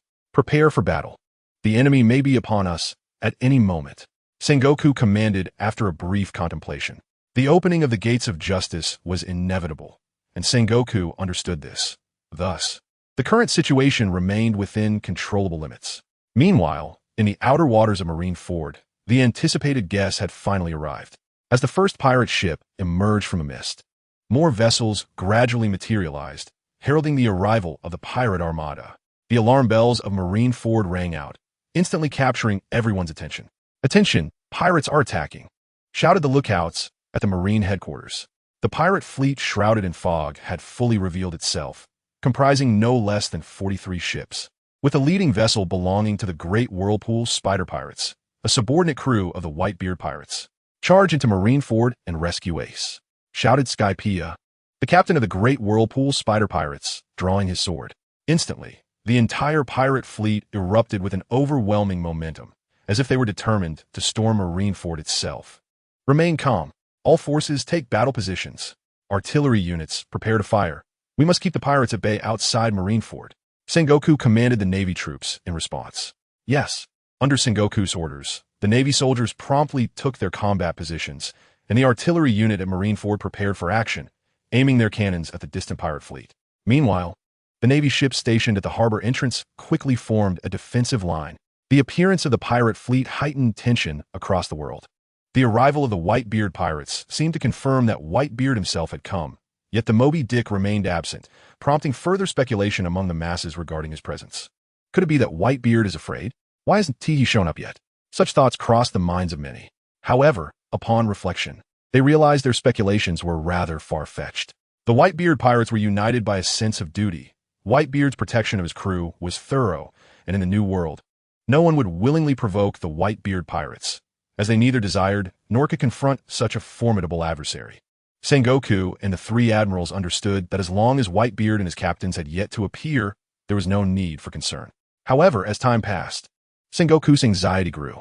The prolonged absence of the Moby Dick raised troubling doubts about Whitebeard's ulterior motives. Suddenly, a massive bubble surged from the depths of the harbor, exploding upon reaching the surface, its thunderous sound drawing Sengoku's attention. His expression tightened. He had not anticipated that Whitebeard would approach from beneath the waves. As the first bubble burst, more bubbles followed suit, and soon a colossal wave erupted in the center of Marineford Harbor. 3 enormous ships surged forth from the sea, glimmering in the sunlight. As the bubbles burst like whales, the Moby Dick emerged directly within the harbor of Marineford. The sight of these 3 massive vessels took everyone by surprise. They could never have imagined that the Whitebeard pirates would make their entrance in such a manner. Those were the commanders of the Whitebeard pirates, Marco the Phoenix, Diamond Jozu, and Flower Sword Vista. The captains of the Whitebeard pirates had all arrived. A Navy soldier stood in awe. "Where's Whitebeard?" This question echoed in the minds of all present. Soon, they would receive their answer. The sound of a massive blade striking the ground resonated in the hearts of everyone present, and then a colossal figure appeared at the bow of the Moby Dick, draped in a cloak, wielding a great sword, his snow-white beard resembling the moon. Such a figure could only belong to one person in the Whitebeard pirates, the captain, Edward Newgate, known as Whitebeard. Whitebeard had arrived. The viewers watching the live broadcast felt as though they had been struck with great force. Whitebeard's appearance cast an intangible pressure upon their hearts. Finally, the main figurehead made his entrance. In Marineford, Sengoku watched Whitebeard from the execution platform, realizing the dire situation. Whitebeard had invaded to such a close proximity, and Marineford was in grave danger, having battled alongside Roger against Whitebeard for many years. Sengoku fully understood the immense destructive power of the world's strongest man. The implications of Whitebeard breaching the harbor would yield severe consequences. "Garara, long time no see, Sengoku. My foolish son is unharmed, I hope," Whitebeard proclaimed, his tone deceptively calm, yet everyone present heard his words loud and clear. Whitebeard, given the circumstances, there is no room for pleasantries. If you wish to rescue poor Gasti, Ace, then come and try, Sengoku retorted. Gulyalu, just wait and see. After Whitebeard finished speaking, he fell silent, taking a step forward and planting his great sword firmly at the bow of the ship. crossing his arms tightly over his chest. Sengoku and Carp, upon witnessing this scene, immediately felt a surge of tension. They had seen this moment countless times before and instinctively understood Whitebeard's next move. The entire army prepared to brace for impact. Although Whitebeard had yet to strike, Sengoku swiftly informed the troops to ready themselves for the impending shock. Then, Whitebeard at the bow of the Moby Dick made his next move. His expression tightened, and he forcefully swung his fists into the air beside him. To the astonishment of the onlookers, where his fist struck, the atmosphere cracked, as if the very air itself had been shattered. With a smile, Whitebeard withdrew his fists and stood calmly at the bow, awaiting the outcome. Everyone was bewildered, unsure of the purpose behind Whitebeard's strike, and they did not fully comprehend Sengoku's command to prepare for impact. The Navy within the harbor of Marineford suddenly noticed that the sea level beneath their feet was plummeting at an alarming rate, dropping a full 10 meters. Do not be misled by the mere 10 meters. The consequences of this phenomenon were catastrophic. At this moment, the surrounding waters of Marineford were experiencing the same situation. As the sea rapidly receded, and the Navy instinctively sensed that something monumental was about to occur. In a location unseen by the Navy, the entire sea surface was manifesting in an exceedingly abnormal state. Those familiar with the ocean recognized this as a prelude to a tsunami, and not just any tsunami. The rapidly retreating waters surged back towards Marineford with tremendous speed, forming a colossal tsunami, its velocity increasing as it approached. Soon, a massive wall of water became visible within the range of human sight. Warning alarms blared, signaling the impending tsunami. The expressions of all Navy personnel were filled with sheer terror, for the scale of this tsunami was unprecedented in their experience. Whitebeard Edward Newgate, the formidable wielder of the Gura no Mi, capable of instigating seismic waves, was the cause of this dread. Sengoku seethed internally. The immense tsunami swiftly engulfed Marineford, the converging waters obscuring the entire sky above the Navy station there, and the expressions of every soldier reflected an overwhelming dread. Just as everyone was consumed by the fear of Whitebeard's astounding strike, a figure ascended from the Navy's execution platform.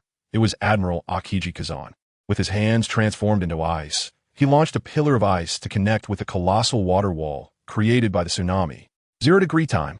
Instantly, the water wall began to morph into an ice barrier, and the icy structure enveloping the Navy solidified into blocks of ice. This was the might of Admiral Kazan. All present were filled with awe, and the morale of the Navy surged, knowing that their highest combat strength had finally emerged. Seeing his technique effortlessly neutralized by Akiji, Whitebeard remained undeterred, his smile unwavering. "Akiji, you little brat," Whitebeard remarked. In midair, Akiji responded, "Whitebeard." He then conjured 2 ice javelins, which materialized beside him. Ice thorn spear. With a swift gesture, Akiji hurled the ice spears towards Whitebeard. "Gulialu." Whitebeard retaliated, forming a fist with his right hand and swinging it towards Akiji. The air cracked once again, the atmosphere shattering, as the ice spears hurled toward Whitebeard were disintegrated into countless shards, falling helplessly to the sea. Akiji too was shattered, his form splintering into fragments that tumbled into the water below, where upon contact with the surface, the ice reformed into the shape of a man, freezing the entire sea. The Ice Age. People believed Akiji had perished under Whitebeard's might, only for him to re-emerge, initiating the Ice Age and encasing the entire ocean in a thick layer of ice, trapping all vessels in a frozen prison, immobile. Foolish Navy, while our ships may be immobilized, we now have a solid ground to stand on. Let us engage the foolish Navy on the battlefield they have crafted for us. The pirates aboard the Moby Dick shared this singular thought. To the spectators around the world, the battlefield had transformed into a spectacle of divine confrontation, with Whitebeard's tsunami and Akiji's Ice Age vividly illustrating the formidable strengths of both the Navy and Whitebeard's pirate crew. Whitebeard's arrival had dealt a significant blow to the morale of the Navy, leaving an indelible impression akin to an apocalyptic scene. Had it not been for Admiral Akiji's timely intervention, turning the tide to a stalemate, Whitebeard's tsunami would have utterly shattered the spirits of the Navy soldiers. As both sides found themselves in a tense stalemate, another admiral made his move. The previously seated Admiral Kizaru suddenly transformed into a flash of light, shooting upwards at high speed before gradually reforming into his corporeal form. The key to resolving this dilemma lies in capturing the king first, Whitebeard Kizaru declared. gazing down at Whitebeard from the heavens. Whitebeard, sensing Kizaru's challenge, retorted defiantly, "Gulialu, bring it on, you yellow-haired brat." In the sky, Kizaru crossed his arms and transformed again. Aki no Hutsu. Countless dazzling light bullets erupted from his hands, all aimed squarely at Whitebeard himself. As a barrage of light bullets surged toward Whitebeard, he maintained a calm demeanor. Just as everyone anticipated the impact, a figure shot forth from the ranks of the Whitebeard pirates, arms transformed into wings wreathed in blue flames. It was the 1st Division captain, the immortal bird Marco. Marco intervened to shield Whitebeard from Kizaru's assault, absorbing the light bullets with his body. As the explosive sounds faded, Marco emerged battered but undeterred. Then, an extraordinary scene unfolded. From his wounds, blue flames erupted, consuming his injuries, and in an instant, Marco's battered form was restored to its former glory. Captain of the 1st Division of the Whitebeard Pirates, the immortal phoenix Marco possesses the exceedingly rare mythical Zoan-type devil fruit, the Tori Tori no Mi, which enables him to swiftly recover from any injury sustained. This remarkable ability indeed presents quite a challenge, remarked Admiral Kizaru. To eliminate Whitebeard directly is no simple task, he continued. It is impossible for you to engage with Father directly. Marco ritortif. Oh dear, how careless of me, Kizaru replied, his expression rather lecherous. Kizaru's assault did not strike Whitebeard, yet as an admiral of the Marines, he never presumed that a single blow could annihilate a man acclaimed as the strongest in the world. His attention had now completely shifted from Whitebeard to Marco. Marco, formidable in his own right, should not be underestimated anywhere. The Whitebeard pirates are not solely upheld by Whitebeard himself. Among his numerous sons, it is his direct commanders who warrant the utmost attention, each possessing extraordinary combat prowess. Before joining the Whitebeard pirates, they were renowned pirates in their own right. It was only upon their allegiance to Whitebeard that they temporarily ceased their rampant activities. However, this does not imply that their formidable strength has vanished from the world. Rather, they have become even more powerful. Among the commanders directly under Whitebeard, Marco, the captain of the 1st Division, is particularly noteworthy to the Marines. It is essential to recognize that raw power and offensive capabilities are not the most daunting aspects. The destructive capabilities of Whitebeard's Gura Gura no Mi and Sengoku's Buddha Buddha fruit are immensely formidable, but the greatest headache for Marine headquarters is Marco. They have little to no opportunity to subdue him, especially with Whitebeard providing protection. As Kizaru completed his attack, Marco would not simply remain idle. He transformed into his mythical form, becoming a blazing phoenix, and charged directly at Kizaru. With the might of blue flames, Marco did not even need to strike. He barreled towards Kizaru with his body. Kizaru promptly reacted, yet just as Marco was about to make contact, he abruptly altered his trajectory, soaring above Kizaru. Marco reverted to human form and unleashed a powerful kick downwards towards Kizaru. Kizaru's reflexes were remarkable. He immediately raised an arm to block. When Marco's kick met Kizaru's arm, they were equal in strength, neither yielding an inch. "Ah, it seems to have worked," Kizaru muttered, and with a fierce shout, Marco unleashed his strength, sending Kizaru plummeting from the sky. However, Kizaru was no ordinary adversary. He transformed into a flash of light and descended rapidly, crashing into a Marine artillery platform below, resulting in a massive explosion. The Marine soldiers could hardly believe that Admiral Kizaru had been bested by Marco and sent crashing to the ground. "Admiral Borisolino, are you all right?" a Marine officer inquired amidst the rubble. A flash of light erupted from the debris, coalescing into Kizaru's form once more. He glanced at Marco above and then at Whitebeard standing at the ship's bow, stating, "It appears that attacking Whitebeard will not be so easy. Soldiers, do not concern yourselves with me. Maintain your positions," Kizaru commanded, prompting the Marines around him to stand at attention and salute. Observing Kizaru's fall and his lack of intent to continue fighting, Marco promptly returned to the Moby Dick. This clash between the captain of the 1st Division of the Whitebeard Pirates and an admiral of the Marines made it abundantly clear to all present the terrifying nature of the Whitebeard Pirates. They understood that it was not merely Whitebeard, the formidable man, who demanded attention, but also that during Whitebeard's reign over the seas, the crew itself had grown exponentially. The Whitebeard Pirates now boasted more than just Whitebeard's overwhelming strength. A new generation of powerful individuals, led by Marco, was steadily inheriting the mantle of leadership within the crew. The Marines had 3 admirals and their respective vice admirals, while the Whitebeard Pirates had Marco and over 10 captains yet to engage in battle. The balance of power between the two factions was indeed difficult to ascertain, leaving one to ponder who might ultimately prevail in this conflict. At that moment, a man's intervention captured everyone's attention. A member of the Warlords of the Sea, summoned by the Marines, had finally made a move. This individual was none other than Dracul Mihawk, the world's greatest swordsman, a master of the blade. Ho ho, Mihawk. I never expected a man like you would be unable to restrain yourself, remarked Don Quixote Doflamingo, who stood nearby. Mihawk paid no heed to Doflamingo's words. The moment Whitebeard appeared, all his focus was directed towards the man dubbed the strongest in the world. He was finally prepared to challenge Whitebeard. I merely wished to test my mettle against that man and ascertain the extent of our disparity. Whitebeard, having noted Mihawk's impending attack, was aware of the formidable swordsman's reputation. He was indeed a remarkable man. All Marines watched in awe as the world's greatest swordsman prepared to confront the strongest man. Mihawk drew his black blade, Yuru, and with both hands, he swung it forcefully towards Whitebeard. The knight slash unleashed an immense wave of sword energy, a blue arc hurtling towards Whitebeard. All eyes were riveted on this clash, eager to witness the disparity between the two titans. Whitebeard's expression remained unchanged, and with his crescent-shaped mustache, he seemed perpetually adorned with a serene smile. The sword energy sliced across the frozen sea, cleaving through the ice and charging towards the Moby Dick. A towering figure emerged from the ship's bow, leaping down to confront Mihawk's onslaught, resolutely intending to withstand the impact with his body. The sword energy collided with him, yet the anticipated devastation did not unfold. The seemingly invincible force halted upon him.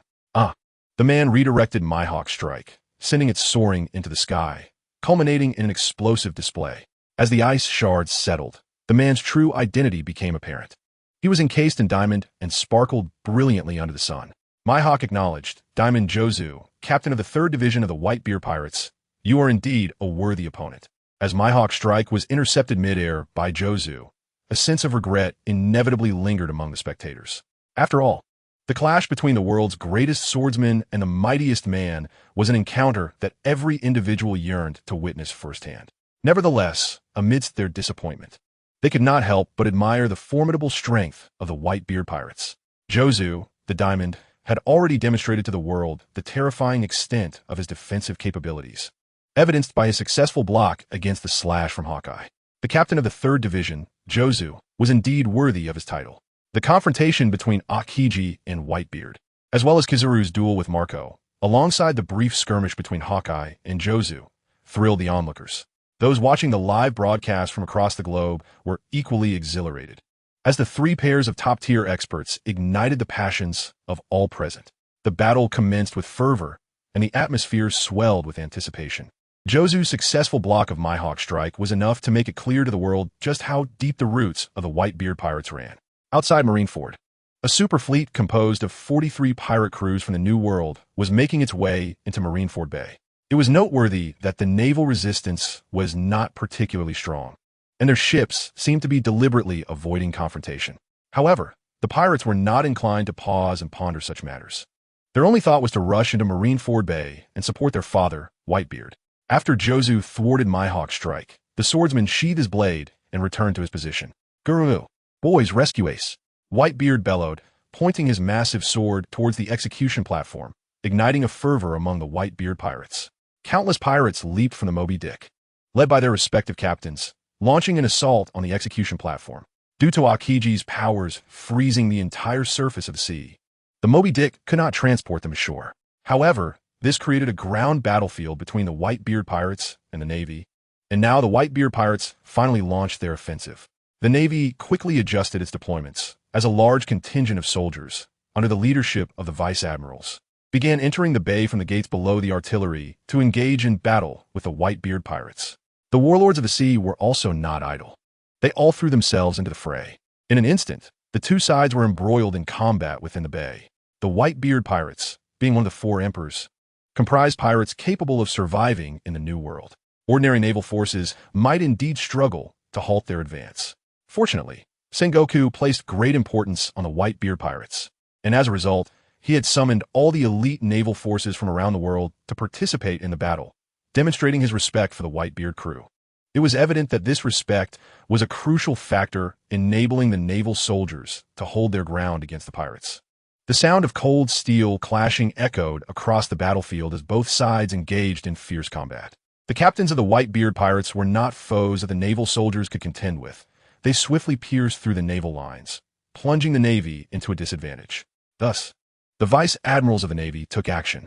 The likes of the Mole and the Spider faced off against these captains, and the clash of titans sparked an abundance of excitement. Almost immediately, the battlefield was divided into several factions, and the fighting naval and pirate forces instinctively avoided these groups, knowing that the battles among the captains and vice admirals were not places for them to be caught. Both sides displayed a tacit understanding to steer clear of these perilous zones. Tang naturally joined the fray, and it was noteworthy that his black blade, Yi, astonished many, as it bore an uncanny resemblance to Mihawk's sword. The sight of a naval vice admiral wielding such a blade was unprecedented, and the pirates facing Tang could not help but regard him with trepidation. They were not fools. The vice admiral's rank and the seemingly formidable black blade were not challenges they could easily surmount, prompting them to wisely steer clear of Tang. However, fortune favors the bold, and there were indeed a number of swordsmen among the pirates willing to take chance. Mihawk was the man every swordsman aspired to challenge, standing at the pinnacle of their craft, a man whom all swordsmen sought to defeat throughout their lives. Naturally, he was also a target for these pirates, who understood that challenging Mihawk required not only exceptional swordsmanship, but also a legendary blade. In this world, while there were many swords, only a few gained renown. To them, acquiring Tang's seemingly extraordinary black blade represented a prime opportunity. However, they recognized that Tang was a formidable opponent, not easily vanquished. Yet, they were unwilling to forfeit this rare chance, thus rallying a considerable number of like-minded allies to confront Tang collectively. Strength in numbers was their mantra. Even ants could take down an elephant, especially when the elephant was a member of the renowned Whitebeard pirates. Tang was resolutely eliminating the pirates that charged at him, serving as a barrier that no pirate would pass. He had already noticed that some pirates had set their sights on him. However, he felt no fear. He was prepared to confront whatever came his way. Moreover, with the initial victory belonging to the Navy, he had no reason to believe that they would falter in this battle, as it had been meticulously planned by Sengoku. Perhaps the young and vibrant Whitebeard could once alter the course of a battle single-handedly, yet the once great leader of an era was now aged, his wounds and years serving as harbingers of his decline. Sengoku's actions merely hastened the departure of the old era. Before Tang, an elite-level pirate crew emerged, armed not with firearms, but with gleaming swords glistening in the sunlight. They briefly paused before Tang, then surged forward, recognizing that in combat against a master, one-on-one challenges were futile. The only viable strategy lay in a collective assault. In their eyes, despite Tang's rank as a vice admiral, he appeared too youthful. Coupled with the allure of the Black Blade and their ultimate goal of breaching the naval blockade to rescue Ace, they severely underestimated Tang's prowess. It is essential to note that the vice admirals present in Marineford were not mere figureheads. They were formidable warriors, each having earned their rank through strength and remarkable achievements, making them key assets to the Navy. Although Tang is still young, his combat prowess is already remarkable. Otherwise, the Warring States would not have elevated him to the rank of Vice Admiral. Moreover, no one within the Navy has voiced opposition, indicating that his capabilities are recognized internally. Today, these pirates have encountered a formidable adversary. With their strength, they would scarcely last a few rounds against Tang. Indeed, Tang swiftly dispatched this group with thunderous force. The other vice admirals also bear considerable pressure, as the pirates charge forward one by one, struggling to match the speed with which Tang resolved conflicts. Consequently, they find themselves ensnared in a war of attrition against the Whitebeard pirates.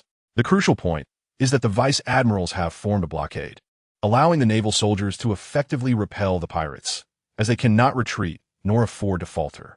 Meanwhile, on the side of the Shichibukai, figures such as Doflamingo, Bartholomew Kuma, Moonlight Moria, and Boa Hancock have also joined the fray against the Whitebeard pirates. Each of these individuals is a powerful pirate in their own right, possessing unique abilities. Doflamingo manipulates the crew of the Whitebeard pirates into infighting, resulting in a veritable mountain of their fallen comrades at his feet. Although Kuma's attacks may lack ostentation, their potency is undeniable. He removes his gloves and sets aside his Bible, revealing palms embedded with 5 fleshy spheres, reminiscent of a bear's paw, hence his moniker, Unchon. Before the naked eye, Kuma compresses a vast volume of air within his grasp, forming a small balloon, which he hurls toward the pirates. What appears inconspicuous can often unleash catastrophic devastation. The air bubble detonates, releasing a tremendous force akin to an explosive air bomb, inflicting considerable casualties upon the Whitebeard pirates. As for Moonlight Moria, he summons his army of zombies, aptly suited for this battlefield. Any deceased pirate or naval soldier can be resurrected as his zombie minions, leading to the rapid emergence of a formidable horde. Furthermore, should any casualties occur, his forces are assured of reinforcements. The Empress Boa Hancock employs her swift and ruthless methods against any pirates daring enough to challenge her, utilizing her Fengsheng Jack. With her hands planted firmly on the ground, her long, elegant legs sweep through the ranks of pirates like a whirlwind. Any area struck by her kicks is instantly petrified, and a moment's carelessness can result in shattering injuries, irreversible in nature. Consequently, no pirate dares to confront her any longer, having promised the Navy her assistance. The Empress declares that they shall not pass. She leans back, pointing at the pirates of the Whitebeard crew, and exclaims, "If you seek a reason, I can only say it is due to my overwhelming beauty." Her disdainful pose, paired with her beauty, captivates both the Navy and the pirates, causing them to momentarily cease their battle, their eyes filled with admiration. The stark contrast of her beauty is undeniable. Meanwhile, Hawkeye, in his simplicity, wields his black blade, Euro, unleashing a series of slashing sword energy that cleaves through the pirates effortlessly. After all, they lack the defensive capabilities of Jozu or the extraordinary recovery of Marco. Nevertheless, many pirates continue their relentless assaults on the Navy's defenses as the battle intensifies. The losses suffered by the Whitebeard pirates continue to mount. Observed with great concern by Whitebeard and Jozu, it is clear to Whitebeard that he must take action once more. On the square, before the execution platform of Marineford, a considerable number of elite naval forces gathered from across the world await their chance to engage with the Whitebeard pirates. But they must first contend with an assault from a veteran powerhouse. Whitebeard has moved. As the most watched figure in the world, every action he takes is scrutinized closely. Sengoku, witnessing Whitebeard's movement, cannot help but feel apprehensive. He knows well that Whitebeard's offensive capabilities could spell disaster for Marineford. However, war marches ever onward. Neither side will achieve their desired outcome without significant losses. Upon seeing their father, Whitebeard, prepare to strike, the pirates rejoice, fully aware of his formidable strength. With a rallying cry, they encourage one another as Whitebeard's mere presence bolsters their morale significantly. Despite the unwavering resistance of the naval soldiers and vice admirals at the forefront, the line continues to falter. Whitebeard clenches his fists, flexing his robust muscles, and delivers a powerful punch into the surrounding air. The atmosphere shatters with a resounding crack, creating a chain reaction that reverberates throughout Marineford. In an instant, the naval soldiers sense the world around them upheaving. They are disoriented and unable to maintain their footing. As one soldier clears his vision, he is met with a scene reminiscent of the apocalypse, leaving him speechless as he beholds a reality transformed. The Marineford and its surrounding waters are now distinctly segmented, each section experiencing varying degrees of upheaval, resulting in a complete disruption of balance, as Whitebeard alters the equilibrium of Marineford. Consequently, the naval soldiers find it impossible to maintain their positions, and the square before the execution platform, along with the platform itself, is thrown into chaos. The naval personnel begin to involuntarily tumble toward the lowest point, and the execution platform is also affected by Whitebeard's strike. Sengoku is compelled to grasp the steel framework of the platform to prevent himself from falling. Whitebeard, Edward Newgate, has made his presence felt. Sengoku clings tightly to the structure, while 2 executioners beside him lack the strength to remain steady without support, resorting to lying flat upon the platform to maintain their balance. When all settles, Marineford appears far from intact. Most of the naval soldiers find themselves huddled together on one side of the square, resulting in significant casualties. A multitude of injured individuals emerged. Yet before they could even engage in combat with the Whitebeard pirates on the square, they had already lost their ability to fight at the starting point. The Navy's formation was utterly shattered by Whitebeard's seismic assault, and it would take a considerable amount of time for them to regroup. This was the precious time he had fought to secure for his sons. Whitebeard gazed with satisfaction at the destruction he had wrought, and beneath the bow of the ship, a figure began to stir. It was Diamond Jozu, the captain of the 3rd Division of the White-Beard Pirates, who charged toward the Navy like a wild beast. "Make way!" Jozu commanded the pirates in front of him. Recognizing their captain's orders, the pirates quickly cleared a wide path for Jozu. Jozu leaped into the air and plunged his hands into the ice.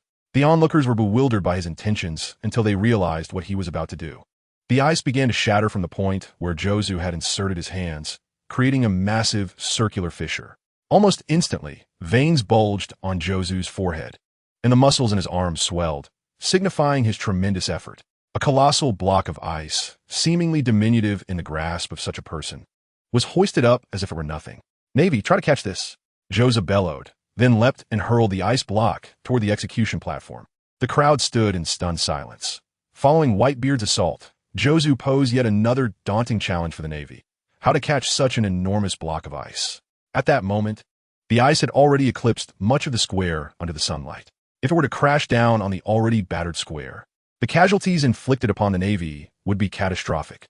The Navy personnel, just regaining their senses from Whitebeard's attack, looked up and were met with the sight of a gigantic ice block hovering ominously above them, their expressions reflecting sheer despair. "What incredible strength, Diamond Jozu," remarked the renowned swordsman Dracul Mihawk. "Ho ho ho, such a reckless lad," Doflamingo observed, maintaining his relaxed demeanor, though a serious expression lingered on his face, indicating his lack of underestimation towards Jozu. "If I could obtain his shadow, how powerful my zombie would become," exclaimed Gecko Moria, brandishing his large scissors. As the ice block hurtled downward towards the square, a man who had long occupied one of the 3 admiral positions finally sprang into action. "Where have you two gone? If you've both abandoned your posts, who will protect the execution platform from destruction?" Admiral Akainu Sakazuki voiced his concerns. He then lifted his head, revealing a resolute face hidden beneath his hat. It was evident that he was a man of ruthless nature and unwavering determination. Upon gazing at the descending ice block, Akainu's right hand began to undergo a transformation, his entire arm gradually elementalizing into a magma-infused limb. The outer layer of black rock erupted, exposing the raging magma within. Magma Fist. Akainu unleashed a colossal magma fist, which collided squarely with a massive ice block. The fist penetrated deep into the icy structure, continuously melting it from the inside, and ultimately blasted through the other side, completely annihilating the enormous block and averting disaster for the Navy. Due to the properties of magma, the enormous magma arm remained poised in its offensive stance. The gigantic ice block was entirely evaporated. A pirate from the Whitebeard crew still could not fathom this reality. Jozu's efforts had initially bolstered their morale, only to be extinguished by Akainu's overwhelming display of power. They soon realized a horrifying truth. Akainu's magma now loomed above them, and the magma fist, now beyond his control, transformed into countless meteors raining down. "Run! The magma is coming!" Pirates from the Whitebeard crew immediately scattered in all directions as countless magma fragments cascaded down upon them. Although these molten projectiles were not as large as Akainu's initial magma fist, their sheer number proved devastating. When the sky-darkening magma fist struck, the Whitebeard crew suffered immense losses. The chaos did not cease there. A portion of Akainu's assault landed on the Whitebeard pirate's ship, severing the mast of the Moby Dick and igniting a massive fire. "Put out the fire. The ship is ablaze." The pirates who had yet to depart scrambled desperately to extinguish the flames. But the multitude of magma fists rendered their efforts futile, and the fire spiraled into an irreversible state. "Truly a reckless, flamboyant lad," Whitebeard chuckled as he addressed Admiral Akainu. "Sakazuki, do you enjoy this extravagant funeral?" Akainu retorted, looking up. Having seen his ice block fail to achieve the desired result, Jozu remained undeterred. His methods were far from limited. This was merely an introductory gift to the Navy. He had already identified his true opponent, Don Quixote Doflamingo. Although he was not well acquainted with Doflamingo, he knew that Doflamingo had inflicted significant losses upon the Whitebeard pirates, and, as a fellow captain, he had a responsibility to address this formidable warlord of the sea. Meanwhile, from the nearby waters, a colossal figure began to materialize from a mist. "Ace! Ace!" A thunderous voice echoed across the battlefield. "Is there something in the fog?" a Navy soldier inquired. As the gigantic form drew nearer, the Navy finally discerned its full silhouette. A creature of a size surpassing even that of the giants, adorned with 3 skull insignias around its neck and wielding an enormous sword, loomed before the Whitebeard pirates. The Navy soldiers panicked, the scale of this being overshadowed that of the giants, rendering their formidable stature insignificant in comparison. "Little Oars has arrived. Oars, oars, charge in!" The Whitebeard pirates exclaimed in awe. The captain of the Oars pirates, Little Oars, was the last surviving descendant of the ancient Oars race, still existing in this world. Does the Oars race still exist? Moria pondered, his mind racing with possibilities. If I could acquire his body, I could craft a colossal zombie puppet. With his form as material, I would undoubtedly create the most formidable zombie. I must obtain his corpse, Moria declared excitedly. 236 blocking the path at this moment. Shao Ozi had already entered the range of cannon fire from the outer naval warships. On one of the ships, the commander was anxiously ordering the Navy soldiers to align their cannons, directing all firepower towards Shao Ozi. They didn't need to think twice. The sheer size of the Demon Clan, as Ozi entering Marinfana Bay, would undoubtedly have a tremendous impact on the naval forces. They had to do everything in their power to keep Ozi at bay, never allowing him to enter the bay. Quickly, they aligned their cannons toward Shao Ozi and commanded, "Fire, fire." The soldiers hurriedly adjusted their cannon angles, followed by an uncountable barrage of cannonballs directed at Shao Ozi. The explosions erupted across Shao Ozi's massive form. However, these strikes were mere tickles compared to his size, inflicting no real pain. Yet, the naval ships showed no signs of ceasing their bombardment, leaving Shao Ozi with no choice but to retaliate. "Ace, I will save you," Shao Ozi declared, raising his enormous sword and cleaving down towards one of the naval vessels. With a resounding crash, the warship was split in two by Shao Ozi's strike. Before Ozi, the Navy ship appeared pathetically fragile. He needed no weapon, merely a swing of his arm.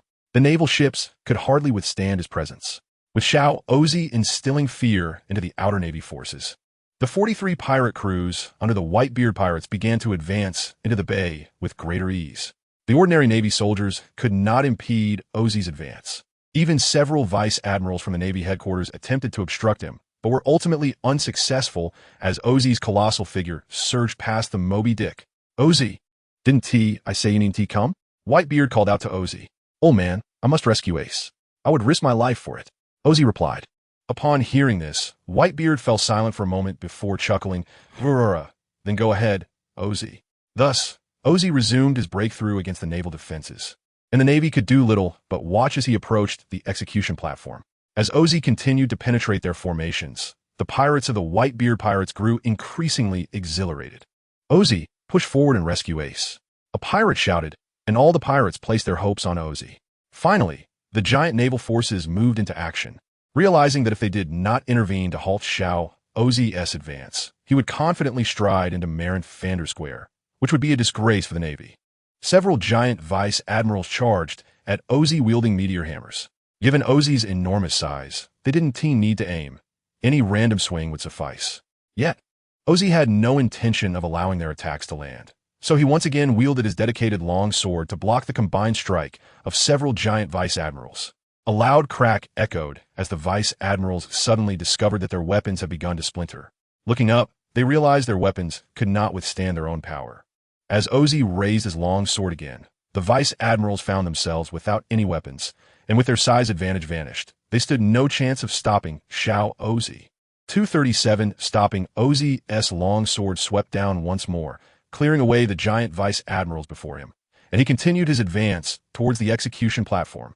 Sengoku furrowed his brows deeply. Did he need to intervene personally?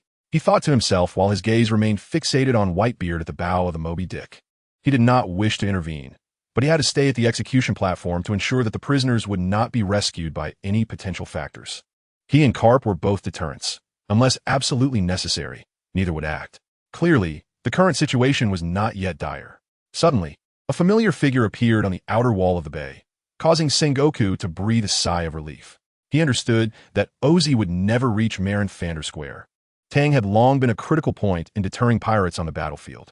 He, along with Vice Admiral Ghost Spider and Vice Admiral Mole, formed a robust triangular defense, bolstered by Navy soldiers around them, effectively intercepting the pirates. While handling these pirates was not an issue for him, the sheer number of pirates was overwhelming, leaving Tang at a loss. He had been closely monitoring the battle situation in the bay, and the emergence of the Demon Clan Ozi certainly left him astonished. The size of the Ozi clan was immense, proving that the so-called giant race was not the largest in this world. It was indeed peculiar. Fortunately, the Ozi clan was sparse, and to this day, only Shao Ozi remained under the Whitebeard pirates, with no knowledge of whether others still existed in this world. Tang recognized that the giant vice admirals could not possibly stop Ozi, so he knew it was time for him to step up and do something for the Navy. To Ozi, the giants were like small animals, and, as an ordinary human, Tang was even less significant in Ozi's eyes. However, he was no fool. He sensed an omnipresent sword intent emanating from Tang, a sharpness that evoked a sense of crisis, compelling him to halt his advance and carefully observe this Navy man, who appeared as insignificant as an ant. Yet the overwhelming desire to reach the execution platform and save Ace overcame his fear. He bellowed, raising his great sword and fiercely swinging it down towards the diminutive Navy officer below. He was unafraid of the Navy dodging his attack, even if the officer evaded. His great sword would strike the artillery position ahead, wreaking considerable havoc. Tang understood that he could not retreat in the face of this strike. Only by confronting the challenge could he hope to achieve a metamorphosis. No longer hesitating, Tang executed the moonwalk technique from the Navy's 6 styles. Leaping towards the great sword in midair, he drew his black blade, Yi, which, unlike the one belonging to Hawkeye, now responded to him, filling him with confidence. If you two are unwilling to fade into obscurity, then let us carve our names across the world together, Yi. It was as if the supreme blade resonated with its master's heart. Meeting Ozi's great sword, Tang struck back with his own blade. Clang! The black blade, Yi, firmly parried Ozi's formidable blow. 238, the counterattack at the scene, all the pirates were taken aback.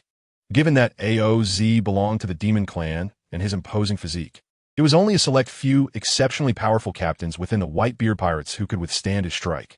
Yet, astonishingly, a seemingly diminutive Navy officer managed to block it. The shock in their hearts was beyond expression. At this moment, AOZ was also engulfed in waves of tumult. He never anticipated that beneath the fragile exterior of this Navy officer lay such immense potential capable of intercepting his blow. It is essential to note that AOZ had intended for this Navy officer to evade, as he swung his blade with all his might to inflict maximum damage to the artillery below. To his disbelief, the officer did not evade and instead intercepted the strike mid-air. In the distance, Whitebeard observed this scene and remarked, "Gulilu, the Navy has indeed produced a remarkable talent. What you find astonishing is yet to come," Sengoku replied, redirecting attention back to Tang. Suddenly, AOZ felt an overwhelming force coursing through the blade. An unforeseen power that left him no time to react before he collapsed, though he managed to tilt his body toward the execution platform as he fell. Beneath him, numerous artillery pieces were affected by his fall. Surprisingly, the fallen AOZ did not rise again.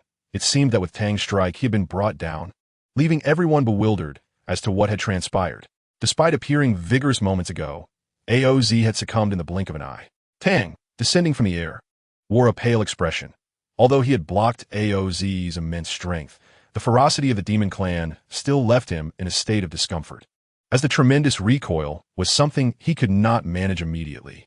In a moment of desperation, Tang utilized his replication ability to momentarily duplicate AOZ's tremendous strength and retaliated with it. No matter how colossal a giant may be, it cannot lift itself. Thus, AOZ was momentarily struck by the very force he wielded, inflicting significant harm upon him. Upon witnessing AOZ's fall, the Navy sprang into action, firing relentlessly at his head and feet. The artillerymen swiftly redirected their cannons, unleashing a barrage upon the now vulnerable AOZ, while the soldiers in the square continued to assault him with gunfire. This time, AOZ lacked the defenses necessary to prevent the shells from detonating in such vital areas, inevitably exacerbating his injuries. His entire body could no longer rise again.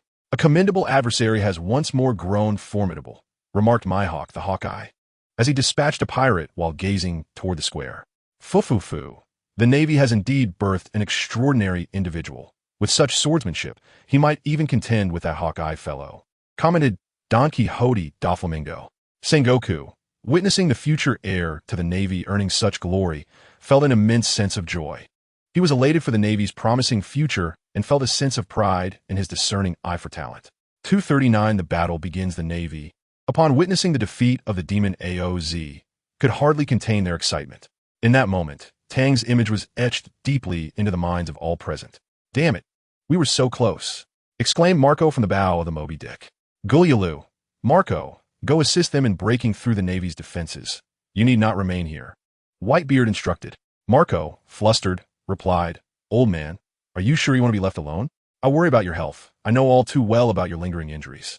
He feared that if confronted by adversaries of the Admiral's caliber, Whitebeard's body might not endure. "Marco, do not fret for me. Though I am old, I'm not so easily bullied. The battlefield below is in a stalemate.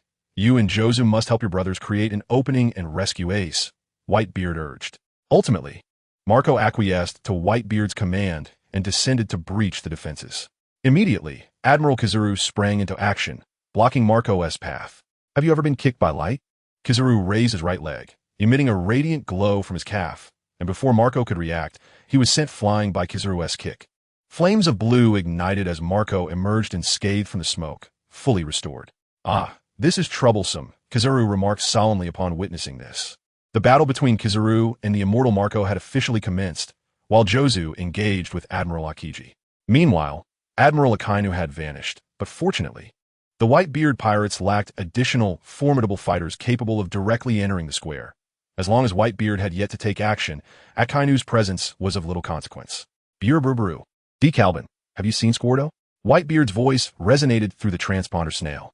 At that moment, the Decalbin brothers were commanding their subordinates to seize control of the Navy facilities at the bay, aiming to support their father, Whitebeard, as soon as possible. "Father, I saw him just a moment ago, but he is nowhere to be found now. Is it necessary for us to enter the battlefield immediately?" The Decalbin brothers inquired. "Since Squardo is absent, you shall lead for now.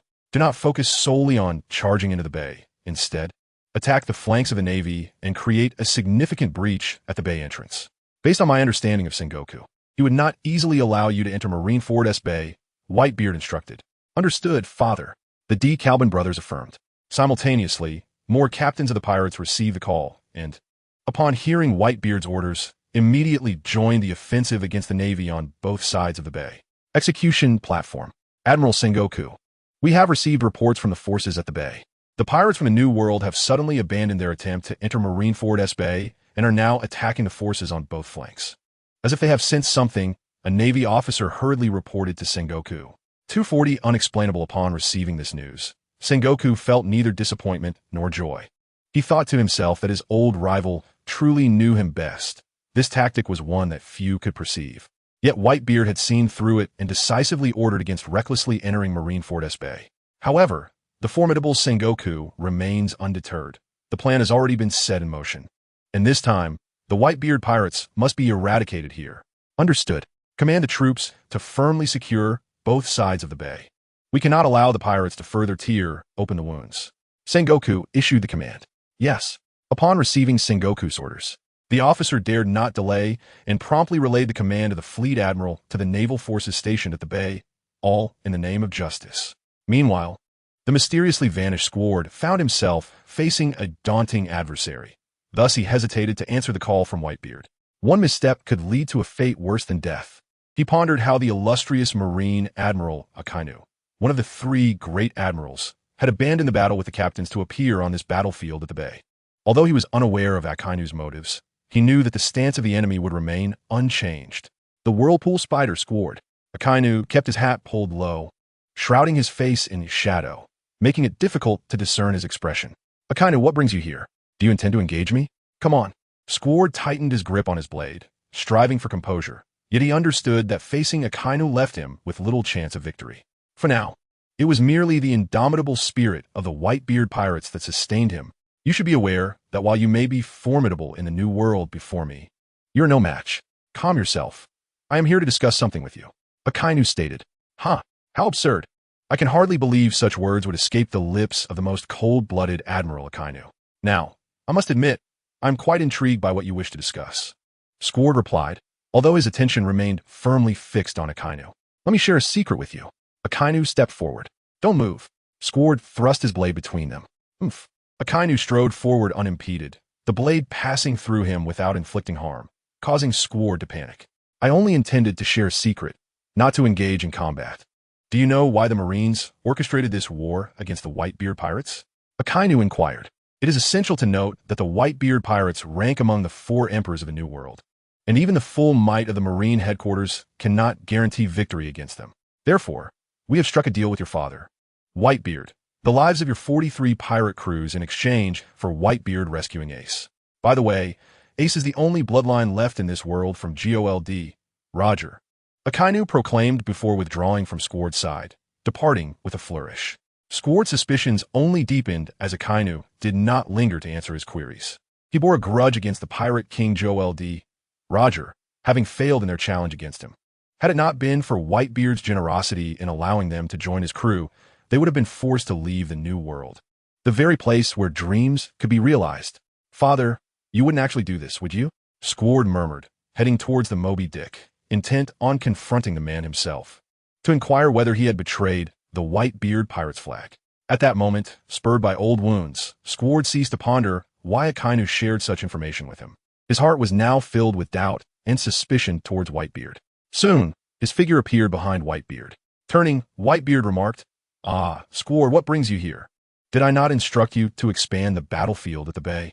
They are executing the task you assigned them, father." "I heard some news and came to ascertain its truth," Squard replied. "Oh, speak then. What news?" Whitebeard inquired. "Is Ace truly the child of GOLD, Roger?" Squard asked. "Goyalu, what nonsense is this? Foolish son, you are all my children." Whitebeard laughed. "Answer me, father." Squard insisted, sensing the shift in tone, prompting Whitebeard to suppress his smile. "Yes, he is that scoundrel Roger's son," Whitebeard admitted. Though reluctant to indulge in further speculation, Squard could not suppress his thoughts. He had now largely confirmed that Akainu's words were indeed factual. Whitebeard intended to trade the lives of the 43 captains for the survival of GOLD, Roger's son, Ace. In a fit of betrayal, he raised his blade against Whitebeard. In a flash, a figure suddenly appeared beside Whitebeard, clashing against Squard's blade with a resounding clang, preventing it from advancing any further. "Father!" shouted Marco and Jozu from below as they witnessed the scene unfold. Whitebeard's blade had just narrowly avoided striking Jozu, who had approached without ill intent. Otherwise, he would have already become a lifeless corpse. "Squard, what do you intend to do?"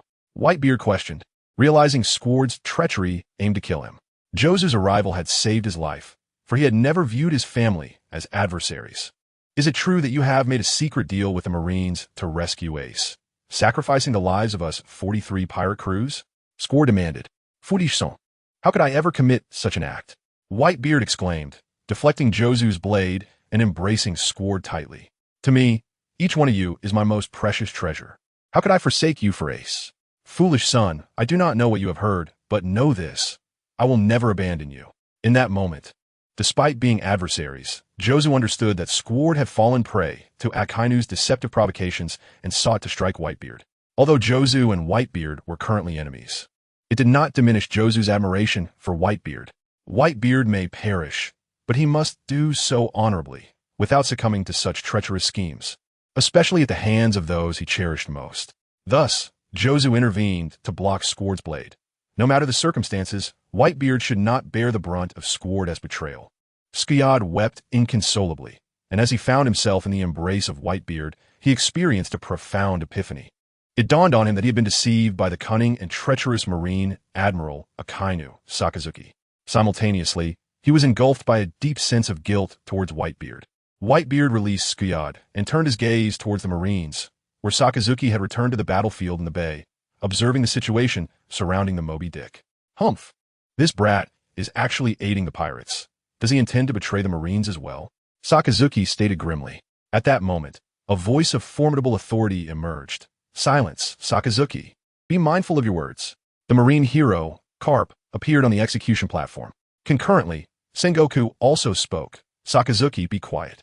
The simultaneous admonishment from these two significant figures within the Marines compelled even the hot-headed Sakazuki to momentarily restrain his tongue, though his expression betrayed an impending eruption of fury. "I did not summon you here, Carp. Mind your conduct. Do not bring disgrace upon the Marines," Sengoku admonished. "Sengoku, I am well aware of the gravity of the situation. I do not require your counsel. I am merely a pitiful old man destined to send a black-haired person to their grave. Rest assured, I will not engage in actions that tarnish the Marines' reputation." Carp retorted. With Carp having made his position clear, Sengoku ceased further discussion and remarked, "That brat is still too young, unable to tolerate such treachery. Haha, such a fiery temper resembles my own. I appreciate it." Carp laughed. Both men, recognizing that Tang was disinclined to tolerate such schemes, still a naive youth at heart. At the bow of the Moby Dick, Whitebeard was brimming with fury. Astonished that the illustrious Marine Admiral Akainu Sakazuki would resort to such a vile conspiracy against him, it was indeed surprising and unexpected. "Gulielu, you're a Marine. Yet you come here to assist a notorious pirate?" Whitebeard pondered, perplexed by this young man. Even if Tang was not among the strongest in the current Marine ranks, Whitebeard believed that with his age and abilities, this individual would undoubtedly ascend to a position at least equivalent to an admiral. Given Sengoku's demeanor, it was evident that this person would one day lead the Marines at the forefront of the battlefield. Clutching the black blade Yuru, Tang spoke, "Humph, Whitebeard. Do not presume I am here out of goodwill. I simply abhor witnessing a strong individual being ensnared by deceit. If you are to fall, it must be with honor at the hands of the Marines. Gulielu, such grandiose claims. Those who have sought to defeat me have always existed, and even now, there are those who covet my head. Do you know why they have all failed? Because they were defeated along the way, and now you wish to taste my might. Little Marine?" Whitebeard chuckled. "Since you have spoken thus, I shall comply with your challenge." Tang declared. Despite his considerable height, he still paled in comparison to Whitebeard. Nevertheless, neither would concede in terms of their imposing presence. Whitebeard emanated an overwhelming and formidable aura, an oppressive force that was difficult to withstand, while Tang's demeanor was more relaxed, typical of youth, yet shaped by numerous battles, allowing him to cultivate his own formidable presence. At that moment, the battlefield of Marineford underwent a tremendous upheaval, as anything could potentially be abandoned by headquarters. Clang! The black blade Yoru clashed heavily against Whitebeard's enormous sword and quickly separated, as Tang engaged in a straightforward yet effective battle against Whitebeard. "Not bad, kid. Take this." Whitebeard's right fist shot towards Tang with tremendous force. Night slash. Tang did not dare to underestimate the assault, promptly enveloping Yoru in haki, ready to meet Whitebeard's attack head-on. The fist, imbued with the might of the Gura no Mi, was no ordinary strike, and Tang instantly felt the immense pressure bearing down upon him. Tang had his own strategy. Utilizing his devil fruit ability, he felt something manifesting within him. Without time for further contemplation, he braced himself against the onslaught of Whitebeard's tremor-inducing power. Remarkably, Tang managed to withstand Whitebeard's attack, delivering a profoundly positive message to the Marines. His capabilities were evident in this moment. However, enduring such an assault was no trivial feat. The destructive power of Whitebeard's Gura no Mi was unparalleled, accompanied by an inherent penetrative force that rendered conventional defenses ineffective. Only sheer strength could serve as a reliable safeguard. Thus, Tang was naturally sent flying by Whitebeard's strike. Yet he had gained what he desired. Long had he coveted the powers of the Gura no Mi, and now he had the opportunity to experience it firsthand. In full view of Whitebeard and everyone else, Tang embarked on a bold experiment, aiming to replicate the powers of the Gura no Mi. This ability was far too formidable to forsake. Consequently, during his confrontation with Whitebeard, he meticulously endeavored to replicate the powers of the Gura no Mi. A glimmer of brilliance flickered in his eyes, and in his hand, a familiar orb materialized, a manifestation of the tremor abilities, a formidable weapon. The emergence of this sphere in Tang's grasp signified that he had successfully acquired the powers of the Gura no Mi. As Tang charged towards the Moby Dick, it was undeniably a shocking revelation that a Marine had breached Whitebeard's defenses. The morale of Marine soldiers surged once more, elevating Tang's stature in their eyes. It was hardly surprising. Even Kazuru and Akiji had failed to infiltrate the Moby Dick, and now Tang had achieved what they could not. It was no wonder the Marines revered him so deeply. Had they seen Tang block a strike from Whitebeard, their hearts would have been set ablaze with astonishment. Tang understood that he could not engage in protracted combat with the current Whitebeard. Having obtained what he sought, it was time to withdraw. Thus, he swiftly evaded the Moby Dick using Whitebeard's tremor-infused punch as cover, while Whitebeard appeared to sense something intriguing, a smirk forming at the corner of his mouth as he recognized the unfolding events. The punch from Bai Hu Zi sent Tang hurtling into the bay, his body striking the Navy's inner wall like a cannonball, resulting in a tremendous explosion. However, this did not injure Tang. He emerged from the smoke, sheathing his black blade. Yi, and gazed at Baihu Zi, a rare and formidable opponent. Suddenly, the phone bug rang, its sound echoing through the air, and, simultaneously, the phone bugs of more Navy commanders at the front lines began to ring. The voice of Zhang Guo resonated from within. This is Zhang Guo. Shut down the signals of the visual bugs. The upcoming battle cannot be broadcast to the world. Activate the encirclement plan immediately and capture all the pirates in the bay. Meanwhile, the troops at the bay's entrance must intercept the pirates' attacks. It appears they will not easily step into this battlefield. Huang Yuan, your troops may move. Zhang Guo issued a series of commands. As the phone bug clicked off, Tang pondered, the plan has indeed been set in motion. A decisive shift in the entire war's landscape is imminent. Without further delay, Tang immediately directed his troops to commence a strategic retreat. Smoker, quickly lead the soldiers into the passage back to the square. The plan is about to begin. Smoker, now a rear admiral in the Navy, had always served under Tang, who held him in high regard as a promising talent. Hey, everyone, fall back to the square. I will cover your retreat. Smoker commanded. Such orders swiftly spread among the Navy engaged in battle in the bay, prompting them to gradually approach the passage and return to the square. Meanwhile, the pirates began to sense that the Navy's resistance was steadily waning. Regardless of the Navy's intentions, the unchanging reality was that their strength within the bay had significantly diminished, and the pirates recognized this as an excellent opportunity. With renewed fervor, they surged forward, pressing into Marineford, aiming to reach the execution platform and rescue Ace. Under the rallying cry of their captain, the pirates became increasingly frenzied, while the Navy's beleaguered defenses teetered on the brink of collapse. Before long, the pirates' relentless assault had shattered the Navy's lines. However, they soon noticed something peculiar. No Navy personnel remained in sight. Only doors were closing before them. Suppressing their unease, the pirates once again charged towards the execution platform, fully aware that retreat equated to surrender. Thus, regardless of what awaited them ahead, they had no choice but to forge onward. Were the Navy trying to accomplish? Marco Nguyen. Suddenly, he was struck by a swift kick from Huang Yuan. Don't get distracted during battle. It seems Admiral Zhang Guo's plan has commenced, Huang Yuan remarked, glancing towards the Navy headquarters. Tisich, don't forget, I cannot be harmed. Marco di Tortith, emerging unscathed from blue flames. How troublesome, Huang Yuan grumbled. Unable to achieve any notable results, Huang Yuan's disposition led him to withdraw, at least from battling Marco. If given a choice, Akiji, known for his laziness, followed suit, retreating with Marco and Jozu back to the execution platform. Marco and Jozu did not hinder this retreat. Marco had more pressing matters to attend to. He soared to the bow of the Moby Dick, landing a powerful kick on the grounded Skuyard, flipping him upside down. Skuyard, what are you planning? Still thinking of ambushing father? Marco's tone was charged with emotion, clearly indicating that Skuyard's actions had crossed a line with the other crew members. Baihu Zi turned to address Marco. Do not blame him, Marco. He has merely been deceived. It seems my sons still possess a degree of naivety, requiring my protection. Father, are you all right? Why did that Navy intercept that strike? Marco Cuidith. Do not worry, my body is unharmed. That strike, even if it had pierced me, would not cause significant damage.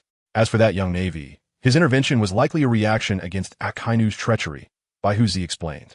The situation seems rather unusual. Based on my understanding of Zhang Guo, he must have a plan. Observe, the Navy has entirely vacated the battlefield. I wonder what trickery Zhang Guo is up to. Marco stated. However, we can seize this opportunity to infiltrate the square at Marineford, bringing us closer to Ace. Marco exclaimed. Marco, go ahead and execute your plan. Just then, the Navy finally sprang into action. The artillery positions previously held by the Navy underwent a dramatic transformation. As the underground machinery whirred to life, heavy valves rose, revealing an array of cannons and military equipment. In the blink of an eye, they formed a complete encirclement, trapping the pirates within Marineford Bay. What is this? Watch as I blast a hole through it. A pirate shouted, hoisting a cannon. Boom! A cannonball struck the encirclement, but as the smoke cleared, the encirclement stood intact before them, instilling a sense of dread. Many pirates began attacking the encirclement with their weapons, hoping to create a breach for their advance. Yet their efforts were futile against the formidable encirclement, which halted their progress. Suddenly, the sound of machinery echoed, and their spirits plummeted as the Navy's artillery began to operate. Inside the encirclement, the Navy's forces had fully deployed, and the artillery emplacements commenced their barrage. With a deafening roar, the Navy's cannons unleashed a barrage upon the pirates. Boom! The shells exploded among the pirates, who were predominantly concentrated beneath the encirclement, requiring little aim. The Navy's firepower was at its most devastating.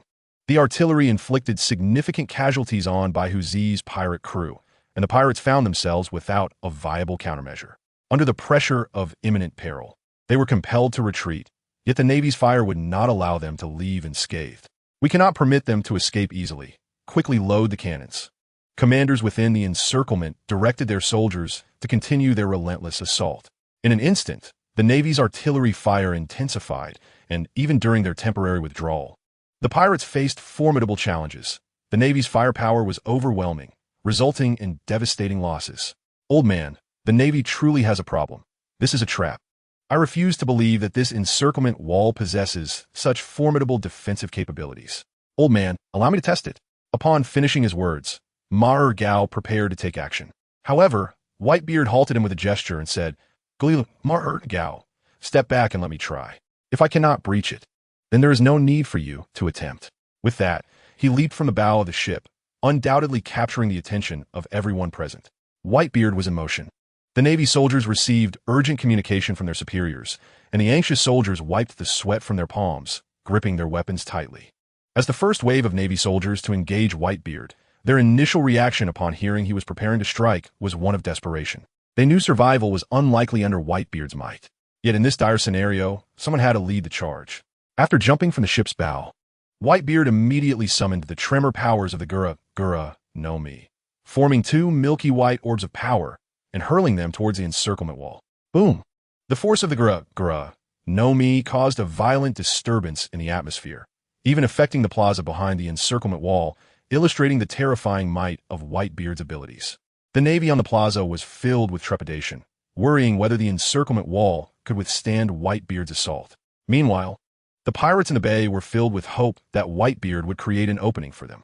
Little did they know how desperately they wished for that accursed wall to shatter, allowing them to exact revenge on the Navy. On the execution platform, Sengoku also anxiously pondered whether the encirclement wall would hold, as the subsequent operation to activate it had yet to be initiated. The wall could not afford to be breached by Whitebeard at this critical juncture. The subsequent force of Whitebeard's attack gradually diminished, despite the intensity of his assault. The wall merely buckled substantially, but remained unbroken. The Navy soldiers, prepared for battle, exhaled a collective sigh of relief. It appeared that Whitebeard was not invincible.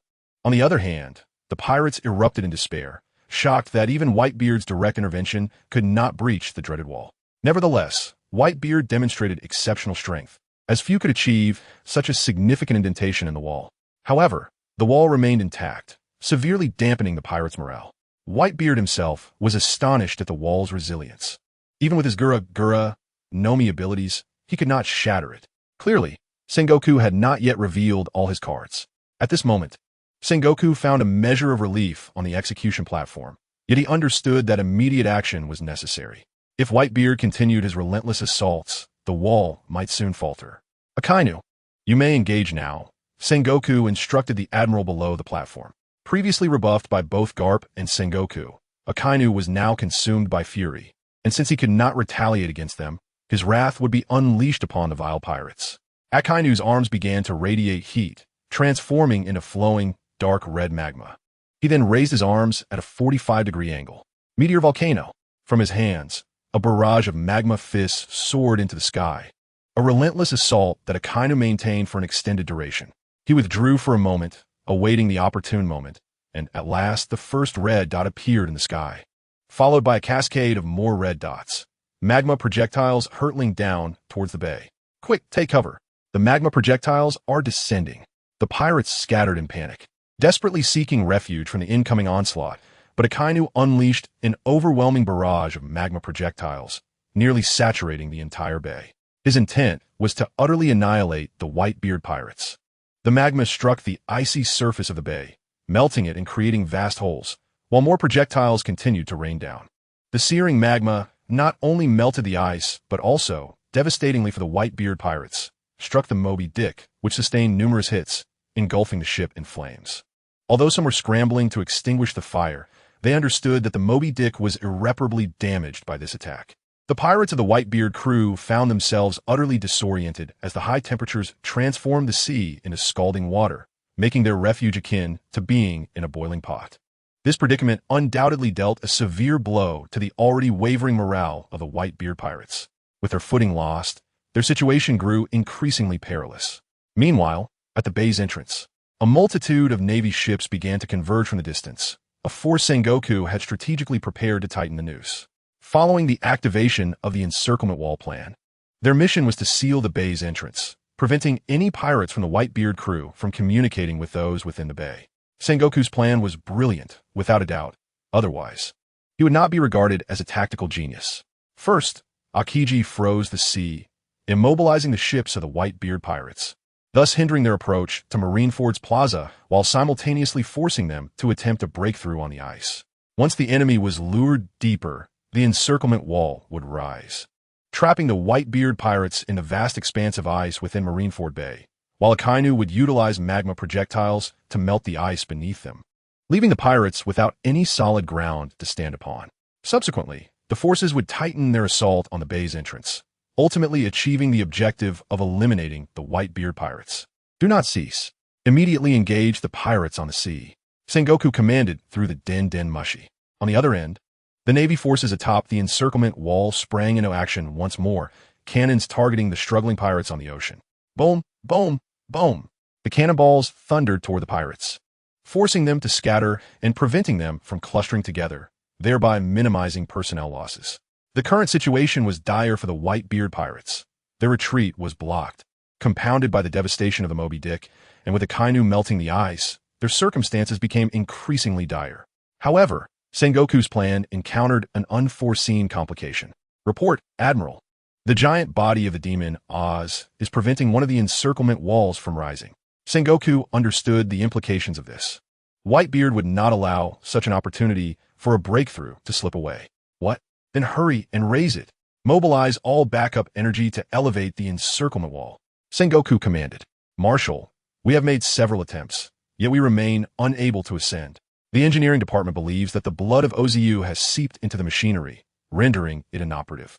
This is indeed dire news. Sengoku is consumed with worry. Meanwhile, beneath the waters of Marineford Bay, a colossal vessel is slowly emerging.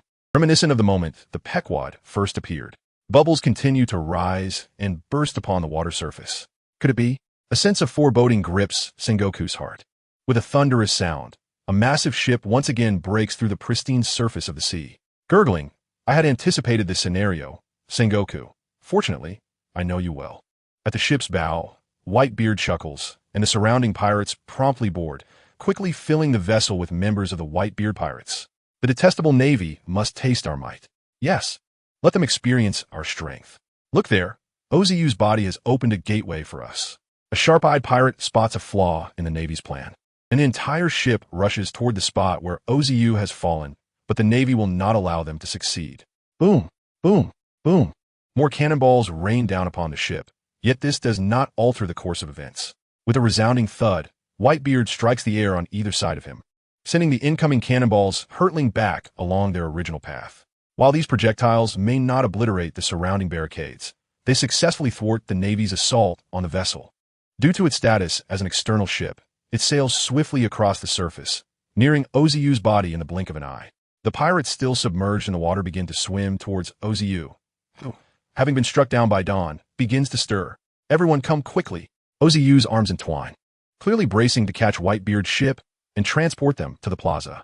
Hurry, bombard Ozu. We cannot allow him to bring the entire Whitebeard pirates in. Sengoku commands urgently. The Navy station beneath the plaza immediately launches an assault on Ozu, cannon fire lighting up around him. Yet Ozu maintains his stance. At last, the external ship of the Whitebeard pirates collides into Ozu's hands. Everyone, rescue Ace. Boom!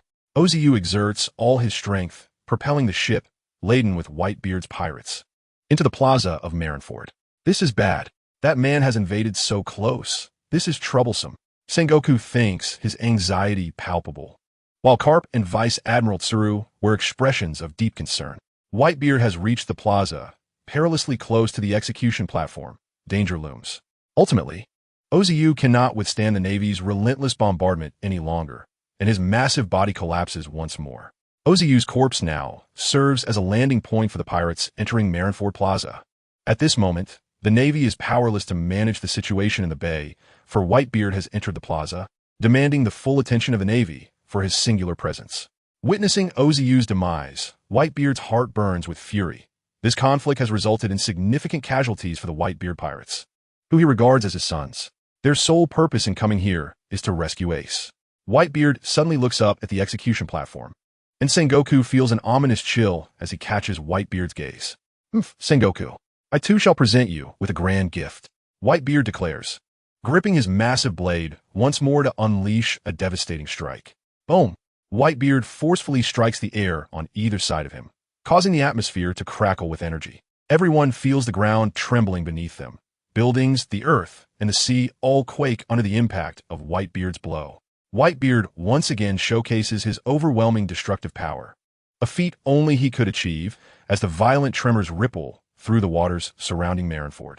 By the time the Navy regains its composure, Marineford resembles a fragile boat adrift in a vast ocean, with no one knowing what calamity may strike next.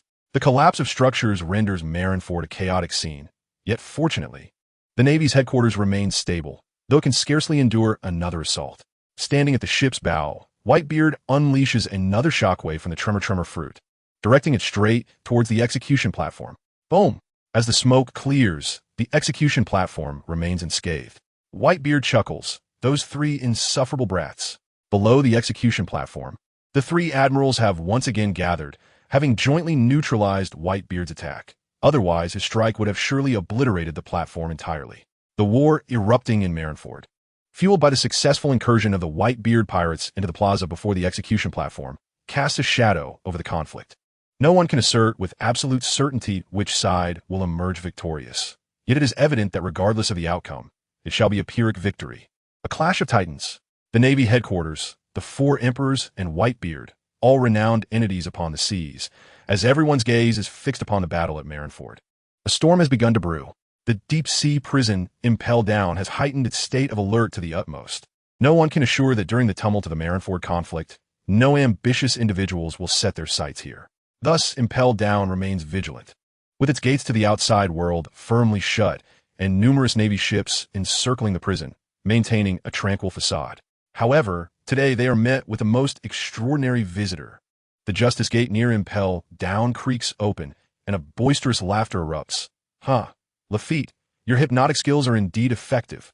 The newcomer is none other than the instigator of this grand conflict, Blackbeard Marshal D. Teach. Captain, we should tidy up and prepare to enter the deep-sea prison. Manipulating his cane, the devilish officer Lafitte remarks. Soon, they catch sight of the imposing structure of Impel Down in the distance. Halt! Who goes there? The Navy ships ahead immediately spring into action, while other vessels hasten to encircle Blackbeard's ship. I am Marshal D. Teach, one of the 7 warlords of the sea, here to pay a visit to Impel Down. I recall that the warlords possess such privileges, do they not? Blackbeard states confidently. In the office of Magellan, the director of Impel Down, he remains as usual, attending to his business in the restroom. Blurp, blurp, blurp. Hello, this is Director Hannibal. How may I assist you? No, I'm soon to be the director, Hannibal. Hannibal's ambitions for the directorship are no secret, though he has never concealed them. Deputy Director. The unexpected arrival of the Blackbeard pirates at the deep-sea prison, Impel Down, left Hannibal utterly astounded. In such critical moments, the visit of a pirate crew to Impel Down could not be taken lightly. Hannibal doubted that Blackbeard's intentions were as straightforward as merely paying a visit. The situation was likely much more complicated. Yet, he understood that until Blackbeard showed his true colors, it would be unwise for Impel Down to refuse entry. Setting a precedent of confrontation against the warlords of the sea could have far-reaching consequences, destabilizing the already precarious balance of power across the seas and plunging the world into chaos, a scenario no one wished to witness, least of all Hannibal himself. It seemed that the only course of action was for him to personally accompany them and discern their true motives. As he approached the significant role of Warden of Impel Down, he believed that all plots and schemes would be rendered futile before him. After careful consideration, Hannibal acquiesced to the Blackbeard pirates' visit to Impel Down.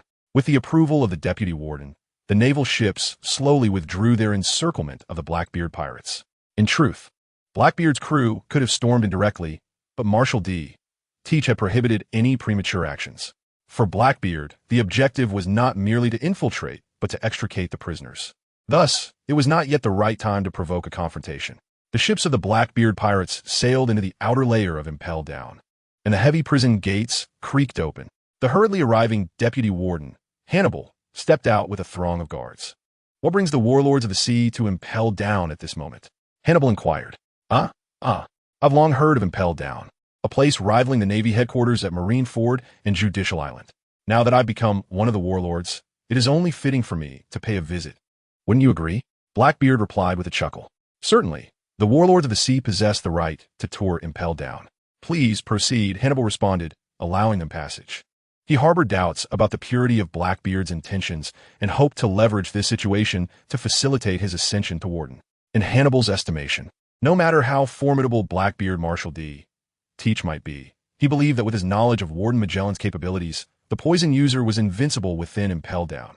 His plan was to allow Blackbeard's crew to explore the prison while he guarded the critical points, confident that Blackbeard could not escape. Should a conflict arise, even if he were unable to intervene, Warden Magellan would surely make Blackbeard's crew pay dearly for their actions. Hence, Hannibal felt little trepidation about any schemes Blackbeard might concoct. If chaos ensued, it would inevitably lead to repercussions for Warden Magellan from the world government, thereby justifying Hannibal's rise to power at Impel Down. Both parties, each with their own agendas, were wary of one another. Deputy Warden Hannibal, you may leave us to our exploration. We will take our leave shortly without causing you any trouble, Blackbeard said. Hannibal, preoccupied with the prospect of becoming warden, paid little heed to the potential consequences of allowing Blackbeard unrestricted movement. He reasoned that by shadowing the Whitebeard pirates, he had inadvertently restrained the Blackbeard pirates. Why not let them act freely and then capture them all at once? Very well, I shall attend to my duties. Please be mindful to avoid any actions that may provoke conflict. That would be troublesome, Hannibal cautioned before departing with the guards. Blackbeard observed Hannibal's behavior with some suspicion. It was peculiar that the deputy warden did not impose significant restrictions on him, instead appearing to grant him freedom. This unexpected leniency caught Blackbeard off guard. Initially believing that evading the prison officials would be challenging, he was surprised by how easily he had dismissed them. It was almost too smooth, and Blackbeard found it hard to believe. Wow, what does it matter? Is this not the very situation I desired? With such a splendid opportunity before us, why not seize the moment and plunge ahead? Blackbeard proclaimed, Men, this is our golden opportunity. Let us set forth toward the fabled hell. He commanded, laughter echoing in the air. With a single command, they advanced at breakneck speed, wholly unconcerned with their surroundings, fixated solely on their destination, the infinite hell, specifically the prisoners within. After their departure, Hannibal re-emerged. Inform the warden immediately. The Blackbeard pirates harbor ill intentions and require his presence to oversee the situation. He instructed one of the guards. The guard promptly set off to notify Warden Magellan. Everyone, follow closely behind me. We must keep pace with Blackbeard, Hannibal commanded. A throng of individuals followed in the wake of the Blackbeard pirates. The rear was guarded by the formidable champion, Shichibukai. Captain, we have someone trailing us. Should we eliminate them? He inquired. Not necessary.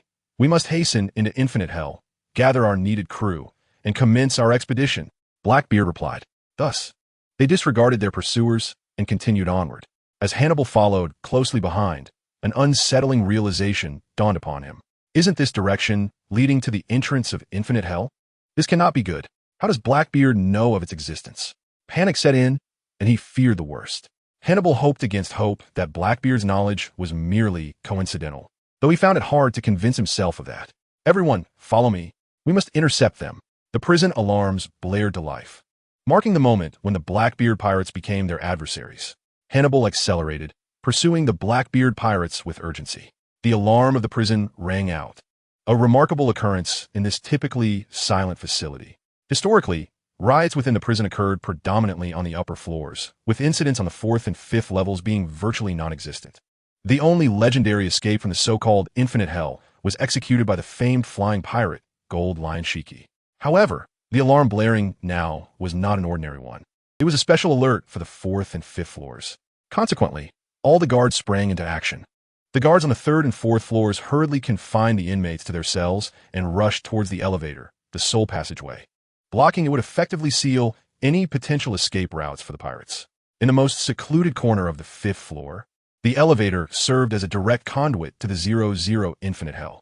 Due to the high level of security associated with Infinite Hell, few individuals possessed knowledge about it. Now, all the guards stationed here had fallen, their fates gruesome.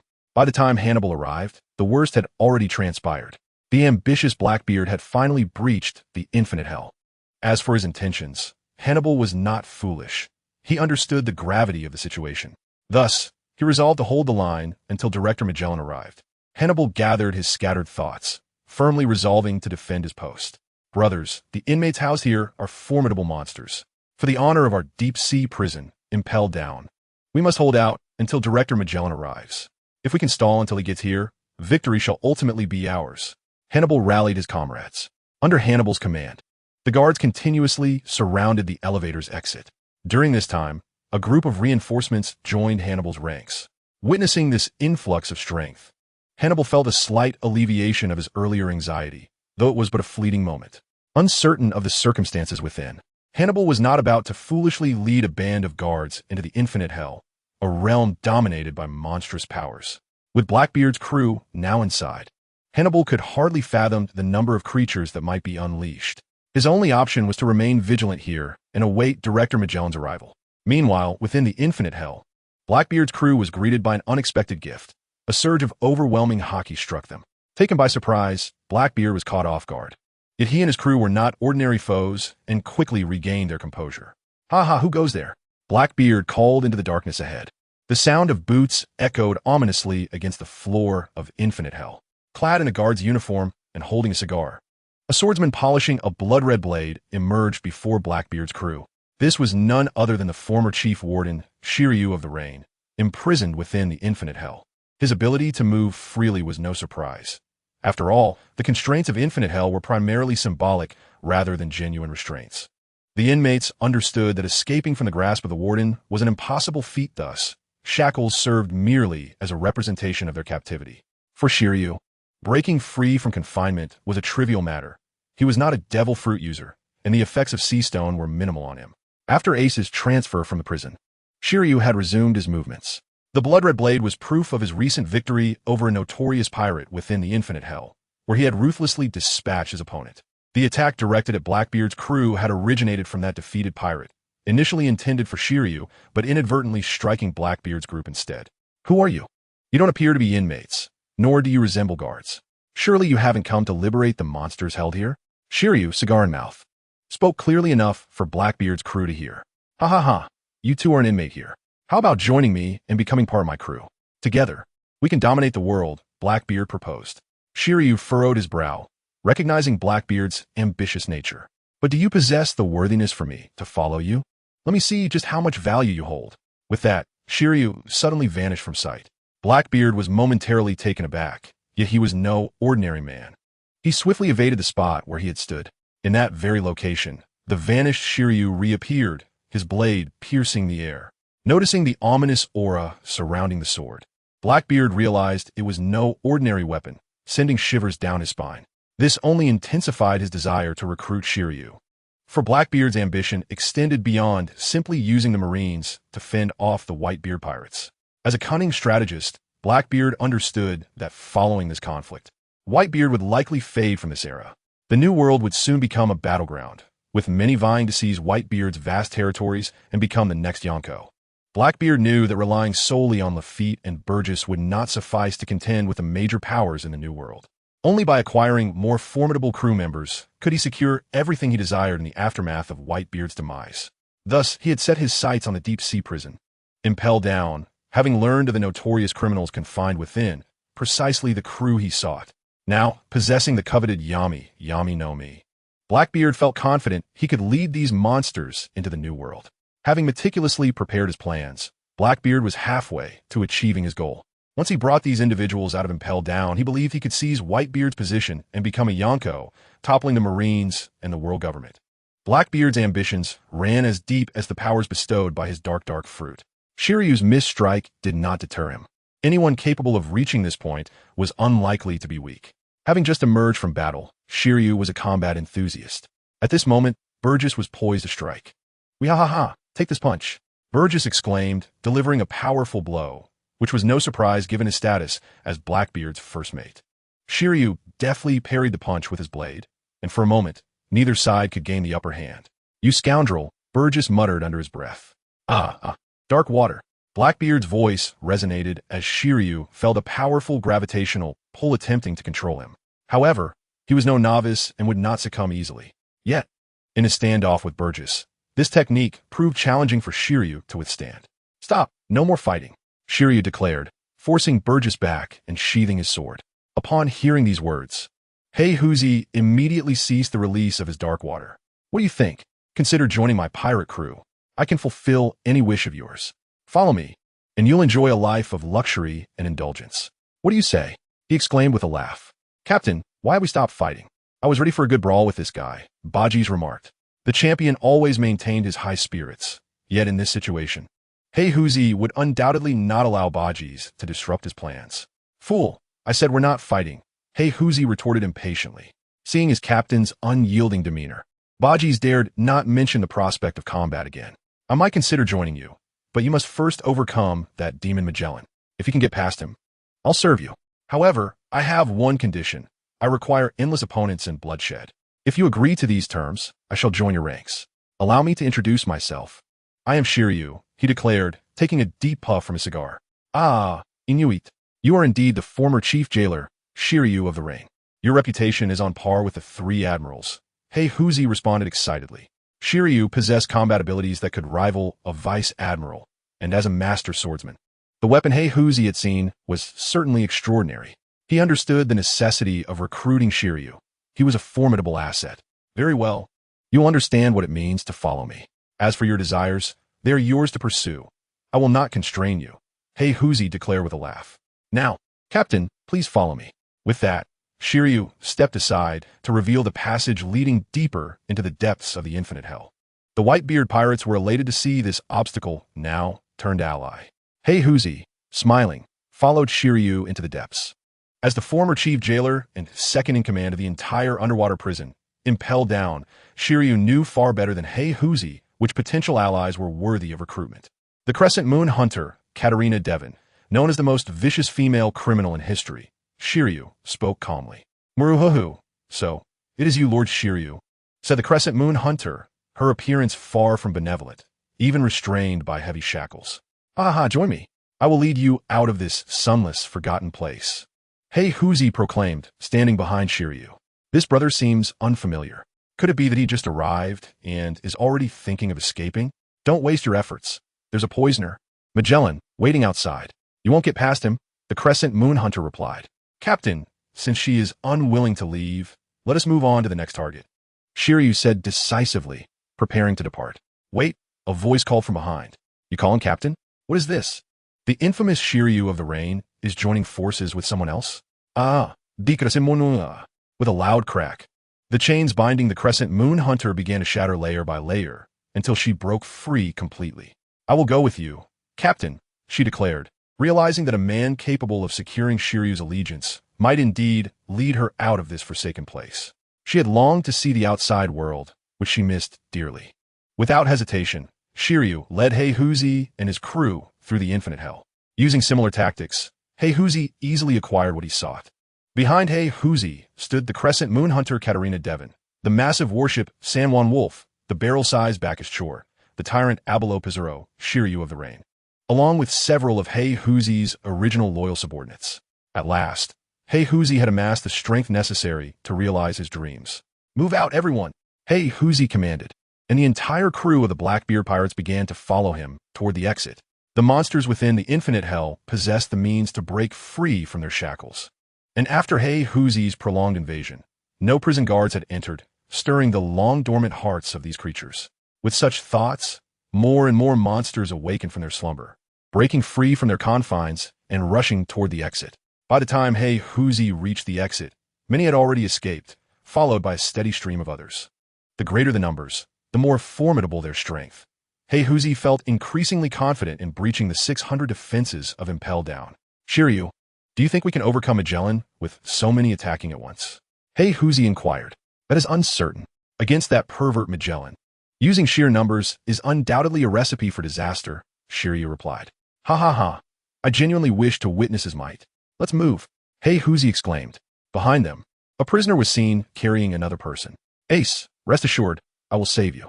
I never anticipated that the culprit, Hey Huzi, would launch an assault on Impel Down. Given the scale of this escape, it seems my sister will soon be restless.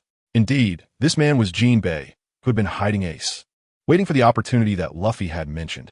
Now that the moment had arrived, he seized it immediately, yet he kept his distance from Hey Huzi to avoid complications.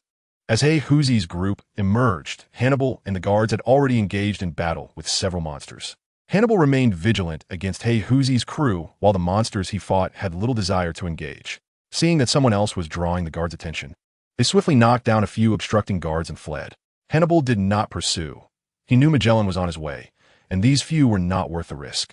The priority was to delay Hey Huzi and his crew. Hey Huzi, as a Shichibukai, how can you dare to attempt a prison break at this time? Are you not afraid the world government will revoke your title and issue a bounty on your head? Hannibal questioned. Although the situation was clear, and Hey Huzi's intentions were evident, Hannibal knew he could not intimidate him with the world government's authority. Everything he did was simply to buy time. Dark water. Hey Huzi declared with conviction, fully committed to this course. There was no turning back now. He had already traversed too far down this path. With Hey Huzi's intervention, the other members of the White Beard Pirates would not stand idly by. They sprang into action, and the guards were no match for these monsters. In less than a round, a large number of guards fell, with Shiryu, the former chief jailer, being particularly ruthless, his cursed blade thirsting for blood, creating a scene of terror. 257 breakthrough in the world of One Piece. Originally, Hannibal merely contemplated leveraging numerical superiority to stall the adversary. However, he had underestimated the current strength of the Blackbeard pirates. Succumb to the boundless darkness, Blackbeard unleashed the powers of the Yami Yami no Mi, causing his body to transform into an inky blackness that seemed to possess a life of its own, swirling menacingly before relentlessly encroaching upon the guards. As the darkness enveloped the guards, an even more bizarre phenomenon occurred. It was as if the very ground beneath their feet had vanished, plunging them into the abyss, consumed by the shadows. This method of attack posed a significant challenge for Hannibal. He realized that he might not endure until Magellan arrived. Yet there was solace in the fact that there was only one exit from the prison. They would ultimately confront Magellan, who would undoubtedly deny them passage. For now, he must strive to buy more time. With a fierce determination, Hannibal swung his long knife towards Blackbeard. Despite his unwavering ambition for the position of warden of the deep-sea prison Impel Down, he acknowledged that his strength paled in comparison to Shiryu or Magellan.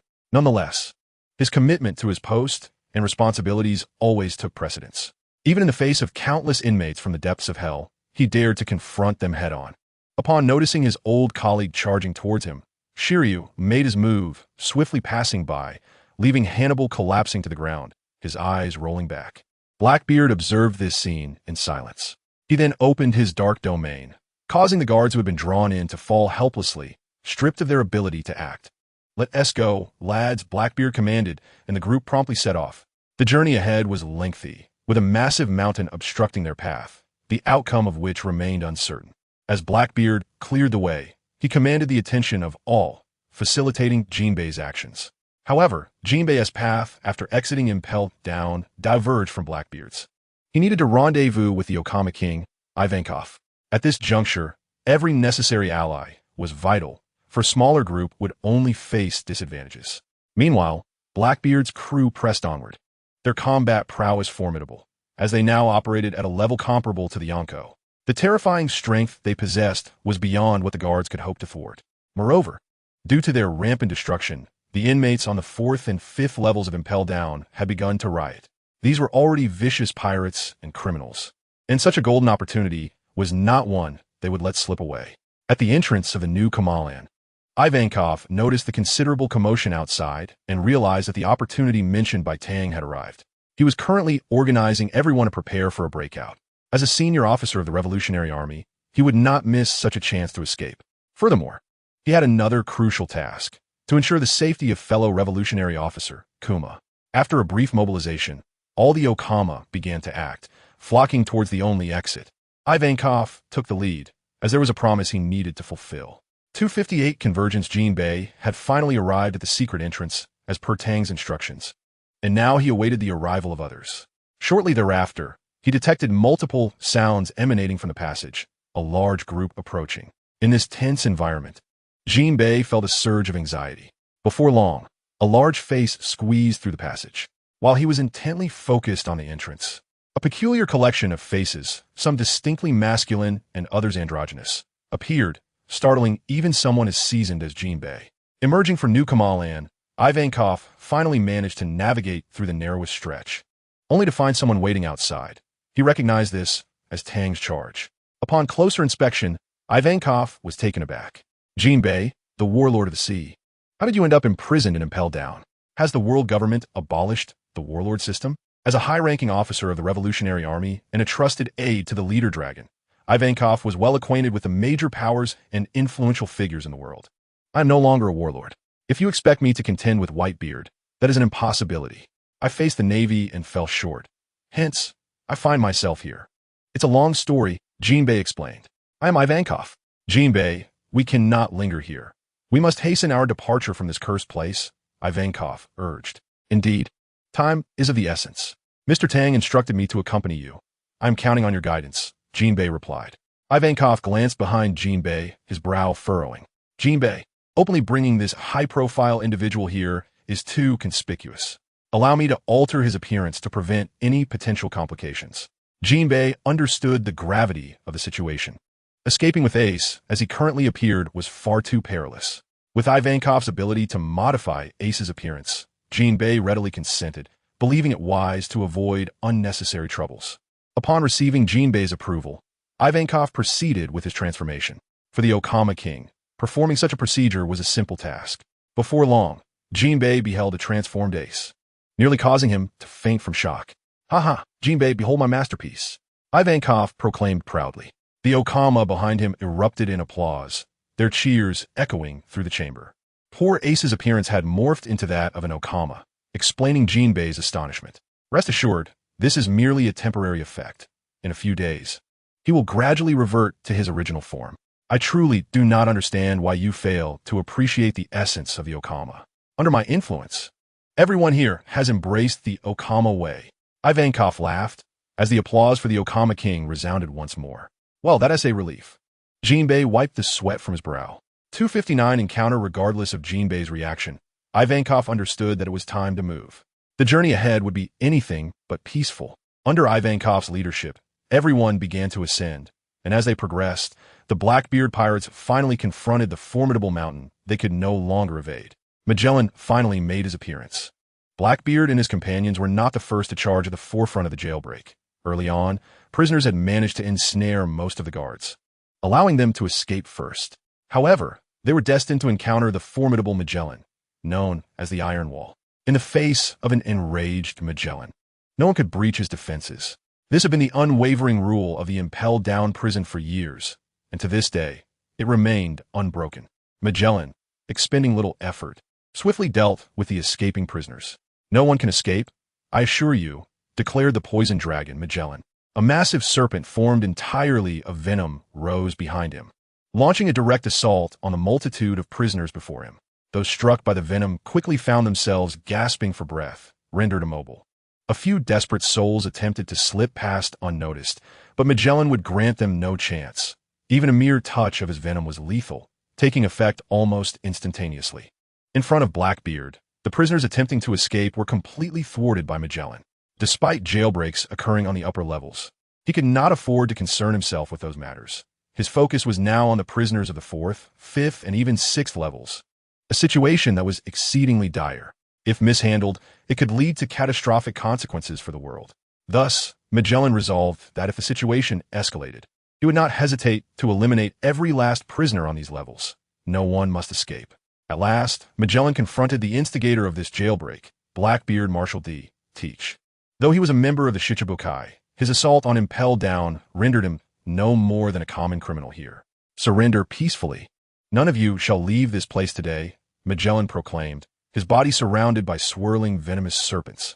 The prisoners of the infinite hell, having witnessed the potency of his venom, Gor grave expressions. Ha. Who said I covet the title of Shichibukai? This was all part of my plan. Now that I have successfully infiltrated here, I have no expectation that a worthless title will offer me anything of value. I have already obtained what I need, Blackbeard replied. Oomph. I wonder if you possess the capability to escape from my grasp, retorted Magellan, unleashing his venomous dragons. The serpents, under his command, surged toward Blackbeard and his crew.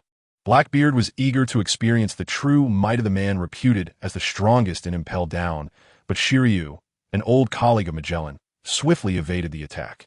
Upon seeing Shiryu, Magellan's expression grew serious, prompting him to exert even greater effort against Blackbeard's group. Blackbeard had grown overly complacent. This was understandable given that, since acquiring the Dark Fruit, nearly all ability users posed little challenge to him. The Dark Fruit's ability to temporarily nullify other Devil Fruit powers was exceedingly formidable, effectively countering all other abilities, even the powerful Flame Fruit. It is conceivable that Ace underestimated Blackbeard and the Dark Fruit, but defeat is still defeat, and the loss was not unjust. The extremity of the Dark Fruit's abilities rendered it a unique presence in the realm of Devil Fruits. Since obtaining the Dark Fruit, ability users could no longer pose a significant threat to Blackbeard. However, today he had clearly underestimated the capabilities of the Venom Fruit, another peculiar existence alongside the Dark Fruit. One was an anomaly of the Logia type, while the other was a particularly troublesome Paramecia type. Today, they were indeed fated to clash. The Venom Fruit belongs to the Paramecia category, which is known for its diverse array of abilities among the three categories of Devil Fruits. The Venom Fruit stands out as a prime example. The nature of its venom prevents anyone from coming into contact with Magellan's attacks. Every strike he unleashed was imbued with potent venom, and any contact would result in immediate poisoning, thus significantly limiting the number of foes willing to engage him directly. Particularly within the confines of Impel Down, where the pathways were not particularly spacious, the Venom Fruit's capabilities were maximized. The prisoners, wishing to avoid death, had no choice but to retreat, and to breach Magellan's defensive line of venom would require both strength and luck.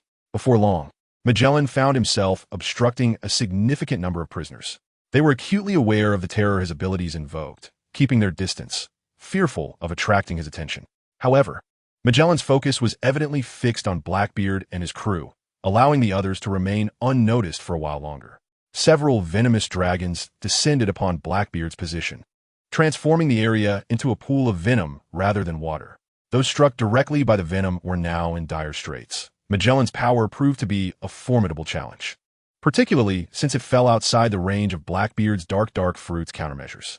For the first time, Blackbeard found himself at a disadvantage against an ability user. At that moment, he had little time to devise a counter-strategy. Under the assault of Magellan's venomous dragons, every member of Blackbeard's crew was struck, the venom spreading across their bodies, and they could feel their strength waning. Gradually, they lost control over their movements, their cognitive functions over their bodies retreating from various parts.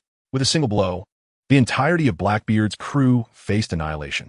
Although Magellan's venom was indeed oppressive, it could not claim the lives of figures of their caliber.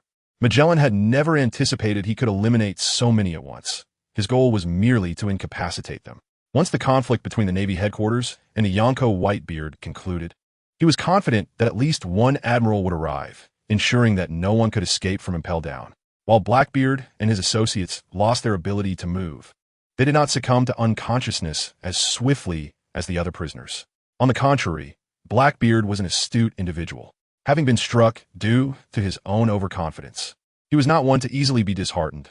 Otherwise, he would not have spent over a decade in the Whitebeard Pirates, biding his time for the Dark Fruit. Ha ha ha! I didn't expect Director Magellan's abilities to be so formidable. Anyone who encounters your venom faces a significant challenge indeed. You truly live up to your title as the Iron Wall, Blackbeard remarked, though his tone lacked vigor. The mere fact that he could speak in the face of Magellan's venomous onslaught was an impressive feat in itself. I have stated before that you cannot escape. You must obediently accept your judgment and repent in the depths of hell, Magellan declared, and he ceased to waste time on Blackbeard and his crew.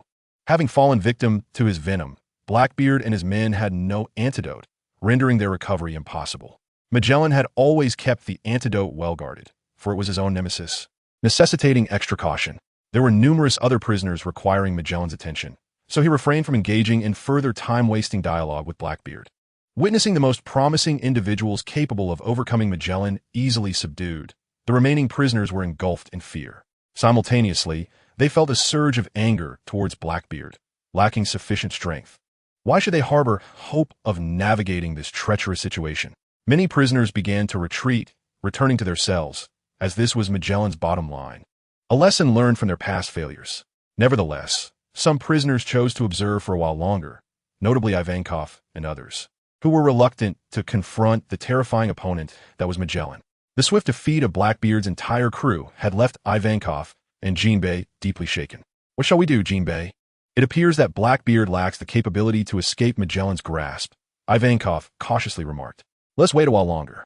Since Blackbeard possesses the strength to defeat Ace and has managed to gather so many criminals and impel down, I believe he will not fall so easily. Let us hold on. Perhaps circumstances may yet change. Isn't there still a swordsman missing? Jinbei inquired. Ivankov's eyes brightened in the heat of the moment. He had overlooked the absence of the warden, Shiryu of the Rain. Perhaps this was a variable, Ivankov pondered. Thus, the group concealed themselves once more, awaiting a change in circumstances while Magellan resumed his task of eliminating the escaped prisoners, those resolutely intent on fleeing. Naturally, Magellan had no kind words for them, as his poisonous dragon soared, reaping one batch of prisoners after another. However, certain situations are beyond human anticipation. Today, even the seemingly invincible Magellan in Impel Down would find himself grasped by his vulnerabilities, and that individual was none other than his old colleague, Shiryu of the Rain. As Magellan swiftly dispatched groups of prisoners, Shiryu reappeared beside the obliterated Blackbeard pirates. Shiryu's return caused Magellan considerable distress. He had initially believed Shiryu had retreated from the Blackbeard pirates out of fear of his power, which had offered Magellan a moment of relief, as he was somewhat reluctant to confront his former comrade. After all, they had worked together for many years, and when the world government ordered Shiryu's imprisonment in hell, Magellan had recognized that Shiryu had complied rather than causing chaos. This cooperation had brought a storm of conflict to Impel Down, as both Shiryu and Magellan were known as the iron walls of the prison. Should Shiryu truly wish to engage, only Magellan would stand a chance against him. Given the unique capabilities of the poison fruit, a mere graze could lead to contamination. Surprisingly, Shiryu offered little resistance, prompting Magellan to afford his colleague a measure of respect, refraining from shackling him like the prisoners. Magellan had assumed his old colleague had resigned himself to his fate. He had not anticipated that an opportunity would arise for Shiryu to seek an escape. Understanding oneself and the adversary leads to victory in every battle. When Shiryu departed from the group, Blackbeard took notice, bewildered by Shiryu's intentions. To his astonishment, Shiryu re-emerged. Magellan halted, turning around. Shiryu, do you understand what you are doing? I let you go previously, thinking you would abide quietly in hell, yet your treacherous heart remains unyielding. Allow me to send you on your way once more, Magellan declared.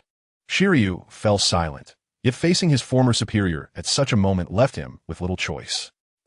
Magellan, who wishes to remain in that dull hell? Were it not for my apprehension of your powers, I would have long since broken free. Why wait until now, when numbers are on my side? Shiryu retorted. Regardless of your reasons, today you shall not pass my threshold. Even you, Shiryu, shall receive no mercy, Magellan asserted. He understood that while Shiryu possessed formidable swordsmanship, he was acutely aware of the potency of his poison fruit abilities. He did not need to kill his opponent. Mere contact with his venom would suffice. As there was no antidote once poisoned, the damage inflicted by his poison was irreversible. Even he could not heal those afflicted. Oh, is that so? Then observe what I hold in my hand. I am eager to see your expression, Shiryu said, his voice striking Magellan like a revelation. Magellan focused his gaze and was taken aback. In Shiryu's hand was the antidote specifically designed to counteract his venom. Upon realizing this, Magellan felt a surge of rage ignite within him. How could this be? The emergence of the antidote posed a significant challenge to Magellan, particularly in this scenario. His ability to annihilate Blackbeard's crew had relied heavily on his overwhelming strength. Yet Blackbeard's ignorance of Magellan's capabilities and his underestimation had also aided Magellan considerably. Therefore, had the confrontation between Blackbeard and Magellan continued at a measured pace, it was uncertain whether Magellan could have ultimately triumphed, especially with the formidable prisoners in this section of the prison. Magellan, now deprived of the antidote, found himself under immense pressure. With Shiryu providing the antidote, the poison members of Blackbeard's crew were soon freed from their toxic state. Though their complexion had yet to recover, they were now poised, eager to challenge Magellan.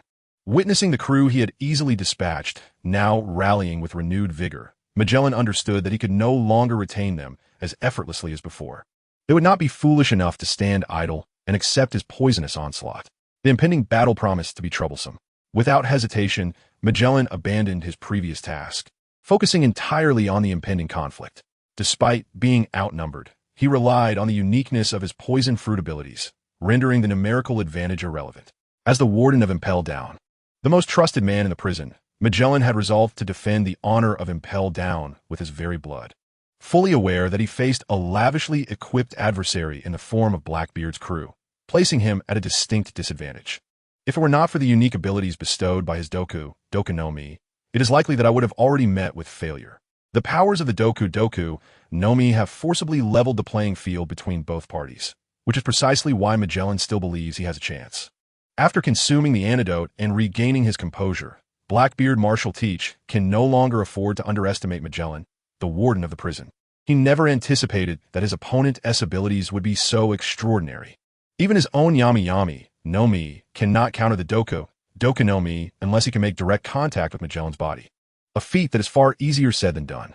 Nevertheless, Blackbeard understands that escaping from the depths of Impel Down is imperative. Otherwise, his grand plan to eliminate Whitebeard and seize the powers of the Gura no Mi will be thwarted. If he were to squander too much time in Impel Down and miss the opportunity to acquire the Gura no Mi, he would indeed have nowhere to vent his frustration. Ha ha ha. We truly underestimated the situation, Shiryu. You have performed admirably this time. I knew I could count on you. Rest assured, once we escape from Impel Down, I will fulfill the desires of you all, Blackbeard proclaimed. Prepare for battle. Magellan is not to be taken lightly. Shiryu slowly drew his cursed blade, its ominous glow instantly saturating the air with a chilling sense of foreboding. For it is a bloodthirsty sword. Bang! A bullet marked the commencement of a chaotic skirmish, fired by the sharpshooter Van Augur of the Blackbeard pirates. However, Magellan had already been on high alert, thus Van Augur's shot failed to strike him, instead hitting an unfortunate inmate behind him. This shot served as the clarion call to commence the assault, with Shiryu taking the lead. Being the individual most familiar with Magellan's techniques, he was naturally tasked with engaging Magellan directly, entrusting this responsibility to someone like Baggy, who relied solely on brute force, would likely result in another swift defeat due to Magellan's venomous abilities. Therefore, despite Baggy's eagerness, Blackbeard refrained from sending him in. Shiryu's swordsmanship is indeed unparalleled. As a formidable opponent on par with Magellan, he presents a lethal threat. While Magellan wields the insidious power of poison, Shiryu embodies the essence of lethal intent. Inflicting wounds upon Shiryu is no simple matter, and Magellan realizes that although his Doku no Mi can instill fear in his enemies, it is ultimately not a sustainable strategy. Particularly since Shiryu possesses an intimate understanding of his abilities, Magellan resolves that he must first eliminate Shiryu to avoid complications. Baggy, a master of physical combat, finds himself without a role to play. However, he possesses enough sense to recognize the terrifying nature of Magellan's toxins, sparing Blackbeard the trouble of dealing with him. Poison dragons. Magellan unleashed 3 serpentine streams of venom toward Shiryu. With his cursed blade in hand, Shiryu's eyes flashed with determination as he cleaved through the 3 poison dragons, swiftly advancing toward Magellan. Seeing his attack yield little effect, Magellan remained undeterred. Shiryu was not the easy opponent he had anticipated. In the blink of an eye, Shiryu had closed the distance to Magellan, his cursed blade descending upon him. Poison path. A torrent of venom surged around Magellan, solidifying into a network of conduits that allowed him to traverse them freely. In an instant, he disappeared within the pathways, evading Shiryu's strike. The conduits branched out in all directions, obscuring everyone's perception and leaving them uncertain of Magellan's whereabouts. Meanwhile, several inmates resolved to take advantage of the chaos and escape while the two were locked in combat. Though Shiryu's reputation as a fearsome figure in Impel Down loomed large, the ongoing battle provided them with an opportunity to slip away unnoticed. The poison path continued to expand, resembling a spider's web that soon enveloped the entire arena. The inmates stealthily navigated through the web, only to realize too late that they had been ensnared. Shiryu found himself within the confines of this toxic web as well. Suddenly, a poison dragon lunged at Shiryu from behind. With a swift motion, He retaliated, severing the dragon in two, venom sprayed in all directions, instilling terror in the hearts of those caught in its path. The unfortunate souls found themselves within the radius of the toxic deluge. Their horrified expressions silenced as the venom claimed their lives, prompting others who contemplated following suit to quickly conceal themselves and observe the unfolding conflict. It is curious how, in the past, the inmates harbored an intense hatred for the merciless Shiryu. Yet now they found themselves wishing for the infamous villain to triumph over the even more terrifying warden, Magellan. Otherwise, they would all likely face dire consequences today. In the blink of an eye, several poison dragons launched another assault on Shiryu, this time accompanied by toxic pufferfish, utilizing their poison spines for a widespread attack. Though not as ferocious as the poison dragons, the potency of Magellan's venom was still sufficient to incapacitate, and in such dire circumstances, losing the ability to act equated to a death sentence. Thus, Shiryu remained on high alert. Managing the dual threat of poison dragons and pufferfish proved arduous for Shiryu, prompting him to retreat toward Blackbeard. The onslaught of poisonous needles demanded constant vigilance, and those who failed to react found themselves on the receiving end of a brutal attack, filled with screams as they succumbed to the venom and collapsed. Shiryu, on the other hand, wielded his cursed blade to defend against all assaults, gradually making his way back to Blackbeard's side.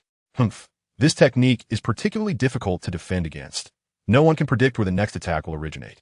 The poisonous needles are the true threat. The size of the poison dragons is not enough to inflict harm upon us. Captain, let us strike together, Shiryu suggested. Inda. Let him witness my true strength. I must reclaim my lost dignity from earlier, Blackbeard responded. As they spoke, Magellan's figure emerged from the poison web. The vigilant sharpshooter Van Augur immediately fired 3 precise shots at him. With no other recourse, Magellan decided to retreat into the confines of the poison path, leveraging the unique capabilities of the Doku no Mi to prolong the confrontation. He intends to stall us. I have pressing matters to attend to and cannot afford to linger here, Blackbeard declared, finally activating the powers of his Yami no Mi. As the ominous black mist began to envelop the figure of Blackbeard, he cackled with delight. Ha ha ha, let me show you my might, Anshue. Under the influence of Blackbeard, the ground became suffused with a seething black vapor due to the dark waters. A tremendous force emanated from this swirling darkness, relentlessly drawing object from the surroundings into its depths. Blackbeard's Anshue was not only a nemesis to other devil fruit users, but, due to its profound darkness, it emitted a gravitational pull akin to that of a black hole, continuously attracting and demolishing everything in its vicinity. As Blackbeard intensified his control over the Anshue, the items near it were swiftly consumed, and the surrounding structures now faced the threat of being drawn in as well. The carefully laid, poisonous net prepared by Magellan was also being obliterated by this escalating force. Consequently, Magellan was compelled to reveal himself. Yet he found himself significantly hindered by the pull of Anshue. Without the protection of his toxic pathways, Magellan's defenses were rendered exceedingly fragile. Seizing the opportunity, the Tyrant King and Van Oka unleashed a barrage of bullets towards Magellan, which whizzed through the air. However, they were unprepared for the fact that the gravitational force of Blackbeard's Anshue forcibly captivated all the bullets they had fired, rendering their efforts futile. Realizing their attacks bore little consequence, Van Oka decisively lowered his weapon, while the Tyrant King continued to unleash his ammunition in a frenzied manner. "Ha, Magellan, allow me to present you with a gift," he declared. For the prisoners of the 6th level, Magellan was a waking nightmare. Countless inmates had attempted to escape, but upon encountering Magellan, their final hopes were mercilessly crushed, despite not facing the lethal threat of Shiryu. Magellan's toxic fruit possessed a unique ability that thwarted any attempt to flee. He was renowned as one of the iron walls of the underwater prison impelled down, a title earned through his suppression of potential prison breaks. The Tyrant King and his cohorts had been thwarted by Magellan on numerous occasions. Yet the king now displayed signs of madness, aware that harming Magellan was nearly impossible, yet unwilling to relent, as if compelled to unleash years of pent-up rage. Unfortunately for them, none could approach Magellan, or else they would have stormed forward long ago, leaving behind only bitter memories of their encounters. However, Blackbeard was an exception. Due to the unique properties of the Anshue fruit, he could approach Magellan without suffering the effects of his abilities. If he managed to make contact, the abilities of any devil fruit user would be rendered null and void, plunging them into dire straits. Not every devil fruit user possessed physical prowess or hockey on par with the likes of Whitebeard or Luffy. For the average user, facing Blackbeard posed a significant threat. Magellan, much like Kizaru, lacked exceptional physical skills and hockey. Kizaru's prowess stemmed from the light fruit, with its unparalleled speed and laser attacks, making him a unique entity. He ascended to the rank of Admiral primarily through the sheer strength of his abilities. Magellan, on the other hand, relied on the uniqueness of his fruit. No one could touch him without suffering, rendering physical combat ineffective. In the confines of Impelled Down, he was a formidable overlord. Yet now, with Blackbeard, the bane of devil fruit users, present, Magellan was poised to face grave consequences. As Blackbeard approached, Magellan felt a flicker of hope. He longed for Blackbeard to come closer, so he could unleash his poisonous dragons, convinced that Blackbeard would surely fall. However, as Magellan launched his toxic dragons at Blackbeard, the dark waters surged, and the dragons were engulfed and suppressed. With a collective look of confusion, onlookers witnessed Blackbeard extend his right hand toward Magellan, prompting disbelief among the crowd. Was he truly insane enough to touch the poisoned man? A more terrifying scenario was about to unfold. The members of Blackbeard's crew, including Lafitte, Burgess, and others, wore expressions of eager anticipation, waiting for Blackbeard to bestow upon them an unexpected surprise. Shiryu and the others, newly joined to Blackbeard's crew, were evidently oblivious to the deeper implications of Blackbeard's intentions, with Shiryu even pausing mid-strike as he observed Blackbeard's actions. Seeing Blackbeard desire to make contact, Magellan, though uncertain of his intentions, activated his fruit's power. A layer of venom enveloped his body, rendering him impervious to touch.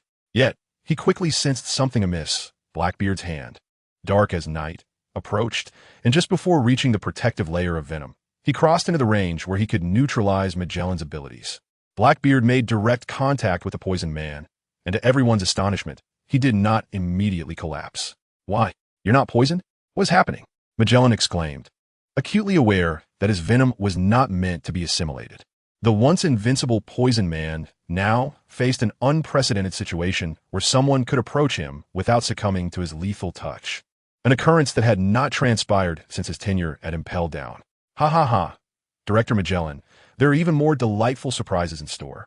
Blackbeard proclaimed as he activated the powers of the Anshue fruit to suppress the abilities of other devil fruit users. Soon, Magellan comprehended the depth of Blackbeard's statement. He felt his own toxic powers slipping from his grasp, dissipating from his limbs.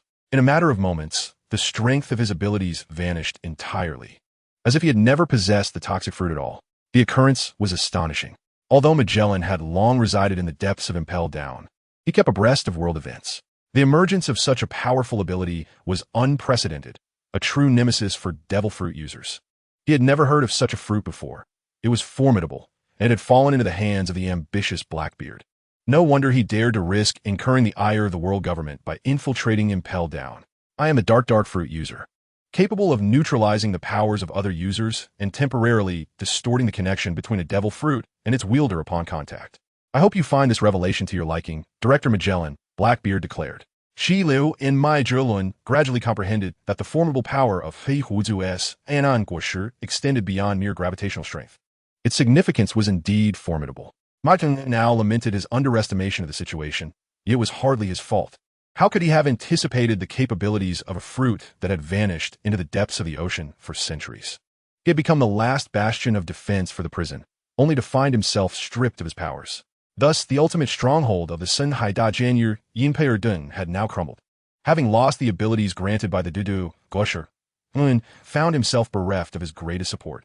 And the notion of conquering any adversary in this state was nothing short of delusional. In truth, his own safety had transformed into a precarious affair. As the dark waters receded, Un attempted to free himself with a kick aimed at him, yearning for a moment's reprieve to regroup, for he had yet to concede defeat.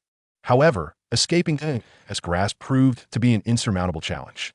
The potency of Guoshi kept him tethered, like a cephalopod ensnaring its prey, rendering his most relied-upon abilities utterly ineffective. Moreover, Un's overemphasis on his fruit powers left his physical combat skills woefully inadequate. In contrast, Keikuder had already proven himself as a formidable member of the Buffet's 2nd Division before acquiring the having left his mark on one of the 4 emperors, Hongfa Shenkafu. Now, With the enhanced capabilities of the dark fruit, S prowess surpassed us, making escape nearly impossible. Desperate to extricate himself, was met with S relentless advance. Ha ha ha, Shu. Are you not going to intervene? Hui Huzi taunted. While Shu had initially intended to observe, he could no longer remain passive, witnessing the plight of his former colleague, who was now at the mercy of Ihoda. The unpredictability of fate weighed heavily upon him, and as he steadied himself, hand resting on the hilt of his sword, he prepared to act. Seeing this, intensified his flurry of strikes, aware that any hesitation would render his struggles futile. Yet, Hui Huzi adeptly countered every move, occasionally landing blows that left Moon feeling utterly powerless. The atmosphere grew palpably tense. In an instant, the swift flash of a blade went unnoticed by all who felt a deep gash split from his shoulder to his abdomen, inflicted by Shu. The force of the strike was devastating, and having succumbed to his injuries, Keihuju relinquished his hold, deeming it unnecessary at that moment. Shu adjusted his hat, casting a peculiar gaze upon his former comrade.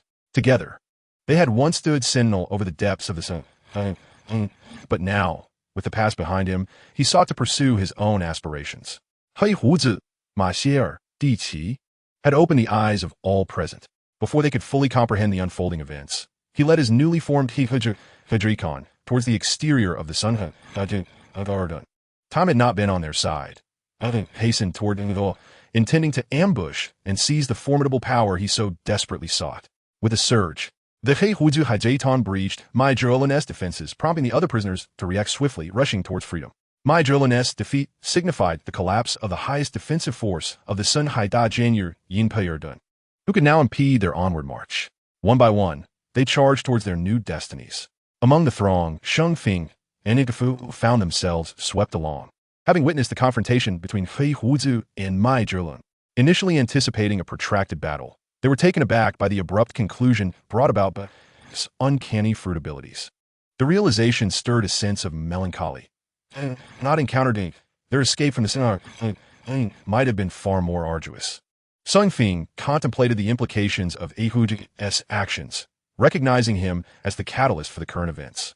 Yet, paradoxically, it was through Fuhuju that their escape was made possible. Conflicted, Sung Ping understood the formidable strength he now possessed, accompanied by a cadre of equally formidable subordinates. Even in his prime, Sheng Fing would have struggled to confront such overwhelming numbers. And with his recovery still incomplete and the need to safeguard Isu pressing upon him, he refrained from provoking trouble. Finally reaching the exit, they found the guards who dared obstruct them swiftly dispatched by his crew. Seizing a naval ship, they set sail towards the gates of justice. But by the time Sheng Fing and Yunkafu arrived, Huji and his band were nearly out of sight. Shiguai, it seems Hui Huzi is headed towards the naval headquarters at Malin Fanduo. It's puzzling what he intends, remarked Sung Fing. Sun Ping, now is not the time to pursue him. Your mission remains incomplete, and you must acknowledge that Eihuji's strength is formidable. His enigmatic abilities alone would pose a significant challenge. It would be wiser to return to the Rinyal Wangbo with me. Yuan Kefu advised, recognizing Sung Fing's desire for retribution, yet understanding the dangers ahead. Silently contemplative, Sheng Fing conceded, very well, I lack the strength to confront Wujin now. My priority is to ensure Visu reaches safety. He glanced at the remaining naval ships. Let us commandeer one and depart this cursed place. I wonder how things fare at Malinfandoa. He sighed. Everyone, board the ship and prepare to leave this dreadful location, Unkafu commanded. The naval forces stationed at the Sunhar, Dadi, Yinping, suffered severe losses the moment Huta made his move, leaving Yuenkafu and his companions with scant resistance. Swiftly, Yuenkafu led the new recruits to seize a naval vessel, and as Singfeng and the others boarded, the ship set sail towards the calm belt, en route to Yuankefu's Rinyao Wangguo, with fewer naval vessels remaining and several having been sunk by The pressure on the escaping prisoners intensified as more of them flooded out of the prison, heightening the competition for the remaining ships and leading to fierce conflicts over ownership. In the midst of the tumultuous conflict, the formidable criminals have managed to seize control of a warship. However, the vessels are insufficient to transport everyone away from this place, resulting in a congested exit where many prisoners remain trapped, fully aware that their chances of escape have vanished, with their means of fleeing extinguished. Who among them could hope to evade capture? It is evident that once the reinforcements from the Marine headquarters arrive at the underwater prison impelled down, these individuals will meet a certain demise. Rather than perish without cause, they have resolved to fight back fiercely. Desperate individuals continue to leap into the sea, clinging to the faint hope of swimming to safety, though they seem to have forgotten the nature of their surroundings. This area is a calm zone, and those few who have managed to reach the prison's exit are suddenly confronted by a monstrous sea creature that emerges from the depths, consuming them whole. This horrifying spectacle extinguishes any remaining hopes, and in the depths of despair, the inmates begin to wreak havoc within Impel Down, igniting fierce battles. Today, the underwater prison resembles a blood-soaked execution ground. Meanwhile, at Marine Headquarters Marineford, news of the chaos at Impel Down has reached them. Alarmed, a messenger hastens to report to Fleet Admiral Sengoku, who stands at the execution platform. However, the messenger is met with a sharp reprimand. "Silence, fool. At such a critical moment, do you not fear to shake the morale of the troops? Be quiet," Sengoku retorts. Yet, observing the messenger's urgency stirs Sengoku's own anxiety, compelling him to seek clarity on the situation to maintain control over the unfolding events. "Admiral, dire news. We have just received reports from Impel Down that all prisoners have revolted. According to the latest intelligence, Director Magellan has failed to subdue the uprising, and Impel Down has fallen." The messenger delivers the urgent news in one breath, causing Sengoku's expression to darken significantly, as if a volcano were on the verge of eruption. Nevertheless, Sengoku forcibly suppresses his fury, knowing that this revelation could shatter the resolve of the Marines engaged in a fierce battle against the Whitebeard pirates. It is imperative to keep this information concealed. Understood. Restrict the information. It must not reach the lower ranks. I will devise a plan to address this matter. By the way, do we know how this transpired? Sengoku's tone is deliberately calm, yet the messenger could discern the suppressed ire underlying his words. Reports indicate that the incident began when the new warlord of the sea, Blackbeard, brought a group to tour Impel Down. Once they entered the prison, a jailbreak ensued. Sengoku's mind is already convinced that Blackbeard is the principal architect of this chaos. It is no wonder he exchanged for a position as a warlord. It was a ploy to gain unfettered access to Impel Down, leaving little time for a reaction from Sengoku's side. The thought of eliminating Blackbeard fills Sengoku with a burning desire. "Return, and remember to keep this under wraps," Sengoku commands. Due to Sengoku's strict orders, news of the jailbreak at Impel Down has not disseminated widely among the command hierarchy. Only the three admirals and high-ranking officers like Garp and Tsuru are privy to this information. "The irredeemable Blackbeard must be brought to justice," roars Admiral Sakazuki, his fury palpable. The anger of Admirals Akiji and Kizura mirrors his own, as the significance of Impel Down cannot be overstated. Given the current circumstances, it is clear that Blackbeard is targeting the prisoners within the Infinite Hell, a scenario that poses grave complications, allowing these individuals to see the light of day once more. A thought that fuels their indignation. Regrettably, with the ongoing stalemate against the Whitebeard pirates, Marine Headquarters is unable to spare anyone to intervene at Impel Down. Sengoku understands that he must swiftly conclude the battle, and the most effective strategy is to expedite the execution of Portgasti Ace. Commence the execution of Fire Fist Ace ahead of schedule, Sengoku announces through a loudspeaker, broadcasting the news across Marineford. "Not good, old man. The Marines are set to execute Ace ahead of time." Marco feels a profound sense of pressure, knowing that no one can reach the site in time. Whitebeard's expression grows grave. Upon hearing this news, the crew of the Whitebeard pirates intensifies their assault, but the Marines are able to reinforce their ranks and stabilize their defenses. With the order to execute Ace given, the two executioners, who have long been prepared, raise their swords, crossing them above Ace's head before bringing them down with force. In that critical moment, Whitebeard strikes. The omnipresent Haki envelopes Marineford, yet Whitebeard's focus is solely on the executioners. His singular aim is to eliminate them and buy precious time to rescue Ace. The executioners, targeted by Whitebeard's onslaught, are swiftly dispatched, and the execution platform endures immense pressure, leaving Sengoku unable to counter Whitebeard's force before it culminates in success. With no executioners remaining, Ace's execution is temporarily halted, and Sengoku refrains from taking action himself. Now is not the time for a personal intervention. Seeing his maneuver bear fruit, Whitebeard exhales a sigh of relief. Soon after, additional Marine soldiers rush toward him. "Whitebeard, prepare to meet your demise," they call out. After a brief moment of respite, Whitebeard retaliates with a powerful shockwave aimed at the advancing Marine soldiers. The intense tremors generate sufficient force to send them flying, and without pause, Whitebeard prepares a quake-infused attack, swinging his blade towards the Marine ranks on his right, resulting in a devastating explosion that sends countless soldiers sprawling. Yet Whitebeard does not relent. He redirects his assault to the left, clearing another substantial portion of Marines. And then he sets his sights on the execution platform once more, determined to continue his barrage. The shockwaves disregard all obstacles in their path, directly targeting the execution platform. Whitebeard understands that Sengoku must intervene. This attack will surely compel him to act. Zhangguo understood that he must take action. Otherwise, the execution platform would not withstand the impending blow. However, before he could make his move, an individual had already stepped forward to engage. Zhangguo gazed at this person in surprise.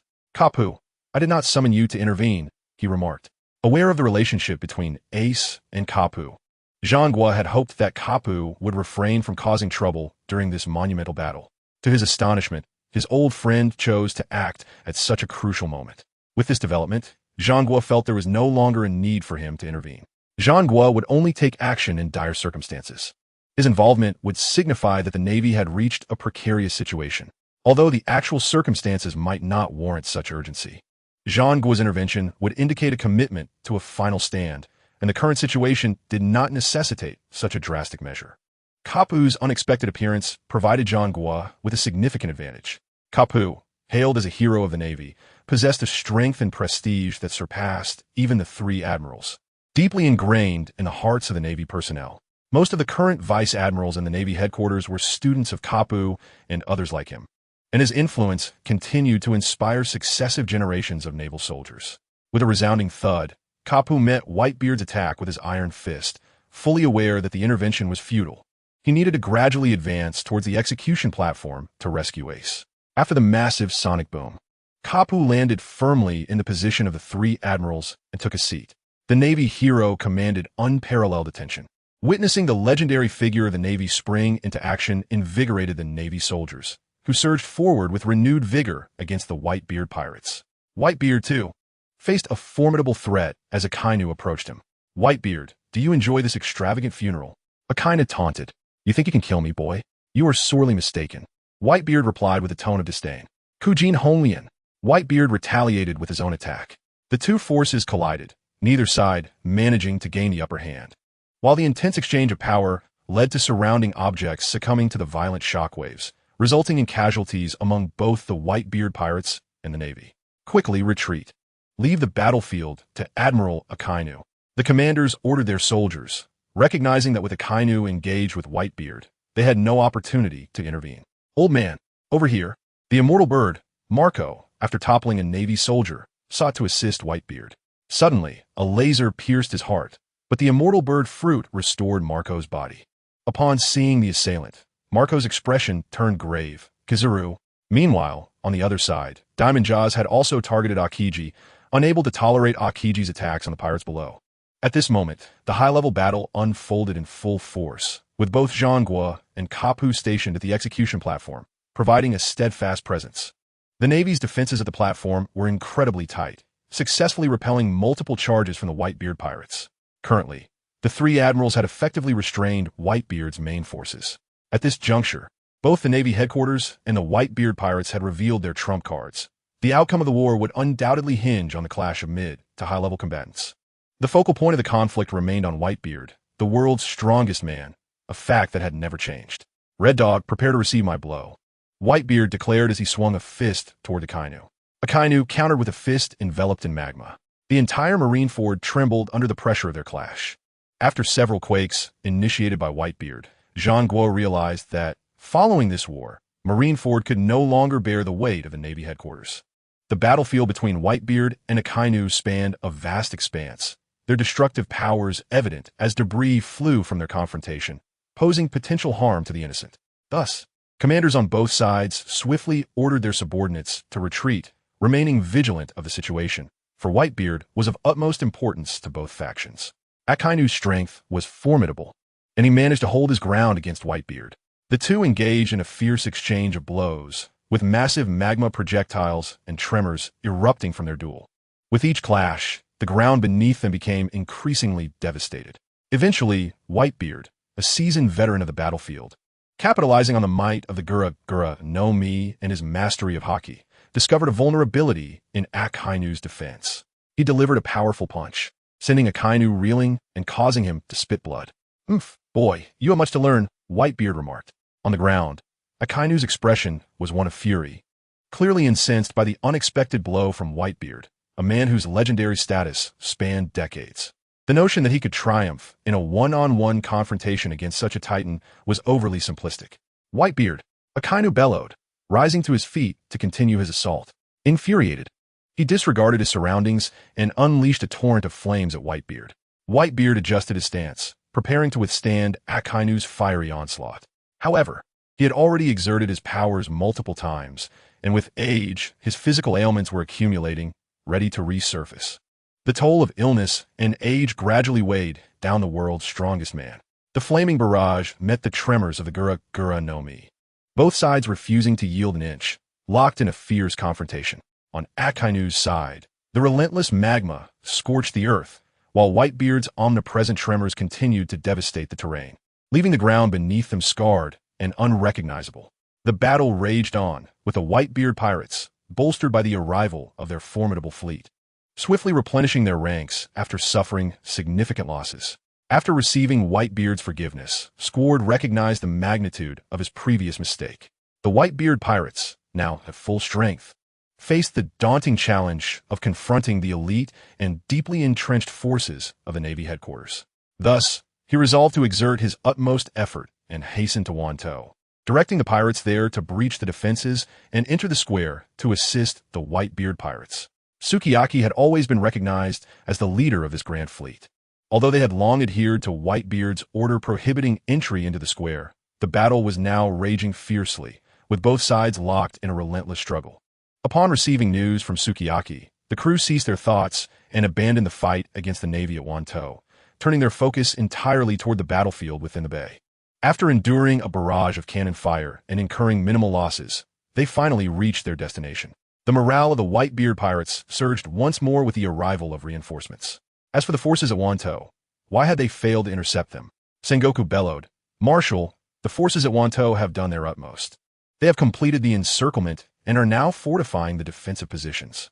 We have successfully surrounded the entirety of the Whitebeard pirates. However, the current situation has deviated from our expectations. Order the reserve troops to mobilize and staunchly defend against the pirates' assault." Under Sengoku's command, passages suddenly emerged from the ground of the square, and Navy soldiers began to pour forth. At this moment, the clash between the two sides reached its zenith, with flames of battle igniting everywhere as both factions fought with fervor. Whitebeard and Akainu continued their fierce confrontation, each standing firm in their respective positions. At this juncture, Whitebeard's iconic crescent-shaped mustache had lost half of its form. Despite his appearance still exuding vitality, he was undeniably weary from the continuous combat, and any discerning observer could perceive the exhaustion concealed within his robust figure. Opposite him stood Akainu Sakazuki, who was also in a dire state, battered and bloodied by Whitebeard's onslaught. Yet he remained in his prime, possessing unwavering focus on his most formidable adversary, Whitebeard. At last, Whitebeard's injuries erupted in a violent culmination. He suddenly clutched his abdomen, spitting blood. Despite his formidable prowess, he had never fallen before. Yet the cumulative toll of his injuries had finally brought this titan to his knees. This alarming turn of events instantly captured the attention of everyone present. Old man, Marco, having repelled Kizuru, was seized by a surge of urgency upon witnessing Whitebeard collapse, and he yearned to rush to his side. However, this moment of distraction afforded the Navy an opportunity. With a clink, sea-stone handcuffs were swiftly secured around Marco's wrists, and as he realized his folly, dread washed over him. Indeed, a laser beam instantaneously pierced through his body, rendering him immobile as he fell. In the distance, the Navy headquarters Admiral Kizuru pointed with his glowing fingertip. The recent laser attack undoubtedly his handiwork. "Ah, now you can't recover, can you?" Kizuru remarked, his expression devoid of the dignity befitting an admiral. Surrounding Navy soldiers attempted to subdue Marco, but the pirates of the Whitebeard crew quickly encircled him, with more pirates joining to bolster their ranks, temporarily thwarting the Navy's advance. Marco's life was not in immediate peril, but the sea-stone handcuffs firmly restrained him, preventing any recovery, and with no key at hand, his situation had grown increasingly dire. Without the protection of his comrades, he could scarcely defend himself. Meanwhile, Daimon Jozu also noticed Whitebeard's sudden hemorrhage, and in his desperation, he inadvertently exposed a significant opening to Aokiji. Freezing moment. Aokiji seized Jozu's arm. Jozu quickly turned and realized he had been ensnared, yet he resolved to fight back. He swung a punch at Aokiji, who made no attempt to block, and as Jozu's fist made contact, the frigid power swiftly encased him in ice. Transformed into a solid block, Jozu crashed heavily onto the square. Captain Jozu, his crew rushed toward him, striving to breach the Navy's defenses. Aokiji, having defeated Jozu, disregarded them, his gaze fixated on the distant Whitebeard. Akainu, now taken aback, understood that Whitebeard's advanced age and long-standing injuries were relentlessly eroding his strength. The Navy had recognized this vulnerability, intending to eliminate the Emperor of the Sea at this critical juncture and restore order to the seas.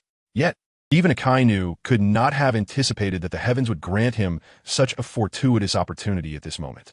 Resolute not to squander it, he suppressed his own injuries and forced himself to stand. Whitebeard, as a perpetrator of injustice, today I shall execute your sentence and grant you a lavish funeral, Akainu declared, preparing his magma fist. The situation was dire, with the pirates desperately surging toward Whitebeard, yet the Navy, under the command of the vice-admirals, firmly held their ground. At this moment, Akainu approached Whitebeard, who, towering like a half-giant, knelt, one hand gripping his blade while the other clutched his mouth, unable to conceal his agony. In the gaze of the onlookers, Akainu roared and launched a direct assault on Whitebeard's chest.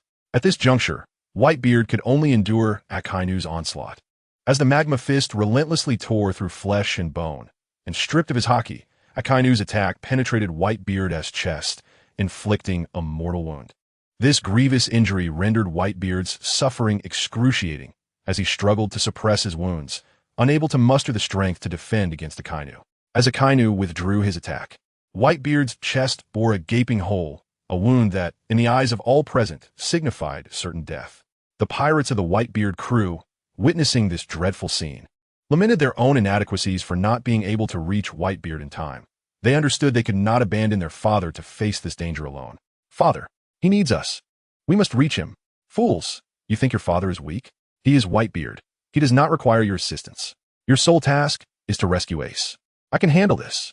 The voice of Baihuzi resonated with an overwhelming might, echoing throughout the vast square. Even with a gaping wound in his chest, Baihuzi managed to rise once more, his aura seemingly growing ever stronger, much to the vexation of the frontline fighter, Chi Quan. It was evident that these monsters were not to be underestimated. Could Baihuzi not simply fall? Chi Quan's tone was anything but cordial. Baihuzi remained silent, slowly standing up on his own. At that moment, the severity of his injuries became apparent to the soldiers of the Navy and the pirates present. How could they not kill him? Baihuzi. The soldiers of the Navy headquarters were plagued by such questions, simultaneously questioning whether the ultimate goal of this war could still be achieved. Seeing Baihuzi still on his feet brought a fleeting joy to Malco. Yet this elation was short-lived. Only he and Jiaozi understood how dire Baihuzi's condition truly was. Although it seemed that their father still held the upper hand against the Navy admiral, this did not bring Malco any comfort. He realized that Baihuzi could never have battled against the Navy admirals for this long without a clear victor in the past. Coupled with his current grievous wound, Baihuzi's physical state was far from favorable. However, Malco found himself powerless. The Hylu stone had restricted him, and now the immortal phoenix was akin to a captive bird, ensnared in an extraordinary cage. Chi Quan witnessed Baihuzi rising despite having pierced his chest, and from Baihuzi's words, it was clear that he was still the same formidable figure. Even with such severe injuries, he remained capable of exacting a fatal toll on all who dared to look down upon him. Baihuzi, why can you not simply fall? With a fiery breath, Chi Quan launched another attack. I am Baihuzi.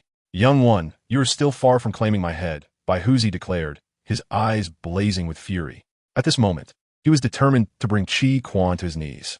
The world's strongest was indeed the world's strongest. Even someone as formidable as Chi Quan. The pinnacle of the world government's military might was ultimately bested by Baihuzi.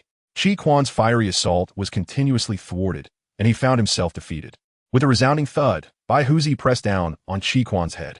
The latter felt a sense of foreboding. By the time he attempted to retreat, it was too late. Baihuzi's tremor fruit directly impacted Chi Quan's head. Had it not been for Chi Quan's own haki, his skull would have shattered under Baihuzi's assault. Baihuzi clenched his fist, unleashing a cataclysmic force.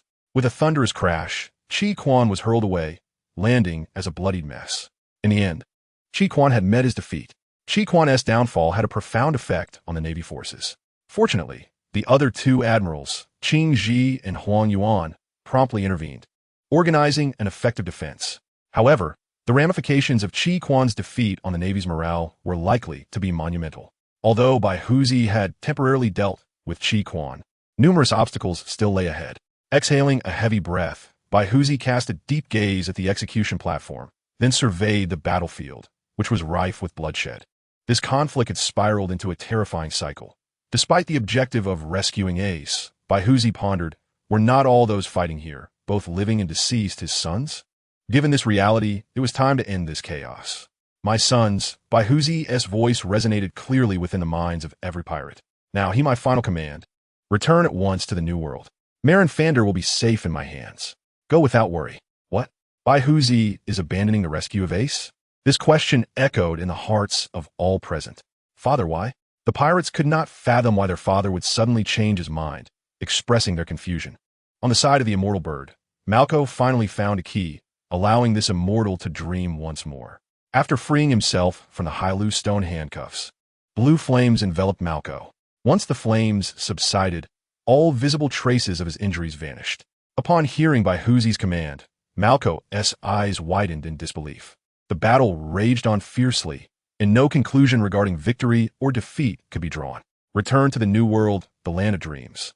I alone can rescue Ace. You foolish children have already done enough. Allow me to undertake this final task for you. No, father. We share life and death together, Malco shouted. Oh, Malco. This is the final command of the captain. Do you dare oppose me? You know well that once I made the decision to come, I had no intention of retreating. My era, Baihuzi's era, is drawing to a close, and yours is about to begin. Do not put me in a difficult position, foolish son. Baihuzi's tone was calm. He understood that the Navy and the world government had relentlessly instigated this war to end his reign. For he had dominated the world for far too long. Reflecting on his journey from the moment he set sail to the present, life seemed to pass like a fleeting shadow. He recalled his original intentions, the encounters with contemporaries such as Luo Jie, Shiji, Zhanghua, and Karp, and how he had built the Baihuzi pirates to dominate the New World. Today, the grand saga of his life was destined to meet its conclusion. Now, let me perform this last task for you, my foolish sons. Baihuzi suddenly lowered his center of gravity, rallying his immense strength, his veins bulging with latent power capable of annihilating worlds. With a resounding crash, he struck the air around him with both fists. The world trembled. His godlike power threatened to upend everything.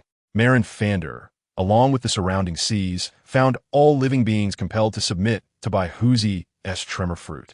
At that moment, the Navy headquarters building began to develop a deep scar across the massive characters of justice, the ground cracking beneath, pulling everything above into the abyss. The fissures continued to spread, halting the battle.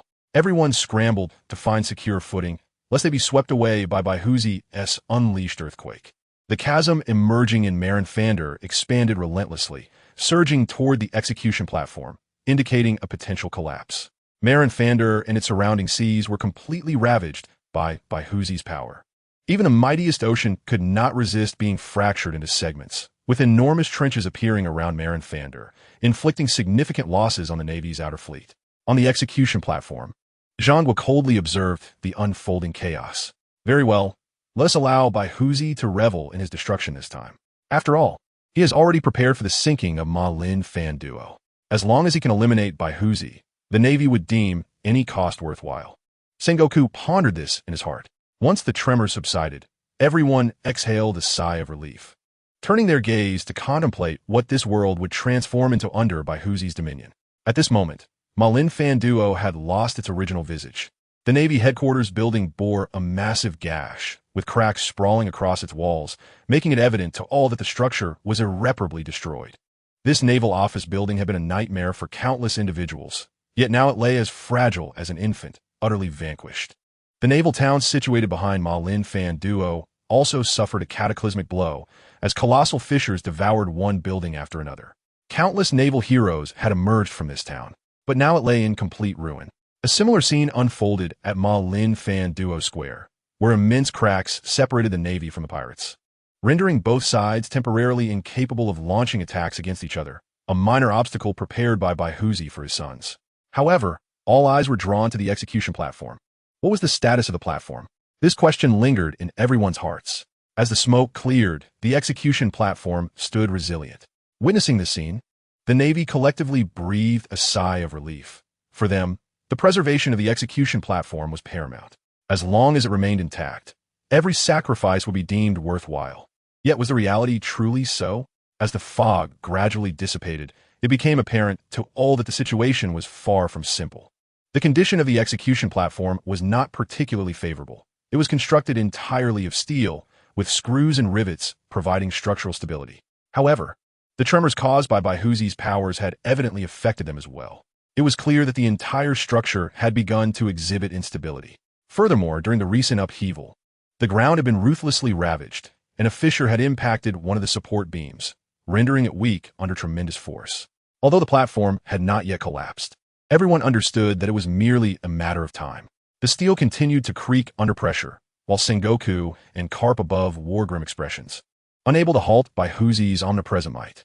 At this moment, the platform was on the verge of toppling, and Sengoku recognized that it was time to withdraw. However, fortune seemed to elude them. With a resounding crash, the straining support finally fulfilled its purpose. As the execution platform teetered towards collapse, the Navy's ranks were filled with dread. What would happen if the platform fell? The pirates, on the other hand, were elated, for Ma Lin Fan Duo had been largely destroyed by their father, Baihuzi. Yet, the anticipated scene did not unfold. Just as the execution platform was about to descend, it remarkably held its ground in an unusual posture. Look, there's someone there. Eyes shifted towards the base of the platform, where the previously broken support was now firmly grasped in the hand of an individual. One person was single-handedly propping up the nearly toppled execution platform, a feat of strength that instilled fear in all observers. The individual murmured something softly, as if conversing. At this moment, Tang was immensely frustrated. Having finally mastered the power of the Dindinger, he found himself in a predicament as the execution platform threatened to crash down. There was no choice. For his own sake and the honor of the Navy, the platform must not fall. Thus, Tang silently supported the platform, ensuring it remained upright for the time being. Sengoku, seeing Tang's figure, felt a sense of reassurance, with Tang momentarily withstanding the pressure. The Navy's engineering corps sprang into action to reinforce the structure, eager to liberate Tang, as every combatant was invaluable at this juncture. This was Rear Admiral Tang, whose power rivaled that of the three admirals. I recall his sword was identical to the black blade of the world's greatest swordsman, Mihawk. The battle at Ma Lin Fan Duo had been truly spectacular. It was said that Admiral Sengoku contemplated establishing a fourth admiral position specifically for him. What does that matter? Recently, during the tea party of the Four Emperors, a surprise guest intruded, allegedly the work of Rear Admiral Tang. It was reported that the Four Emperors demanded an explanation from the Navy, and ultimately, it was Rear Admiral Carp who had to intervene to resolve the situation. Tang's solitary support of the execution platform was crucial for maintaining the morale of the Navy soldiers. Although the situation was not entirely secure, it was certainly preferable to complete collapse. In the inferno that Ma Lin Fan Duo had become, the Navy launched another assault on Baihuzi, with countless soldiers flooding towards him like a swarm of locusts. Even as Baihuzi used the Dunjun Guosher to clear them in swathes, many still managed to reach him. The Navy was fiercely engaged in combat with Baihuzi. Those who succeeded in slaying Baihuzi would rise through the ranks, fighting for the Navy's justice and to eliminate Baihuzi. It was unclear who first shouted this rallying cry, but one by one, Navy soldiers brandished their weapons and charged forward. Perhaps they could not kill Baihuzi, but inflicting even a scratch on him would be a victory in their eyes. Meanwhile, the pirates of the Whitebeard Pirates began to fend off the Navy's assault while gradually retreating towards the bay. In essence, this battle had left the Whitebeard Pirates in a precarious position. Baihuzi had realized that the entire crew was ensnared in a dilemma, which was why he had chosen to remain and confront the bulk of the Navy's forces, seeking to carve out a path for their escape. Marco was reluctant to leave, watching the battlefield anxiously from the other side of the fissure. He yearned to assist his father, yet Baihuzi had issued his final command as captain, and none possessed the authority to defy it. This was the principle upheld by the Whitebeard pirates. Marco could only watch helplessly, unable to take action. At that moment, beneath the fissure, a figure struggled to rise. Shaking his head, Akainu carefully assessed his injuries. Years of combat had forged a formidable foundation. Despite being bloodied by Baihuzi's assault, Akainu Sakazuki was still able to move, and he appeared ready to re-engage. The clamor of battle above had not subsided. Though Akainu had fallen below, ascending would require immense effort, yet this did not deter the indomitable spirit of this warrior, who harbored grand aspirations. Akainu approached the earthen wall, reaching out to touch its surface, activating the abilities of the magma fruit. In an instant, a passage entirely formed of molten lava materialized before him, and he slowly stepped inside. Soon, beneath the sight of all, a torrent of magma surged forth, relentlessly breaking through everything above. As a spacious lava tunnel continued to expand under the command of Akainu Sakazuki. As he neared the surface, Akainu noticed that directly above him lay an open area. A fortunate circumstance indeed. Otherwise, if he were to suddenly appear amidst the Navy's ranks, he could not predict whether the magma would inadvertently cause casualties. In the face of such warfare, Akainu Sakazuki held a profound respect for every Navy soldier, for the future ultimately belonged to the youth. Regrettably, he found himself powerless. This was the nature of war. Loss of life was inevitable.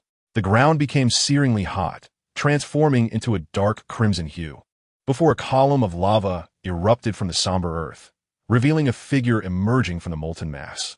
The surrounding Navy soldiers gasped in unison, recognizing the individual as Admiral Sakazuki. Even after being struck down by Whitebeard and plunging into the abyss, this Navy admiral had persevered and, through sheer will, returned to the battlefield. Meanwhile, the Navy soldiers continued their relentless assault on Whitebeard, who single-handedly stood against the entire Navy headquarters. With every punch he threw, innumerable Navy soldiers were sent flying by carp, while the giant brigade's efforts proved futile against Whitebeard's overwhelming might. Yet the Navy did not yield. Whitebeard had sustained grievous injuries, and should he escape today, it would spell catastrophic consequences for the entire Navy. Thus, for the sake of their justice and the future plans against pirates, Whitebeard had to remain here. The Navy headquarters needed to instill fear across the seas, and the most valuable bargaining chip was the Yonko Whitebeard pirates. At this moment, Akainu had just escaped a dire situation, and despite his desire to confront Whitebeard, he would have to wait. Yet even a brief respite could allow for the discovery of lurking threats. What could it be? Behind the plaza of Marineford, a colossal figure emerged from mist. Something bit my foot, it hurts. Oh no, I've been discovered. A person clad in a massive prison uniform revealed their true form. Before the Navy soldiers could react, another voice chimed in, "Fools, you exposed us prematurely." A group of uninvited guests appeared at the side of the plaza, with the leading man declaring, "Well, it's not such a terrible situation to appear now. Hee. Marine headquarters. Old man, it's good to see you." The attention of the Marine headquarters was temporarily diverted to the unexpected visitors. Whitebeard, having gained a moment's peace, regarded the speaker with a cold gaze. Not far away, the immortal bird Marco glared at the newcomers, muttering, "Marshal D. Teach, Blackbeard." Had it not been for Blackbeard, perhaps all the misfortunes that had befallen the Whitebeard pirates over the past few months would not have occurred. Sengoku glared at the newcomer, boiling with anger. He never expected the mastermind behind the release of criminals from Impel Down would dare to show up at Marine headquarters, Marineford. This was undoubtedly a resounding slap to the face for the world government and the Marine headquarters. "Blackbeard, I can't believe you have the audacity to invade Impel Down and now dare to come to Marineford. You want to be leaving here today?" Sengoku shouted. "Teach, why would you harm your own family? You heartless wretch. You brothers have always coexisted harmoniously. Why resort to treachery and kill your brother?" "Thatch?" Whitebeard admonished loudly. Hey, old man, Thatch obtained what I have long desired. Tell me, what other way could I have secured it? Blame him for possessing something that was never rightfully his. Not me, old man, Blackbeard Marshal D. Teach retorted. "You beast, to harm your own brother for a mere object. You shall not live to see another day." Whitebeard declared. "What did you say, old man? Am I hearing a joke?" Blackbeard laughed derisively. "Look at yourself, old man. You are no longer the formidable Yonko you once were. After such a prolonged battle with the Navy headquarters, do you still have the strength left?" Blackbeard mocked. Whitebeard remained silent. He was indeed gravely injured, particularly in such a hostile environment. Seeking retribution against Blackbeard would not be an easy task. Blackbeard, now that you are here in Marineford, what do you intend to do? Sengoku scolded Blackbeard harshly. If he was here to confront the Navy, then the Navy was in peril. The conflict with Whitebeard had been fierce, yet he remained unafraid. If necessary, he and Carp would have to intervene. However, it would be best if they could intimidate Blackbeard and his crew into retreating. The inmates from the depths of hell, combined with his formidable original crew, made for a powerful force. I am here to retrieve some things I desire, Blackbeard replied, grinning. Hee, old man, allow me to pave the way for you. With that, he lunged towards Whitebeard. Indeed, Blackbeard sought to claim Whitebeard as head. Not merely for the title of Yonko, but for a secret. He yearned to harness Whitebeard's power, a force capable of shaking the very foundations of the world government. Blackbeard firmly believed that only with the power of the Quake fruit could he instill true fear of his existence in the world. Due to the premature exposure of the massive warship, San Juan Wolf, Blackbeard and his crew had no choice but to reveal themselves. Unable to wait any longer, Blackbeard initiated his assault on Whitebeard, determined to slay him and seize his power. At that moment, Blackbeard Marshal D. Teach was consumed by this singular thought. With a resounding crash, Whitebeard struck the air before him. The immense force generated by the shockwave ruthlessly slammed into the assailants, and Blackbeard immediately felt the impact of this power, realizing even in his weakened state, Whitebeard's strength exceeded his expectations. Blackbeard found himself firmly locked in Whitebeard's sights. Suddenly, Whitebeard vanished, and when the onlookers next beheld him, he had already appeared before Blackbeard Marshal D. Teach. Blackbeard widened his eyes at the sudden appearance of his father figure and, steeling himself, swung a punch. However, before he could land the blow, Whitebeard's other hand descended upon him. The fist imbued with the Quake fruit's power struck Blackbeard Marshal D. Teach squarely in the face, halting his own fist midair. With a resounding thud, the visage of Blackbeard was truly ravaged by this blow, already missing several teeth. He now found himself searching the ground for them after Whitebeard's fist struck him with tremendous force. Moreover, due to the limitations of the Yami no Mi, his sensation of pain was exacerbated several-fold. Just how excruciating was Whitebeard's punch, multiplied several times over. In this moment, Blackbeard was utterly engulfed by the overwhelming agony. Moaning in distress, he writhed on the ground before Whitebeard, clearly unable to endure the torment any longer. Whitebeard, on the other hand, coldly regarded this despicable figure. He was oblivious to the extent of Blackbeard's intentions and had no desire to comprehend them. He adhered to a singular principle. There exists no justification for harming one's family. Once a grievous mistake is made, one must accept the consequences. Blackbeard, having committed a grave error, you must face retribution.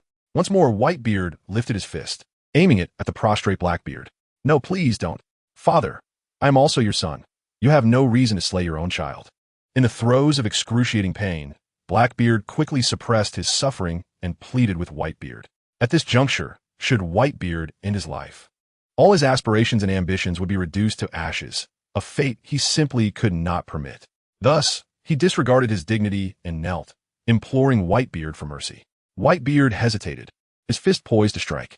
A flicker of compassion crossed his eyes. He regarded his sons as his most treasured possessions. Even after being betrayed by Squard, he could not bring himself to punish him severely, for they were all his children. As a father, if he did not cherish and understand them, who else could he expect to show them compassion? Although Blackbeard had committed a heinous act, and Whitebeard had resolved to cleanse his ranks in this critical moment, he found himself reluctant to deliver the final blow. Furthermore, Blackbeard's desperate kneeling plea perplexed the strongest man in the world. Perhaps Whitebeard was indeed worthy of his title, but he had his vulnerabilities. In the presence of his sons, he would always lower his guard, revealing the inherent weakness of the world's mightiest. Undoubtedly, in this moment demanding decisive action, Whitebeard's choices appeared less than flawless. Just as he hesitated on whether to spare Blackbeard Marshal Teach, the latter seized his opportunity. With a swift motion, he drew a dagger from his side, and after diverting Whitebeard's attention, he plunged it toward Whitebeard's abdomen. However, this dagger was swiftly countered.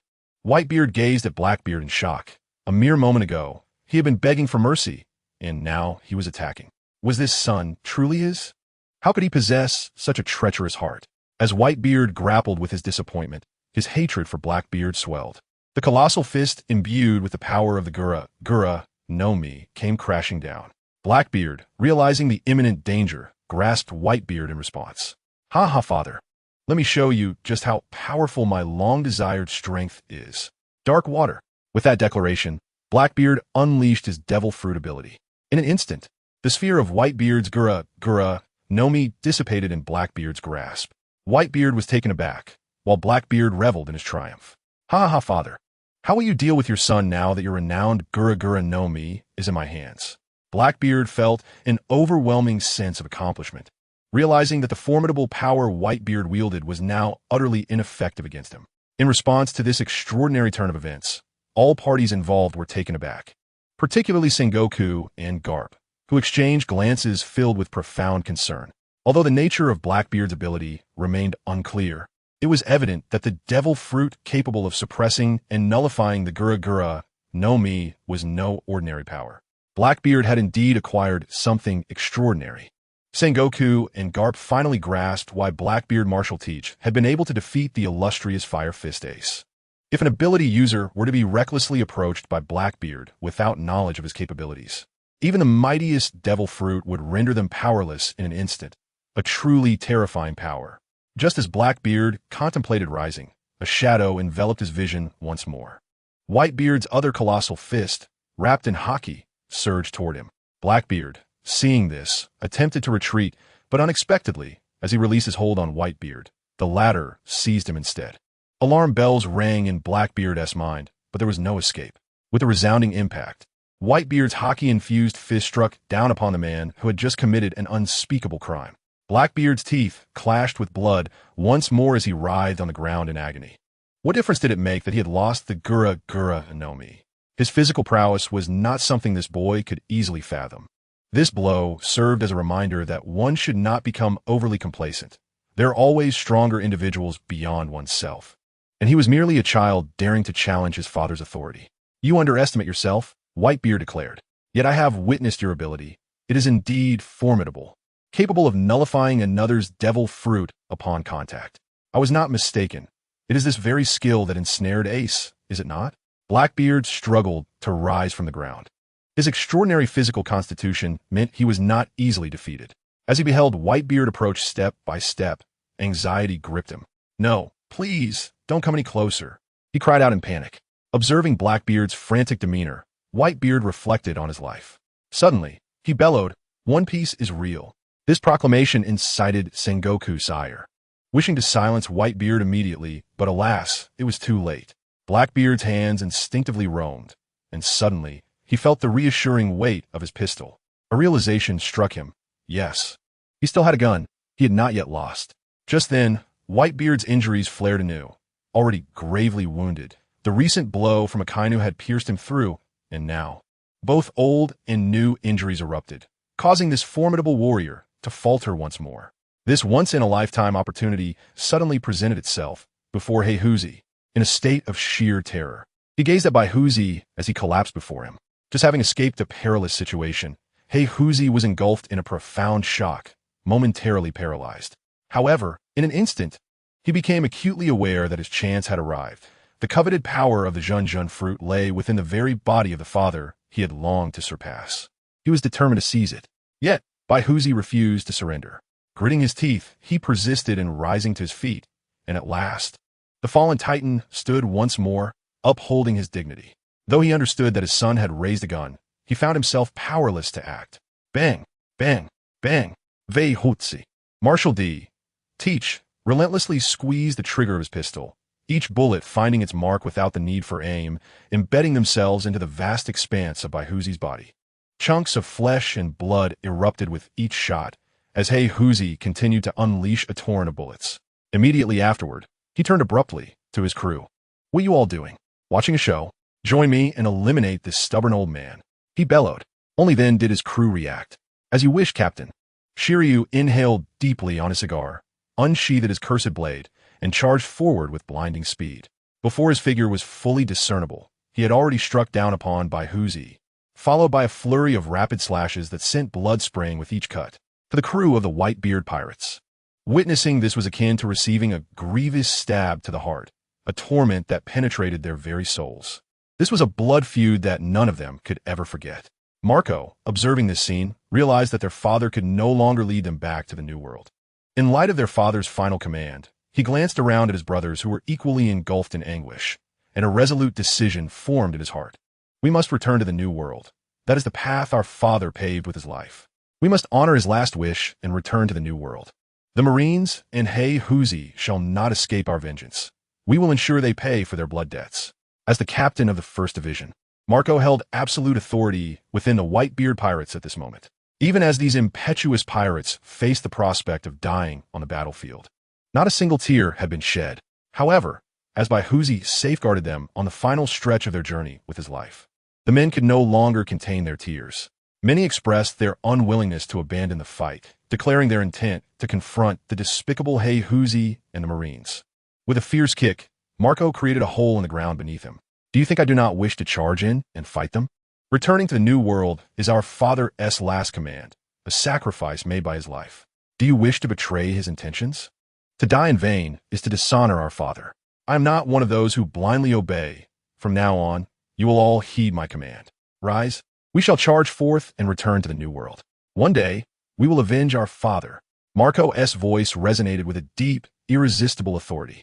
Under his coercive leadership, the crew gradually advanced towards the bay, needing to retreat and return home to the New World. Meanwhile, following Shiryu's assault, more members of the Blackbeard pirates began their onslaught against Huzi. Van Augur continuously pulled the trigger, while the tyrant Abelo Pizarro had transformed his hands into cannons, unleashing a barrage of fire. After their assault, the devilish officer Lafitte joined Shiryu, wielding a cane that concealed the blade, both relentlessly attacking Huzi's form. Shiryu and Lafitte eventually ceased their assault, but Huzi, still frantically changing ammunition, hesitated until he discharged his last bullet. When he sought more ammo, Shiryu intervened. No need for that. Huzi is dead, he uttered with a calm that was almost eerie.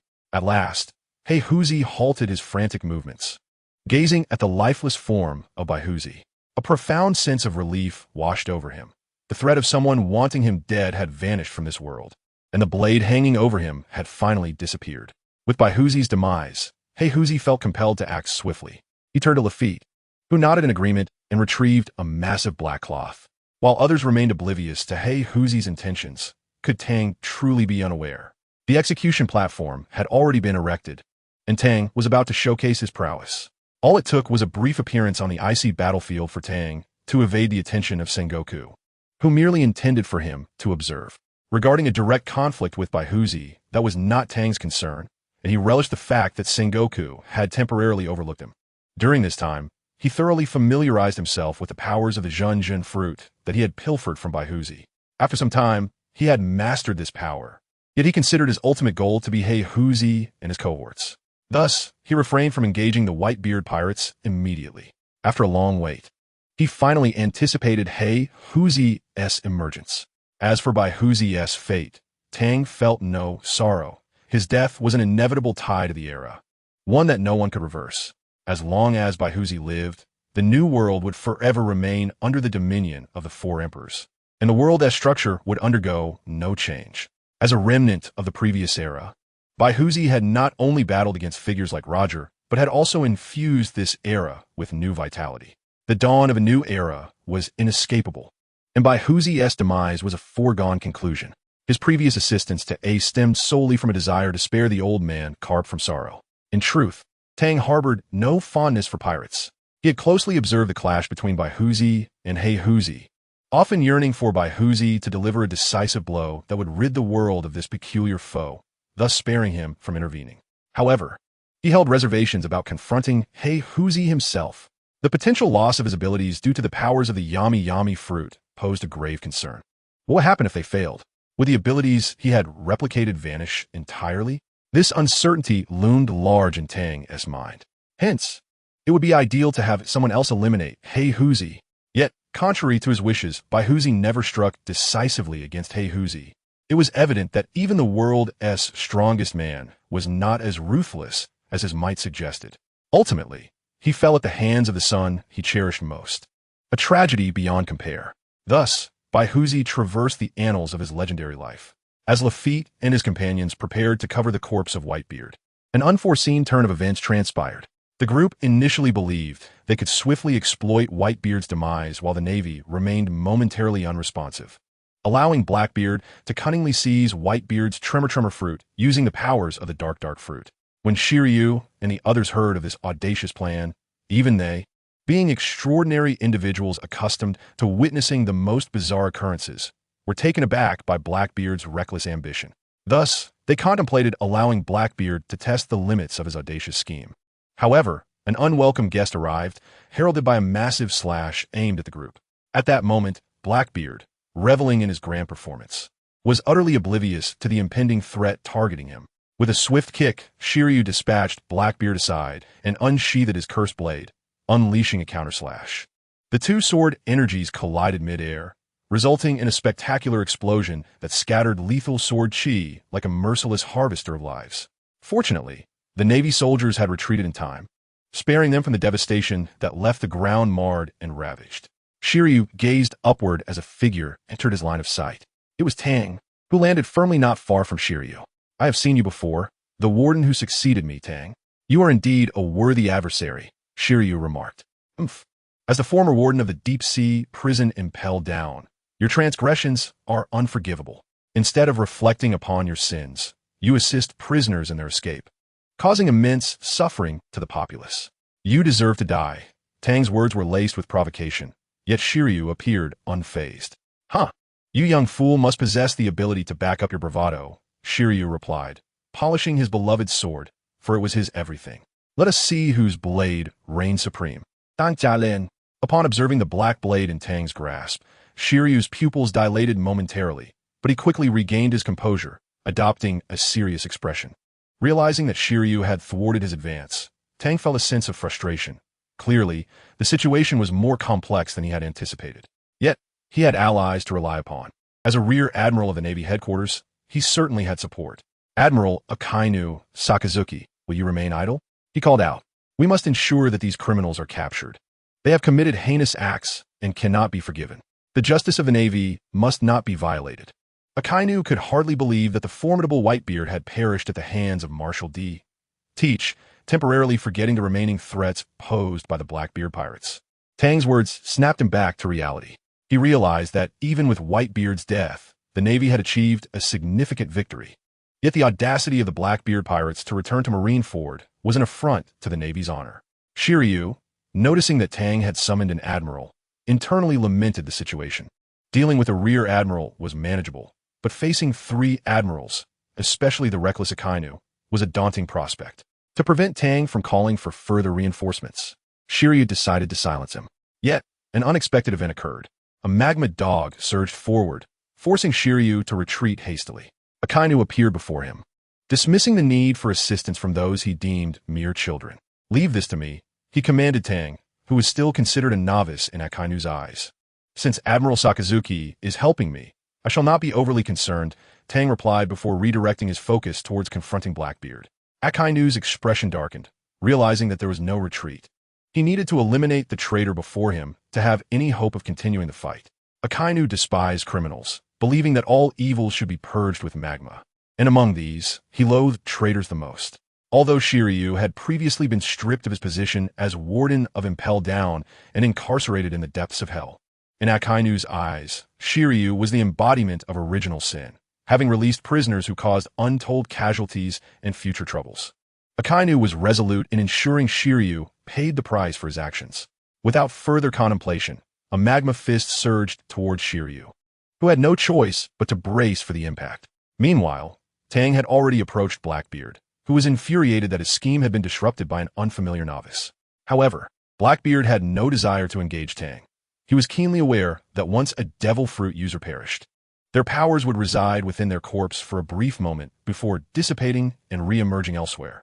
Blackbeard intended to seize this fleeting opportunity to transfer Whitebeard's tremor fruit abilities into his own body, thereby becoming the world's first individual capable of wielding the powers of two devil fruits.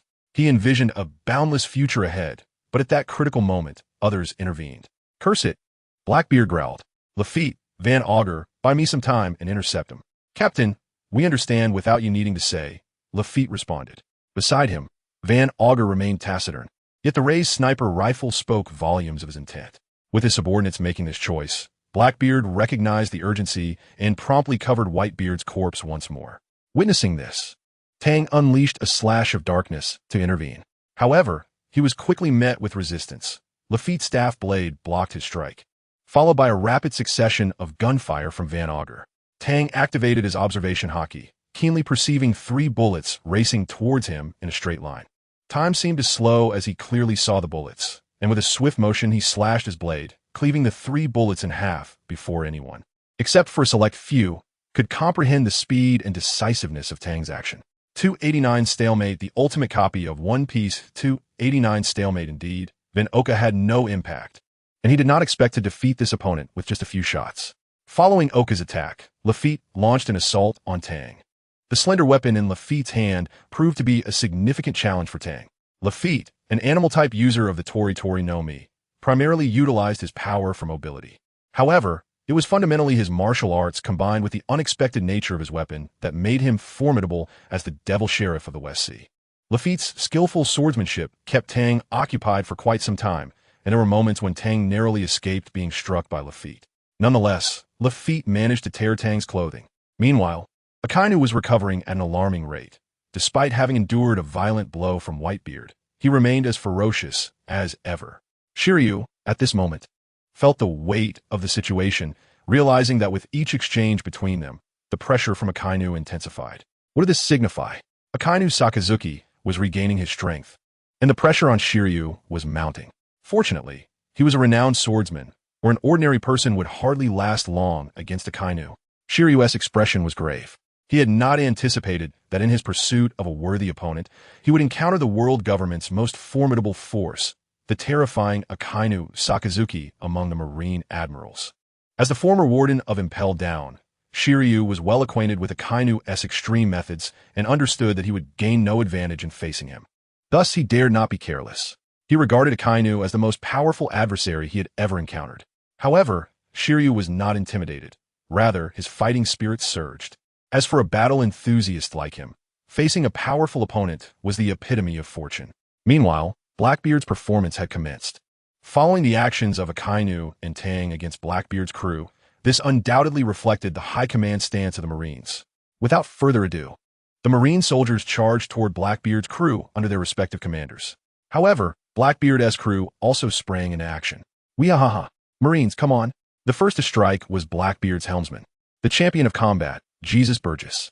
Renowned for his physical prowess, he was a true war fanatic. Any Marine soldier who charged at him would be sent flying by his punches. Following him were several monsters from the depths of Impel Down. Emerging from the depths of hell, Katarina Devon, the Crescent Moon Hunter Bacchus Shot, the Barrel of Wine, the Grim Reaper Poison Q, and the Tyrant King Abelo Pizzuro all took action, effectively surrounding the corpses of Blackbeard and Whitebeard. Any Marine would find it nearly impossible to breach this line of defense. Naturally, this situation quickly captured Sengoku's attention, yet, to be honest, he was uncertain as to what Blackbeard intended to extract from Whitebeard. 290 Shock, the ultimate copy of One Piece. 290 Shock, the circumstances were peculiar. Even after years of dominance at sea, Sengoku and Garp could not discern Blackbeard's true intentions. However, they were acutely aware that if Blackbeard were allowed to proceed unchecked, the outcome would undoubtedly result in him acquiring what he desired, posing a significant threat to the Marines, given that admirals possess the authority to choose their battles during wartime. Coupled with Kizaru and Akiji's need to pursue the remnants of the Whitebeard pirates, Sengoku prioritized the eradication of the entire Whitebeard crew over focusing solely on Blackbeard. Weighing the options, Sengoku formulated a plan. He ordered all pacifists to mobilize and seal the coastline. The primary task of the Marines remained the extermination of the Whitebeard pirates. While minimal forces were allocated to Blackbeard's crew, he would handle them personally. Sengoku had decided to concentrate the Marines' main strength on pursuing the Whitebeard pirates. As for Blackbeard's crew, composed of high-level combatants, attempting to breach their defenses would only lead to unnecessary casualties. Thus, Sengoku resolved not to expend lives in a futile attempt to fill the bottomless pit that was Blackbeard. He needed to consolidate high-level forces for a decisive strike to annihilate Blackbeard's crew, for this arrogant individual had gone too far. Upon receiving Sengoku's orders, the Marines surrounding Blackbeard's crew promptly withdrew from the battlefield, leaving only Tang and Akainu as representatives of the Marine Headquarters elite forces. Akainu's furious blows radiated heat that left all opponents feeling discomfort, whereas Shiryu, having endured the searing hell of Impel Down, was relatively unfazed. The two quickly engaged in a fierce battle, with sword shadows flashing and magma erupting, transforming the vicinity into a veritable battlefield. At this moment, the black cloth covering Whitebeard was torn away by Burgess. Upon witnessing this, Tang's eyes widened in disbelief, realizing that Blackbeard had completed his plan. However, today, he would ensure that Blackbeard remained here. He would not allow him to escape and wreak havoc. Having just executed his plan, Blackbeard was elated, finally achieving his ambition. Weahaha! Marines, world government, prepare to taste this power that instills fear in everyone across the world. Blackbeard exclaimed, casting a glance at his right hand. A force that had seemingly vanished, one not belonging to Blackbeard, re-emerged before everyone's eyes. Blackbeard unleashed it into the air, causing Marineford to succumb once more to unsettling tremors. All were astounded by this spectacle. Even seasoned warriors like Sengoku and Garp had never encountered such a phenomenon. When Whitebeard perished, the power of the Gura no Mi did not dissipate, but was mysteriously transferred into Blackbeard's body. This terrifying method was undeniably formidable. However, Sengoku and Garp quickly regained their composure, confronted by an even more shocking reality. 291 Blackbeard's ambition, the ultimate copy of One Piece 291 Blackbeard's ambition. Blackbeard could actually consume 2 devil fruits. This was an utterly terrifying notion. Acquiring the powers of a devil fruit necessitates the understanding that one can only consume a single fruit. If one were to consume a second devil fruit, the 2 distinct powers residing within would engage in a fierce struggle for dominion over the body of the user, a conflict that the individual would be utterly incapable of controlling. The dire consequence of such a confrontation is that it would ultimately lead to the user's body being torn apart. Throughout the ages, countless formidable beings have mistakenly believed themselves to be the exception, attempting to ingest a second devil fruit in pursuit of acquiring more complex and potent abilities. Yet, none have survived this endeavor, resulting in a grim fate for all. Over time, the understanding that one cannot consume 2 devil fruits has become a universally acknowledged truth. Such occurrences have never been witnessed before, leading even the likes of Garp and Sengoku to concede that Blackbeard is indeed an anomaly. His deeds have been nothing short of earth-shattering, commencing with the assassination of members of the Whitebeard Pirates, followed by a treacherous deal with the Marine headquarters involving Fire Fist Ace, which secured him a position among the 7 warlords of the sea. He then legally infiltrated the depths of Impel Down to release its prisoners. With these powerful crew members, he returned to Marineford and eliminated Whitebeard, employing mysterious methods to acquire the power of the Gura no Mi, which was thought to have vanished. Step by step, meticulously planned. Even Sengoku must acknowledge that Blackbeard is indeed a prodigy. However, such a prodigy is not what Sengoku wishes to see. He contemplates the potential future threat posed by Blackbeard should he escape today, envisioning a foe more formidable than Whitebeard himself. In comparing the two, Sengoku would prefer that the devastating powers of the Gura no Mi were wielded by Whitebeard, who, despite his strength, has always sought to protect his family and would refrain from interfering with the Marines as long as they do not provoke him. In stark contrast, Blackbeard's youth and burgeoning ambitions manifest as an ever-expanding threat. The presence of the Gura no Mi in his hands poses a dire peril to the Marines, the world government, and the populace at large. With a thunderous crack, the air fractured. The violent tremors instilled a sense of unease in all present, as Marineford, already ravaged by Whitebeard, faced yet another seismic onslaught. The Marine headquarters was now irrevocably destroyed. The tremors did not last long, and the imposing structure, emblazoned with justice, crumbled entirely. The fissures in the ground continued to widen, new cracks emerging as Blackbeard declared war on the Marine headquarters. Marines, today I shall render Marineford and Edward a thing of the past. Blackbeard unabashedly proclaimed his arrogant intentions. Blackbeard, having reached this point, we can no longer spare you, Sengoku declared, formally announcing the Marine headquarters campaign against Blackbeard. In an instant, a brilliant golden light illuminated the scene. Sengoku's form began to swell, radiating beams of golden brilliance. Those familiar with Sengoku understood that he was about to unleash his power, while Marine soldiers looked upon their commander with unwavering trust. From the outer seas surrounding Marineford, one could discern the Marine headquarters emanating a luminous aura. Upon closer inspection, one could even hear a melodious resonance. In that moment, the light of the Buddha shone forth, as the golden glow subsided, a colossal Buddha materialized above Marineford, elevating the spirits of the Marine soldiers to unprecedented heights. You old relics of the past should have exited the stage long ago. Today, let me, Marshal D, teach, obliterate everything you hold dear, Blackbeard declared before instantly vanishing into darkness. Though the Yami no Mi does not allow for elemental transformation, the pervasive, pitch-black void constitutes the very essence of Blackbeard's power. Sengoku, an adept of the Zoan-type Hito no Mi, transformed into a great Buddha, capable of unleashing unfathomable shockwaves. Without further ado, he raised his palm and struck towards Blackbeard and his crew, unleashing a tremendous shockwave. Blackbeard, raising his darkened arm, attempted to withstand the assault, but the giant Sengoku was beyond Blackbeard's ability to resist. With a deafening crash, Sengoku's shockwave surged past Blackbeard's defenses, delivering a heavy blow to Blackbeard and his crew, save for Lafitte and Shiryu, who were engaged in combat with Don and Akainu. The overwhelming pressure bore down upon Blackbeard and his associates, as if a mountain had descended upon them, forcing them to their knees, and in an instant they all coughed up blood. As the shockwave dissipated, the oppressive weight vanished. Ugh! Blackbeard spat blood from his mouth. That old man is indeed formidable. Despite the bloodshed, Blackbeard's crew remained spirited and eager before Blackbeard could respond.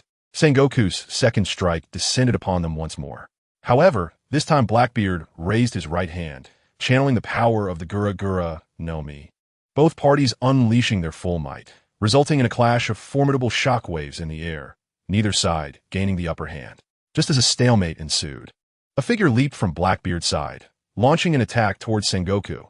It was the combat champion, Baggy the Clown, attempting to ambush Sengoku. Captain, allow me to lend you a hand.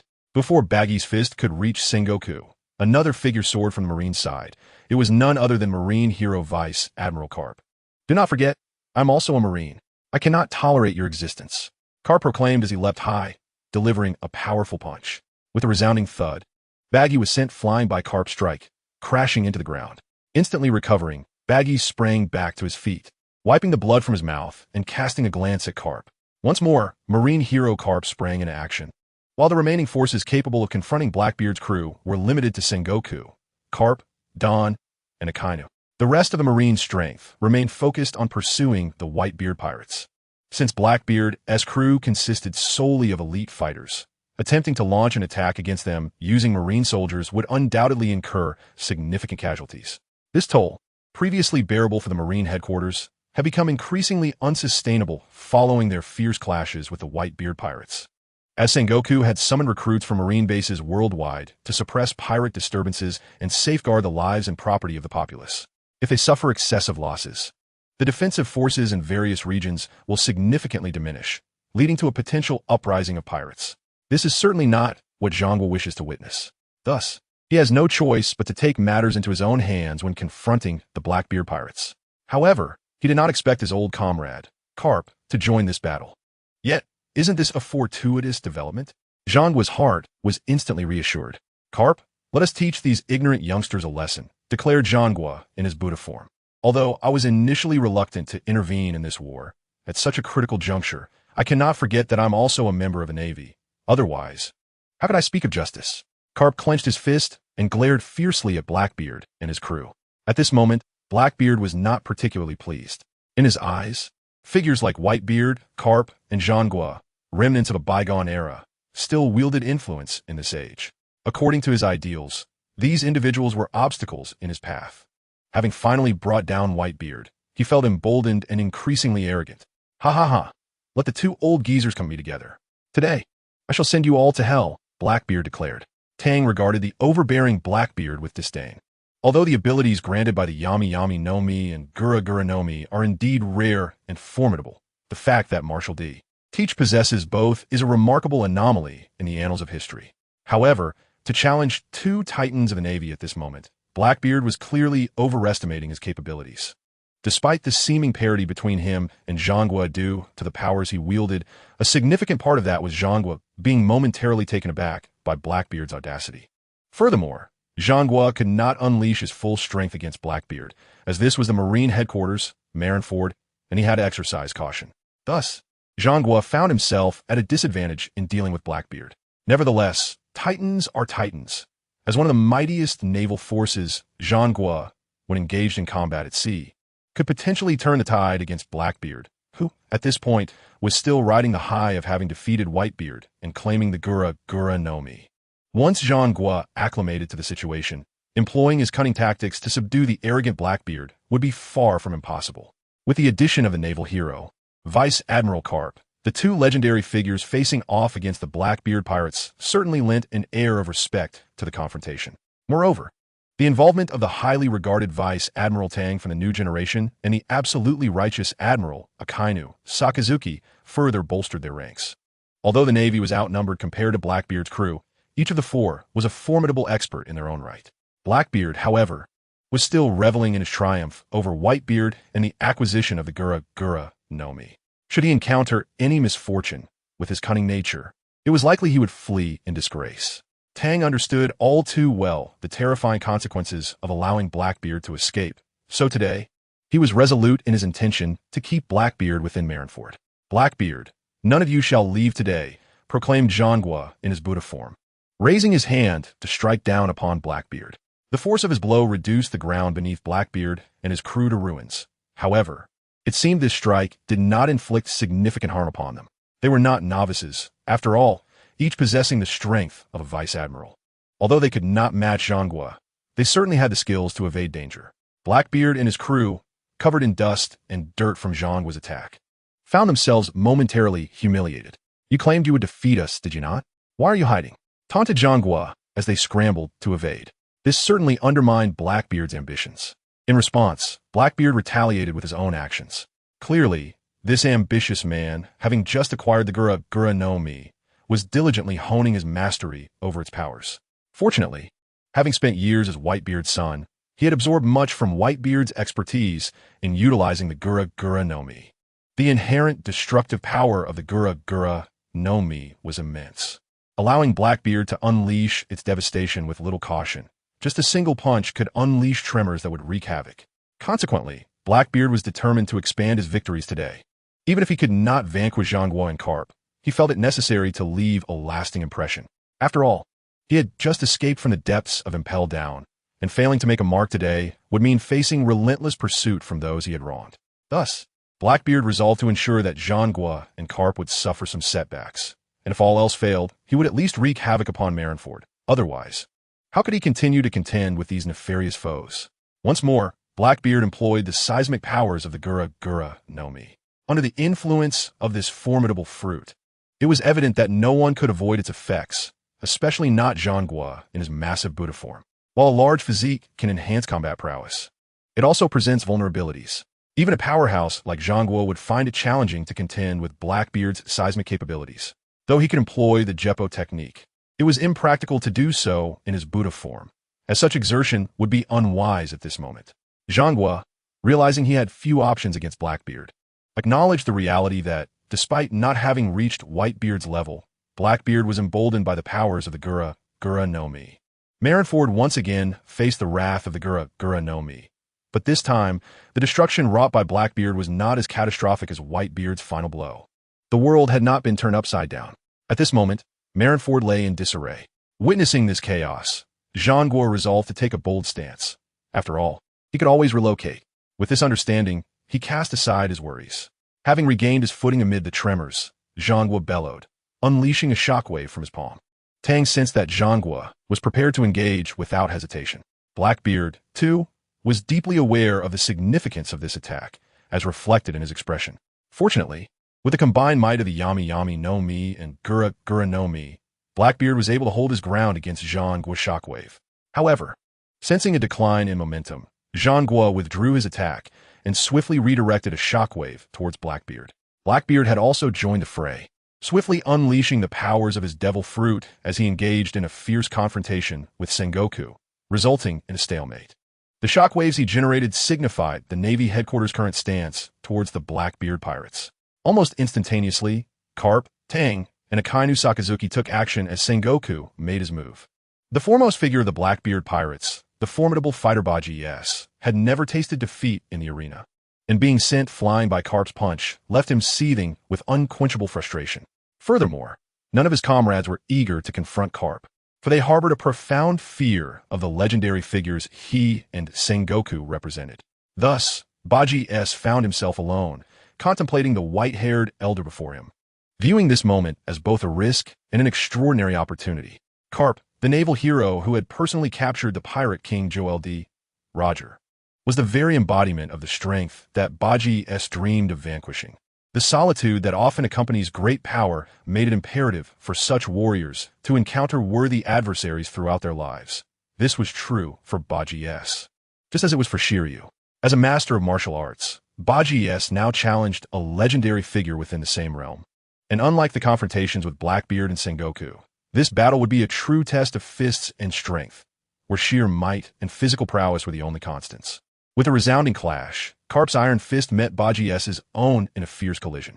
Sengoku, momentarily taken aback, recognized the extraordinary power behind his own fist, which Carp was well aware of. Yet, Baji S appeared to casually absorb Carp's blow, prompting Carp to acknowledge the strength of Blackbeard's subordinate. Carp held a deep appreciation for martial artists. To him, mastering one's own physical capabilities was the path to true strength, regardless of the might of a devil fruit. The presence of seawater or sea stone handcuffs could render such powers ineffective. At this moment, Carp was determined to teach this young scoundrel a lesson, demonstrating that although age had caught up with him, his prowess remained as formidable as ever. The Navy headquarters was not a place for recklessness. The two warriors engaged without unnecessary tricks, relying solely on their martial arts, where direct confrontation was the only righteous path. Meanwhile, Tang recognized that with Sengoku personally confronting Blackbeard and the latter successfully acquiring the powers of the Gura no Mi, there was no need for him to rush into the fray. His thoughts shifted back to the two adversaries before him. Lafitte, despite possessing a Zoan-type devil fruit, seemed to view it merely as a tool rather than a crutch. Those who did not overly rely on their devil fruit abilities were often formidable in their own right, rendering Lafitte's accomplishments undeniably impressive. However, facing the rising star of the Navy, Major General Tang posed a considerable challenge for Lafitte, whose rank alone would cause him significant trouble. In the meantime, the battle involving Akainu was escalating in intensity. Unlike Carp and Tang, whose destruction was more restrained, Akainu unleashed the full ferocity of his magma powers, placing immense pressure on Shiryu. Being entangled with an admiral was far from a favorable situation for him. The clashes intensified, with a plethora of tactics being employed, further ravaging the already dilapidated marine fort. Sengoku, witnessing the devastation, realized that restoring it would require a staggering expense. He decided to abandon all restraint, opting to let the old give way to the new. Another shockwave erupted as Sengoku unleashed his power, while Blackbeard relied heavily on the dark waters generated by his Yami no Mi to mitigate the damage caused by Sengoku's attack. No longer contending with him using the Gura no Mi, it was only natural.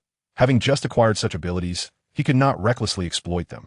Moreover, the Yami no Mi possessed a formidable suppressive force over its users, nearly catching Sengoku off guard several times. Though Sengoku had yet to fully comprehend the extent of the Yami no Mi's powers, he was acutely aware that Blackbeard was far from ordinary, a realization that came from years of experience. Sengoku would not allow Blackbeard to have his way. As time passed, Blackbeard ceased his attempts to directly engage Sengoku, mindful of the latter's wariness towards his powers. However, he had no intention of letting Sengoku off easily. Observing the distant clashes, Blackbeard realized that his crew was gaining little advantage. Sengoku had effectively restrained Blackbeard and his crew, and despite the latter's threats, Carp would not permit him to escape unscathed. Understanding Sengoku's lack of knowledge regarding the Yami no Mi's true capabilities, Blackbeard recognized that the admiral was merely biding his time, waiting for Carp to cut off his retreat. Despite Blackbeard's bold proclamations about annihilating the Navy's pillars, such words were mere bravado. Even a single admiral entangling the Blackbeard pirates would pose a considerable headache, not to mention the daunting presence of 4 formidable forces. Instantly, Blackbeard began contemplating retreat. He carefully assessed the situation, realizing that the Navy's primary focus today was on attacking the Whitebeard pirates. With only 4 adversaries to contend with, and none of them insignificant figures, particularly Tang, whose strength rivaled that of an admiral, Blackbeard resolved to escape. He had already moved past the initial elation of acquiring the Gura no Mi, and his keen intellect would not allow him to confront Sengoku and Carp head-on. The timing was not yet ripe. With Whitebeard's demise, the remnants of his crew had effectively lost their significance. The New World now presented an open spot among the four emperors, along with countless territories ripe for the taking. These represented the foundation upon which Blackbeard could fulfill his ambitions. He understood that once he entered the New World, with his current crew and the reputation he would gain from having slain Whitebeard, regardless of the fact that he had not dealt the final blow, he could boldly claim his share of Whitebeard's former territory, and over time, the title of emperor would surely belong to him. Realizing that there was no necessity to continue clashing with Sengoku, Blackbeard resolved to relay his orders to his subordinates. However, before he could act, Sengoku launched another attack, causing Blackbeard to stifle his words. He quickly redirected his efforts to counter Sengoku, who was resolutely determined to keep Blackbeard contained until Tang or Carp could finish their confrontations.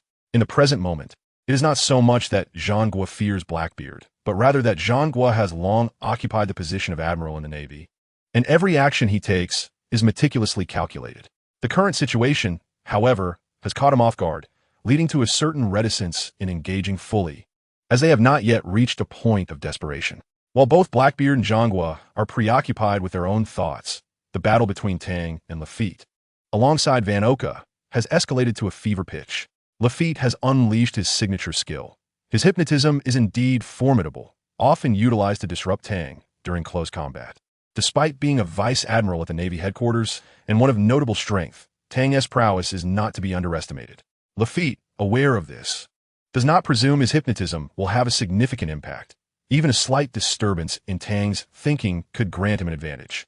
Unfortunately, things do not always go as planned. Fortunately, Lafitte possesses a strong mental fortitude, and with Van Oka, an elite sniper, providing cover, he remains unflustered. A sudden noise breaks the tension, prompting everyone to glance towards its source, which immediately alters the dynamics of the battlefield. The four combat groups have finally begun to yield results. Zhangguo is occupied with restraining Blackbeard, while Tang struggles to eliminate Lafitte, hindered by the ever-present threat of Van Oka's sniper skills. If Tang could close the distance to Oka, he would have sufficient confidence to deal with him, and subsequently, Lafitte would be a trivial matter. Meanwhile, Akainu Sakazuki has yet to recover fully, yet he has managed to keep the formidable sword Shiryu firmly sealed. Thus, it is evident that the swift resolution of the four combat groups is attributed to the efforts of Vice Admiral Carp, a hero of the Navy.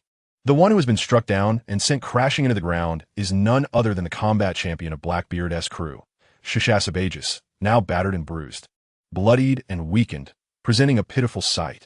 This gives the other three, who have yet to make a decisive move, a glimmer of hope. Vice Admiral Carp, despite suffering some injuries, proves that his age does not diminish his strength. To subdue baggies without sustaining significant damage is no small feat.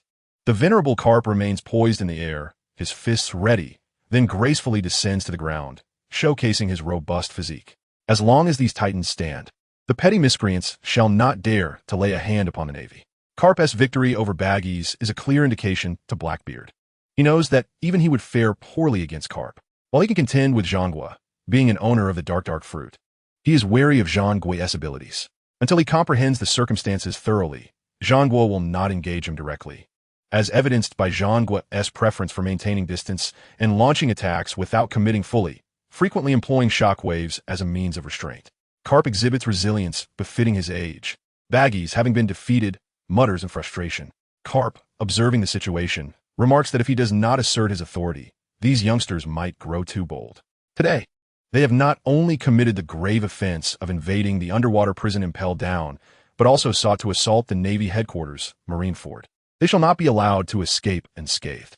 Carp's words undoubtedly ignite the spirits of those present.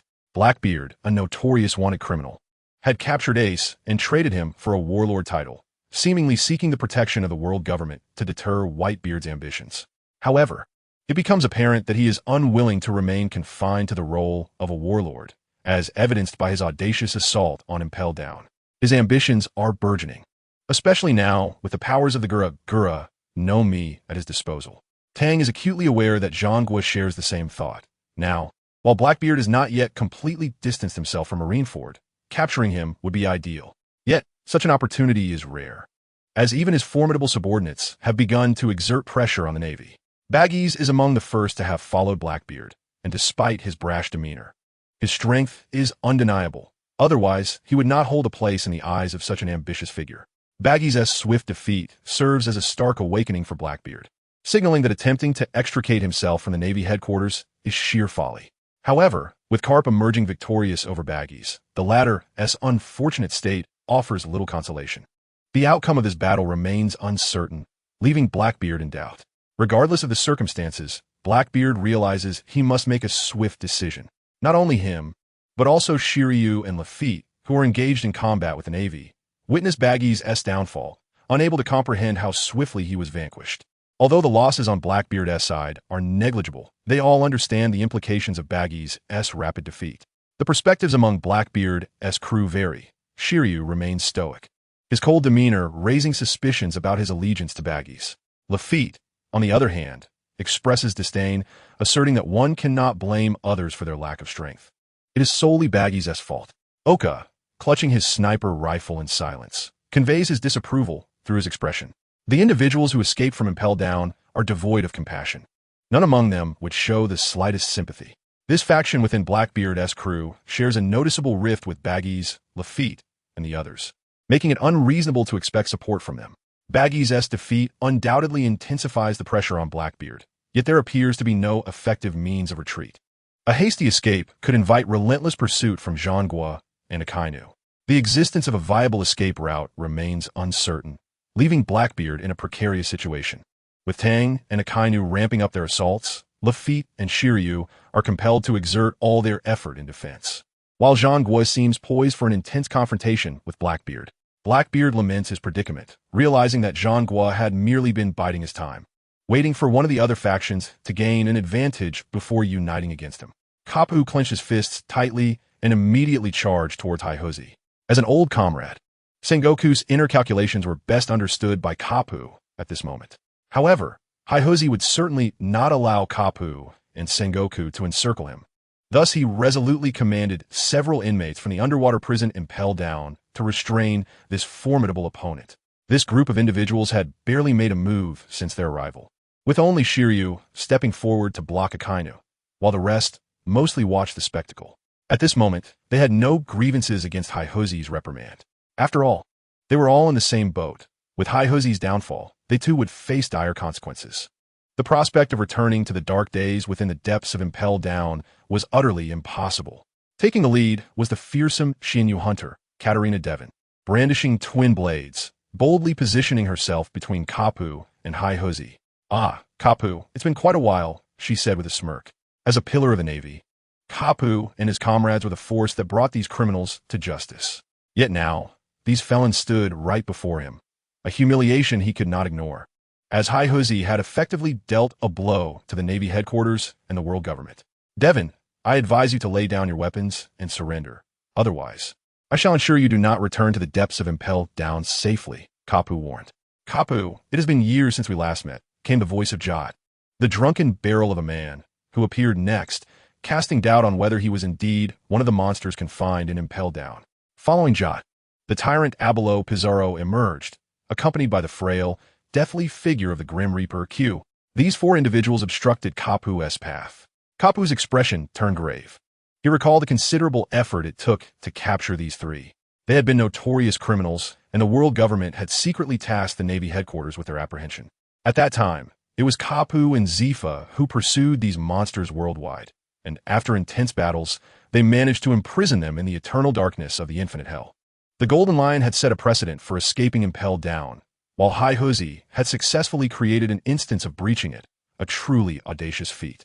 Though these individuals had languished in the infinite hell for many years and their strength had likely diminished, Kapu could not afford to underestimate them. In this critical moment, he had to proceed with utmost caution. With four blocking his path, Kapu had no choice but to engage them. Each possessed unique abilities that, while unable to force Kapu back, prevented him from advancing further. Meanwhile, Sengoku and Haihozi were locked in a genuine duel. Perhaps both understood that there was no need for restraint. They unleashed their full powers. Sengoku maintained the might of the great Buddha shockwave, while Haihozi dodged and retaliated with the powers of the Gura no Mi. At times, Sengoku was caught off guard and was struck by Haihozi's tremors, but fortunately, his transformation into the Great Buddha endowed him with formidable physical resilience, rendering the explosions ineffective against him. In response, Sengoku delivered a powerful slap. And it must be acknowledged that while Sengoku's techniques were few, their effectiveness remained formidable. Even the currently invincible Haihozi and his crew, after experiencing Sengoku's shockwave for the first time, were dissuaded from wanting to taste that sensation again. Thus, Sengoku was determined to utilize this technique to its fullest extent. At this juncture, the 4 elite forces from the Navy faced off against the entirety of Haihozi's pirate crew, and although Kapu felt the pressure from the 4, he remained steadfast. Sengoku was still locked in fierce combat with Haihozi, and due to Akainu's prior injuries, he was unable to swiftly deal with Shiryu. As for Tang, it was needless to say that as long as he sought trouble with Oka, Lafitte would emerge to impede him, and Oka would fire a few shots, forcing Tang to retreat. As they battled fiercely, the Navy forces under the command of various officers were relentlessly pursuing the Whitebeard pirates. After the loss of Whitebeard, this presented an unprecedented opportunity for the Navy, prompting Sengoku to direct his troops to pursue the Whitebeard pirates with full force. Originally, Whitebeard had prepared extensively for the evacuation of his crew, but their deep loyalty to the fallen captain led them to linger in the bay longer than intended, allowing the Navy soldiers to catch up. Now, without their anchor, the Whitebeard pirates were under the command of the indomitable Marco, who had taken it upon himself to ensure their safe return to the New World, despite some dissent against Marco's command. The support of several captains under Whitebeard's direct command allowed the crew to unify rapidly. Therefore, Marco led the pirates in their retreat with unwavering determination.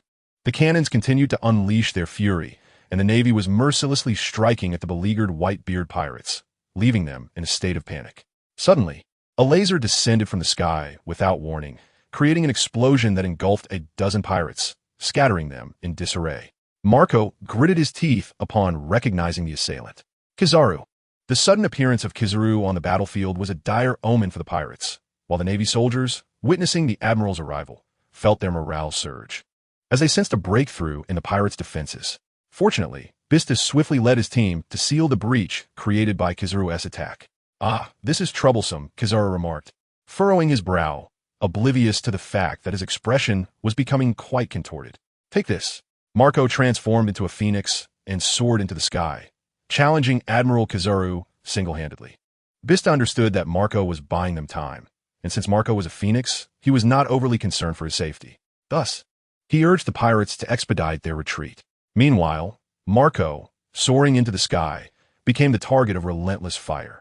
Kizaru knew that his light-based attacks would not significantly harm Marco, so he refrained from targeting him directly, deeming it futile. However, the soldiers below were undeterred, unleashing a barrage of bullets upon Marco's form. But the Phoenix quickly recovered, rendering their attacks ineffective. As the formidable Maer Gao soared ever higher, the naval soldiers found their firearms rendered utterly ineffective, leading to a hasty retreat. Huang Yuan remained still, and Maer Gao, confident in the might of his Feng Huang fruit, was unperturbed by any potential treachery from Huang Yuan. Just as Maer Gao was about to deliver a kick to Huang Yuan, the latter, in a flash of light, positioned himself directly above Maer Gao. Have you ever experienced the sensation of being struck by light? Maer Gao could not help but react as Huang Yuan's lightspeed kick successfully landed on him. At that moment, Maer Gao, intent on kicking Huang Yuan, had not transformed into his mythical beast form, and thus he bore the brunt of Huang Yuan's swift assault, plummeting downwards under immense pressure.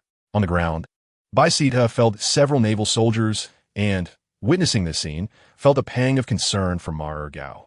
The force of the lightspeed kick not only sent Maer Gao crashing to the ground, but propelled him deep into the earth, stirring up clouds of dust. However, it was not long before Maer Gao emerged from the rubble. The damage inflicted by Huang Yuan's kick mitigated significantly by the regenerative prowess of the Feng Huang fruit. Reluctant to engage further with Huang Yuan, Maer Gao deemed it unwise to be ensnared by the old adversary. He instructed Baisita to relay to their comrades to board the ships swiftly, while the encirclement by the Navy had yet to fully materialize. "Rest assured, Squayat has already taken action," Baisita assured him. Maer Gao nodded in acknowledgement. Suddenly, alarm bells rang out. "Captain, look at the sea." Upon hearing this, Maer Gao's already taut nerves tightened further. When he reached the rear and beheld the scene, he discovered that all the ships had been frozen. This was not the situation he had encountered moments prior. What is happening? Why is this so? Ma-Er-Gao inquired. A voice from the side answered, "Today, you shall not escape." As Ma-Er-Gao and his crew turned to identify the speaker, they collectively gasped in shock. Ma-Er-Gao's brow furrowed deeply. Aokiji Kazan had appeared. Unlike his subordinates, Ma-Er-Gao maintained a remarkable composure. It was evident even to the most foolish that Aokiji had encased their vessels in ice. How else could such an unexpected predicament arise? While Ma-Er-Gao remained composed, the pirates who yearned for escape felt as though the end of the world had dawned upon them. Soon, several captains gathered around Ma-Er-Gao, the remaining members of the White-Beard pirates dwindling. Ma-Er-Gao understood that this group was crucial, and he refrained from engaging Aokiji directly, knowing the odds of victory were slim. Instead, he chose to consolidate their strength, for the outcome of life or death remained uncertain. "Brothers," he proclaimed, "it seems we have no path of retreat left. We might as well confront the Navy head-on, making it clear that we are the White-Beard pirates, and not a single one among us is a coward." The pirates of the White-Beard crew prepared to mount a counterattack. Aokiji, surprisingly, did not immediately engage Ma-Er-Gao and his comrades. Instead, the thunderous sounds of cannon fire heralded the advancing navy. With Aokiji blocking their front and Huang Yuan leading the charge from behind, the White-Beard pirates found themselves in their most perilous predicament yet. Ma-Er-Gao remained undaunted, for a portion of their crew had already escaped, and their presence here was merely to stall the navy. He had already fulfilled some of Whitebeard's last wishes, unafraid of disappointing him. Thus he steeled himself. "Brothers, today, we have no way out. Let us engage the navy in a fierce battle, making them understand that we are the White-Beard pirates, and not one among us is a coward," Ma-Er-Gao bellowed. Just then, Aokiji awaited Ma-Er-Gao's rallying call to the White-Beard pirates, fully anticipating that today would mark the complete annihilation of the crew. The naval soldiers swiftly surrounded the area, while Huang Yuan alighted upon ship's mast, and Aokiji rose to his feet. Ma-Er-Gao understood that the naval forces, under the leadership of two admirals, were poised for a significant confrontation, and he gathered his resolve to deliver the command to strike. On the mast, Huang Yuan's fingers shimmered, preparing for a laser attack, while Aokiji radiated an aura of impending doom, ready to unleash his lethal strike.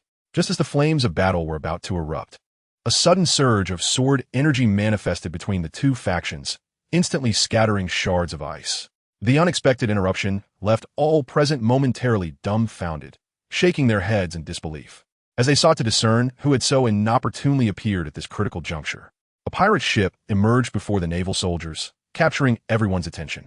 Huang Yuan and Aokiji exchanged grave expressions, while the naval soldiers gaped in disbelief at the newcomer. It was none other than the formidable red-haired Shankasi.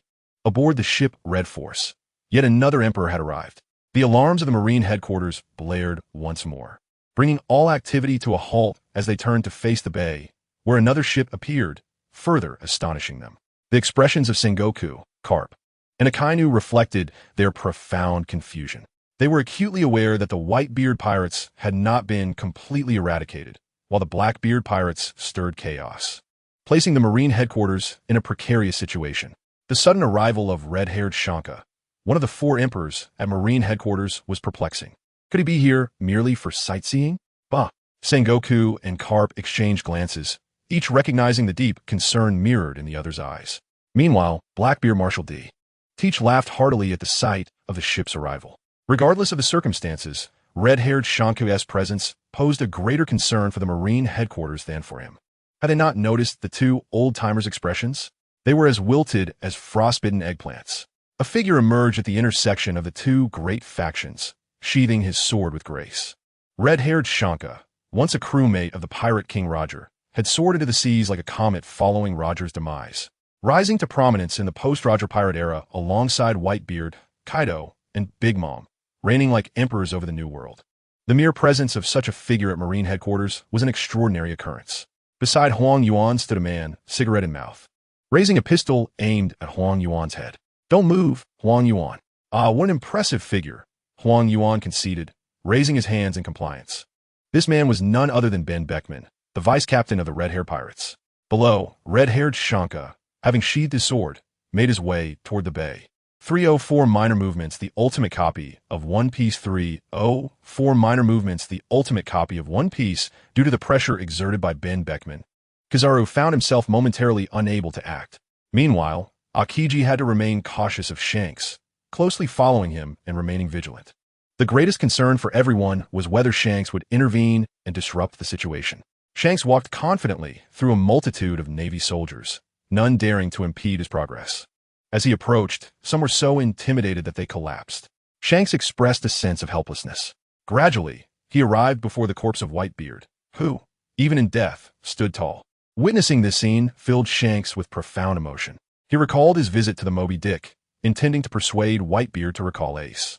Fully aware of the threat posed by Blackbeard Marshal Teach, who was no ordinary foe, he understood the significance of Ace's lineage and the potential turmoil it could bring to the world. However, it seemed all efforts had been in vain. The catastrophe he sought to prevent had unfolded, all orchestrated by Blackbeard. "Shanks, what brings you here?" Sengoku inquired. In an instant, he reverted to his human form, striving to minimize the risk of conflict with Shanks. His heart was a tumult of emotions, as the war was not progressing favorably. First, Blackbeard's crew had emerged, slaying the dying Whitebeard, and then, inexplicably, Blackbeard had managed to exploit Whitebeard's dead body to transfer the power of the Gura no Mi into himself. Sengoku had some understanding of the immense power of the Gura no Mi, and he would rather it be in the hands of Whitebeard than Blackbeard. The fruit itself was not terrifying. It was the human heart that posed the real danger. The user determined the fruit's potency, and Sengoku could only imagine how many innocent lives would be affected by the fruit in Blackbeard's possession. From Sengoku's perspective, Blackbeard harbored ambitions vast enough to threaten the very foundations of the world government. Sengoku was deeply troubled, yet uncovering Shanks' intentions was paramount. Otherwise, given the current state of the Navy headquarters, engaging in battle with Shanks could spell disaster. Shanks spoke gravely. "I am here to put an end to this war. There is nothing left to discuss. Whitebeard is dead, and this conflict has lost all meaning." Realizing that Shanks did not wish for combat, Sengoku breathed a sigh of relief. However, Shanks could not let his guard down. Despite Sengoku acknowledging Shanks' integrity, one must always be cautious, especially considering their historical enmity. Sengoku needed to keep a vigilant watch on Shanks, hoping he would arrive quietly and depart just as peacefully. The moment Shanks appeared, everyone was compelled to halt and face the Emperor. Don and Akainu quickly returned to Sengoku's side, while Carp joined Blackbeard's crew, clearly delineating the factions. Amidst the collective focus on Shanks, no one noticed the subtle actions of Don, which led to Ace on the execution platform vanishing without a trace. 305 Ceasefire, the ultimate copy of One Piece 305 Ceasefire, must be said, this was indeed the most opportune moment. The execution platform had ceased to be the focal point, as the emergence of Blackbeard's crew had shifted the attention of most present. With the appearance of Shanks, one of the four emperors, everyone was compelled to devote their full attention to him.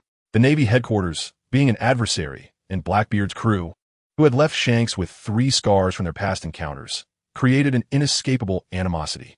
Proud Shanks would undoubtedly seek vengeance against Blackbeard, though whether he would find the opportunity remained uncertain.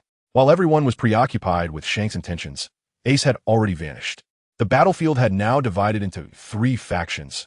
Shanks' crew and Whitebeard's crew comprised one side, Blackbeard's crew constituted another, and the scattered Navy formed the third. Among them, Shanks' crew was most formidable, having conserved their strength, while both the Navy and Blackbeard's crew were currently fatigued. Thus, neither dared provoke Shanks at this critical juncture. Shanks continued, "The costs of this war have been too great for both sides. I am here to end it. If anyone still harbors intentions of fighting, let my crew take up the challenge." Marshal Sengoku, consider this carefully. Upon finishing his words, Shanks drew his sword, and at that moment, all the members of his crew rallied behind him. Unlike other emperors, Shanks operated under an elite policy. Even a newcomer delivering a message to Whitebeard would command a bounty in the millions. The strength of individual members was a true reflection of Shanks' crew. In contrast, Whitebeard and Big Mom's crews primarily relied on familial structures, resulting in larger fleets. Consequently, Shanks' crew was the smallest among the emperors, and Shanks had no ambitions to expand his territory. Thus, his power often gave the illusion that he was the weakest among the emperors. Yet challengers rarely survived encounters with him. If the Navy headquarters had not yet engaged with Whitebeard's crew, Sengoku would not have feared Shanks' threat. However, with the Navy's resources severely depleted, provoking Shanks' crew could lead to an unpredictable outcome in the war.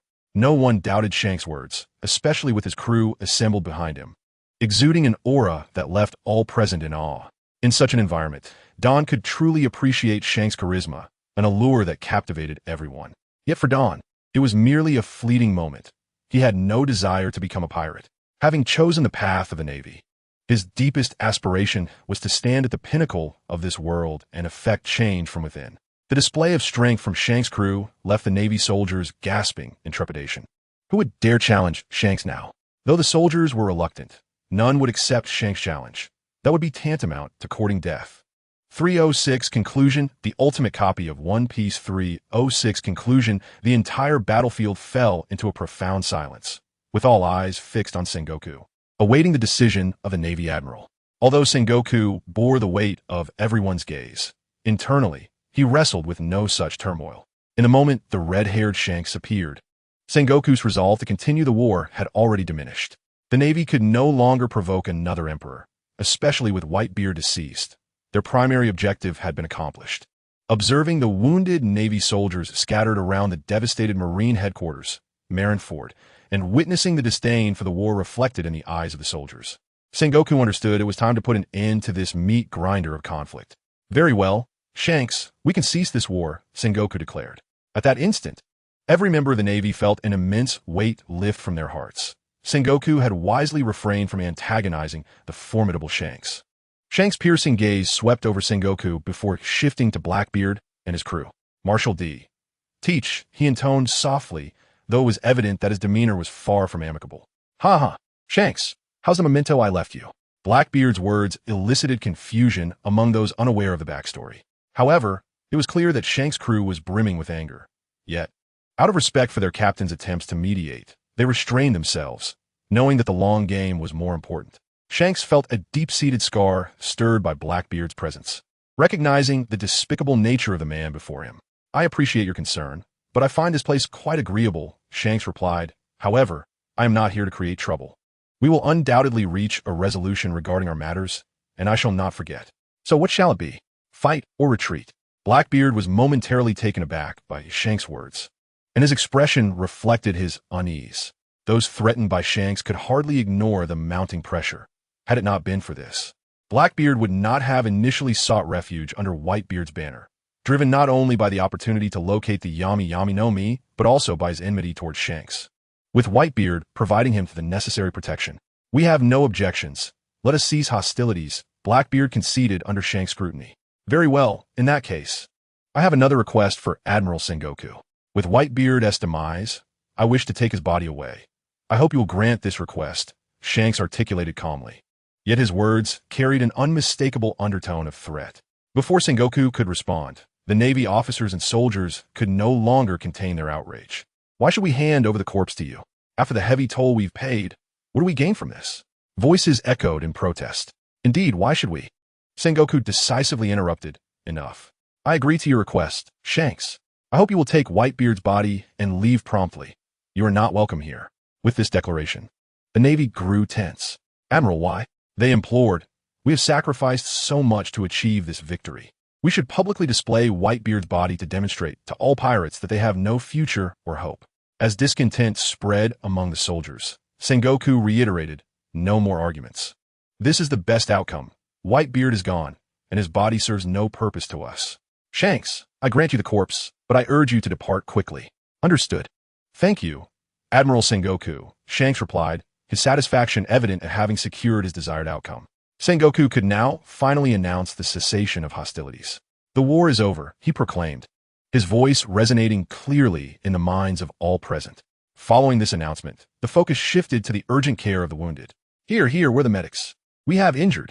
Cries filled the battlefield, as the number of injured Navy soldiers was overwhelming. Despite the deployment of all available medics, they faced a severe shortage of manpower. The Navy soldiers abandoned their pursuit of the Whitebeard pirates and dedicated themselves to the rescue of the injured. During the conflict, the losses may have been overlooked by the higher-ups, but the post-war assessment revealed the true extent of the devastation. Sengoku and Garp were tirelessly occupied with the aftermath. Although Sengoku recognized that Blackbeard posed a future threat that might surpass Whitebeard's, he had no energy left to focus on him, especially after agreeing with Shanks that no one would engage in further combat. After Shanks wrapped Whitebeard's body, he and his crew retreated from bay. Upon reaching the shore, they found Marco and the remaining members of the Whitebeard pirates waiting for Shanks' arrival. As Shanks presented Whitebeard's body to Marco, the floodgates opened, and tears flowed freely. The loss of their father figure was an unbearable blow. This war had claimed far too many of their comrades, and among the fallen may have been brothers with whom they had once shared laughter and meals, leaving their hearts heavy with sorrow. Understanding the immense impact of this loss on the Whitebeard pirates, Shanks addressed Marco. "You are their captain now. It is imperative that you grasp the weight of your new responsibilities. With Whitebeard gone, you must lead them back to the New World." This is what he would have wanted.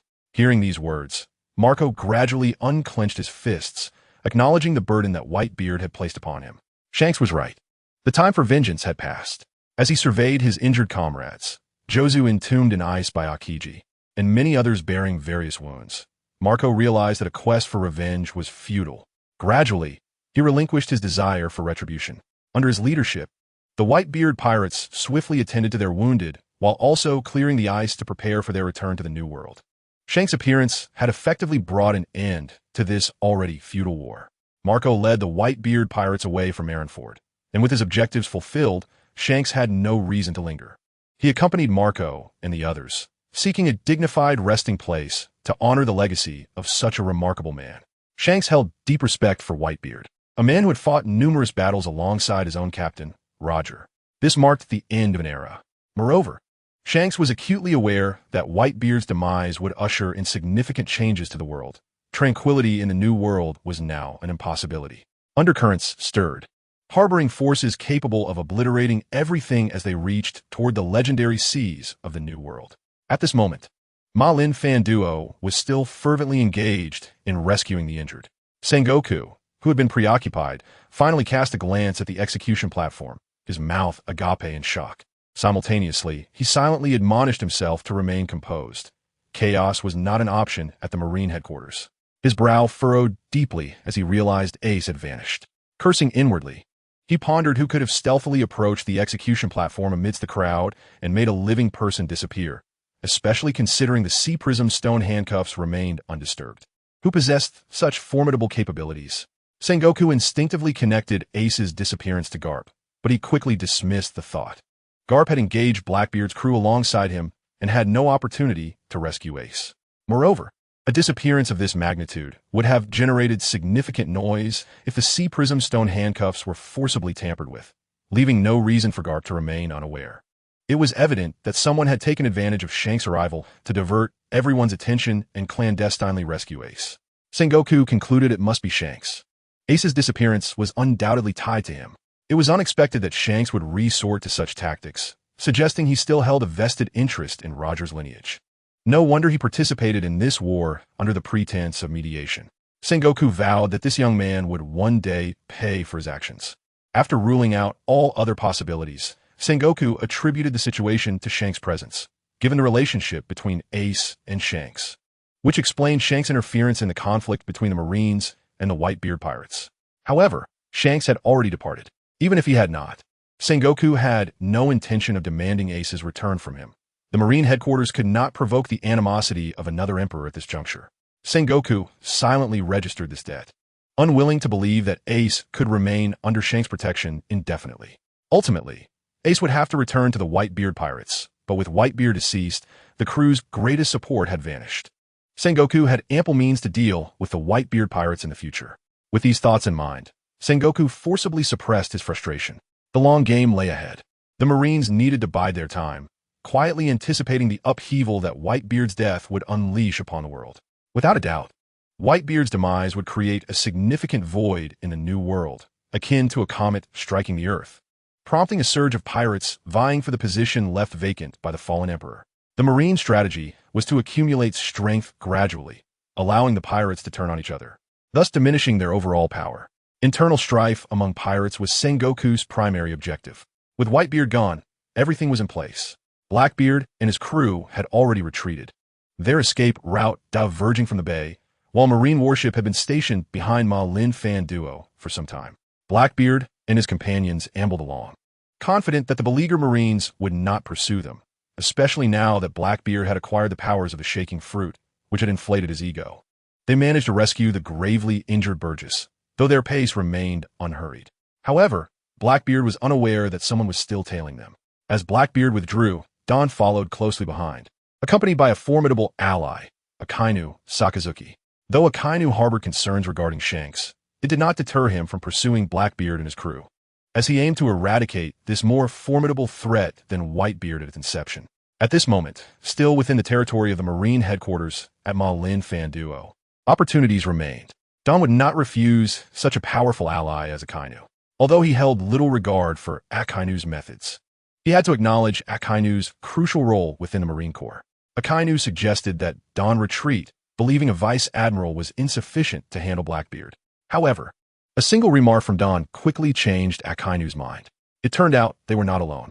Behind Ma Lin Fan Duo, 3 others had already prepared for the confrontation. Teacher Zephyr and Granny Tsuru, Don noted. We were instructed to wait here to eliminate pirates, yet not a single one has appeared thus far. A woman wielding the famous sword Jean Pirot spoke, her rank as a vice admiral indicating her formidable strength. She was none other than Vice Admiral Peach Rabbit, trained by Tsuru. Peach Rabbit had already reached the cusp of admiral-level prowess and was a candidate for future admiral positions. Zephyr, having arrived from the battlefield, chuckled, "Don't fret. Just observe that marine warship. A formidable foe will surely make an appearance soon." Tsuru, having witnessed Blackbeard obtaining the shaking fruit, understood the formidable pressure they would face in confronting Blackbeard's crew. However, since Don had requested Zephyr and her assistance, she had no reason to decline. With a newly replaced arm, Zephyr focused intently on the road ahead. Nevertheless, he felt compelled to respond to Peach Rabbit, as he was the head of the Marine Military Academy, and she had once been under his tutelage. Indeed, Peach Rabbit, I believe Don's assessment was accurate. After relocating the students from the Marine Military Academy, we arrived here to wait. No wonder you're growing weary. Soon, you shall have your hands full. Zephyr replied with a smile. Just as Peach Rabbit was about to respond, a group emerged into their view. It was Blackbeard and his crew. "Look, here they come," Zephyr exclaimed, excitement coursing through him. "Since I fitted this arm, I haven't participated in a real battle. Today, I shall finally have the chance to engage." With newfound vigor, Peach Rabbit shook off her earlier lethargy, her eyes shining with determination as she gripped her sword sheathed tightly. "Let's go. It's time to make our entrance," Tsuru declared. The trio swiftly positioned themselves not far from Blackbeard's group, catching them by surprise. Blackbeard, startled, had not anticipated the Marines still had forces available to intercept him. Yet he soon erupted into laughter, dismissing the trio as inadequate to thwart them. "Huh, is that all? Just 2 women and an old man? To think they could stop us is sheer folly." Blackbeard scoffed, deriding Sengoku as a fool for believing 3 individuals could impede their escape. 3 individuals attempted to obstruct my path. Those who possess wisdom should swiftly retreat. Otherwise, do not blame me for sending each of you to meet Yin Wang today," Blackbeard declared, his words laden with threats. "Blackbeard, your numerous misdeeds will not allow you to escape from Marin Fander today. I am determined to bring you to justice." "Vice Admiral," he stated, "it seems there is nothing more to discuss. Men, advance. Do not waste time," Blackbeard ordered. Just as his crew was about to engage, they suddenly sensed an assault approaching from behind, prompting them to scatter immediately. A magma fist crashed down behind them. Fortunately, their quick response spared them from harm. However, observing this scene, Blackbeard recognized the gravity of the situation as he could easily identify the work of Akainu. Turning his gaze backward, 2 figures emerged, one wielding a black blade, the formidable Marine Corps Rear Admiral Tang, and the other, without a doubt, the Master of Magma, Marine Corps Admiral Akainu Sakazuki. At that moment, Blackbeard felt the weight of pressure. However, upon noticing that there were no additional Marines behind the 2, his anxiety lessened to a degree. Had both Carp and Sengoku arrived, Blackbeard would have fled without a second thought. Meanwhile, the 5 individuals had surrounded Blackbeard's crew, with Zifa and the others occupying the key positions along Blackbeard's only route of escape. Hence, only one path remained before Blackbeard. "Huh, it turns out there are only 5 of you. If you wish to devour my Blackbeard pirates, be wary not to burst your bellies," Blackbeard taunted. "Blackbeard, today you shall not escape. Prepare to meet your demise," Tang bellowed as he and Akainu charged toward Blackbeard and his crew. As Tang initiated the attack, Zifa and Peach Rabbit followed suit. While Vice Admiral, he chose to observe quietly, although caught off guard by Tang and his companions. The Blackbeard pirates were still a notorious group, adept at maintaining their composure. Except for the severely injured baggies, the others suffered only minor injuries, thus preserving the strength of the Blackbeard pirates. Blackbeard launched the first strike using the powers of the Jinjin fruit against Tang and the others. But Tang swiftly mirrored his actions. Upon witnessing this, a sense of foreboding gripped Blackbeard's heart. As Blackbeard shattered the air, Tang executed the same maneuver. The atmosphere between them was violently disrupted, shattering like glass, creating a tempest that surged toward each of them, only to collide midway. Their strengths were evenly matched. Neither could gain an advantage over the other. As the pressure mounted, a tremendous explosion ensued, unleashing a force that left all present, including Zifa and Vice Admiral He, in awe of Tang's sudden display of power. Shock was etched across every face as they pondered one question. How? Just moments ago, Tang had indeed wielded the powers of the Jinjin fruit. How could this be possible when Blackbeard had consumed it? What was unfolding? Tang remained unfazed, while Blackbeard marshaled D. Teach felt no such tranquility. Having witnessed the Jinjin fruit's abilities alongside Whitebeard, and now being its current wielder, Blackbeard was all too familiar with its capabilities. His expression darkened as he remarked, "You peculiar little brat pose a significant problem. As far as I know, no devil fruit ability can be divided." Huh. Just because you can consume 2 devil fruits does not mean I cannot possess the same power, Blackbeard retorted. Some matters are beyond your control. If you think you can easily plunder Impel Down and Marin Fander, you must first consider whether we will permit you to do so, Tang asserted. Captain, this fellow is quite strange. Allow me to assess him, the Crescent Moon Hunter, Katarina Devon suggested. Very well, Blackbeard nodded, recognizing the need for someone to gauge Tang's capabilities. Though he couldn't shake the feeling that this Navy officer might indeed be his nemesis. Young man, it has been a while since I have encountered such a handsome youth. Fear not, I have a fondness for beautiful boys. Rest assured, I will hold back, Katarina chuckled. Lost in her own world, Tang gazed at the most notorious female criminal in history, her appearance a perplexing sight, and shivered at the thought of her desire to claim him. In that fleeting moment, Katarina struck, her curved blade slicing toward Tang with force. Yet, Tang swiftly responded, preparing to counter, when his eyes caught a fleeting figure, prompting him to withdraw. Upon witnessing Tang's hesitation, Devon's resolve hardened. With increased speed, she advanced, determined to strike before Tang could react. Just as she was about to land a blow, a sword appeared, intercepting her attack. Devon found herself facing a woman clad in a Marine Corps Vice Admiral's coat, wielding the famed blade Jinbairo, Peach Rabbit. With me here, you shall not approach Tang, Peach Rabbit declared resolutely. Oh, let us see you try, little sister. I quite fancy your attire. Kindly surrender it to me later, Devon replied, retreating momentarily as Akainu surged forward. No one intervened in the clash between Peach Rabbit and Katarina Devon. Tang exchanged a glance with Peach Rabbit and turned his attention back to his target, Blackbeard. Today, let me witness what abilities you possess, little girl, Devon challenged, vanishing and reappearing behind Peach Rabbit to deliver a swift strike. The blade swept past Peach Rabbit without drawing a drop of blood. It was merely an afterimage left by her rapid movement. Devon quickly recoiled, preparing to counter. As Peach Rabbit swung her blade, the duel between the two women commenced in earnest.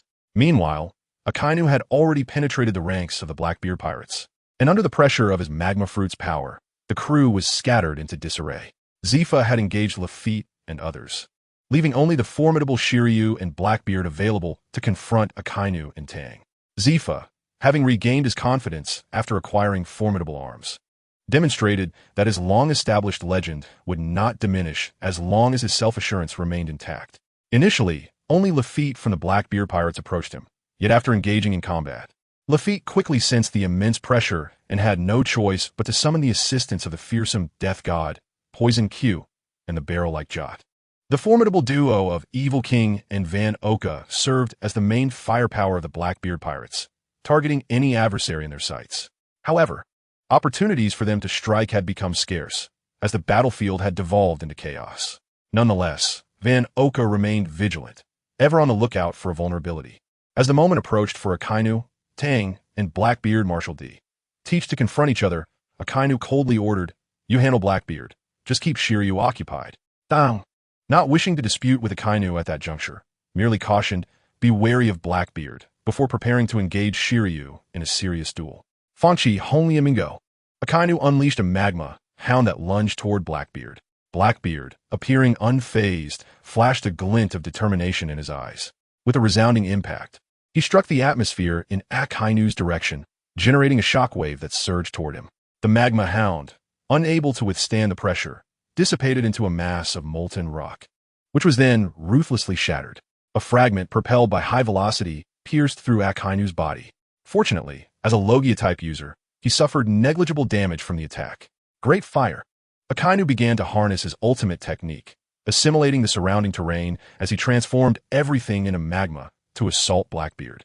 Meanwhile, Blackbeard's expression turned somber, as an overwhelming darkness enveloped him, concealing whatever lay within.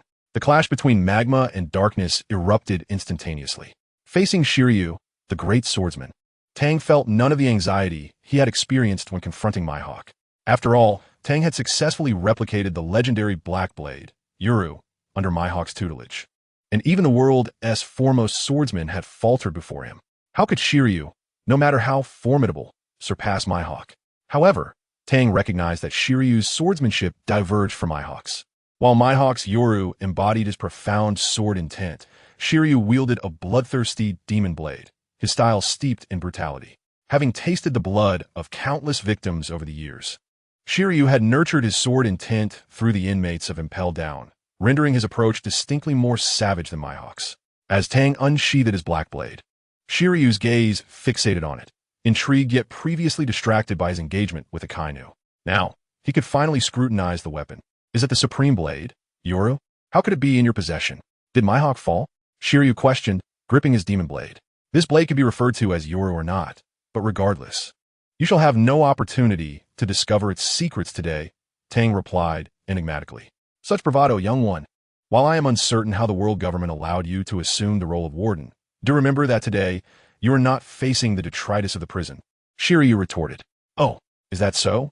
Then I look forward to your guidance. Shiryu, Tang responded. The two warriors ceased their dialogue, their focus solely on one another. Undeterred by the surrounding chaos of battle, they were intent on uncovering each other's weaknesses. Suddenly, Tang moved, followed closely by Shiryu. In an instant, they vanished from sight, and the atmosphere around them crackled with ruthless sword energy. Though their figures remained obscured, the sounds of their blades clashing and the sparks they generated betrayed their fierce encounter. Initially, the clashes were sparse, but as their duel prolonged, each flash of their blades sent chaotic sword energy flying from the battlefield, compelling Zifa and others to retreat from the fray, uncertain of whether Tang and Shiryu's confrontation would inadvertently harm allies. The arena of conflict rapidly expanded as the intensity of their duel escalated. After a fierce exchange, a massive burst of light illuminated the battlefield, and the two combatants re-emerged into view. At this moment, neither held a distinct advantage, and to Tang's astonishment, Shiryu proved to be even more formidable than anticipated. Tang's attire bore numerous rents, evidence of Shiryu's lethal sword energy, yet his quick reflexes had spared him from severe injury. Conversely, Shiryu's appearance was equally disheveled, with various sword wounds marring his form. He possessed speed comparable to Tang's, but having previously battled Akainu, his recovery was not yet optimal. Thus, he resorted to a strategy of exchanging wounds, never anticipating that Tang's reflexes would allow him to sustain only minor injuries. You possess considerable skill, young one, though it is apparent you have yet to unleash your full potential, Shiryu remarked, sensing Tang's restraint. I need not exert all my strength to deal with you. This is not tailored for your benefit, Tang provocatively retorted. Shiryu, taken aback by Tang's dismissive tone, felt the simmering anger within him reach a boiling point. I hope your blade is as sharp as your tongue, he declared, launching an aggressive strike. Tang, never allowing his guard to falter, instinctively slashed his black blade downward at an angle. Their weapons collided with a resounding clash, each combatant exerting their utmost effort. The encounter was critical. Should Shiryu's demon blade injure Tang, the repercussions could be dire, especially with Blackbeard looming in the background. Tang swiftly raised his leg and executed a horizontal kick toward Shiryu. Caught in a deadlock with the black blade, Shiryu could only absorb the impact of the kick, which propelled him like a cannonball through the air. Coughing and sputtering, Shiryu emerged from the dust, his appearance significantly altered from before, as he had been sent crashing into the earth by Tang's strike. However, in terms of momentum, Tang did not perceive the extent of Shiryu's losses. Both were renowned sword masters in their own right, engaging in a fierce exchange of swordsmanship that was nothing short of cataclysmic. Regrettably, the audience present was far from adequate. Yet, there remained one observer, the unyielding Vice Admiral Hay. As a seasoned comrade of Waguo and Kapu, she had witnessed many exceptional sword techniques.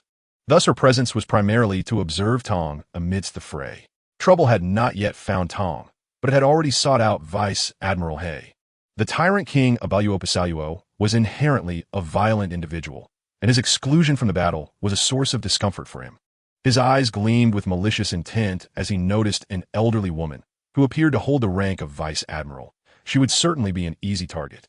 With the intent to undermine the morale of the Navy, Pisaluo stealthily approached Vice Admiral Hay, moving silently as if he were a shadow. Meanwhile, Hay seemed completely engrossed in the battle between Tong and Shiliu, oblivious to the unwanted guest stalking her.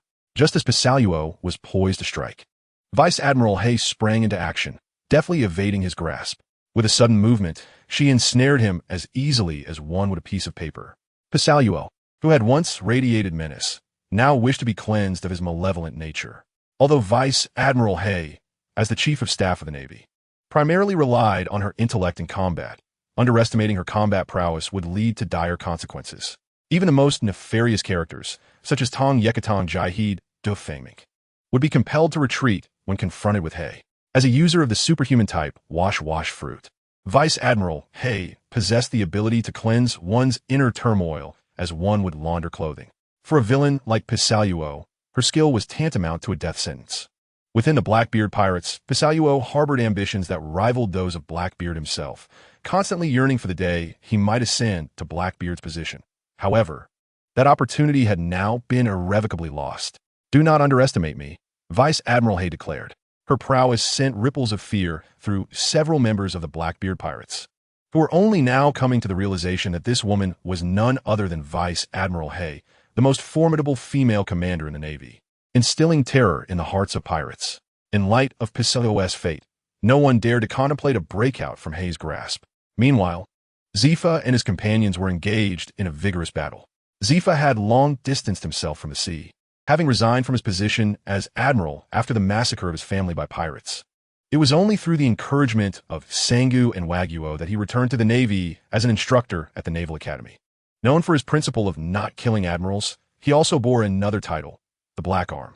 Alongside Kapu and Waguo, he was one of the three strongest sailors of their time, while Waguo utilized his intellect and the formidable abilities of the Buddha fruit. Zifa and Kapu excelled in physical combat, particularly in the application of armament hockey. They were considered the most powerful practitioners, one known as the Iron Fist and the other as the Black Arm. Both had conquered the pirates of the world with their fists, instilling dread wherever they went. Despite enduring the slaughter of his entire family and sustaining injuries, including the loss of an arm, Zifa was revitalized by the life-giving arm that Tong had replicated for him, eliminating any temptation to wallow in despair. This battle served as a perfect opportunity to test the compatibility of his new arm. With a resounding thud, Zifa donned sunglasses, his purple hair a testament to years of combat. His new arm was enveloped in a potent armament hockey, rendering it darker and more formidable than before. Jiotong Chiaota, true to his name, was a perpetual imbiber for whom the price of alcohol was equivalent to life itself. Remarkably, his liquor gourd remained intact even after Zifa's punch, suggesting a connection to his moniker. Unfazed by Zifa's assault, he continued to guzzle his drink, leading Zifa to suspect that his capabilities extended beyond mere drunkenness. He was acutely aware of the devastating power of his own fists, yet it seemed that Xiao Te had yet to unleash his full potential. With a thunderous bang, Fan Ao finally fired his weapon. Zifa raised an eyebrow, swiftly elevating his armament hockey arm to block, feeling the bullet rest quietly within his palm. Seizing the moment, the Grim Reaper Tox Q and Jiotong Bake Si Xiao Te had disengaged from Zifa's vicinity, and the sky above them darkened ominously. Recognizing the impending danger, Zifa swiftly employed one of the Navy's 6 styles, shave, to evade. A massive arm was descending upon him, and as he narrowly escaped, a resounding crash echoed where he had just stood, creating a deep crater in the ground. Looking up, Zifa identified the source of this destruction, the colossal warship. San Juan Wolf. "Well done, Wolf. Continue to obliterate this old fool," Chiao Te urged.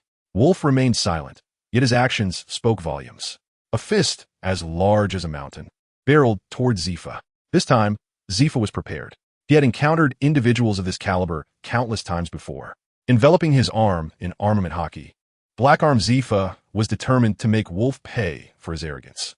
The sheer magnitude of Saint One Wolf's fist and Zifa's fist were not of the same order.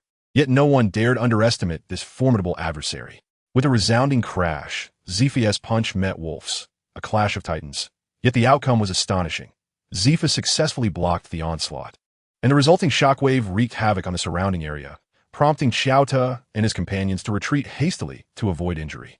The explosive sound reverberated throughout Marineford, causing Waguo and Kapu, who were preoccupied with post-battle coordination, to exchange concerned glances before dispatching a reconnaissance team to investigate the situation. Meanwhile, Zifa remained locked in combat with Wolf, whose strength stemmed from his immense size. Dubbed a giant warship, he possessed a physique comparable to that of a demon, and his power was equally formidable. Yet, to him, a mere human had managed to withstand his might. Frustrated, he intensified his force, and Zifa soon found himself at a disadvantage. Ha ha, old man, prepare to be reduced to pulp. Zifa's eyes sparkled with determination as he suddenly withdrew his hand, causing Wolf's pressure to dissipate. In an instant, Wolf's fist descended rapidly toward Zifa, placing him in a perilous predicament. However, in those fleeting seconds, Zifa unleashed a fist imbued with immeasurable strength, surging forth to meet the fist of the ferocious Wolf. With a resounding thud, Zifa blocked the rapidly descending blow with immense force, followed by a thunderous roar. As Zifa's power escalated, the ferocious Wolf began to feel the mounting pressure, astonishment giving way to defiance and resistance. The intensity of their battle created an atmosphere that prevented Jiaote and others from approaching. Coupled with the Wolf's massive stature, any misstep could harm their allies. Their confidence in the Wolf alleviated their concerns, for even if Zifa struck, it was unlikely he could render the Wolf entirely powerless. Yet the outcome soon surpassed their expectations, as the clash between Zifa and the ferocious Wolf ultimately revealed a clear victor. Zifa emerged triumphant, the Wolf's arm hanging at an unnatural angle, having been brutally broken by Zifa's fist. The residual force disrupted the Wolf's balance, sending him crashing into the ocean and creating a tremendous wave. Indeed, the legendary Black Arm Zifa had not lost his prowess. Yet this was not fortuitous news for the Blackbeard pirates. The drunken Bacchus Jiao Te finally wore a grave expression. For Zifa's defeat of Saint One Wolf signified that two members of the Blackbeard pirates had now lost their combat capabilities. Some matters, once set in motion, cannot be undone. At this moment, the battlefield divided into four factions: Lafitte versus Peach Rabbit, Blackbeard against Akainu, Tang confronting Shiryu, and Zifa standing alone against the remaining crew of the Blackbeard pirates. Among these, Zifa faced the greatest pressure, yet this seasoned warrior demonstrated his formidable strength, single-handedly holding off several of Blackbeard's crew. Returning to the confrontation between Blackbeard and Akainu, Blackbeard possessed both the Gura Gura no Mi and the Yami Yami no Mi, the two rarest devil fruits in existence, granting him a significant advantage against Akainu. However, Akainu's Mugamuga no Mi was also immensely destructive, and Blackbeard dared not become complacent. Yet, Akainu bore the burden of injuries sustained from a direct strike by Whitebeard, wounds that were not easily dismissed. His battle with Shiryu had forced him to suppress his injuries, and although he appeared unscathed, his body was nearing its limits. This manifested in a noticeable decline in the power and precision of his attacks, prompting Blackbeard to keenly observe Akainu's peculiar condition. "Ha! Akainu, you must still be injured. Do you truly underestimate me, Teach? Since you wish to pursue me, do not blame me for seizing this opportunity to end your life today," Blackbeard proclaimed. "Today is indeed a fortuitous day for me." After storming into the depths of Impel Down and eliminating Whitebeard, "Now I shall add the life of a Marine Admiral to my tally. I cannot let you escape. Stay strong, lads. Just a little longer. And once I claim the head of this Marine Admiral, we shall depart. This opportunity is a gift from the heavens," Blackbeard ordered. His crew responded dutifully, recognizing that their task was to stall for time. If you wish for my life, you must prove your worth. Come, and take it if you can," Akainu retorted, his anger boiling over as he prepared to clash with Blackbeard. "Then come at me. Do you think I fear you?" Blackbeard challenged. In the center of their confrontation, each area became infused with the powers of their respective devil fruits. Akainu's magma flowed fiercely, while Blackbeard's domain was engulfed in impenetrable darkness. Both warriors amassed their strength, waiting for the moment of eruption. As the boundaries of their powers began to converge, an explosive clash ensued. Akainu's magma pillars collided with Blackbeard's engulfing darkness. One radiated warmth and light, while the other exuded an aura of malevolence, representing a grand duel between light and dark. The colossal commotion drew the attention of all present. Even Shiryu could not help but glance over, though he soon realized Tang's black blade was descending upon him. Hastily, Shiryu drew his own blade in defense. Hey, Shiryu, do you see me as beneath you? Focusing on another battle while we fight? That, you seek death, Shiryu retorted. In the next instant, Tang's figure retreated, and where he had stood, Shiryu's cursed blade appeared, stained with a hint of blood. Shiryu held his cursed blade before him, and without needing to attend to the blood, the blade had already absorbed it entirely. Tang glanced at the slight wound on his abdomen. Although it was minor, he sensed an unfamiliar power lingering at the site. Thankfully, the injury was not severe, allowing him to escape this crisis. Yet a newfound vigilance glinted in his eyes as he regarded Shiryu. Indeed, it was a cursed blade. Legend spoke of a demon dwelling within, drawn to bloodshed. It seemed the tales were true. The cursed blade was indeed sinister. Likely a fitting companion for one who thrived in the depths of Impel Down, a haven for countless criminals. Be cautious, or I may seize the opportunity to inflict a deeper wound next time. Shiryu warned. I must reciprocate, lest it betray my character. Night slash. Tang declared, closing his eyes. When he opened them again, his black blade was poised for attack, and with a swift motion, a monumental slash manifested. A glimmer of battle intent flickered across Shiryu's face. As a grand swordsman, he would not evade this challenge from a mere swordsman, for to do so would be unfitting between warriors, even if that strike might claim his life. Simultaneously, a blood-red sword aura surged forth from Shiryu's cursed blade. The two forces met with fierce intensity, each vying for dominance in a clash that resonated throughout the battlefield. As their energies intertwined, an inevitable explosion erupted, scattering the sword energies in all directions. With both warriors momentarily absent from sight, they soon reappeared, their blades locked together, exuding an aura capable of tearing through all existence. The dispersed sword energy also disturbed others. Just as Lafitte and Tao Tu were locked in a fierce battle, their expressions suddenly tightened, prompting them to withdraw and flee. A torrent of sword energy surged forth, utterly obliterating the location they had just vacated. Facing a similar predicament were Blackbeard and Akainu. Fortunately, both were currently unleashing their full power, creating unique environments around them. The searing magma, pitch black, and all-consuming darkness annihilated the scattered sword energy, preventing any interference with Akainu and Blackbeard as they determined the victor.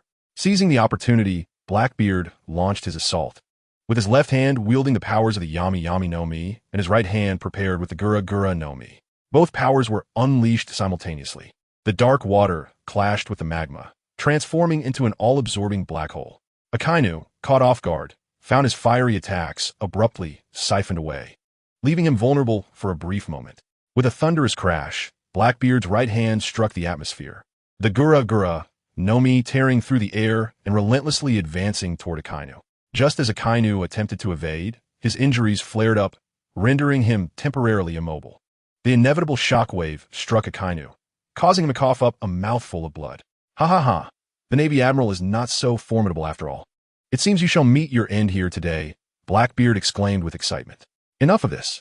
Akainu stood resolute, his determination unwavering despite the blood staining his lips. Let us see who will live and who will die today. He abandoned any restraint and prepared to unleash his magma fist in close combat. However, this was precisely the scenario Blackbeard desired. With Akainu rapidly closing the distance, engaging him in close quarters would prove to be an arduous challenge. The extreme heat of the magma could easily prove fatal, making close-range combat a precarious endeavor.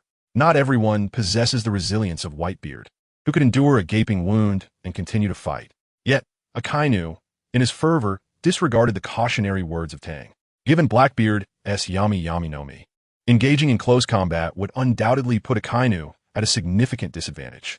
Tang had repeatedly cautioned Akainu against recklessly approaching Blackbeard in close quarters. The Yami Yami no Mi's ability to negate other devil fruit powers during close combat was fraught with uncertainty. Should Blackbeard seize the opportunity, even Akainu's formidable magma powers will be rendered inconsequential. However, the unfolding situation was far different from what had been anticipated. Blackbeard's relentless offensives, coupled with Akainu's deteriorating condition, placed Akainu in a dire predicament. It was evident to all that he had arrived at a critical juncture. With a fist thrown in a wild swing that missed its mark, frustration ignited within Akainu.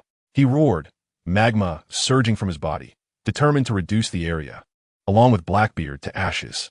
Yet in an unforeseen turn, a dark, hairy arm abruptly seized Akainu's hand.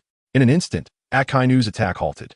No matter how he summoned his powers, they seemed to vanish, slipping beyond his control. Primavik Odio. Blackbeard sneered. Akainu raised his head, finally comprehending why the formidable Fire Fist ace had fallen to Blackbeard, a former crewmate. Blackbeard's ability truly countered other devil fruit powers, a fact Tang had previously mentioned, but which Akainu had doubted. Now it was undeniably real. A tempest stirred within Akainu. Yet, as a seasoned Navy admiral, his years of experience allowed him to regain his composure swiftly. Observing Blackbeard's triumphant demeanor, Akainu, despite lacking the use of his magma powers, had not exhausted all his options. With a resounding thud, he struck Blackbeard in the face. Ow, ow! Blackbeard rolled on the ground, clutching his face and wailing in agony. Enough of the theatrics, Akainu scoffed. At their level, such pain should be trivial. Akainu was aware that his strike had not carried much force, yet the exaggerated reaction from Blackbeard was puzzling. While others might believe the punch was exceptionally powerful, Akainu himself was unconvinced that it could incapacitate Blackbeard. Ultimately, Akainu refused to believe in Blackbeard's exaggerated response. However, Blackbeard was acutely aware that his reaction was not an act. His Yami Yami no Mi was indeed powerful, particularly its ability to counter other devil fruit powers, a reality that could not be ignored. Yet, as an unconventional natural-type fruit, the Yami Yami no Mi, much like its wielder, Blackbeard, was an anomaly among its peers. It was well known that natural-type devil fruits were prized for their elemental properties. For instance, Admiral Kizuru's Pika Pika no Mi allowed for light-speed movement and immunity to most physical attacks. In the first half of the Grand Line, natural-type users were nearly unstoppable. However, this dynamic shifted in the New World, underscoring the importance of elemental transformation. Nevertheless, the Yami Yami no Mi, being a rare breed among natural types, prevented its user from transforming into an element, resulting in a peculiar vulnerability.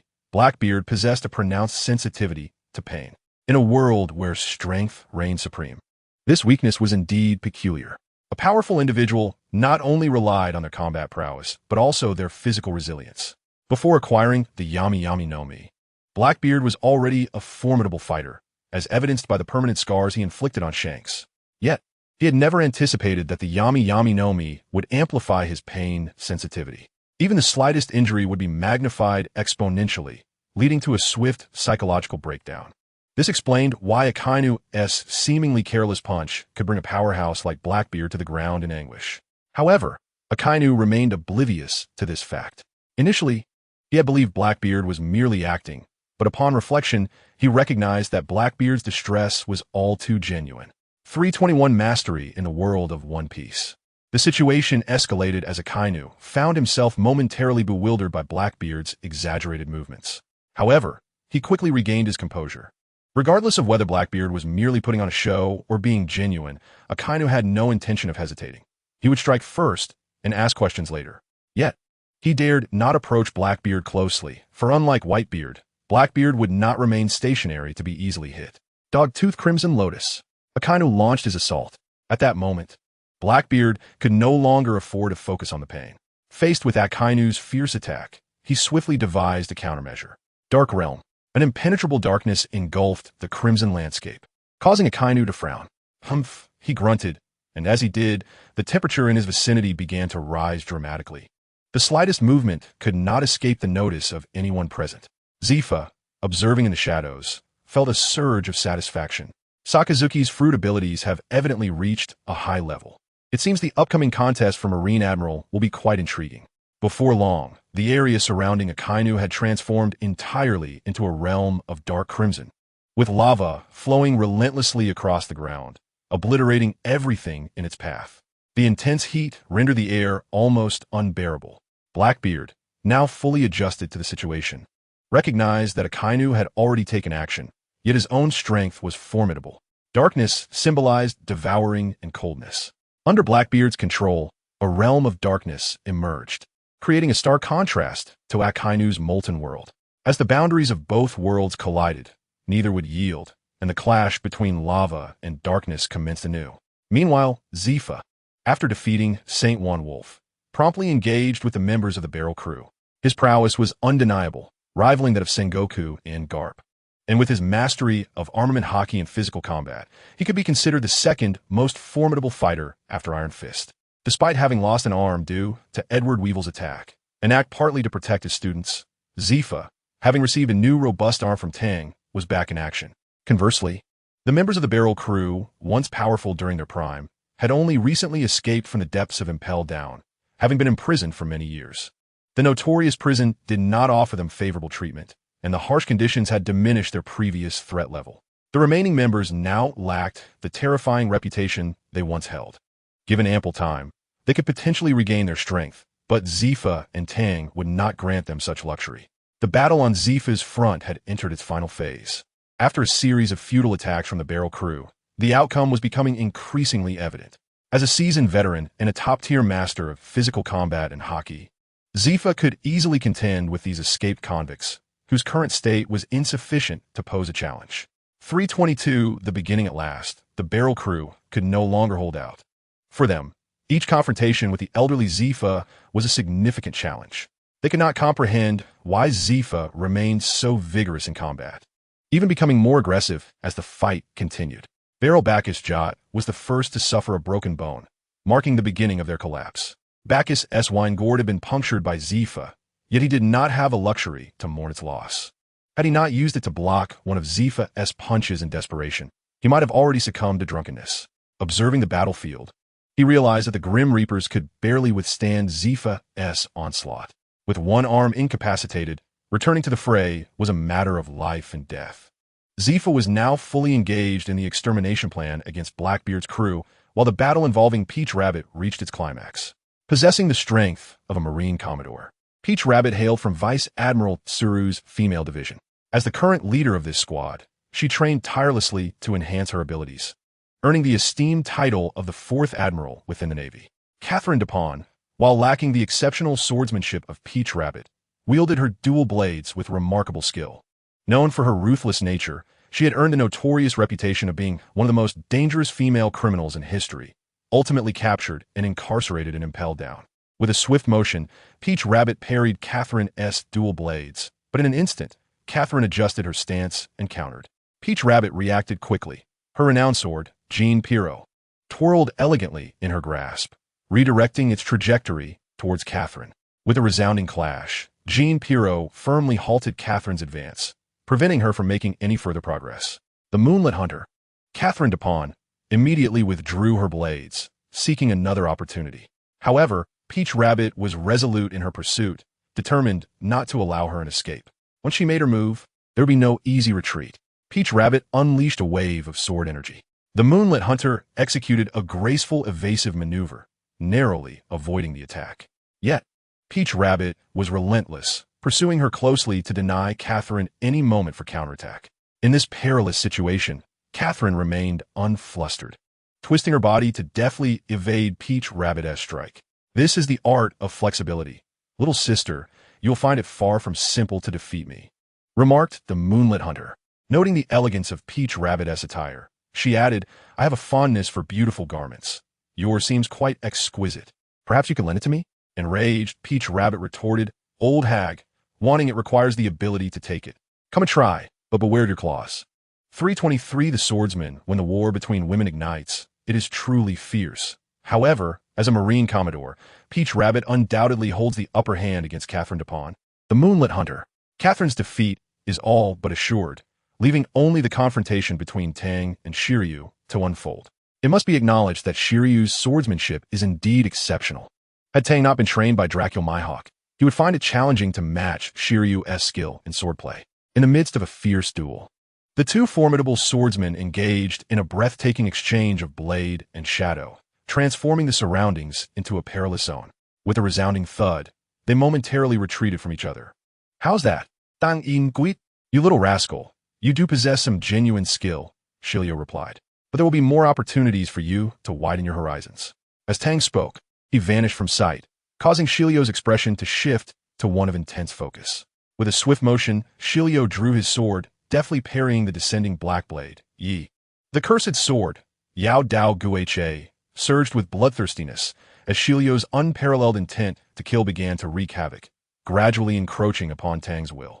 Without hesitation, Tang altered his approach, unleashing a punch that reverberated through the air.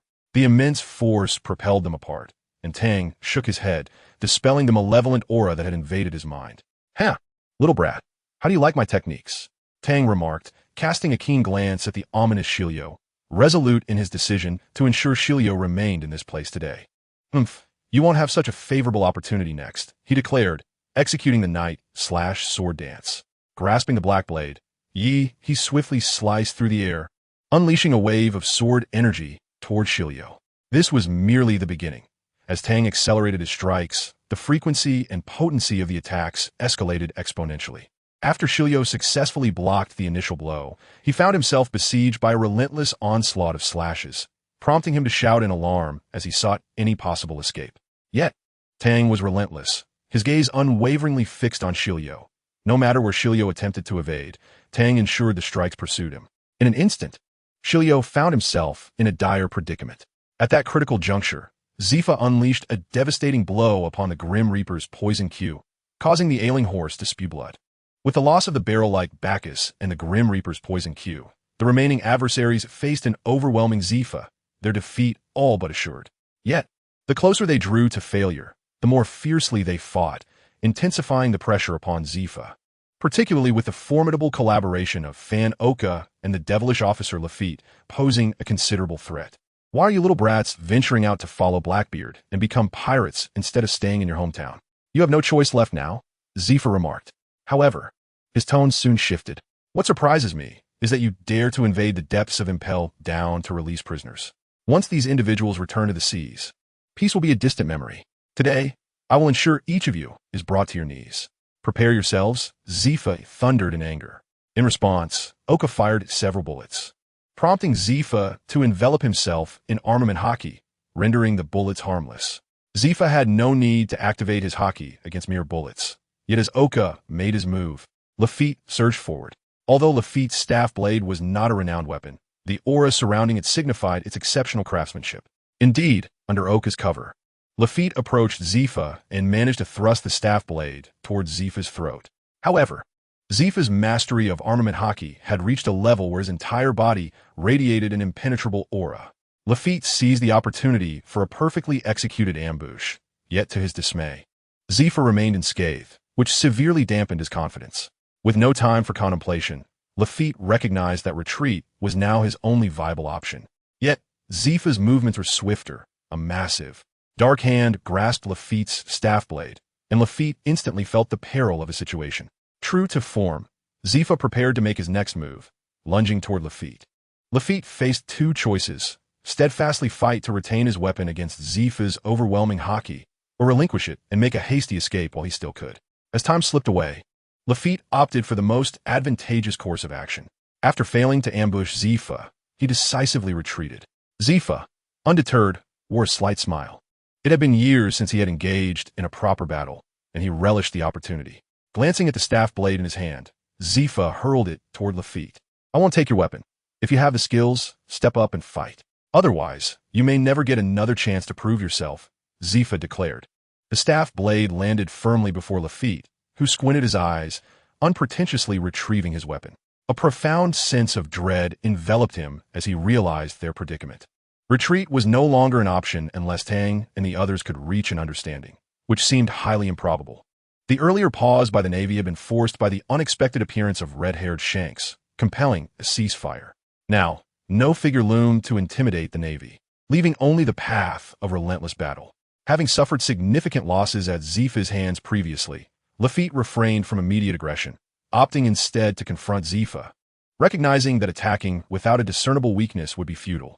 Thus, he and Oka chose to adopt a strategy of patience, allowing Zifa to make the first move, a tactic that appeared advantageous for their collaboration. Zifa, initially waiting for them to act, quickly discerned their intentions as they remained inactive. These little brats wish for me to make the first move, but they have succeeded, he mused. With a sudden burst of speed, Zifa vanished, reappearing before Lafitte. With a thrust of his finger, Zifa unleashed a piercing attack, the sound of flesh meeting flesh resonating in Lafitte's mind. In that moment, the will to survive ignited a surge of strength within Lafitte. With a powerful shove, he managed to force Zifa back a step, allowing Fan Oka to seize the moment and fire off a rapid succession of over 10 shots, showcasing Oka's remarkable speed and the exceptional performance of his sniper rifle. Qianlu. Zifa's mastery of the Navy's 6 powers had reached an extraordinary level. As the bullets struck him, it felt as though they had collided with an iron wall, leaving Zifa unfazed. With a sudden gasp, Lafitte spat out a mouthful of blood, clutching his wound. Upon closer inspection, he realized that his abdomen had suffered severe injury from Zephyr's attack. Had it not been for his indomitable will to survive, which had propelled him to push Zephyr away, alongside the timely support of Van Oka, he might have perished right then and there. Van Oka understood that their chances were dwindling. Only Captain Blackbeard possessed the strength to extricate them from this predicament. Before that, they needed to stall Zephyr. If this master of martial arts drew near Blackbeard, the latter would be besieged by formidable foes. Despite Blackbeard's dual devil fruit abilities, no one could guarantee his ability to contend with several powerful adversaries simultaneously. Lafitte, this situation is untenable. Do you have any means to entangle that old ghoul? Once the captain concludes his battle, we should have little to worry about, said Oka. I do have a plan, Jot, Poison Q. Are you willing to give it a try? Lafitte proposed. The injured, barrel-like figure of Bacchus, Jot sneered, look at me. I'm in this state already. What do I have to fear?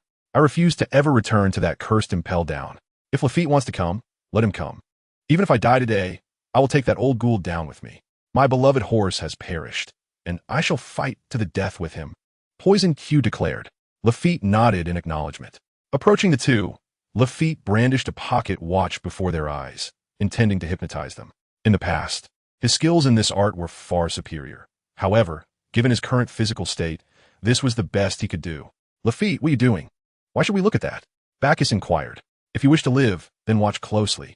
I assure you that soon you shall display your might, Lafitte replied. Suppressing his pain, Bacchus ceased his interruptions, compelled to comply. Focus on it, observe it, Lafitte instructed. True to his title as a master of hypnosis, he swiftly succeeded in putting Bacchus and Poison Q under his spell.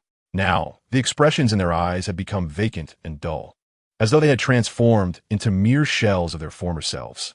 You are now the emissaries of the divine, the most powerful warriors. Nothing shall impede you. You shall fear neither pain nor death. Your only enemy is him, Lafitte declared, pointing sharply at Zephyr. Now, brave warriors, engage in battle. The two hypnotized individuals lunged forward with fervor, their eyes ablaze with crimson, resembling beasts driven solely by the instinct to kill. Zephyr was taken aback, astonished by Lafitte's clever manipulation, using hypnosis to bend powerful foes to his will. It was undeniable that Lafitte's tactics were remarkably astute. In Zephyr's eyes, the mere fact that Lafitte devised such a strategy showcased his intelligence, though it was regrettable that he was a pirate involved in the assault on the infamous Impel Down. In an instant, Bacchus and Poison Q surged toward Zephyr. Initially, Zephyr did not regard these defeated subordinates as a significant threat, but soon he would realize the transformation wrought by the hypnosis. Bacchus launched a punch while Poison Q followed suit.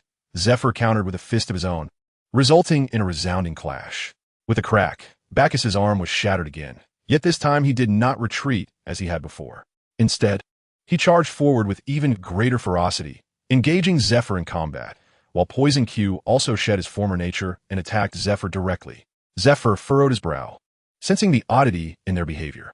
Despite having sustained heavy injuries, they exhibited no consideration for pain or wounds, determined to assault him as long as they remained standing. Upon noticing Lafitte's faint smile in the distance, Zephyr realized that this was all part of Lafitte's scheme. Curse brat, you hypnotized them to use them as pawns against me. How infuriating. I claim not to kill, yet how can I eliminate them now? But if I spare them, they will recklessly charge at me. Zephyr found himself in a quandary.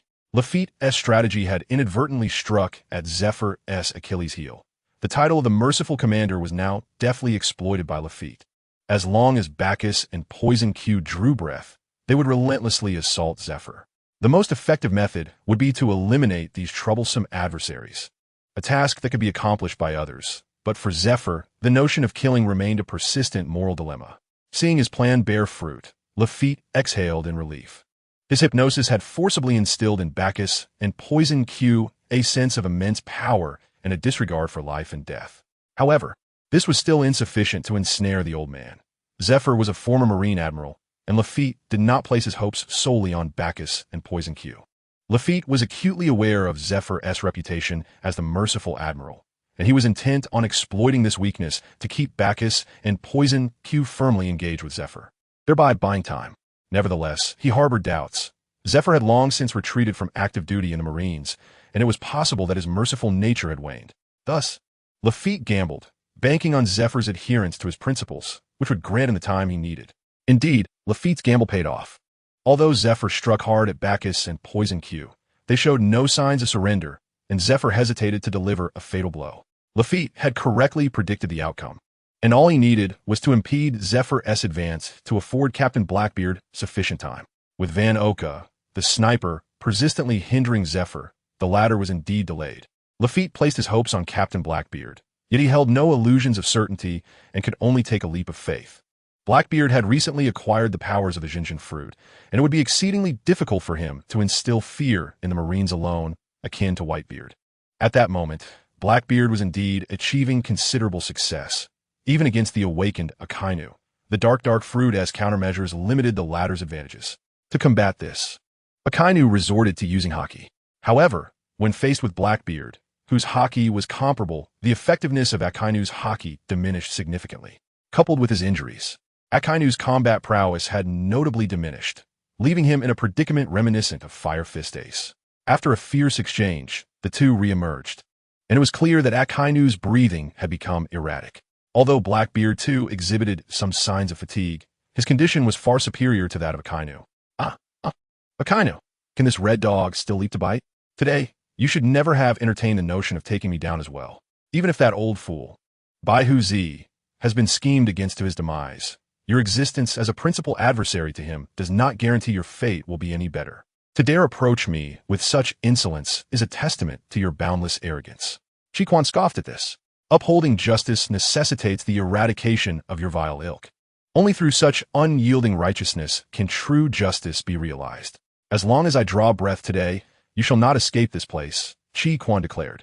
His unwavering stance left Blackbeard in a state of shock, for he had not anticipated that Chi Quan Sakaski would still wish to confront him. At this juncture, Blackbeard recognized that Chi Quan had reached the pinnacle of his strength, and while astonished, he also harbored a profound disdain for Chi Quan's attitude. Even as he faced imminent death, Chi Zi remained fixated on unattainable aspirations. Today, with the world's strongest man, Baihu Zi, eliminated, it is not beyond possibility to also dispose of one of the highest-ranking admirals of the world government, Chi Quan Sakaski, before my departure. Surveying his surroundings, Blackbeard realized that his allies were hardly in a position of advantage, particularly Lafitte and others, who were cornered by ZFA. Blackbeard glanced at Lafitte, who seemed to share the urgency. Reading the need for a swift resolution in Lafitte's eyes, Blackbeard understood that the time had come. If that is the case, I shall not hesitate to send two formidable opponents on their way today, Blackbeard stated. With a sudden burst, he vanished and reappeared beside Chi Quan. In times past, Chi Quan might have sensed Blackbeard's movement, but now his reflexes had significantly diminished. At that moment, Blackbeard unleashed a thunderous assault. Chi Quan glared at Blackbeard in fury, while the latter responded with a triumphant grin. With a powerful punch, Blackbeard struck Chi Quan, sending him hurtling through the air. Before Chi Quan could land, Blackbeard was already at the spot where Chi Quan would soon descend, poised to strike. Chi Quan found himself in a state of helplessness. Nevertheless, he summoned the power of the Magu Magu no Mi, transforming into a mass of lava as he hurled himself towards Blackbeard, hoping to thwart him. Yet, contrary to his expectations, Blackbeard seemed to have anticipated this very scenario, having prepared his Yami Yami no Mi grasping Chi Quan's hand. Blackbeard rendered the power of the devil fruit within him dormant, prompting an ominous realization in Chi Quan. Indeed, he faced a punch imbued with the powers of the Yami no Mi, which struck his abdomen with excruciating force, leaving him on the brink of losing consciousness. This time, Black Huzi refrained from delivering another blow, recognizing that Chi Quan was nearing the brink of unconsciousness. Although this presented an opportune moment to finish him off, Black Huzi contemplated the ramifications of such an action. Certainly, eliminating Bai Huzi and subsequently dispatching a Marine admiral like Chi Quan would reverberate throughout the world for days, enhancing his reputation and drawing countless talents to his cause, bolstering his ambitions of dominion. Yet, such aspirations required time and, crucially, his survival to see them through. However, the current circumstances compelled him to assess the potential consequences of such a deed. After all, they were situated at Marine headquarters, Marin Fando, with a Marine strength far surpassed their own. Had it not been for the intervention of red-haired Shanks, they might have been embroiled in a fierce confrontation with the Marines. Should he choose to kill Chi Quan now, the Marines would undoubtedly pursue him relentlessly. Despite the current lack of personnel, Marin Fando served as a bastion for the Navy's formidable forces. If the commotion attracted too much attention, Black Huzi could foresee a scenario he wished to avoid, being encircled by the Marines. His objective here was solely to acquire Bai Huzi's Yami no Mi abilities. He had no desire to provoke further complications at this juncture. Attacking Chi Quan was a consequence of their own actions. Black Huzi had no intention of escalating matters unnecessarily. He recognized that provoking the Marine headquarters could lead to devastating retaliation from Sengoku, a situation he was keen to avoid. Thus, Black Huzi altered his initial plan to eliminate Chi Quan, realizing that sparing him could serve another purpose, leveraging Chi Quan to coerce the Marines into retreat. He believed that their recent skirmish had already alerted the higher-ups at Marine headquarters, and reinforcements would soon be dispatched. Indeed, Black Huzi's assumptions were accurate. Their commotion had indeed caught Sengoku's attention, and a reconnaissance unit dispatched to assess the situation was already en route to brief him. At Marine headquarters, reports reached Sengoku that the disturbances stemmed from Major Tang and Admiral Chi Quan Sakaski, along with ZFA, who were engaged in intercepting Black Huzi and his crew, who were on the verge of fleeing the base. Furthermore, Major He and Major Tao Tu were also involved. Upon receiving this information, Sengoku's brow furrowed with irritation over Tang's insubordination, yet he could not help but feel a sense of support for Tang's actions. Initially, he had been compelled to cease hostilities under the pressure exerted by red-haired Shanks, and he had refrained from engaging Black Huzi to avoid provoking the sensitive Shanks. Sengoku understood that Black Huzi's ambitions would undoubtedly pose significant challenges for the Navy and the world government in the future. From seizing Ace to obtaining the title of Shichibukai, and then exploiting the chaos of the clash between the Marines and Bai Huzi's crew to launch a surprise attack on the Impel Down prison. Black Huzi had demonstrated not only ambition, but also a spirit of adventure. Such a figure posed a greater threat to the world than Bai Huzi ever could. Sengoku had resolved to spare no effort in eliminating Black Huzi before he could fully mature, yet no one had anticipated the sudden intervention of red-haired Shanks, which compelled Sengoku to call for a ceasefire. Now, upon learning that Tang and his allies had caught up with Black Huzi's crew, Sengoku felt a sense of relief. It was particularly intriguing to witness the involvement of his old friends, He and ZFA. While He's participation was not surprising, the reemergence of ZFA, who had been silent for many years, was particularly noteworthy. Thus, Zhangguo realized that he too had to make a decision. The telephone snail of Admiral Akiji Kazan, who was currently commanding the naval rescue operations at the bay, rang. Akiji and Kizuru had been diligently engaged in the critical post-war handling tasks. So when he received a call at this moment, Akiji furrowed his brow. However, upon seeing that the call was from Zhangguo, he understood that it must be of utmost importance. Hello, this is Akiji.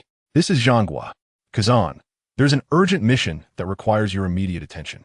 The Blackbeard crew, which we thought had escaped, has been cornered by Tang and Akainu. I am quite concerned about Akainu's injuries. I wonder if he can hold on until you arrive. You must assist them in apprehending the Blackbeard pirates.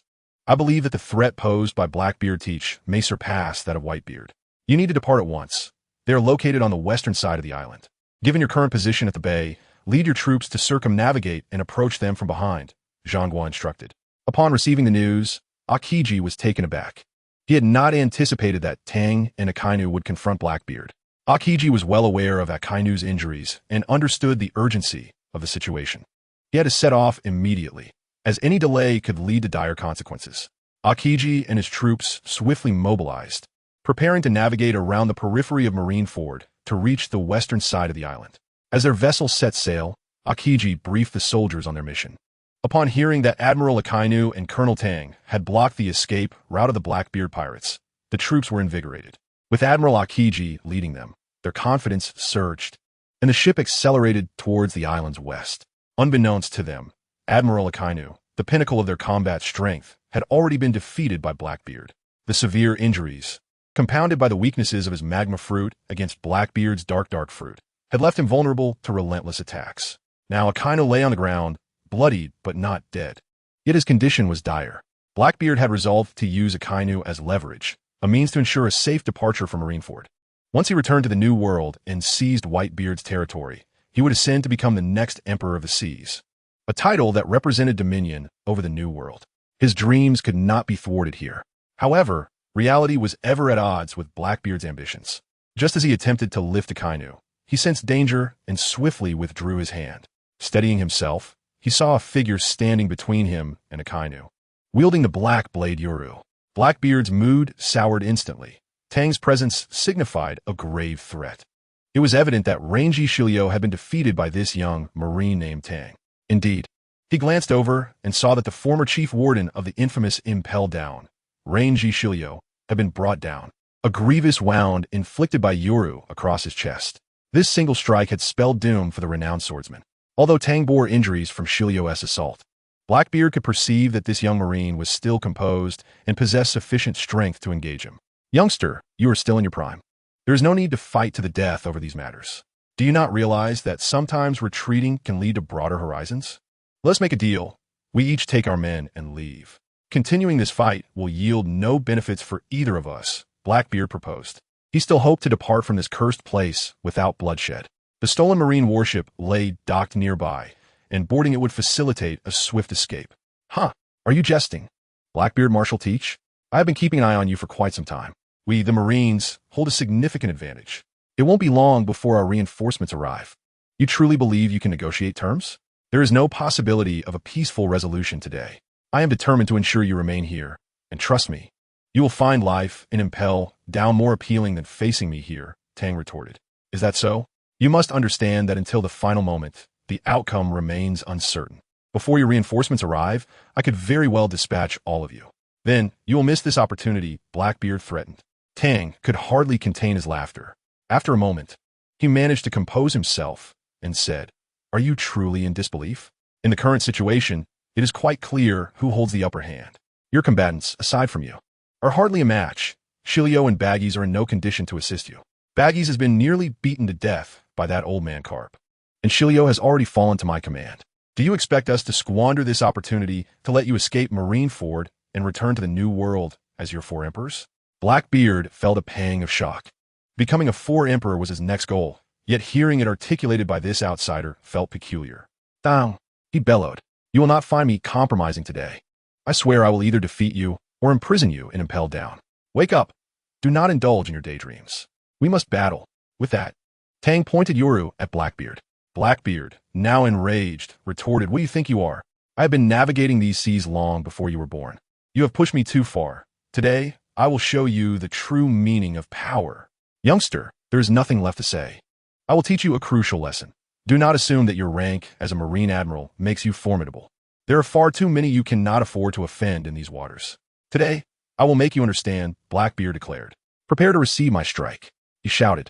With a crackling sound, Blackbeard unleashed the power of his dark fruit, tearing through the atmosphere, sending a massive shockwave towards Tang. In the past, Tang might have needed to evade such an attack, but now he could not abandon the barely conscious Akainu Sakazuki at his back. Despite his disdain for Akainu, Tang acknowledged the latter's unwavering commitment to justice, albeit through excessively radical means. At this critical juncture, the Marine headquarters had already suffered considerable losses. Losing another top combatant would undoubtedly exacerbate their plight. Thus, Tang resolved to endure Blackbeard's attack, regardless of the consequences. Fortunately, Tang had also copied the powers of the dark fruit. Though he was still unfamiliar with them, he believed he could handle Blackbeard Marshal Teach, who was equally unrefined in his use of abilities. Using the formidable powers of the Jinjin fruit, Tang retaliated against Blackbeard. The two adversaries met at the center, their equal strengths clashing in a moment of mutual restraint. Blackbeard harbored an intense disdain for this young man, perplexed by the extraordinary fortune that had allowed Tang to wield the power of the Jinjin fruit. How could there exist two devil fruits with identical abilities? Such an occurrence had never been documented in any historical records. Blackbeard perceived an unsettling aura emanating from Tang, which irritated him greatly. He had thought himself favored by destiny. Yet this young man seemed to surpass him in prowess, a realization Blackbeard found deeply disconcerting. This was not their first encounter, but it marked the first genuine clash between them, and neither was inclined to withdraw their attacks prematurely. Both were cautiously probing the other's limits, engaging in a contest of patience. Ultimately, Blackbeard emerged victorious, forcing Tang to withdraw first, casting aside Akainu. Blackbeard recognized that this moment signified a true confrontation. Tang understood that defeating a wielder of two devil fruits with the Jinjin fruit alone placed him at a disadvantage. Thus, he resolved to combine his swordplay with the powers of the Jinjin fruit. He was acutely aware that should Blackbeard close the distance, the Jinjin fruits would be rendered ineffective. As Blackbeard observed Tang brandishing the black blade Yuru, it seemed as though Tang intended to forego the power of the Jinjin fruit in their duel, a notion that sent a chill down Blackbeard's spine. Though not a swordsman himself, Blackbeard recognized that the legendary swordsman Mihawk wielded a supreme blade named Yuru, revered as the strongest black sword in existence. To Blackbeard, the weapon in Tang's possession bore a striking resemblance to Mihawk's, yet its mere similarity was not enough to instill fear.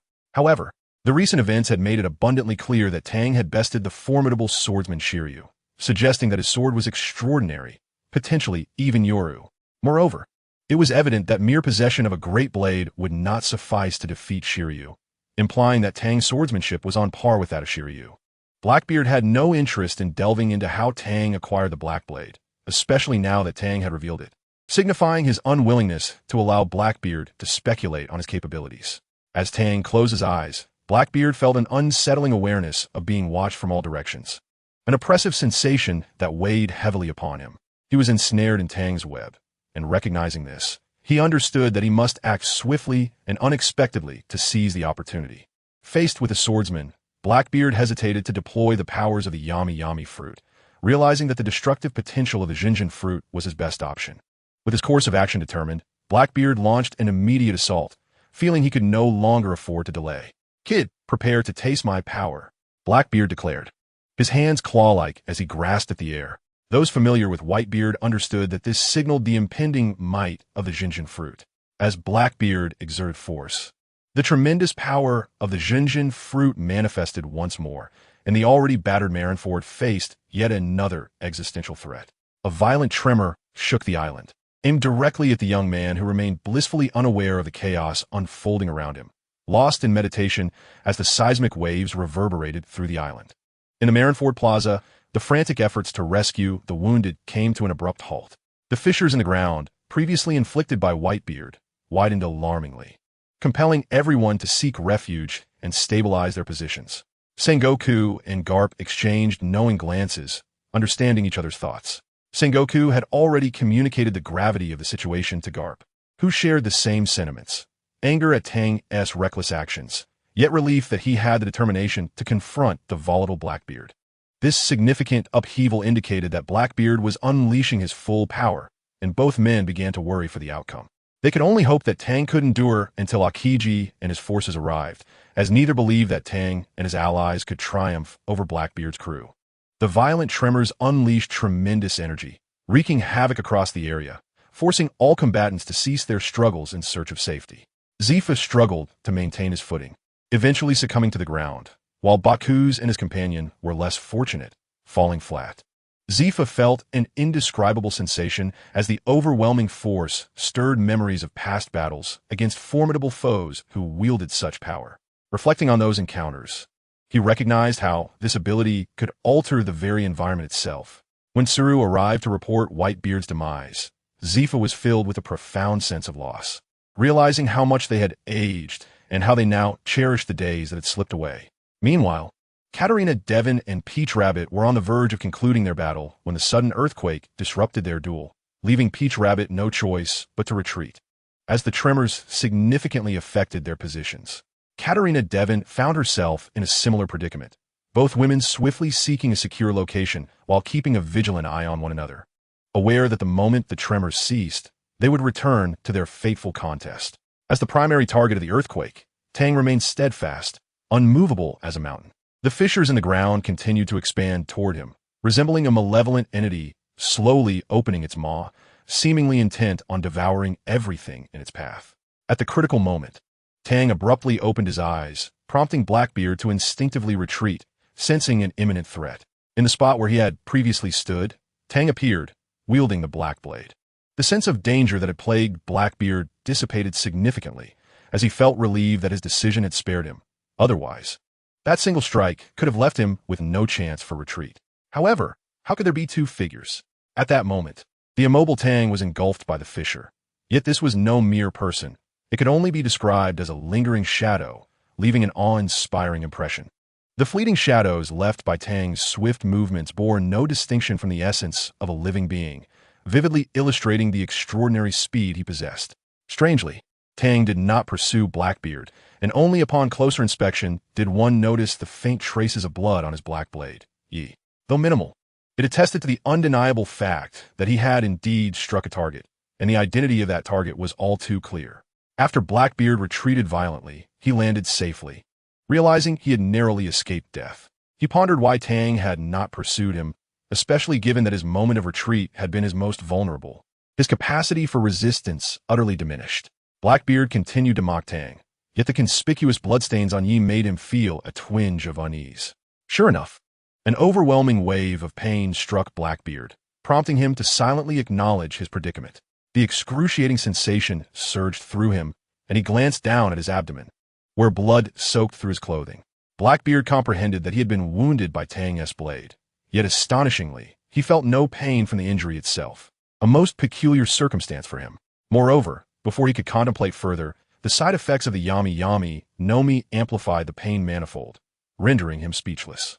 He writhed in agony, a gift from Tang that was far from benevolent. However, Tang was also in a precarious state. The astounding speed of his strike had drained considerable energy from him. Were he not diligently working to regain his strength, he would have already rushed in to deliver a fatal blow to Blackbeard. A close examination of his arm would reveal the strain he experienced even while gripping Yi. Fortunately, Blackbeard's reflexes were sufficiently swift. Otherwise, Tang's strike could very well have cost him his life. Thus, it could be said that both his luck and strength were commendable. Had circumstances been slightly different, he would have already met his demise. While Tang hastened to restore his condition, Blackbeard, too, resorted to urgent measures to staunch his wound. Yet the injury inflicted by the black blade continued to present significant challenges. Thankfully, at that moment, no disturbances interrupted their confrontation. Meanwhile, the forcibly interrupted battle resumed elsewhere. The duo of Bacchus and the Grim Reaper had been thoroughly beaten to a pulp by Zephyr, and their senses were finally returning, with Bacchus recovering the quickest among them. Once he regained his composure, Bacchus ceased his desperate struggle against Zephyr and turned his attention to Lafitte. "Lafitte, you scoundrel!" Bacchus exclaimed, his voice sounding strangely distorted as he spoke, the remnants of his beating evident.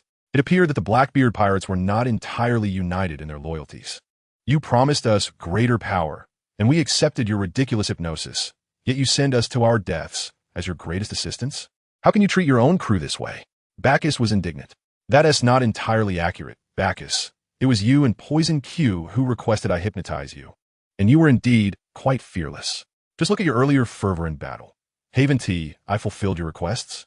Now you wish to confront me?" Lafitte retorted.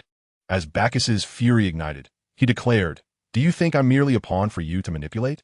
I'll refrain from seeking trouble with you for now, but we shall see what transpires later. Best be cautious." Bacchus was acutely aware that his paramount concern was how to escape, and although the cafe had used them, he had to prioritize external threats in dire circumstances. "At least you have some semblance of intelligence. Look for yourself. The captain has already dealt with Akainu Sakazuki. Though he is still engaged in combat with that foul brat, I have faith in the captain's prowess. He will soon dispatch him. Our task is to hold out until the captain secures enough leverage, and then I'm certain that old man will be willing to let us go," Lafitte explained. "Spare me your platitudes. I am well aware of the situation. You are not ignorant of just how formidable that old man is. Even at my utmost, I could scarcely contend with him, and now I find myself in this state. Bacchus gestured to his injuries. Going forward, I do not expect you to replace me in holding off the old man, but you must join in. Your nonchalance is unacceptable to me. What do you say? Bacchus added. Faced with Bacchus's demands, Lafitte genuinely felt powerless. His injuries were more severe than anticipated, and while he had managed to staunch the bleeding, engaging in fierce combat would surely cost him his life. However, he understood the implications of Bacchus's words. If he did not participate in the fight, Bacchus would likely refuse to act, and thus Poison Q would surely fall quickly, obliterating their chances. What troubled Lafitte the most was the uncertainty of Bacchus's reaction should he decline. Despite being part of the same pirate crew, their factions were entirely divergent. Furthermore, Bacchus had been rescued from the depths of Impel Down, and without Blackbeard's display of formidable strength, these monsters would not have bowed to him. As he grappled with his indecision, Bacchus's voice cut through the tension. Are you going to join or not? This is a matter of mere words. Why prolong it? Lafitte felt cornered by this ultimatum. Just as he prepared to respond, another voice interjected. Bacchus, would it suffice if I joined? Lafitte and Bacchus turned to see the supersonic Van Oka, armed with a sniper rifle. Given Lafitte's severe injuries, he will gain little by following you. It will be wiser for me, who still possesses some strength, to step in. What do you think? Van Oka's tone was calm. Lafitte cast a grateful glance at Oka, appreciative of his willingness to step forward at this moment. Bacchus contemplated briefly before arriving at a decision. Very well, let us proceed. Do not mistake my harshness. We are all at a disadvantage, and to survive, each of us must exert ourselves fully. Otherwise, discussions of the future will be moot. Having said this, Bacchus turned to continue his battle against Zephyr, followed closely by Oka. Observing the concern in Lafitte's eyes, Oka assured him, do not worry. With the two of them present, I will have few opportunities to confront that old man directly, and my marksmanship is quite commendable. Upon witnessing the sniper, Ao-Ka, joining the fray, Lafitte felt a significant unease. However, his impatience bore no fruit. He could only bide his time, hoping for a gradual recovery from his injuries, perhaps regaining enough strength for another battle. Meanwhile, for Tao Tu and Katarina Daipeng, combat resumed the instant the tremor subsided. The clash of blades was intense and frenetic. After successfully repelling Katarina Daipeng's relentless barrage of slashes, Tao Tu seized the opportunity to launch her own offensive. Although wielding the famed blade, Jindao, in her hands, within Katarina Daipeng's perceptive range, it seemed as if blades flickered menacingly from every direction. This inevitably demanded a considerable expenditure of energy from her. In such a duel, even the slightest lapse could spell catastrophe, for an injury would grant her opponent an undeniable advantage, potentially leading to her demise. The legendary blade, Jindao, possesses the ability to conjure a deceptive aura, confounding adversaries, while Tao Tu herself is a formidable commander, rivaling the might of an admiral. Under the tutelage of Major General He, her prowess has flourished. Moreover, Tao Tu enjoys a substantial advantage against Katarina Daipeng. She is essentially resting while her opponent is fatigued. Not only did Katarina Daipeng create a ruckus at the Marine headquarters in Marineford, but she had also just emerged from the depths of the underwater prison, Impel Down, and was far from regaining her full strength. This reality rendered Tao Tu's chances of victory exceedingly favorable. Indeed, even as Daipeng focused entirely on monitoring Tao Tu's assault, she could not account for every angle. Tao Tu darted past her, and in a moment of desperation, Katarina Daipeng reacted swiftly. A wound extended from her neck down to her arm. Had she not reacted with such urgency, it might have traversed her torso. Just as Daipeng, having narrowly escaped death, contemplated the fragility of life, another blade unexpectedly found its way to her neck. Stay still. Otherwise, I cannot guarantee your survival, Tao Tu declared. At this juncture, Katarina Daipeng had no recourse but to acquiesce. She understood that as long as Captain Blackbeard had captured 2 hostages, the Marines would have no choice but to release her. The crux of the battle rested upon the outcome between Tang and Blackbeard. Should Blackbeard emerge victorious, holding both Akainu and Tang as leverage, even if Akiji's forces arrived promptly, they might be powerless to intervene. Furthermore, Blackbeard could demand exorbitant concessions from the Marines, a scenario they could not tolerate. Conversely, if Tang triumphed, it would be unequivocal. Blackbeard's entire crew would face annihilation, and the Marines' record would boast a significant victory against the Blackbeard pirates, which would greatly bolster their campaign against piracy. Thus, Tang comprehended the gravity of the situation. He could not afford to lose to Blackbeard. lest the Marines suffer a catastrophic embarrassment at his hands. At present, Tang observed Blackbeard writhing on the ground. Even if he wished to finish him off, he found himself devoid of the strength to act. One lay defeated, the other exhausted, both in dire need of respite. The outcome of the battle now hinged upon the confrontation between Tang and Blackbeard. Blackbeard, in a desperate move, rose to his feet, despite the pain inflicted by Tang's formidable strike. However, sensing that Tang had yet to make a move, Blackbeard surmised that the cost of narrowly avoiding a fatal blow must have been considerable, which could explain Tang's hesitation. Struggling to regain his footing, Blackbeard assessed his injuries and mused about Tang's ruthless nature. Had he not honed his instincts against danger over the years, he might have found himself defeated by this young adversary. Observing Tang from a distance, Blackbeard noted that the latter's aura was less pronounced than before, prompting a secret sense of glee within him. As anticipated, while Tang's strike was indeed powerful, had Blackbeard not maintained unwavering focus, he might have fallen to this young man. He chuckled inwardly, reveling in the prospect of easily overpowering Tang now. Meanwhile, Tang, although in need of recuperation, remained acutely aware of his surroundings. He sensed Blackbeard had regained his footing and was scrutinizing him, yet he found himself in an untenable position. He mentally chastised himself for overestimating his capabilities, lamenting that he had failed to decisively incapacitate Blackbeard and had instead landed himself in this precarious predicament. A lingering sense of crisis pervaded Tang's thoughts. He recognized that Blackbeard was no honorable combatant, but rather a man who would resort to any means to achieve his goals. Blackbeard had ruthlessly slain Whitebeard for the sake of a mere devil fruit. To engage in discourse with such a man was akin to speaking to a wall. Yet, Tang could only lament his circumstances. That single strike had nearly depleted his strength. Had it not been for the support of his blade, he might have been unable to remain upright. Aha, look at that. Your little hero is struggling to hold on. I must admit, that strike was indeed spectacular. Something I seldom witness.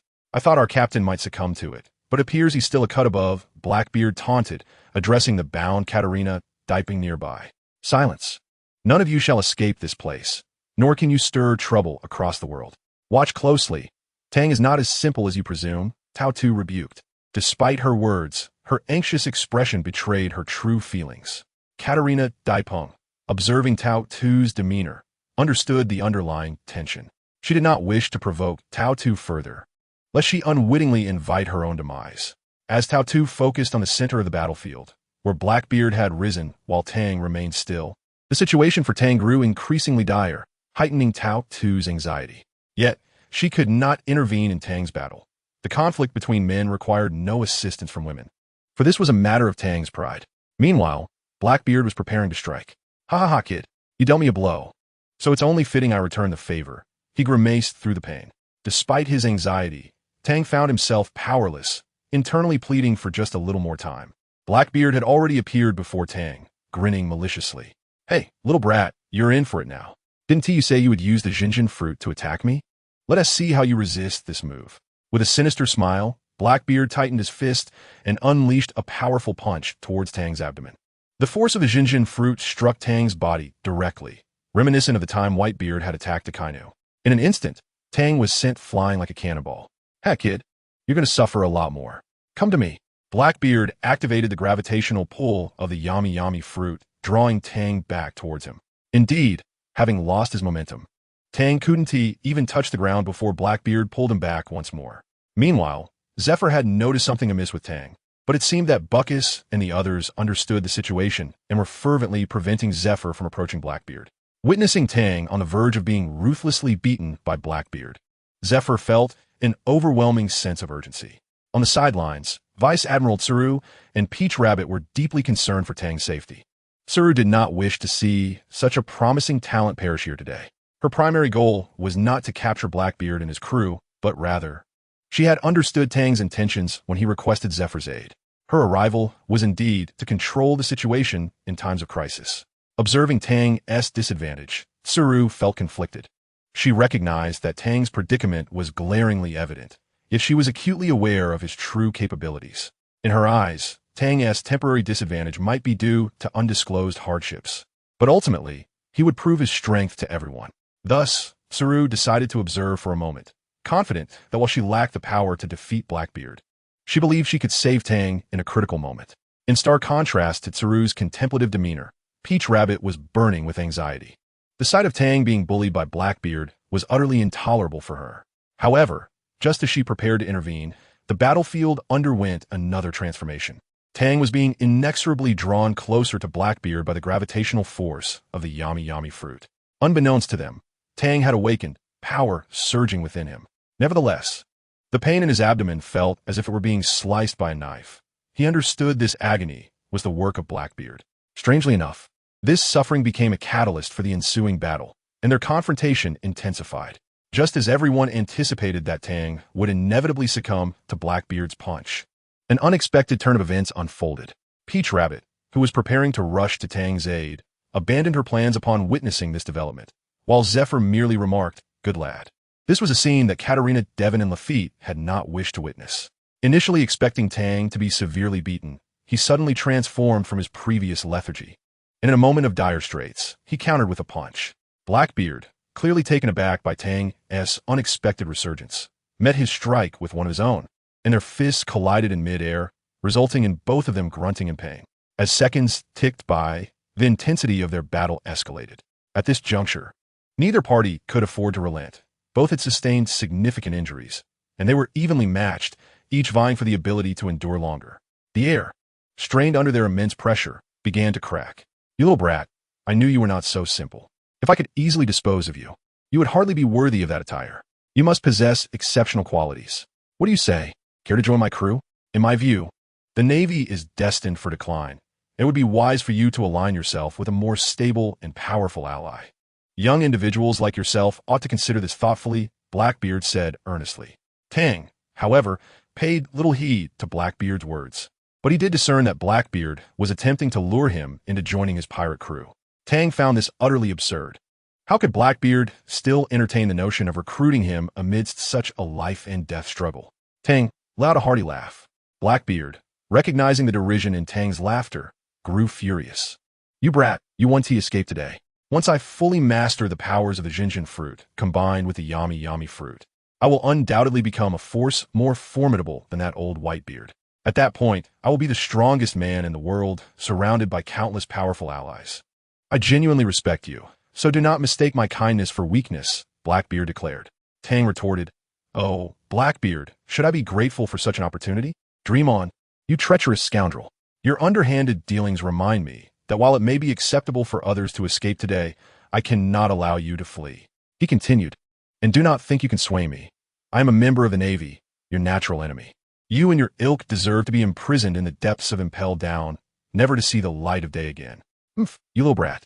I've given you another chance. If you don't cherish it, don't blame me," Blackbeard said.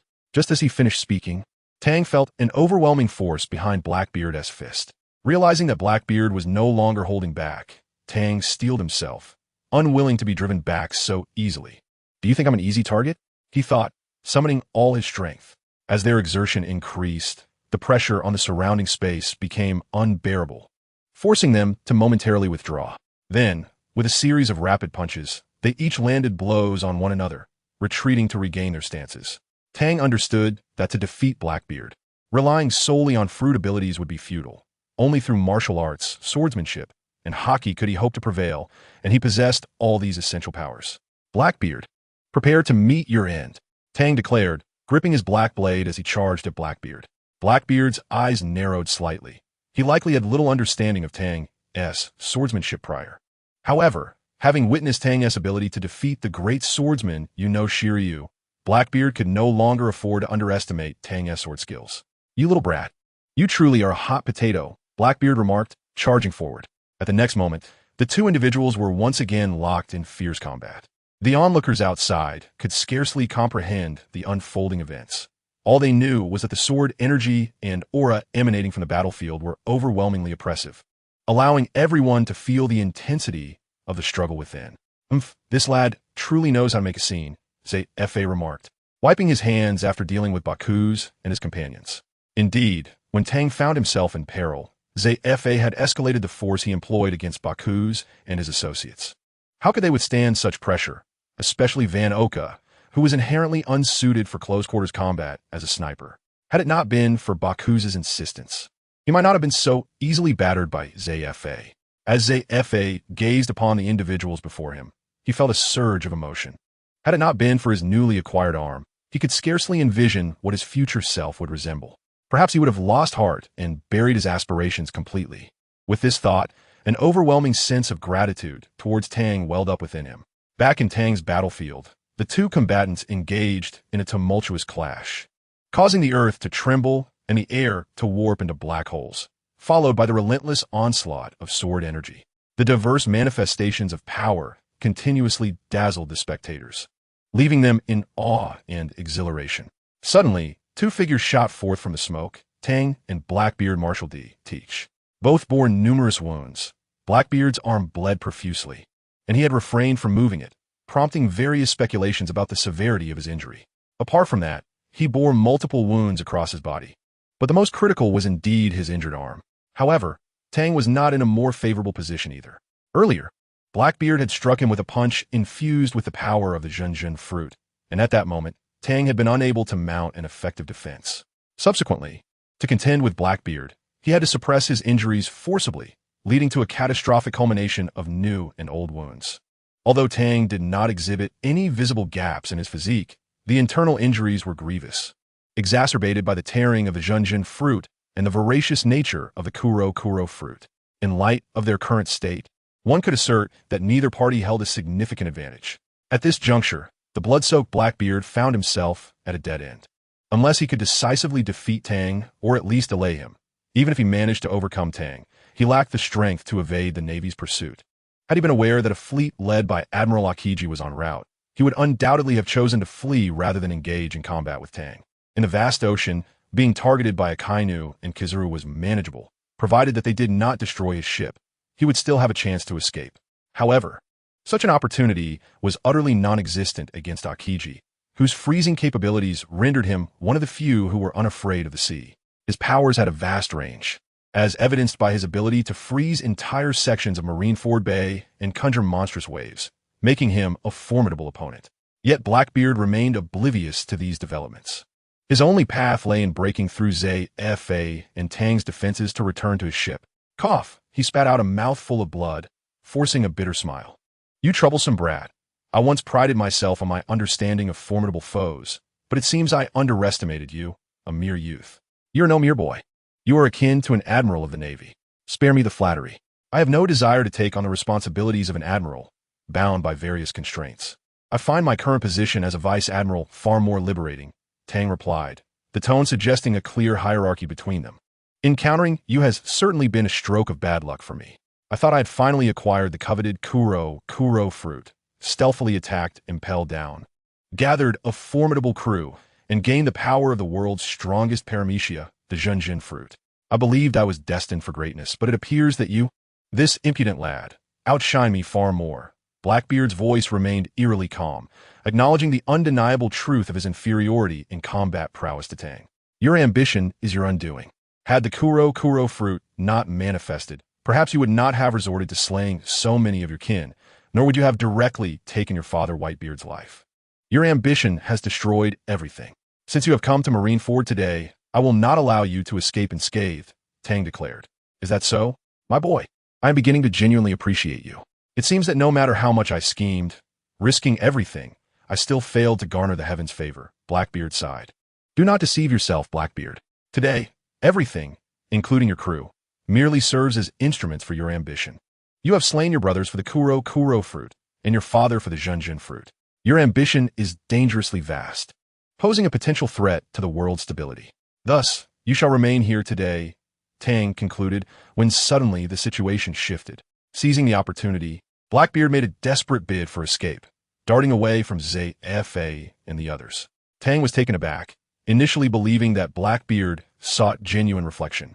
To his shock, it became evident that the scoundrel merely aimed to flee when everyone else had lowered their guard. Tang's assessment of Blackbeard plummeted further. He had previously regarded him as an ambitious schemer, yet in the face of dire crisis, he chose to abandon everything and flee. Before Tang could fully process this, his crew members, Bajis and Lafitte, who were incapacitated, were left bewildered by their captain's actions. Captain, it's me, Lafitte. Are you leaving us behind? Lafitte shouted with all his might, having understood Blackbeard's character. He had speculated that if Blackbeard found himself overwhelmed by Tang, the likelihood of him abandoning them to escape was indeed possible. Despite having mentally prepared for such a betrayal, Lafitte was struck by disappointment upon witnessing it firsthand. Yet he remained defiant, needing to hear the truth from Blackbeard himself. In the midst of his frantic flight, Blackbeard heard Lafitte's words and gradually came to a halt. Lafitte couldn't help but smile, realizing that Blackbeard had not forsaken him after all. Your entry was inconsequential. I assure you, I will rescue all of you.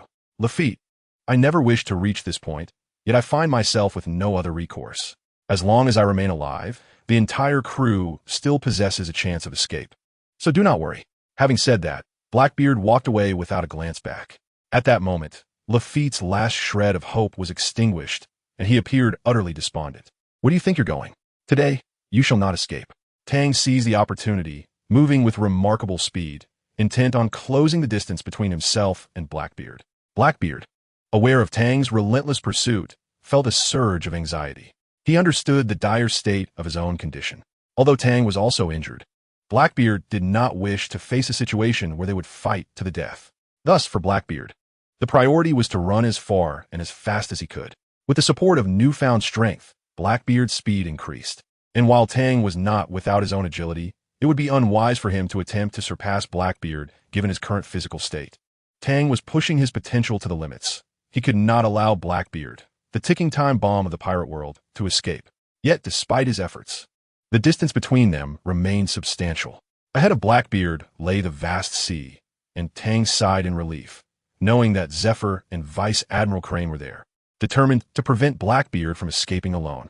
Just as Tang contemplated how Blackbeard intended to depart from Marineford, he suddenly spotted someone and exclaimed in alarm. The giant figure of San Juan Wolf, the formidable warship under Blackbeard's command, filled Tang with dread. Previously subdued by Zephyr, he had gone unnoticed by Tang. But now became clear why Blackbeard had come this way. The reason Wolf was referred to as a warship was not merely due to his colossal form, but also because he could traverse the sea like a vessel, akin to the giant elephant Zoe. Blackbeard had targeted Wolf for this very reason. Wolf intended to flee, having recognized the might of the Navy after his defeat by Zephyr.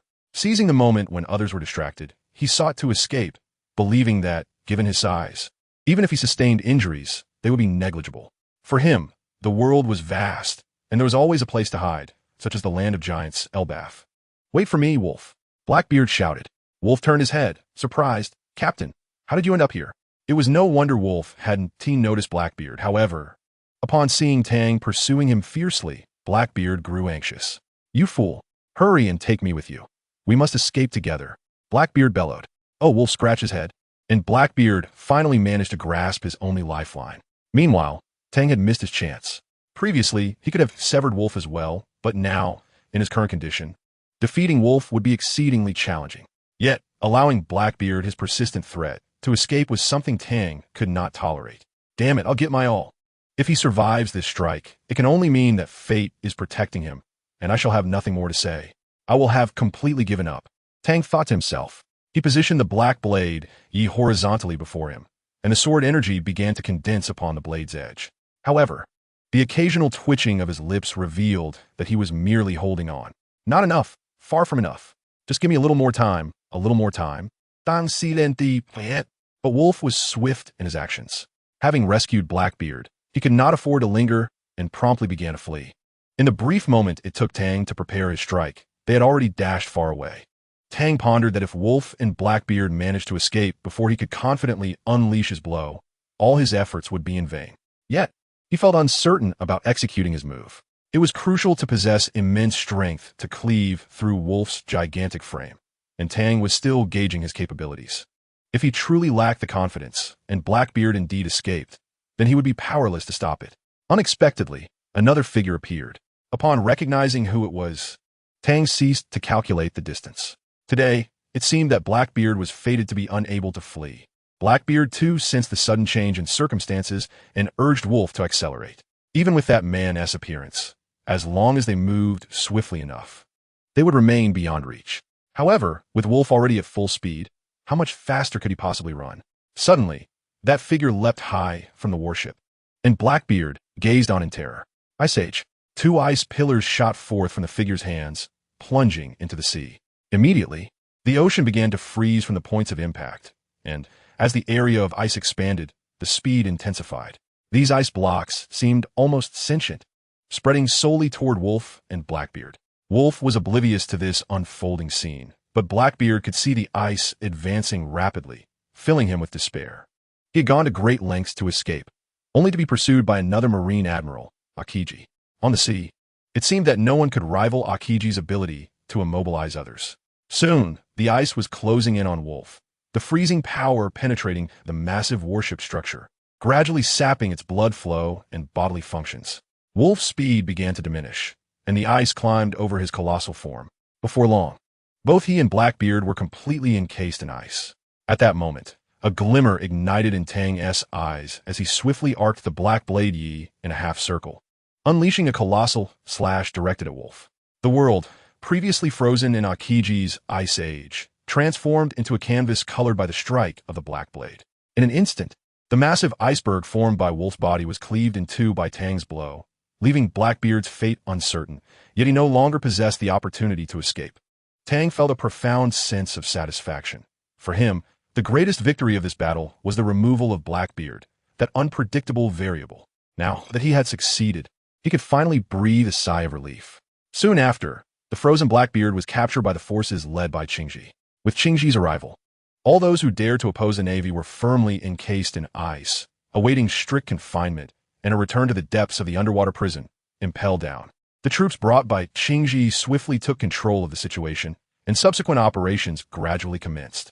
Akainu was urgently transported to the Navy hospital for treatment, accompanied by Magellan, the warden of Impel Down, who was also in need of immediate medical attention.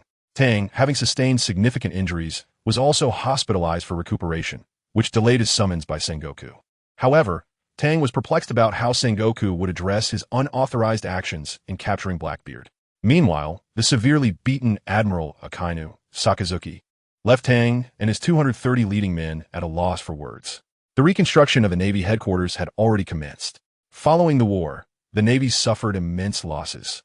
Yet Sengoku deemed it worthwhile, as the eradication of Whitebeard was of paramount importance.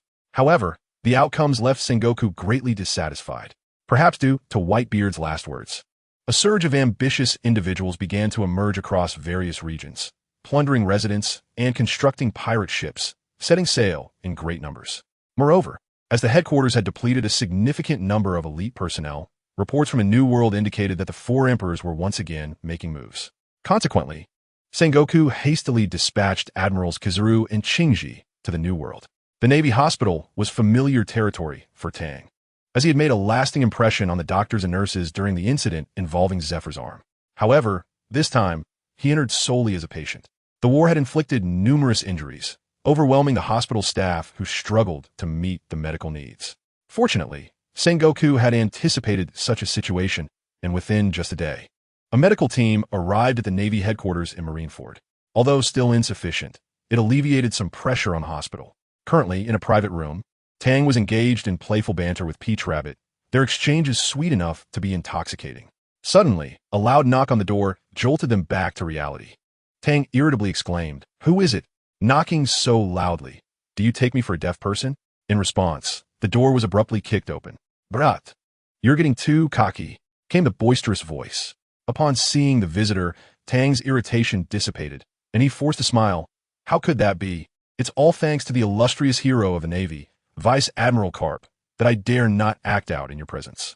Tang, having abandoned his previous habit of exchanging barbs with Carp, now sought to flatter him, which left Carp feeling quite aggrieved as he had prepared an array of retorts. Carp, perplexed, wondered why Tang was behaving so unusually today, as their usual banter was conspicuously absent. His attention was drawn to the slight smile on Tang's lips, and he quickly realized that Tang was deliberately withholding his words. Frustrated, Carp, without further ado, delivered a playful punch. Tang instinctively shielded his head, but Carp had already withdrawn his fist, leaving a lump where Tang had covered. "Old man, didn't you see I was injured? I'm a patient now. Why do you keep hitting me?" Tang protested, but he quickly fell silent upon noticing Carp seemingly blowing on his fist. Carp, with a triumphant grin, thought to himself that Tang was far from ready to outwit him. "Enough, Carp. Stop causing trouble," came the voice of Fleet Admiral Sengoku from behind. Carp then vacated the space for Sengoku, who appeared remarkably energetic despite the lengthy hours of work. "How are you, kid?" Sengoku inquired. "Thank you for your concern, Admiral. Rest assured, it's merely a minor issue." "But what of Admiral Akainu?" Tang replied, maintaining his position as a subordinate rather than a junior officer in response to Sengoku's question. "He fine, just overexerted himself. With some rest, he'll recover. After all, he's a Navy admiral. Such injuries cannot defeat him," Sengoku reassured. "Kid, did you obtain permission for your recent actions?" Sengoku's tone turned serious. Tang thought to himself that trouble had indeed found him. Realizing he had little to lose, Tang responded, "Report. Admiral, I did not receive any orders. Engaging with the Blackbeard pirates was my own decision. Regarding Admiral Akainu, I feel powerless." Sengoku was evidently aware of the situation. Yet Tang remained puzzled as to why Sengoku required him to admit it. The atmosphere grew tense as Tang, a rear admiral in the Navy headquarters, had acted recklessly without orders, especially following such a monumental battle. Tang steeled himself, indifferent to the potential consequences. "Do you comprehend the magnitude of your error? The military is called an army for a reason. Orders must be followed. Do you understand how dire the situation could have been if red-haired Shanks had taken an admiral?" Sengoku stated gravely. "Report, Admiral. I was wrong." Tang conceded without resistance, accepting Sengoku's words without argument. Suddenly, Sengoku's gaze remained fixed on Tang, initially making Tang feel uncomfortable, but as time passed, he grew accustomed to it. The atmosphere was heavy. Unexpectedly, a smile crept onto Sengoku's face, followed by hearty laughter. Tang was taken aback, puzzled by the sudden change. "I knew this kid would look guilty. Carp, you owe me. Your bet is lost. And now your wages for a month belong to me," Sengoku declared. Carp, appearing disgruntled, glared at Tang, causing him to shrink back in fear. "Carp, it's time to pay up." Sengoku extended his hand. "Ah, Zephyr, I suddenly remembered there are still some details about the reconstruction outside that I need to address." "Wait, I'll be right back," Carp exclaimed, bolting away before Sengoku could respond. This left a group of onlookers exchanging glances, and Tang then turned his attention back to Sengoku, realizing that these two old men had been wagering on his demeanor. He was astonished to discover that a Navy fleet admiral and a Navy hero shared such an unexpected secret. During the Warring States period, Zhanghua felt rather embarrassed under Tang's gaze, and could only awkwardly chuckle. "That? It was merely a jest between us." "Oh, so it was just a joke," Tang replied, appearing somewhat perplexed. Zhanghua felt his cheeks flush with heat and quickly sought to divert the conversation. He spoke earnestly, "Tang, although you disregarded your superior's orders and took it upon yourself to intercept the Blackbeard's crew alongside Chi Quan and Tao Tu, given your success and the absence of casualties, I shall overlook this transgression on this occasion." He added, "However, you truly managed to coax ZFA out of retirement, which I did not anticipate. It seems you possess some influence after all." Tang could only offer a sheepish smile in response. "Nonetheless, young man, this concession is singular. I shall permit such actions only this once. We had not foreseen that red-haired Shanks would suddenly intervene to halt our conflict. Fortunately, he did not harbor the intent to annihilate the Navy, which is why I acquiesced to his request for a ceasefire. Thus, your actions can be deemed as a spontaneous adaptation to circumstances," Zhanghua elaborated. "The enigmatic figure of Blackbeard indeed presents a peculiar anomaly. It is astonishing that he has acquired such a bizarre power and, more incredibly, has managed to consume 2 devil fruits without perishing, with their abilities seemingly coexisting within his body without conflict. Indeed," Zhanghua affirmed, "this individual is far from normal. His ability to counter other ability users renders him invincible to many. Thankfully, he is currently confined within the depths of Impel Down, where Sea Prism Stone has nullified all his powers. I refuse to believe he can escape from prison. Does he think he is the flying pirate, Golden Lion Shiki?" Tang remarked. "Do you still dare speak?" Zhanghua retorted. "You have seen the capabilities that can counter ability users. Do not forget, you are also an ability user. Do you not fear that Blackbeard might come for you? However, my swordsmanship is not something he can counter, so while I am here recovering, he is suffering in Impel Down. Fortunately, he has only recently acquired his devil fruit powers and is not yet adept at wielding them. Otherwise, a mere novice like you would surely fall into his grasp," Zhanghua commented. Indeed, Tang replied. "As for the casualties in this war, preliminary estimates indicate 30,000 lives have been lost, comprised of elite Navy soldiers from various regions. Without their contributions, defeating the Whitebeard pirates would have been no easy feat. Ah, such significant losses, Tang exclaimed in astonishment. Zhang shot him a sidelong glance and stated, "These are necessary sacrifices. Only through such means can we achieve ultimate victory. However, the Whitebeard pirates have also suffered greatly, their losses far exceeding our own. Alas, had Whitebeard not intervened personally, their casualties might have been even greater." Tang had a relatively close encounter with Whitebeard's might and understood firsthand the formidable strength of his powers. The tremendous tsunami unleashed before the battle was a testament to his capabilities. Had it not been for Akiji's freezing abilities, that terrifying tsunami would have swept away a significant portion of the Navy soldiers on Marineford Square, he mused. Now that this war has concluded, you must recover swiftly to assist the troops. I am inundated with tasks. Once I tidy up here, I will promptly head to Mariehua to report the details of this conflict to the Gorosei. I initially believed that eliminating Whitebeard would dampen the spirits of pirates, but it appears I greatly underestimated the situation. Pirates everywhere are already mobilizing to seize the territory of the Whitebeard pirates, Zhang Guo expressed with concern. Yes, Marshal. I request to return to duty immediately. My injuries have healed satisfactorily, Tang declared. Good lad, I knew I made the right choice in you. With our efforts, we have ignited a new era. The Yonko and the New World will surely clash over Whitebeard's territory. The future of the Navy relies on talents like you to safeguard it, Zhang Guo affirmed. At this moment, the Navy headquarters found itself incapable of maintaining control over the war in the New World. The defeat of Whitebeard has shattered the balance of power there, turning it into a point of interest for various factions. Consequently, the Navy need not intervene further. With Akiji and Kizuru stationed there, I feel sufficiently reassured. However, there remains a task for you, Zhang Guo instructed. Please go on, Tang replied. I require the 1,477th Fleet to be dispatched to the Four Seas to maintain equilibrium. A large-scale uprising among pirates is imminent, and I need to ensure the safety of the world government's allied nations. Currently, all Navy bases have entered a state of readiness. This fleet must serve as a support force, prepared to assist various bases at a moment's notice, Zhang Guo detailed. Tang smiled. That is certainly manageable, Marshal. Furthermore, the composition of this contingent will primarily consist of your troops. I will supplement with additional personnel from other regions. Smoker and Tao too will accompany you, while the remaining colonels must secure Marineford. Thus, our available manpower is somewhat limited, but I trust in your abilities to minimize the losses during this operation. Understood, Marshal. Now, do not maintain such a serious demeanor, you rascal. I am off to Mariehua to deliver my report, which will inevitably include mention of your contributions. Following this, I must contemplate my retirement. It is prudent to clarify matters in advance regarding the next candidate for the position of Fleet Admiral, Zhang Guo chuckled. Tang mused privately. Indeed, following the war at Marineford, Zhang Guo appeared weary and ready to step back. Old man, have you considered that the aftermath may prove troublesome? Can you ensure that your successor possesses the capability to handle the responsibilities once you step down? Ha, young man, I merely broached the subject. I still need to steer this massive vessel of the Navy. Otherwise, you youngsters would surely steer it into chaos. Zhang Guo laughed. All right. Take some time to rest before preparing for departure. Time waits for no one. Smoker and the others should be fully assembled by now, so hurry along. I look forward to discussing you in front of the Gorosei. Perhaps you, young rascal, will not only become the youngest rear admiral in Navy history, but also the youngest admiral ever, Zhang Guo chuckled. No, Tang quickly waved his hands. What? You are reluctant?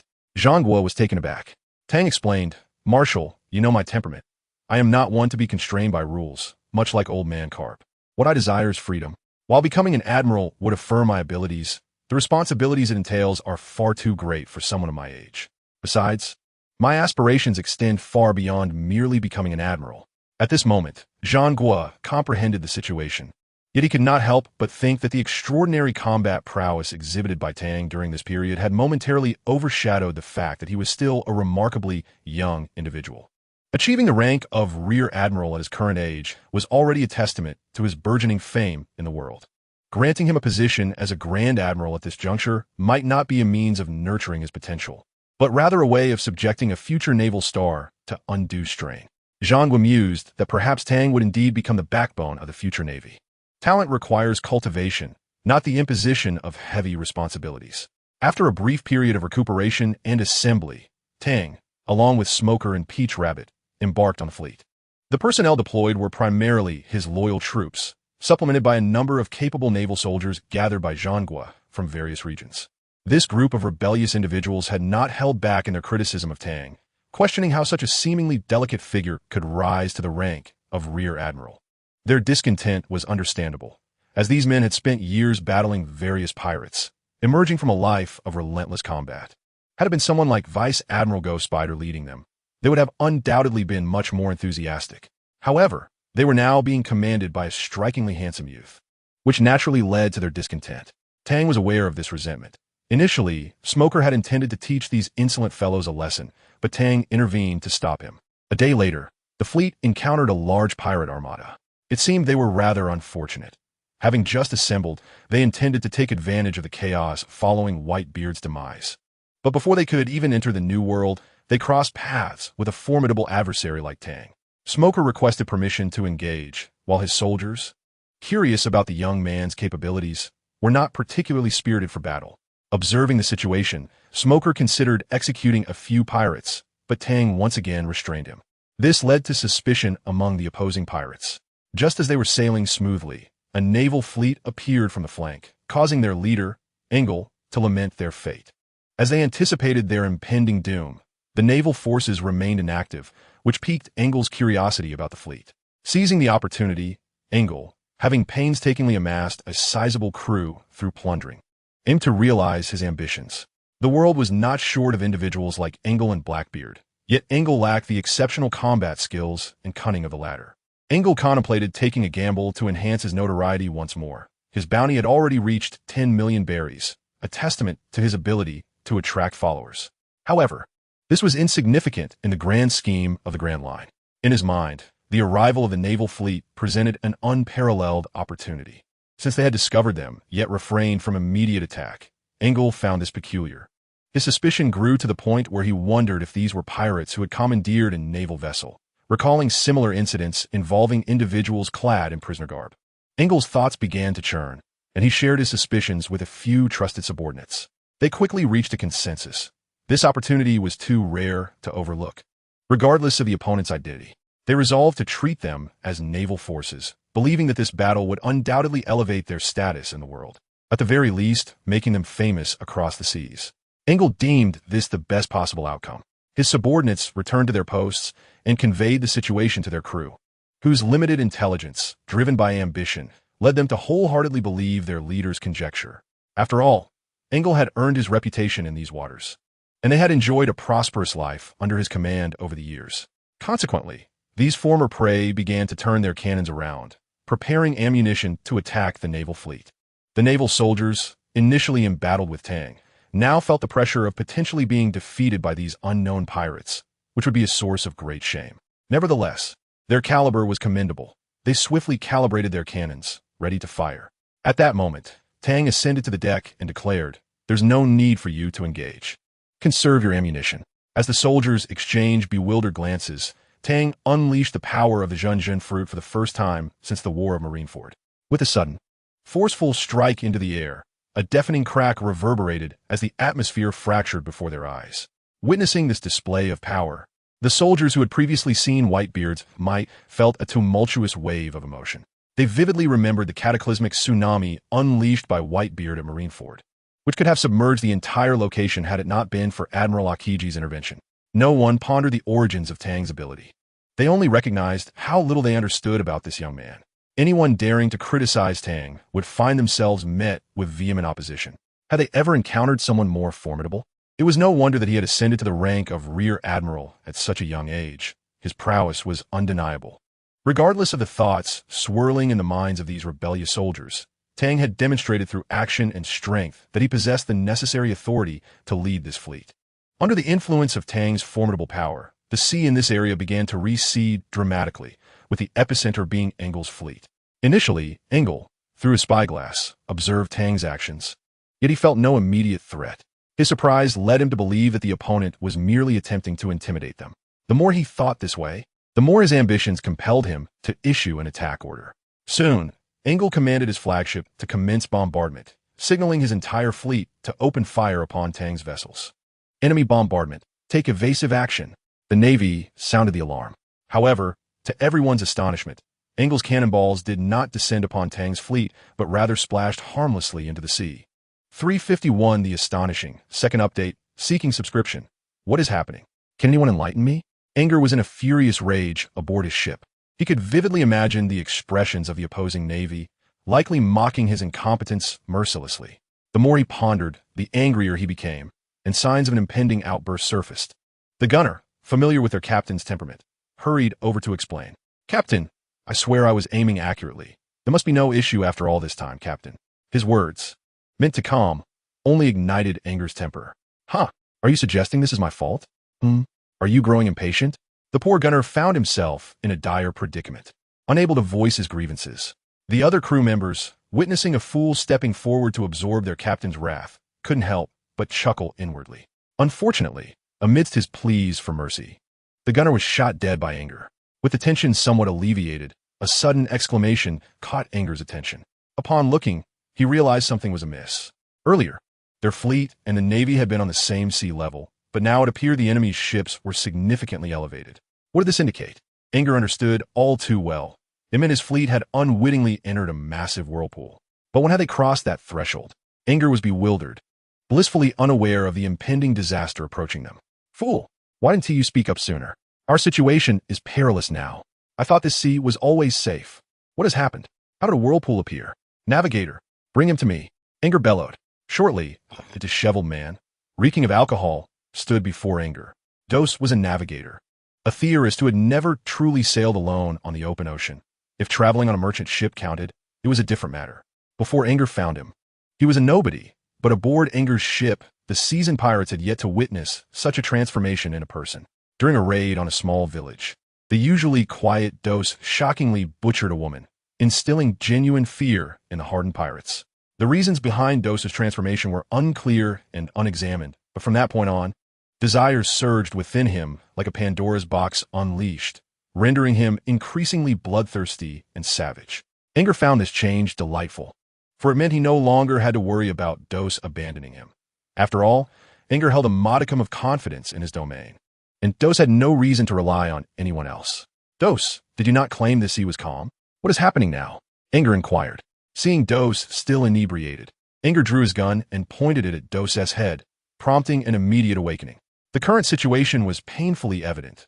Dos gazed at the sea level, now towering above the ship, and suddenly, a realization struck him. He dashed to the ship's edge to observe the water's flow below. Instantly, he slumped onto the deck, repeatedly muttering, it's over, everything is finished. 352, it's over. Third update, seeking subscription. Upon hearing Dos's dramatic reaction, Enger was taken aback. Feeling cold sweat trickle down his back, an unfamiliar sensation, he rushed to Dos's side. Dos, what is truly happening? You must clarify. It's over, Captain, we are all doomed. Dos replied, his eyes devoid of light, whispering. Enger, frustrated by Dos's silence, had formed a grim suspicion. Perhaps trouble had indeed found them today. At that moment, the turbulent waters finally revealed their catastrophic potential.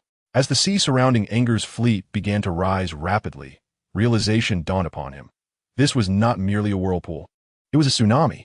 How could such a phenomenon arise in this area? Enger recalled the young Navy officer's punch, and a chilling understanding gripped him.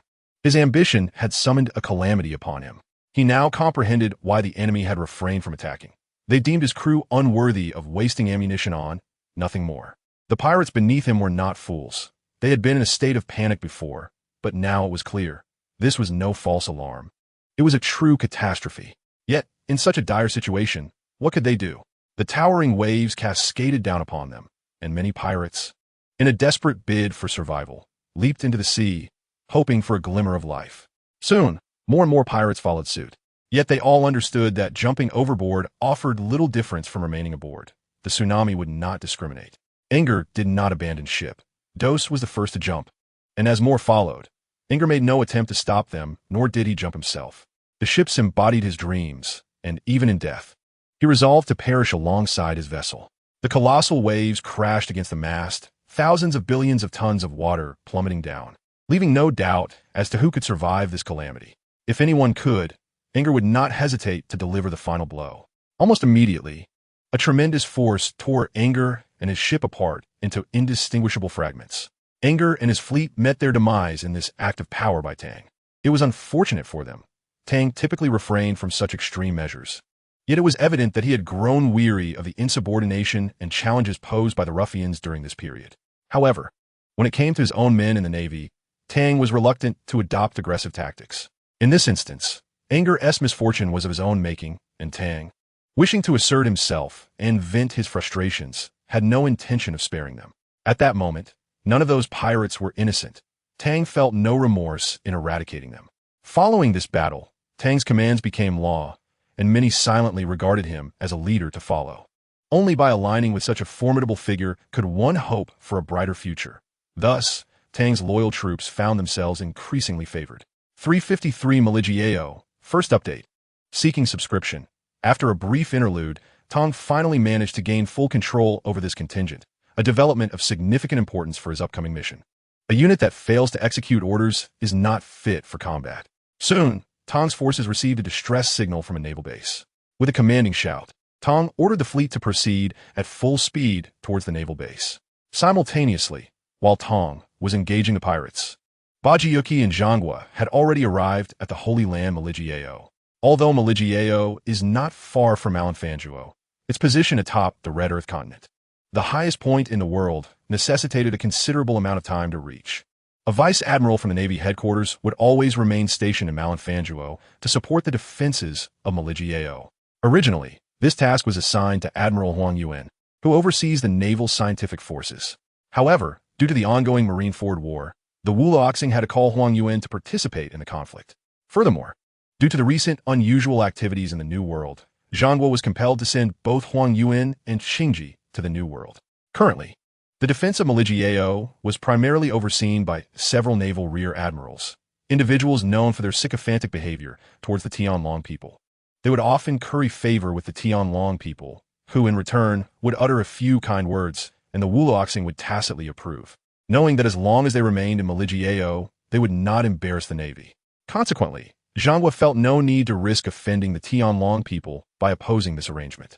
Although they bore the title of Rear Admiral, they were not taken seriously outside of Maligieo. "Oh, how surprising that Marshal Zhangwa has arrived," remarked the on-duty Rear Admiral, who did not consider himself subordinate to Zhangwa in the slightest.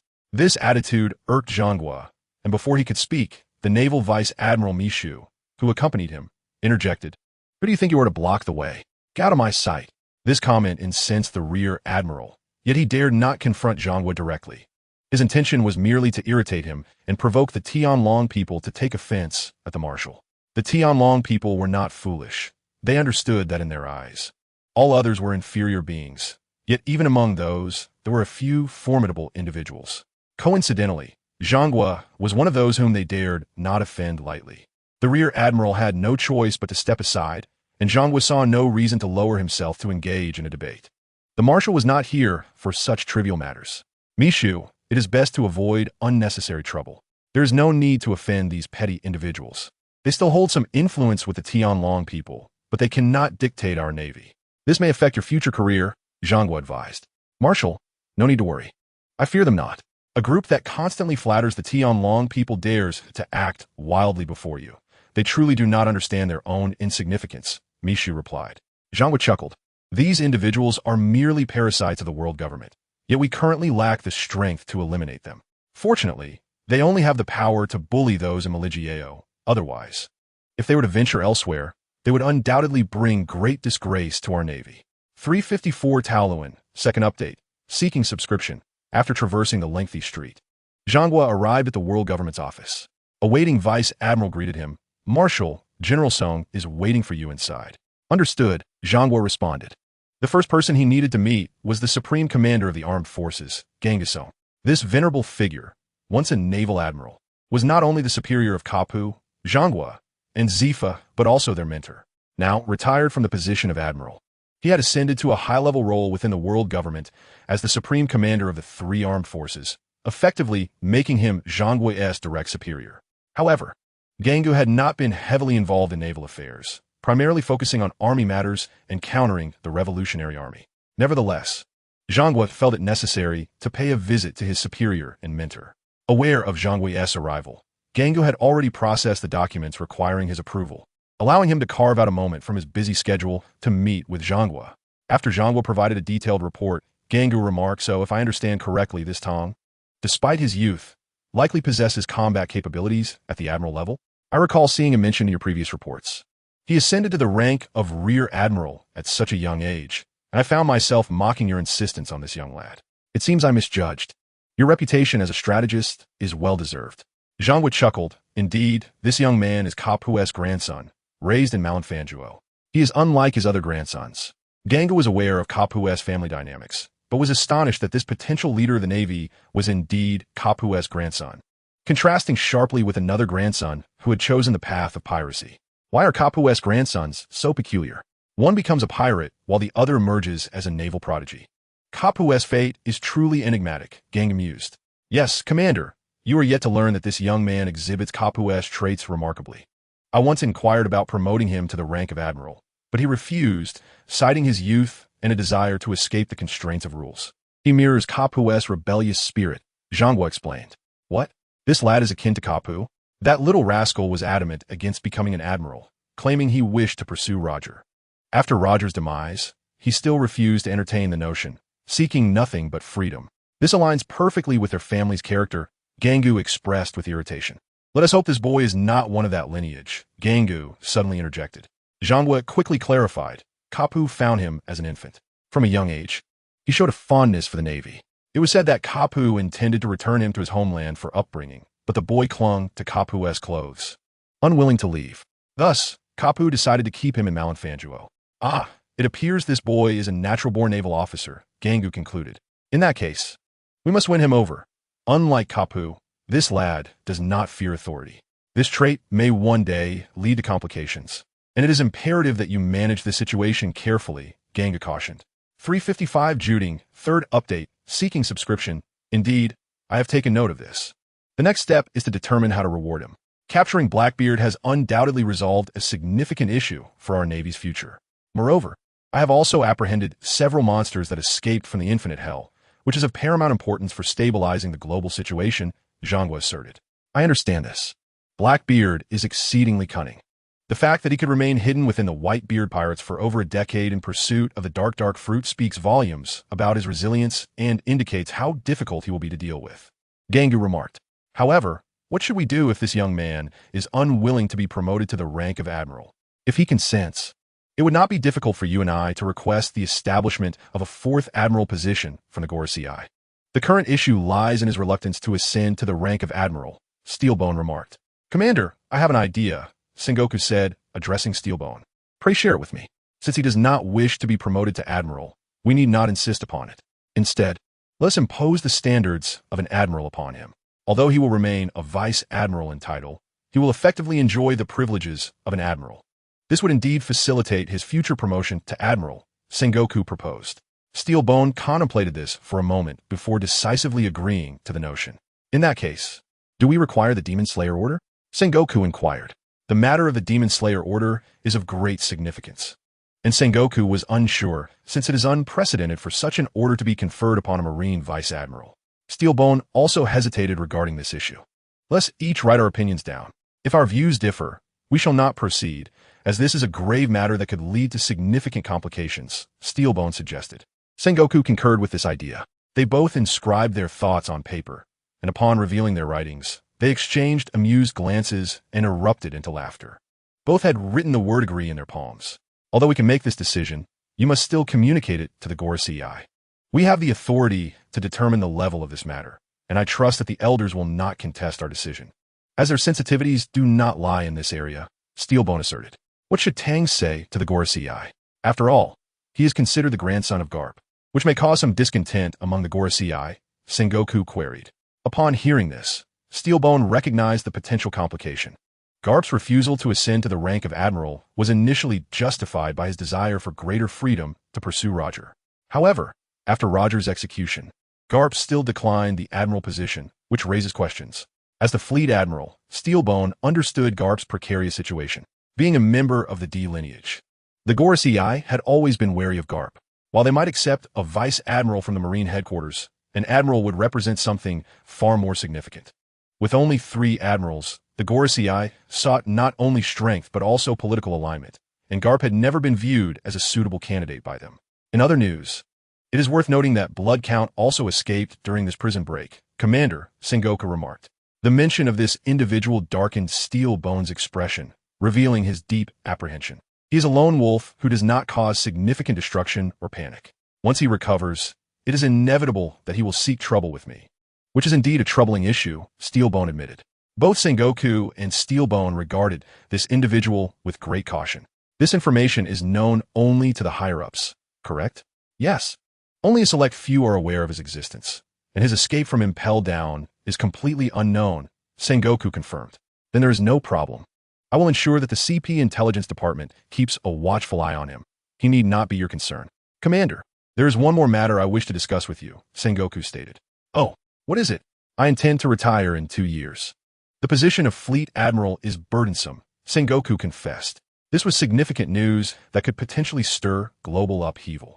Steelbone fell silent, contemplating the weighty implications of this decision. After a long pause, he asked, "Have you made up your mind?" "Of course.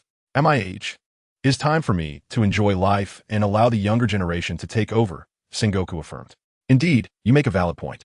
However, it is not yet appropriate for you to retire. You should observe for a few more years and nurture some new Marine stars," Steelbone advised. "By the way, do you have thoughts on a successor for the position of Fleet Admiral? Among the current admirals, Kizuru, Akiji, and Akainu, whom do you favor?" Steelbone inquired. "Given the current tumultuous situation, I certainly cannot step down hastily. I must wait for the opportune moment. As for a successor, I lean towards Akiji," Sengoku contemplated. "Akiji, you say? He is indeed a commendable choice. Yet the Gorosei have consistently supported Akainu for the position of Fleet Admiral," Steelbone countered. "Commander, you are not unaware of Akainu's temperament. During the O'Hara incident, he disregarded the lives of innocent civilians and insisted on bombarding civilian ships. He is a thorough radical, and entrusting him with the position of Fleet Admiral could lead the Marines down a perilous path," Sengoku cautioned. "Indeed, that is true. However, the Gorosei see no issue with that." Sengoku grunted in acknowledgement. They certainly hope for Akainu to ascend, as that would effectively turn the Marines into a weapon in their hands, Sengoku remarked. "Such sentiments are merely spoken in my presence," Steelbone replied. "Their primary concern remains Garp. If not for the numerous talented Marines he has trained, including Akiji, whose reputation rivals that of the Fleet Admiral, the Gorosei would have likely sought the annihilation of the Monkey family, especially with Luffy leading the world government's arch-nemesis, the Revolutionary Army." Steelbone elaborated. "Are they not concerned about Akiji's political stance? Naturally, Akainu aligns more closely with their objectives, which breeds their discontent towards Akiji and their desire for Akainu to take the helm," Sengoku elucidated. "This issue cannot be resolved with mere words. From my perspective, I also support Akiji, but the Gorosei's opinions must be taken seriously. Thus, this matter may require extensive deliberation," Steelbone remarked. "Then I shall probe their sentiments," Sengoku proposed, to which Steelbone agreed.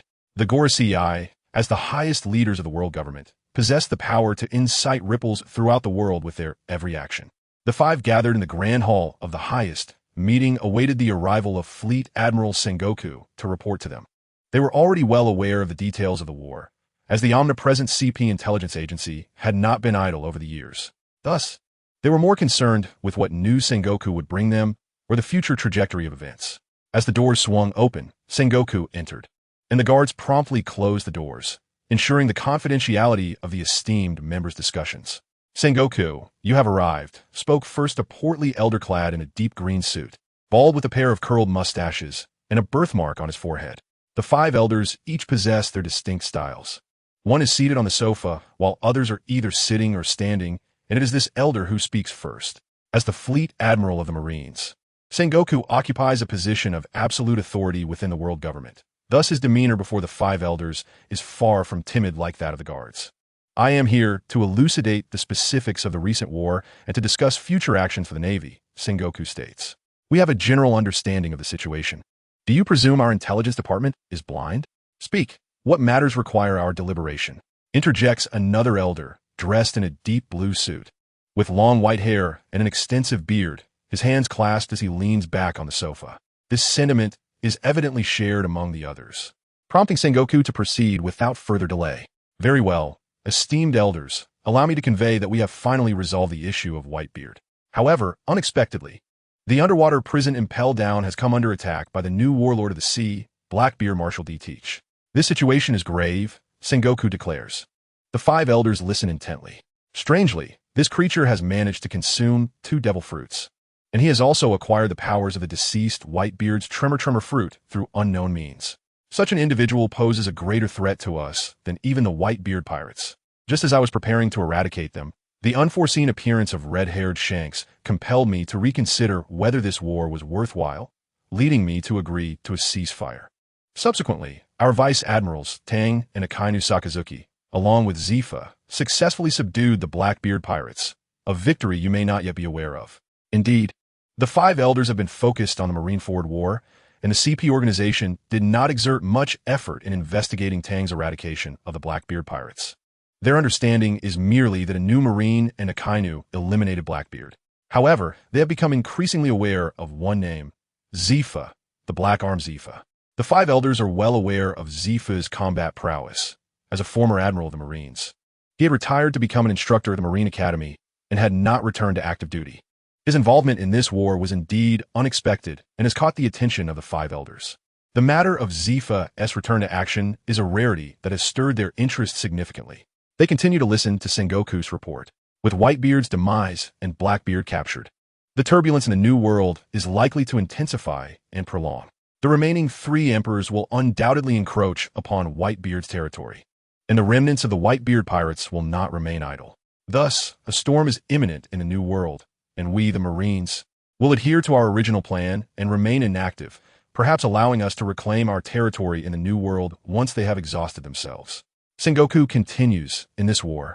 Commendations are due to all Marine soldiers. However, you esteemed elders are aware of what this conflict has revealed.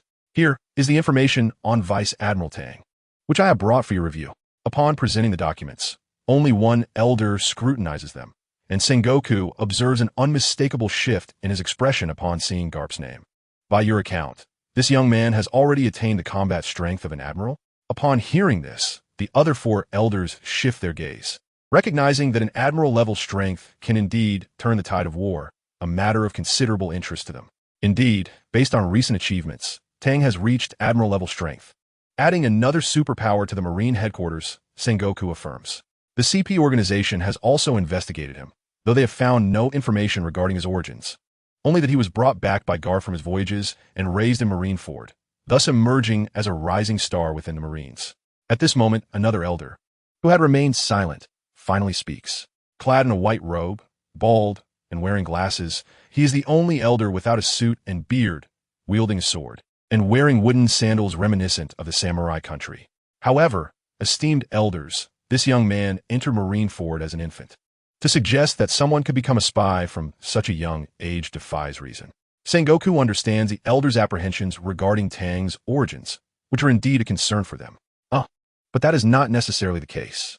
Garp's son, Dragon, also grew up within the Navy, yet ultimately defected to form the Revolutionary Army, opposing our world government. This illustrates that no guarantees can be made, interjects the elder in a samurai guise. Sengoku, not wishing to engage in this debate regarding Garp's family, refrains for further discussion, recognizing that it could lead to unnecessary complications for his old friend. Sengoku, our interest in this young man is considerable. Of course, while we speculate, it remains mere conjecture. The CP Intelligence Department will intensify their investigations into his background. As for other matters, you shall proceed as you see fit. We possess the capacity for tolerance in this regard, the elder states. It is evident that this individual is also quite formidable, while simultaneously expressing reservations regarding Tang. They reassure Sengoku that he need not be overly concerned and may utilize him as he sees fit. In this war, eliminating Blackbeard, a potential future threat, is paramount. Therefore, I conferred with Admiral Akainu and intend to grant him certain special privileges and powers, Sengoku explains. Oh, what are your thoughts? Initially, there was no further rank available above Vice Admiral. I contemplated elevating him to the position of 4th Admiral, but he declined before the proposal could be made. Interesting. What was his reasoning? He cited his youth and desire for freedom. I considered his age. Thus, I deemed it more prudent to allow him to hone his skills. Elevating him to Admiral at this stage would encounter substantial resistance. Sengoku articulates. Indeed, the emergence of a fourth admiral would undoubtedly alert the various monsters of the New World, which would yield no benefits for the world government or the Marines. The initial decision to refrain from appointing a fourth admiral was made to avoid provoking their sensitivities. Should these monsters unite, although the world government could withstand them, it would also grant the Revolutionary Army opportunities to exploit.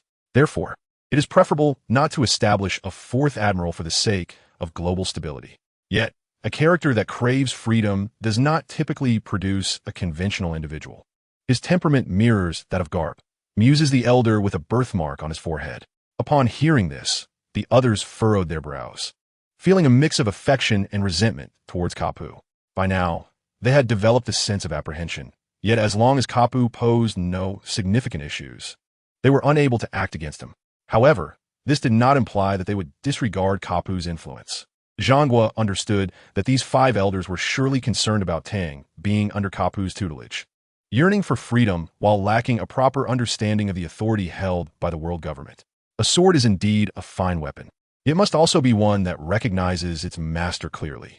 Observing the situation, Zhanghua remarked, "If we are to act in fear at every turn, what purpose does my position as admiral serve?" He expressed his dissatisfaction and anger towards the suspicions of the 5 elders, yet they appeared unimpressed by his words. The elder with a birthmark on his forehead wore an expression of anger, implying, "Do you think your status as admiral holds much weight? The Navy is merely a facade of our world government, and the number of criminals that have emerged from your ranks is hardly insignificant. Are you suggesting that our role is of no consequence? You should reflect on the actions of the world nobles and the celestial dragons under your command. Does the world government not intervene? When did you become their subordinate?" Zhanghua retorted angrily. "Zhanghua, be mindful of whom you are addressing. This is not a place for your outbursts." Clearly, Zhanggua's words struck a nerve with the 5 elders, who unitedly compelled him to cease speaking. Thus, the 6 of them fell into a prolonged silence within a conference room. "Well then, you may utilize this individual as you see fit. However, I must warn you, Zhanghua, should any issues arise, you might as well resign from your position as admiral." The 5 elders finally reached a conclusion. Zhanghua scoffed. "This brings me to the second matter I wish to address." Once again, the nerves of the 5 elders were set on edge. "I wish to inform you in advance that I may soon step down. You must carefully consider who will succeed me as admiral," Zhanghua stated. "What? You intend to relinquish the position of admiral?" Despite the dismissive tones of the 5 elders, they could not deny the Navy's crucial role as the face of the world government, which has existed for over 8 centuries. The Navy has always been the most formidable branch of the world government, thus it naturally captured the attention of the elders. Otherwise, they would not have shown such concern over Zhanggua's potential departure. "Zhanghua, have you truly contemplated this decision? This moment is critical for steering the future direction of the Navy," they pressed. "I shall continue to fulfill my responsibilities as admiral for the time being, yet I am growing old.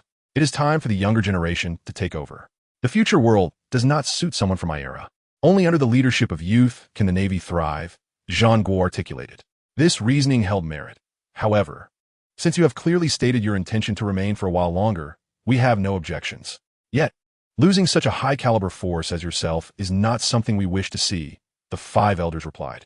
They were indifferent to Zhanggua's position as admiral, for they had already prepared Akainu to succeed him. Thus, Zhanggua's resignation was merely a matter of timing for them. "Of course, I will remain in the Navy, mentoring the new recruits as needed. I can still take action when necessary," Zhanghua affirmed. At this, the 5 elders were satisfied and ceased to press Zhanghua to continue as admiral. "Now, I wish to propose a matter regarding the candidates for the next admiral," Zhanghua stated. "Coincidentally, we have a candidate as well. I recommend Akiji Kazan," they said simultaneously, and the atmosphere once again fell into silence. Zhanghua hoped to persuade the 5 elders to endorse Akiji as the next admiral, although his opinion was of utmost importance at this juncture. The elders were indifferent to his views, only acting in their own interest. "Gentlemen, while Akiji may appear laid back, his approach is methodical and calm, never impulsive in the face of adversity. I cannot think of a more suitable candidate for the position of admiral," Zhanghua argued. "Do not become overly agitated, Zhanghua. We are aware of Akiji's demeanor, yet we favor Sakazuki for the role of admiral, as his leadership would significantly enhance the Navy's strength and provide a more formidable deterrent against the rampant pirate factions." The 5 elders expressed their stance. Zhanggua's reluctance to entrust the Navy to Akainu was clearly a well-considered decision. From Zhang Guo's viewpoint, Akainu's methods were excessively radical. Historically, factions led by individuals with such extreme tendencies eventually provoke suspicion and suppression from various powers. Zhang Guo feared that Akainu might lead the Navy down a path of destruction. Thus, he was unwilling to compromise with the five elders on this matter. Regardless of the circumstances, Zhang Guo was determined to give Akiji a chance. He firmly believed that the Navy would maintain its integrity under Akiji's leadership and perhaps even flourish. This was far preferable to placing the Navy in the hands of the radical Akainu. Subsequently, the six individuals engaged in heated debate within the conference room, unable to persuade one another, and their voices grew loud enough for the guards outside to hear. The guards quickly distanced themselves, realizing that the admiral and the highest authority of the world government were embroiled in a dispute which was not to be overheard lightly. After a considerable duration, the clamor subsided. Zhang Guo opened the door and exited with a stoic expression. The guards were taken aback, unsure whether to approach him, but Zhang Guo, familiar with the surroundings, made his way out unaided. Meanwhile, the meeting among the five elders was only just beginning. It seems they still desire Akiji to ascend. Zhang Guo's insistence must have its reasons, remarked the elder with a birthmark. What else could it be? He simply does not wish for the Navy to become our most obedient weapon, opined the elder with a long beard. However, given Zhang Guo's adamance, we have no recourse but to implement the previously discussed method. Let them duel in 2 months, and the victor shall assume the position. It is that simple.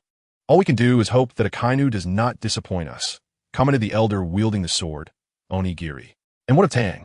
What are your thoughts? Inquired the elder with golden hair. A user of the copy fruit? Quite an intriguing ability. However, given his growth trajectory, I believe he is unlikely to betray the Navy. A young man of such formidable prowess is worth our effort to bring to our side, stated the curly-haired elder. Agreed. Drawing him to our side is the most prudent course of action. With our guidance, there is little worry of his betrayal. Even in the face of betrayal, we possess the means to deal with him, for a lion that has yet to mature is ultimately too feeble. Even if he were to grow, he would still not stand as our equal. The five elders harbor great confidence in their ability to control everything. However, they remain oblivious to the fact that Tong is not someone they can easily gauge.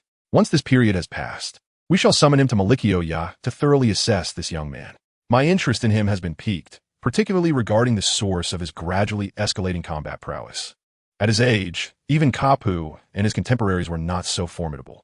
It is said that he wields swordsmanship on par with the legendary Yamahaki, which only heightens my intrigue. The old swordsman spoke as he grasped his beloved blade. Thus, these matters were settled, and we should return to our respective duties. What is occurring with the celestial dragons? What does Wang Guo mean?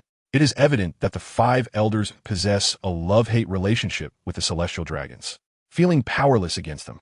Recently, during the Marineford War, St. Gerowade caused a stir in the Shang Bodhi Islands, requesting the Navy to dispatch an admiral. Yet Wang Guo, preoccupied with the conflict against the White-Beard pirates, chose to disregard him. Just moments ago, he was causing a ruckus here. At this juncture, an official responsible for liaising with the celestial dragons entered, stating, inform the celestial dragons to cease their petty squabbles. It seems they have nothing better to do. Having received the direct order from the esteemed five elders, the official finally felt a sense of relief. Had the five elders remained silent, he would have found it impossible to withstand the ire of the celestial dragons. After this official exited, the conference room doors closed once more. Suddenly, 3 individuals appeared in the five elders' conference room, clad in white suits and trench coats, their faces obscured by masks. They were none other than members of CP0, the most enigmatic and powerful division under the direct jurisdiction of the world government. CP0 serves as the eyes of the five elders, monitoring the world, and they also function as bodyguards for the celestial dragons. Each possesses combat capabilities equivalent to a vice admiral in the Navy, ensuring that a celestial dragon is accompanied by a CP0 member for protection during their travels. However, few dare to assault a celestial dragon. Even the 4 emperors would hesitate to confront them. While they may not fear retaliation from the world government, they find little incentive to provoke it for the sake of what they perceive as worthless beings. In other words, they do not regard the celestial dragons as significant at all. JQK, I implore you 3 to investigate this young man thoroughly. I require all available information about him. The elder with a birthmark on his forehead commanded, gesturing towards the documents on the table. Yes, my lord. K, the leader, took the materials, and no one noticed the sudden entrance and departure of the three individuals in the conference room. The entirety of Malikio Ya and the world government remained unchanged, continuing to function as usual. While the five elders fixated on Tong, far across the vast expanse, Tong had just rendered a pirate unconscious when he unexpectedly yawned, prompting laughter from the soldiers nearby. "Hey, aren't you feeling under the weather?" One soldier quipped. "Get lost. How could I possibly be unwell? Clearly, someone is thinking of me." Tong retorted shamelessly. Tong established a camaraderie with his subordinates. Initially, the soldiers regarded him with respect and trepidation. Yet Tong found their distance uncomfortable and proactively sought to bridge the gap. At first, the soldiers were unaccustomed to this approach, but after several battles, they successfully bonded.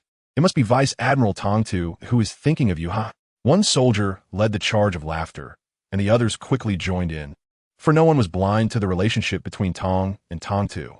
"Get lost," he responded, delivering a kick. Tong and Tong Tu divided their forces, and little did Tong realize that Tong Tu was genuinely pondering him. He patted his nose, thinking, "I am just that charming. People adore me." He remained blissfully unaware that the highest authorities of the world government, the five elders, had already taken notice of him and dispatched CP0 to investigate and potentially recruit him. Had he been aware of this, he would have undoubtedly raised a middle finger in contempt towards those five old men. For Tong would never become a pawn of the five elders. He harbored his own ambitions and thoughts. Upon exiting, Wan Guo returned to Sengakong's office. However, Sengu was inundated with tasks, leaving Wan Guo only to sip tea while waiting. Once Sengu completed a batch of documents, he joined Wan Guo on the sofa to relish his hard-earned leisure time. "You know, the only time I find myself relatively unoccupied, aside from the rare hours of sleep, is when someone visits me at 8:50. I can sit here, sip tea, and chat," Sengu remarked. Being a soldier, his tea drinking was devoid of elegance. With a gulp, his cup was emptied. "Teacher, I assume you did not anticipate that stepping down from the position of admiral would lead to even greater fatigue in your role as commander-in-chief." Wan Guo commented. "Are you looking to take my place?" Sengu retorted, causing Wan Guo to nearly spit out his drink. "Huh. I have no desire to sit in that position with such burdens. I am retired now. Simply mentoring the new recruits is sufficient. There is no need for further concerns." Wan Guo chuckled awkwardly. "By the way, how did things go with the five elders?" Sengu inquired. Wan Guo sighed, saying Tong's matter is relatively easy, but regarding the candidate for admiral, the five elders remain resolute in supporting Akainu Sakazuki for the position. "I refused to concede without a fight. I ended up arguing with them in the conference room, which compelled them to reach an agreement." "What agreement?" Sengu pressed. "Since one side believes Akiji is the most capable, while the other insists Akainu is more suitable, they have agreed to a duel between the two at an appropriate time, with the victor ascending as the next admiral." Wan Guo explained. Sengu comprehended Wan Guo's disappointment. It was recklessly imprudent to pit two vice admirals against each other to determine the next admiral. Regardless of the outcome, what would become of the loser? Would they be forced to leave the Navy?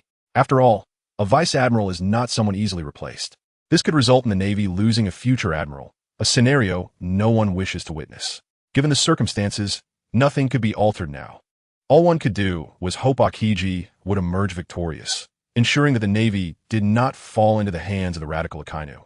"Rest assured, I have faith in Akiji. He will not disappoint us," Sengu reassured. "Let us speak of happier matters. That lad Tong is bound to soar to great heights now. The youngest vice admiral is soon to receive the treatment of an admiral, and I suspect he will be too excited to sleep," Wan Guo remarked. "Indeed, he is most deserving. The documents on my end will soon be approved. You may proceed as you deem fit. Over the years, I have dedicated myself to the inner workings of the world government, providing the Navy with certain privileges. You have not disappointed me. Indeed, the Navy has made significant strides under your stewardship. As your mentor, 03, I take immense pride in you. Teacher, I am acutely aware of the care you have extended to the Navy over the years, which is why I am now striving to entrust it to the next rightful leader, just as you once chose me. I do not wish the Navy to decline under the aegis of my selected successor. In this matter, there is little I can do but offer solace to Zhanghua. In the context of our narrative, Tang has traversed into the world of pirates, consuming the duplication fruit, which allows him to perfectly replicate anything he touches. Pray tell, are these black blades genuine? Hawkeye gazes in awe at the mountain of black swords, his mind in disbelief. Is this model truly lifelike? By the heavens, is this a real ship? Whitebeard, upon touching Tang's Moby Dick, felt his smile freeze instantly. Tang, did you truly create all of this?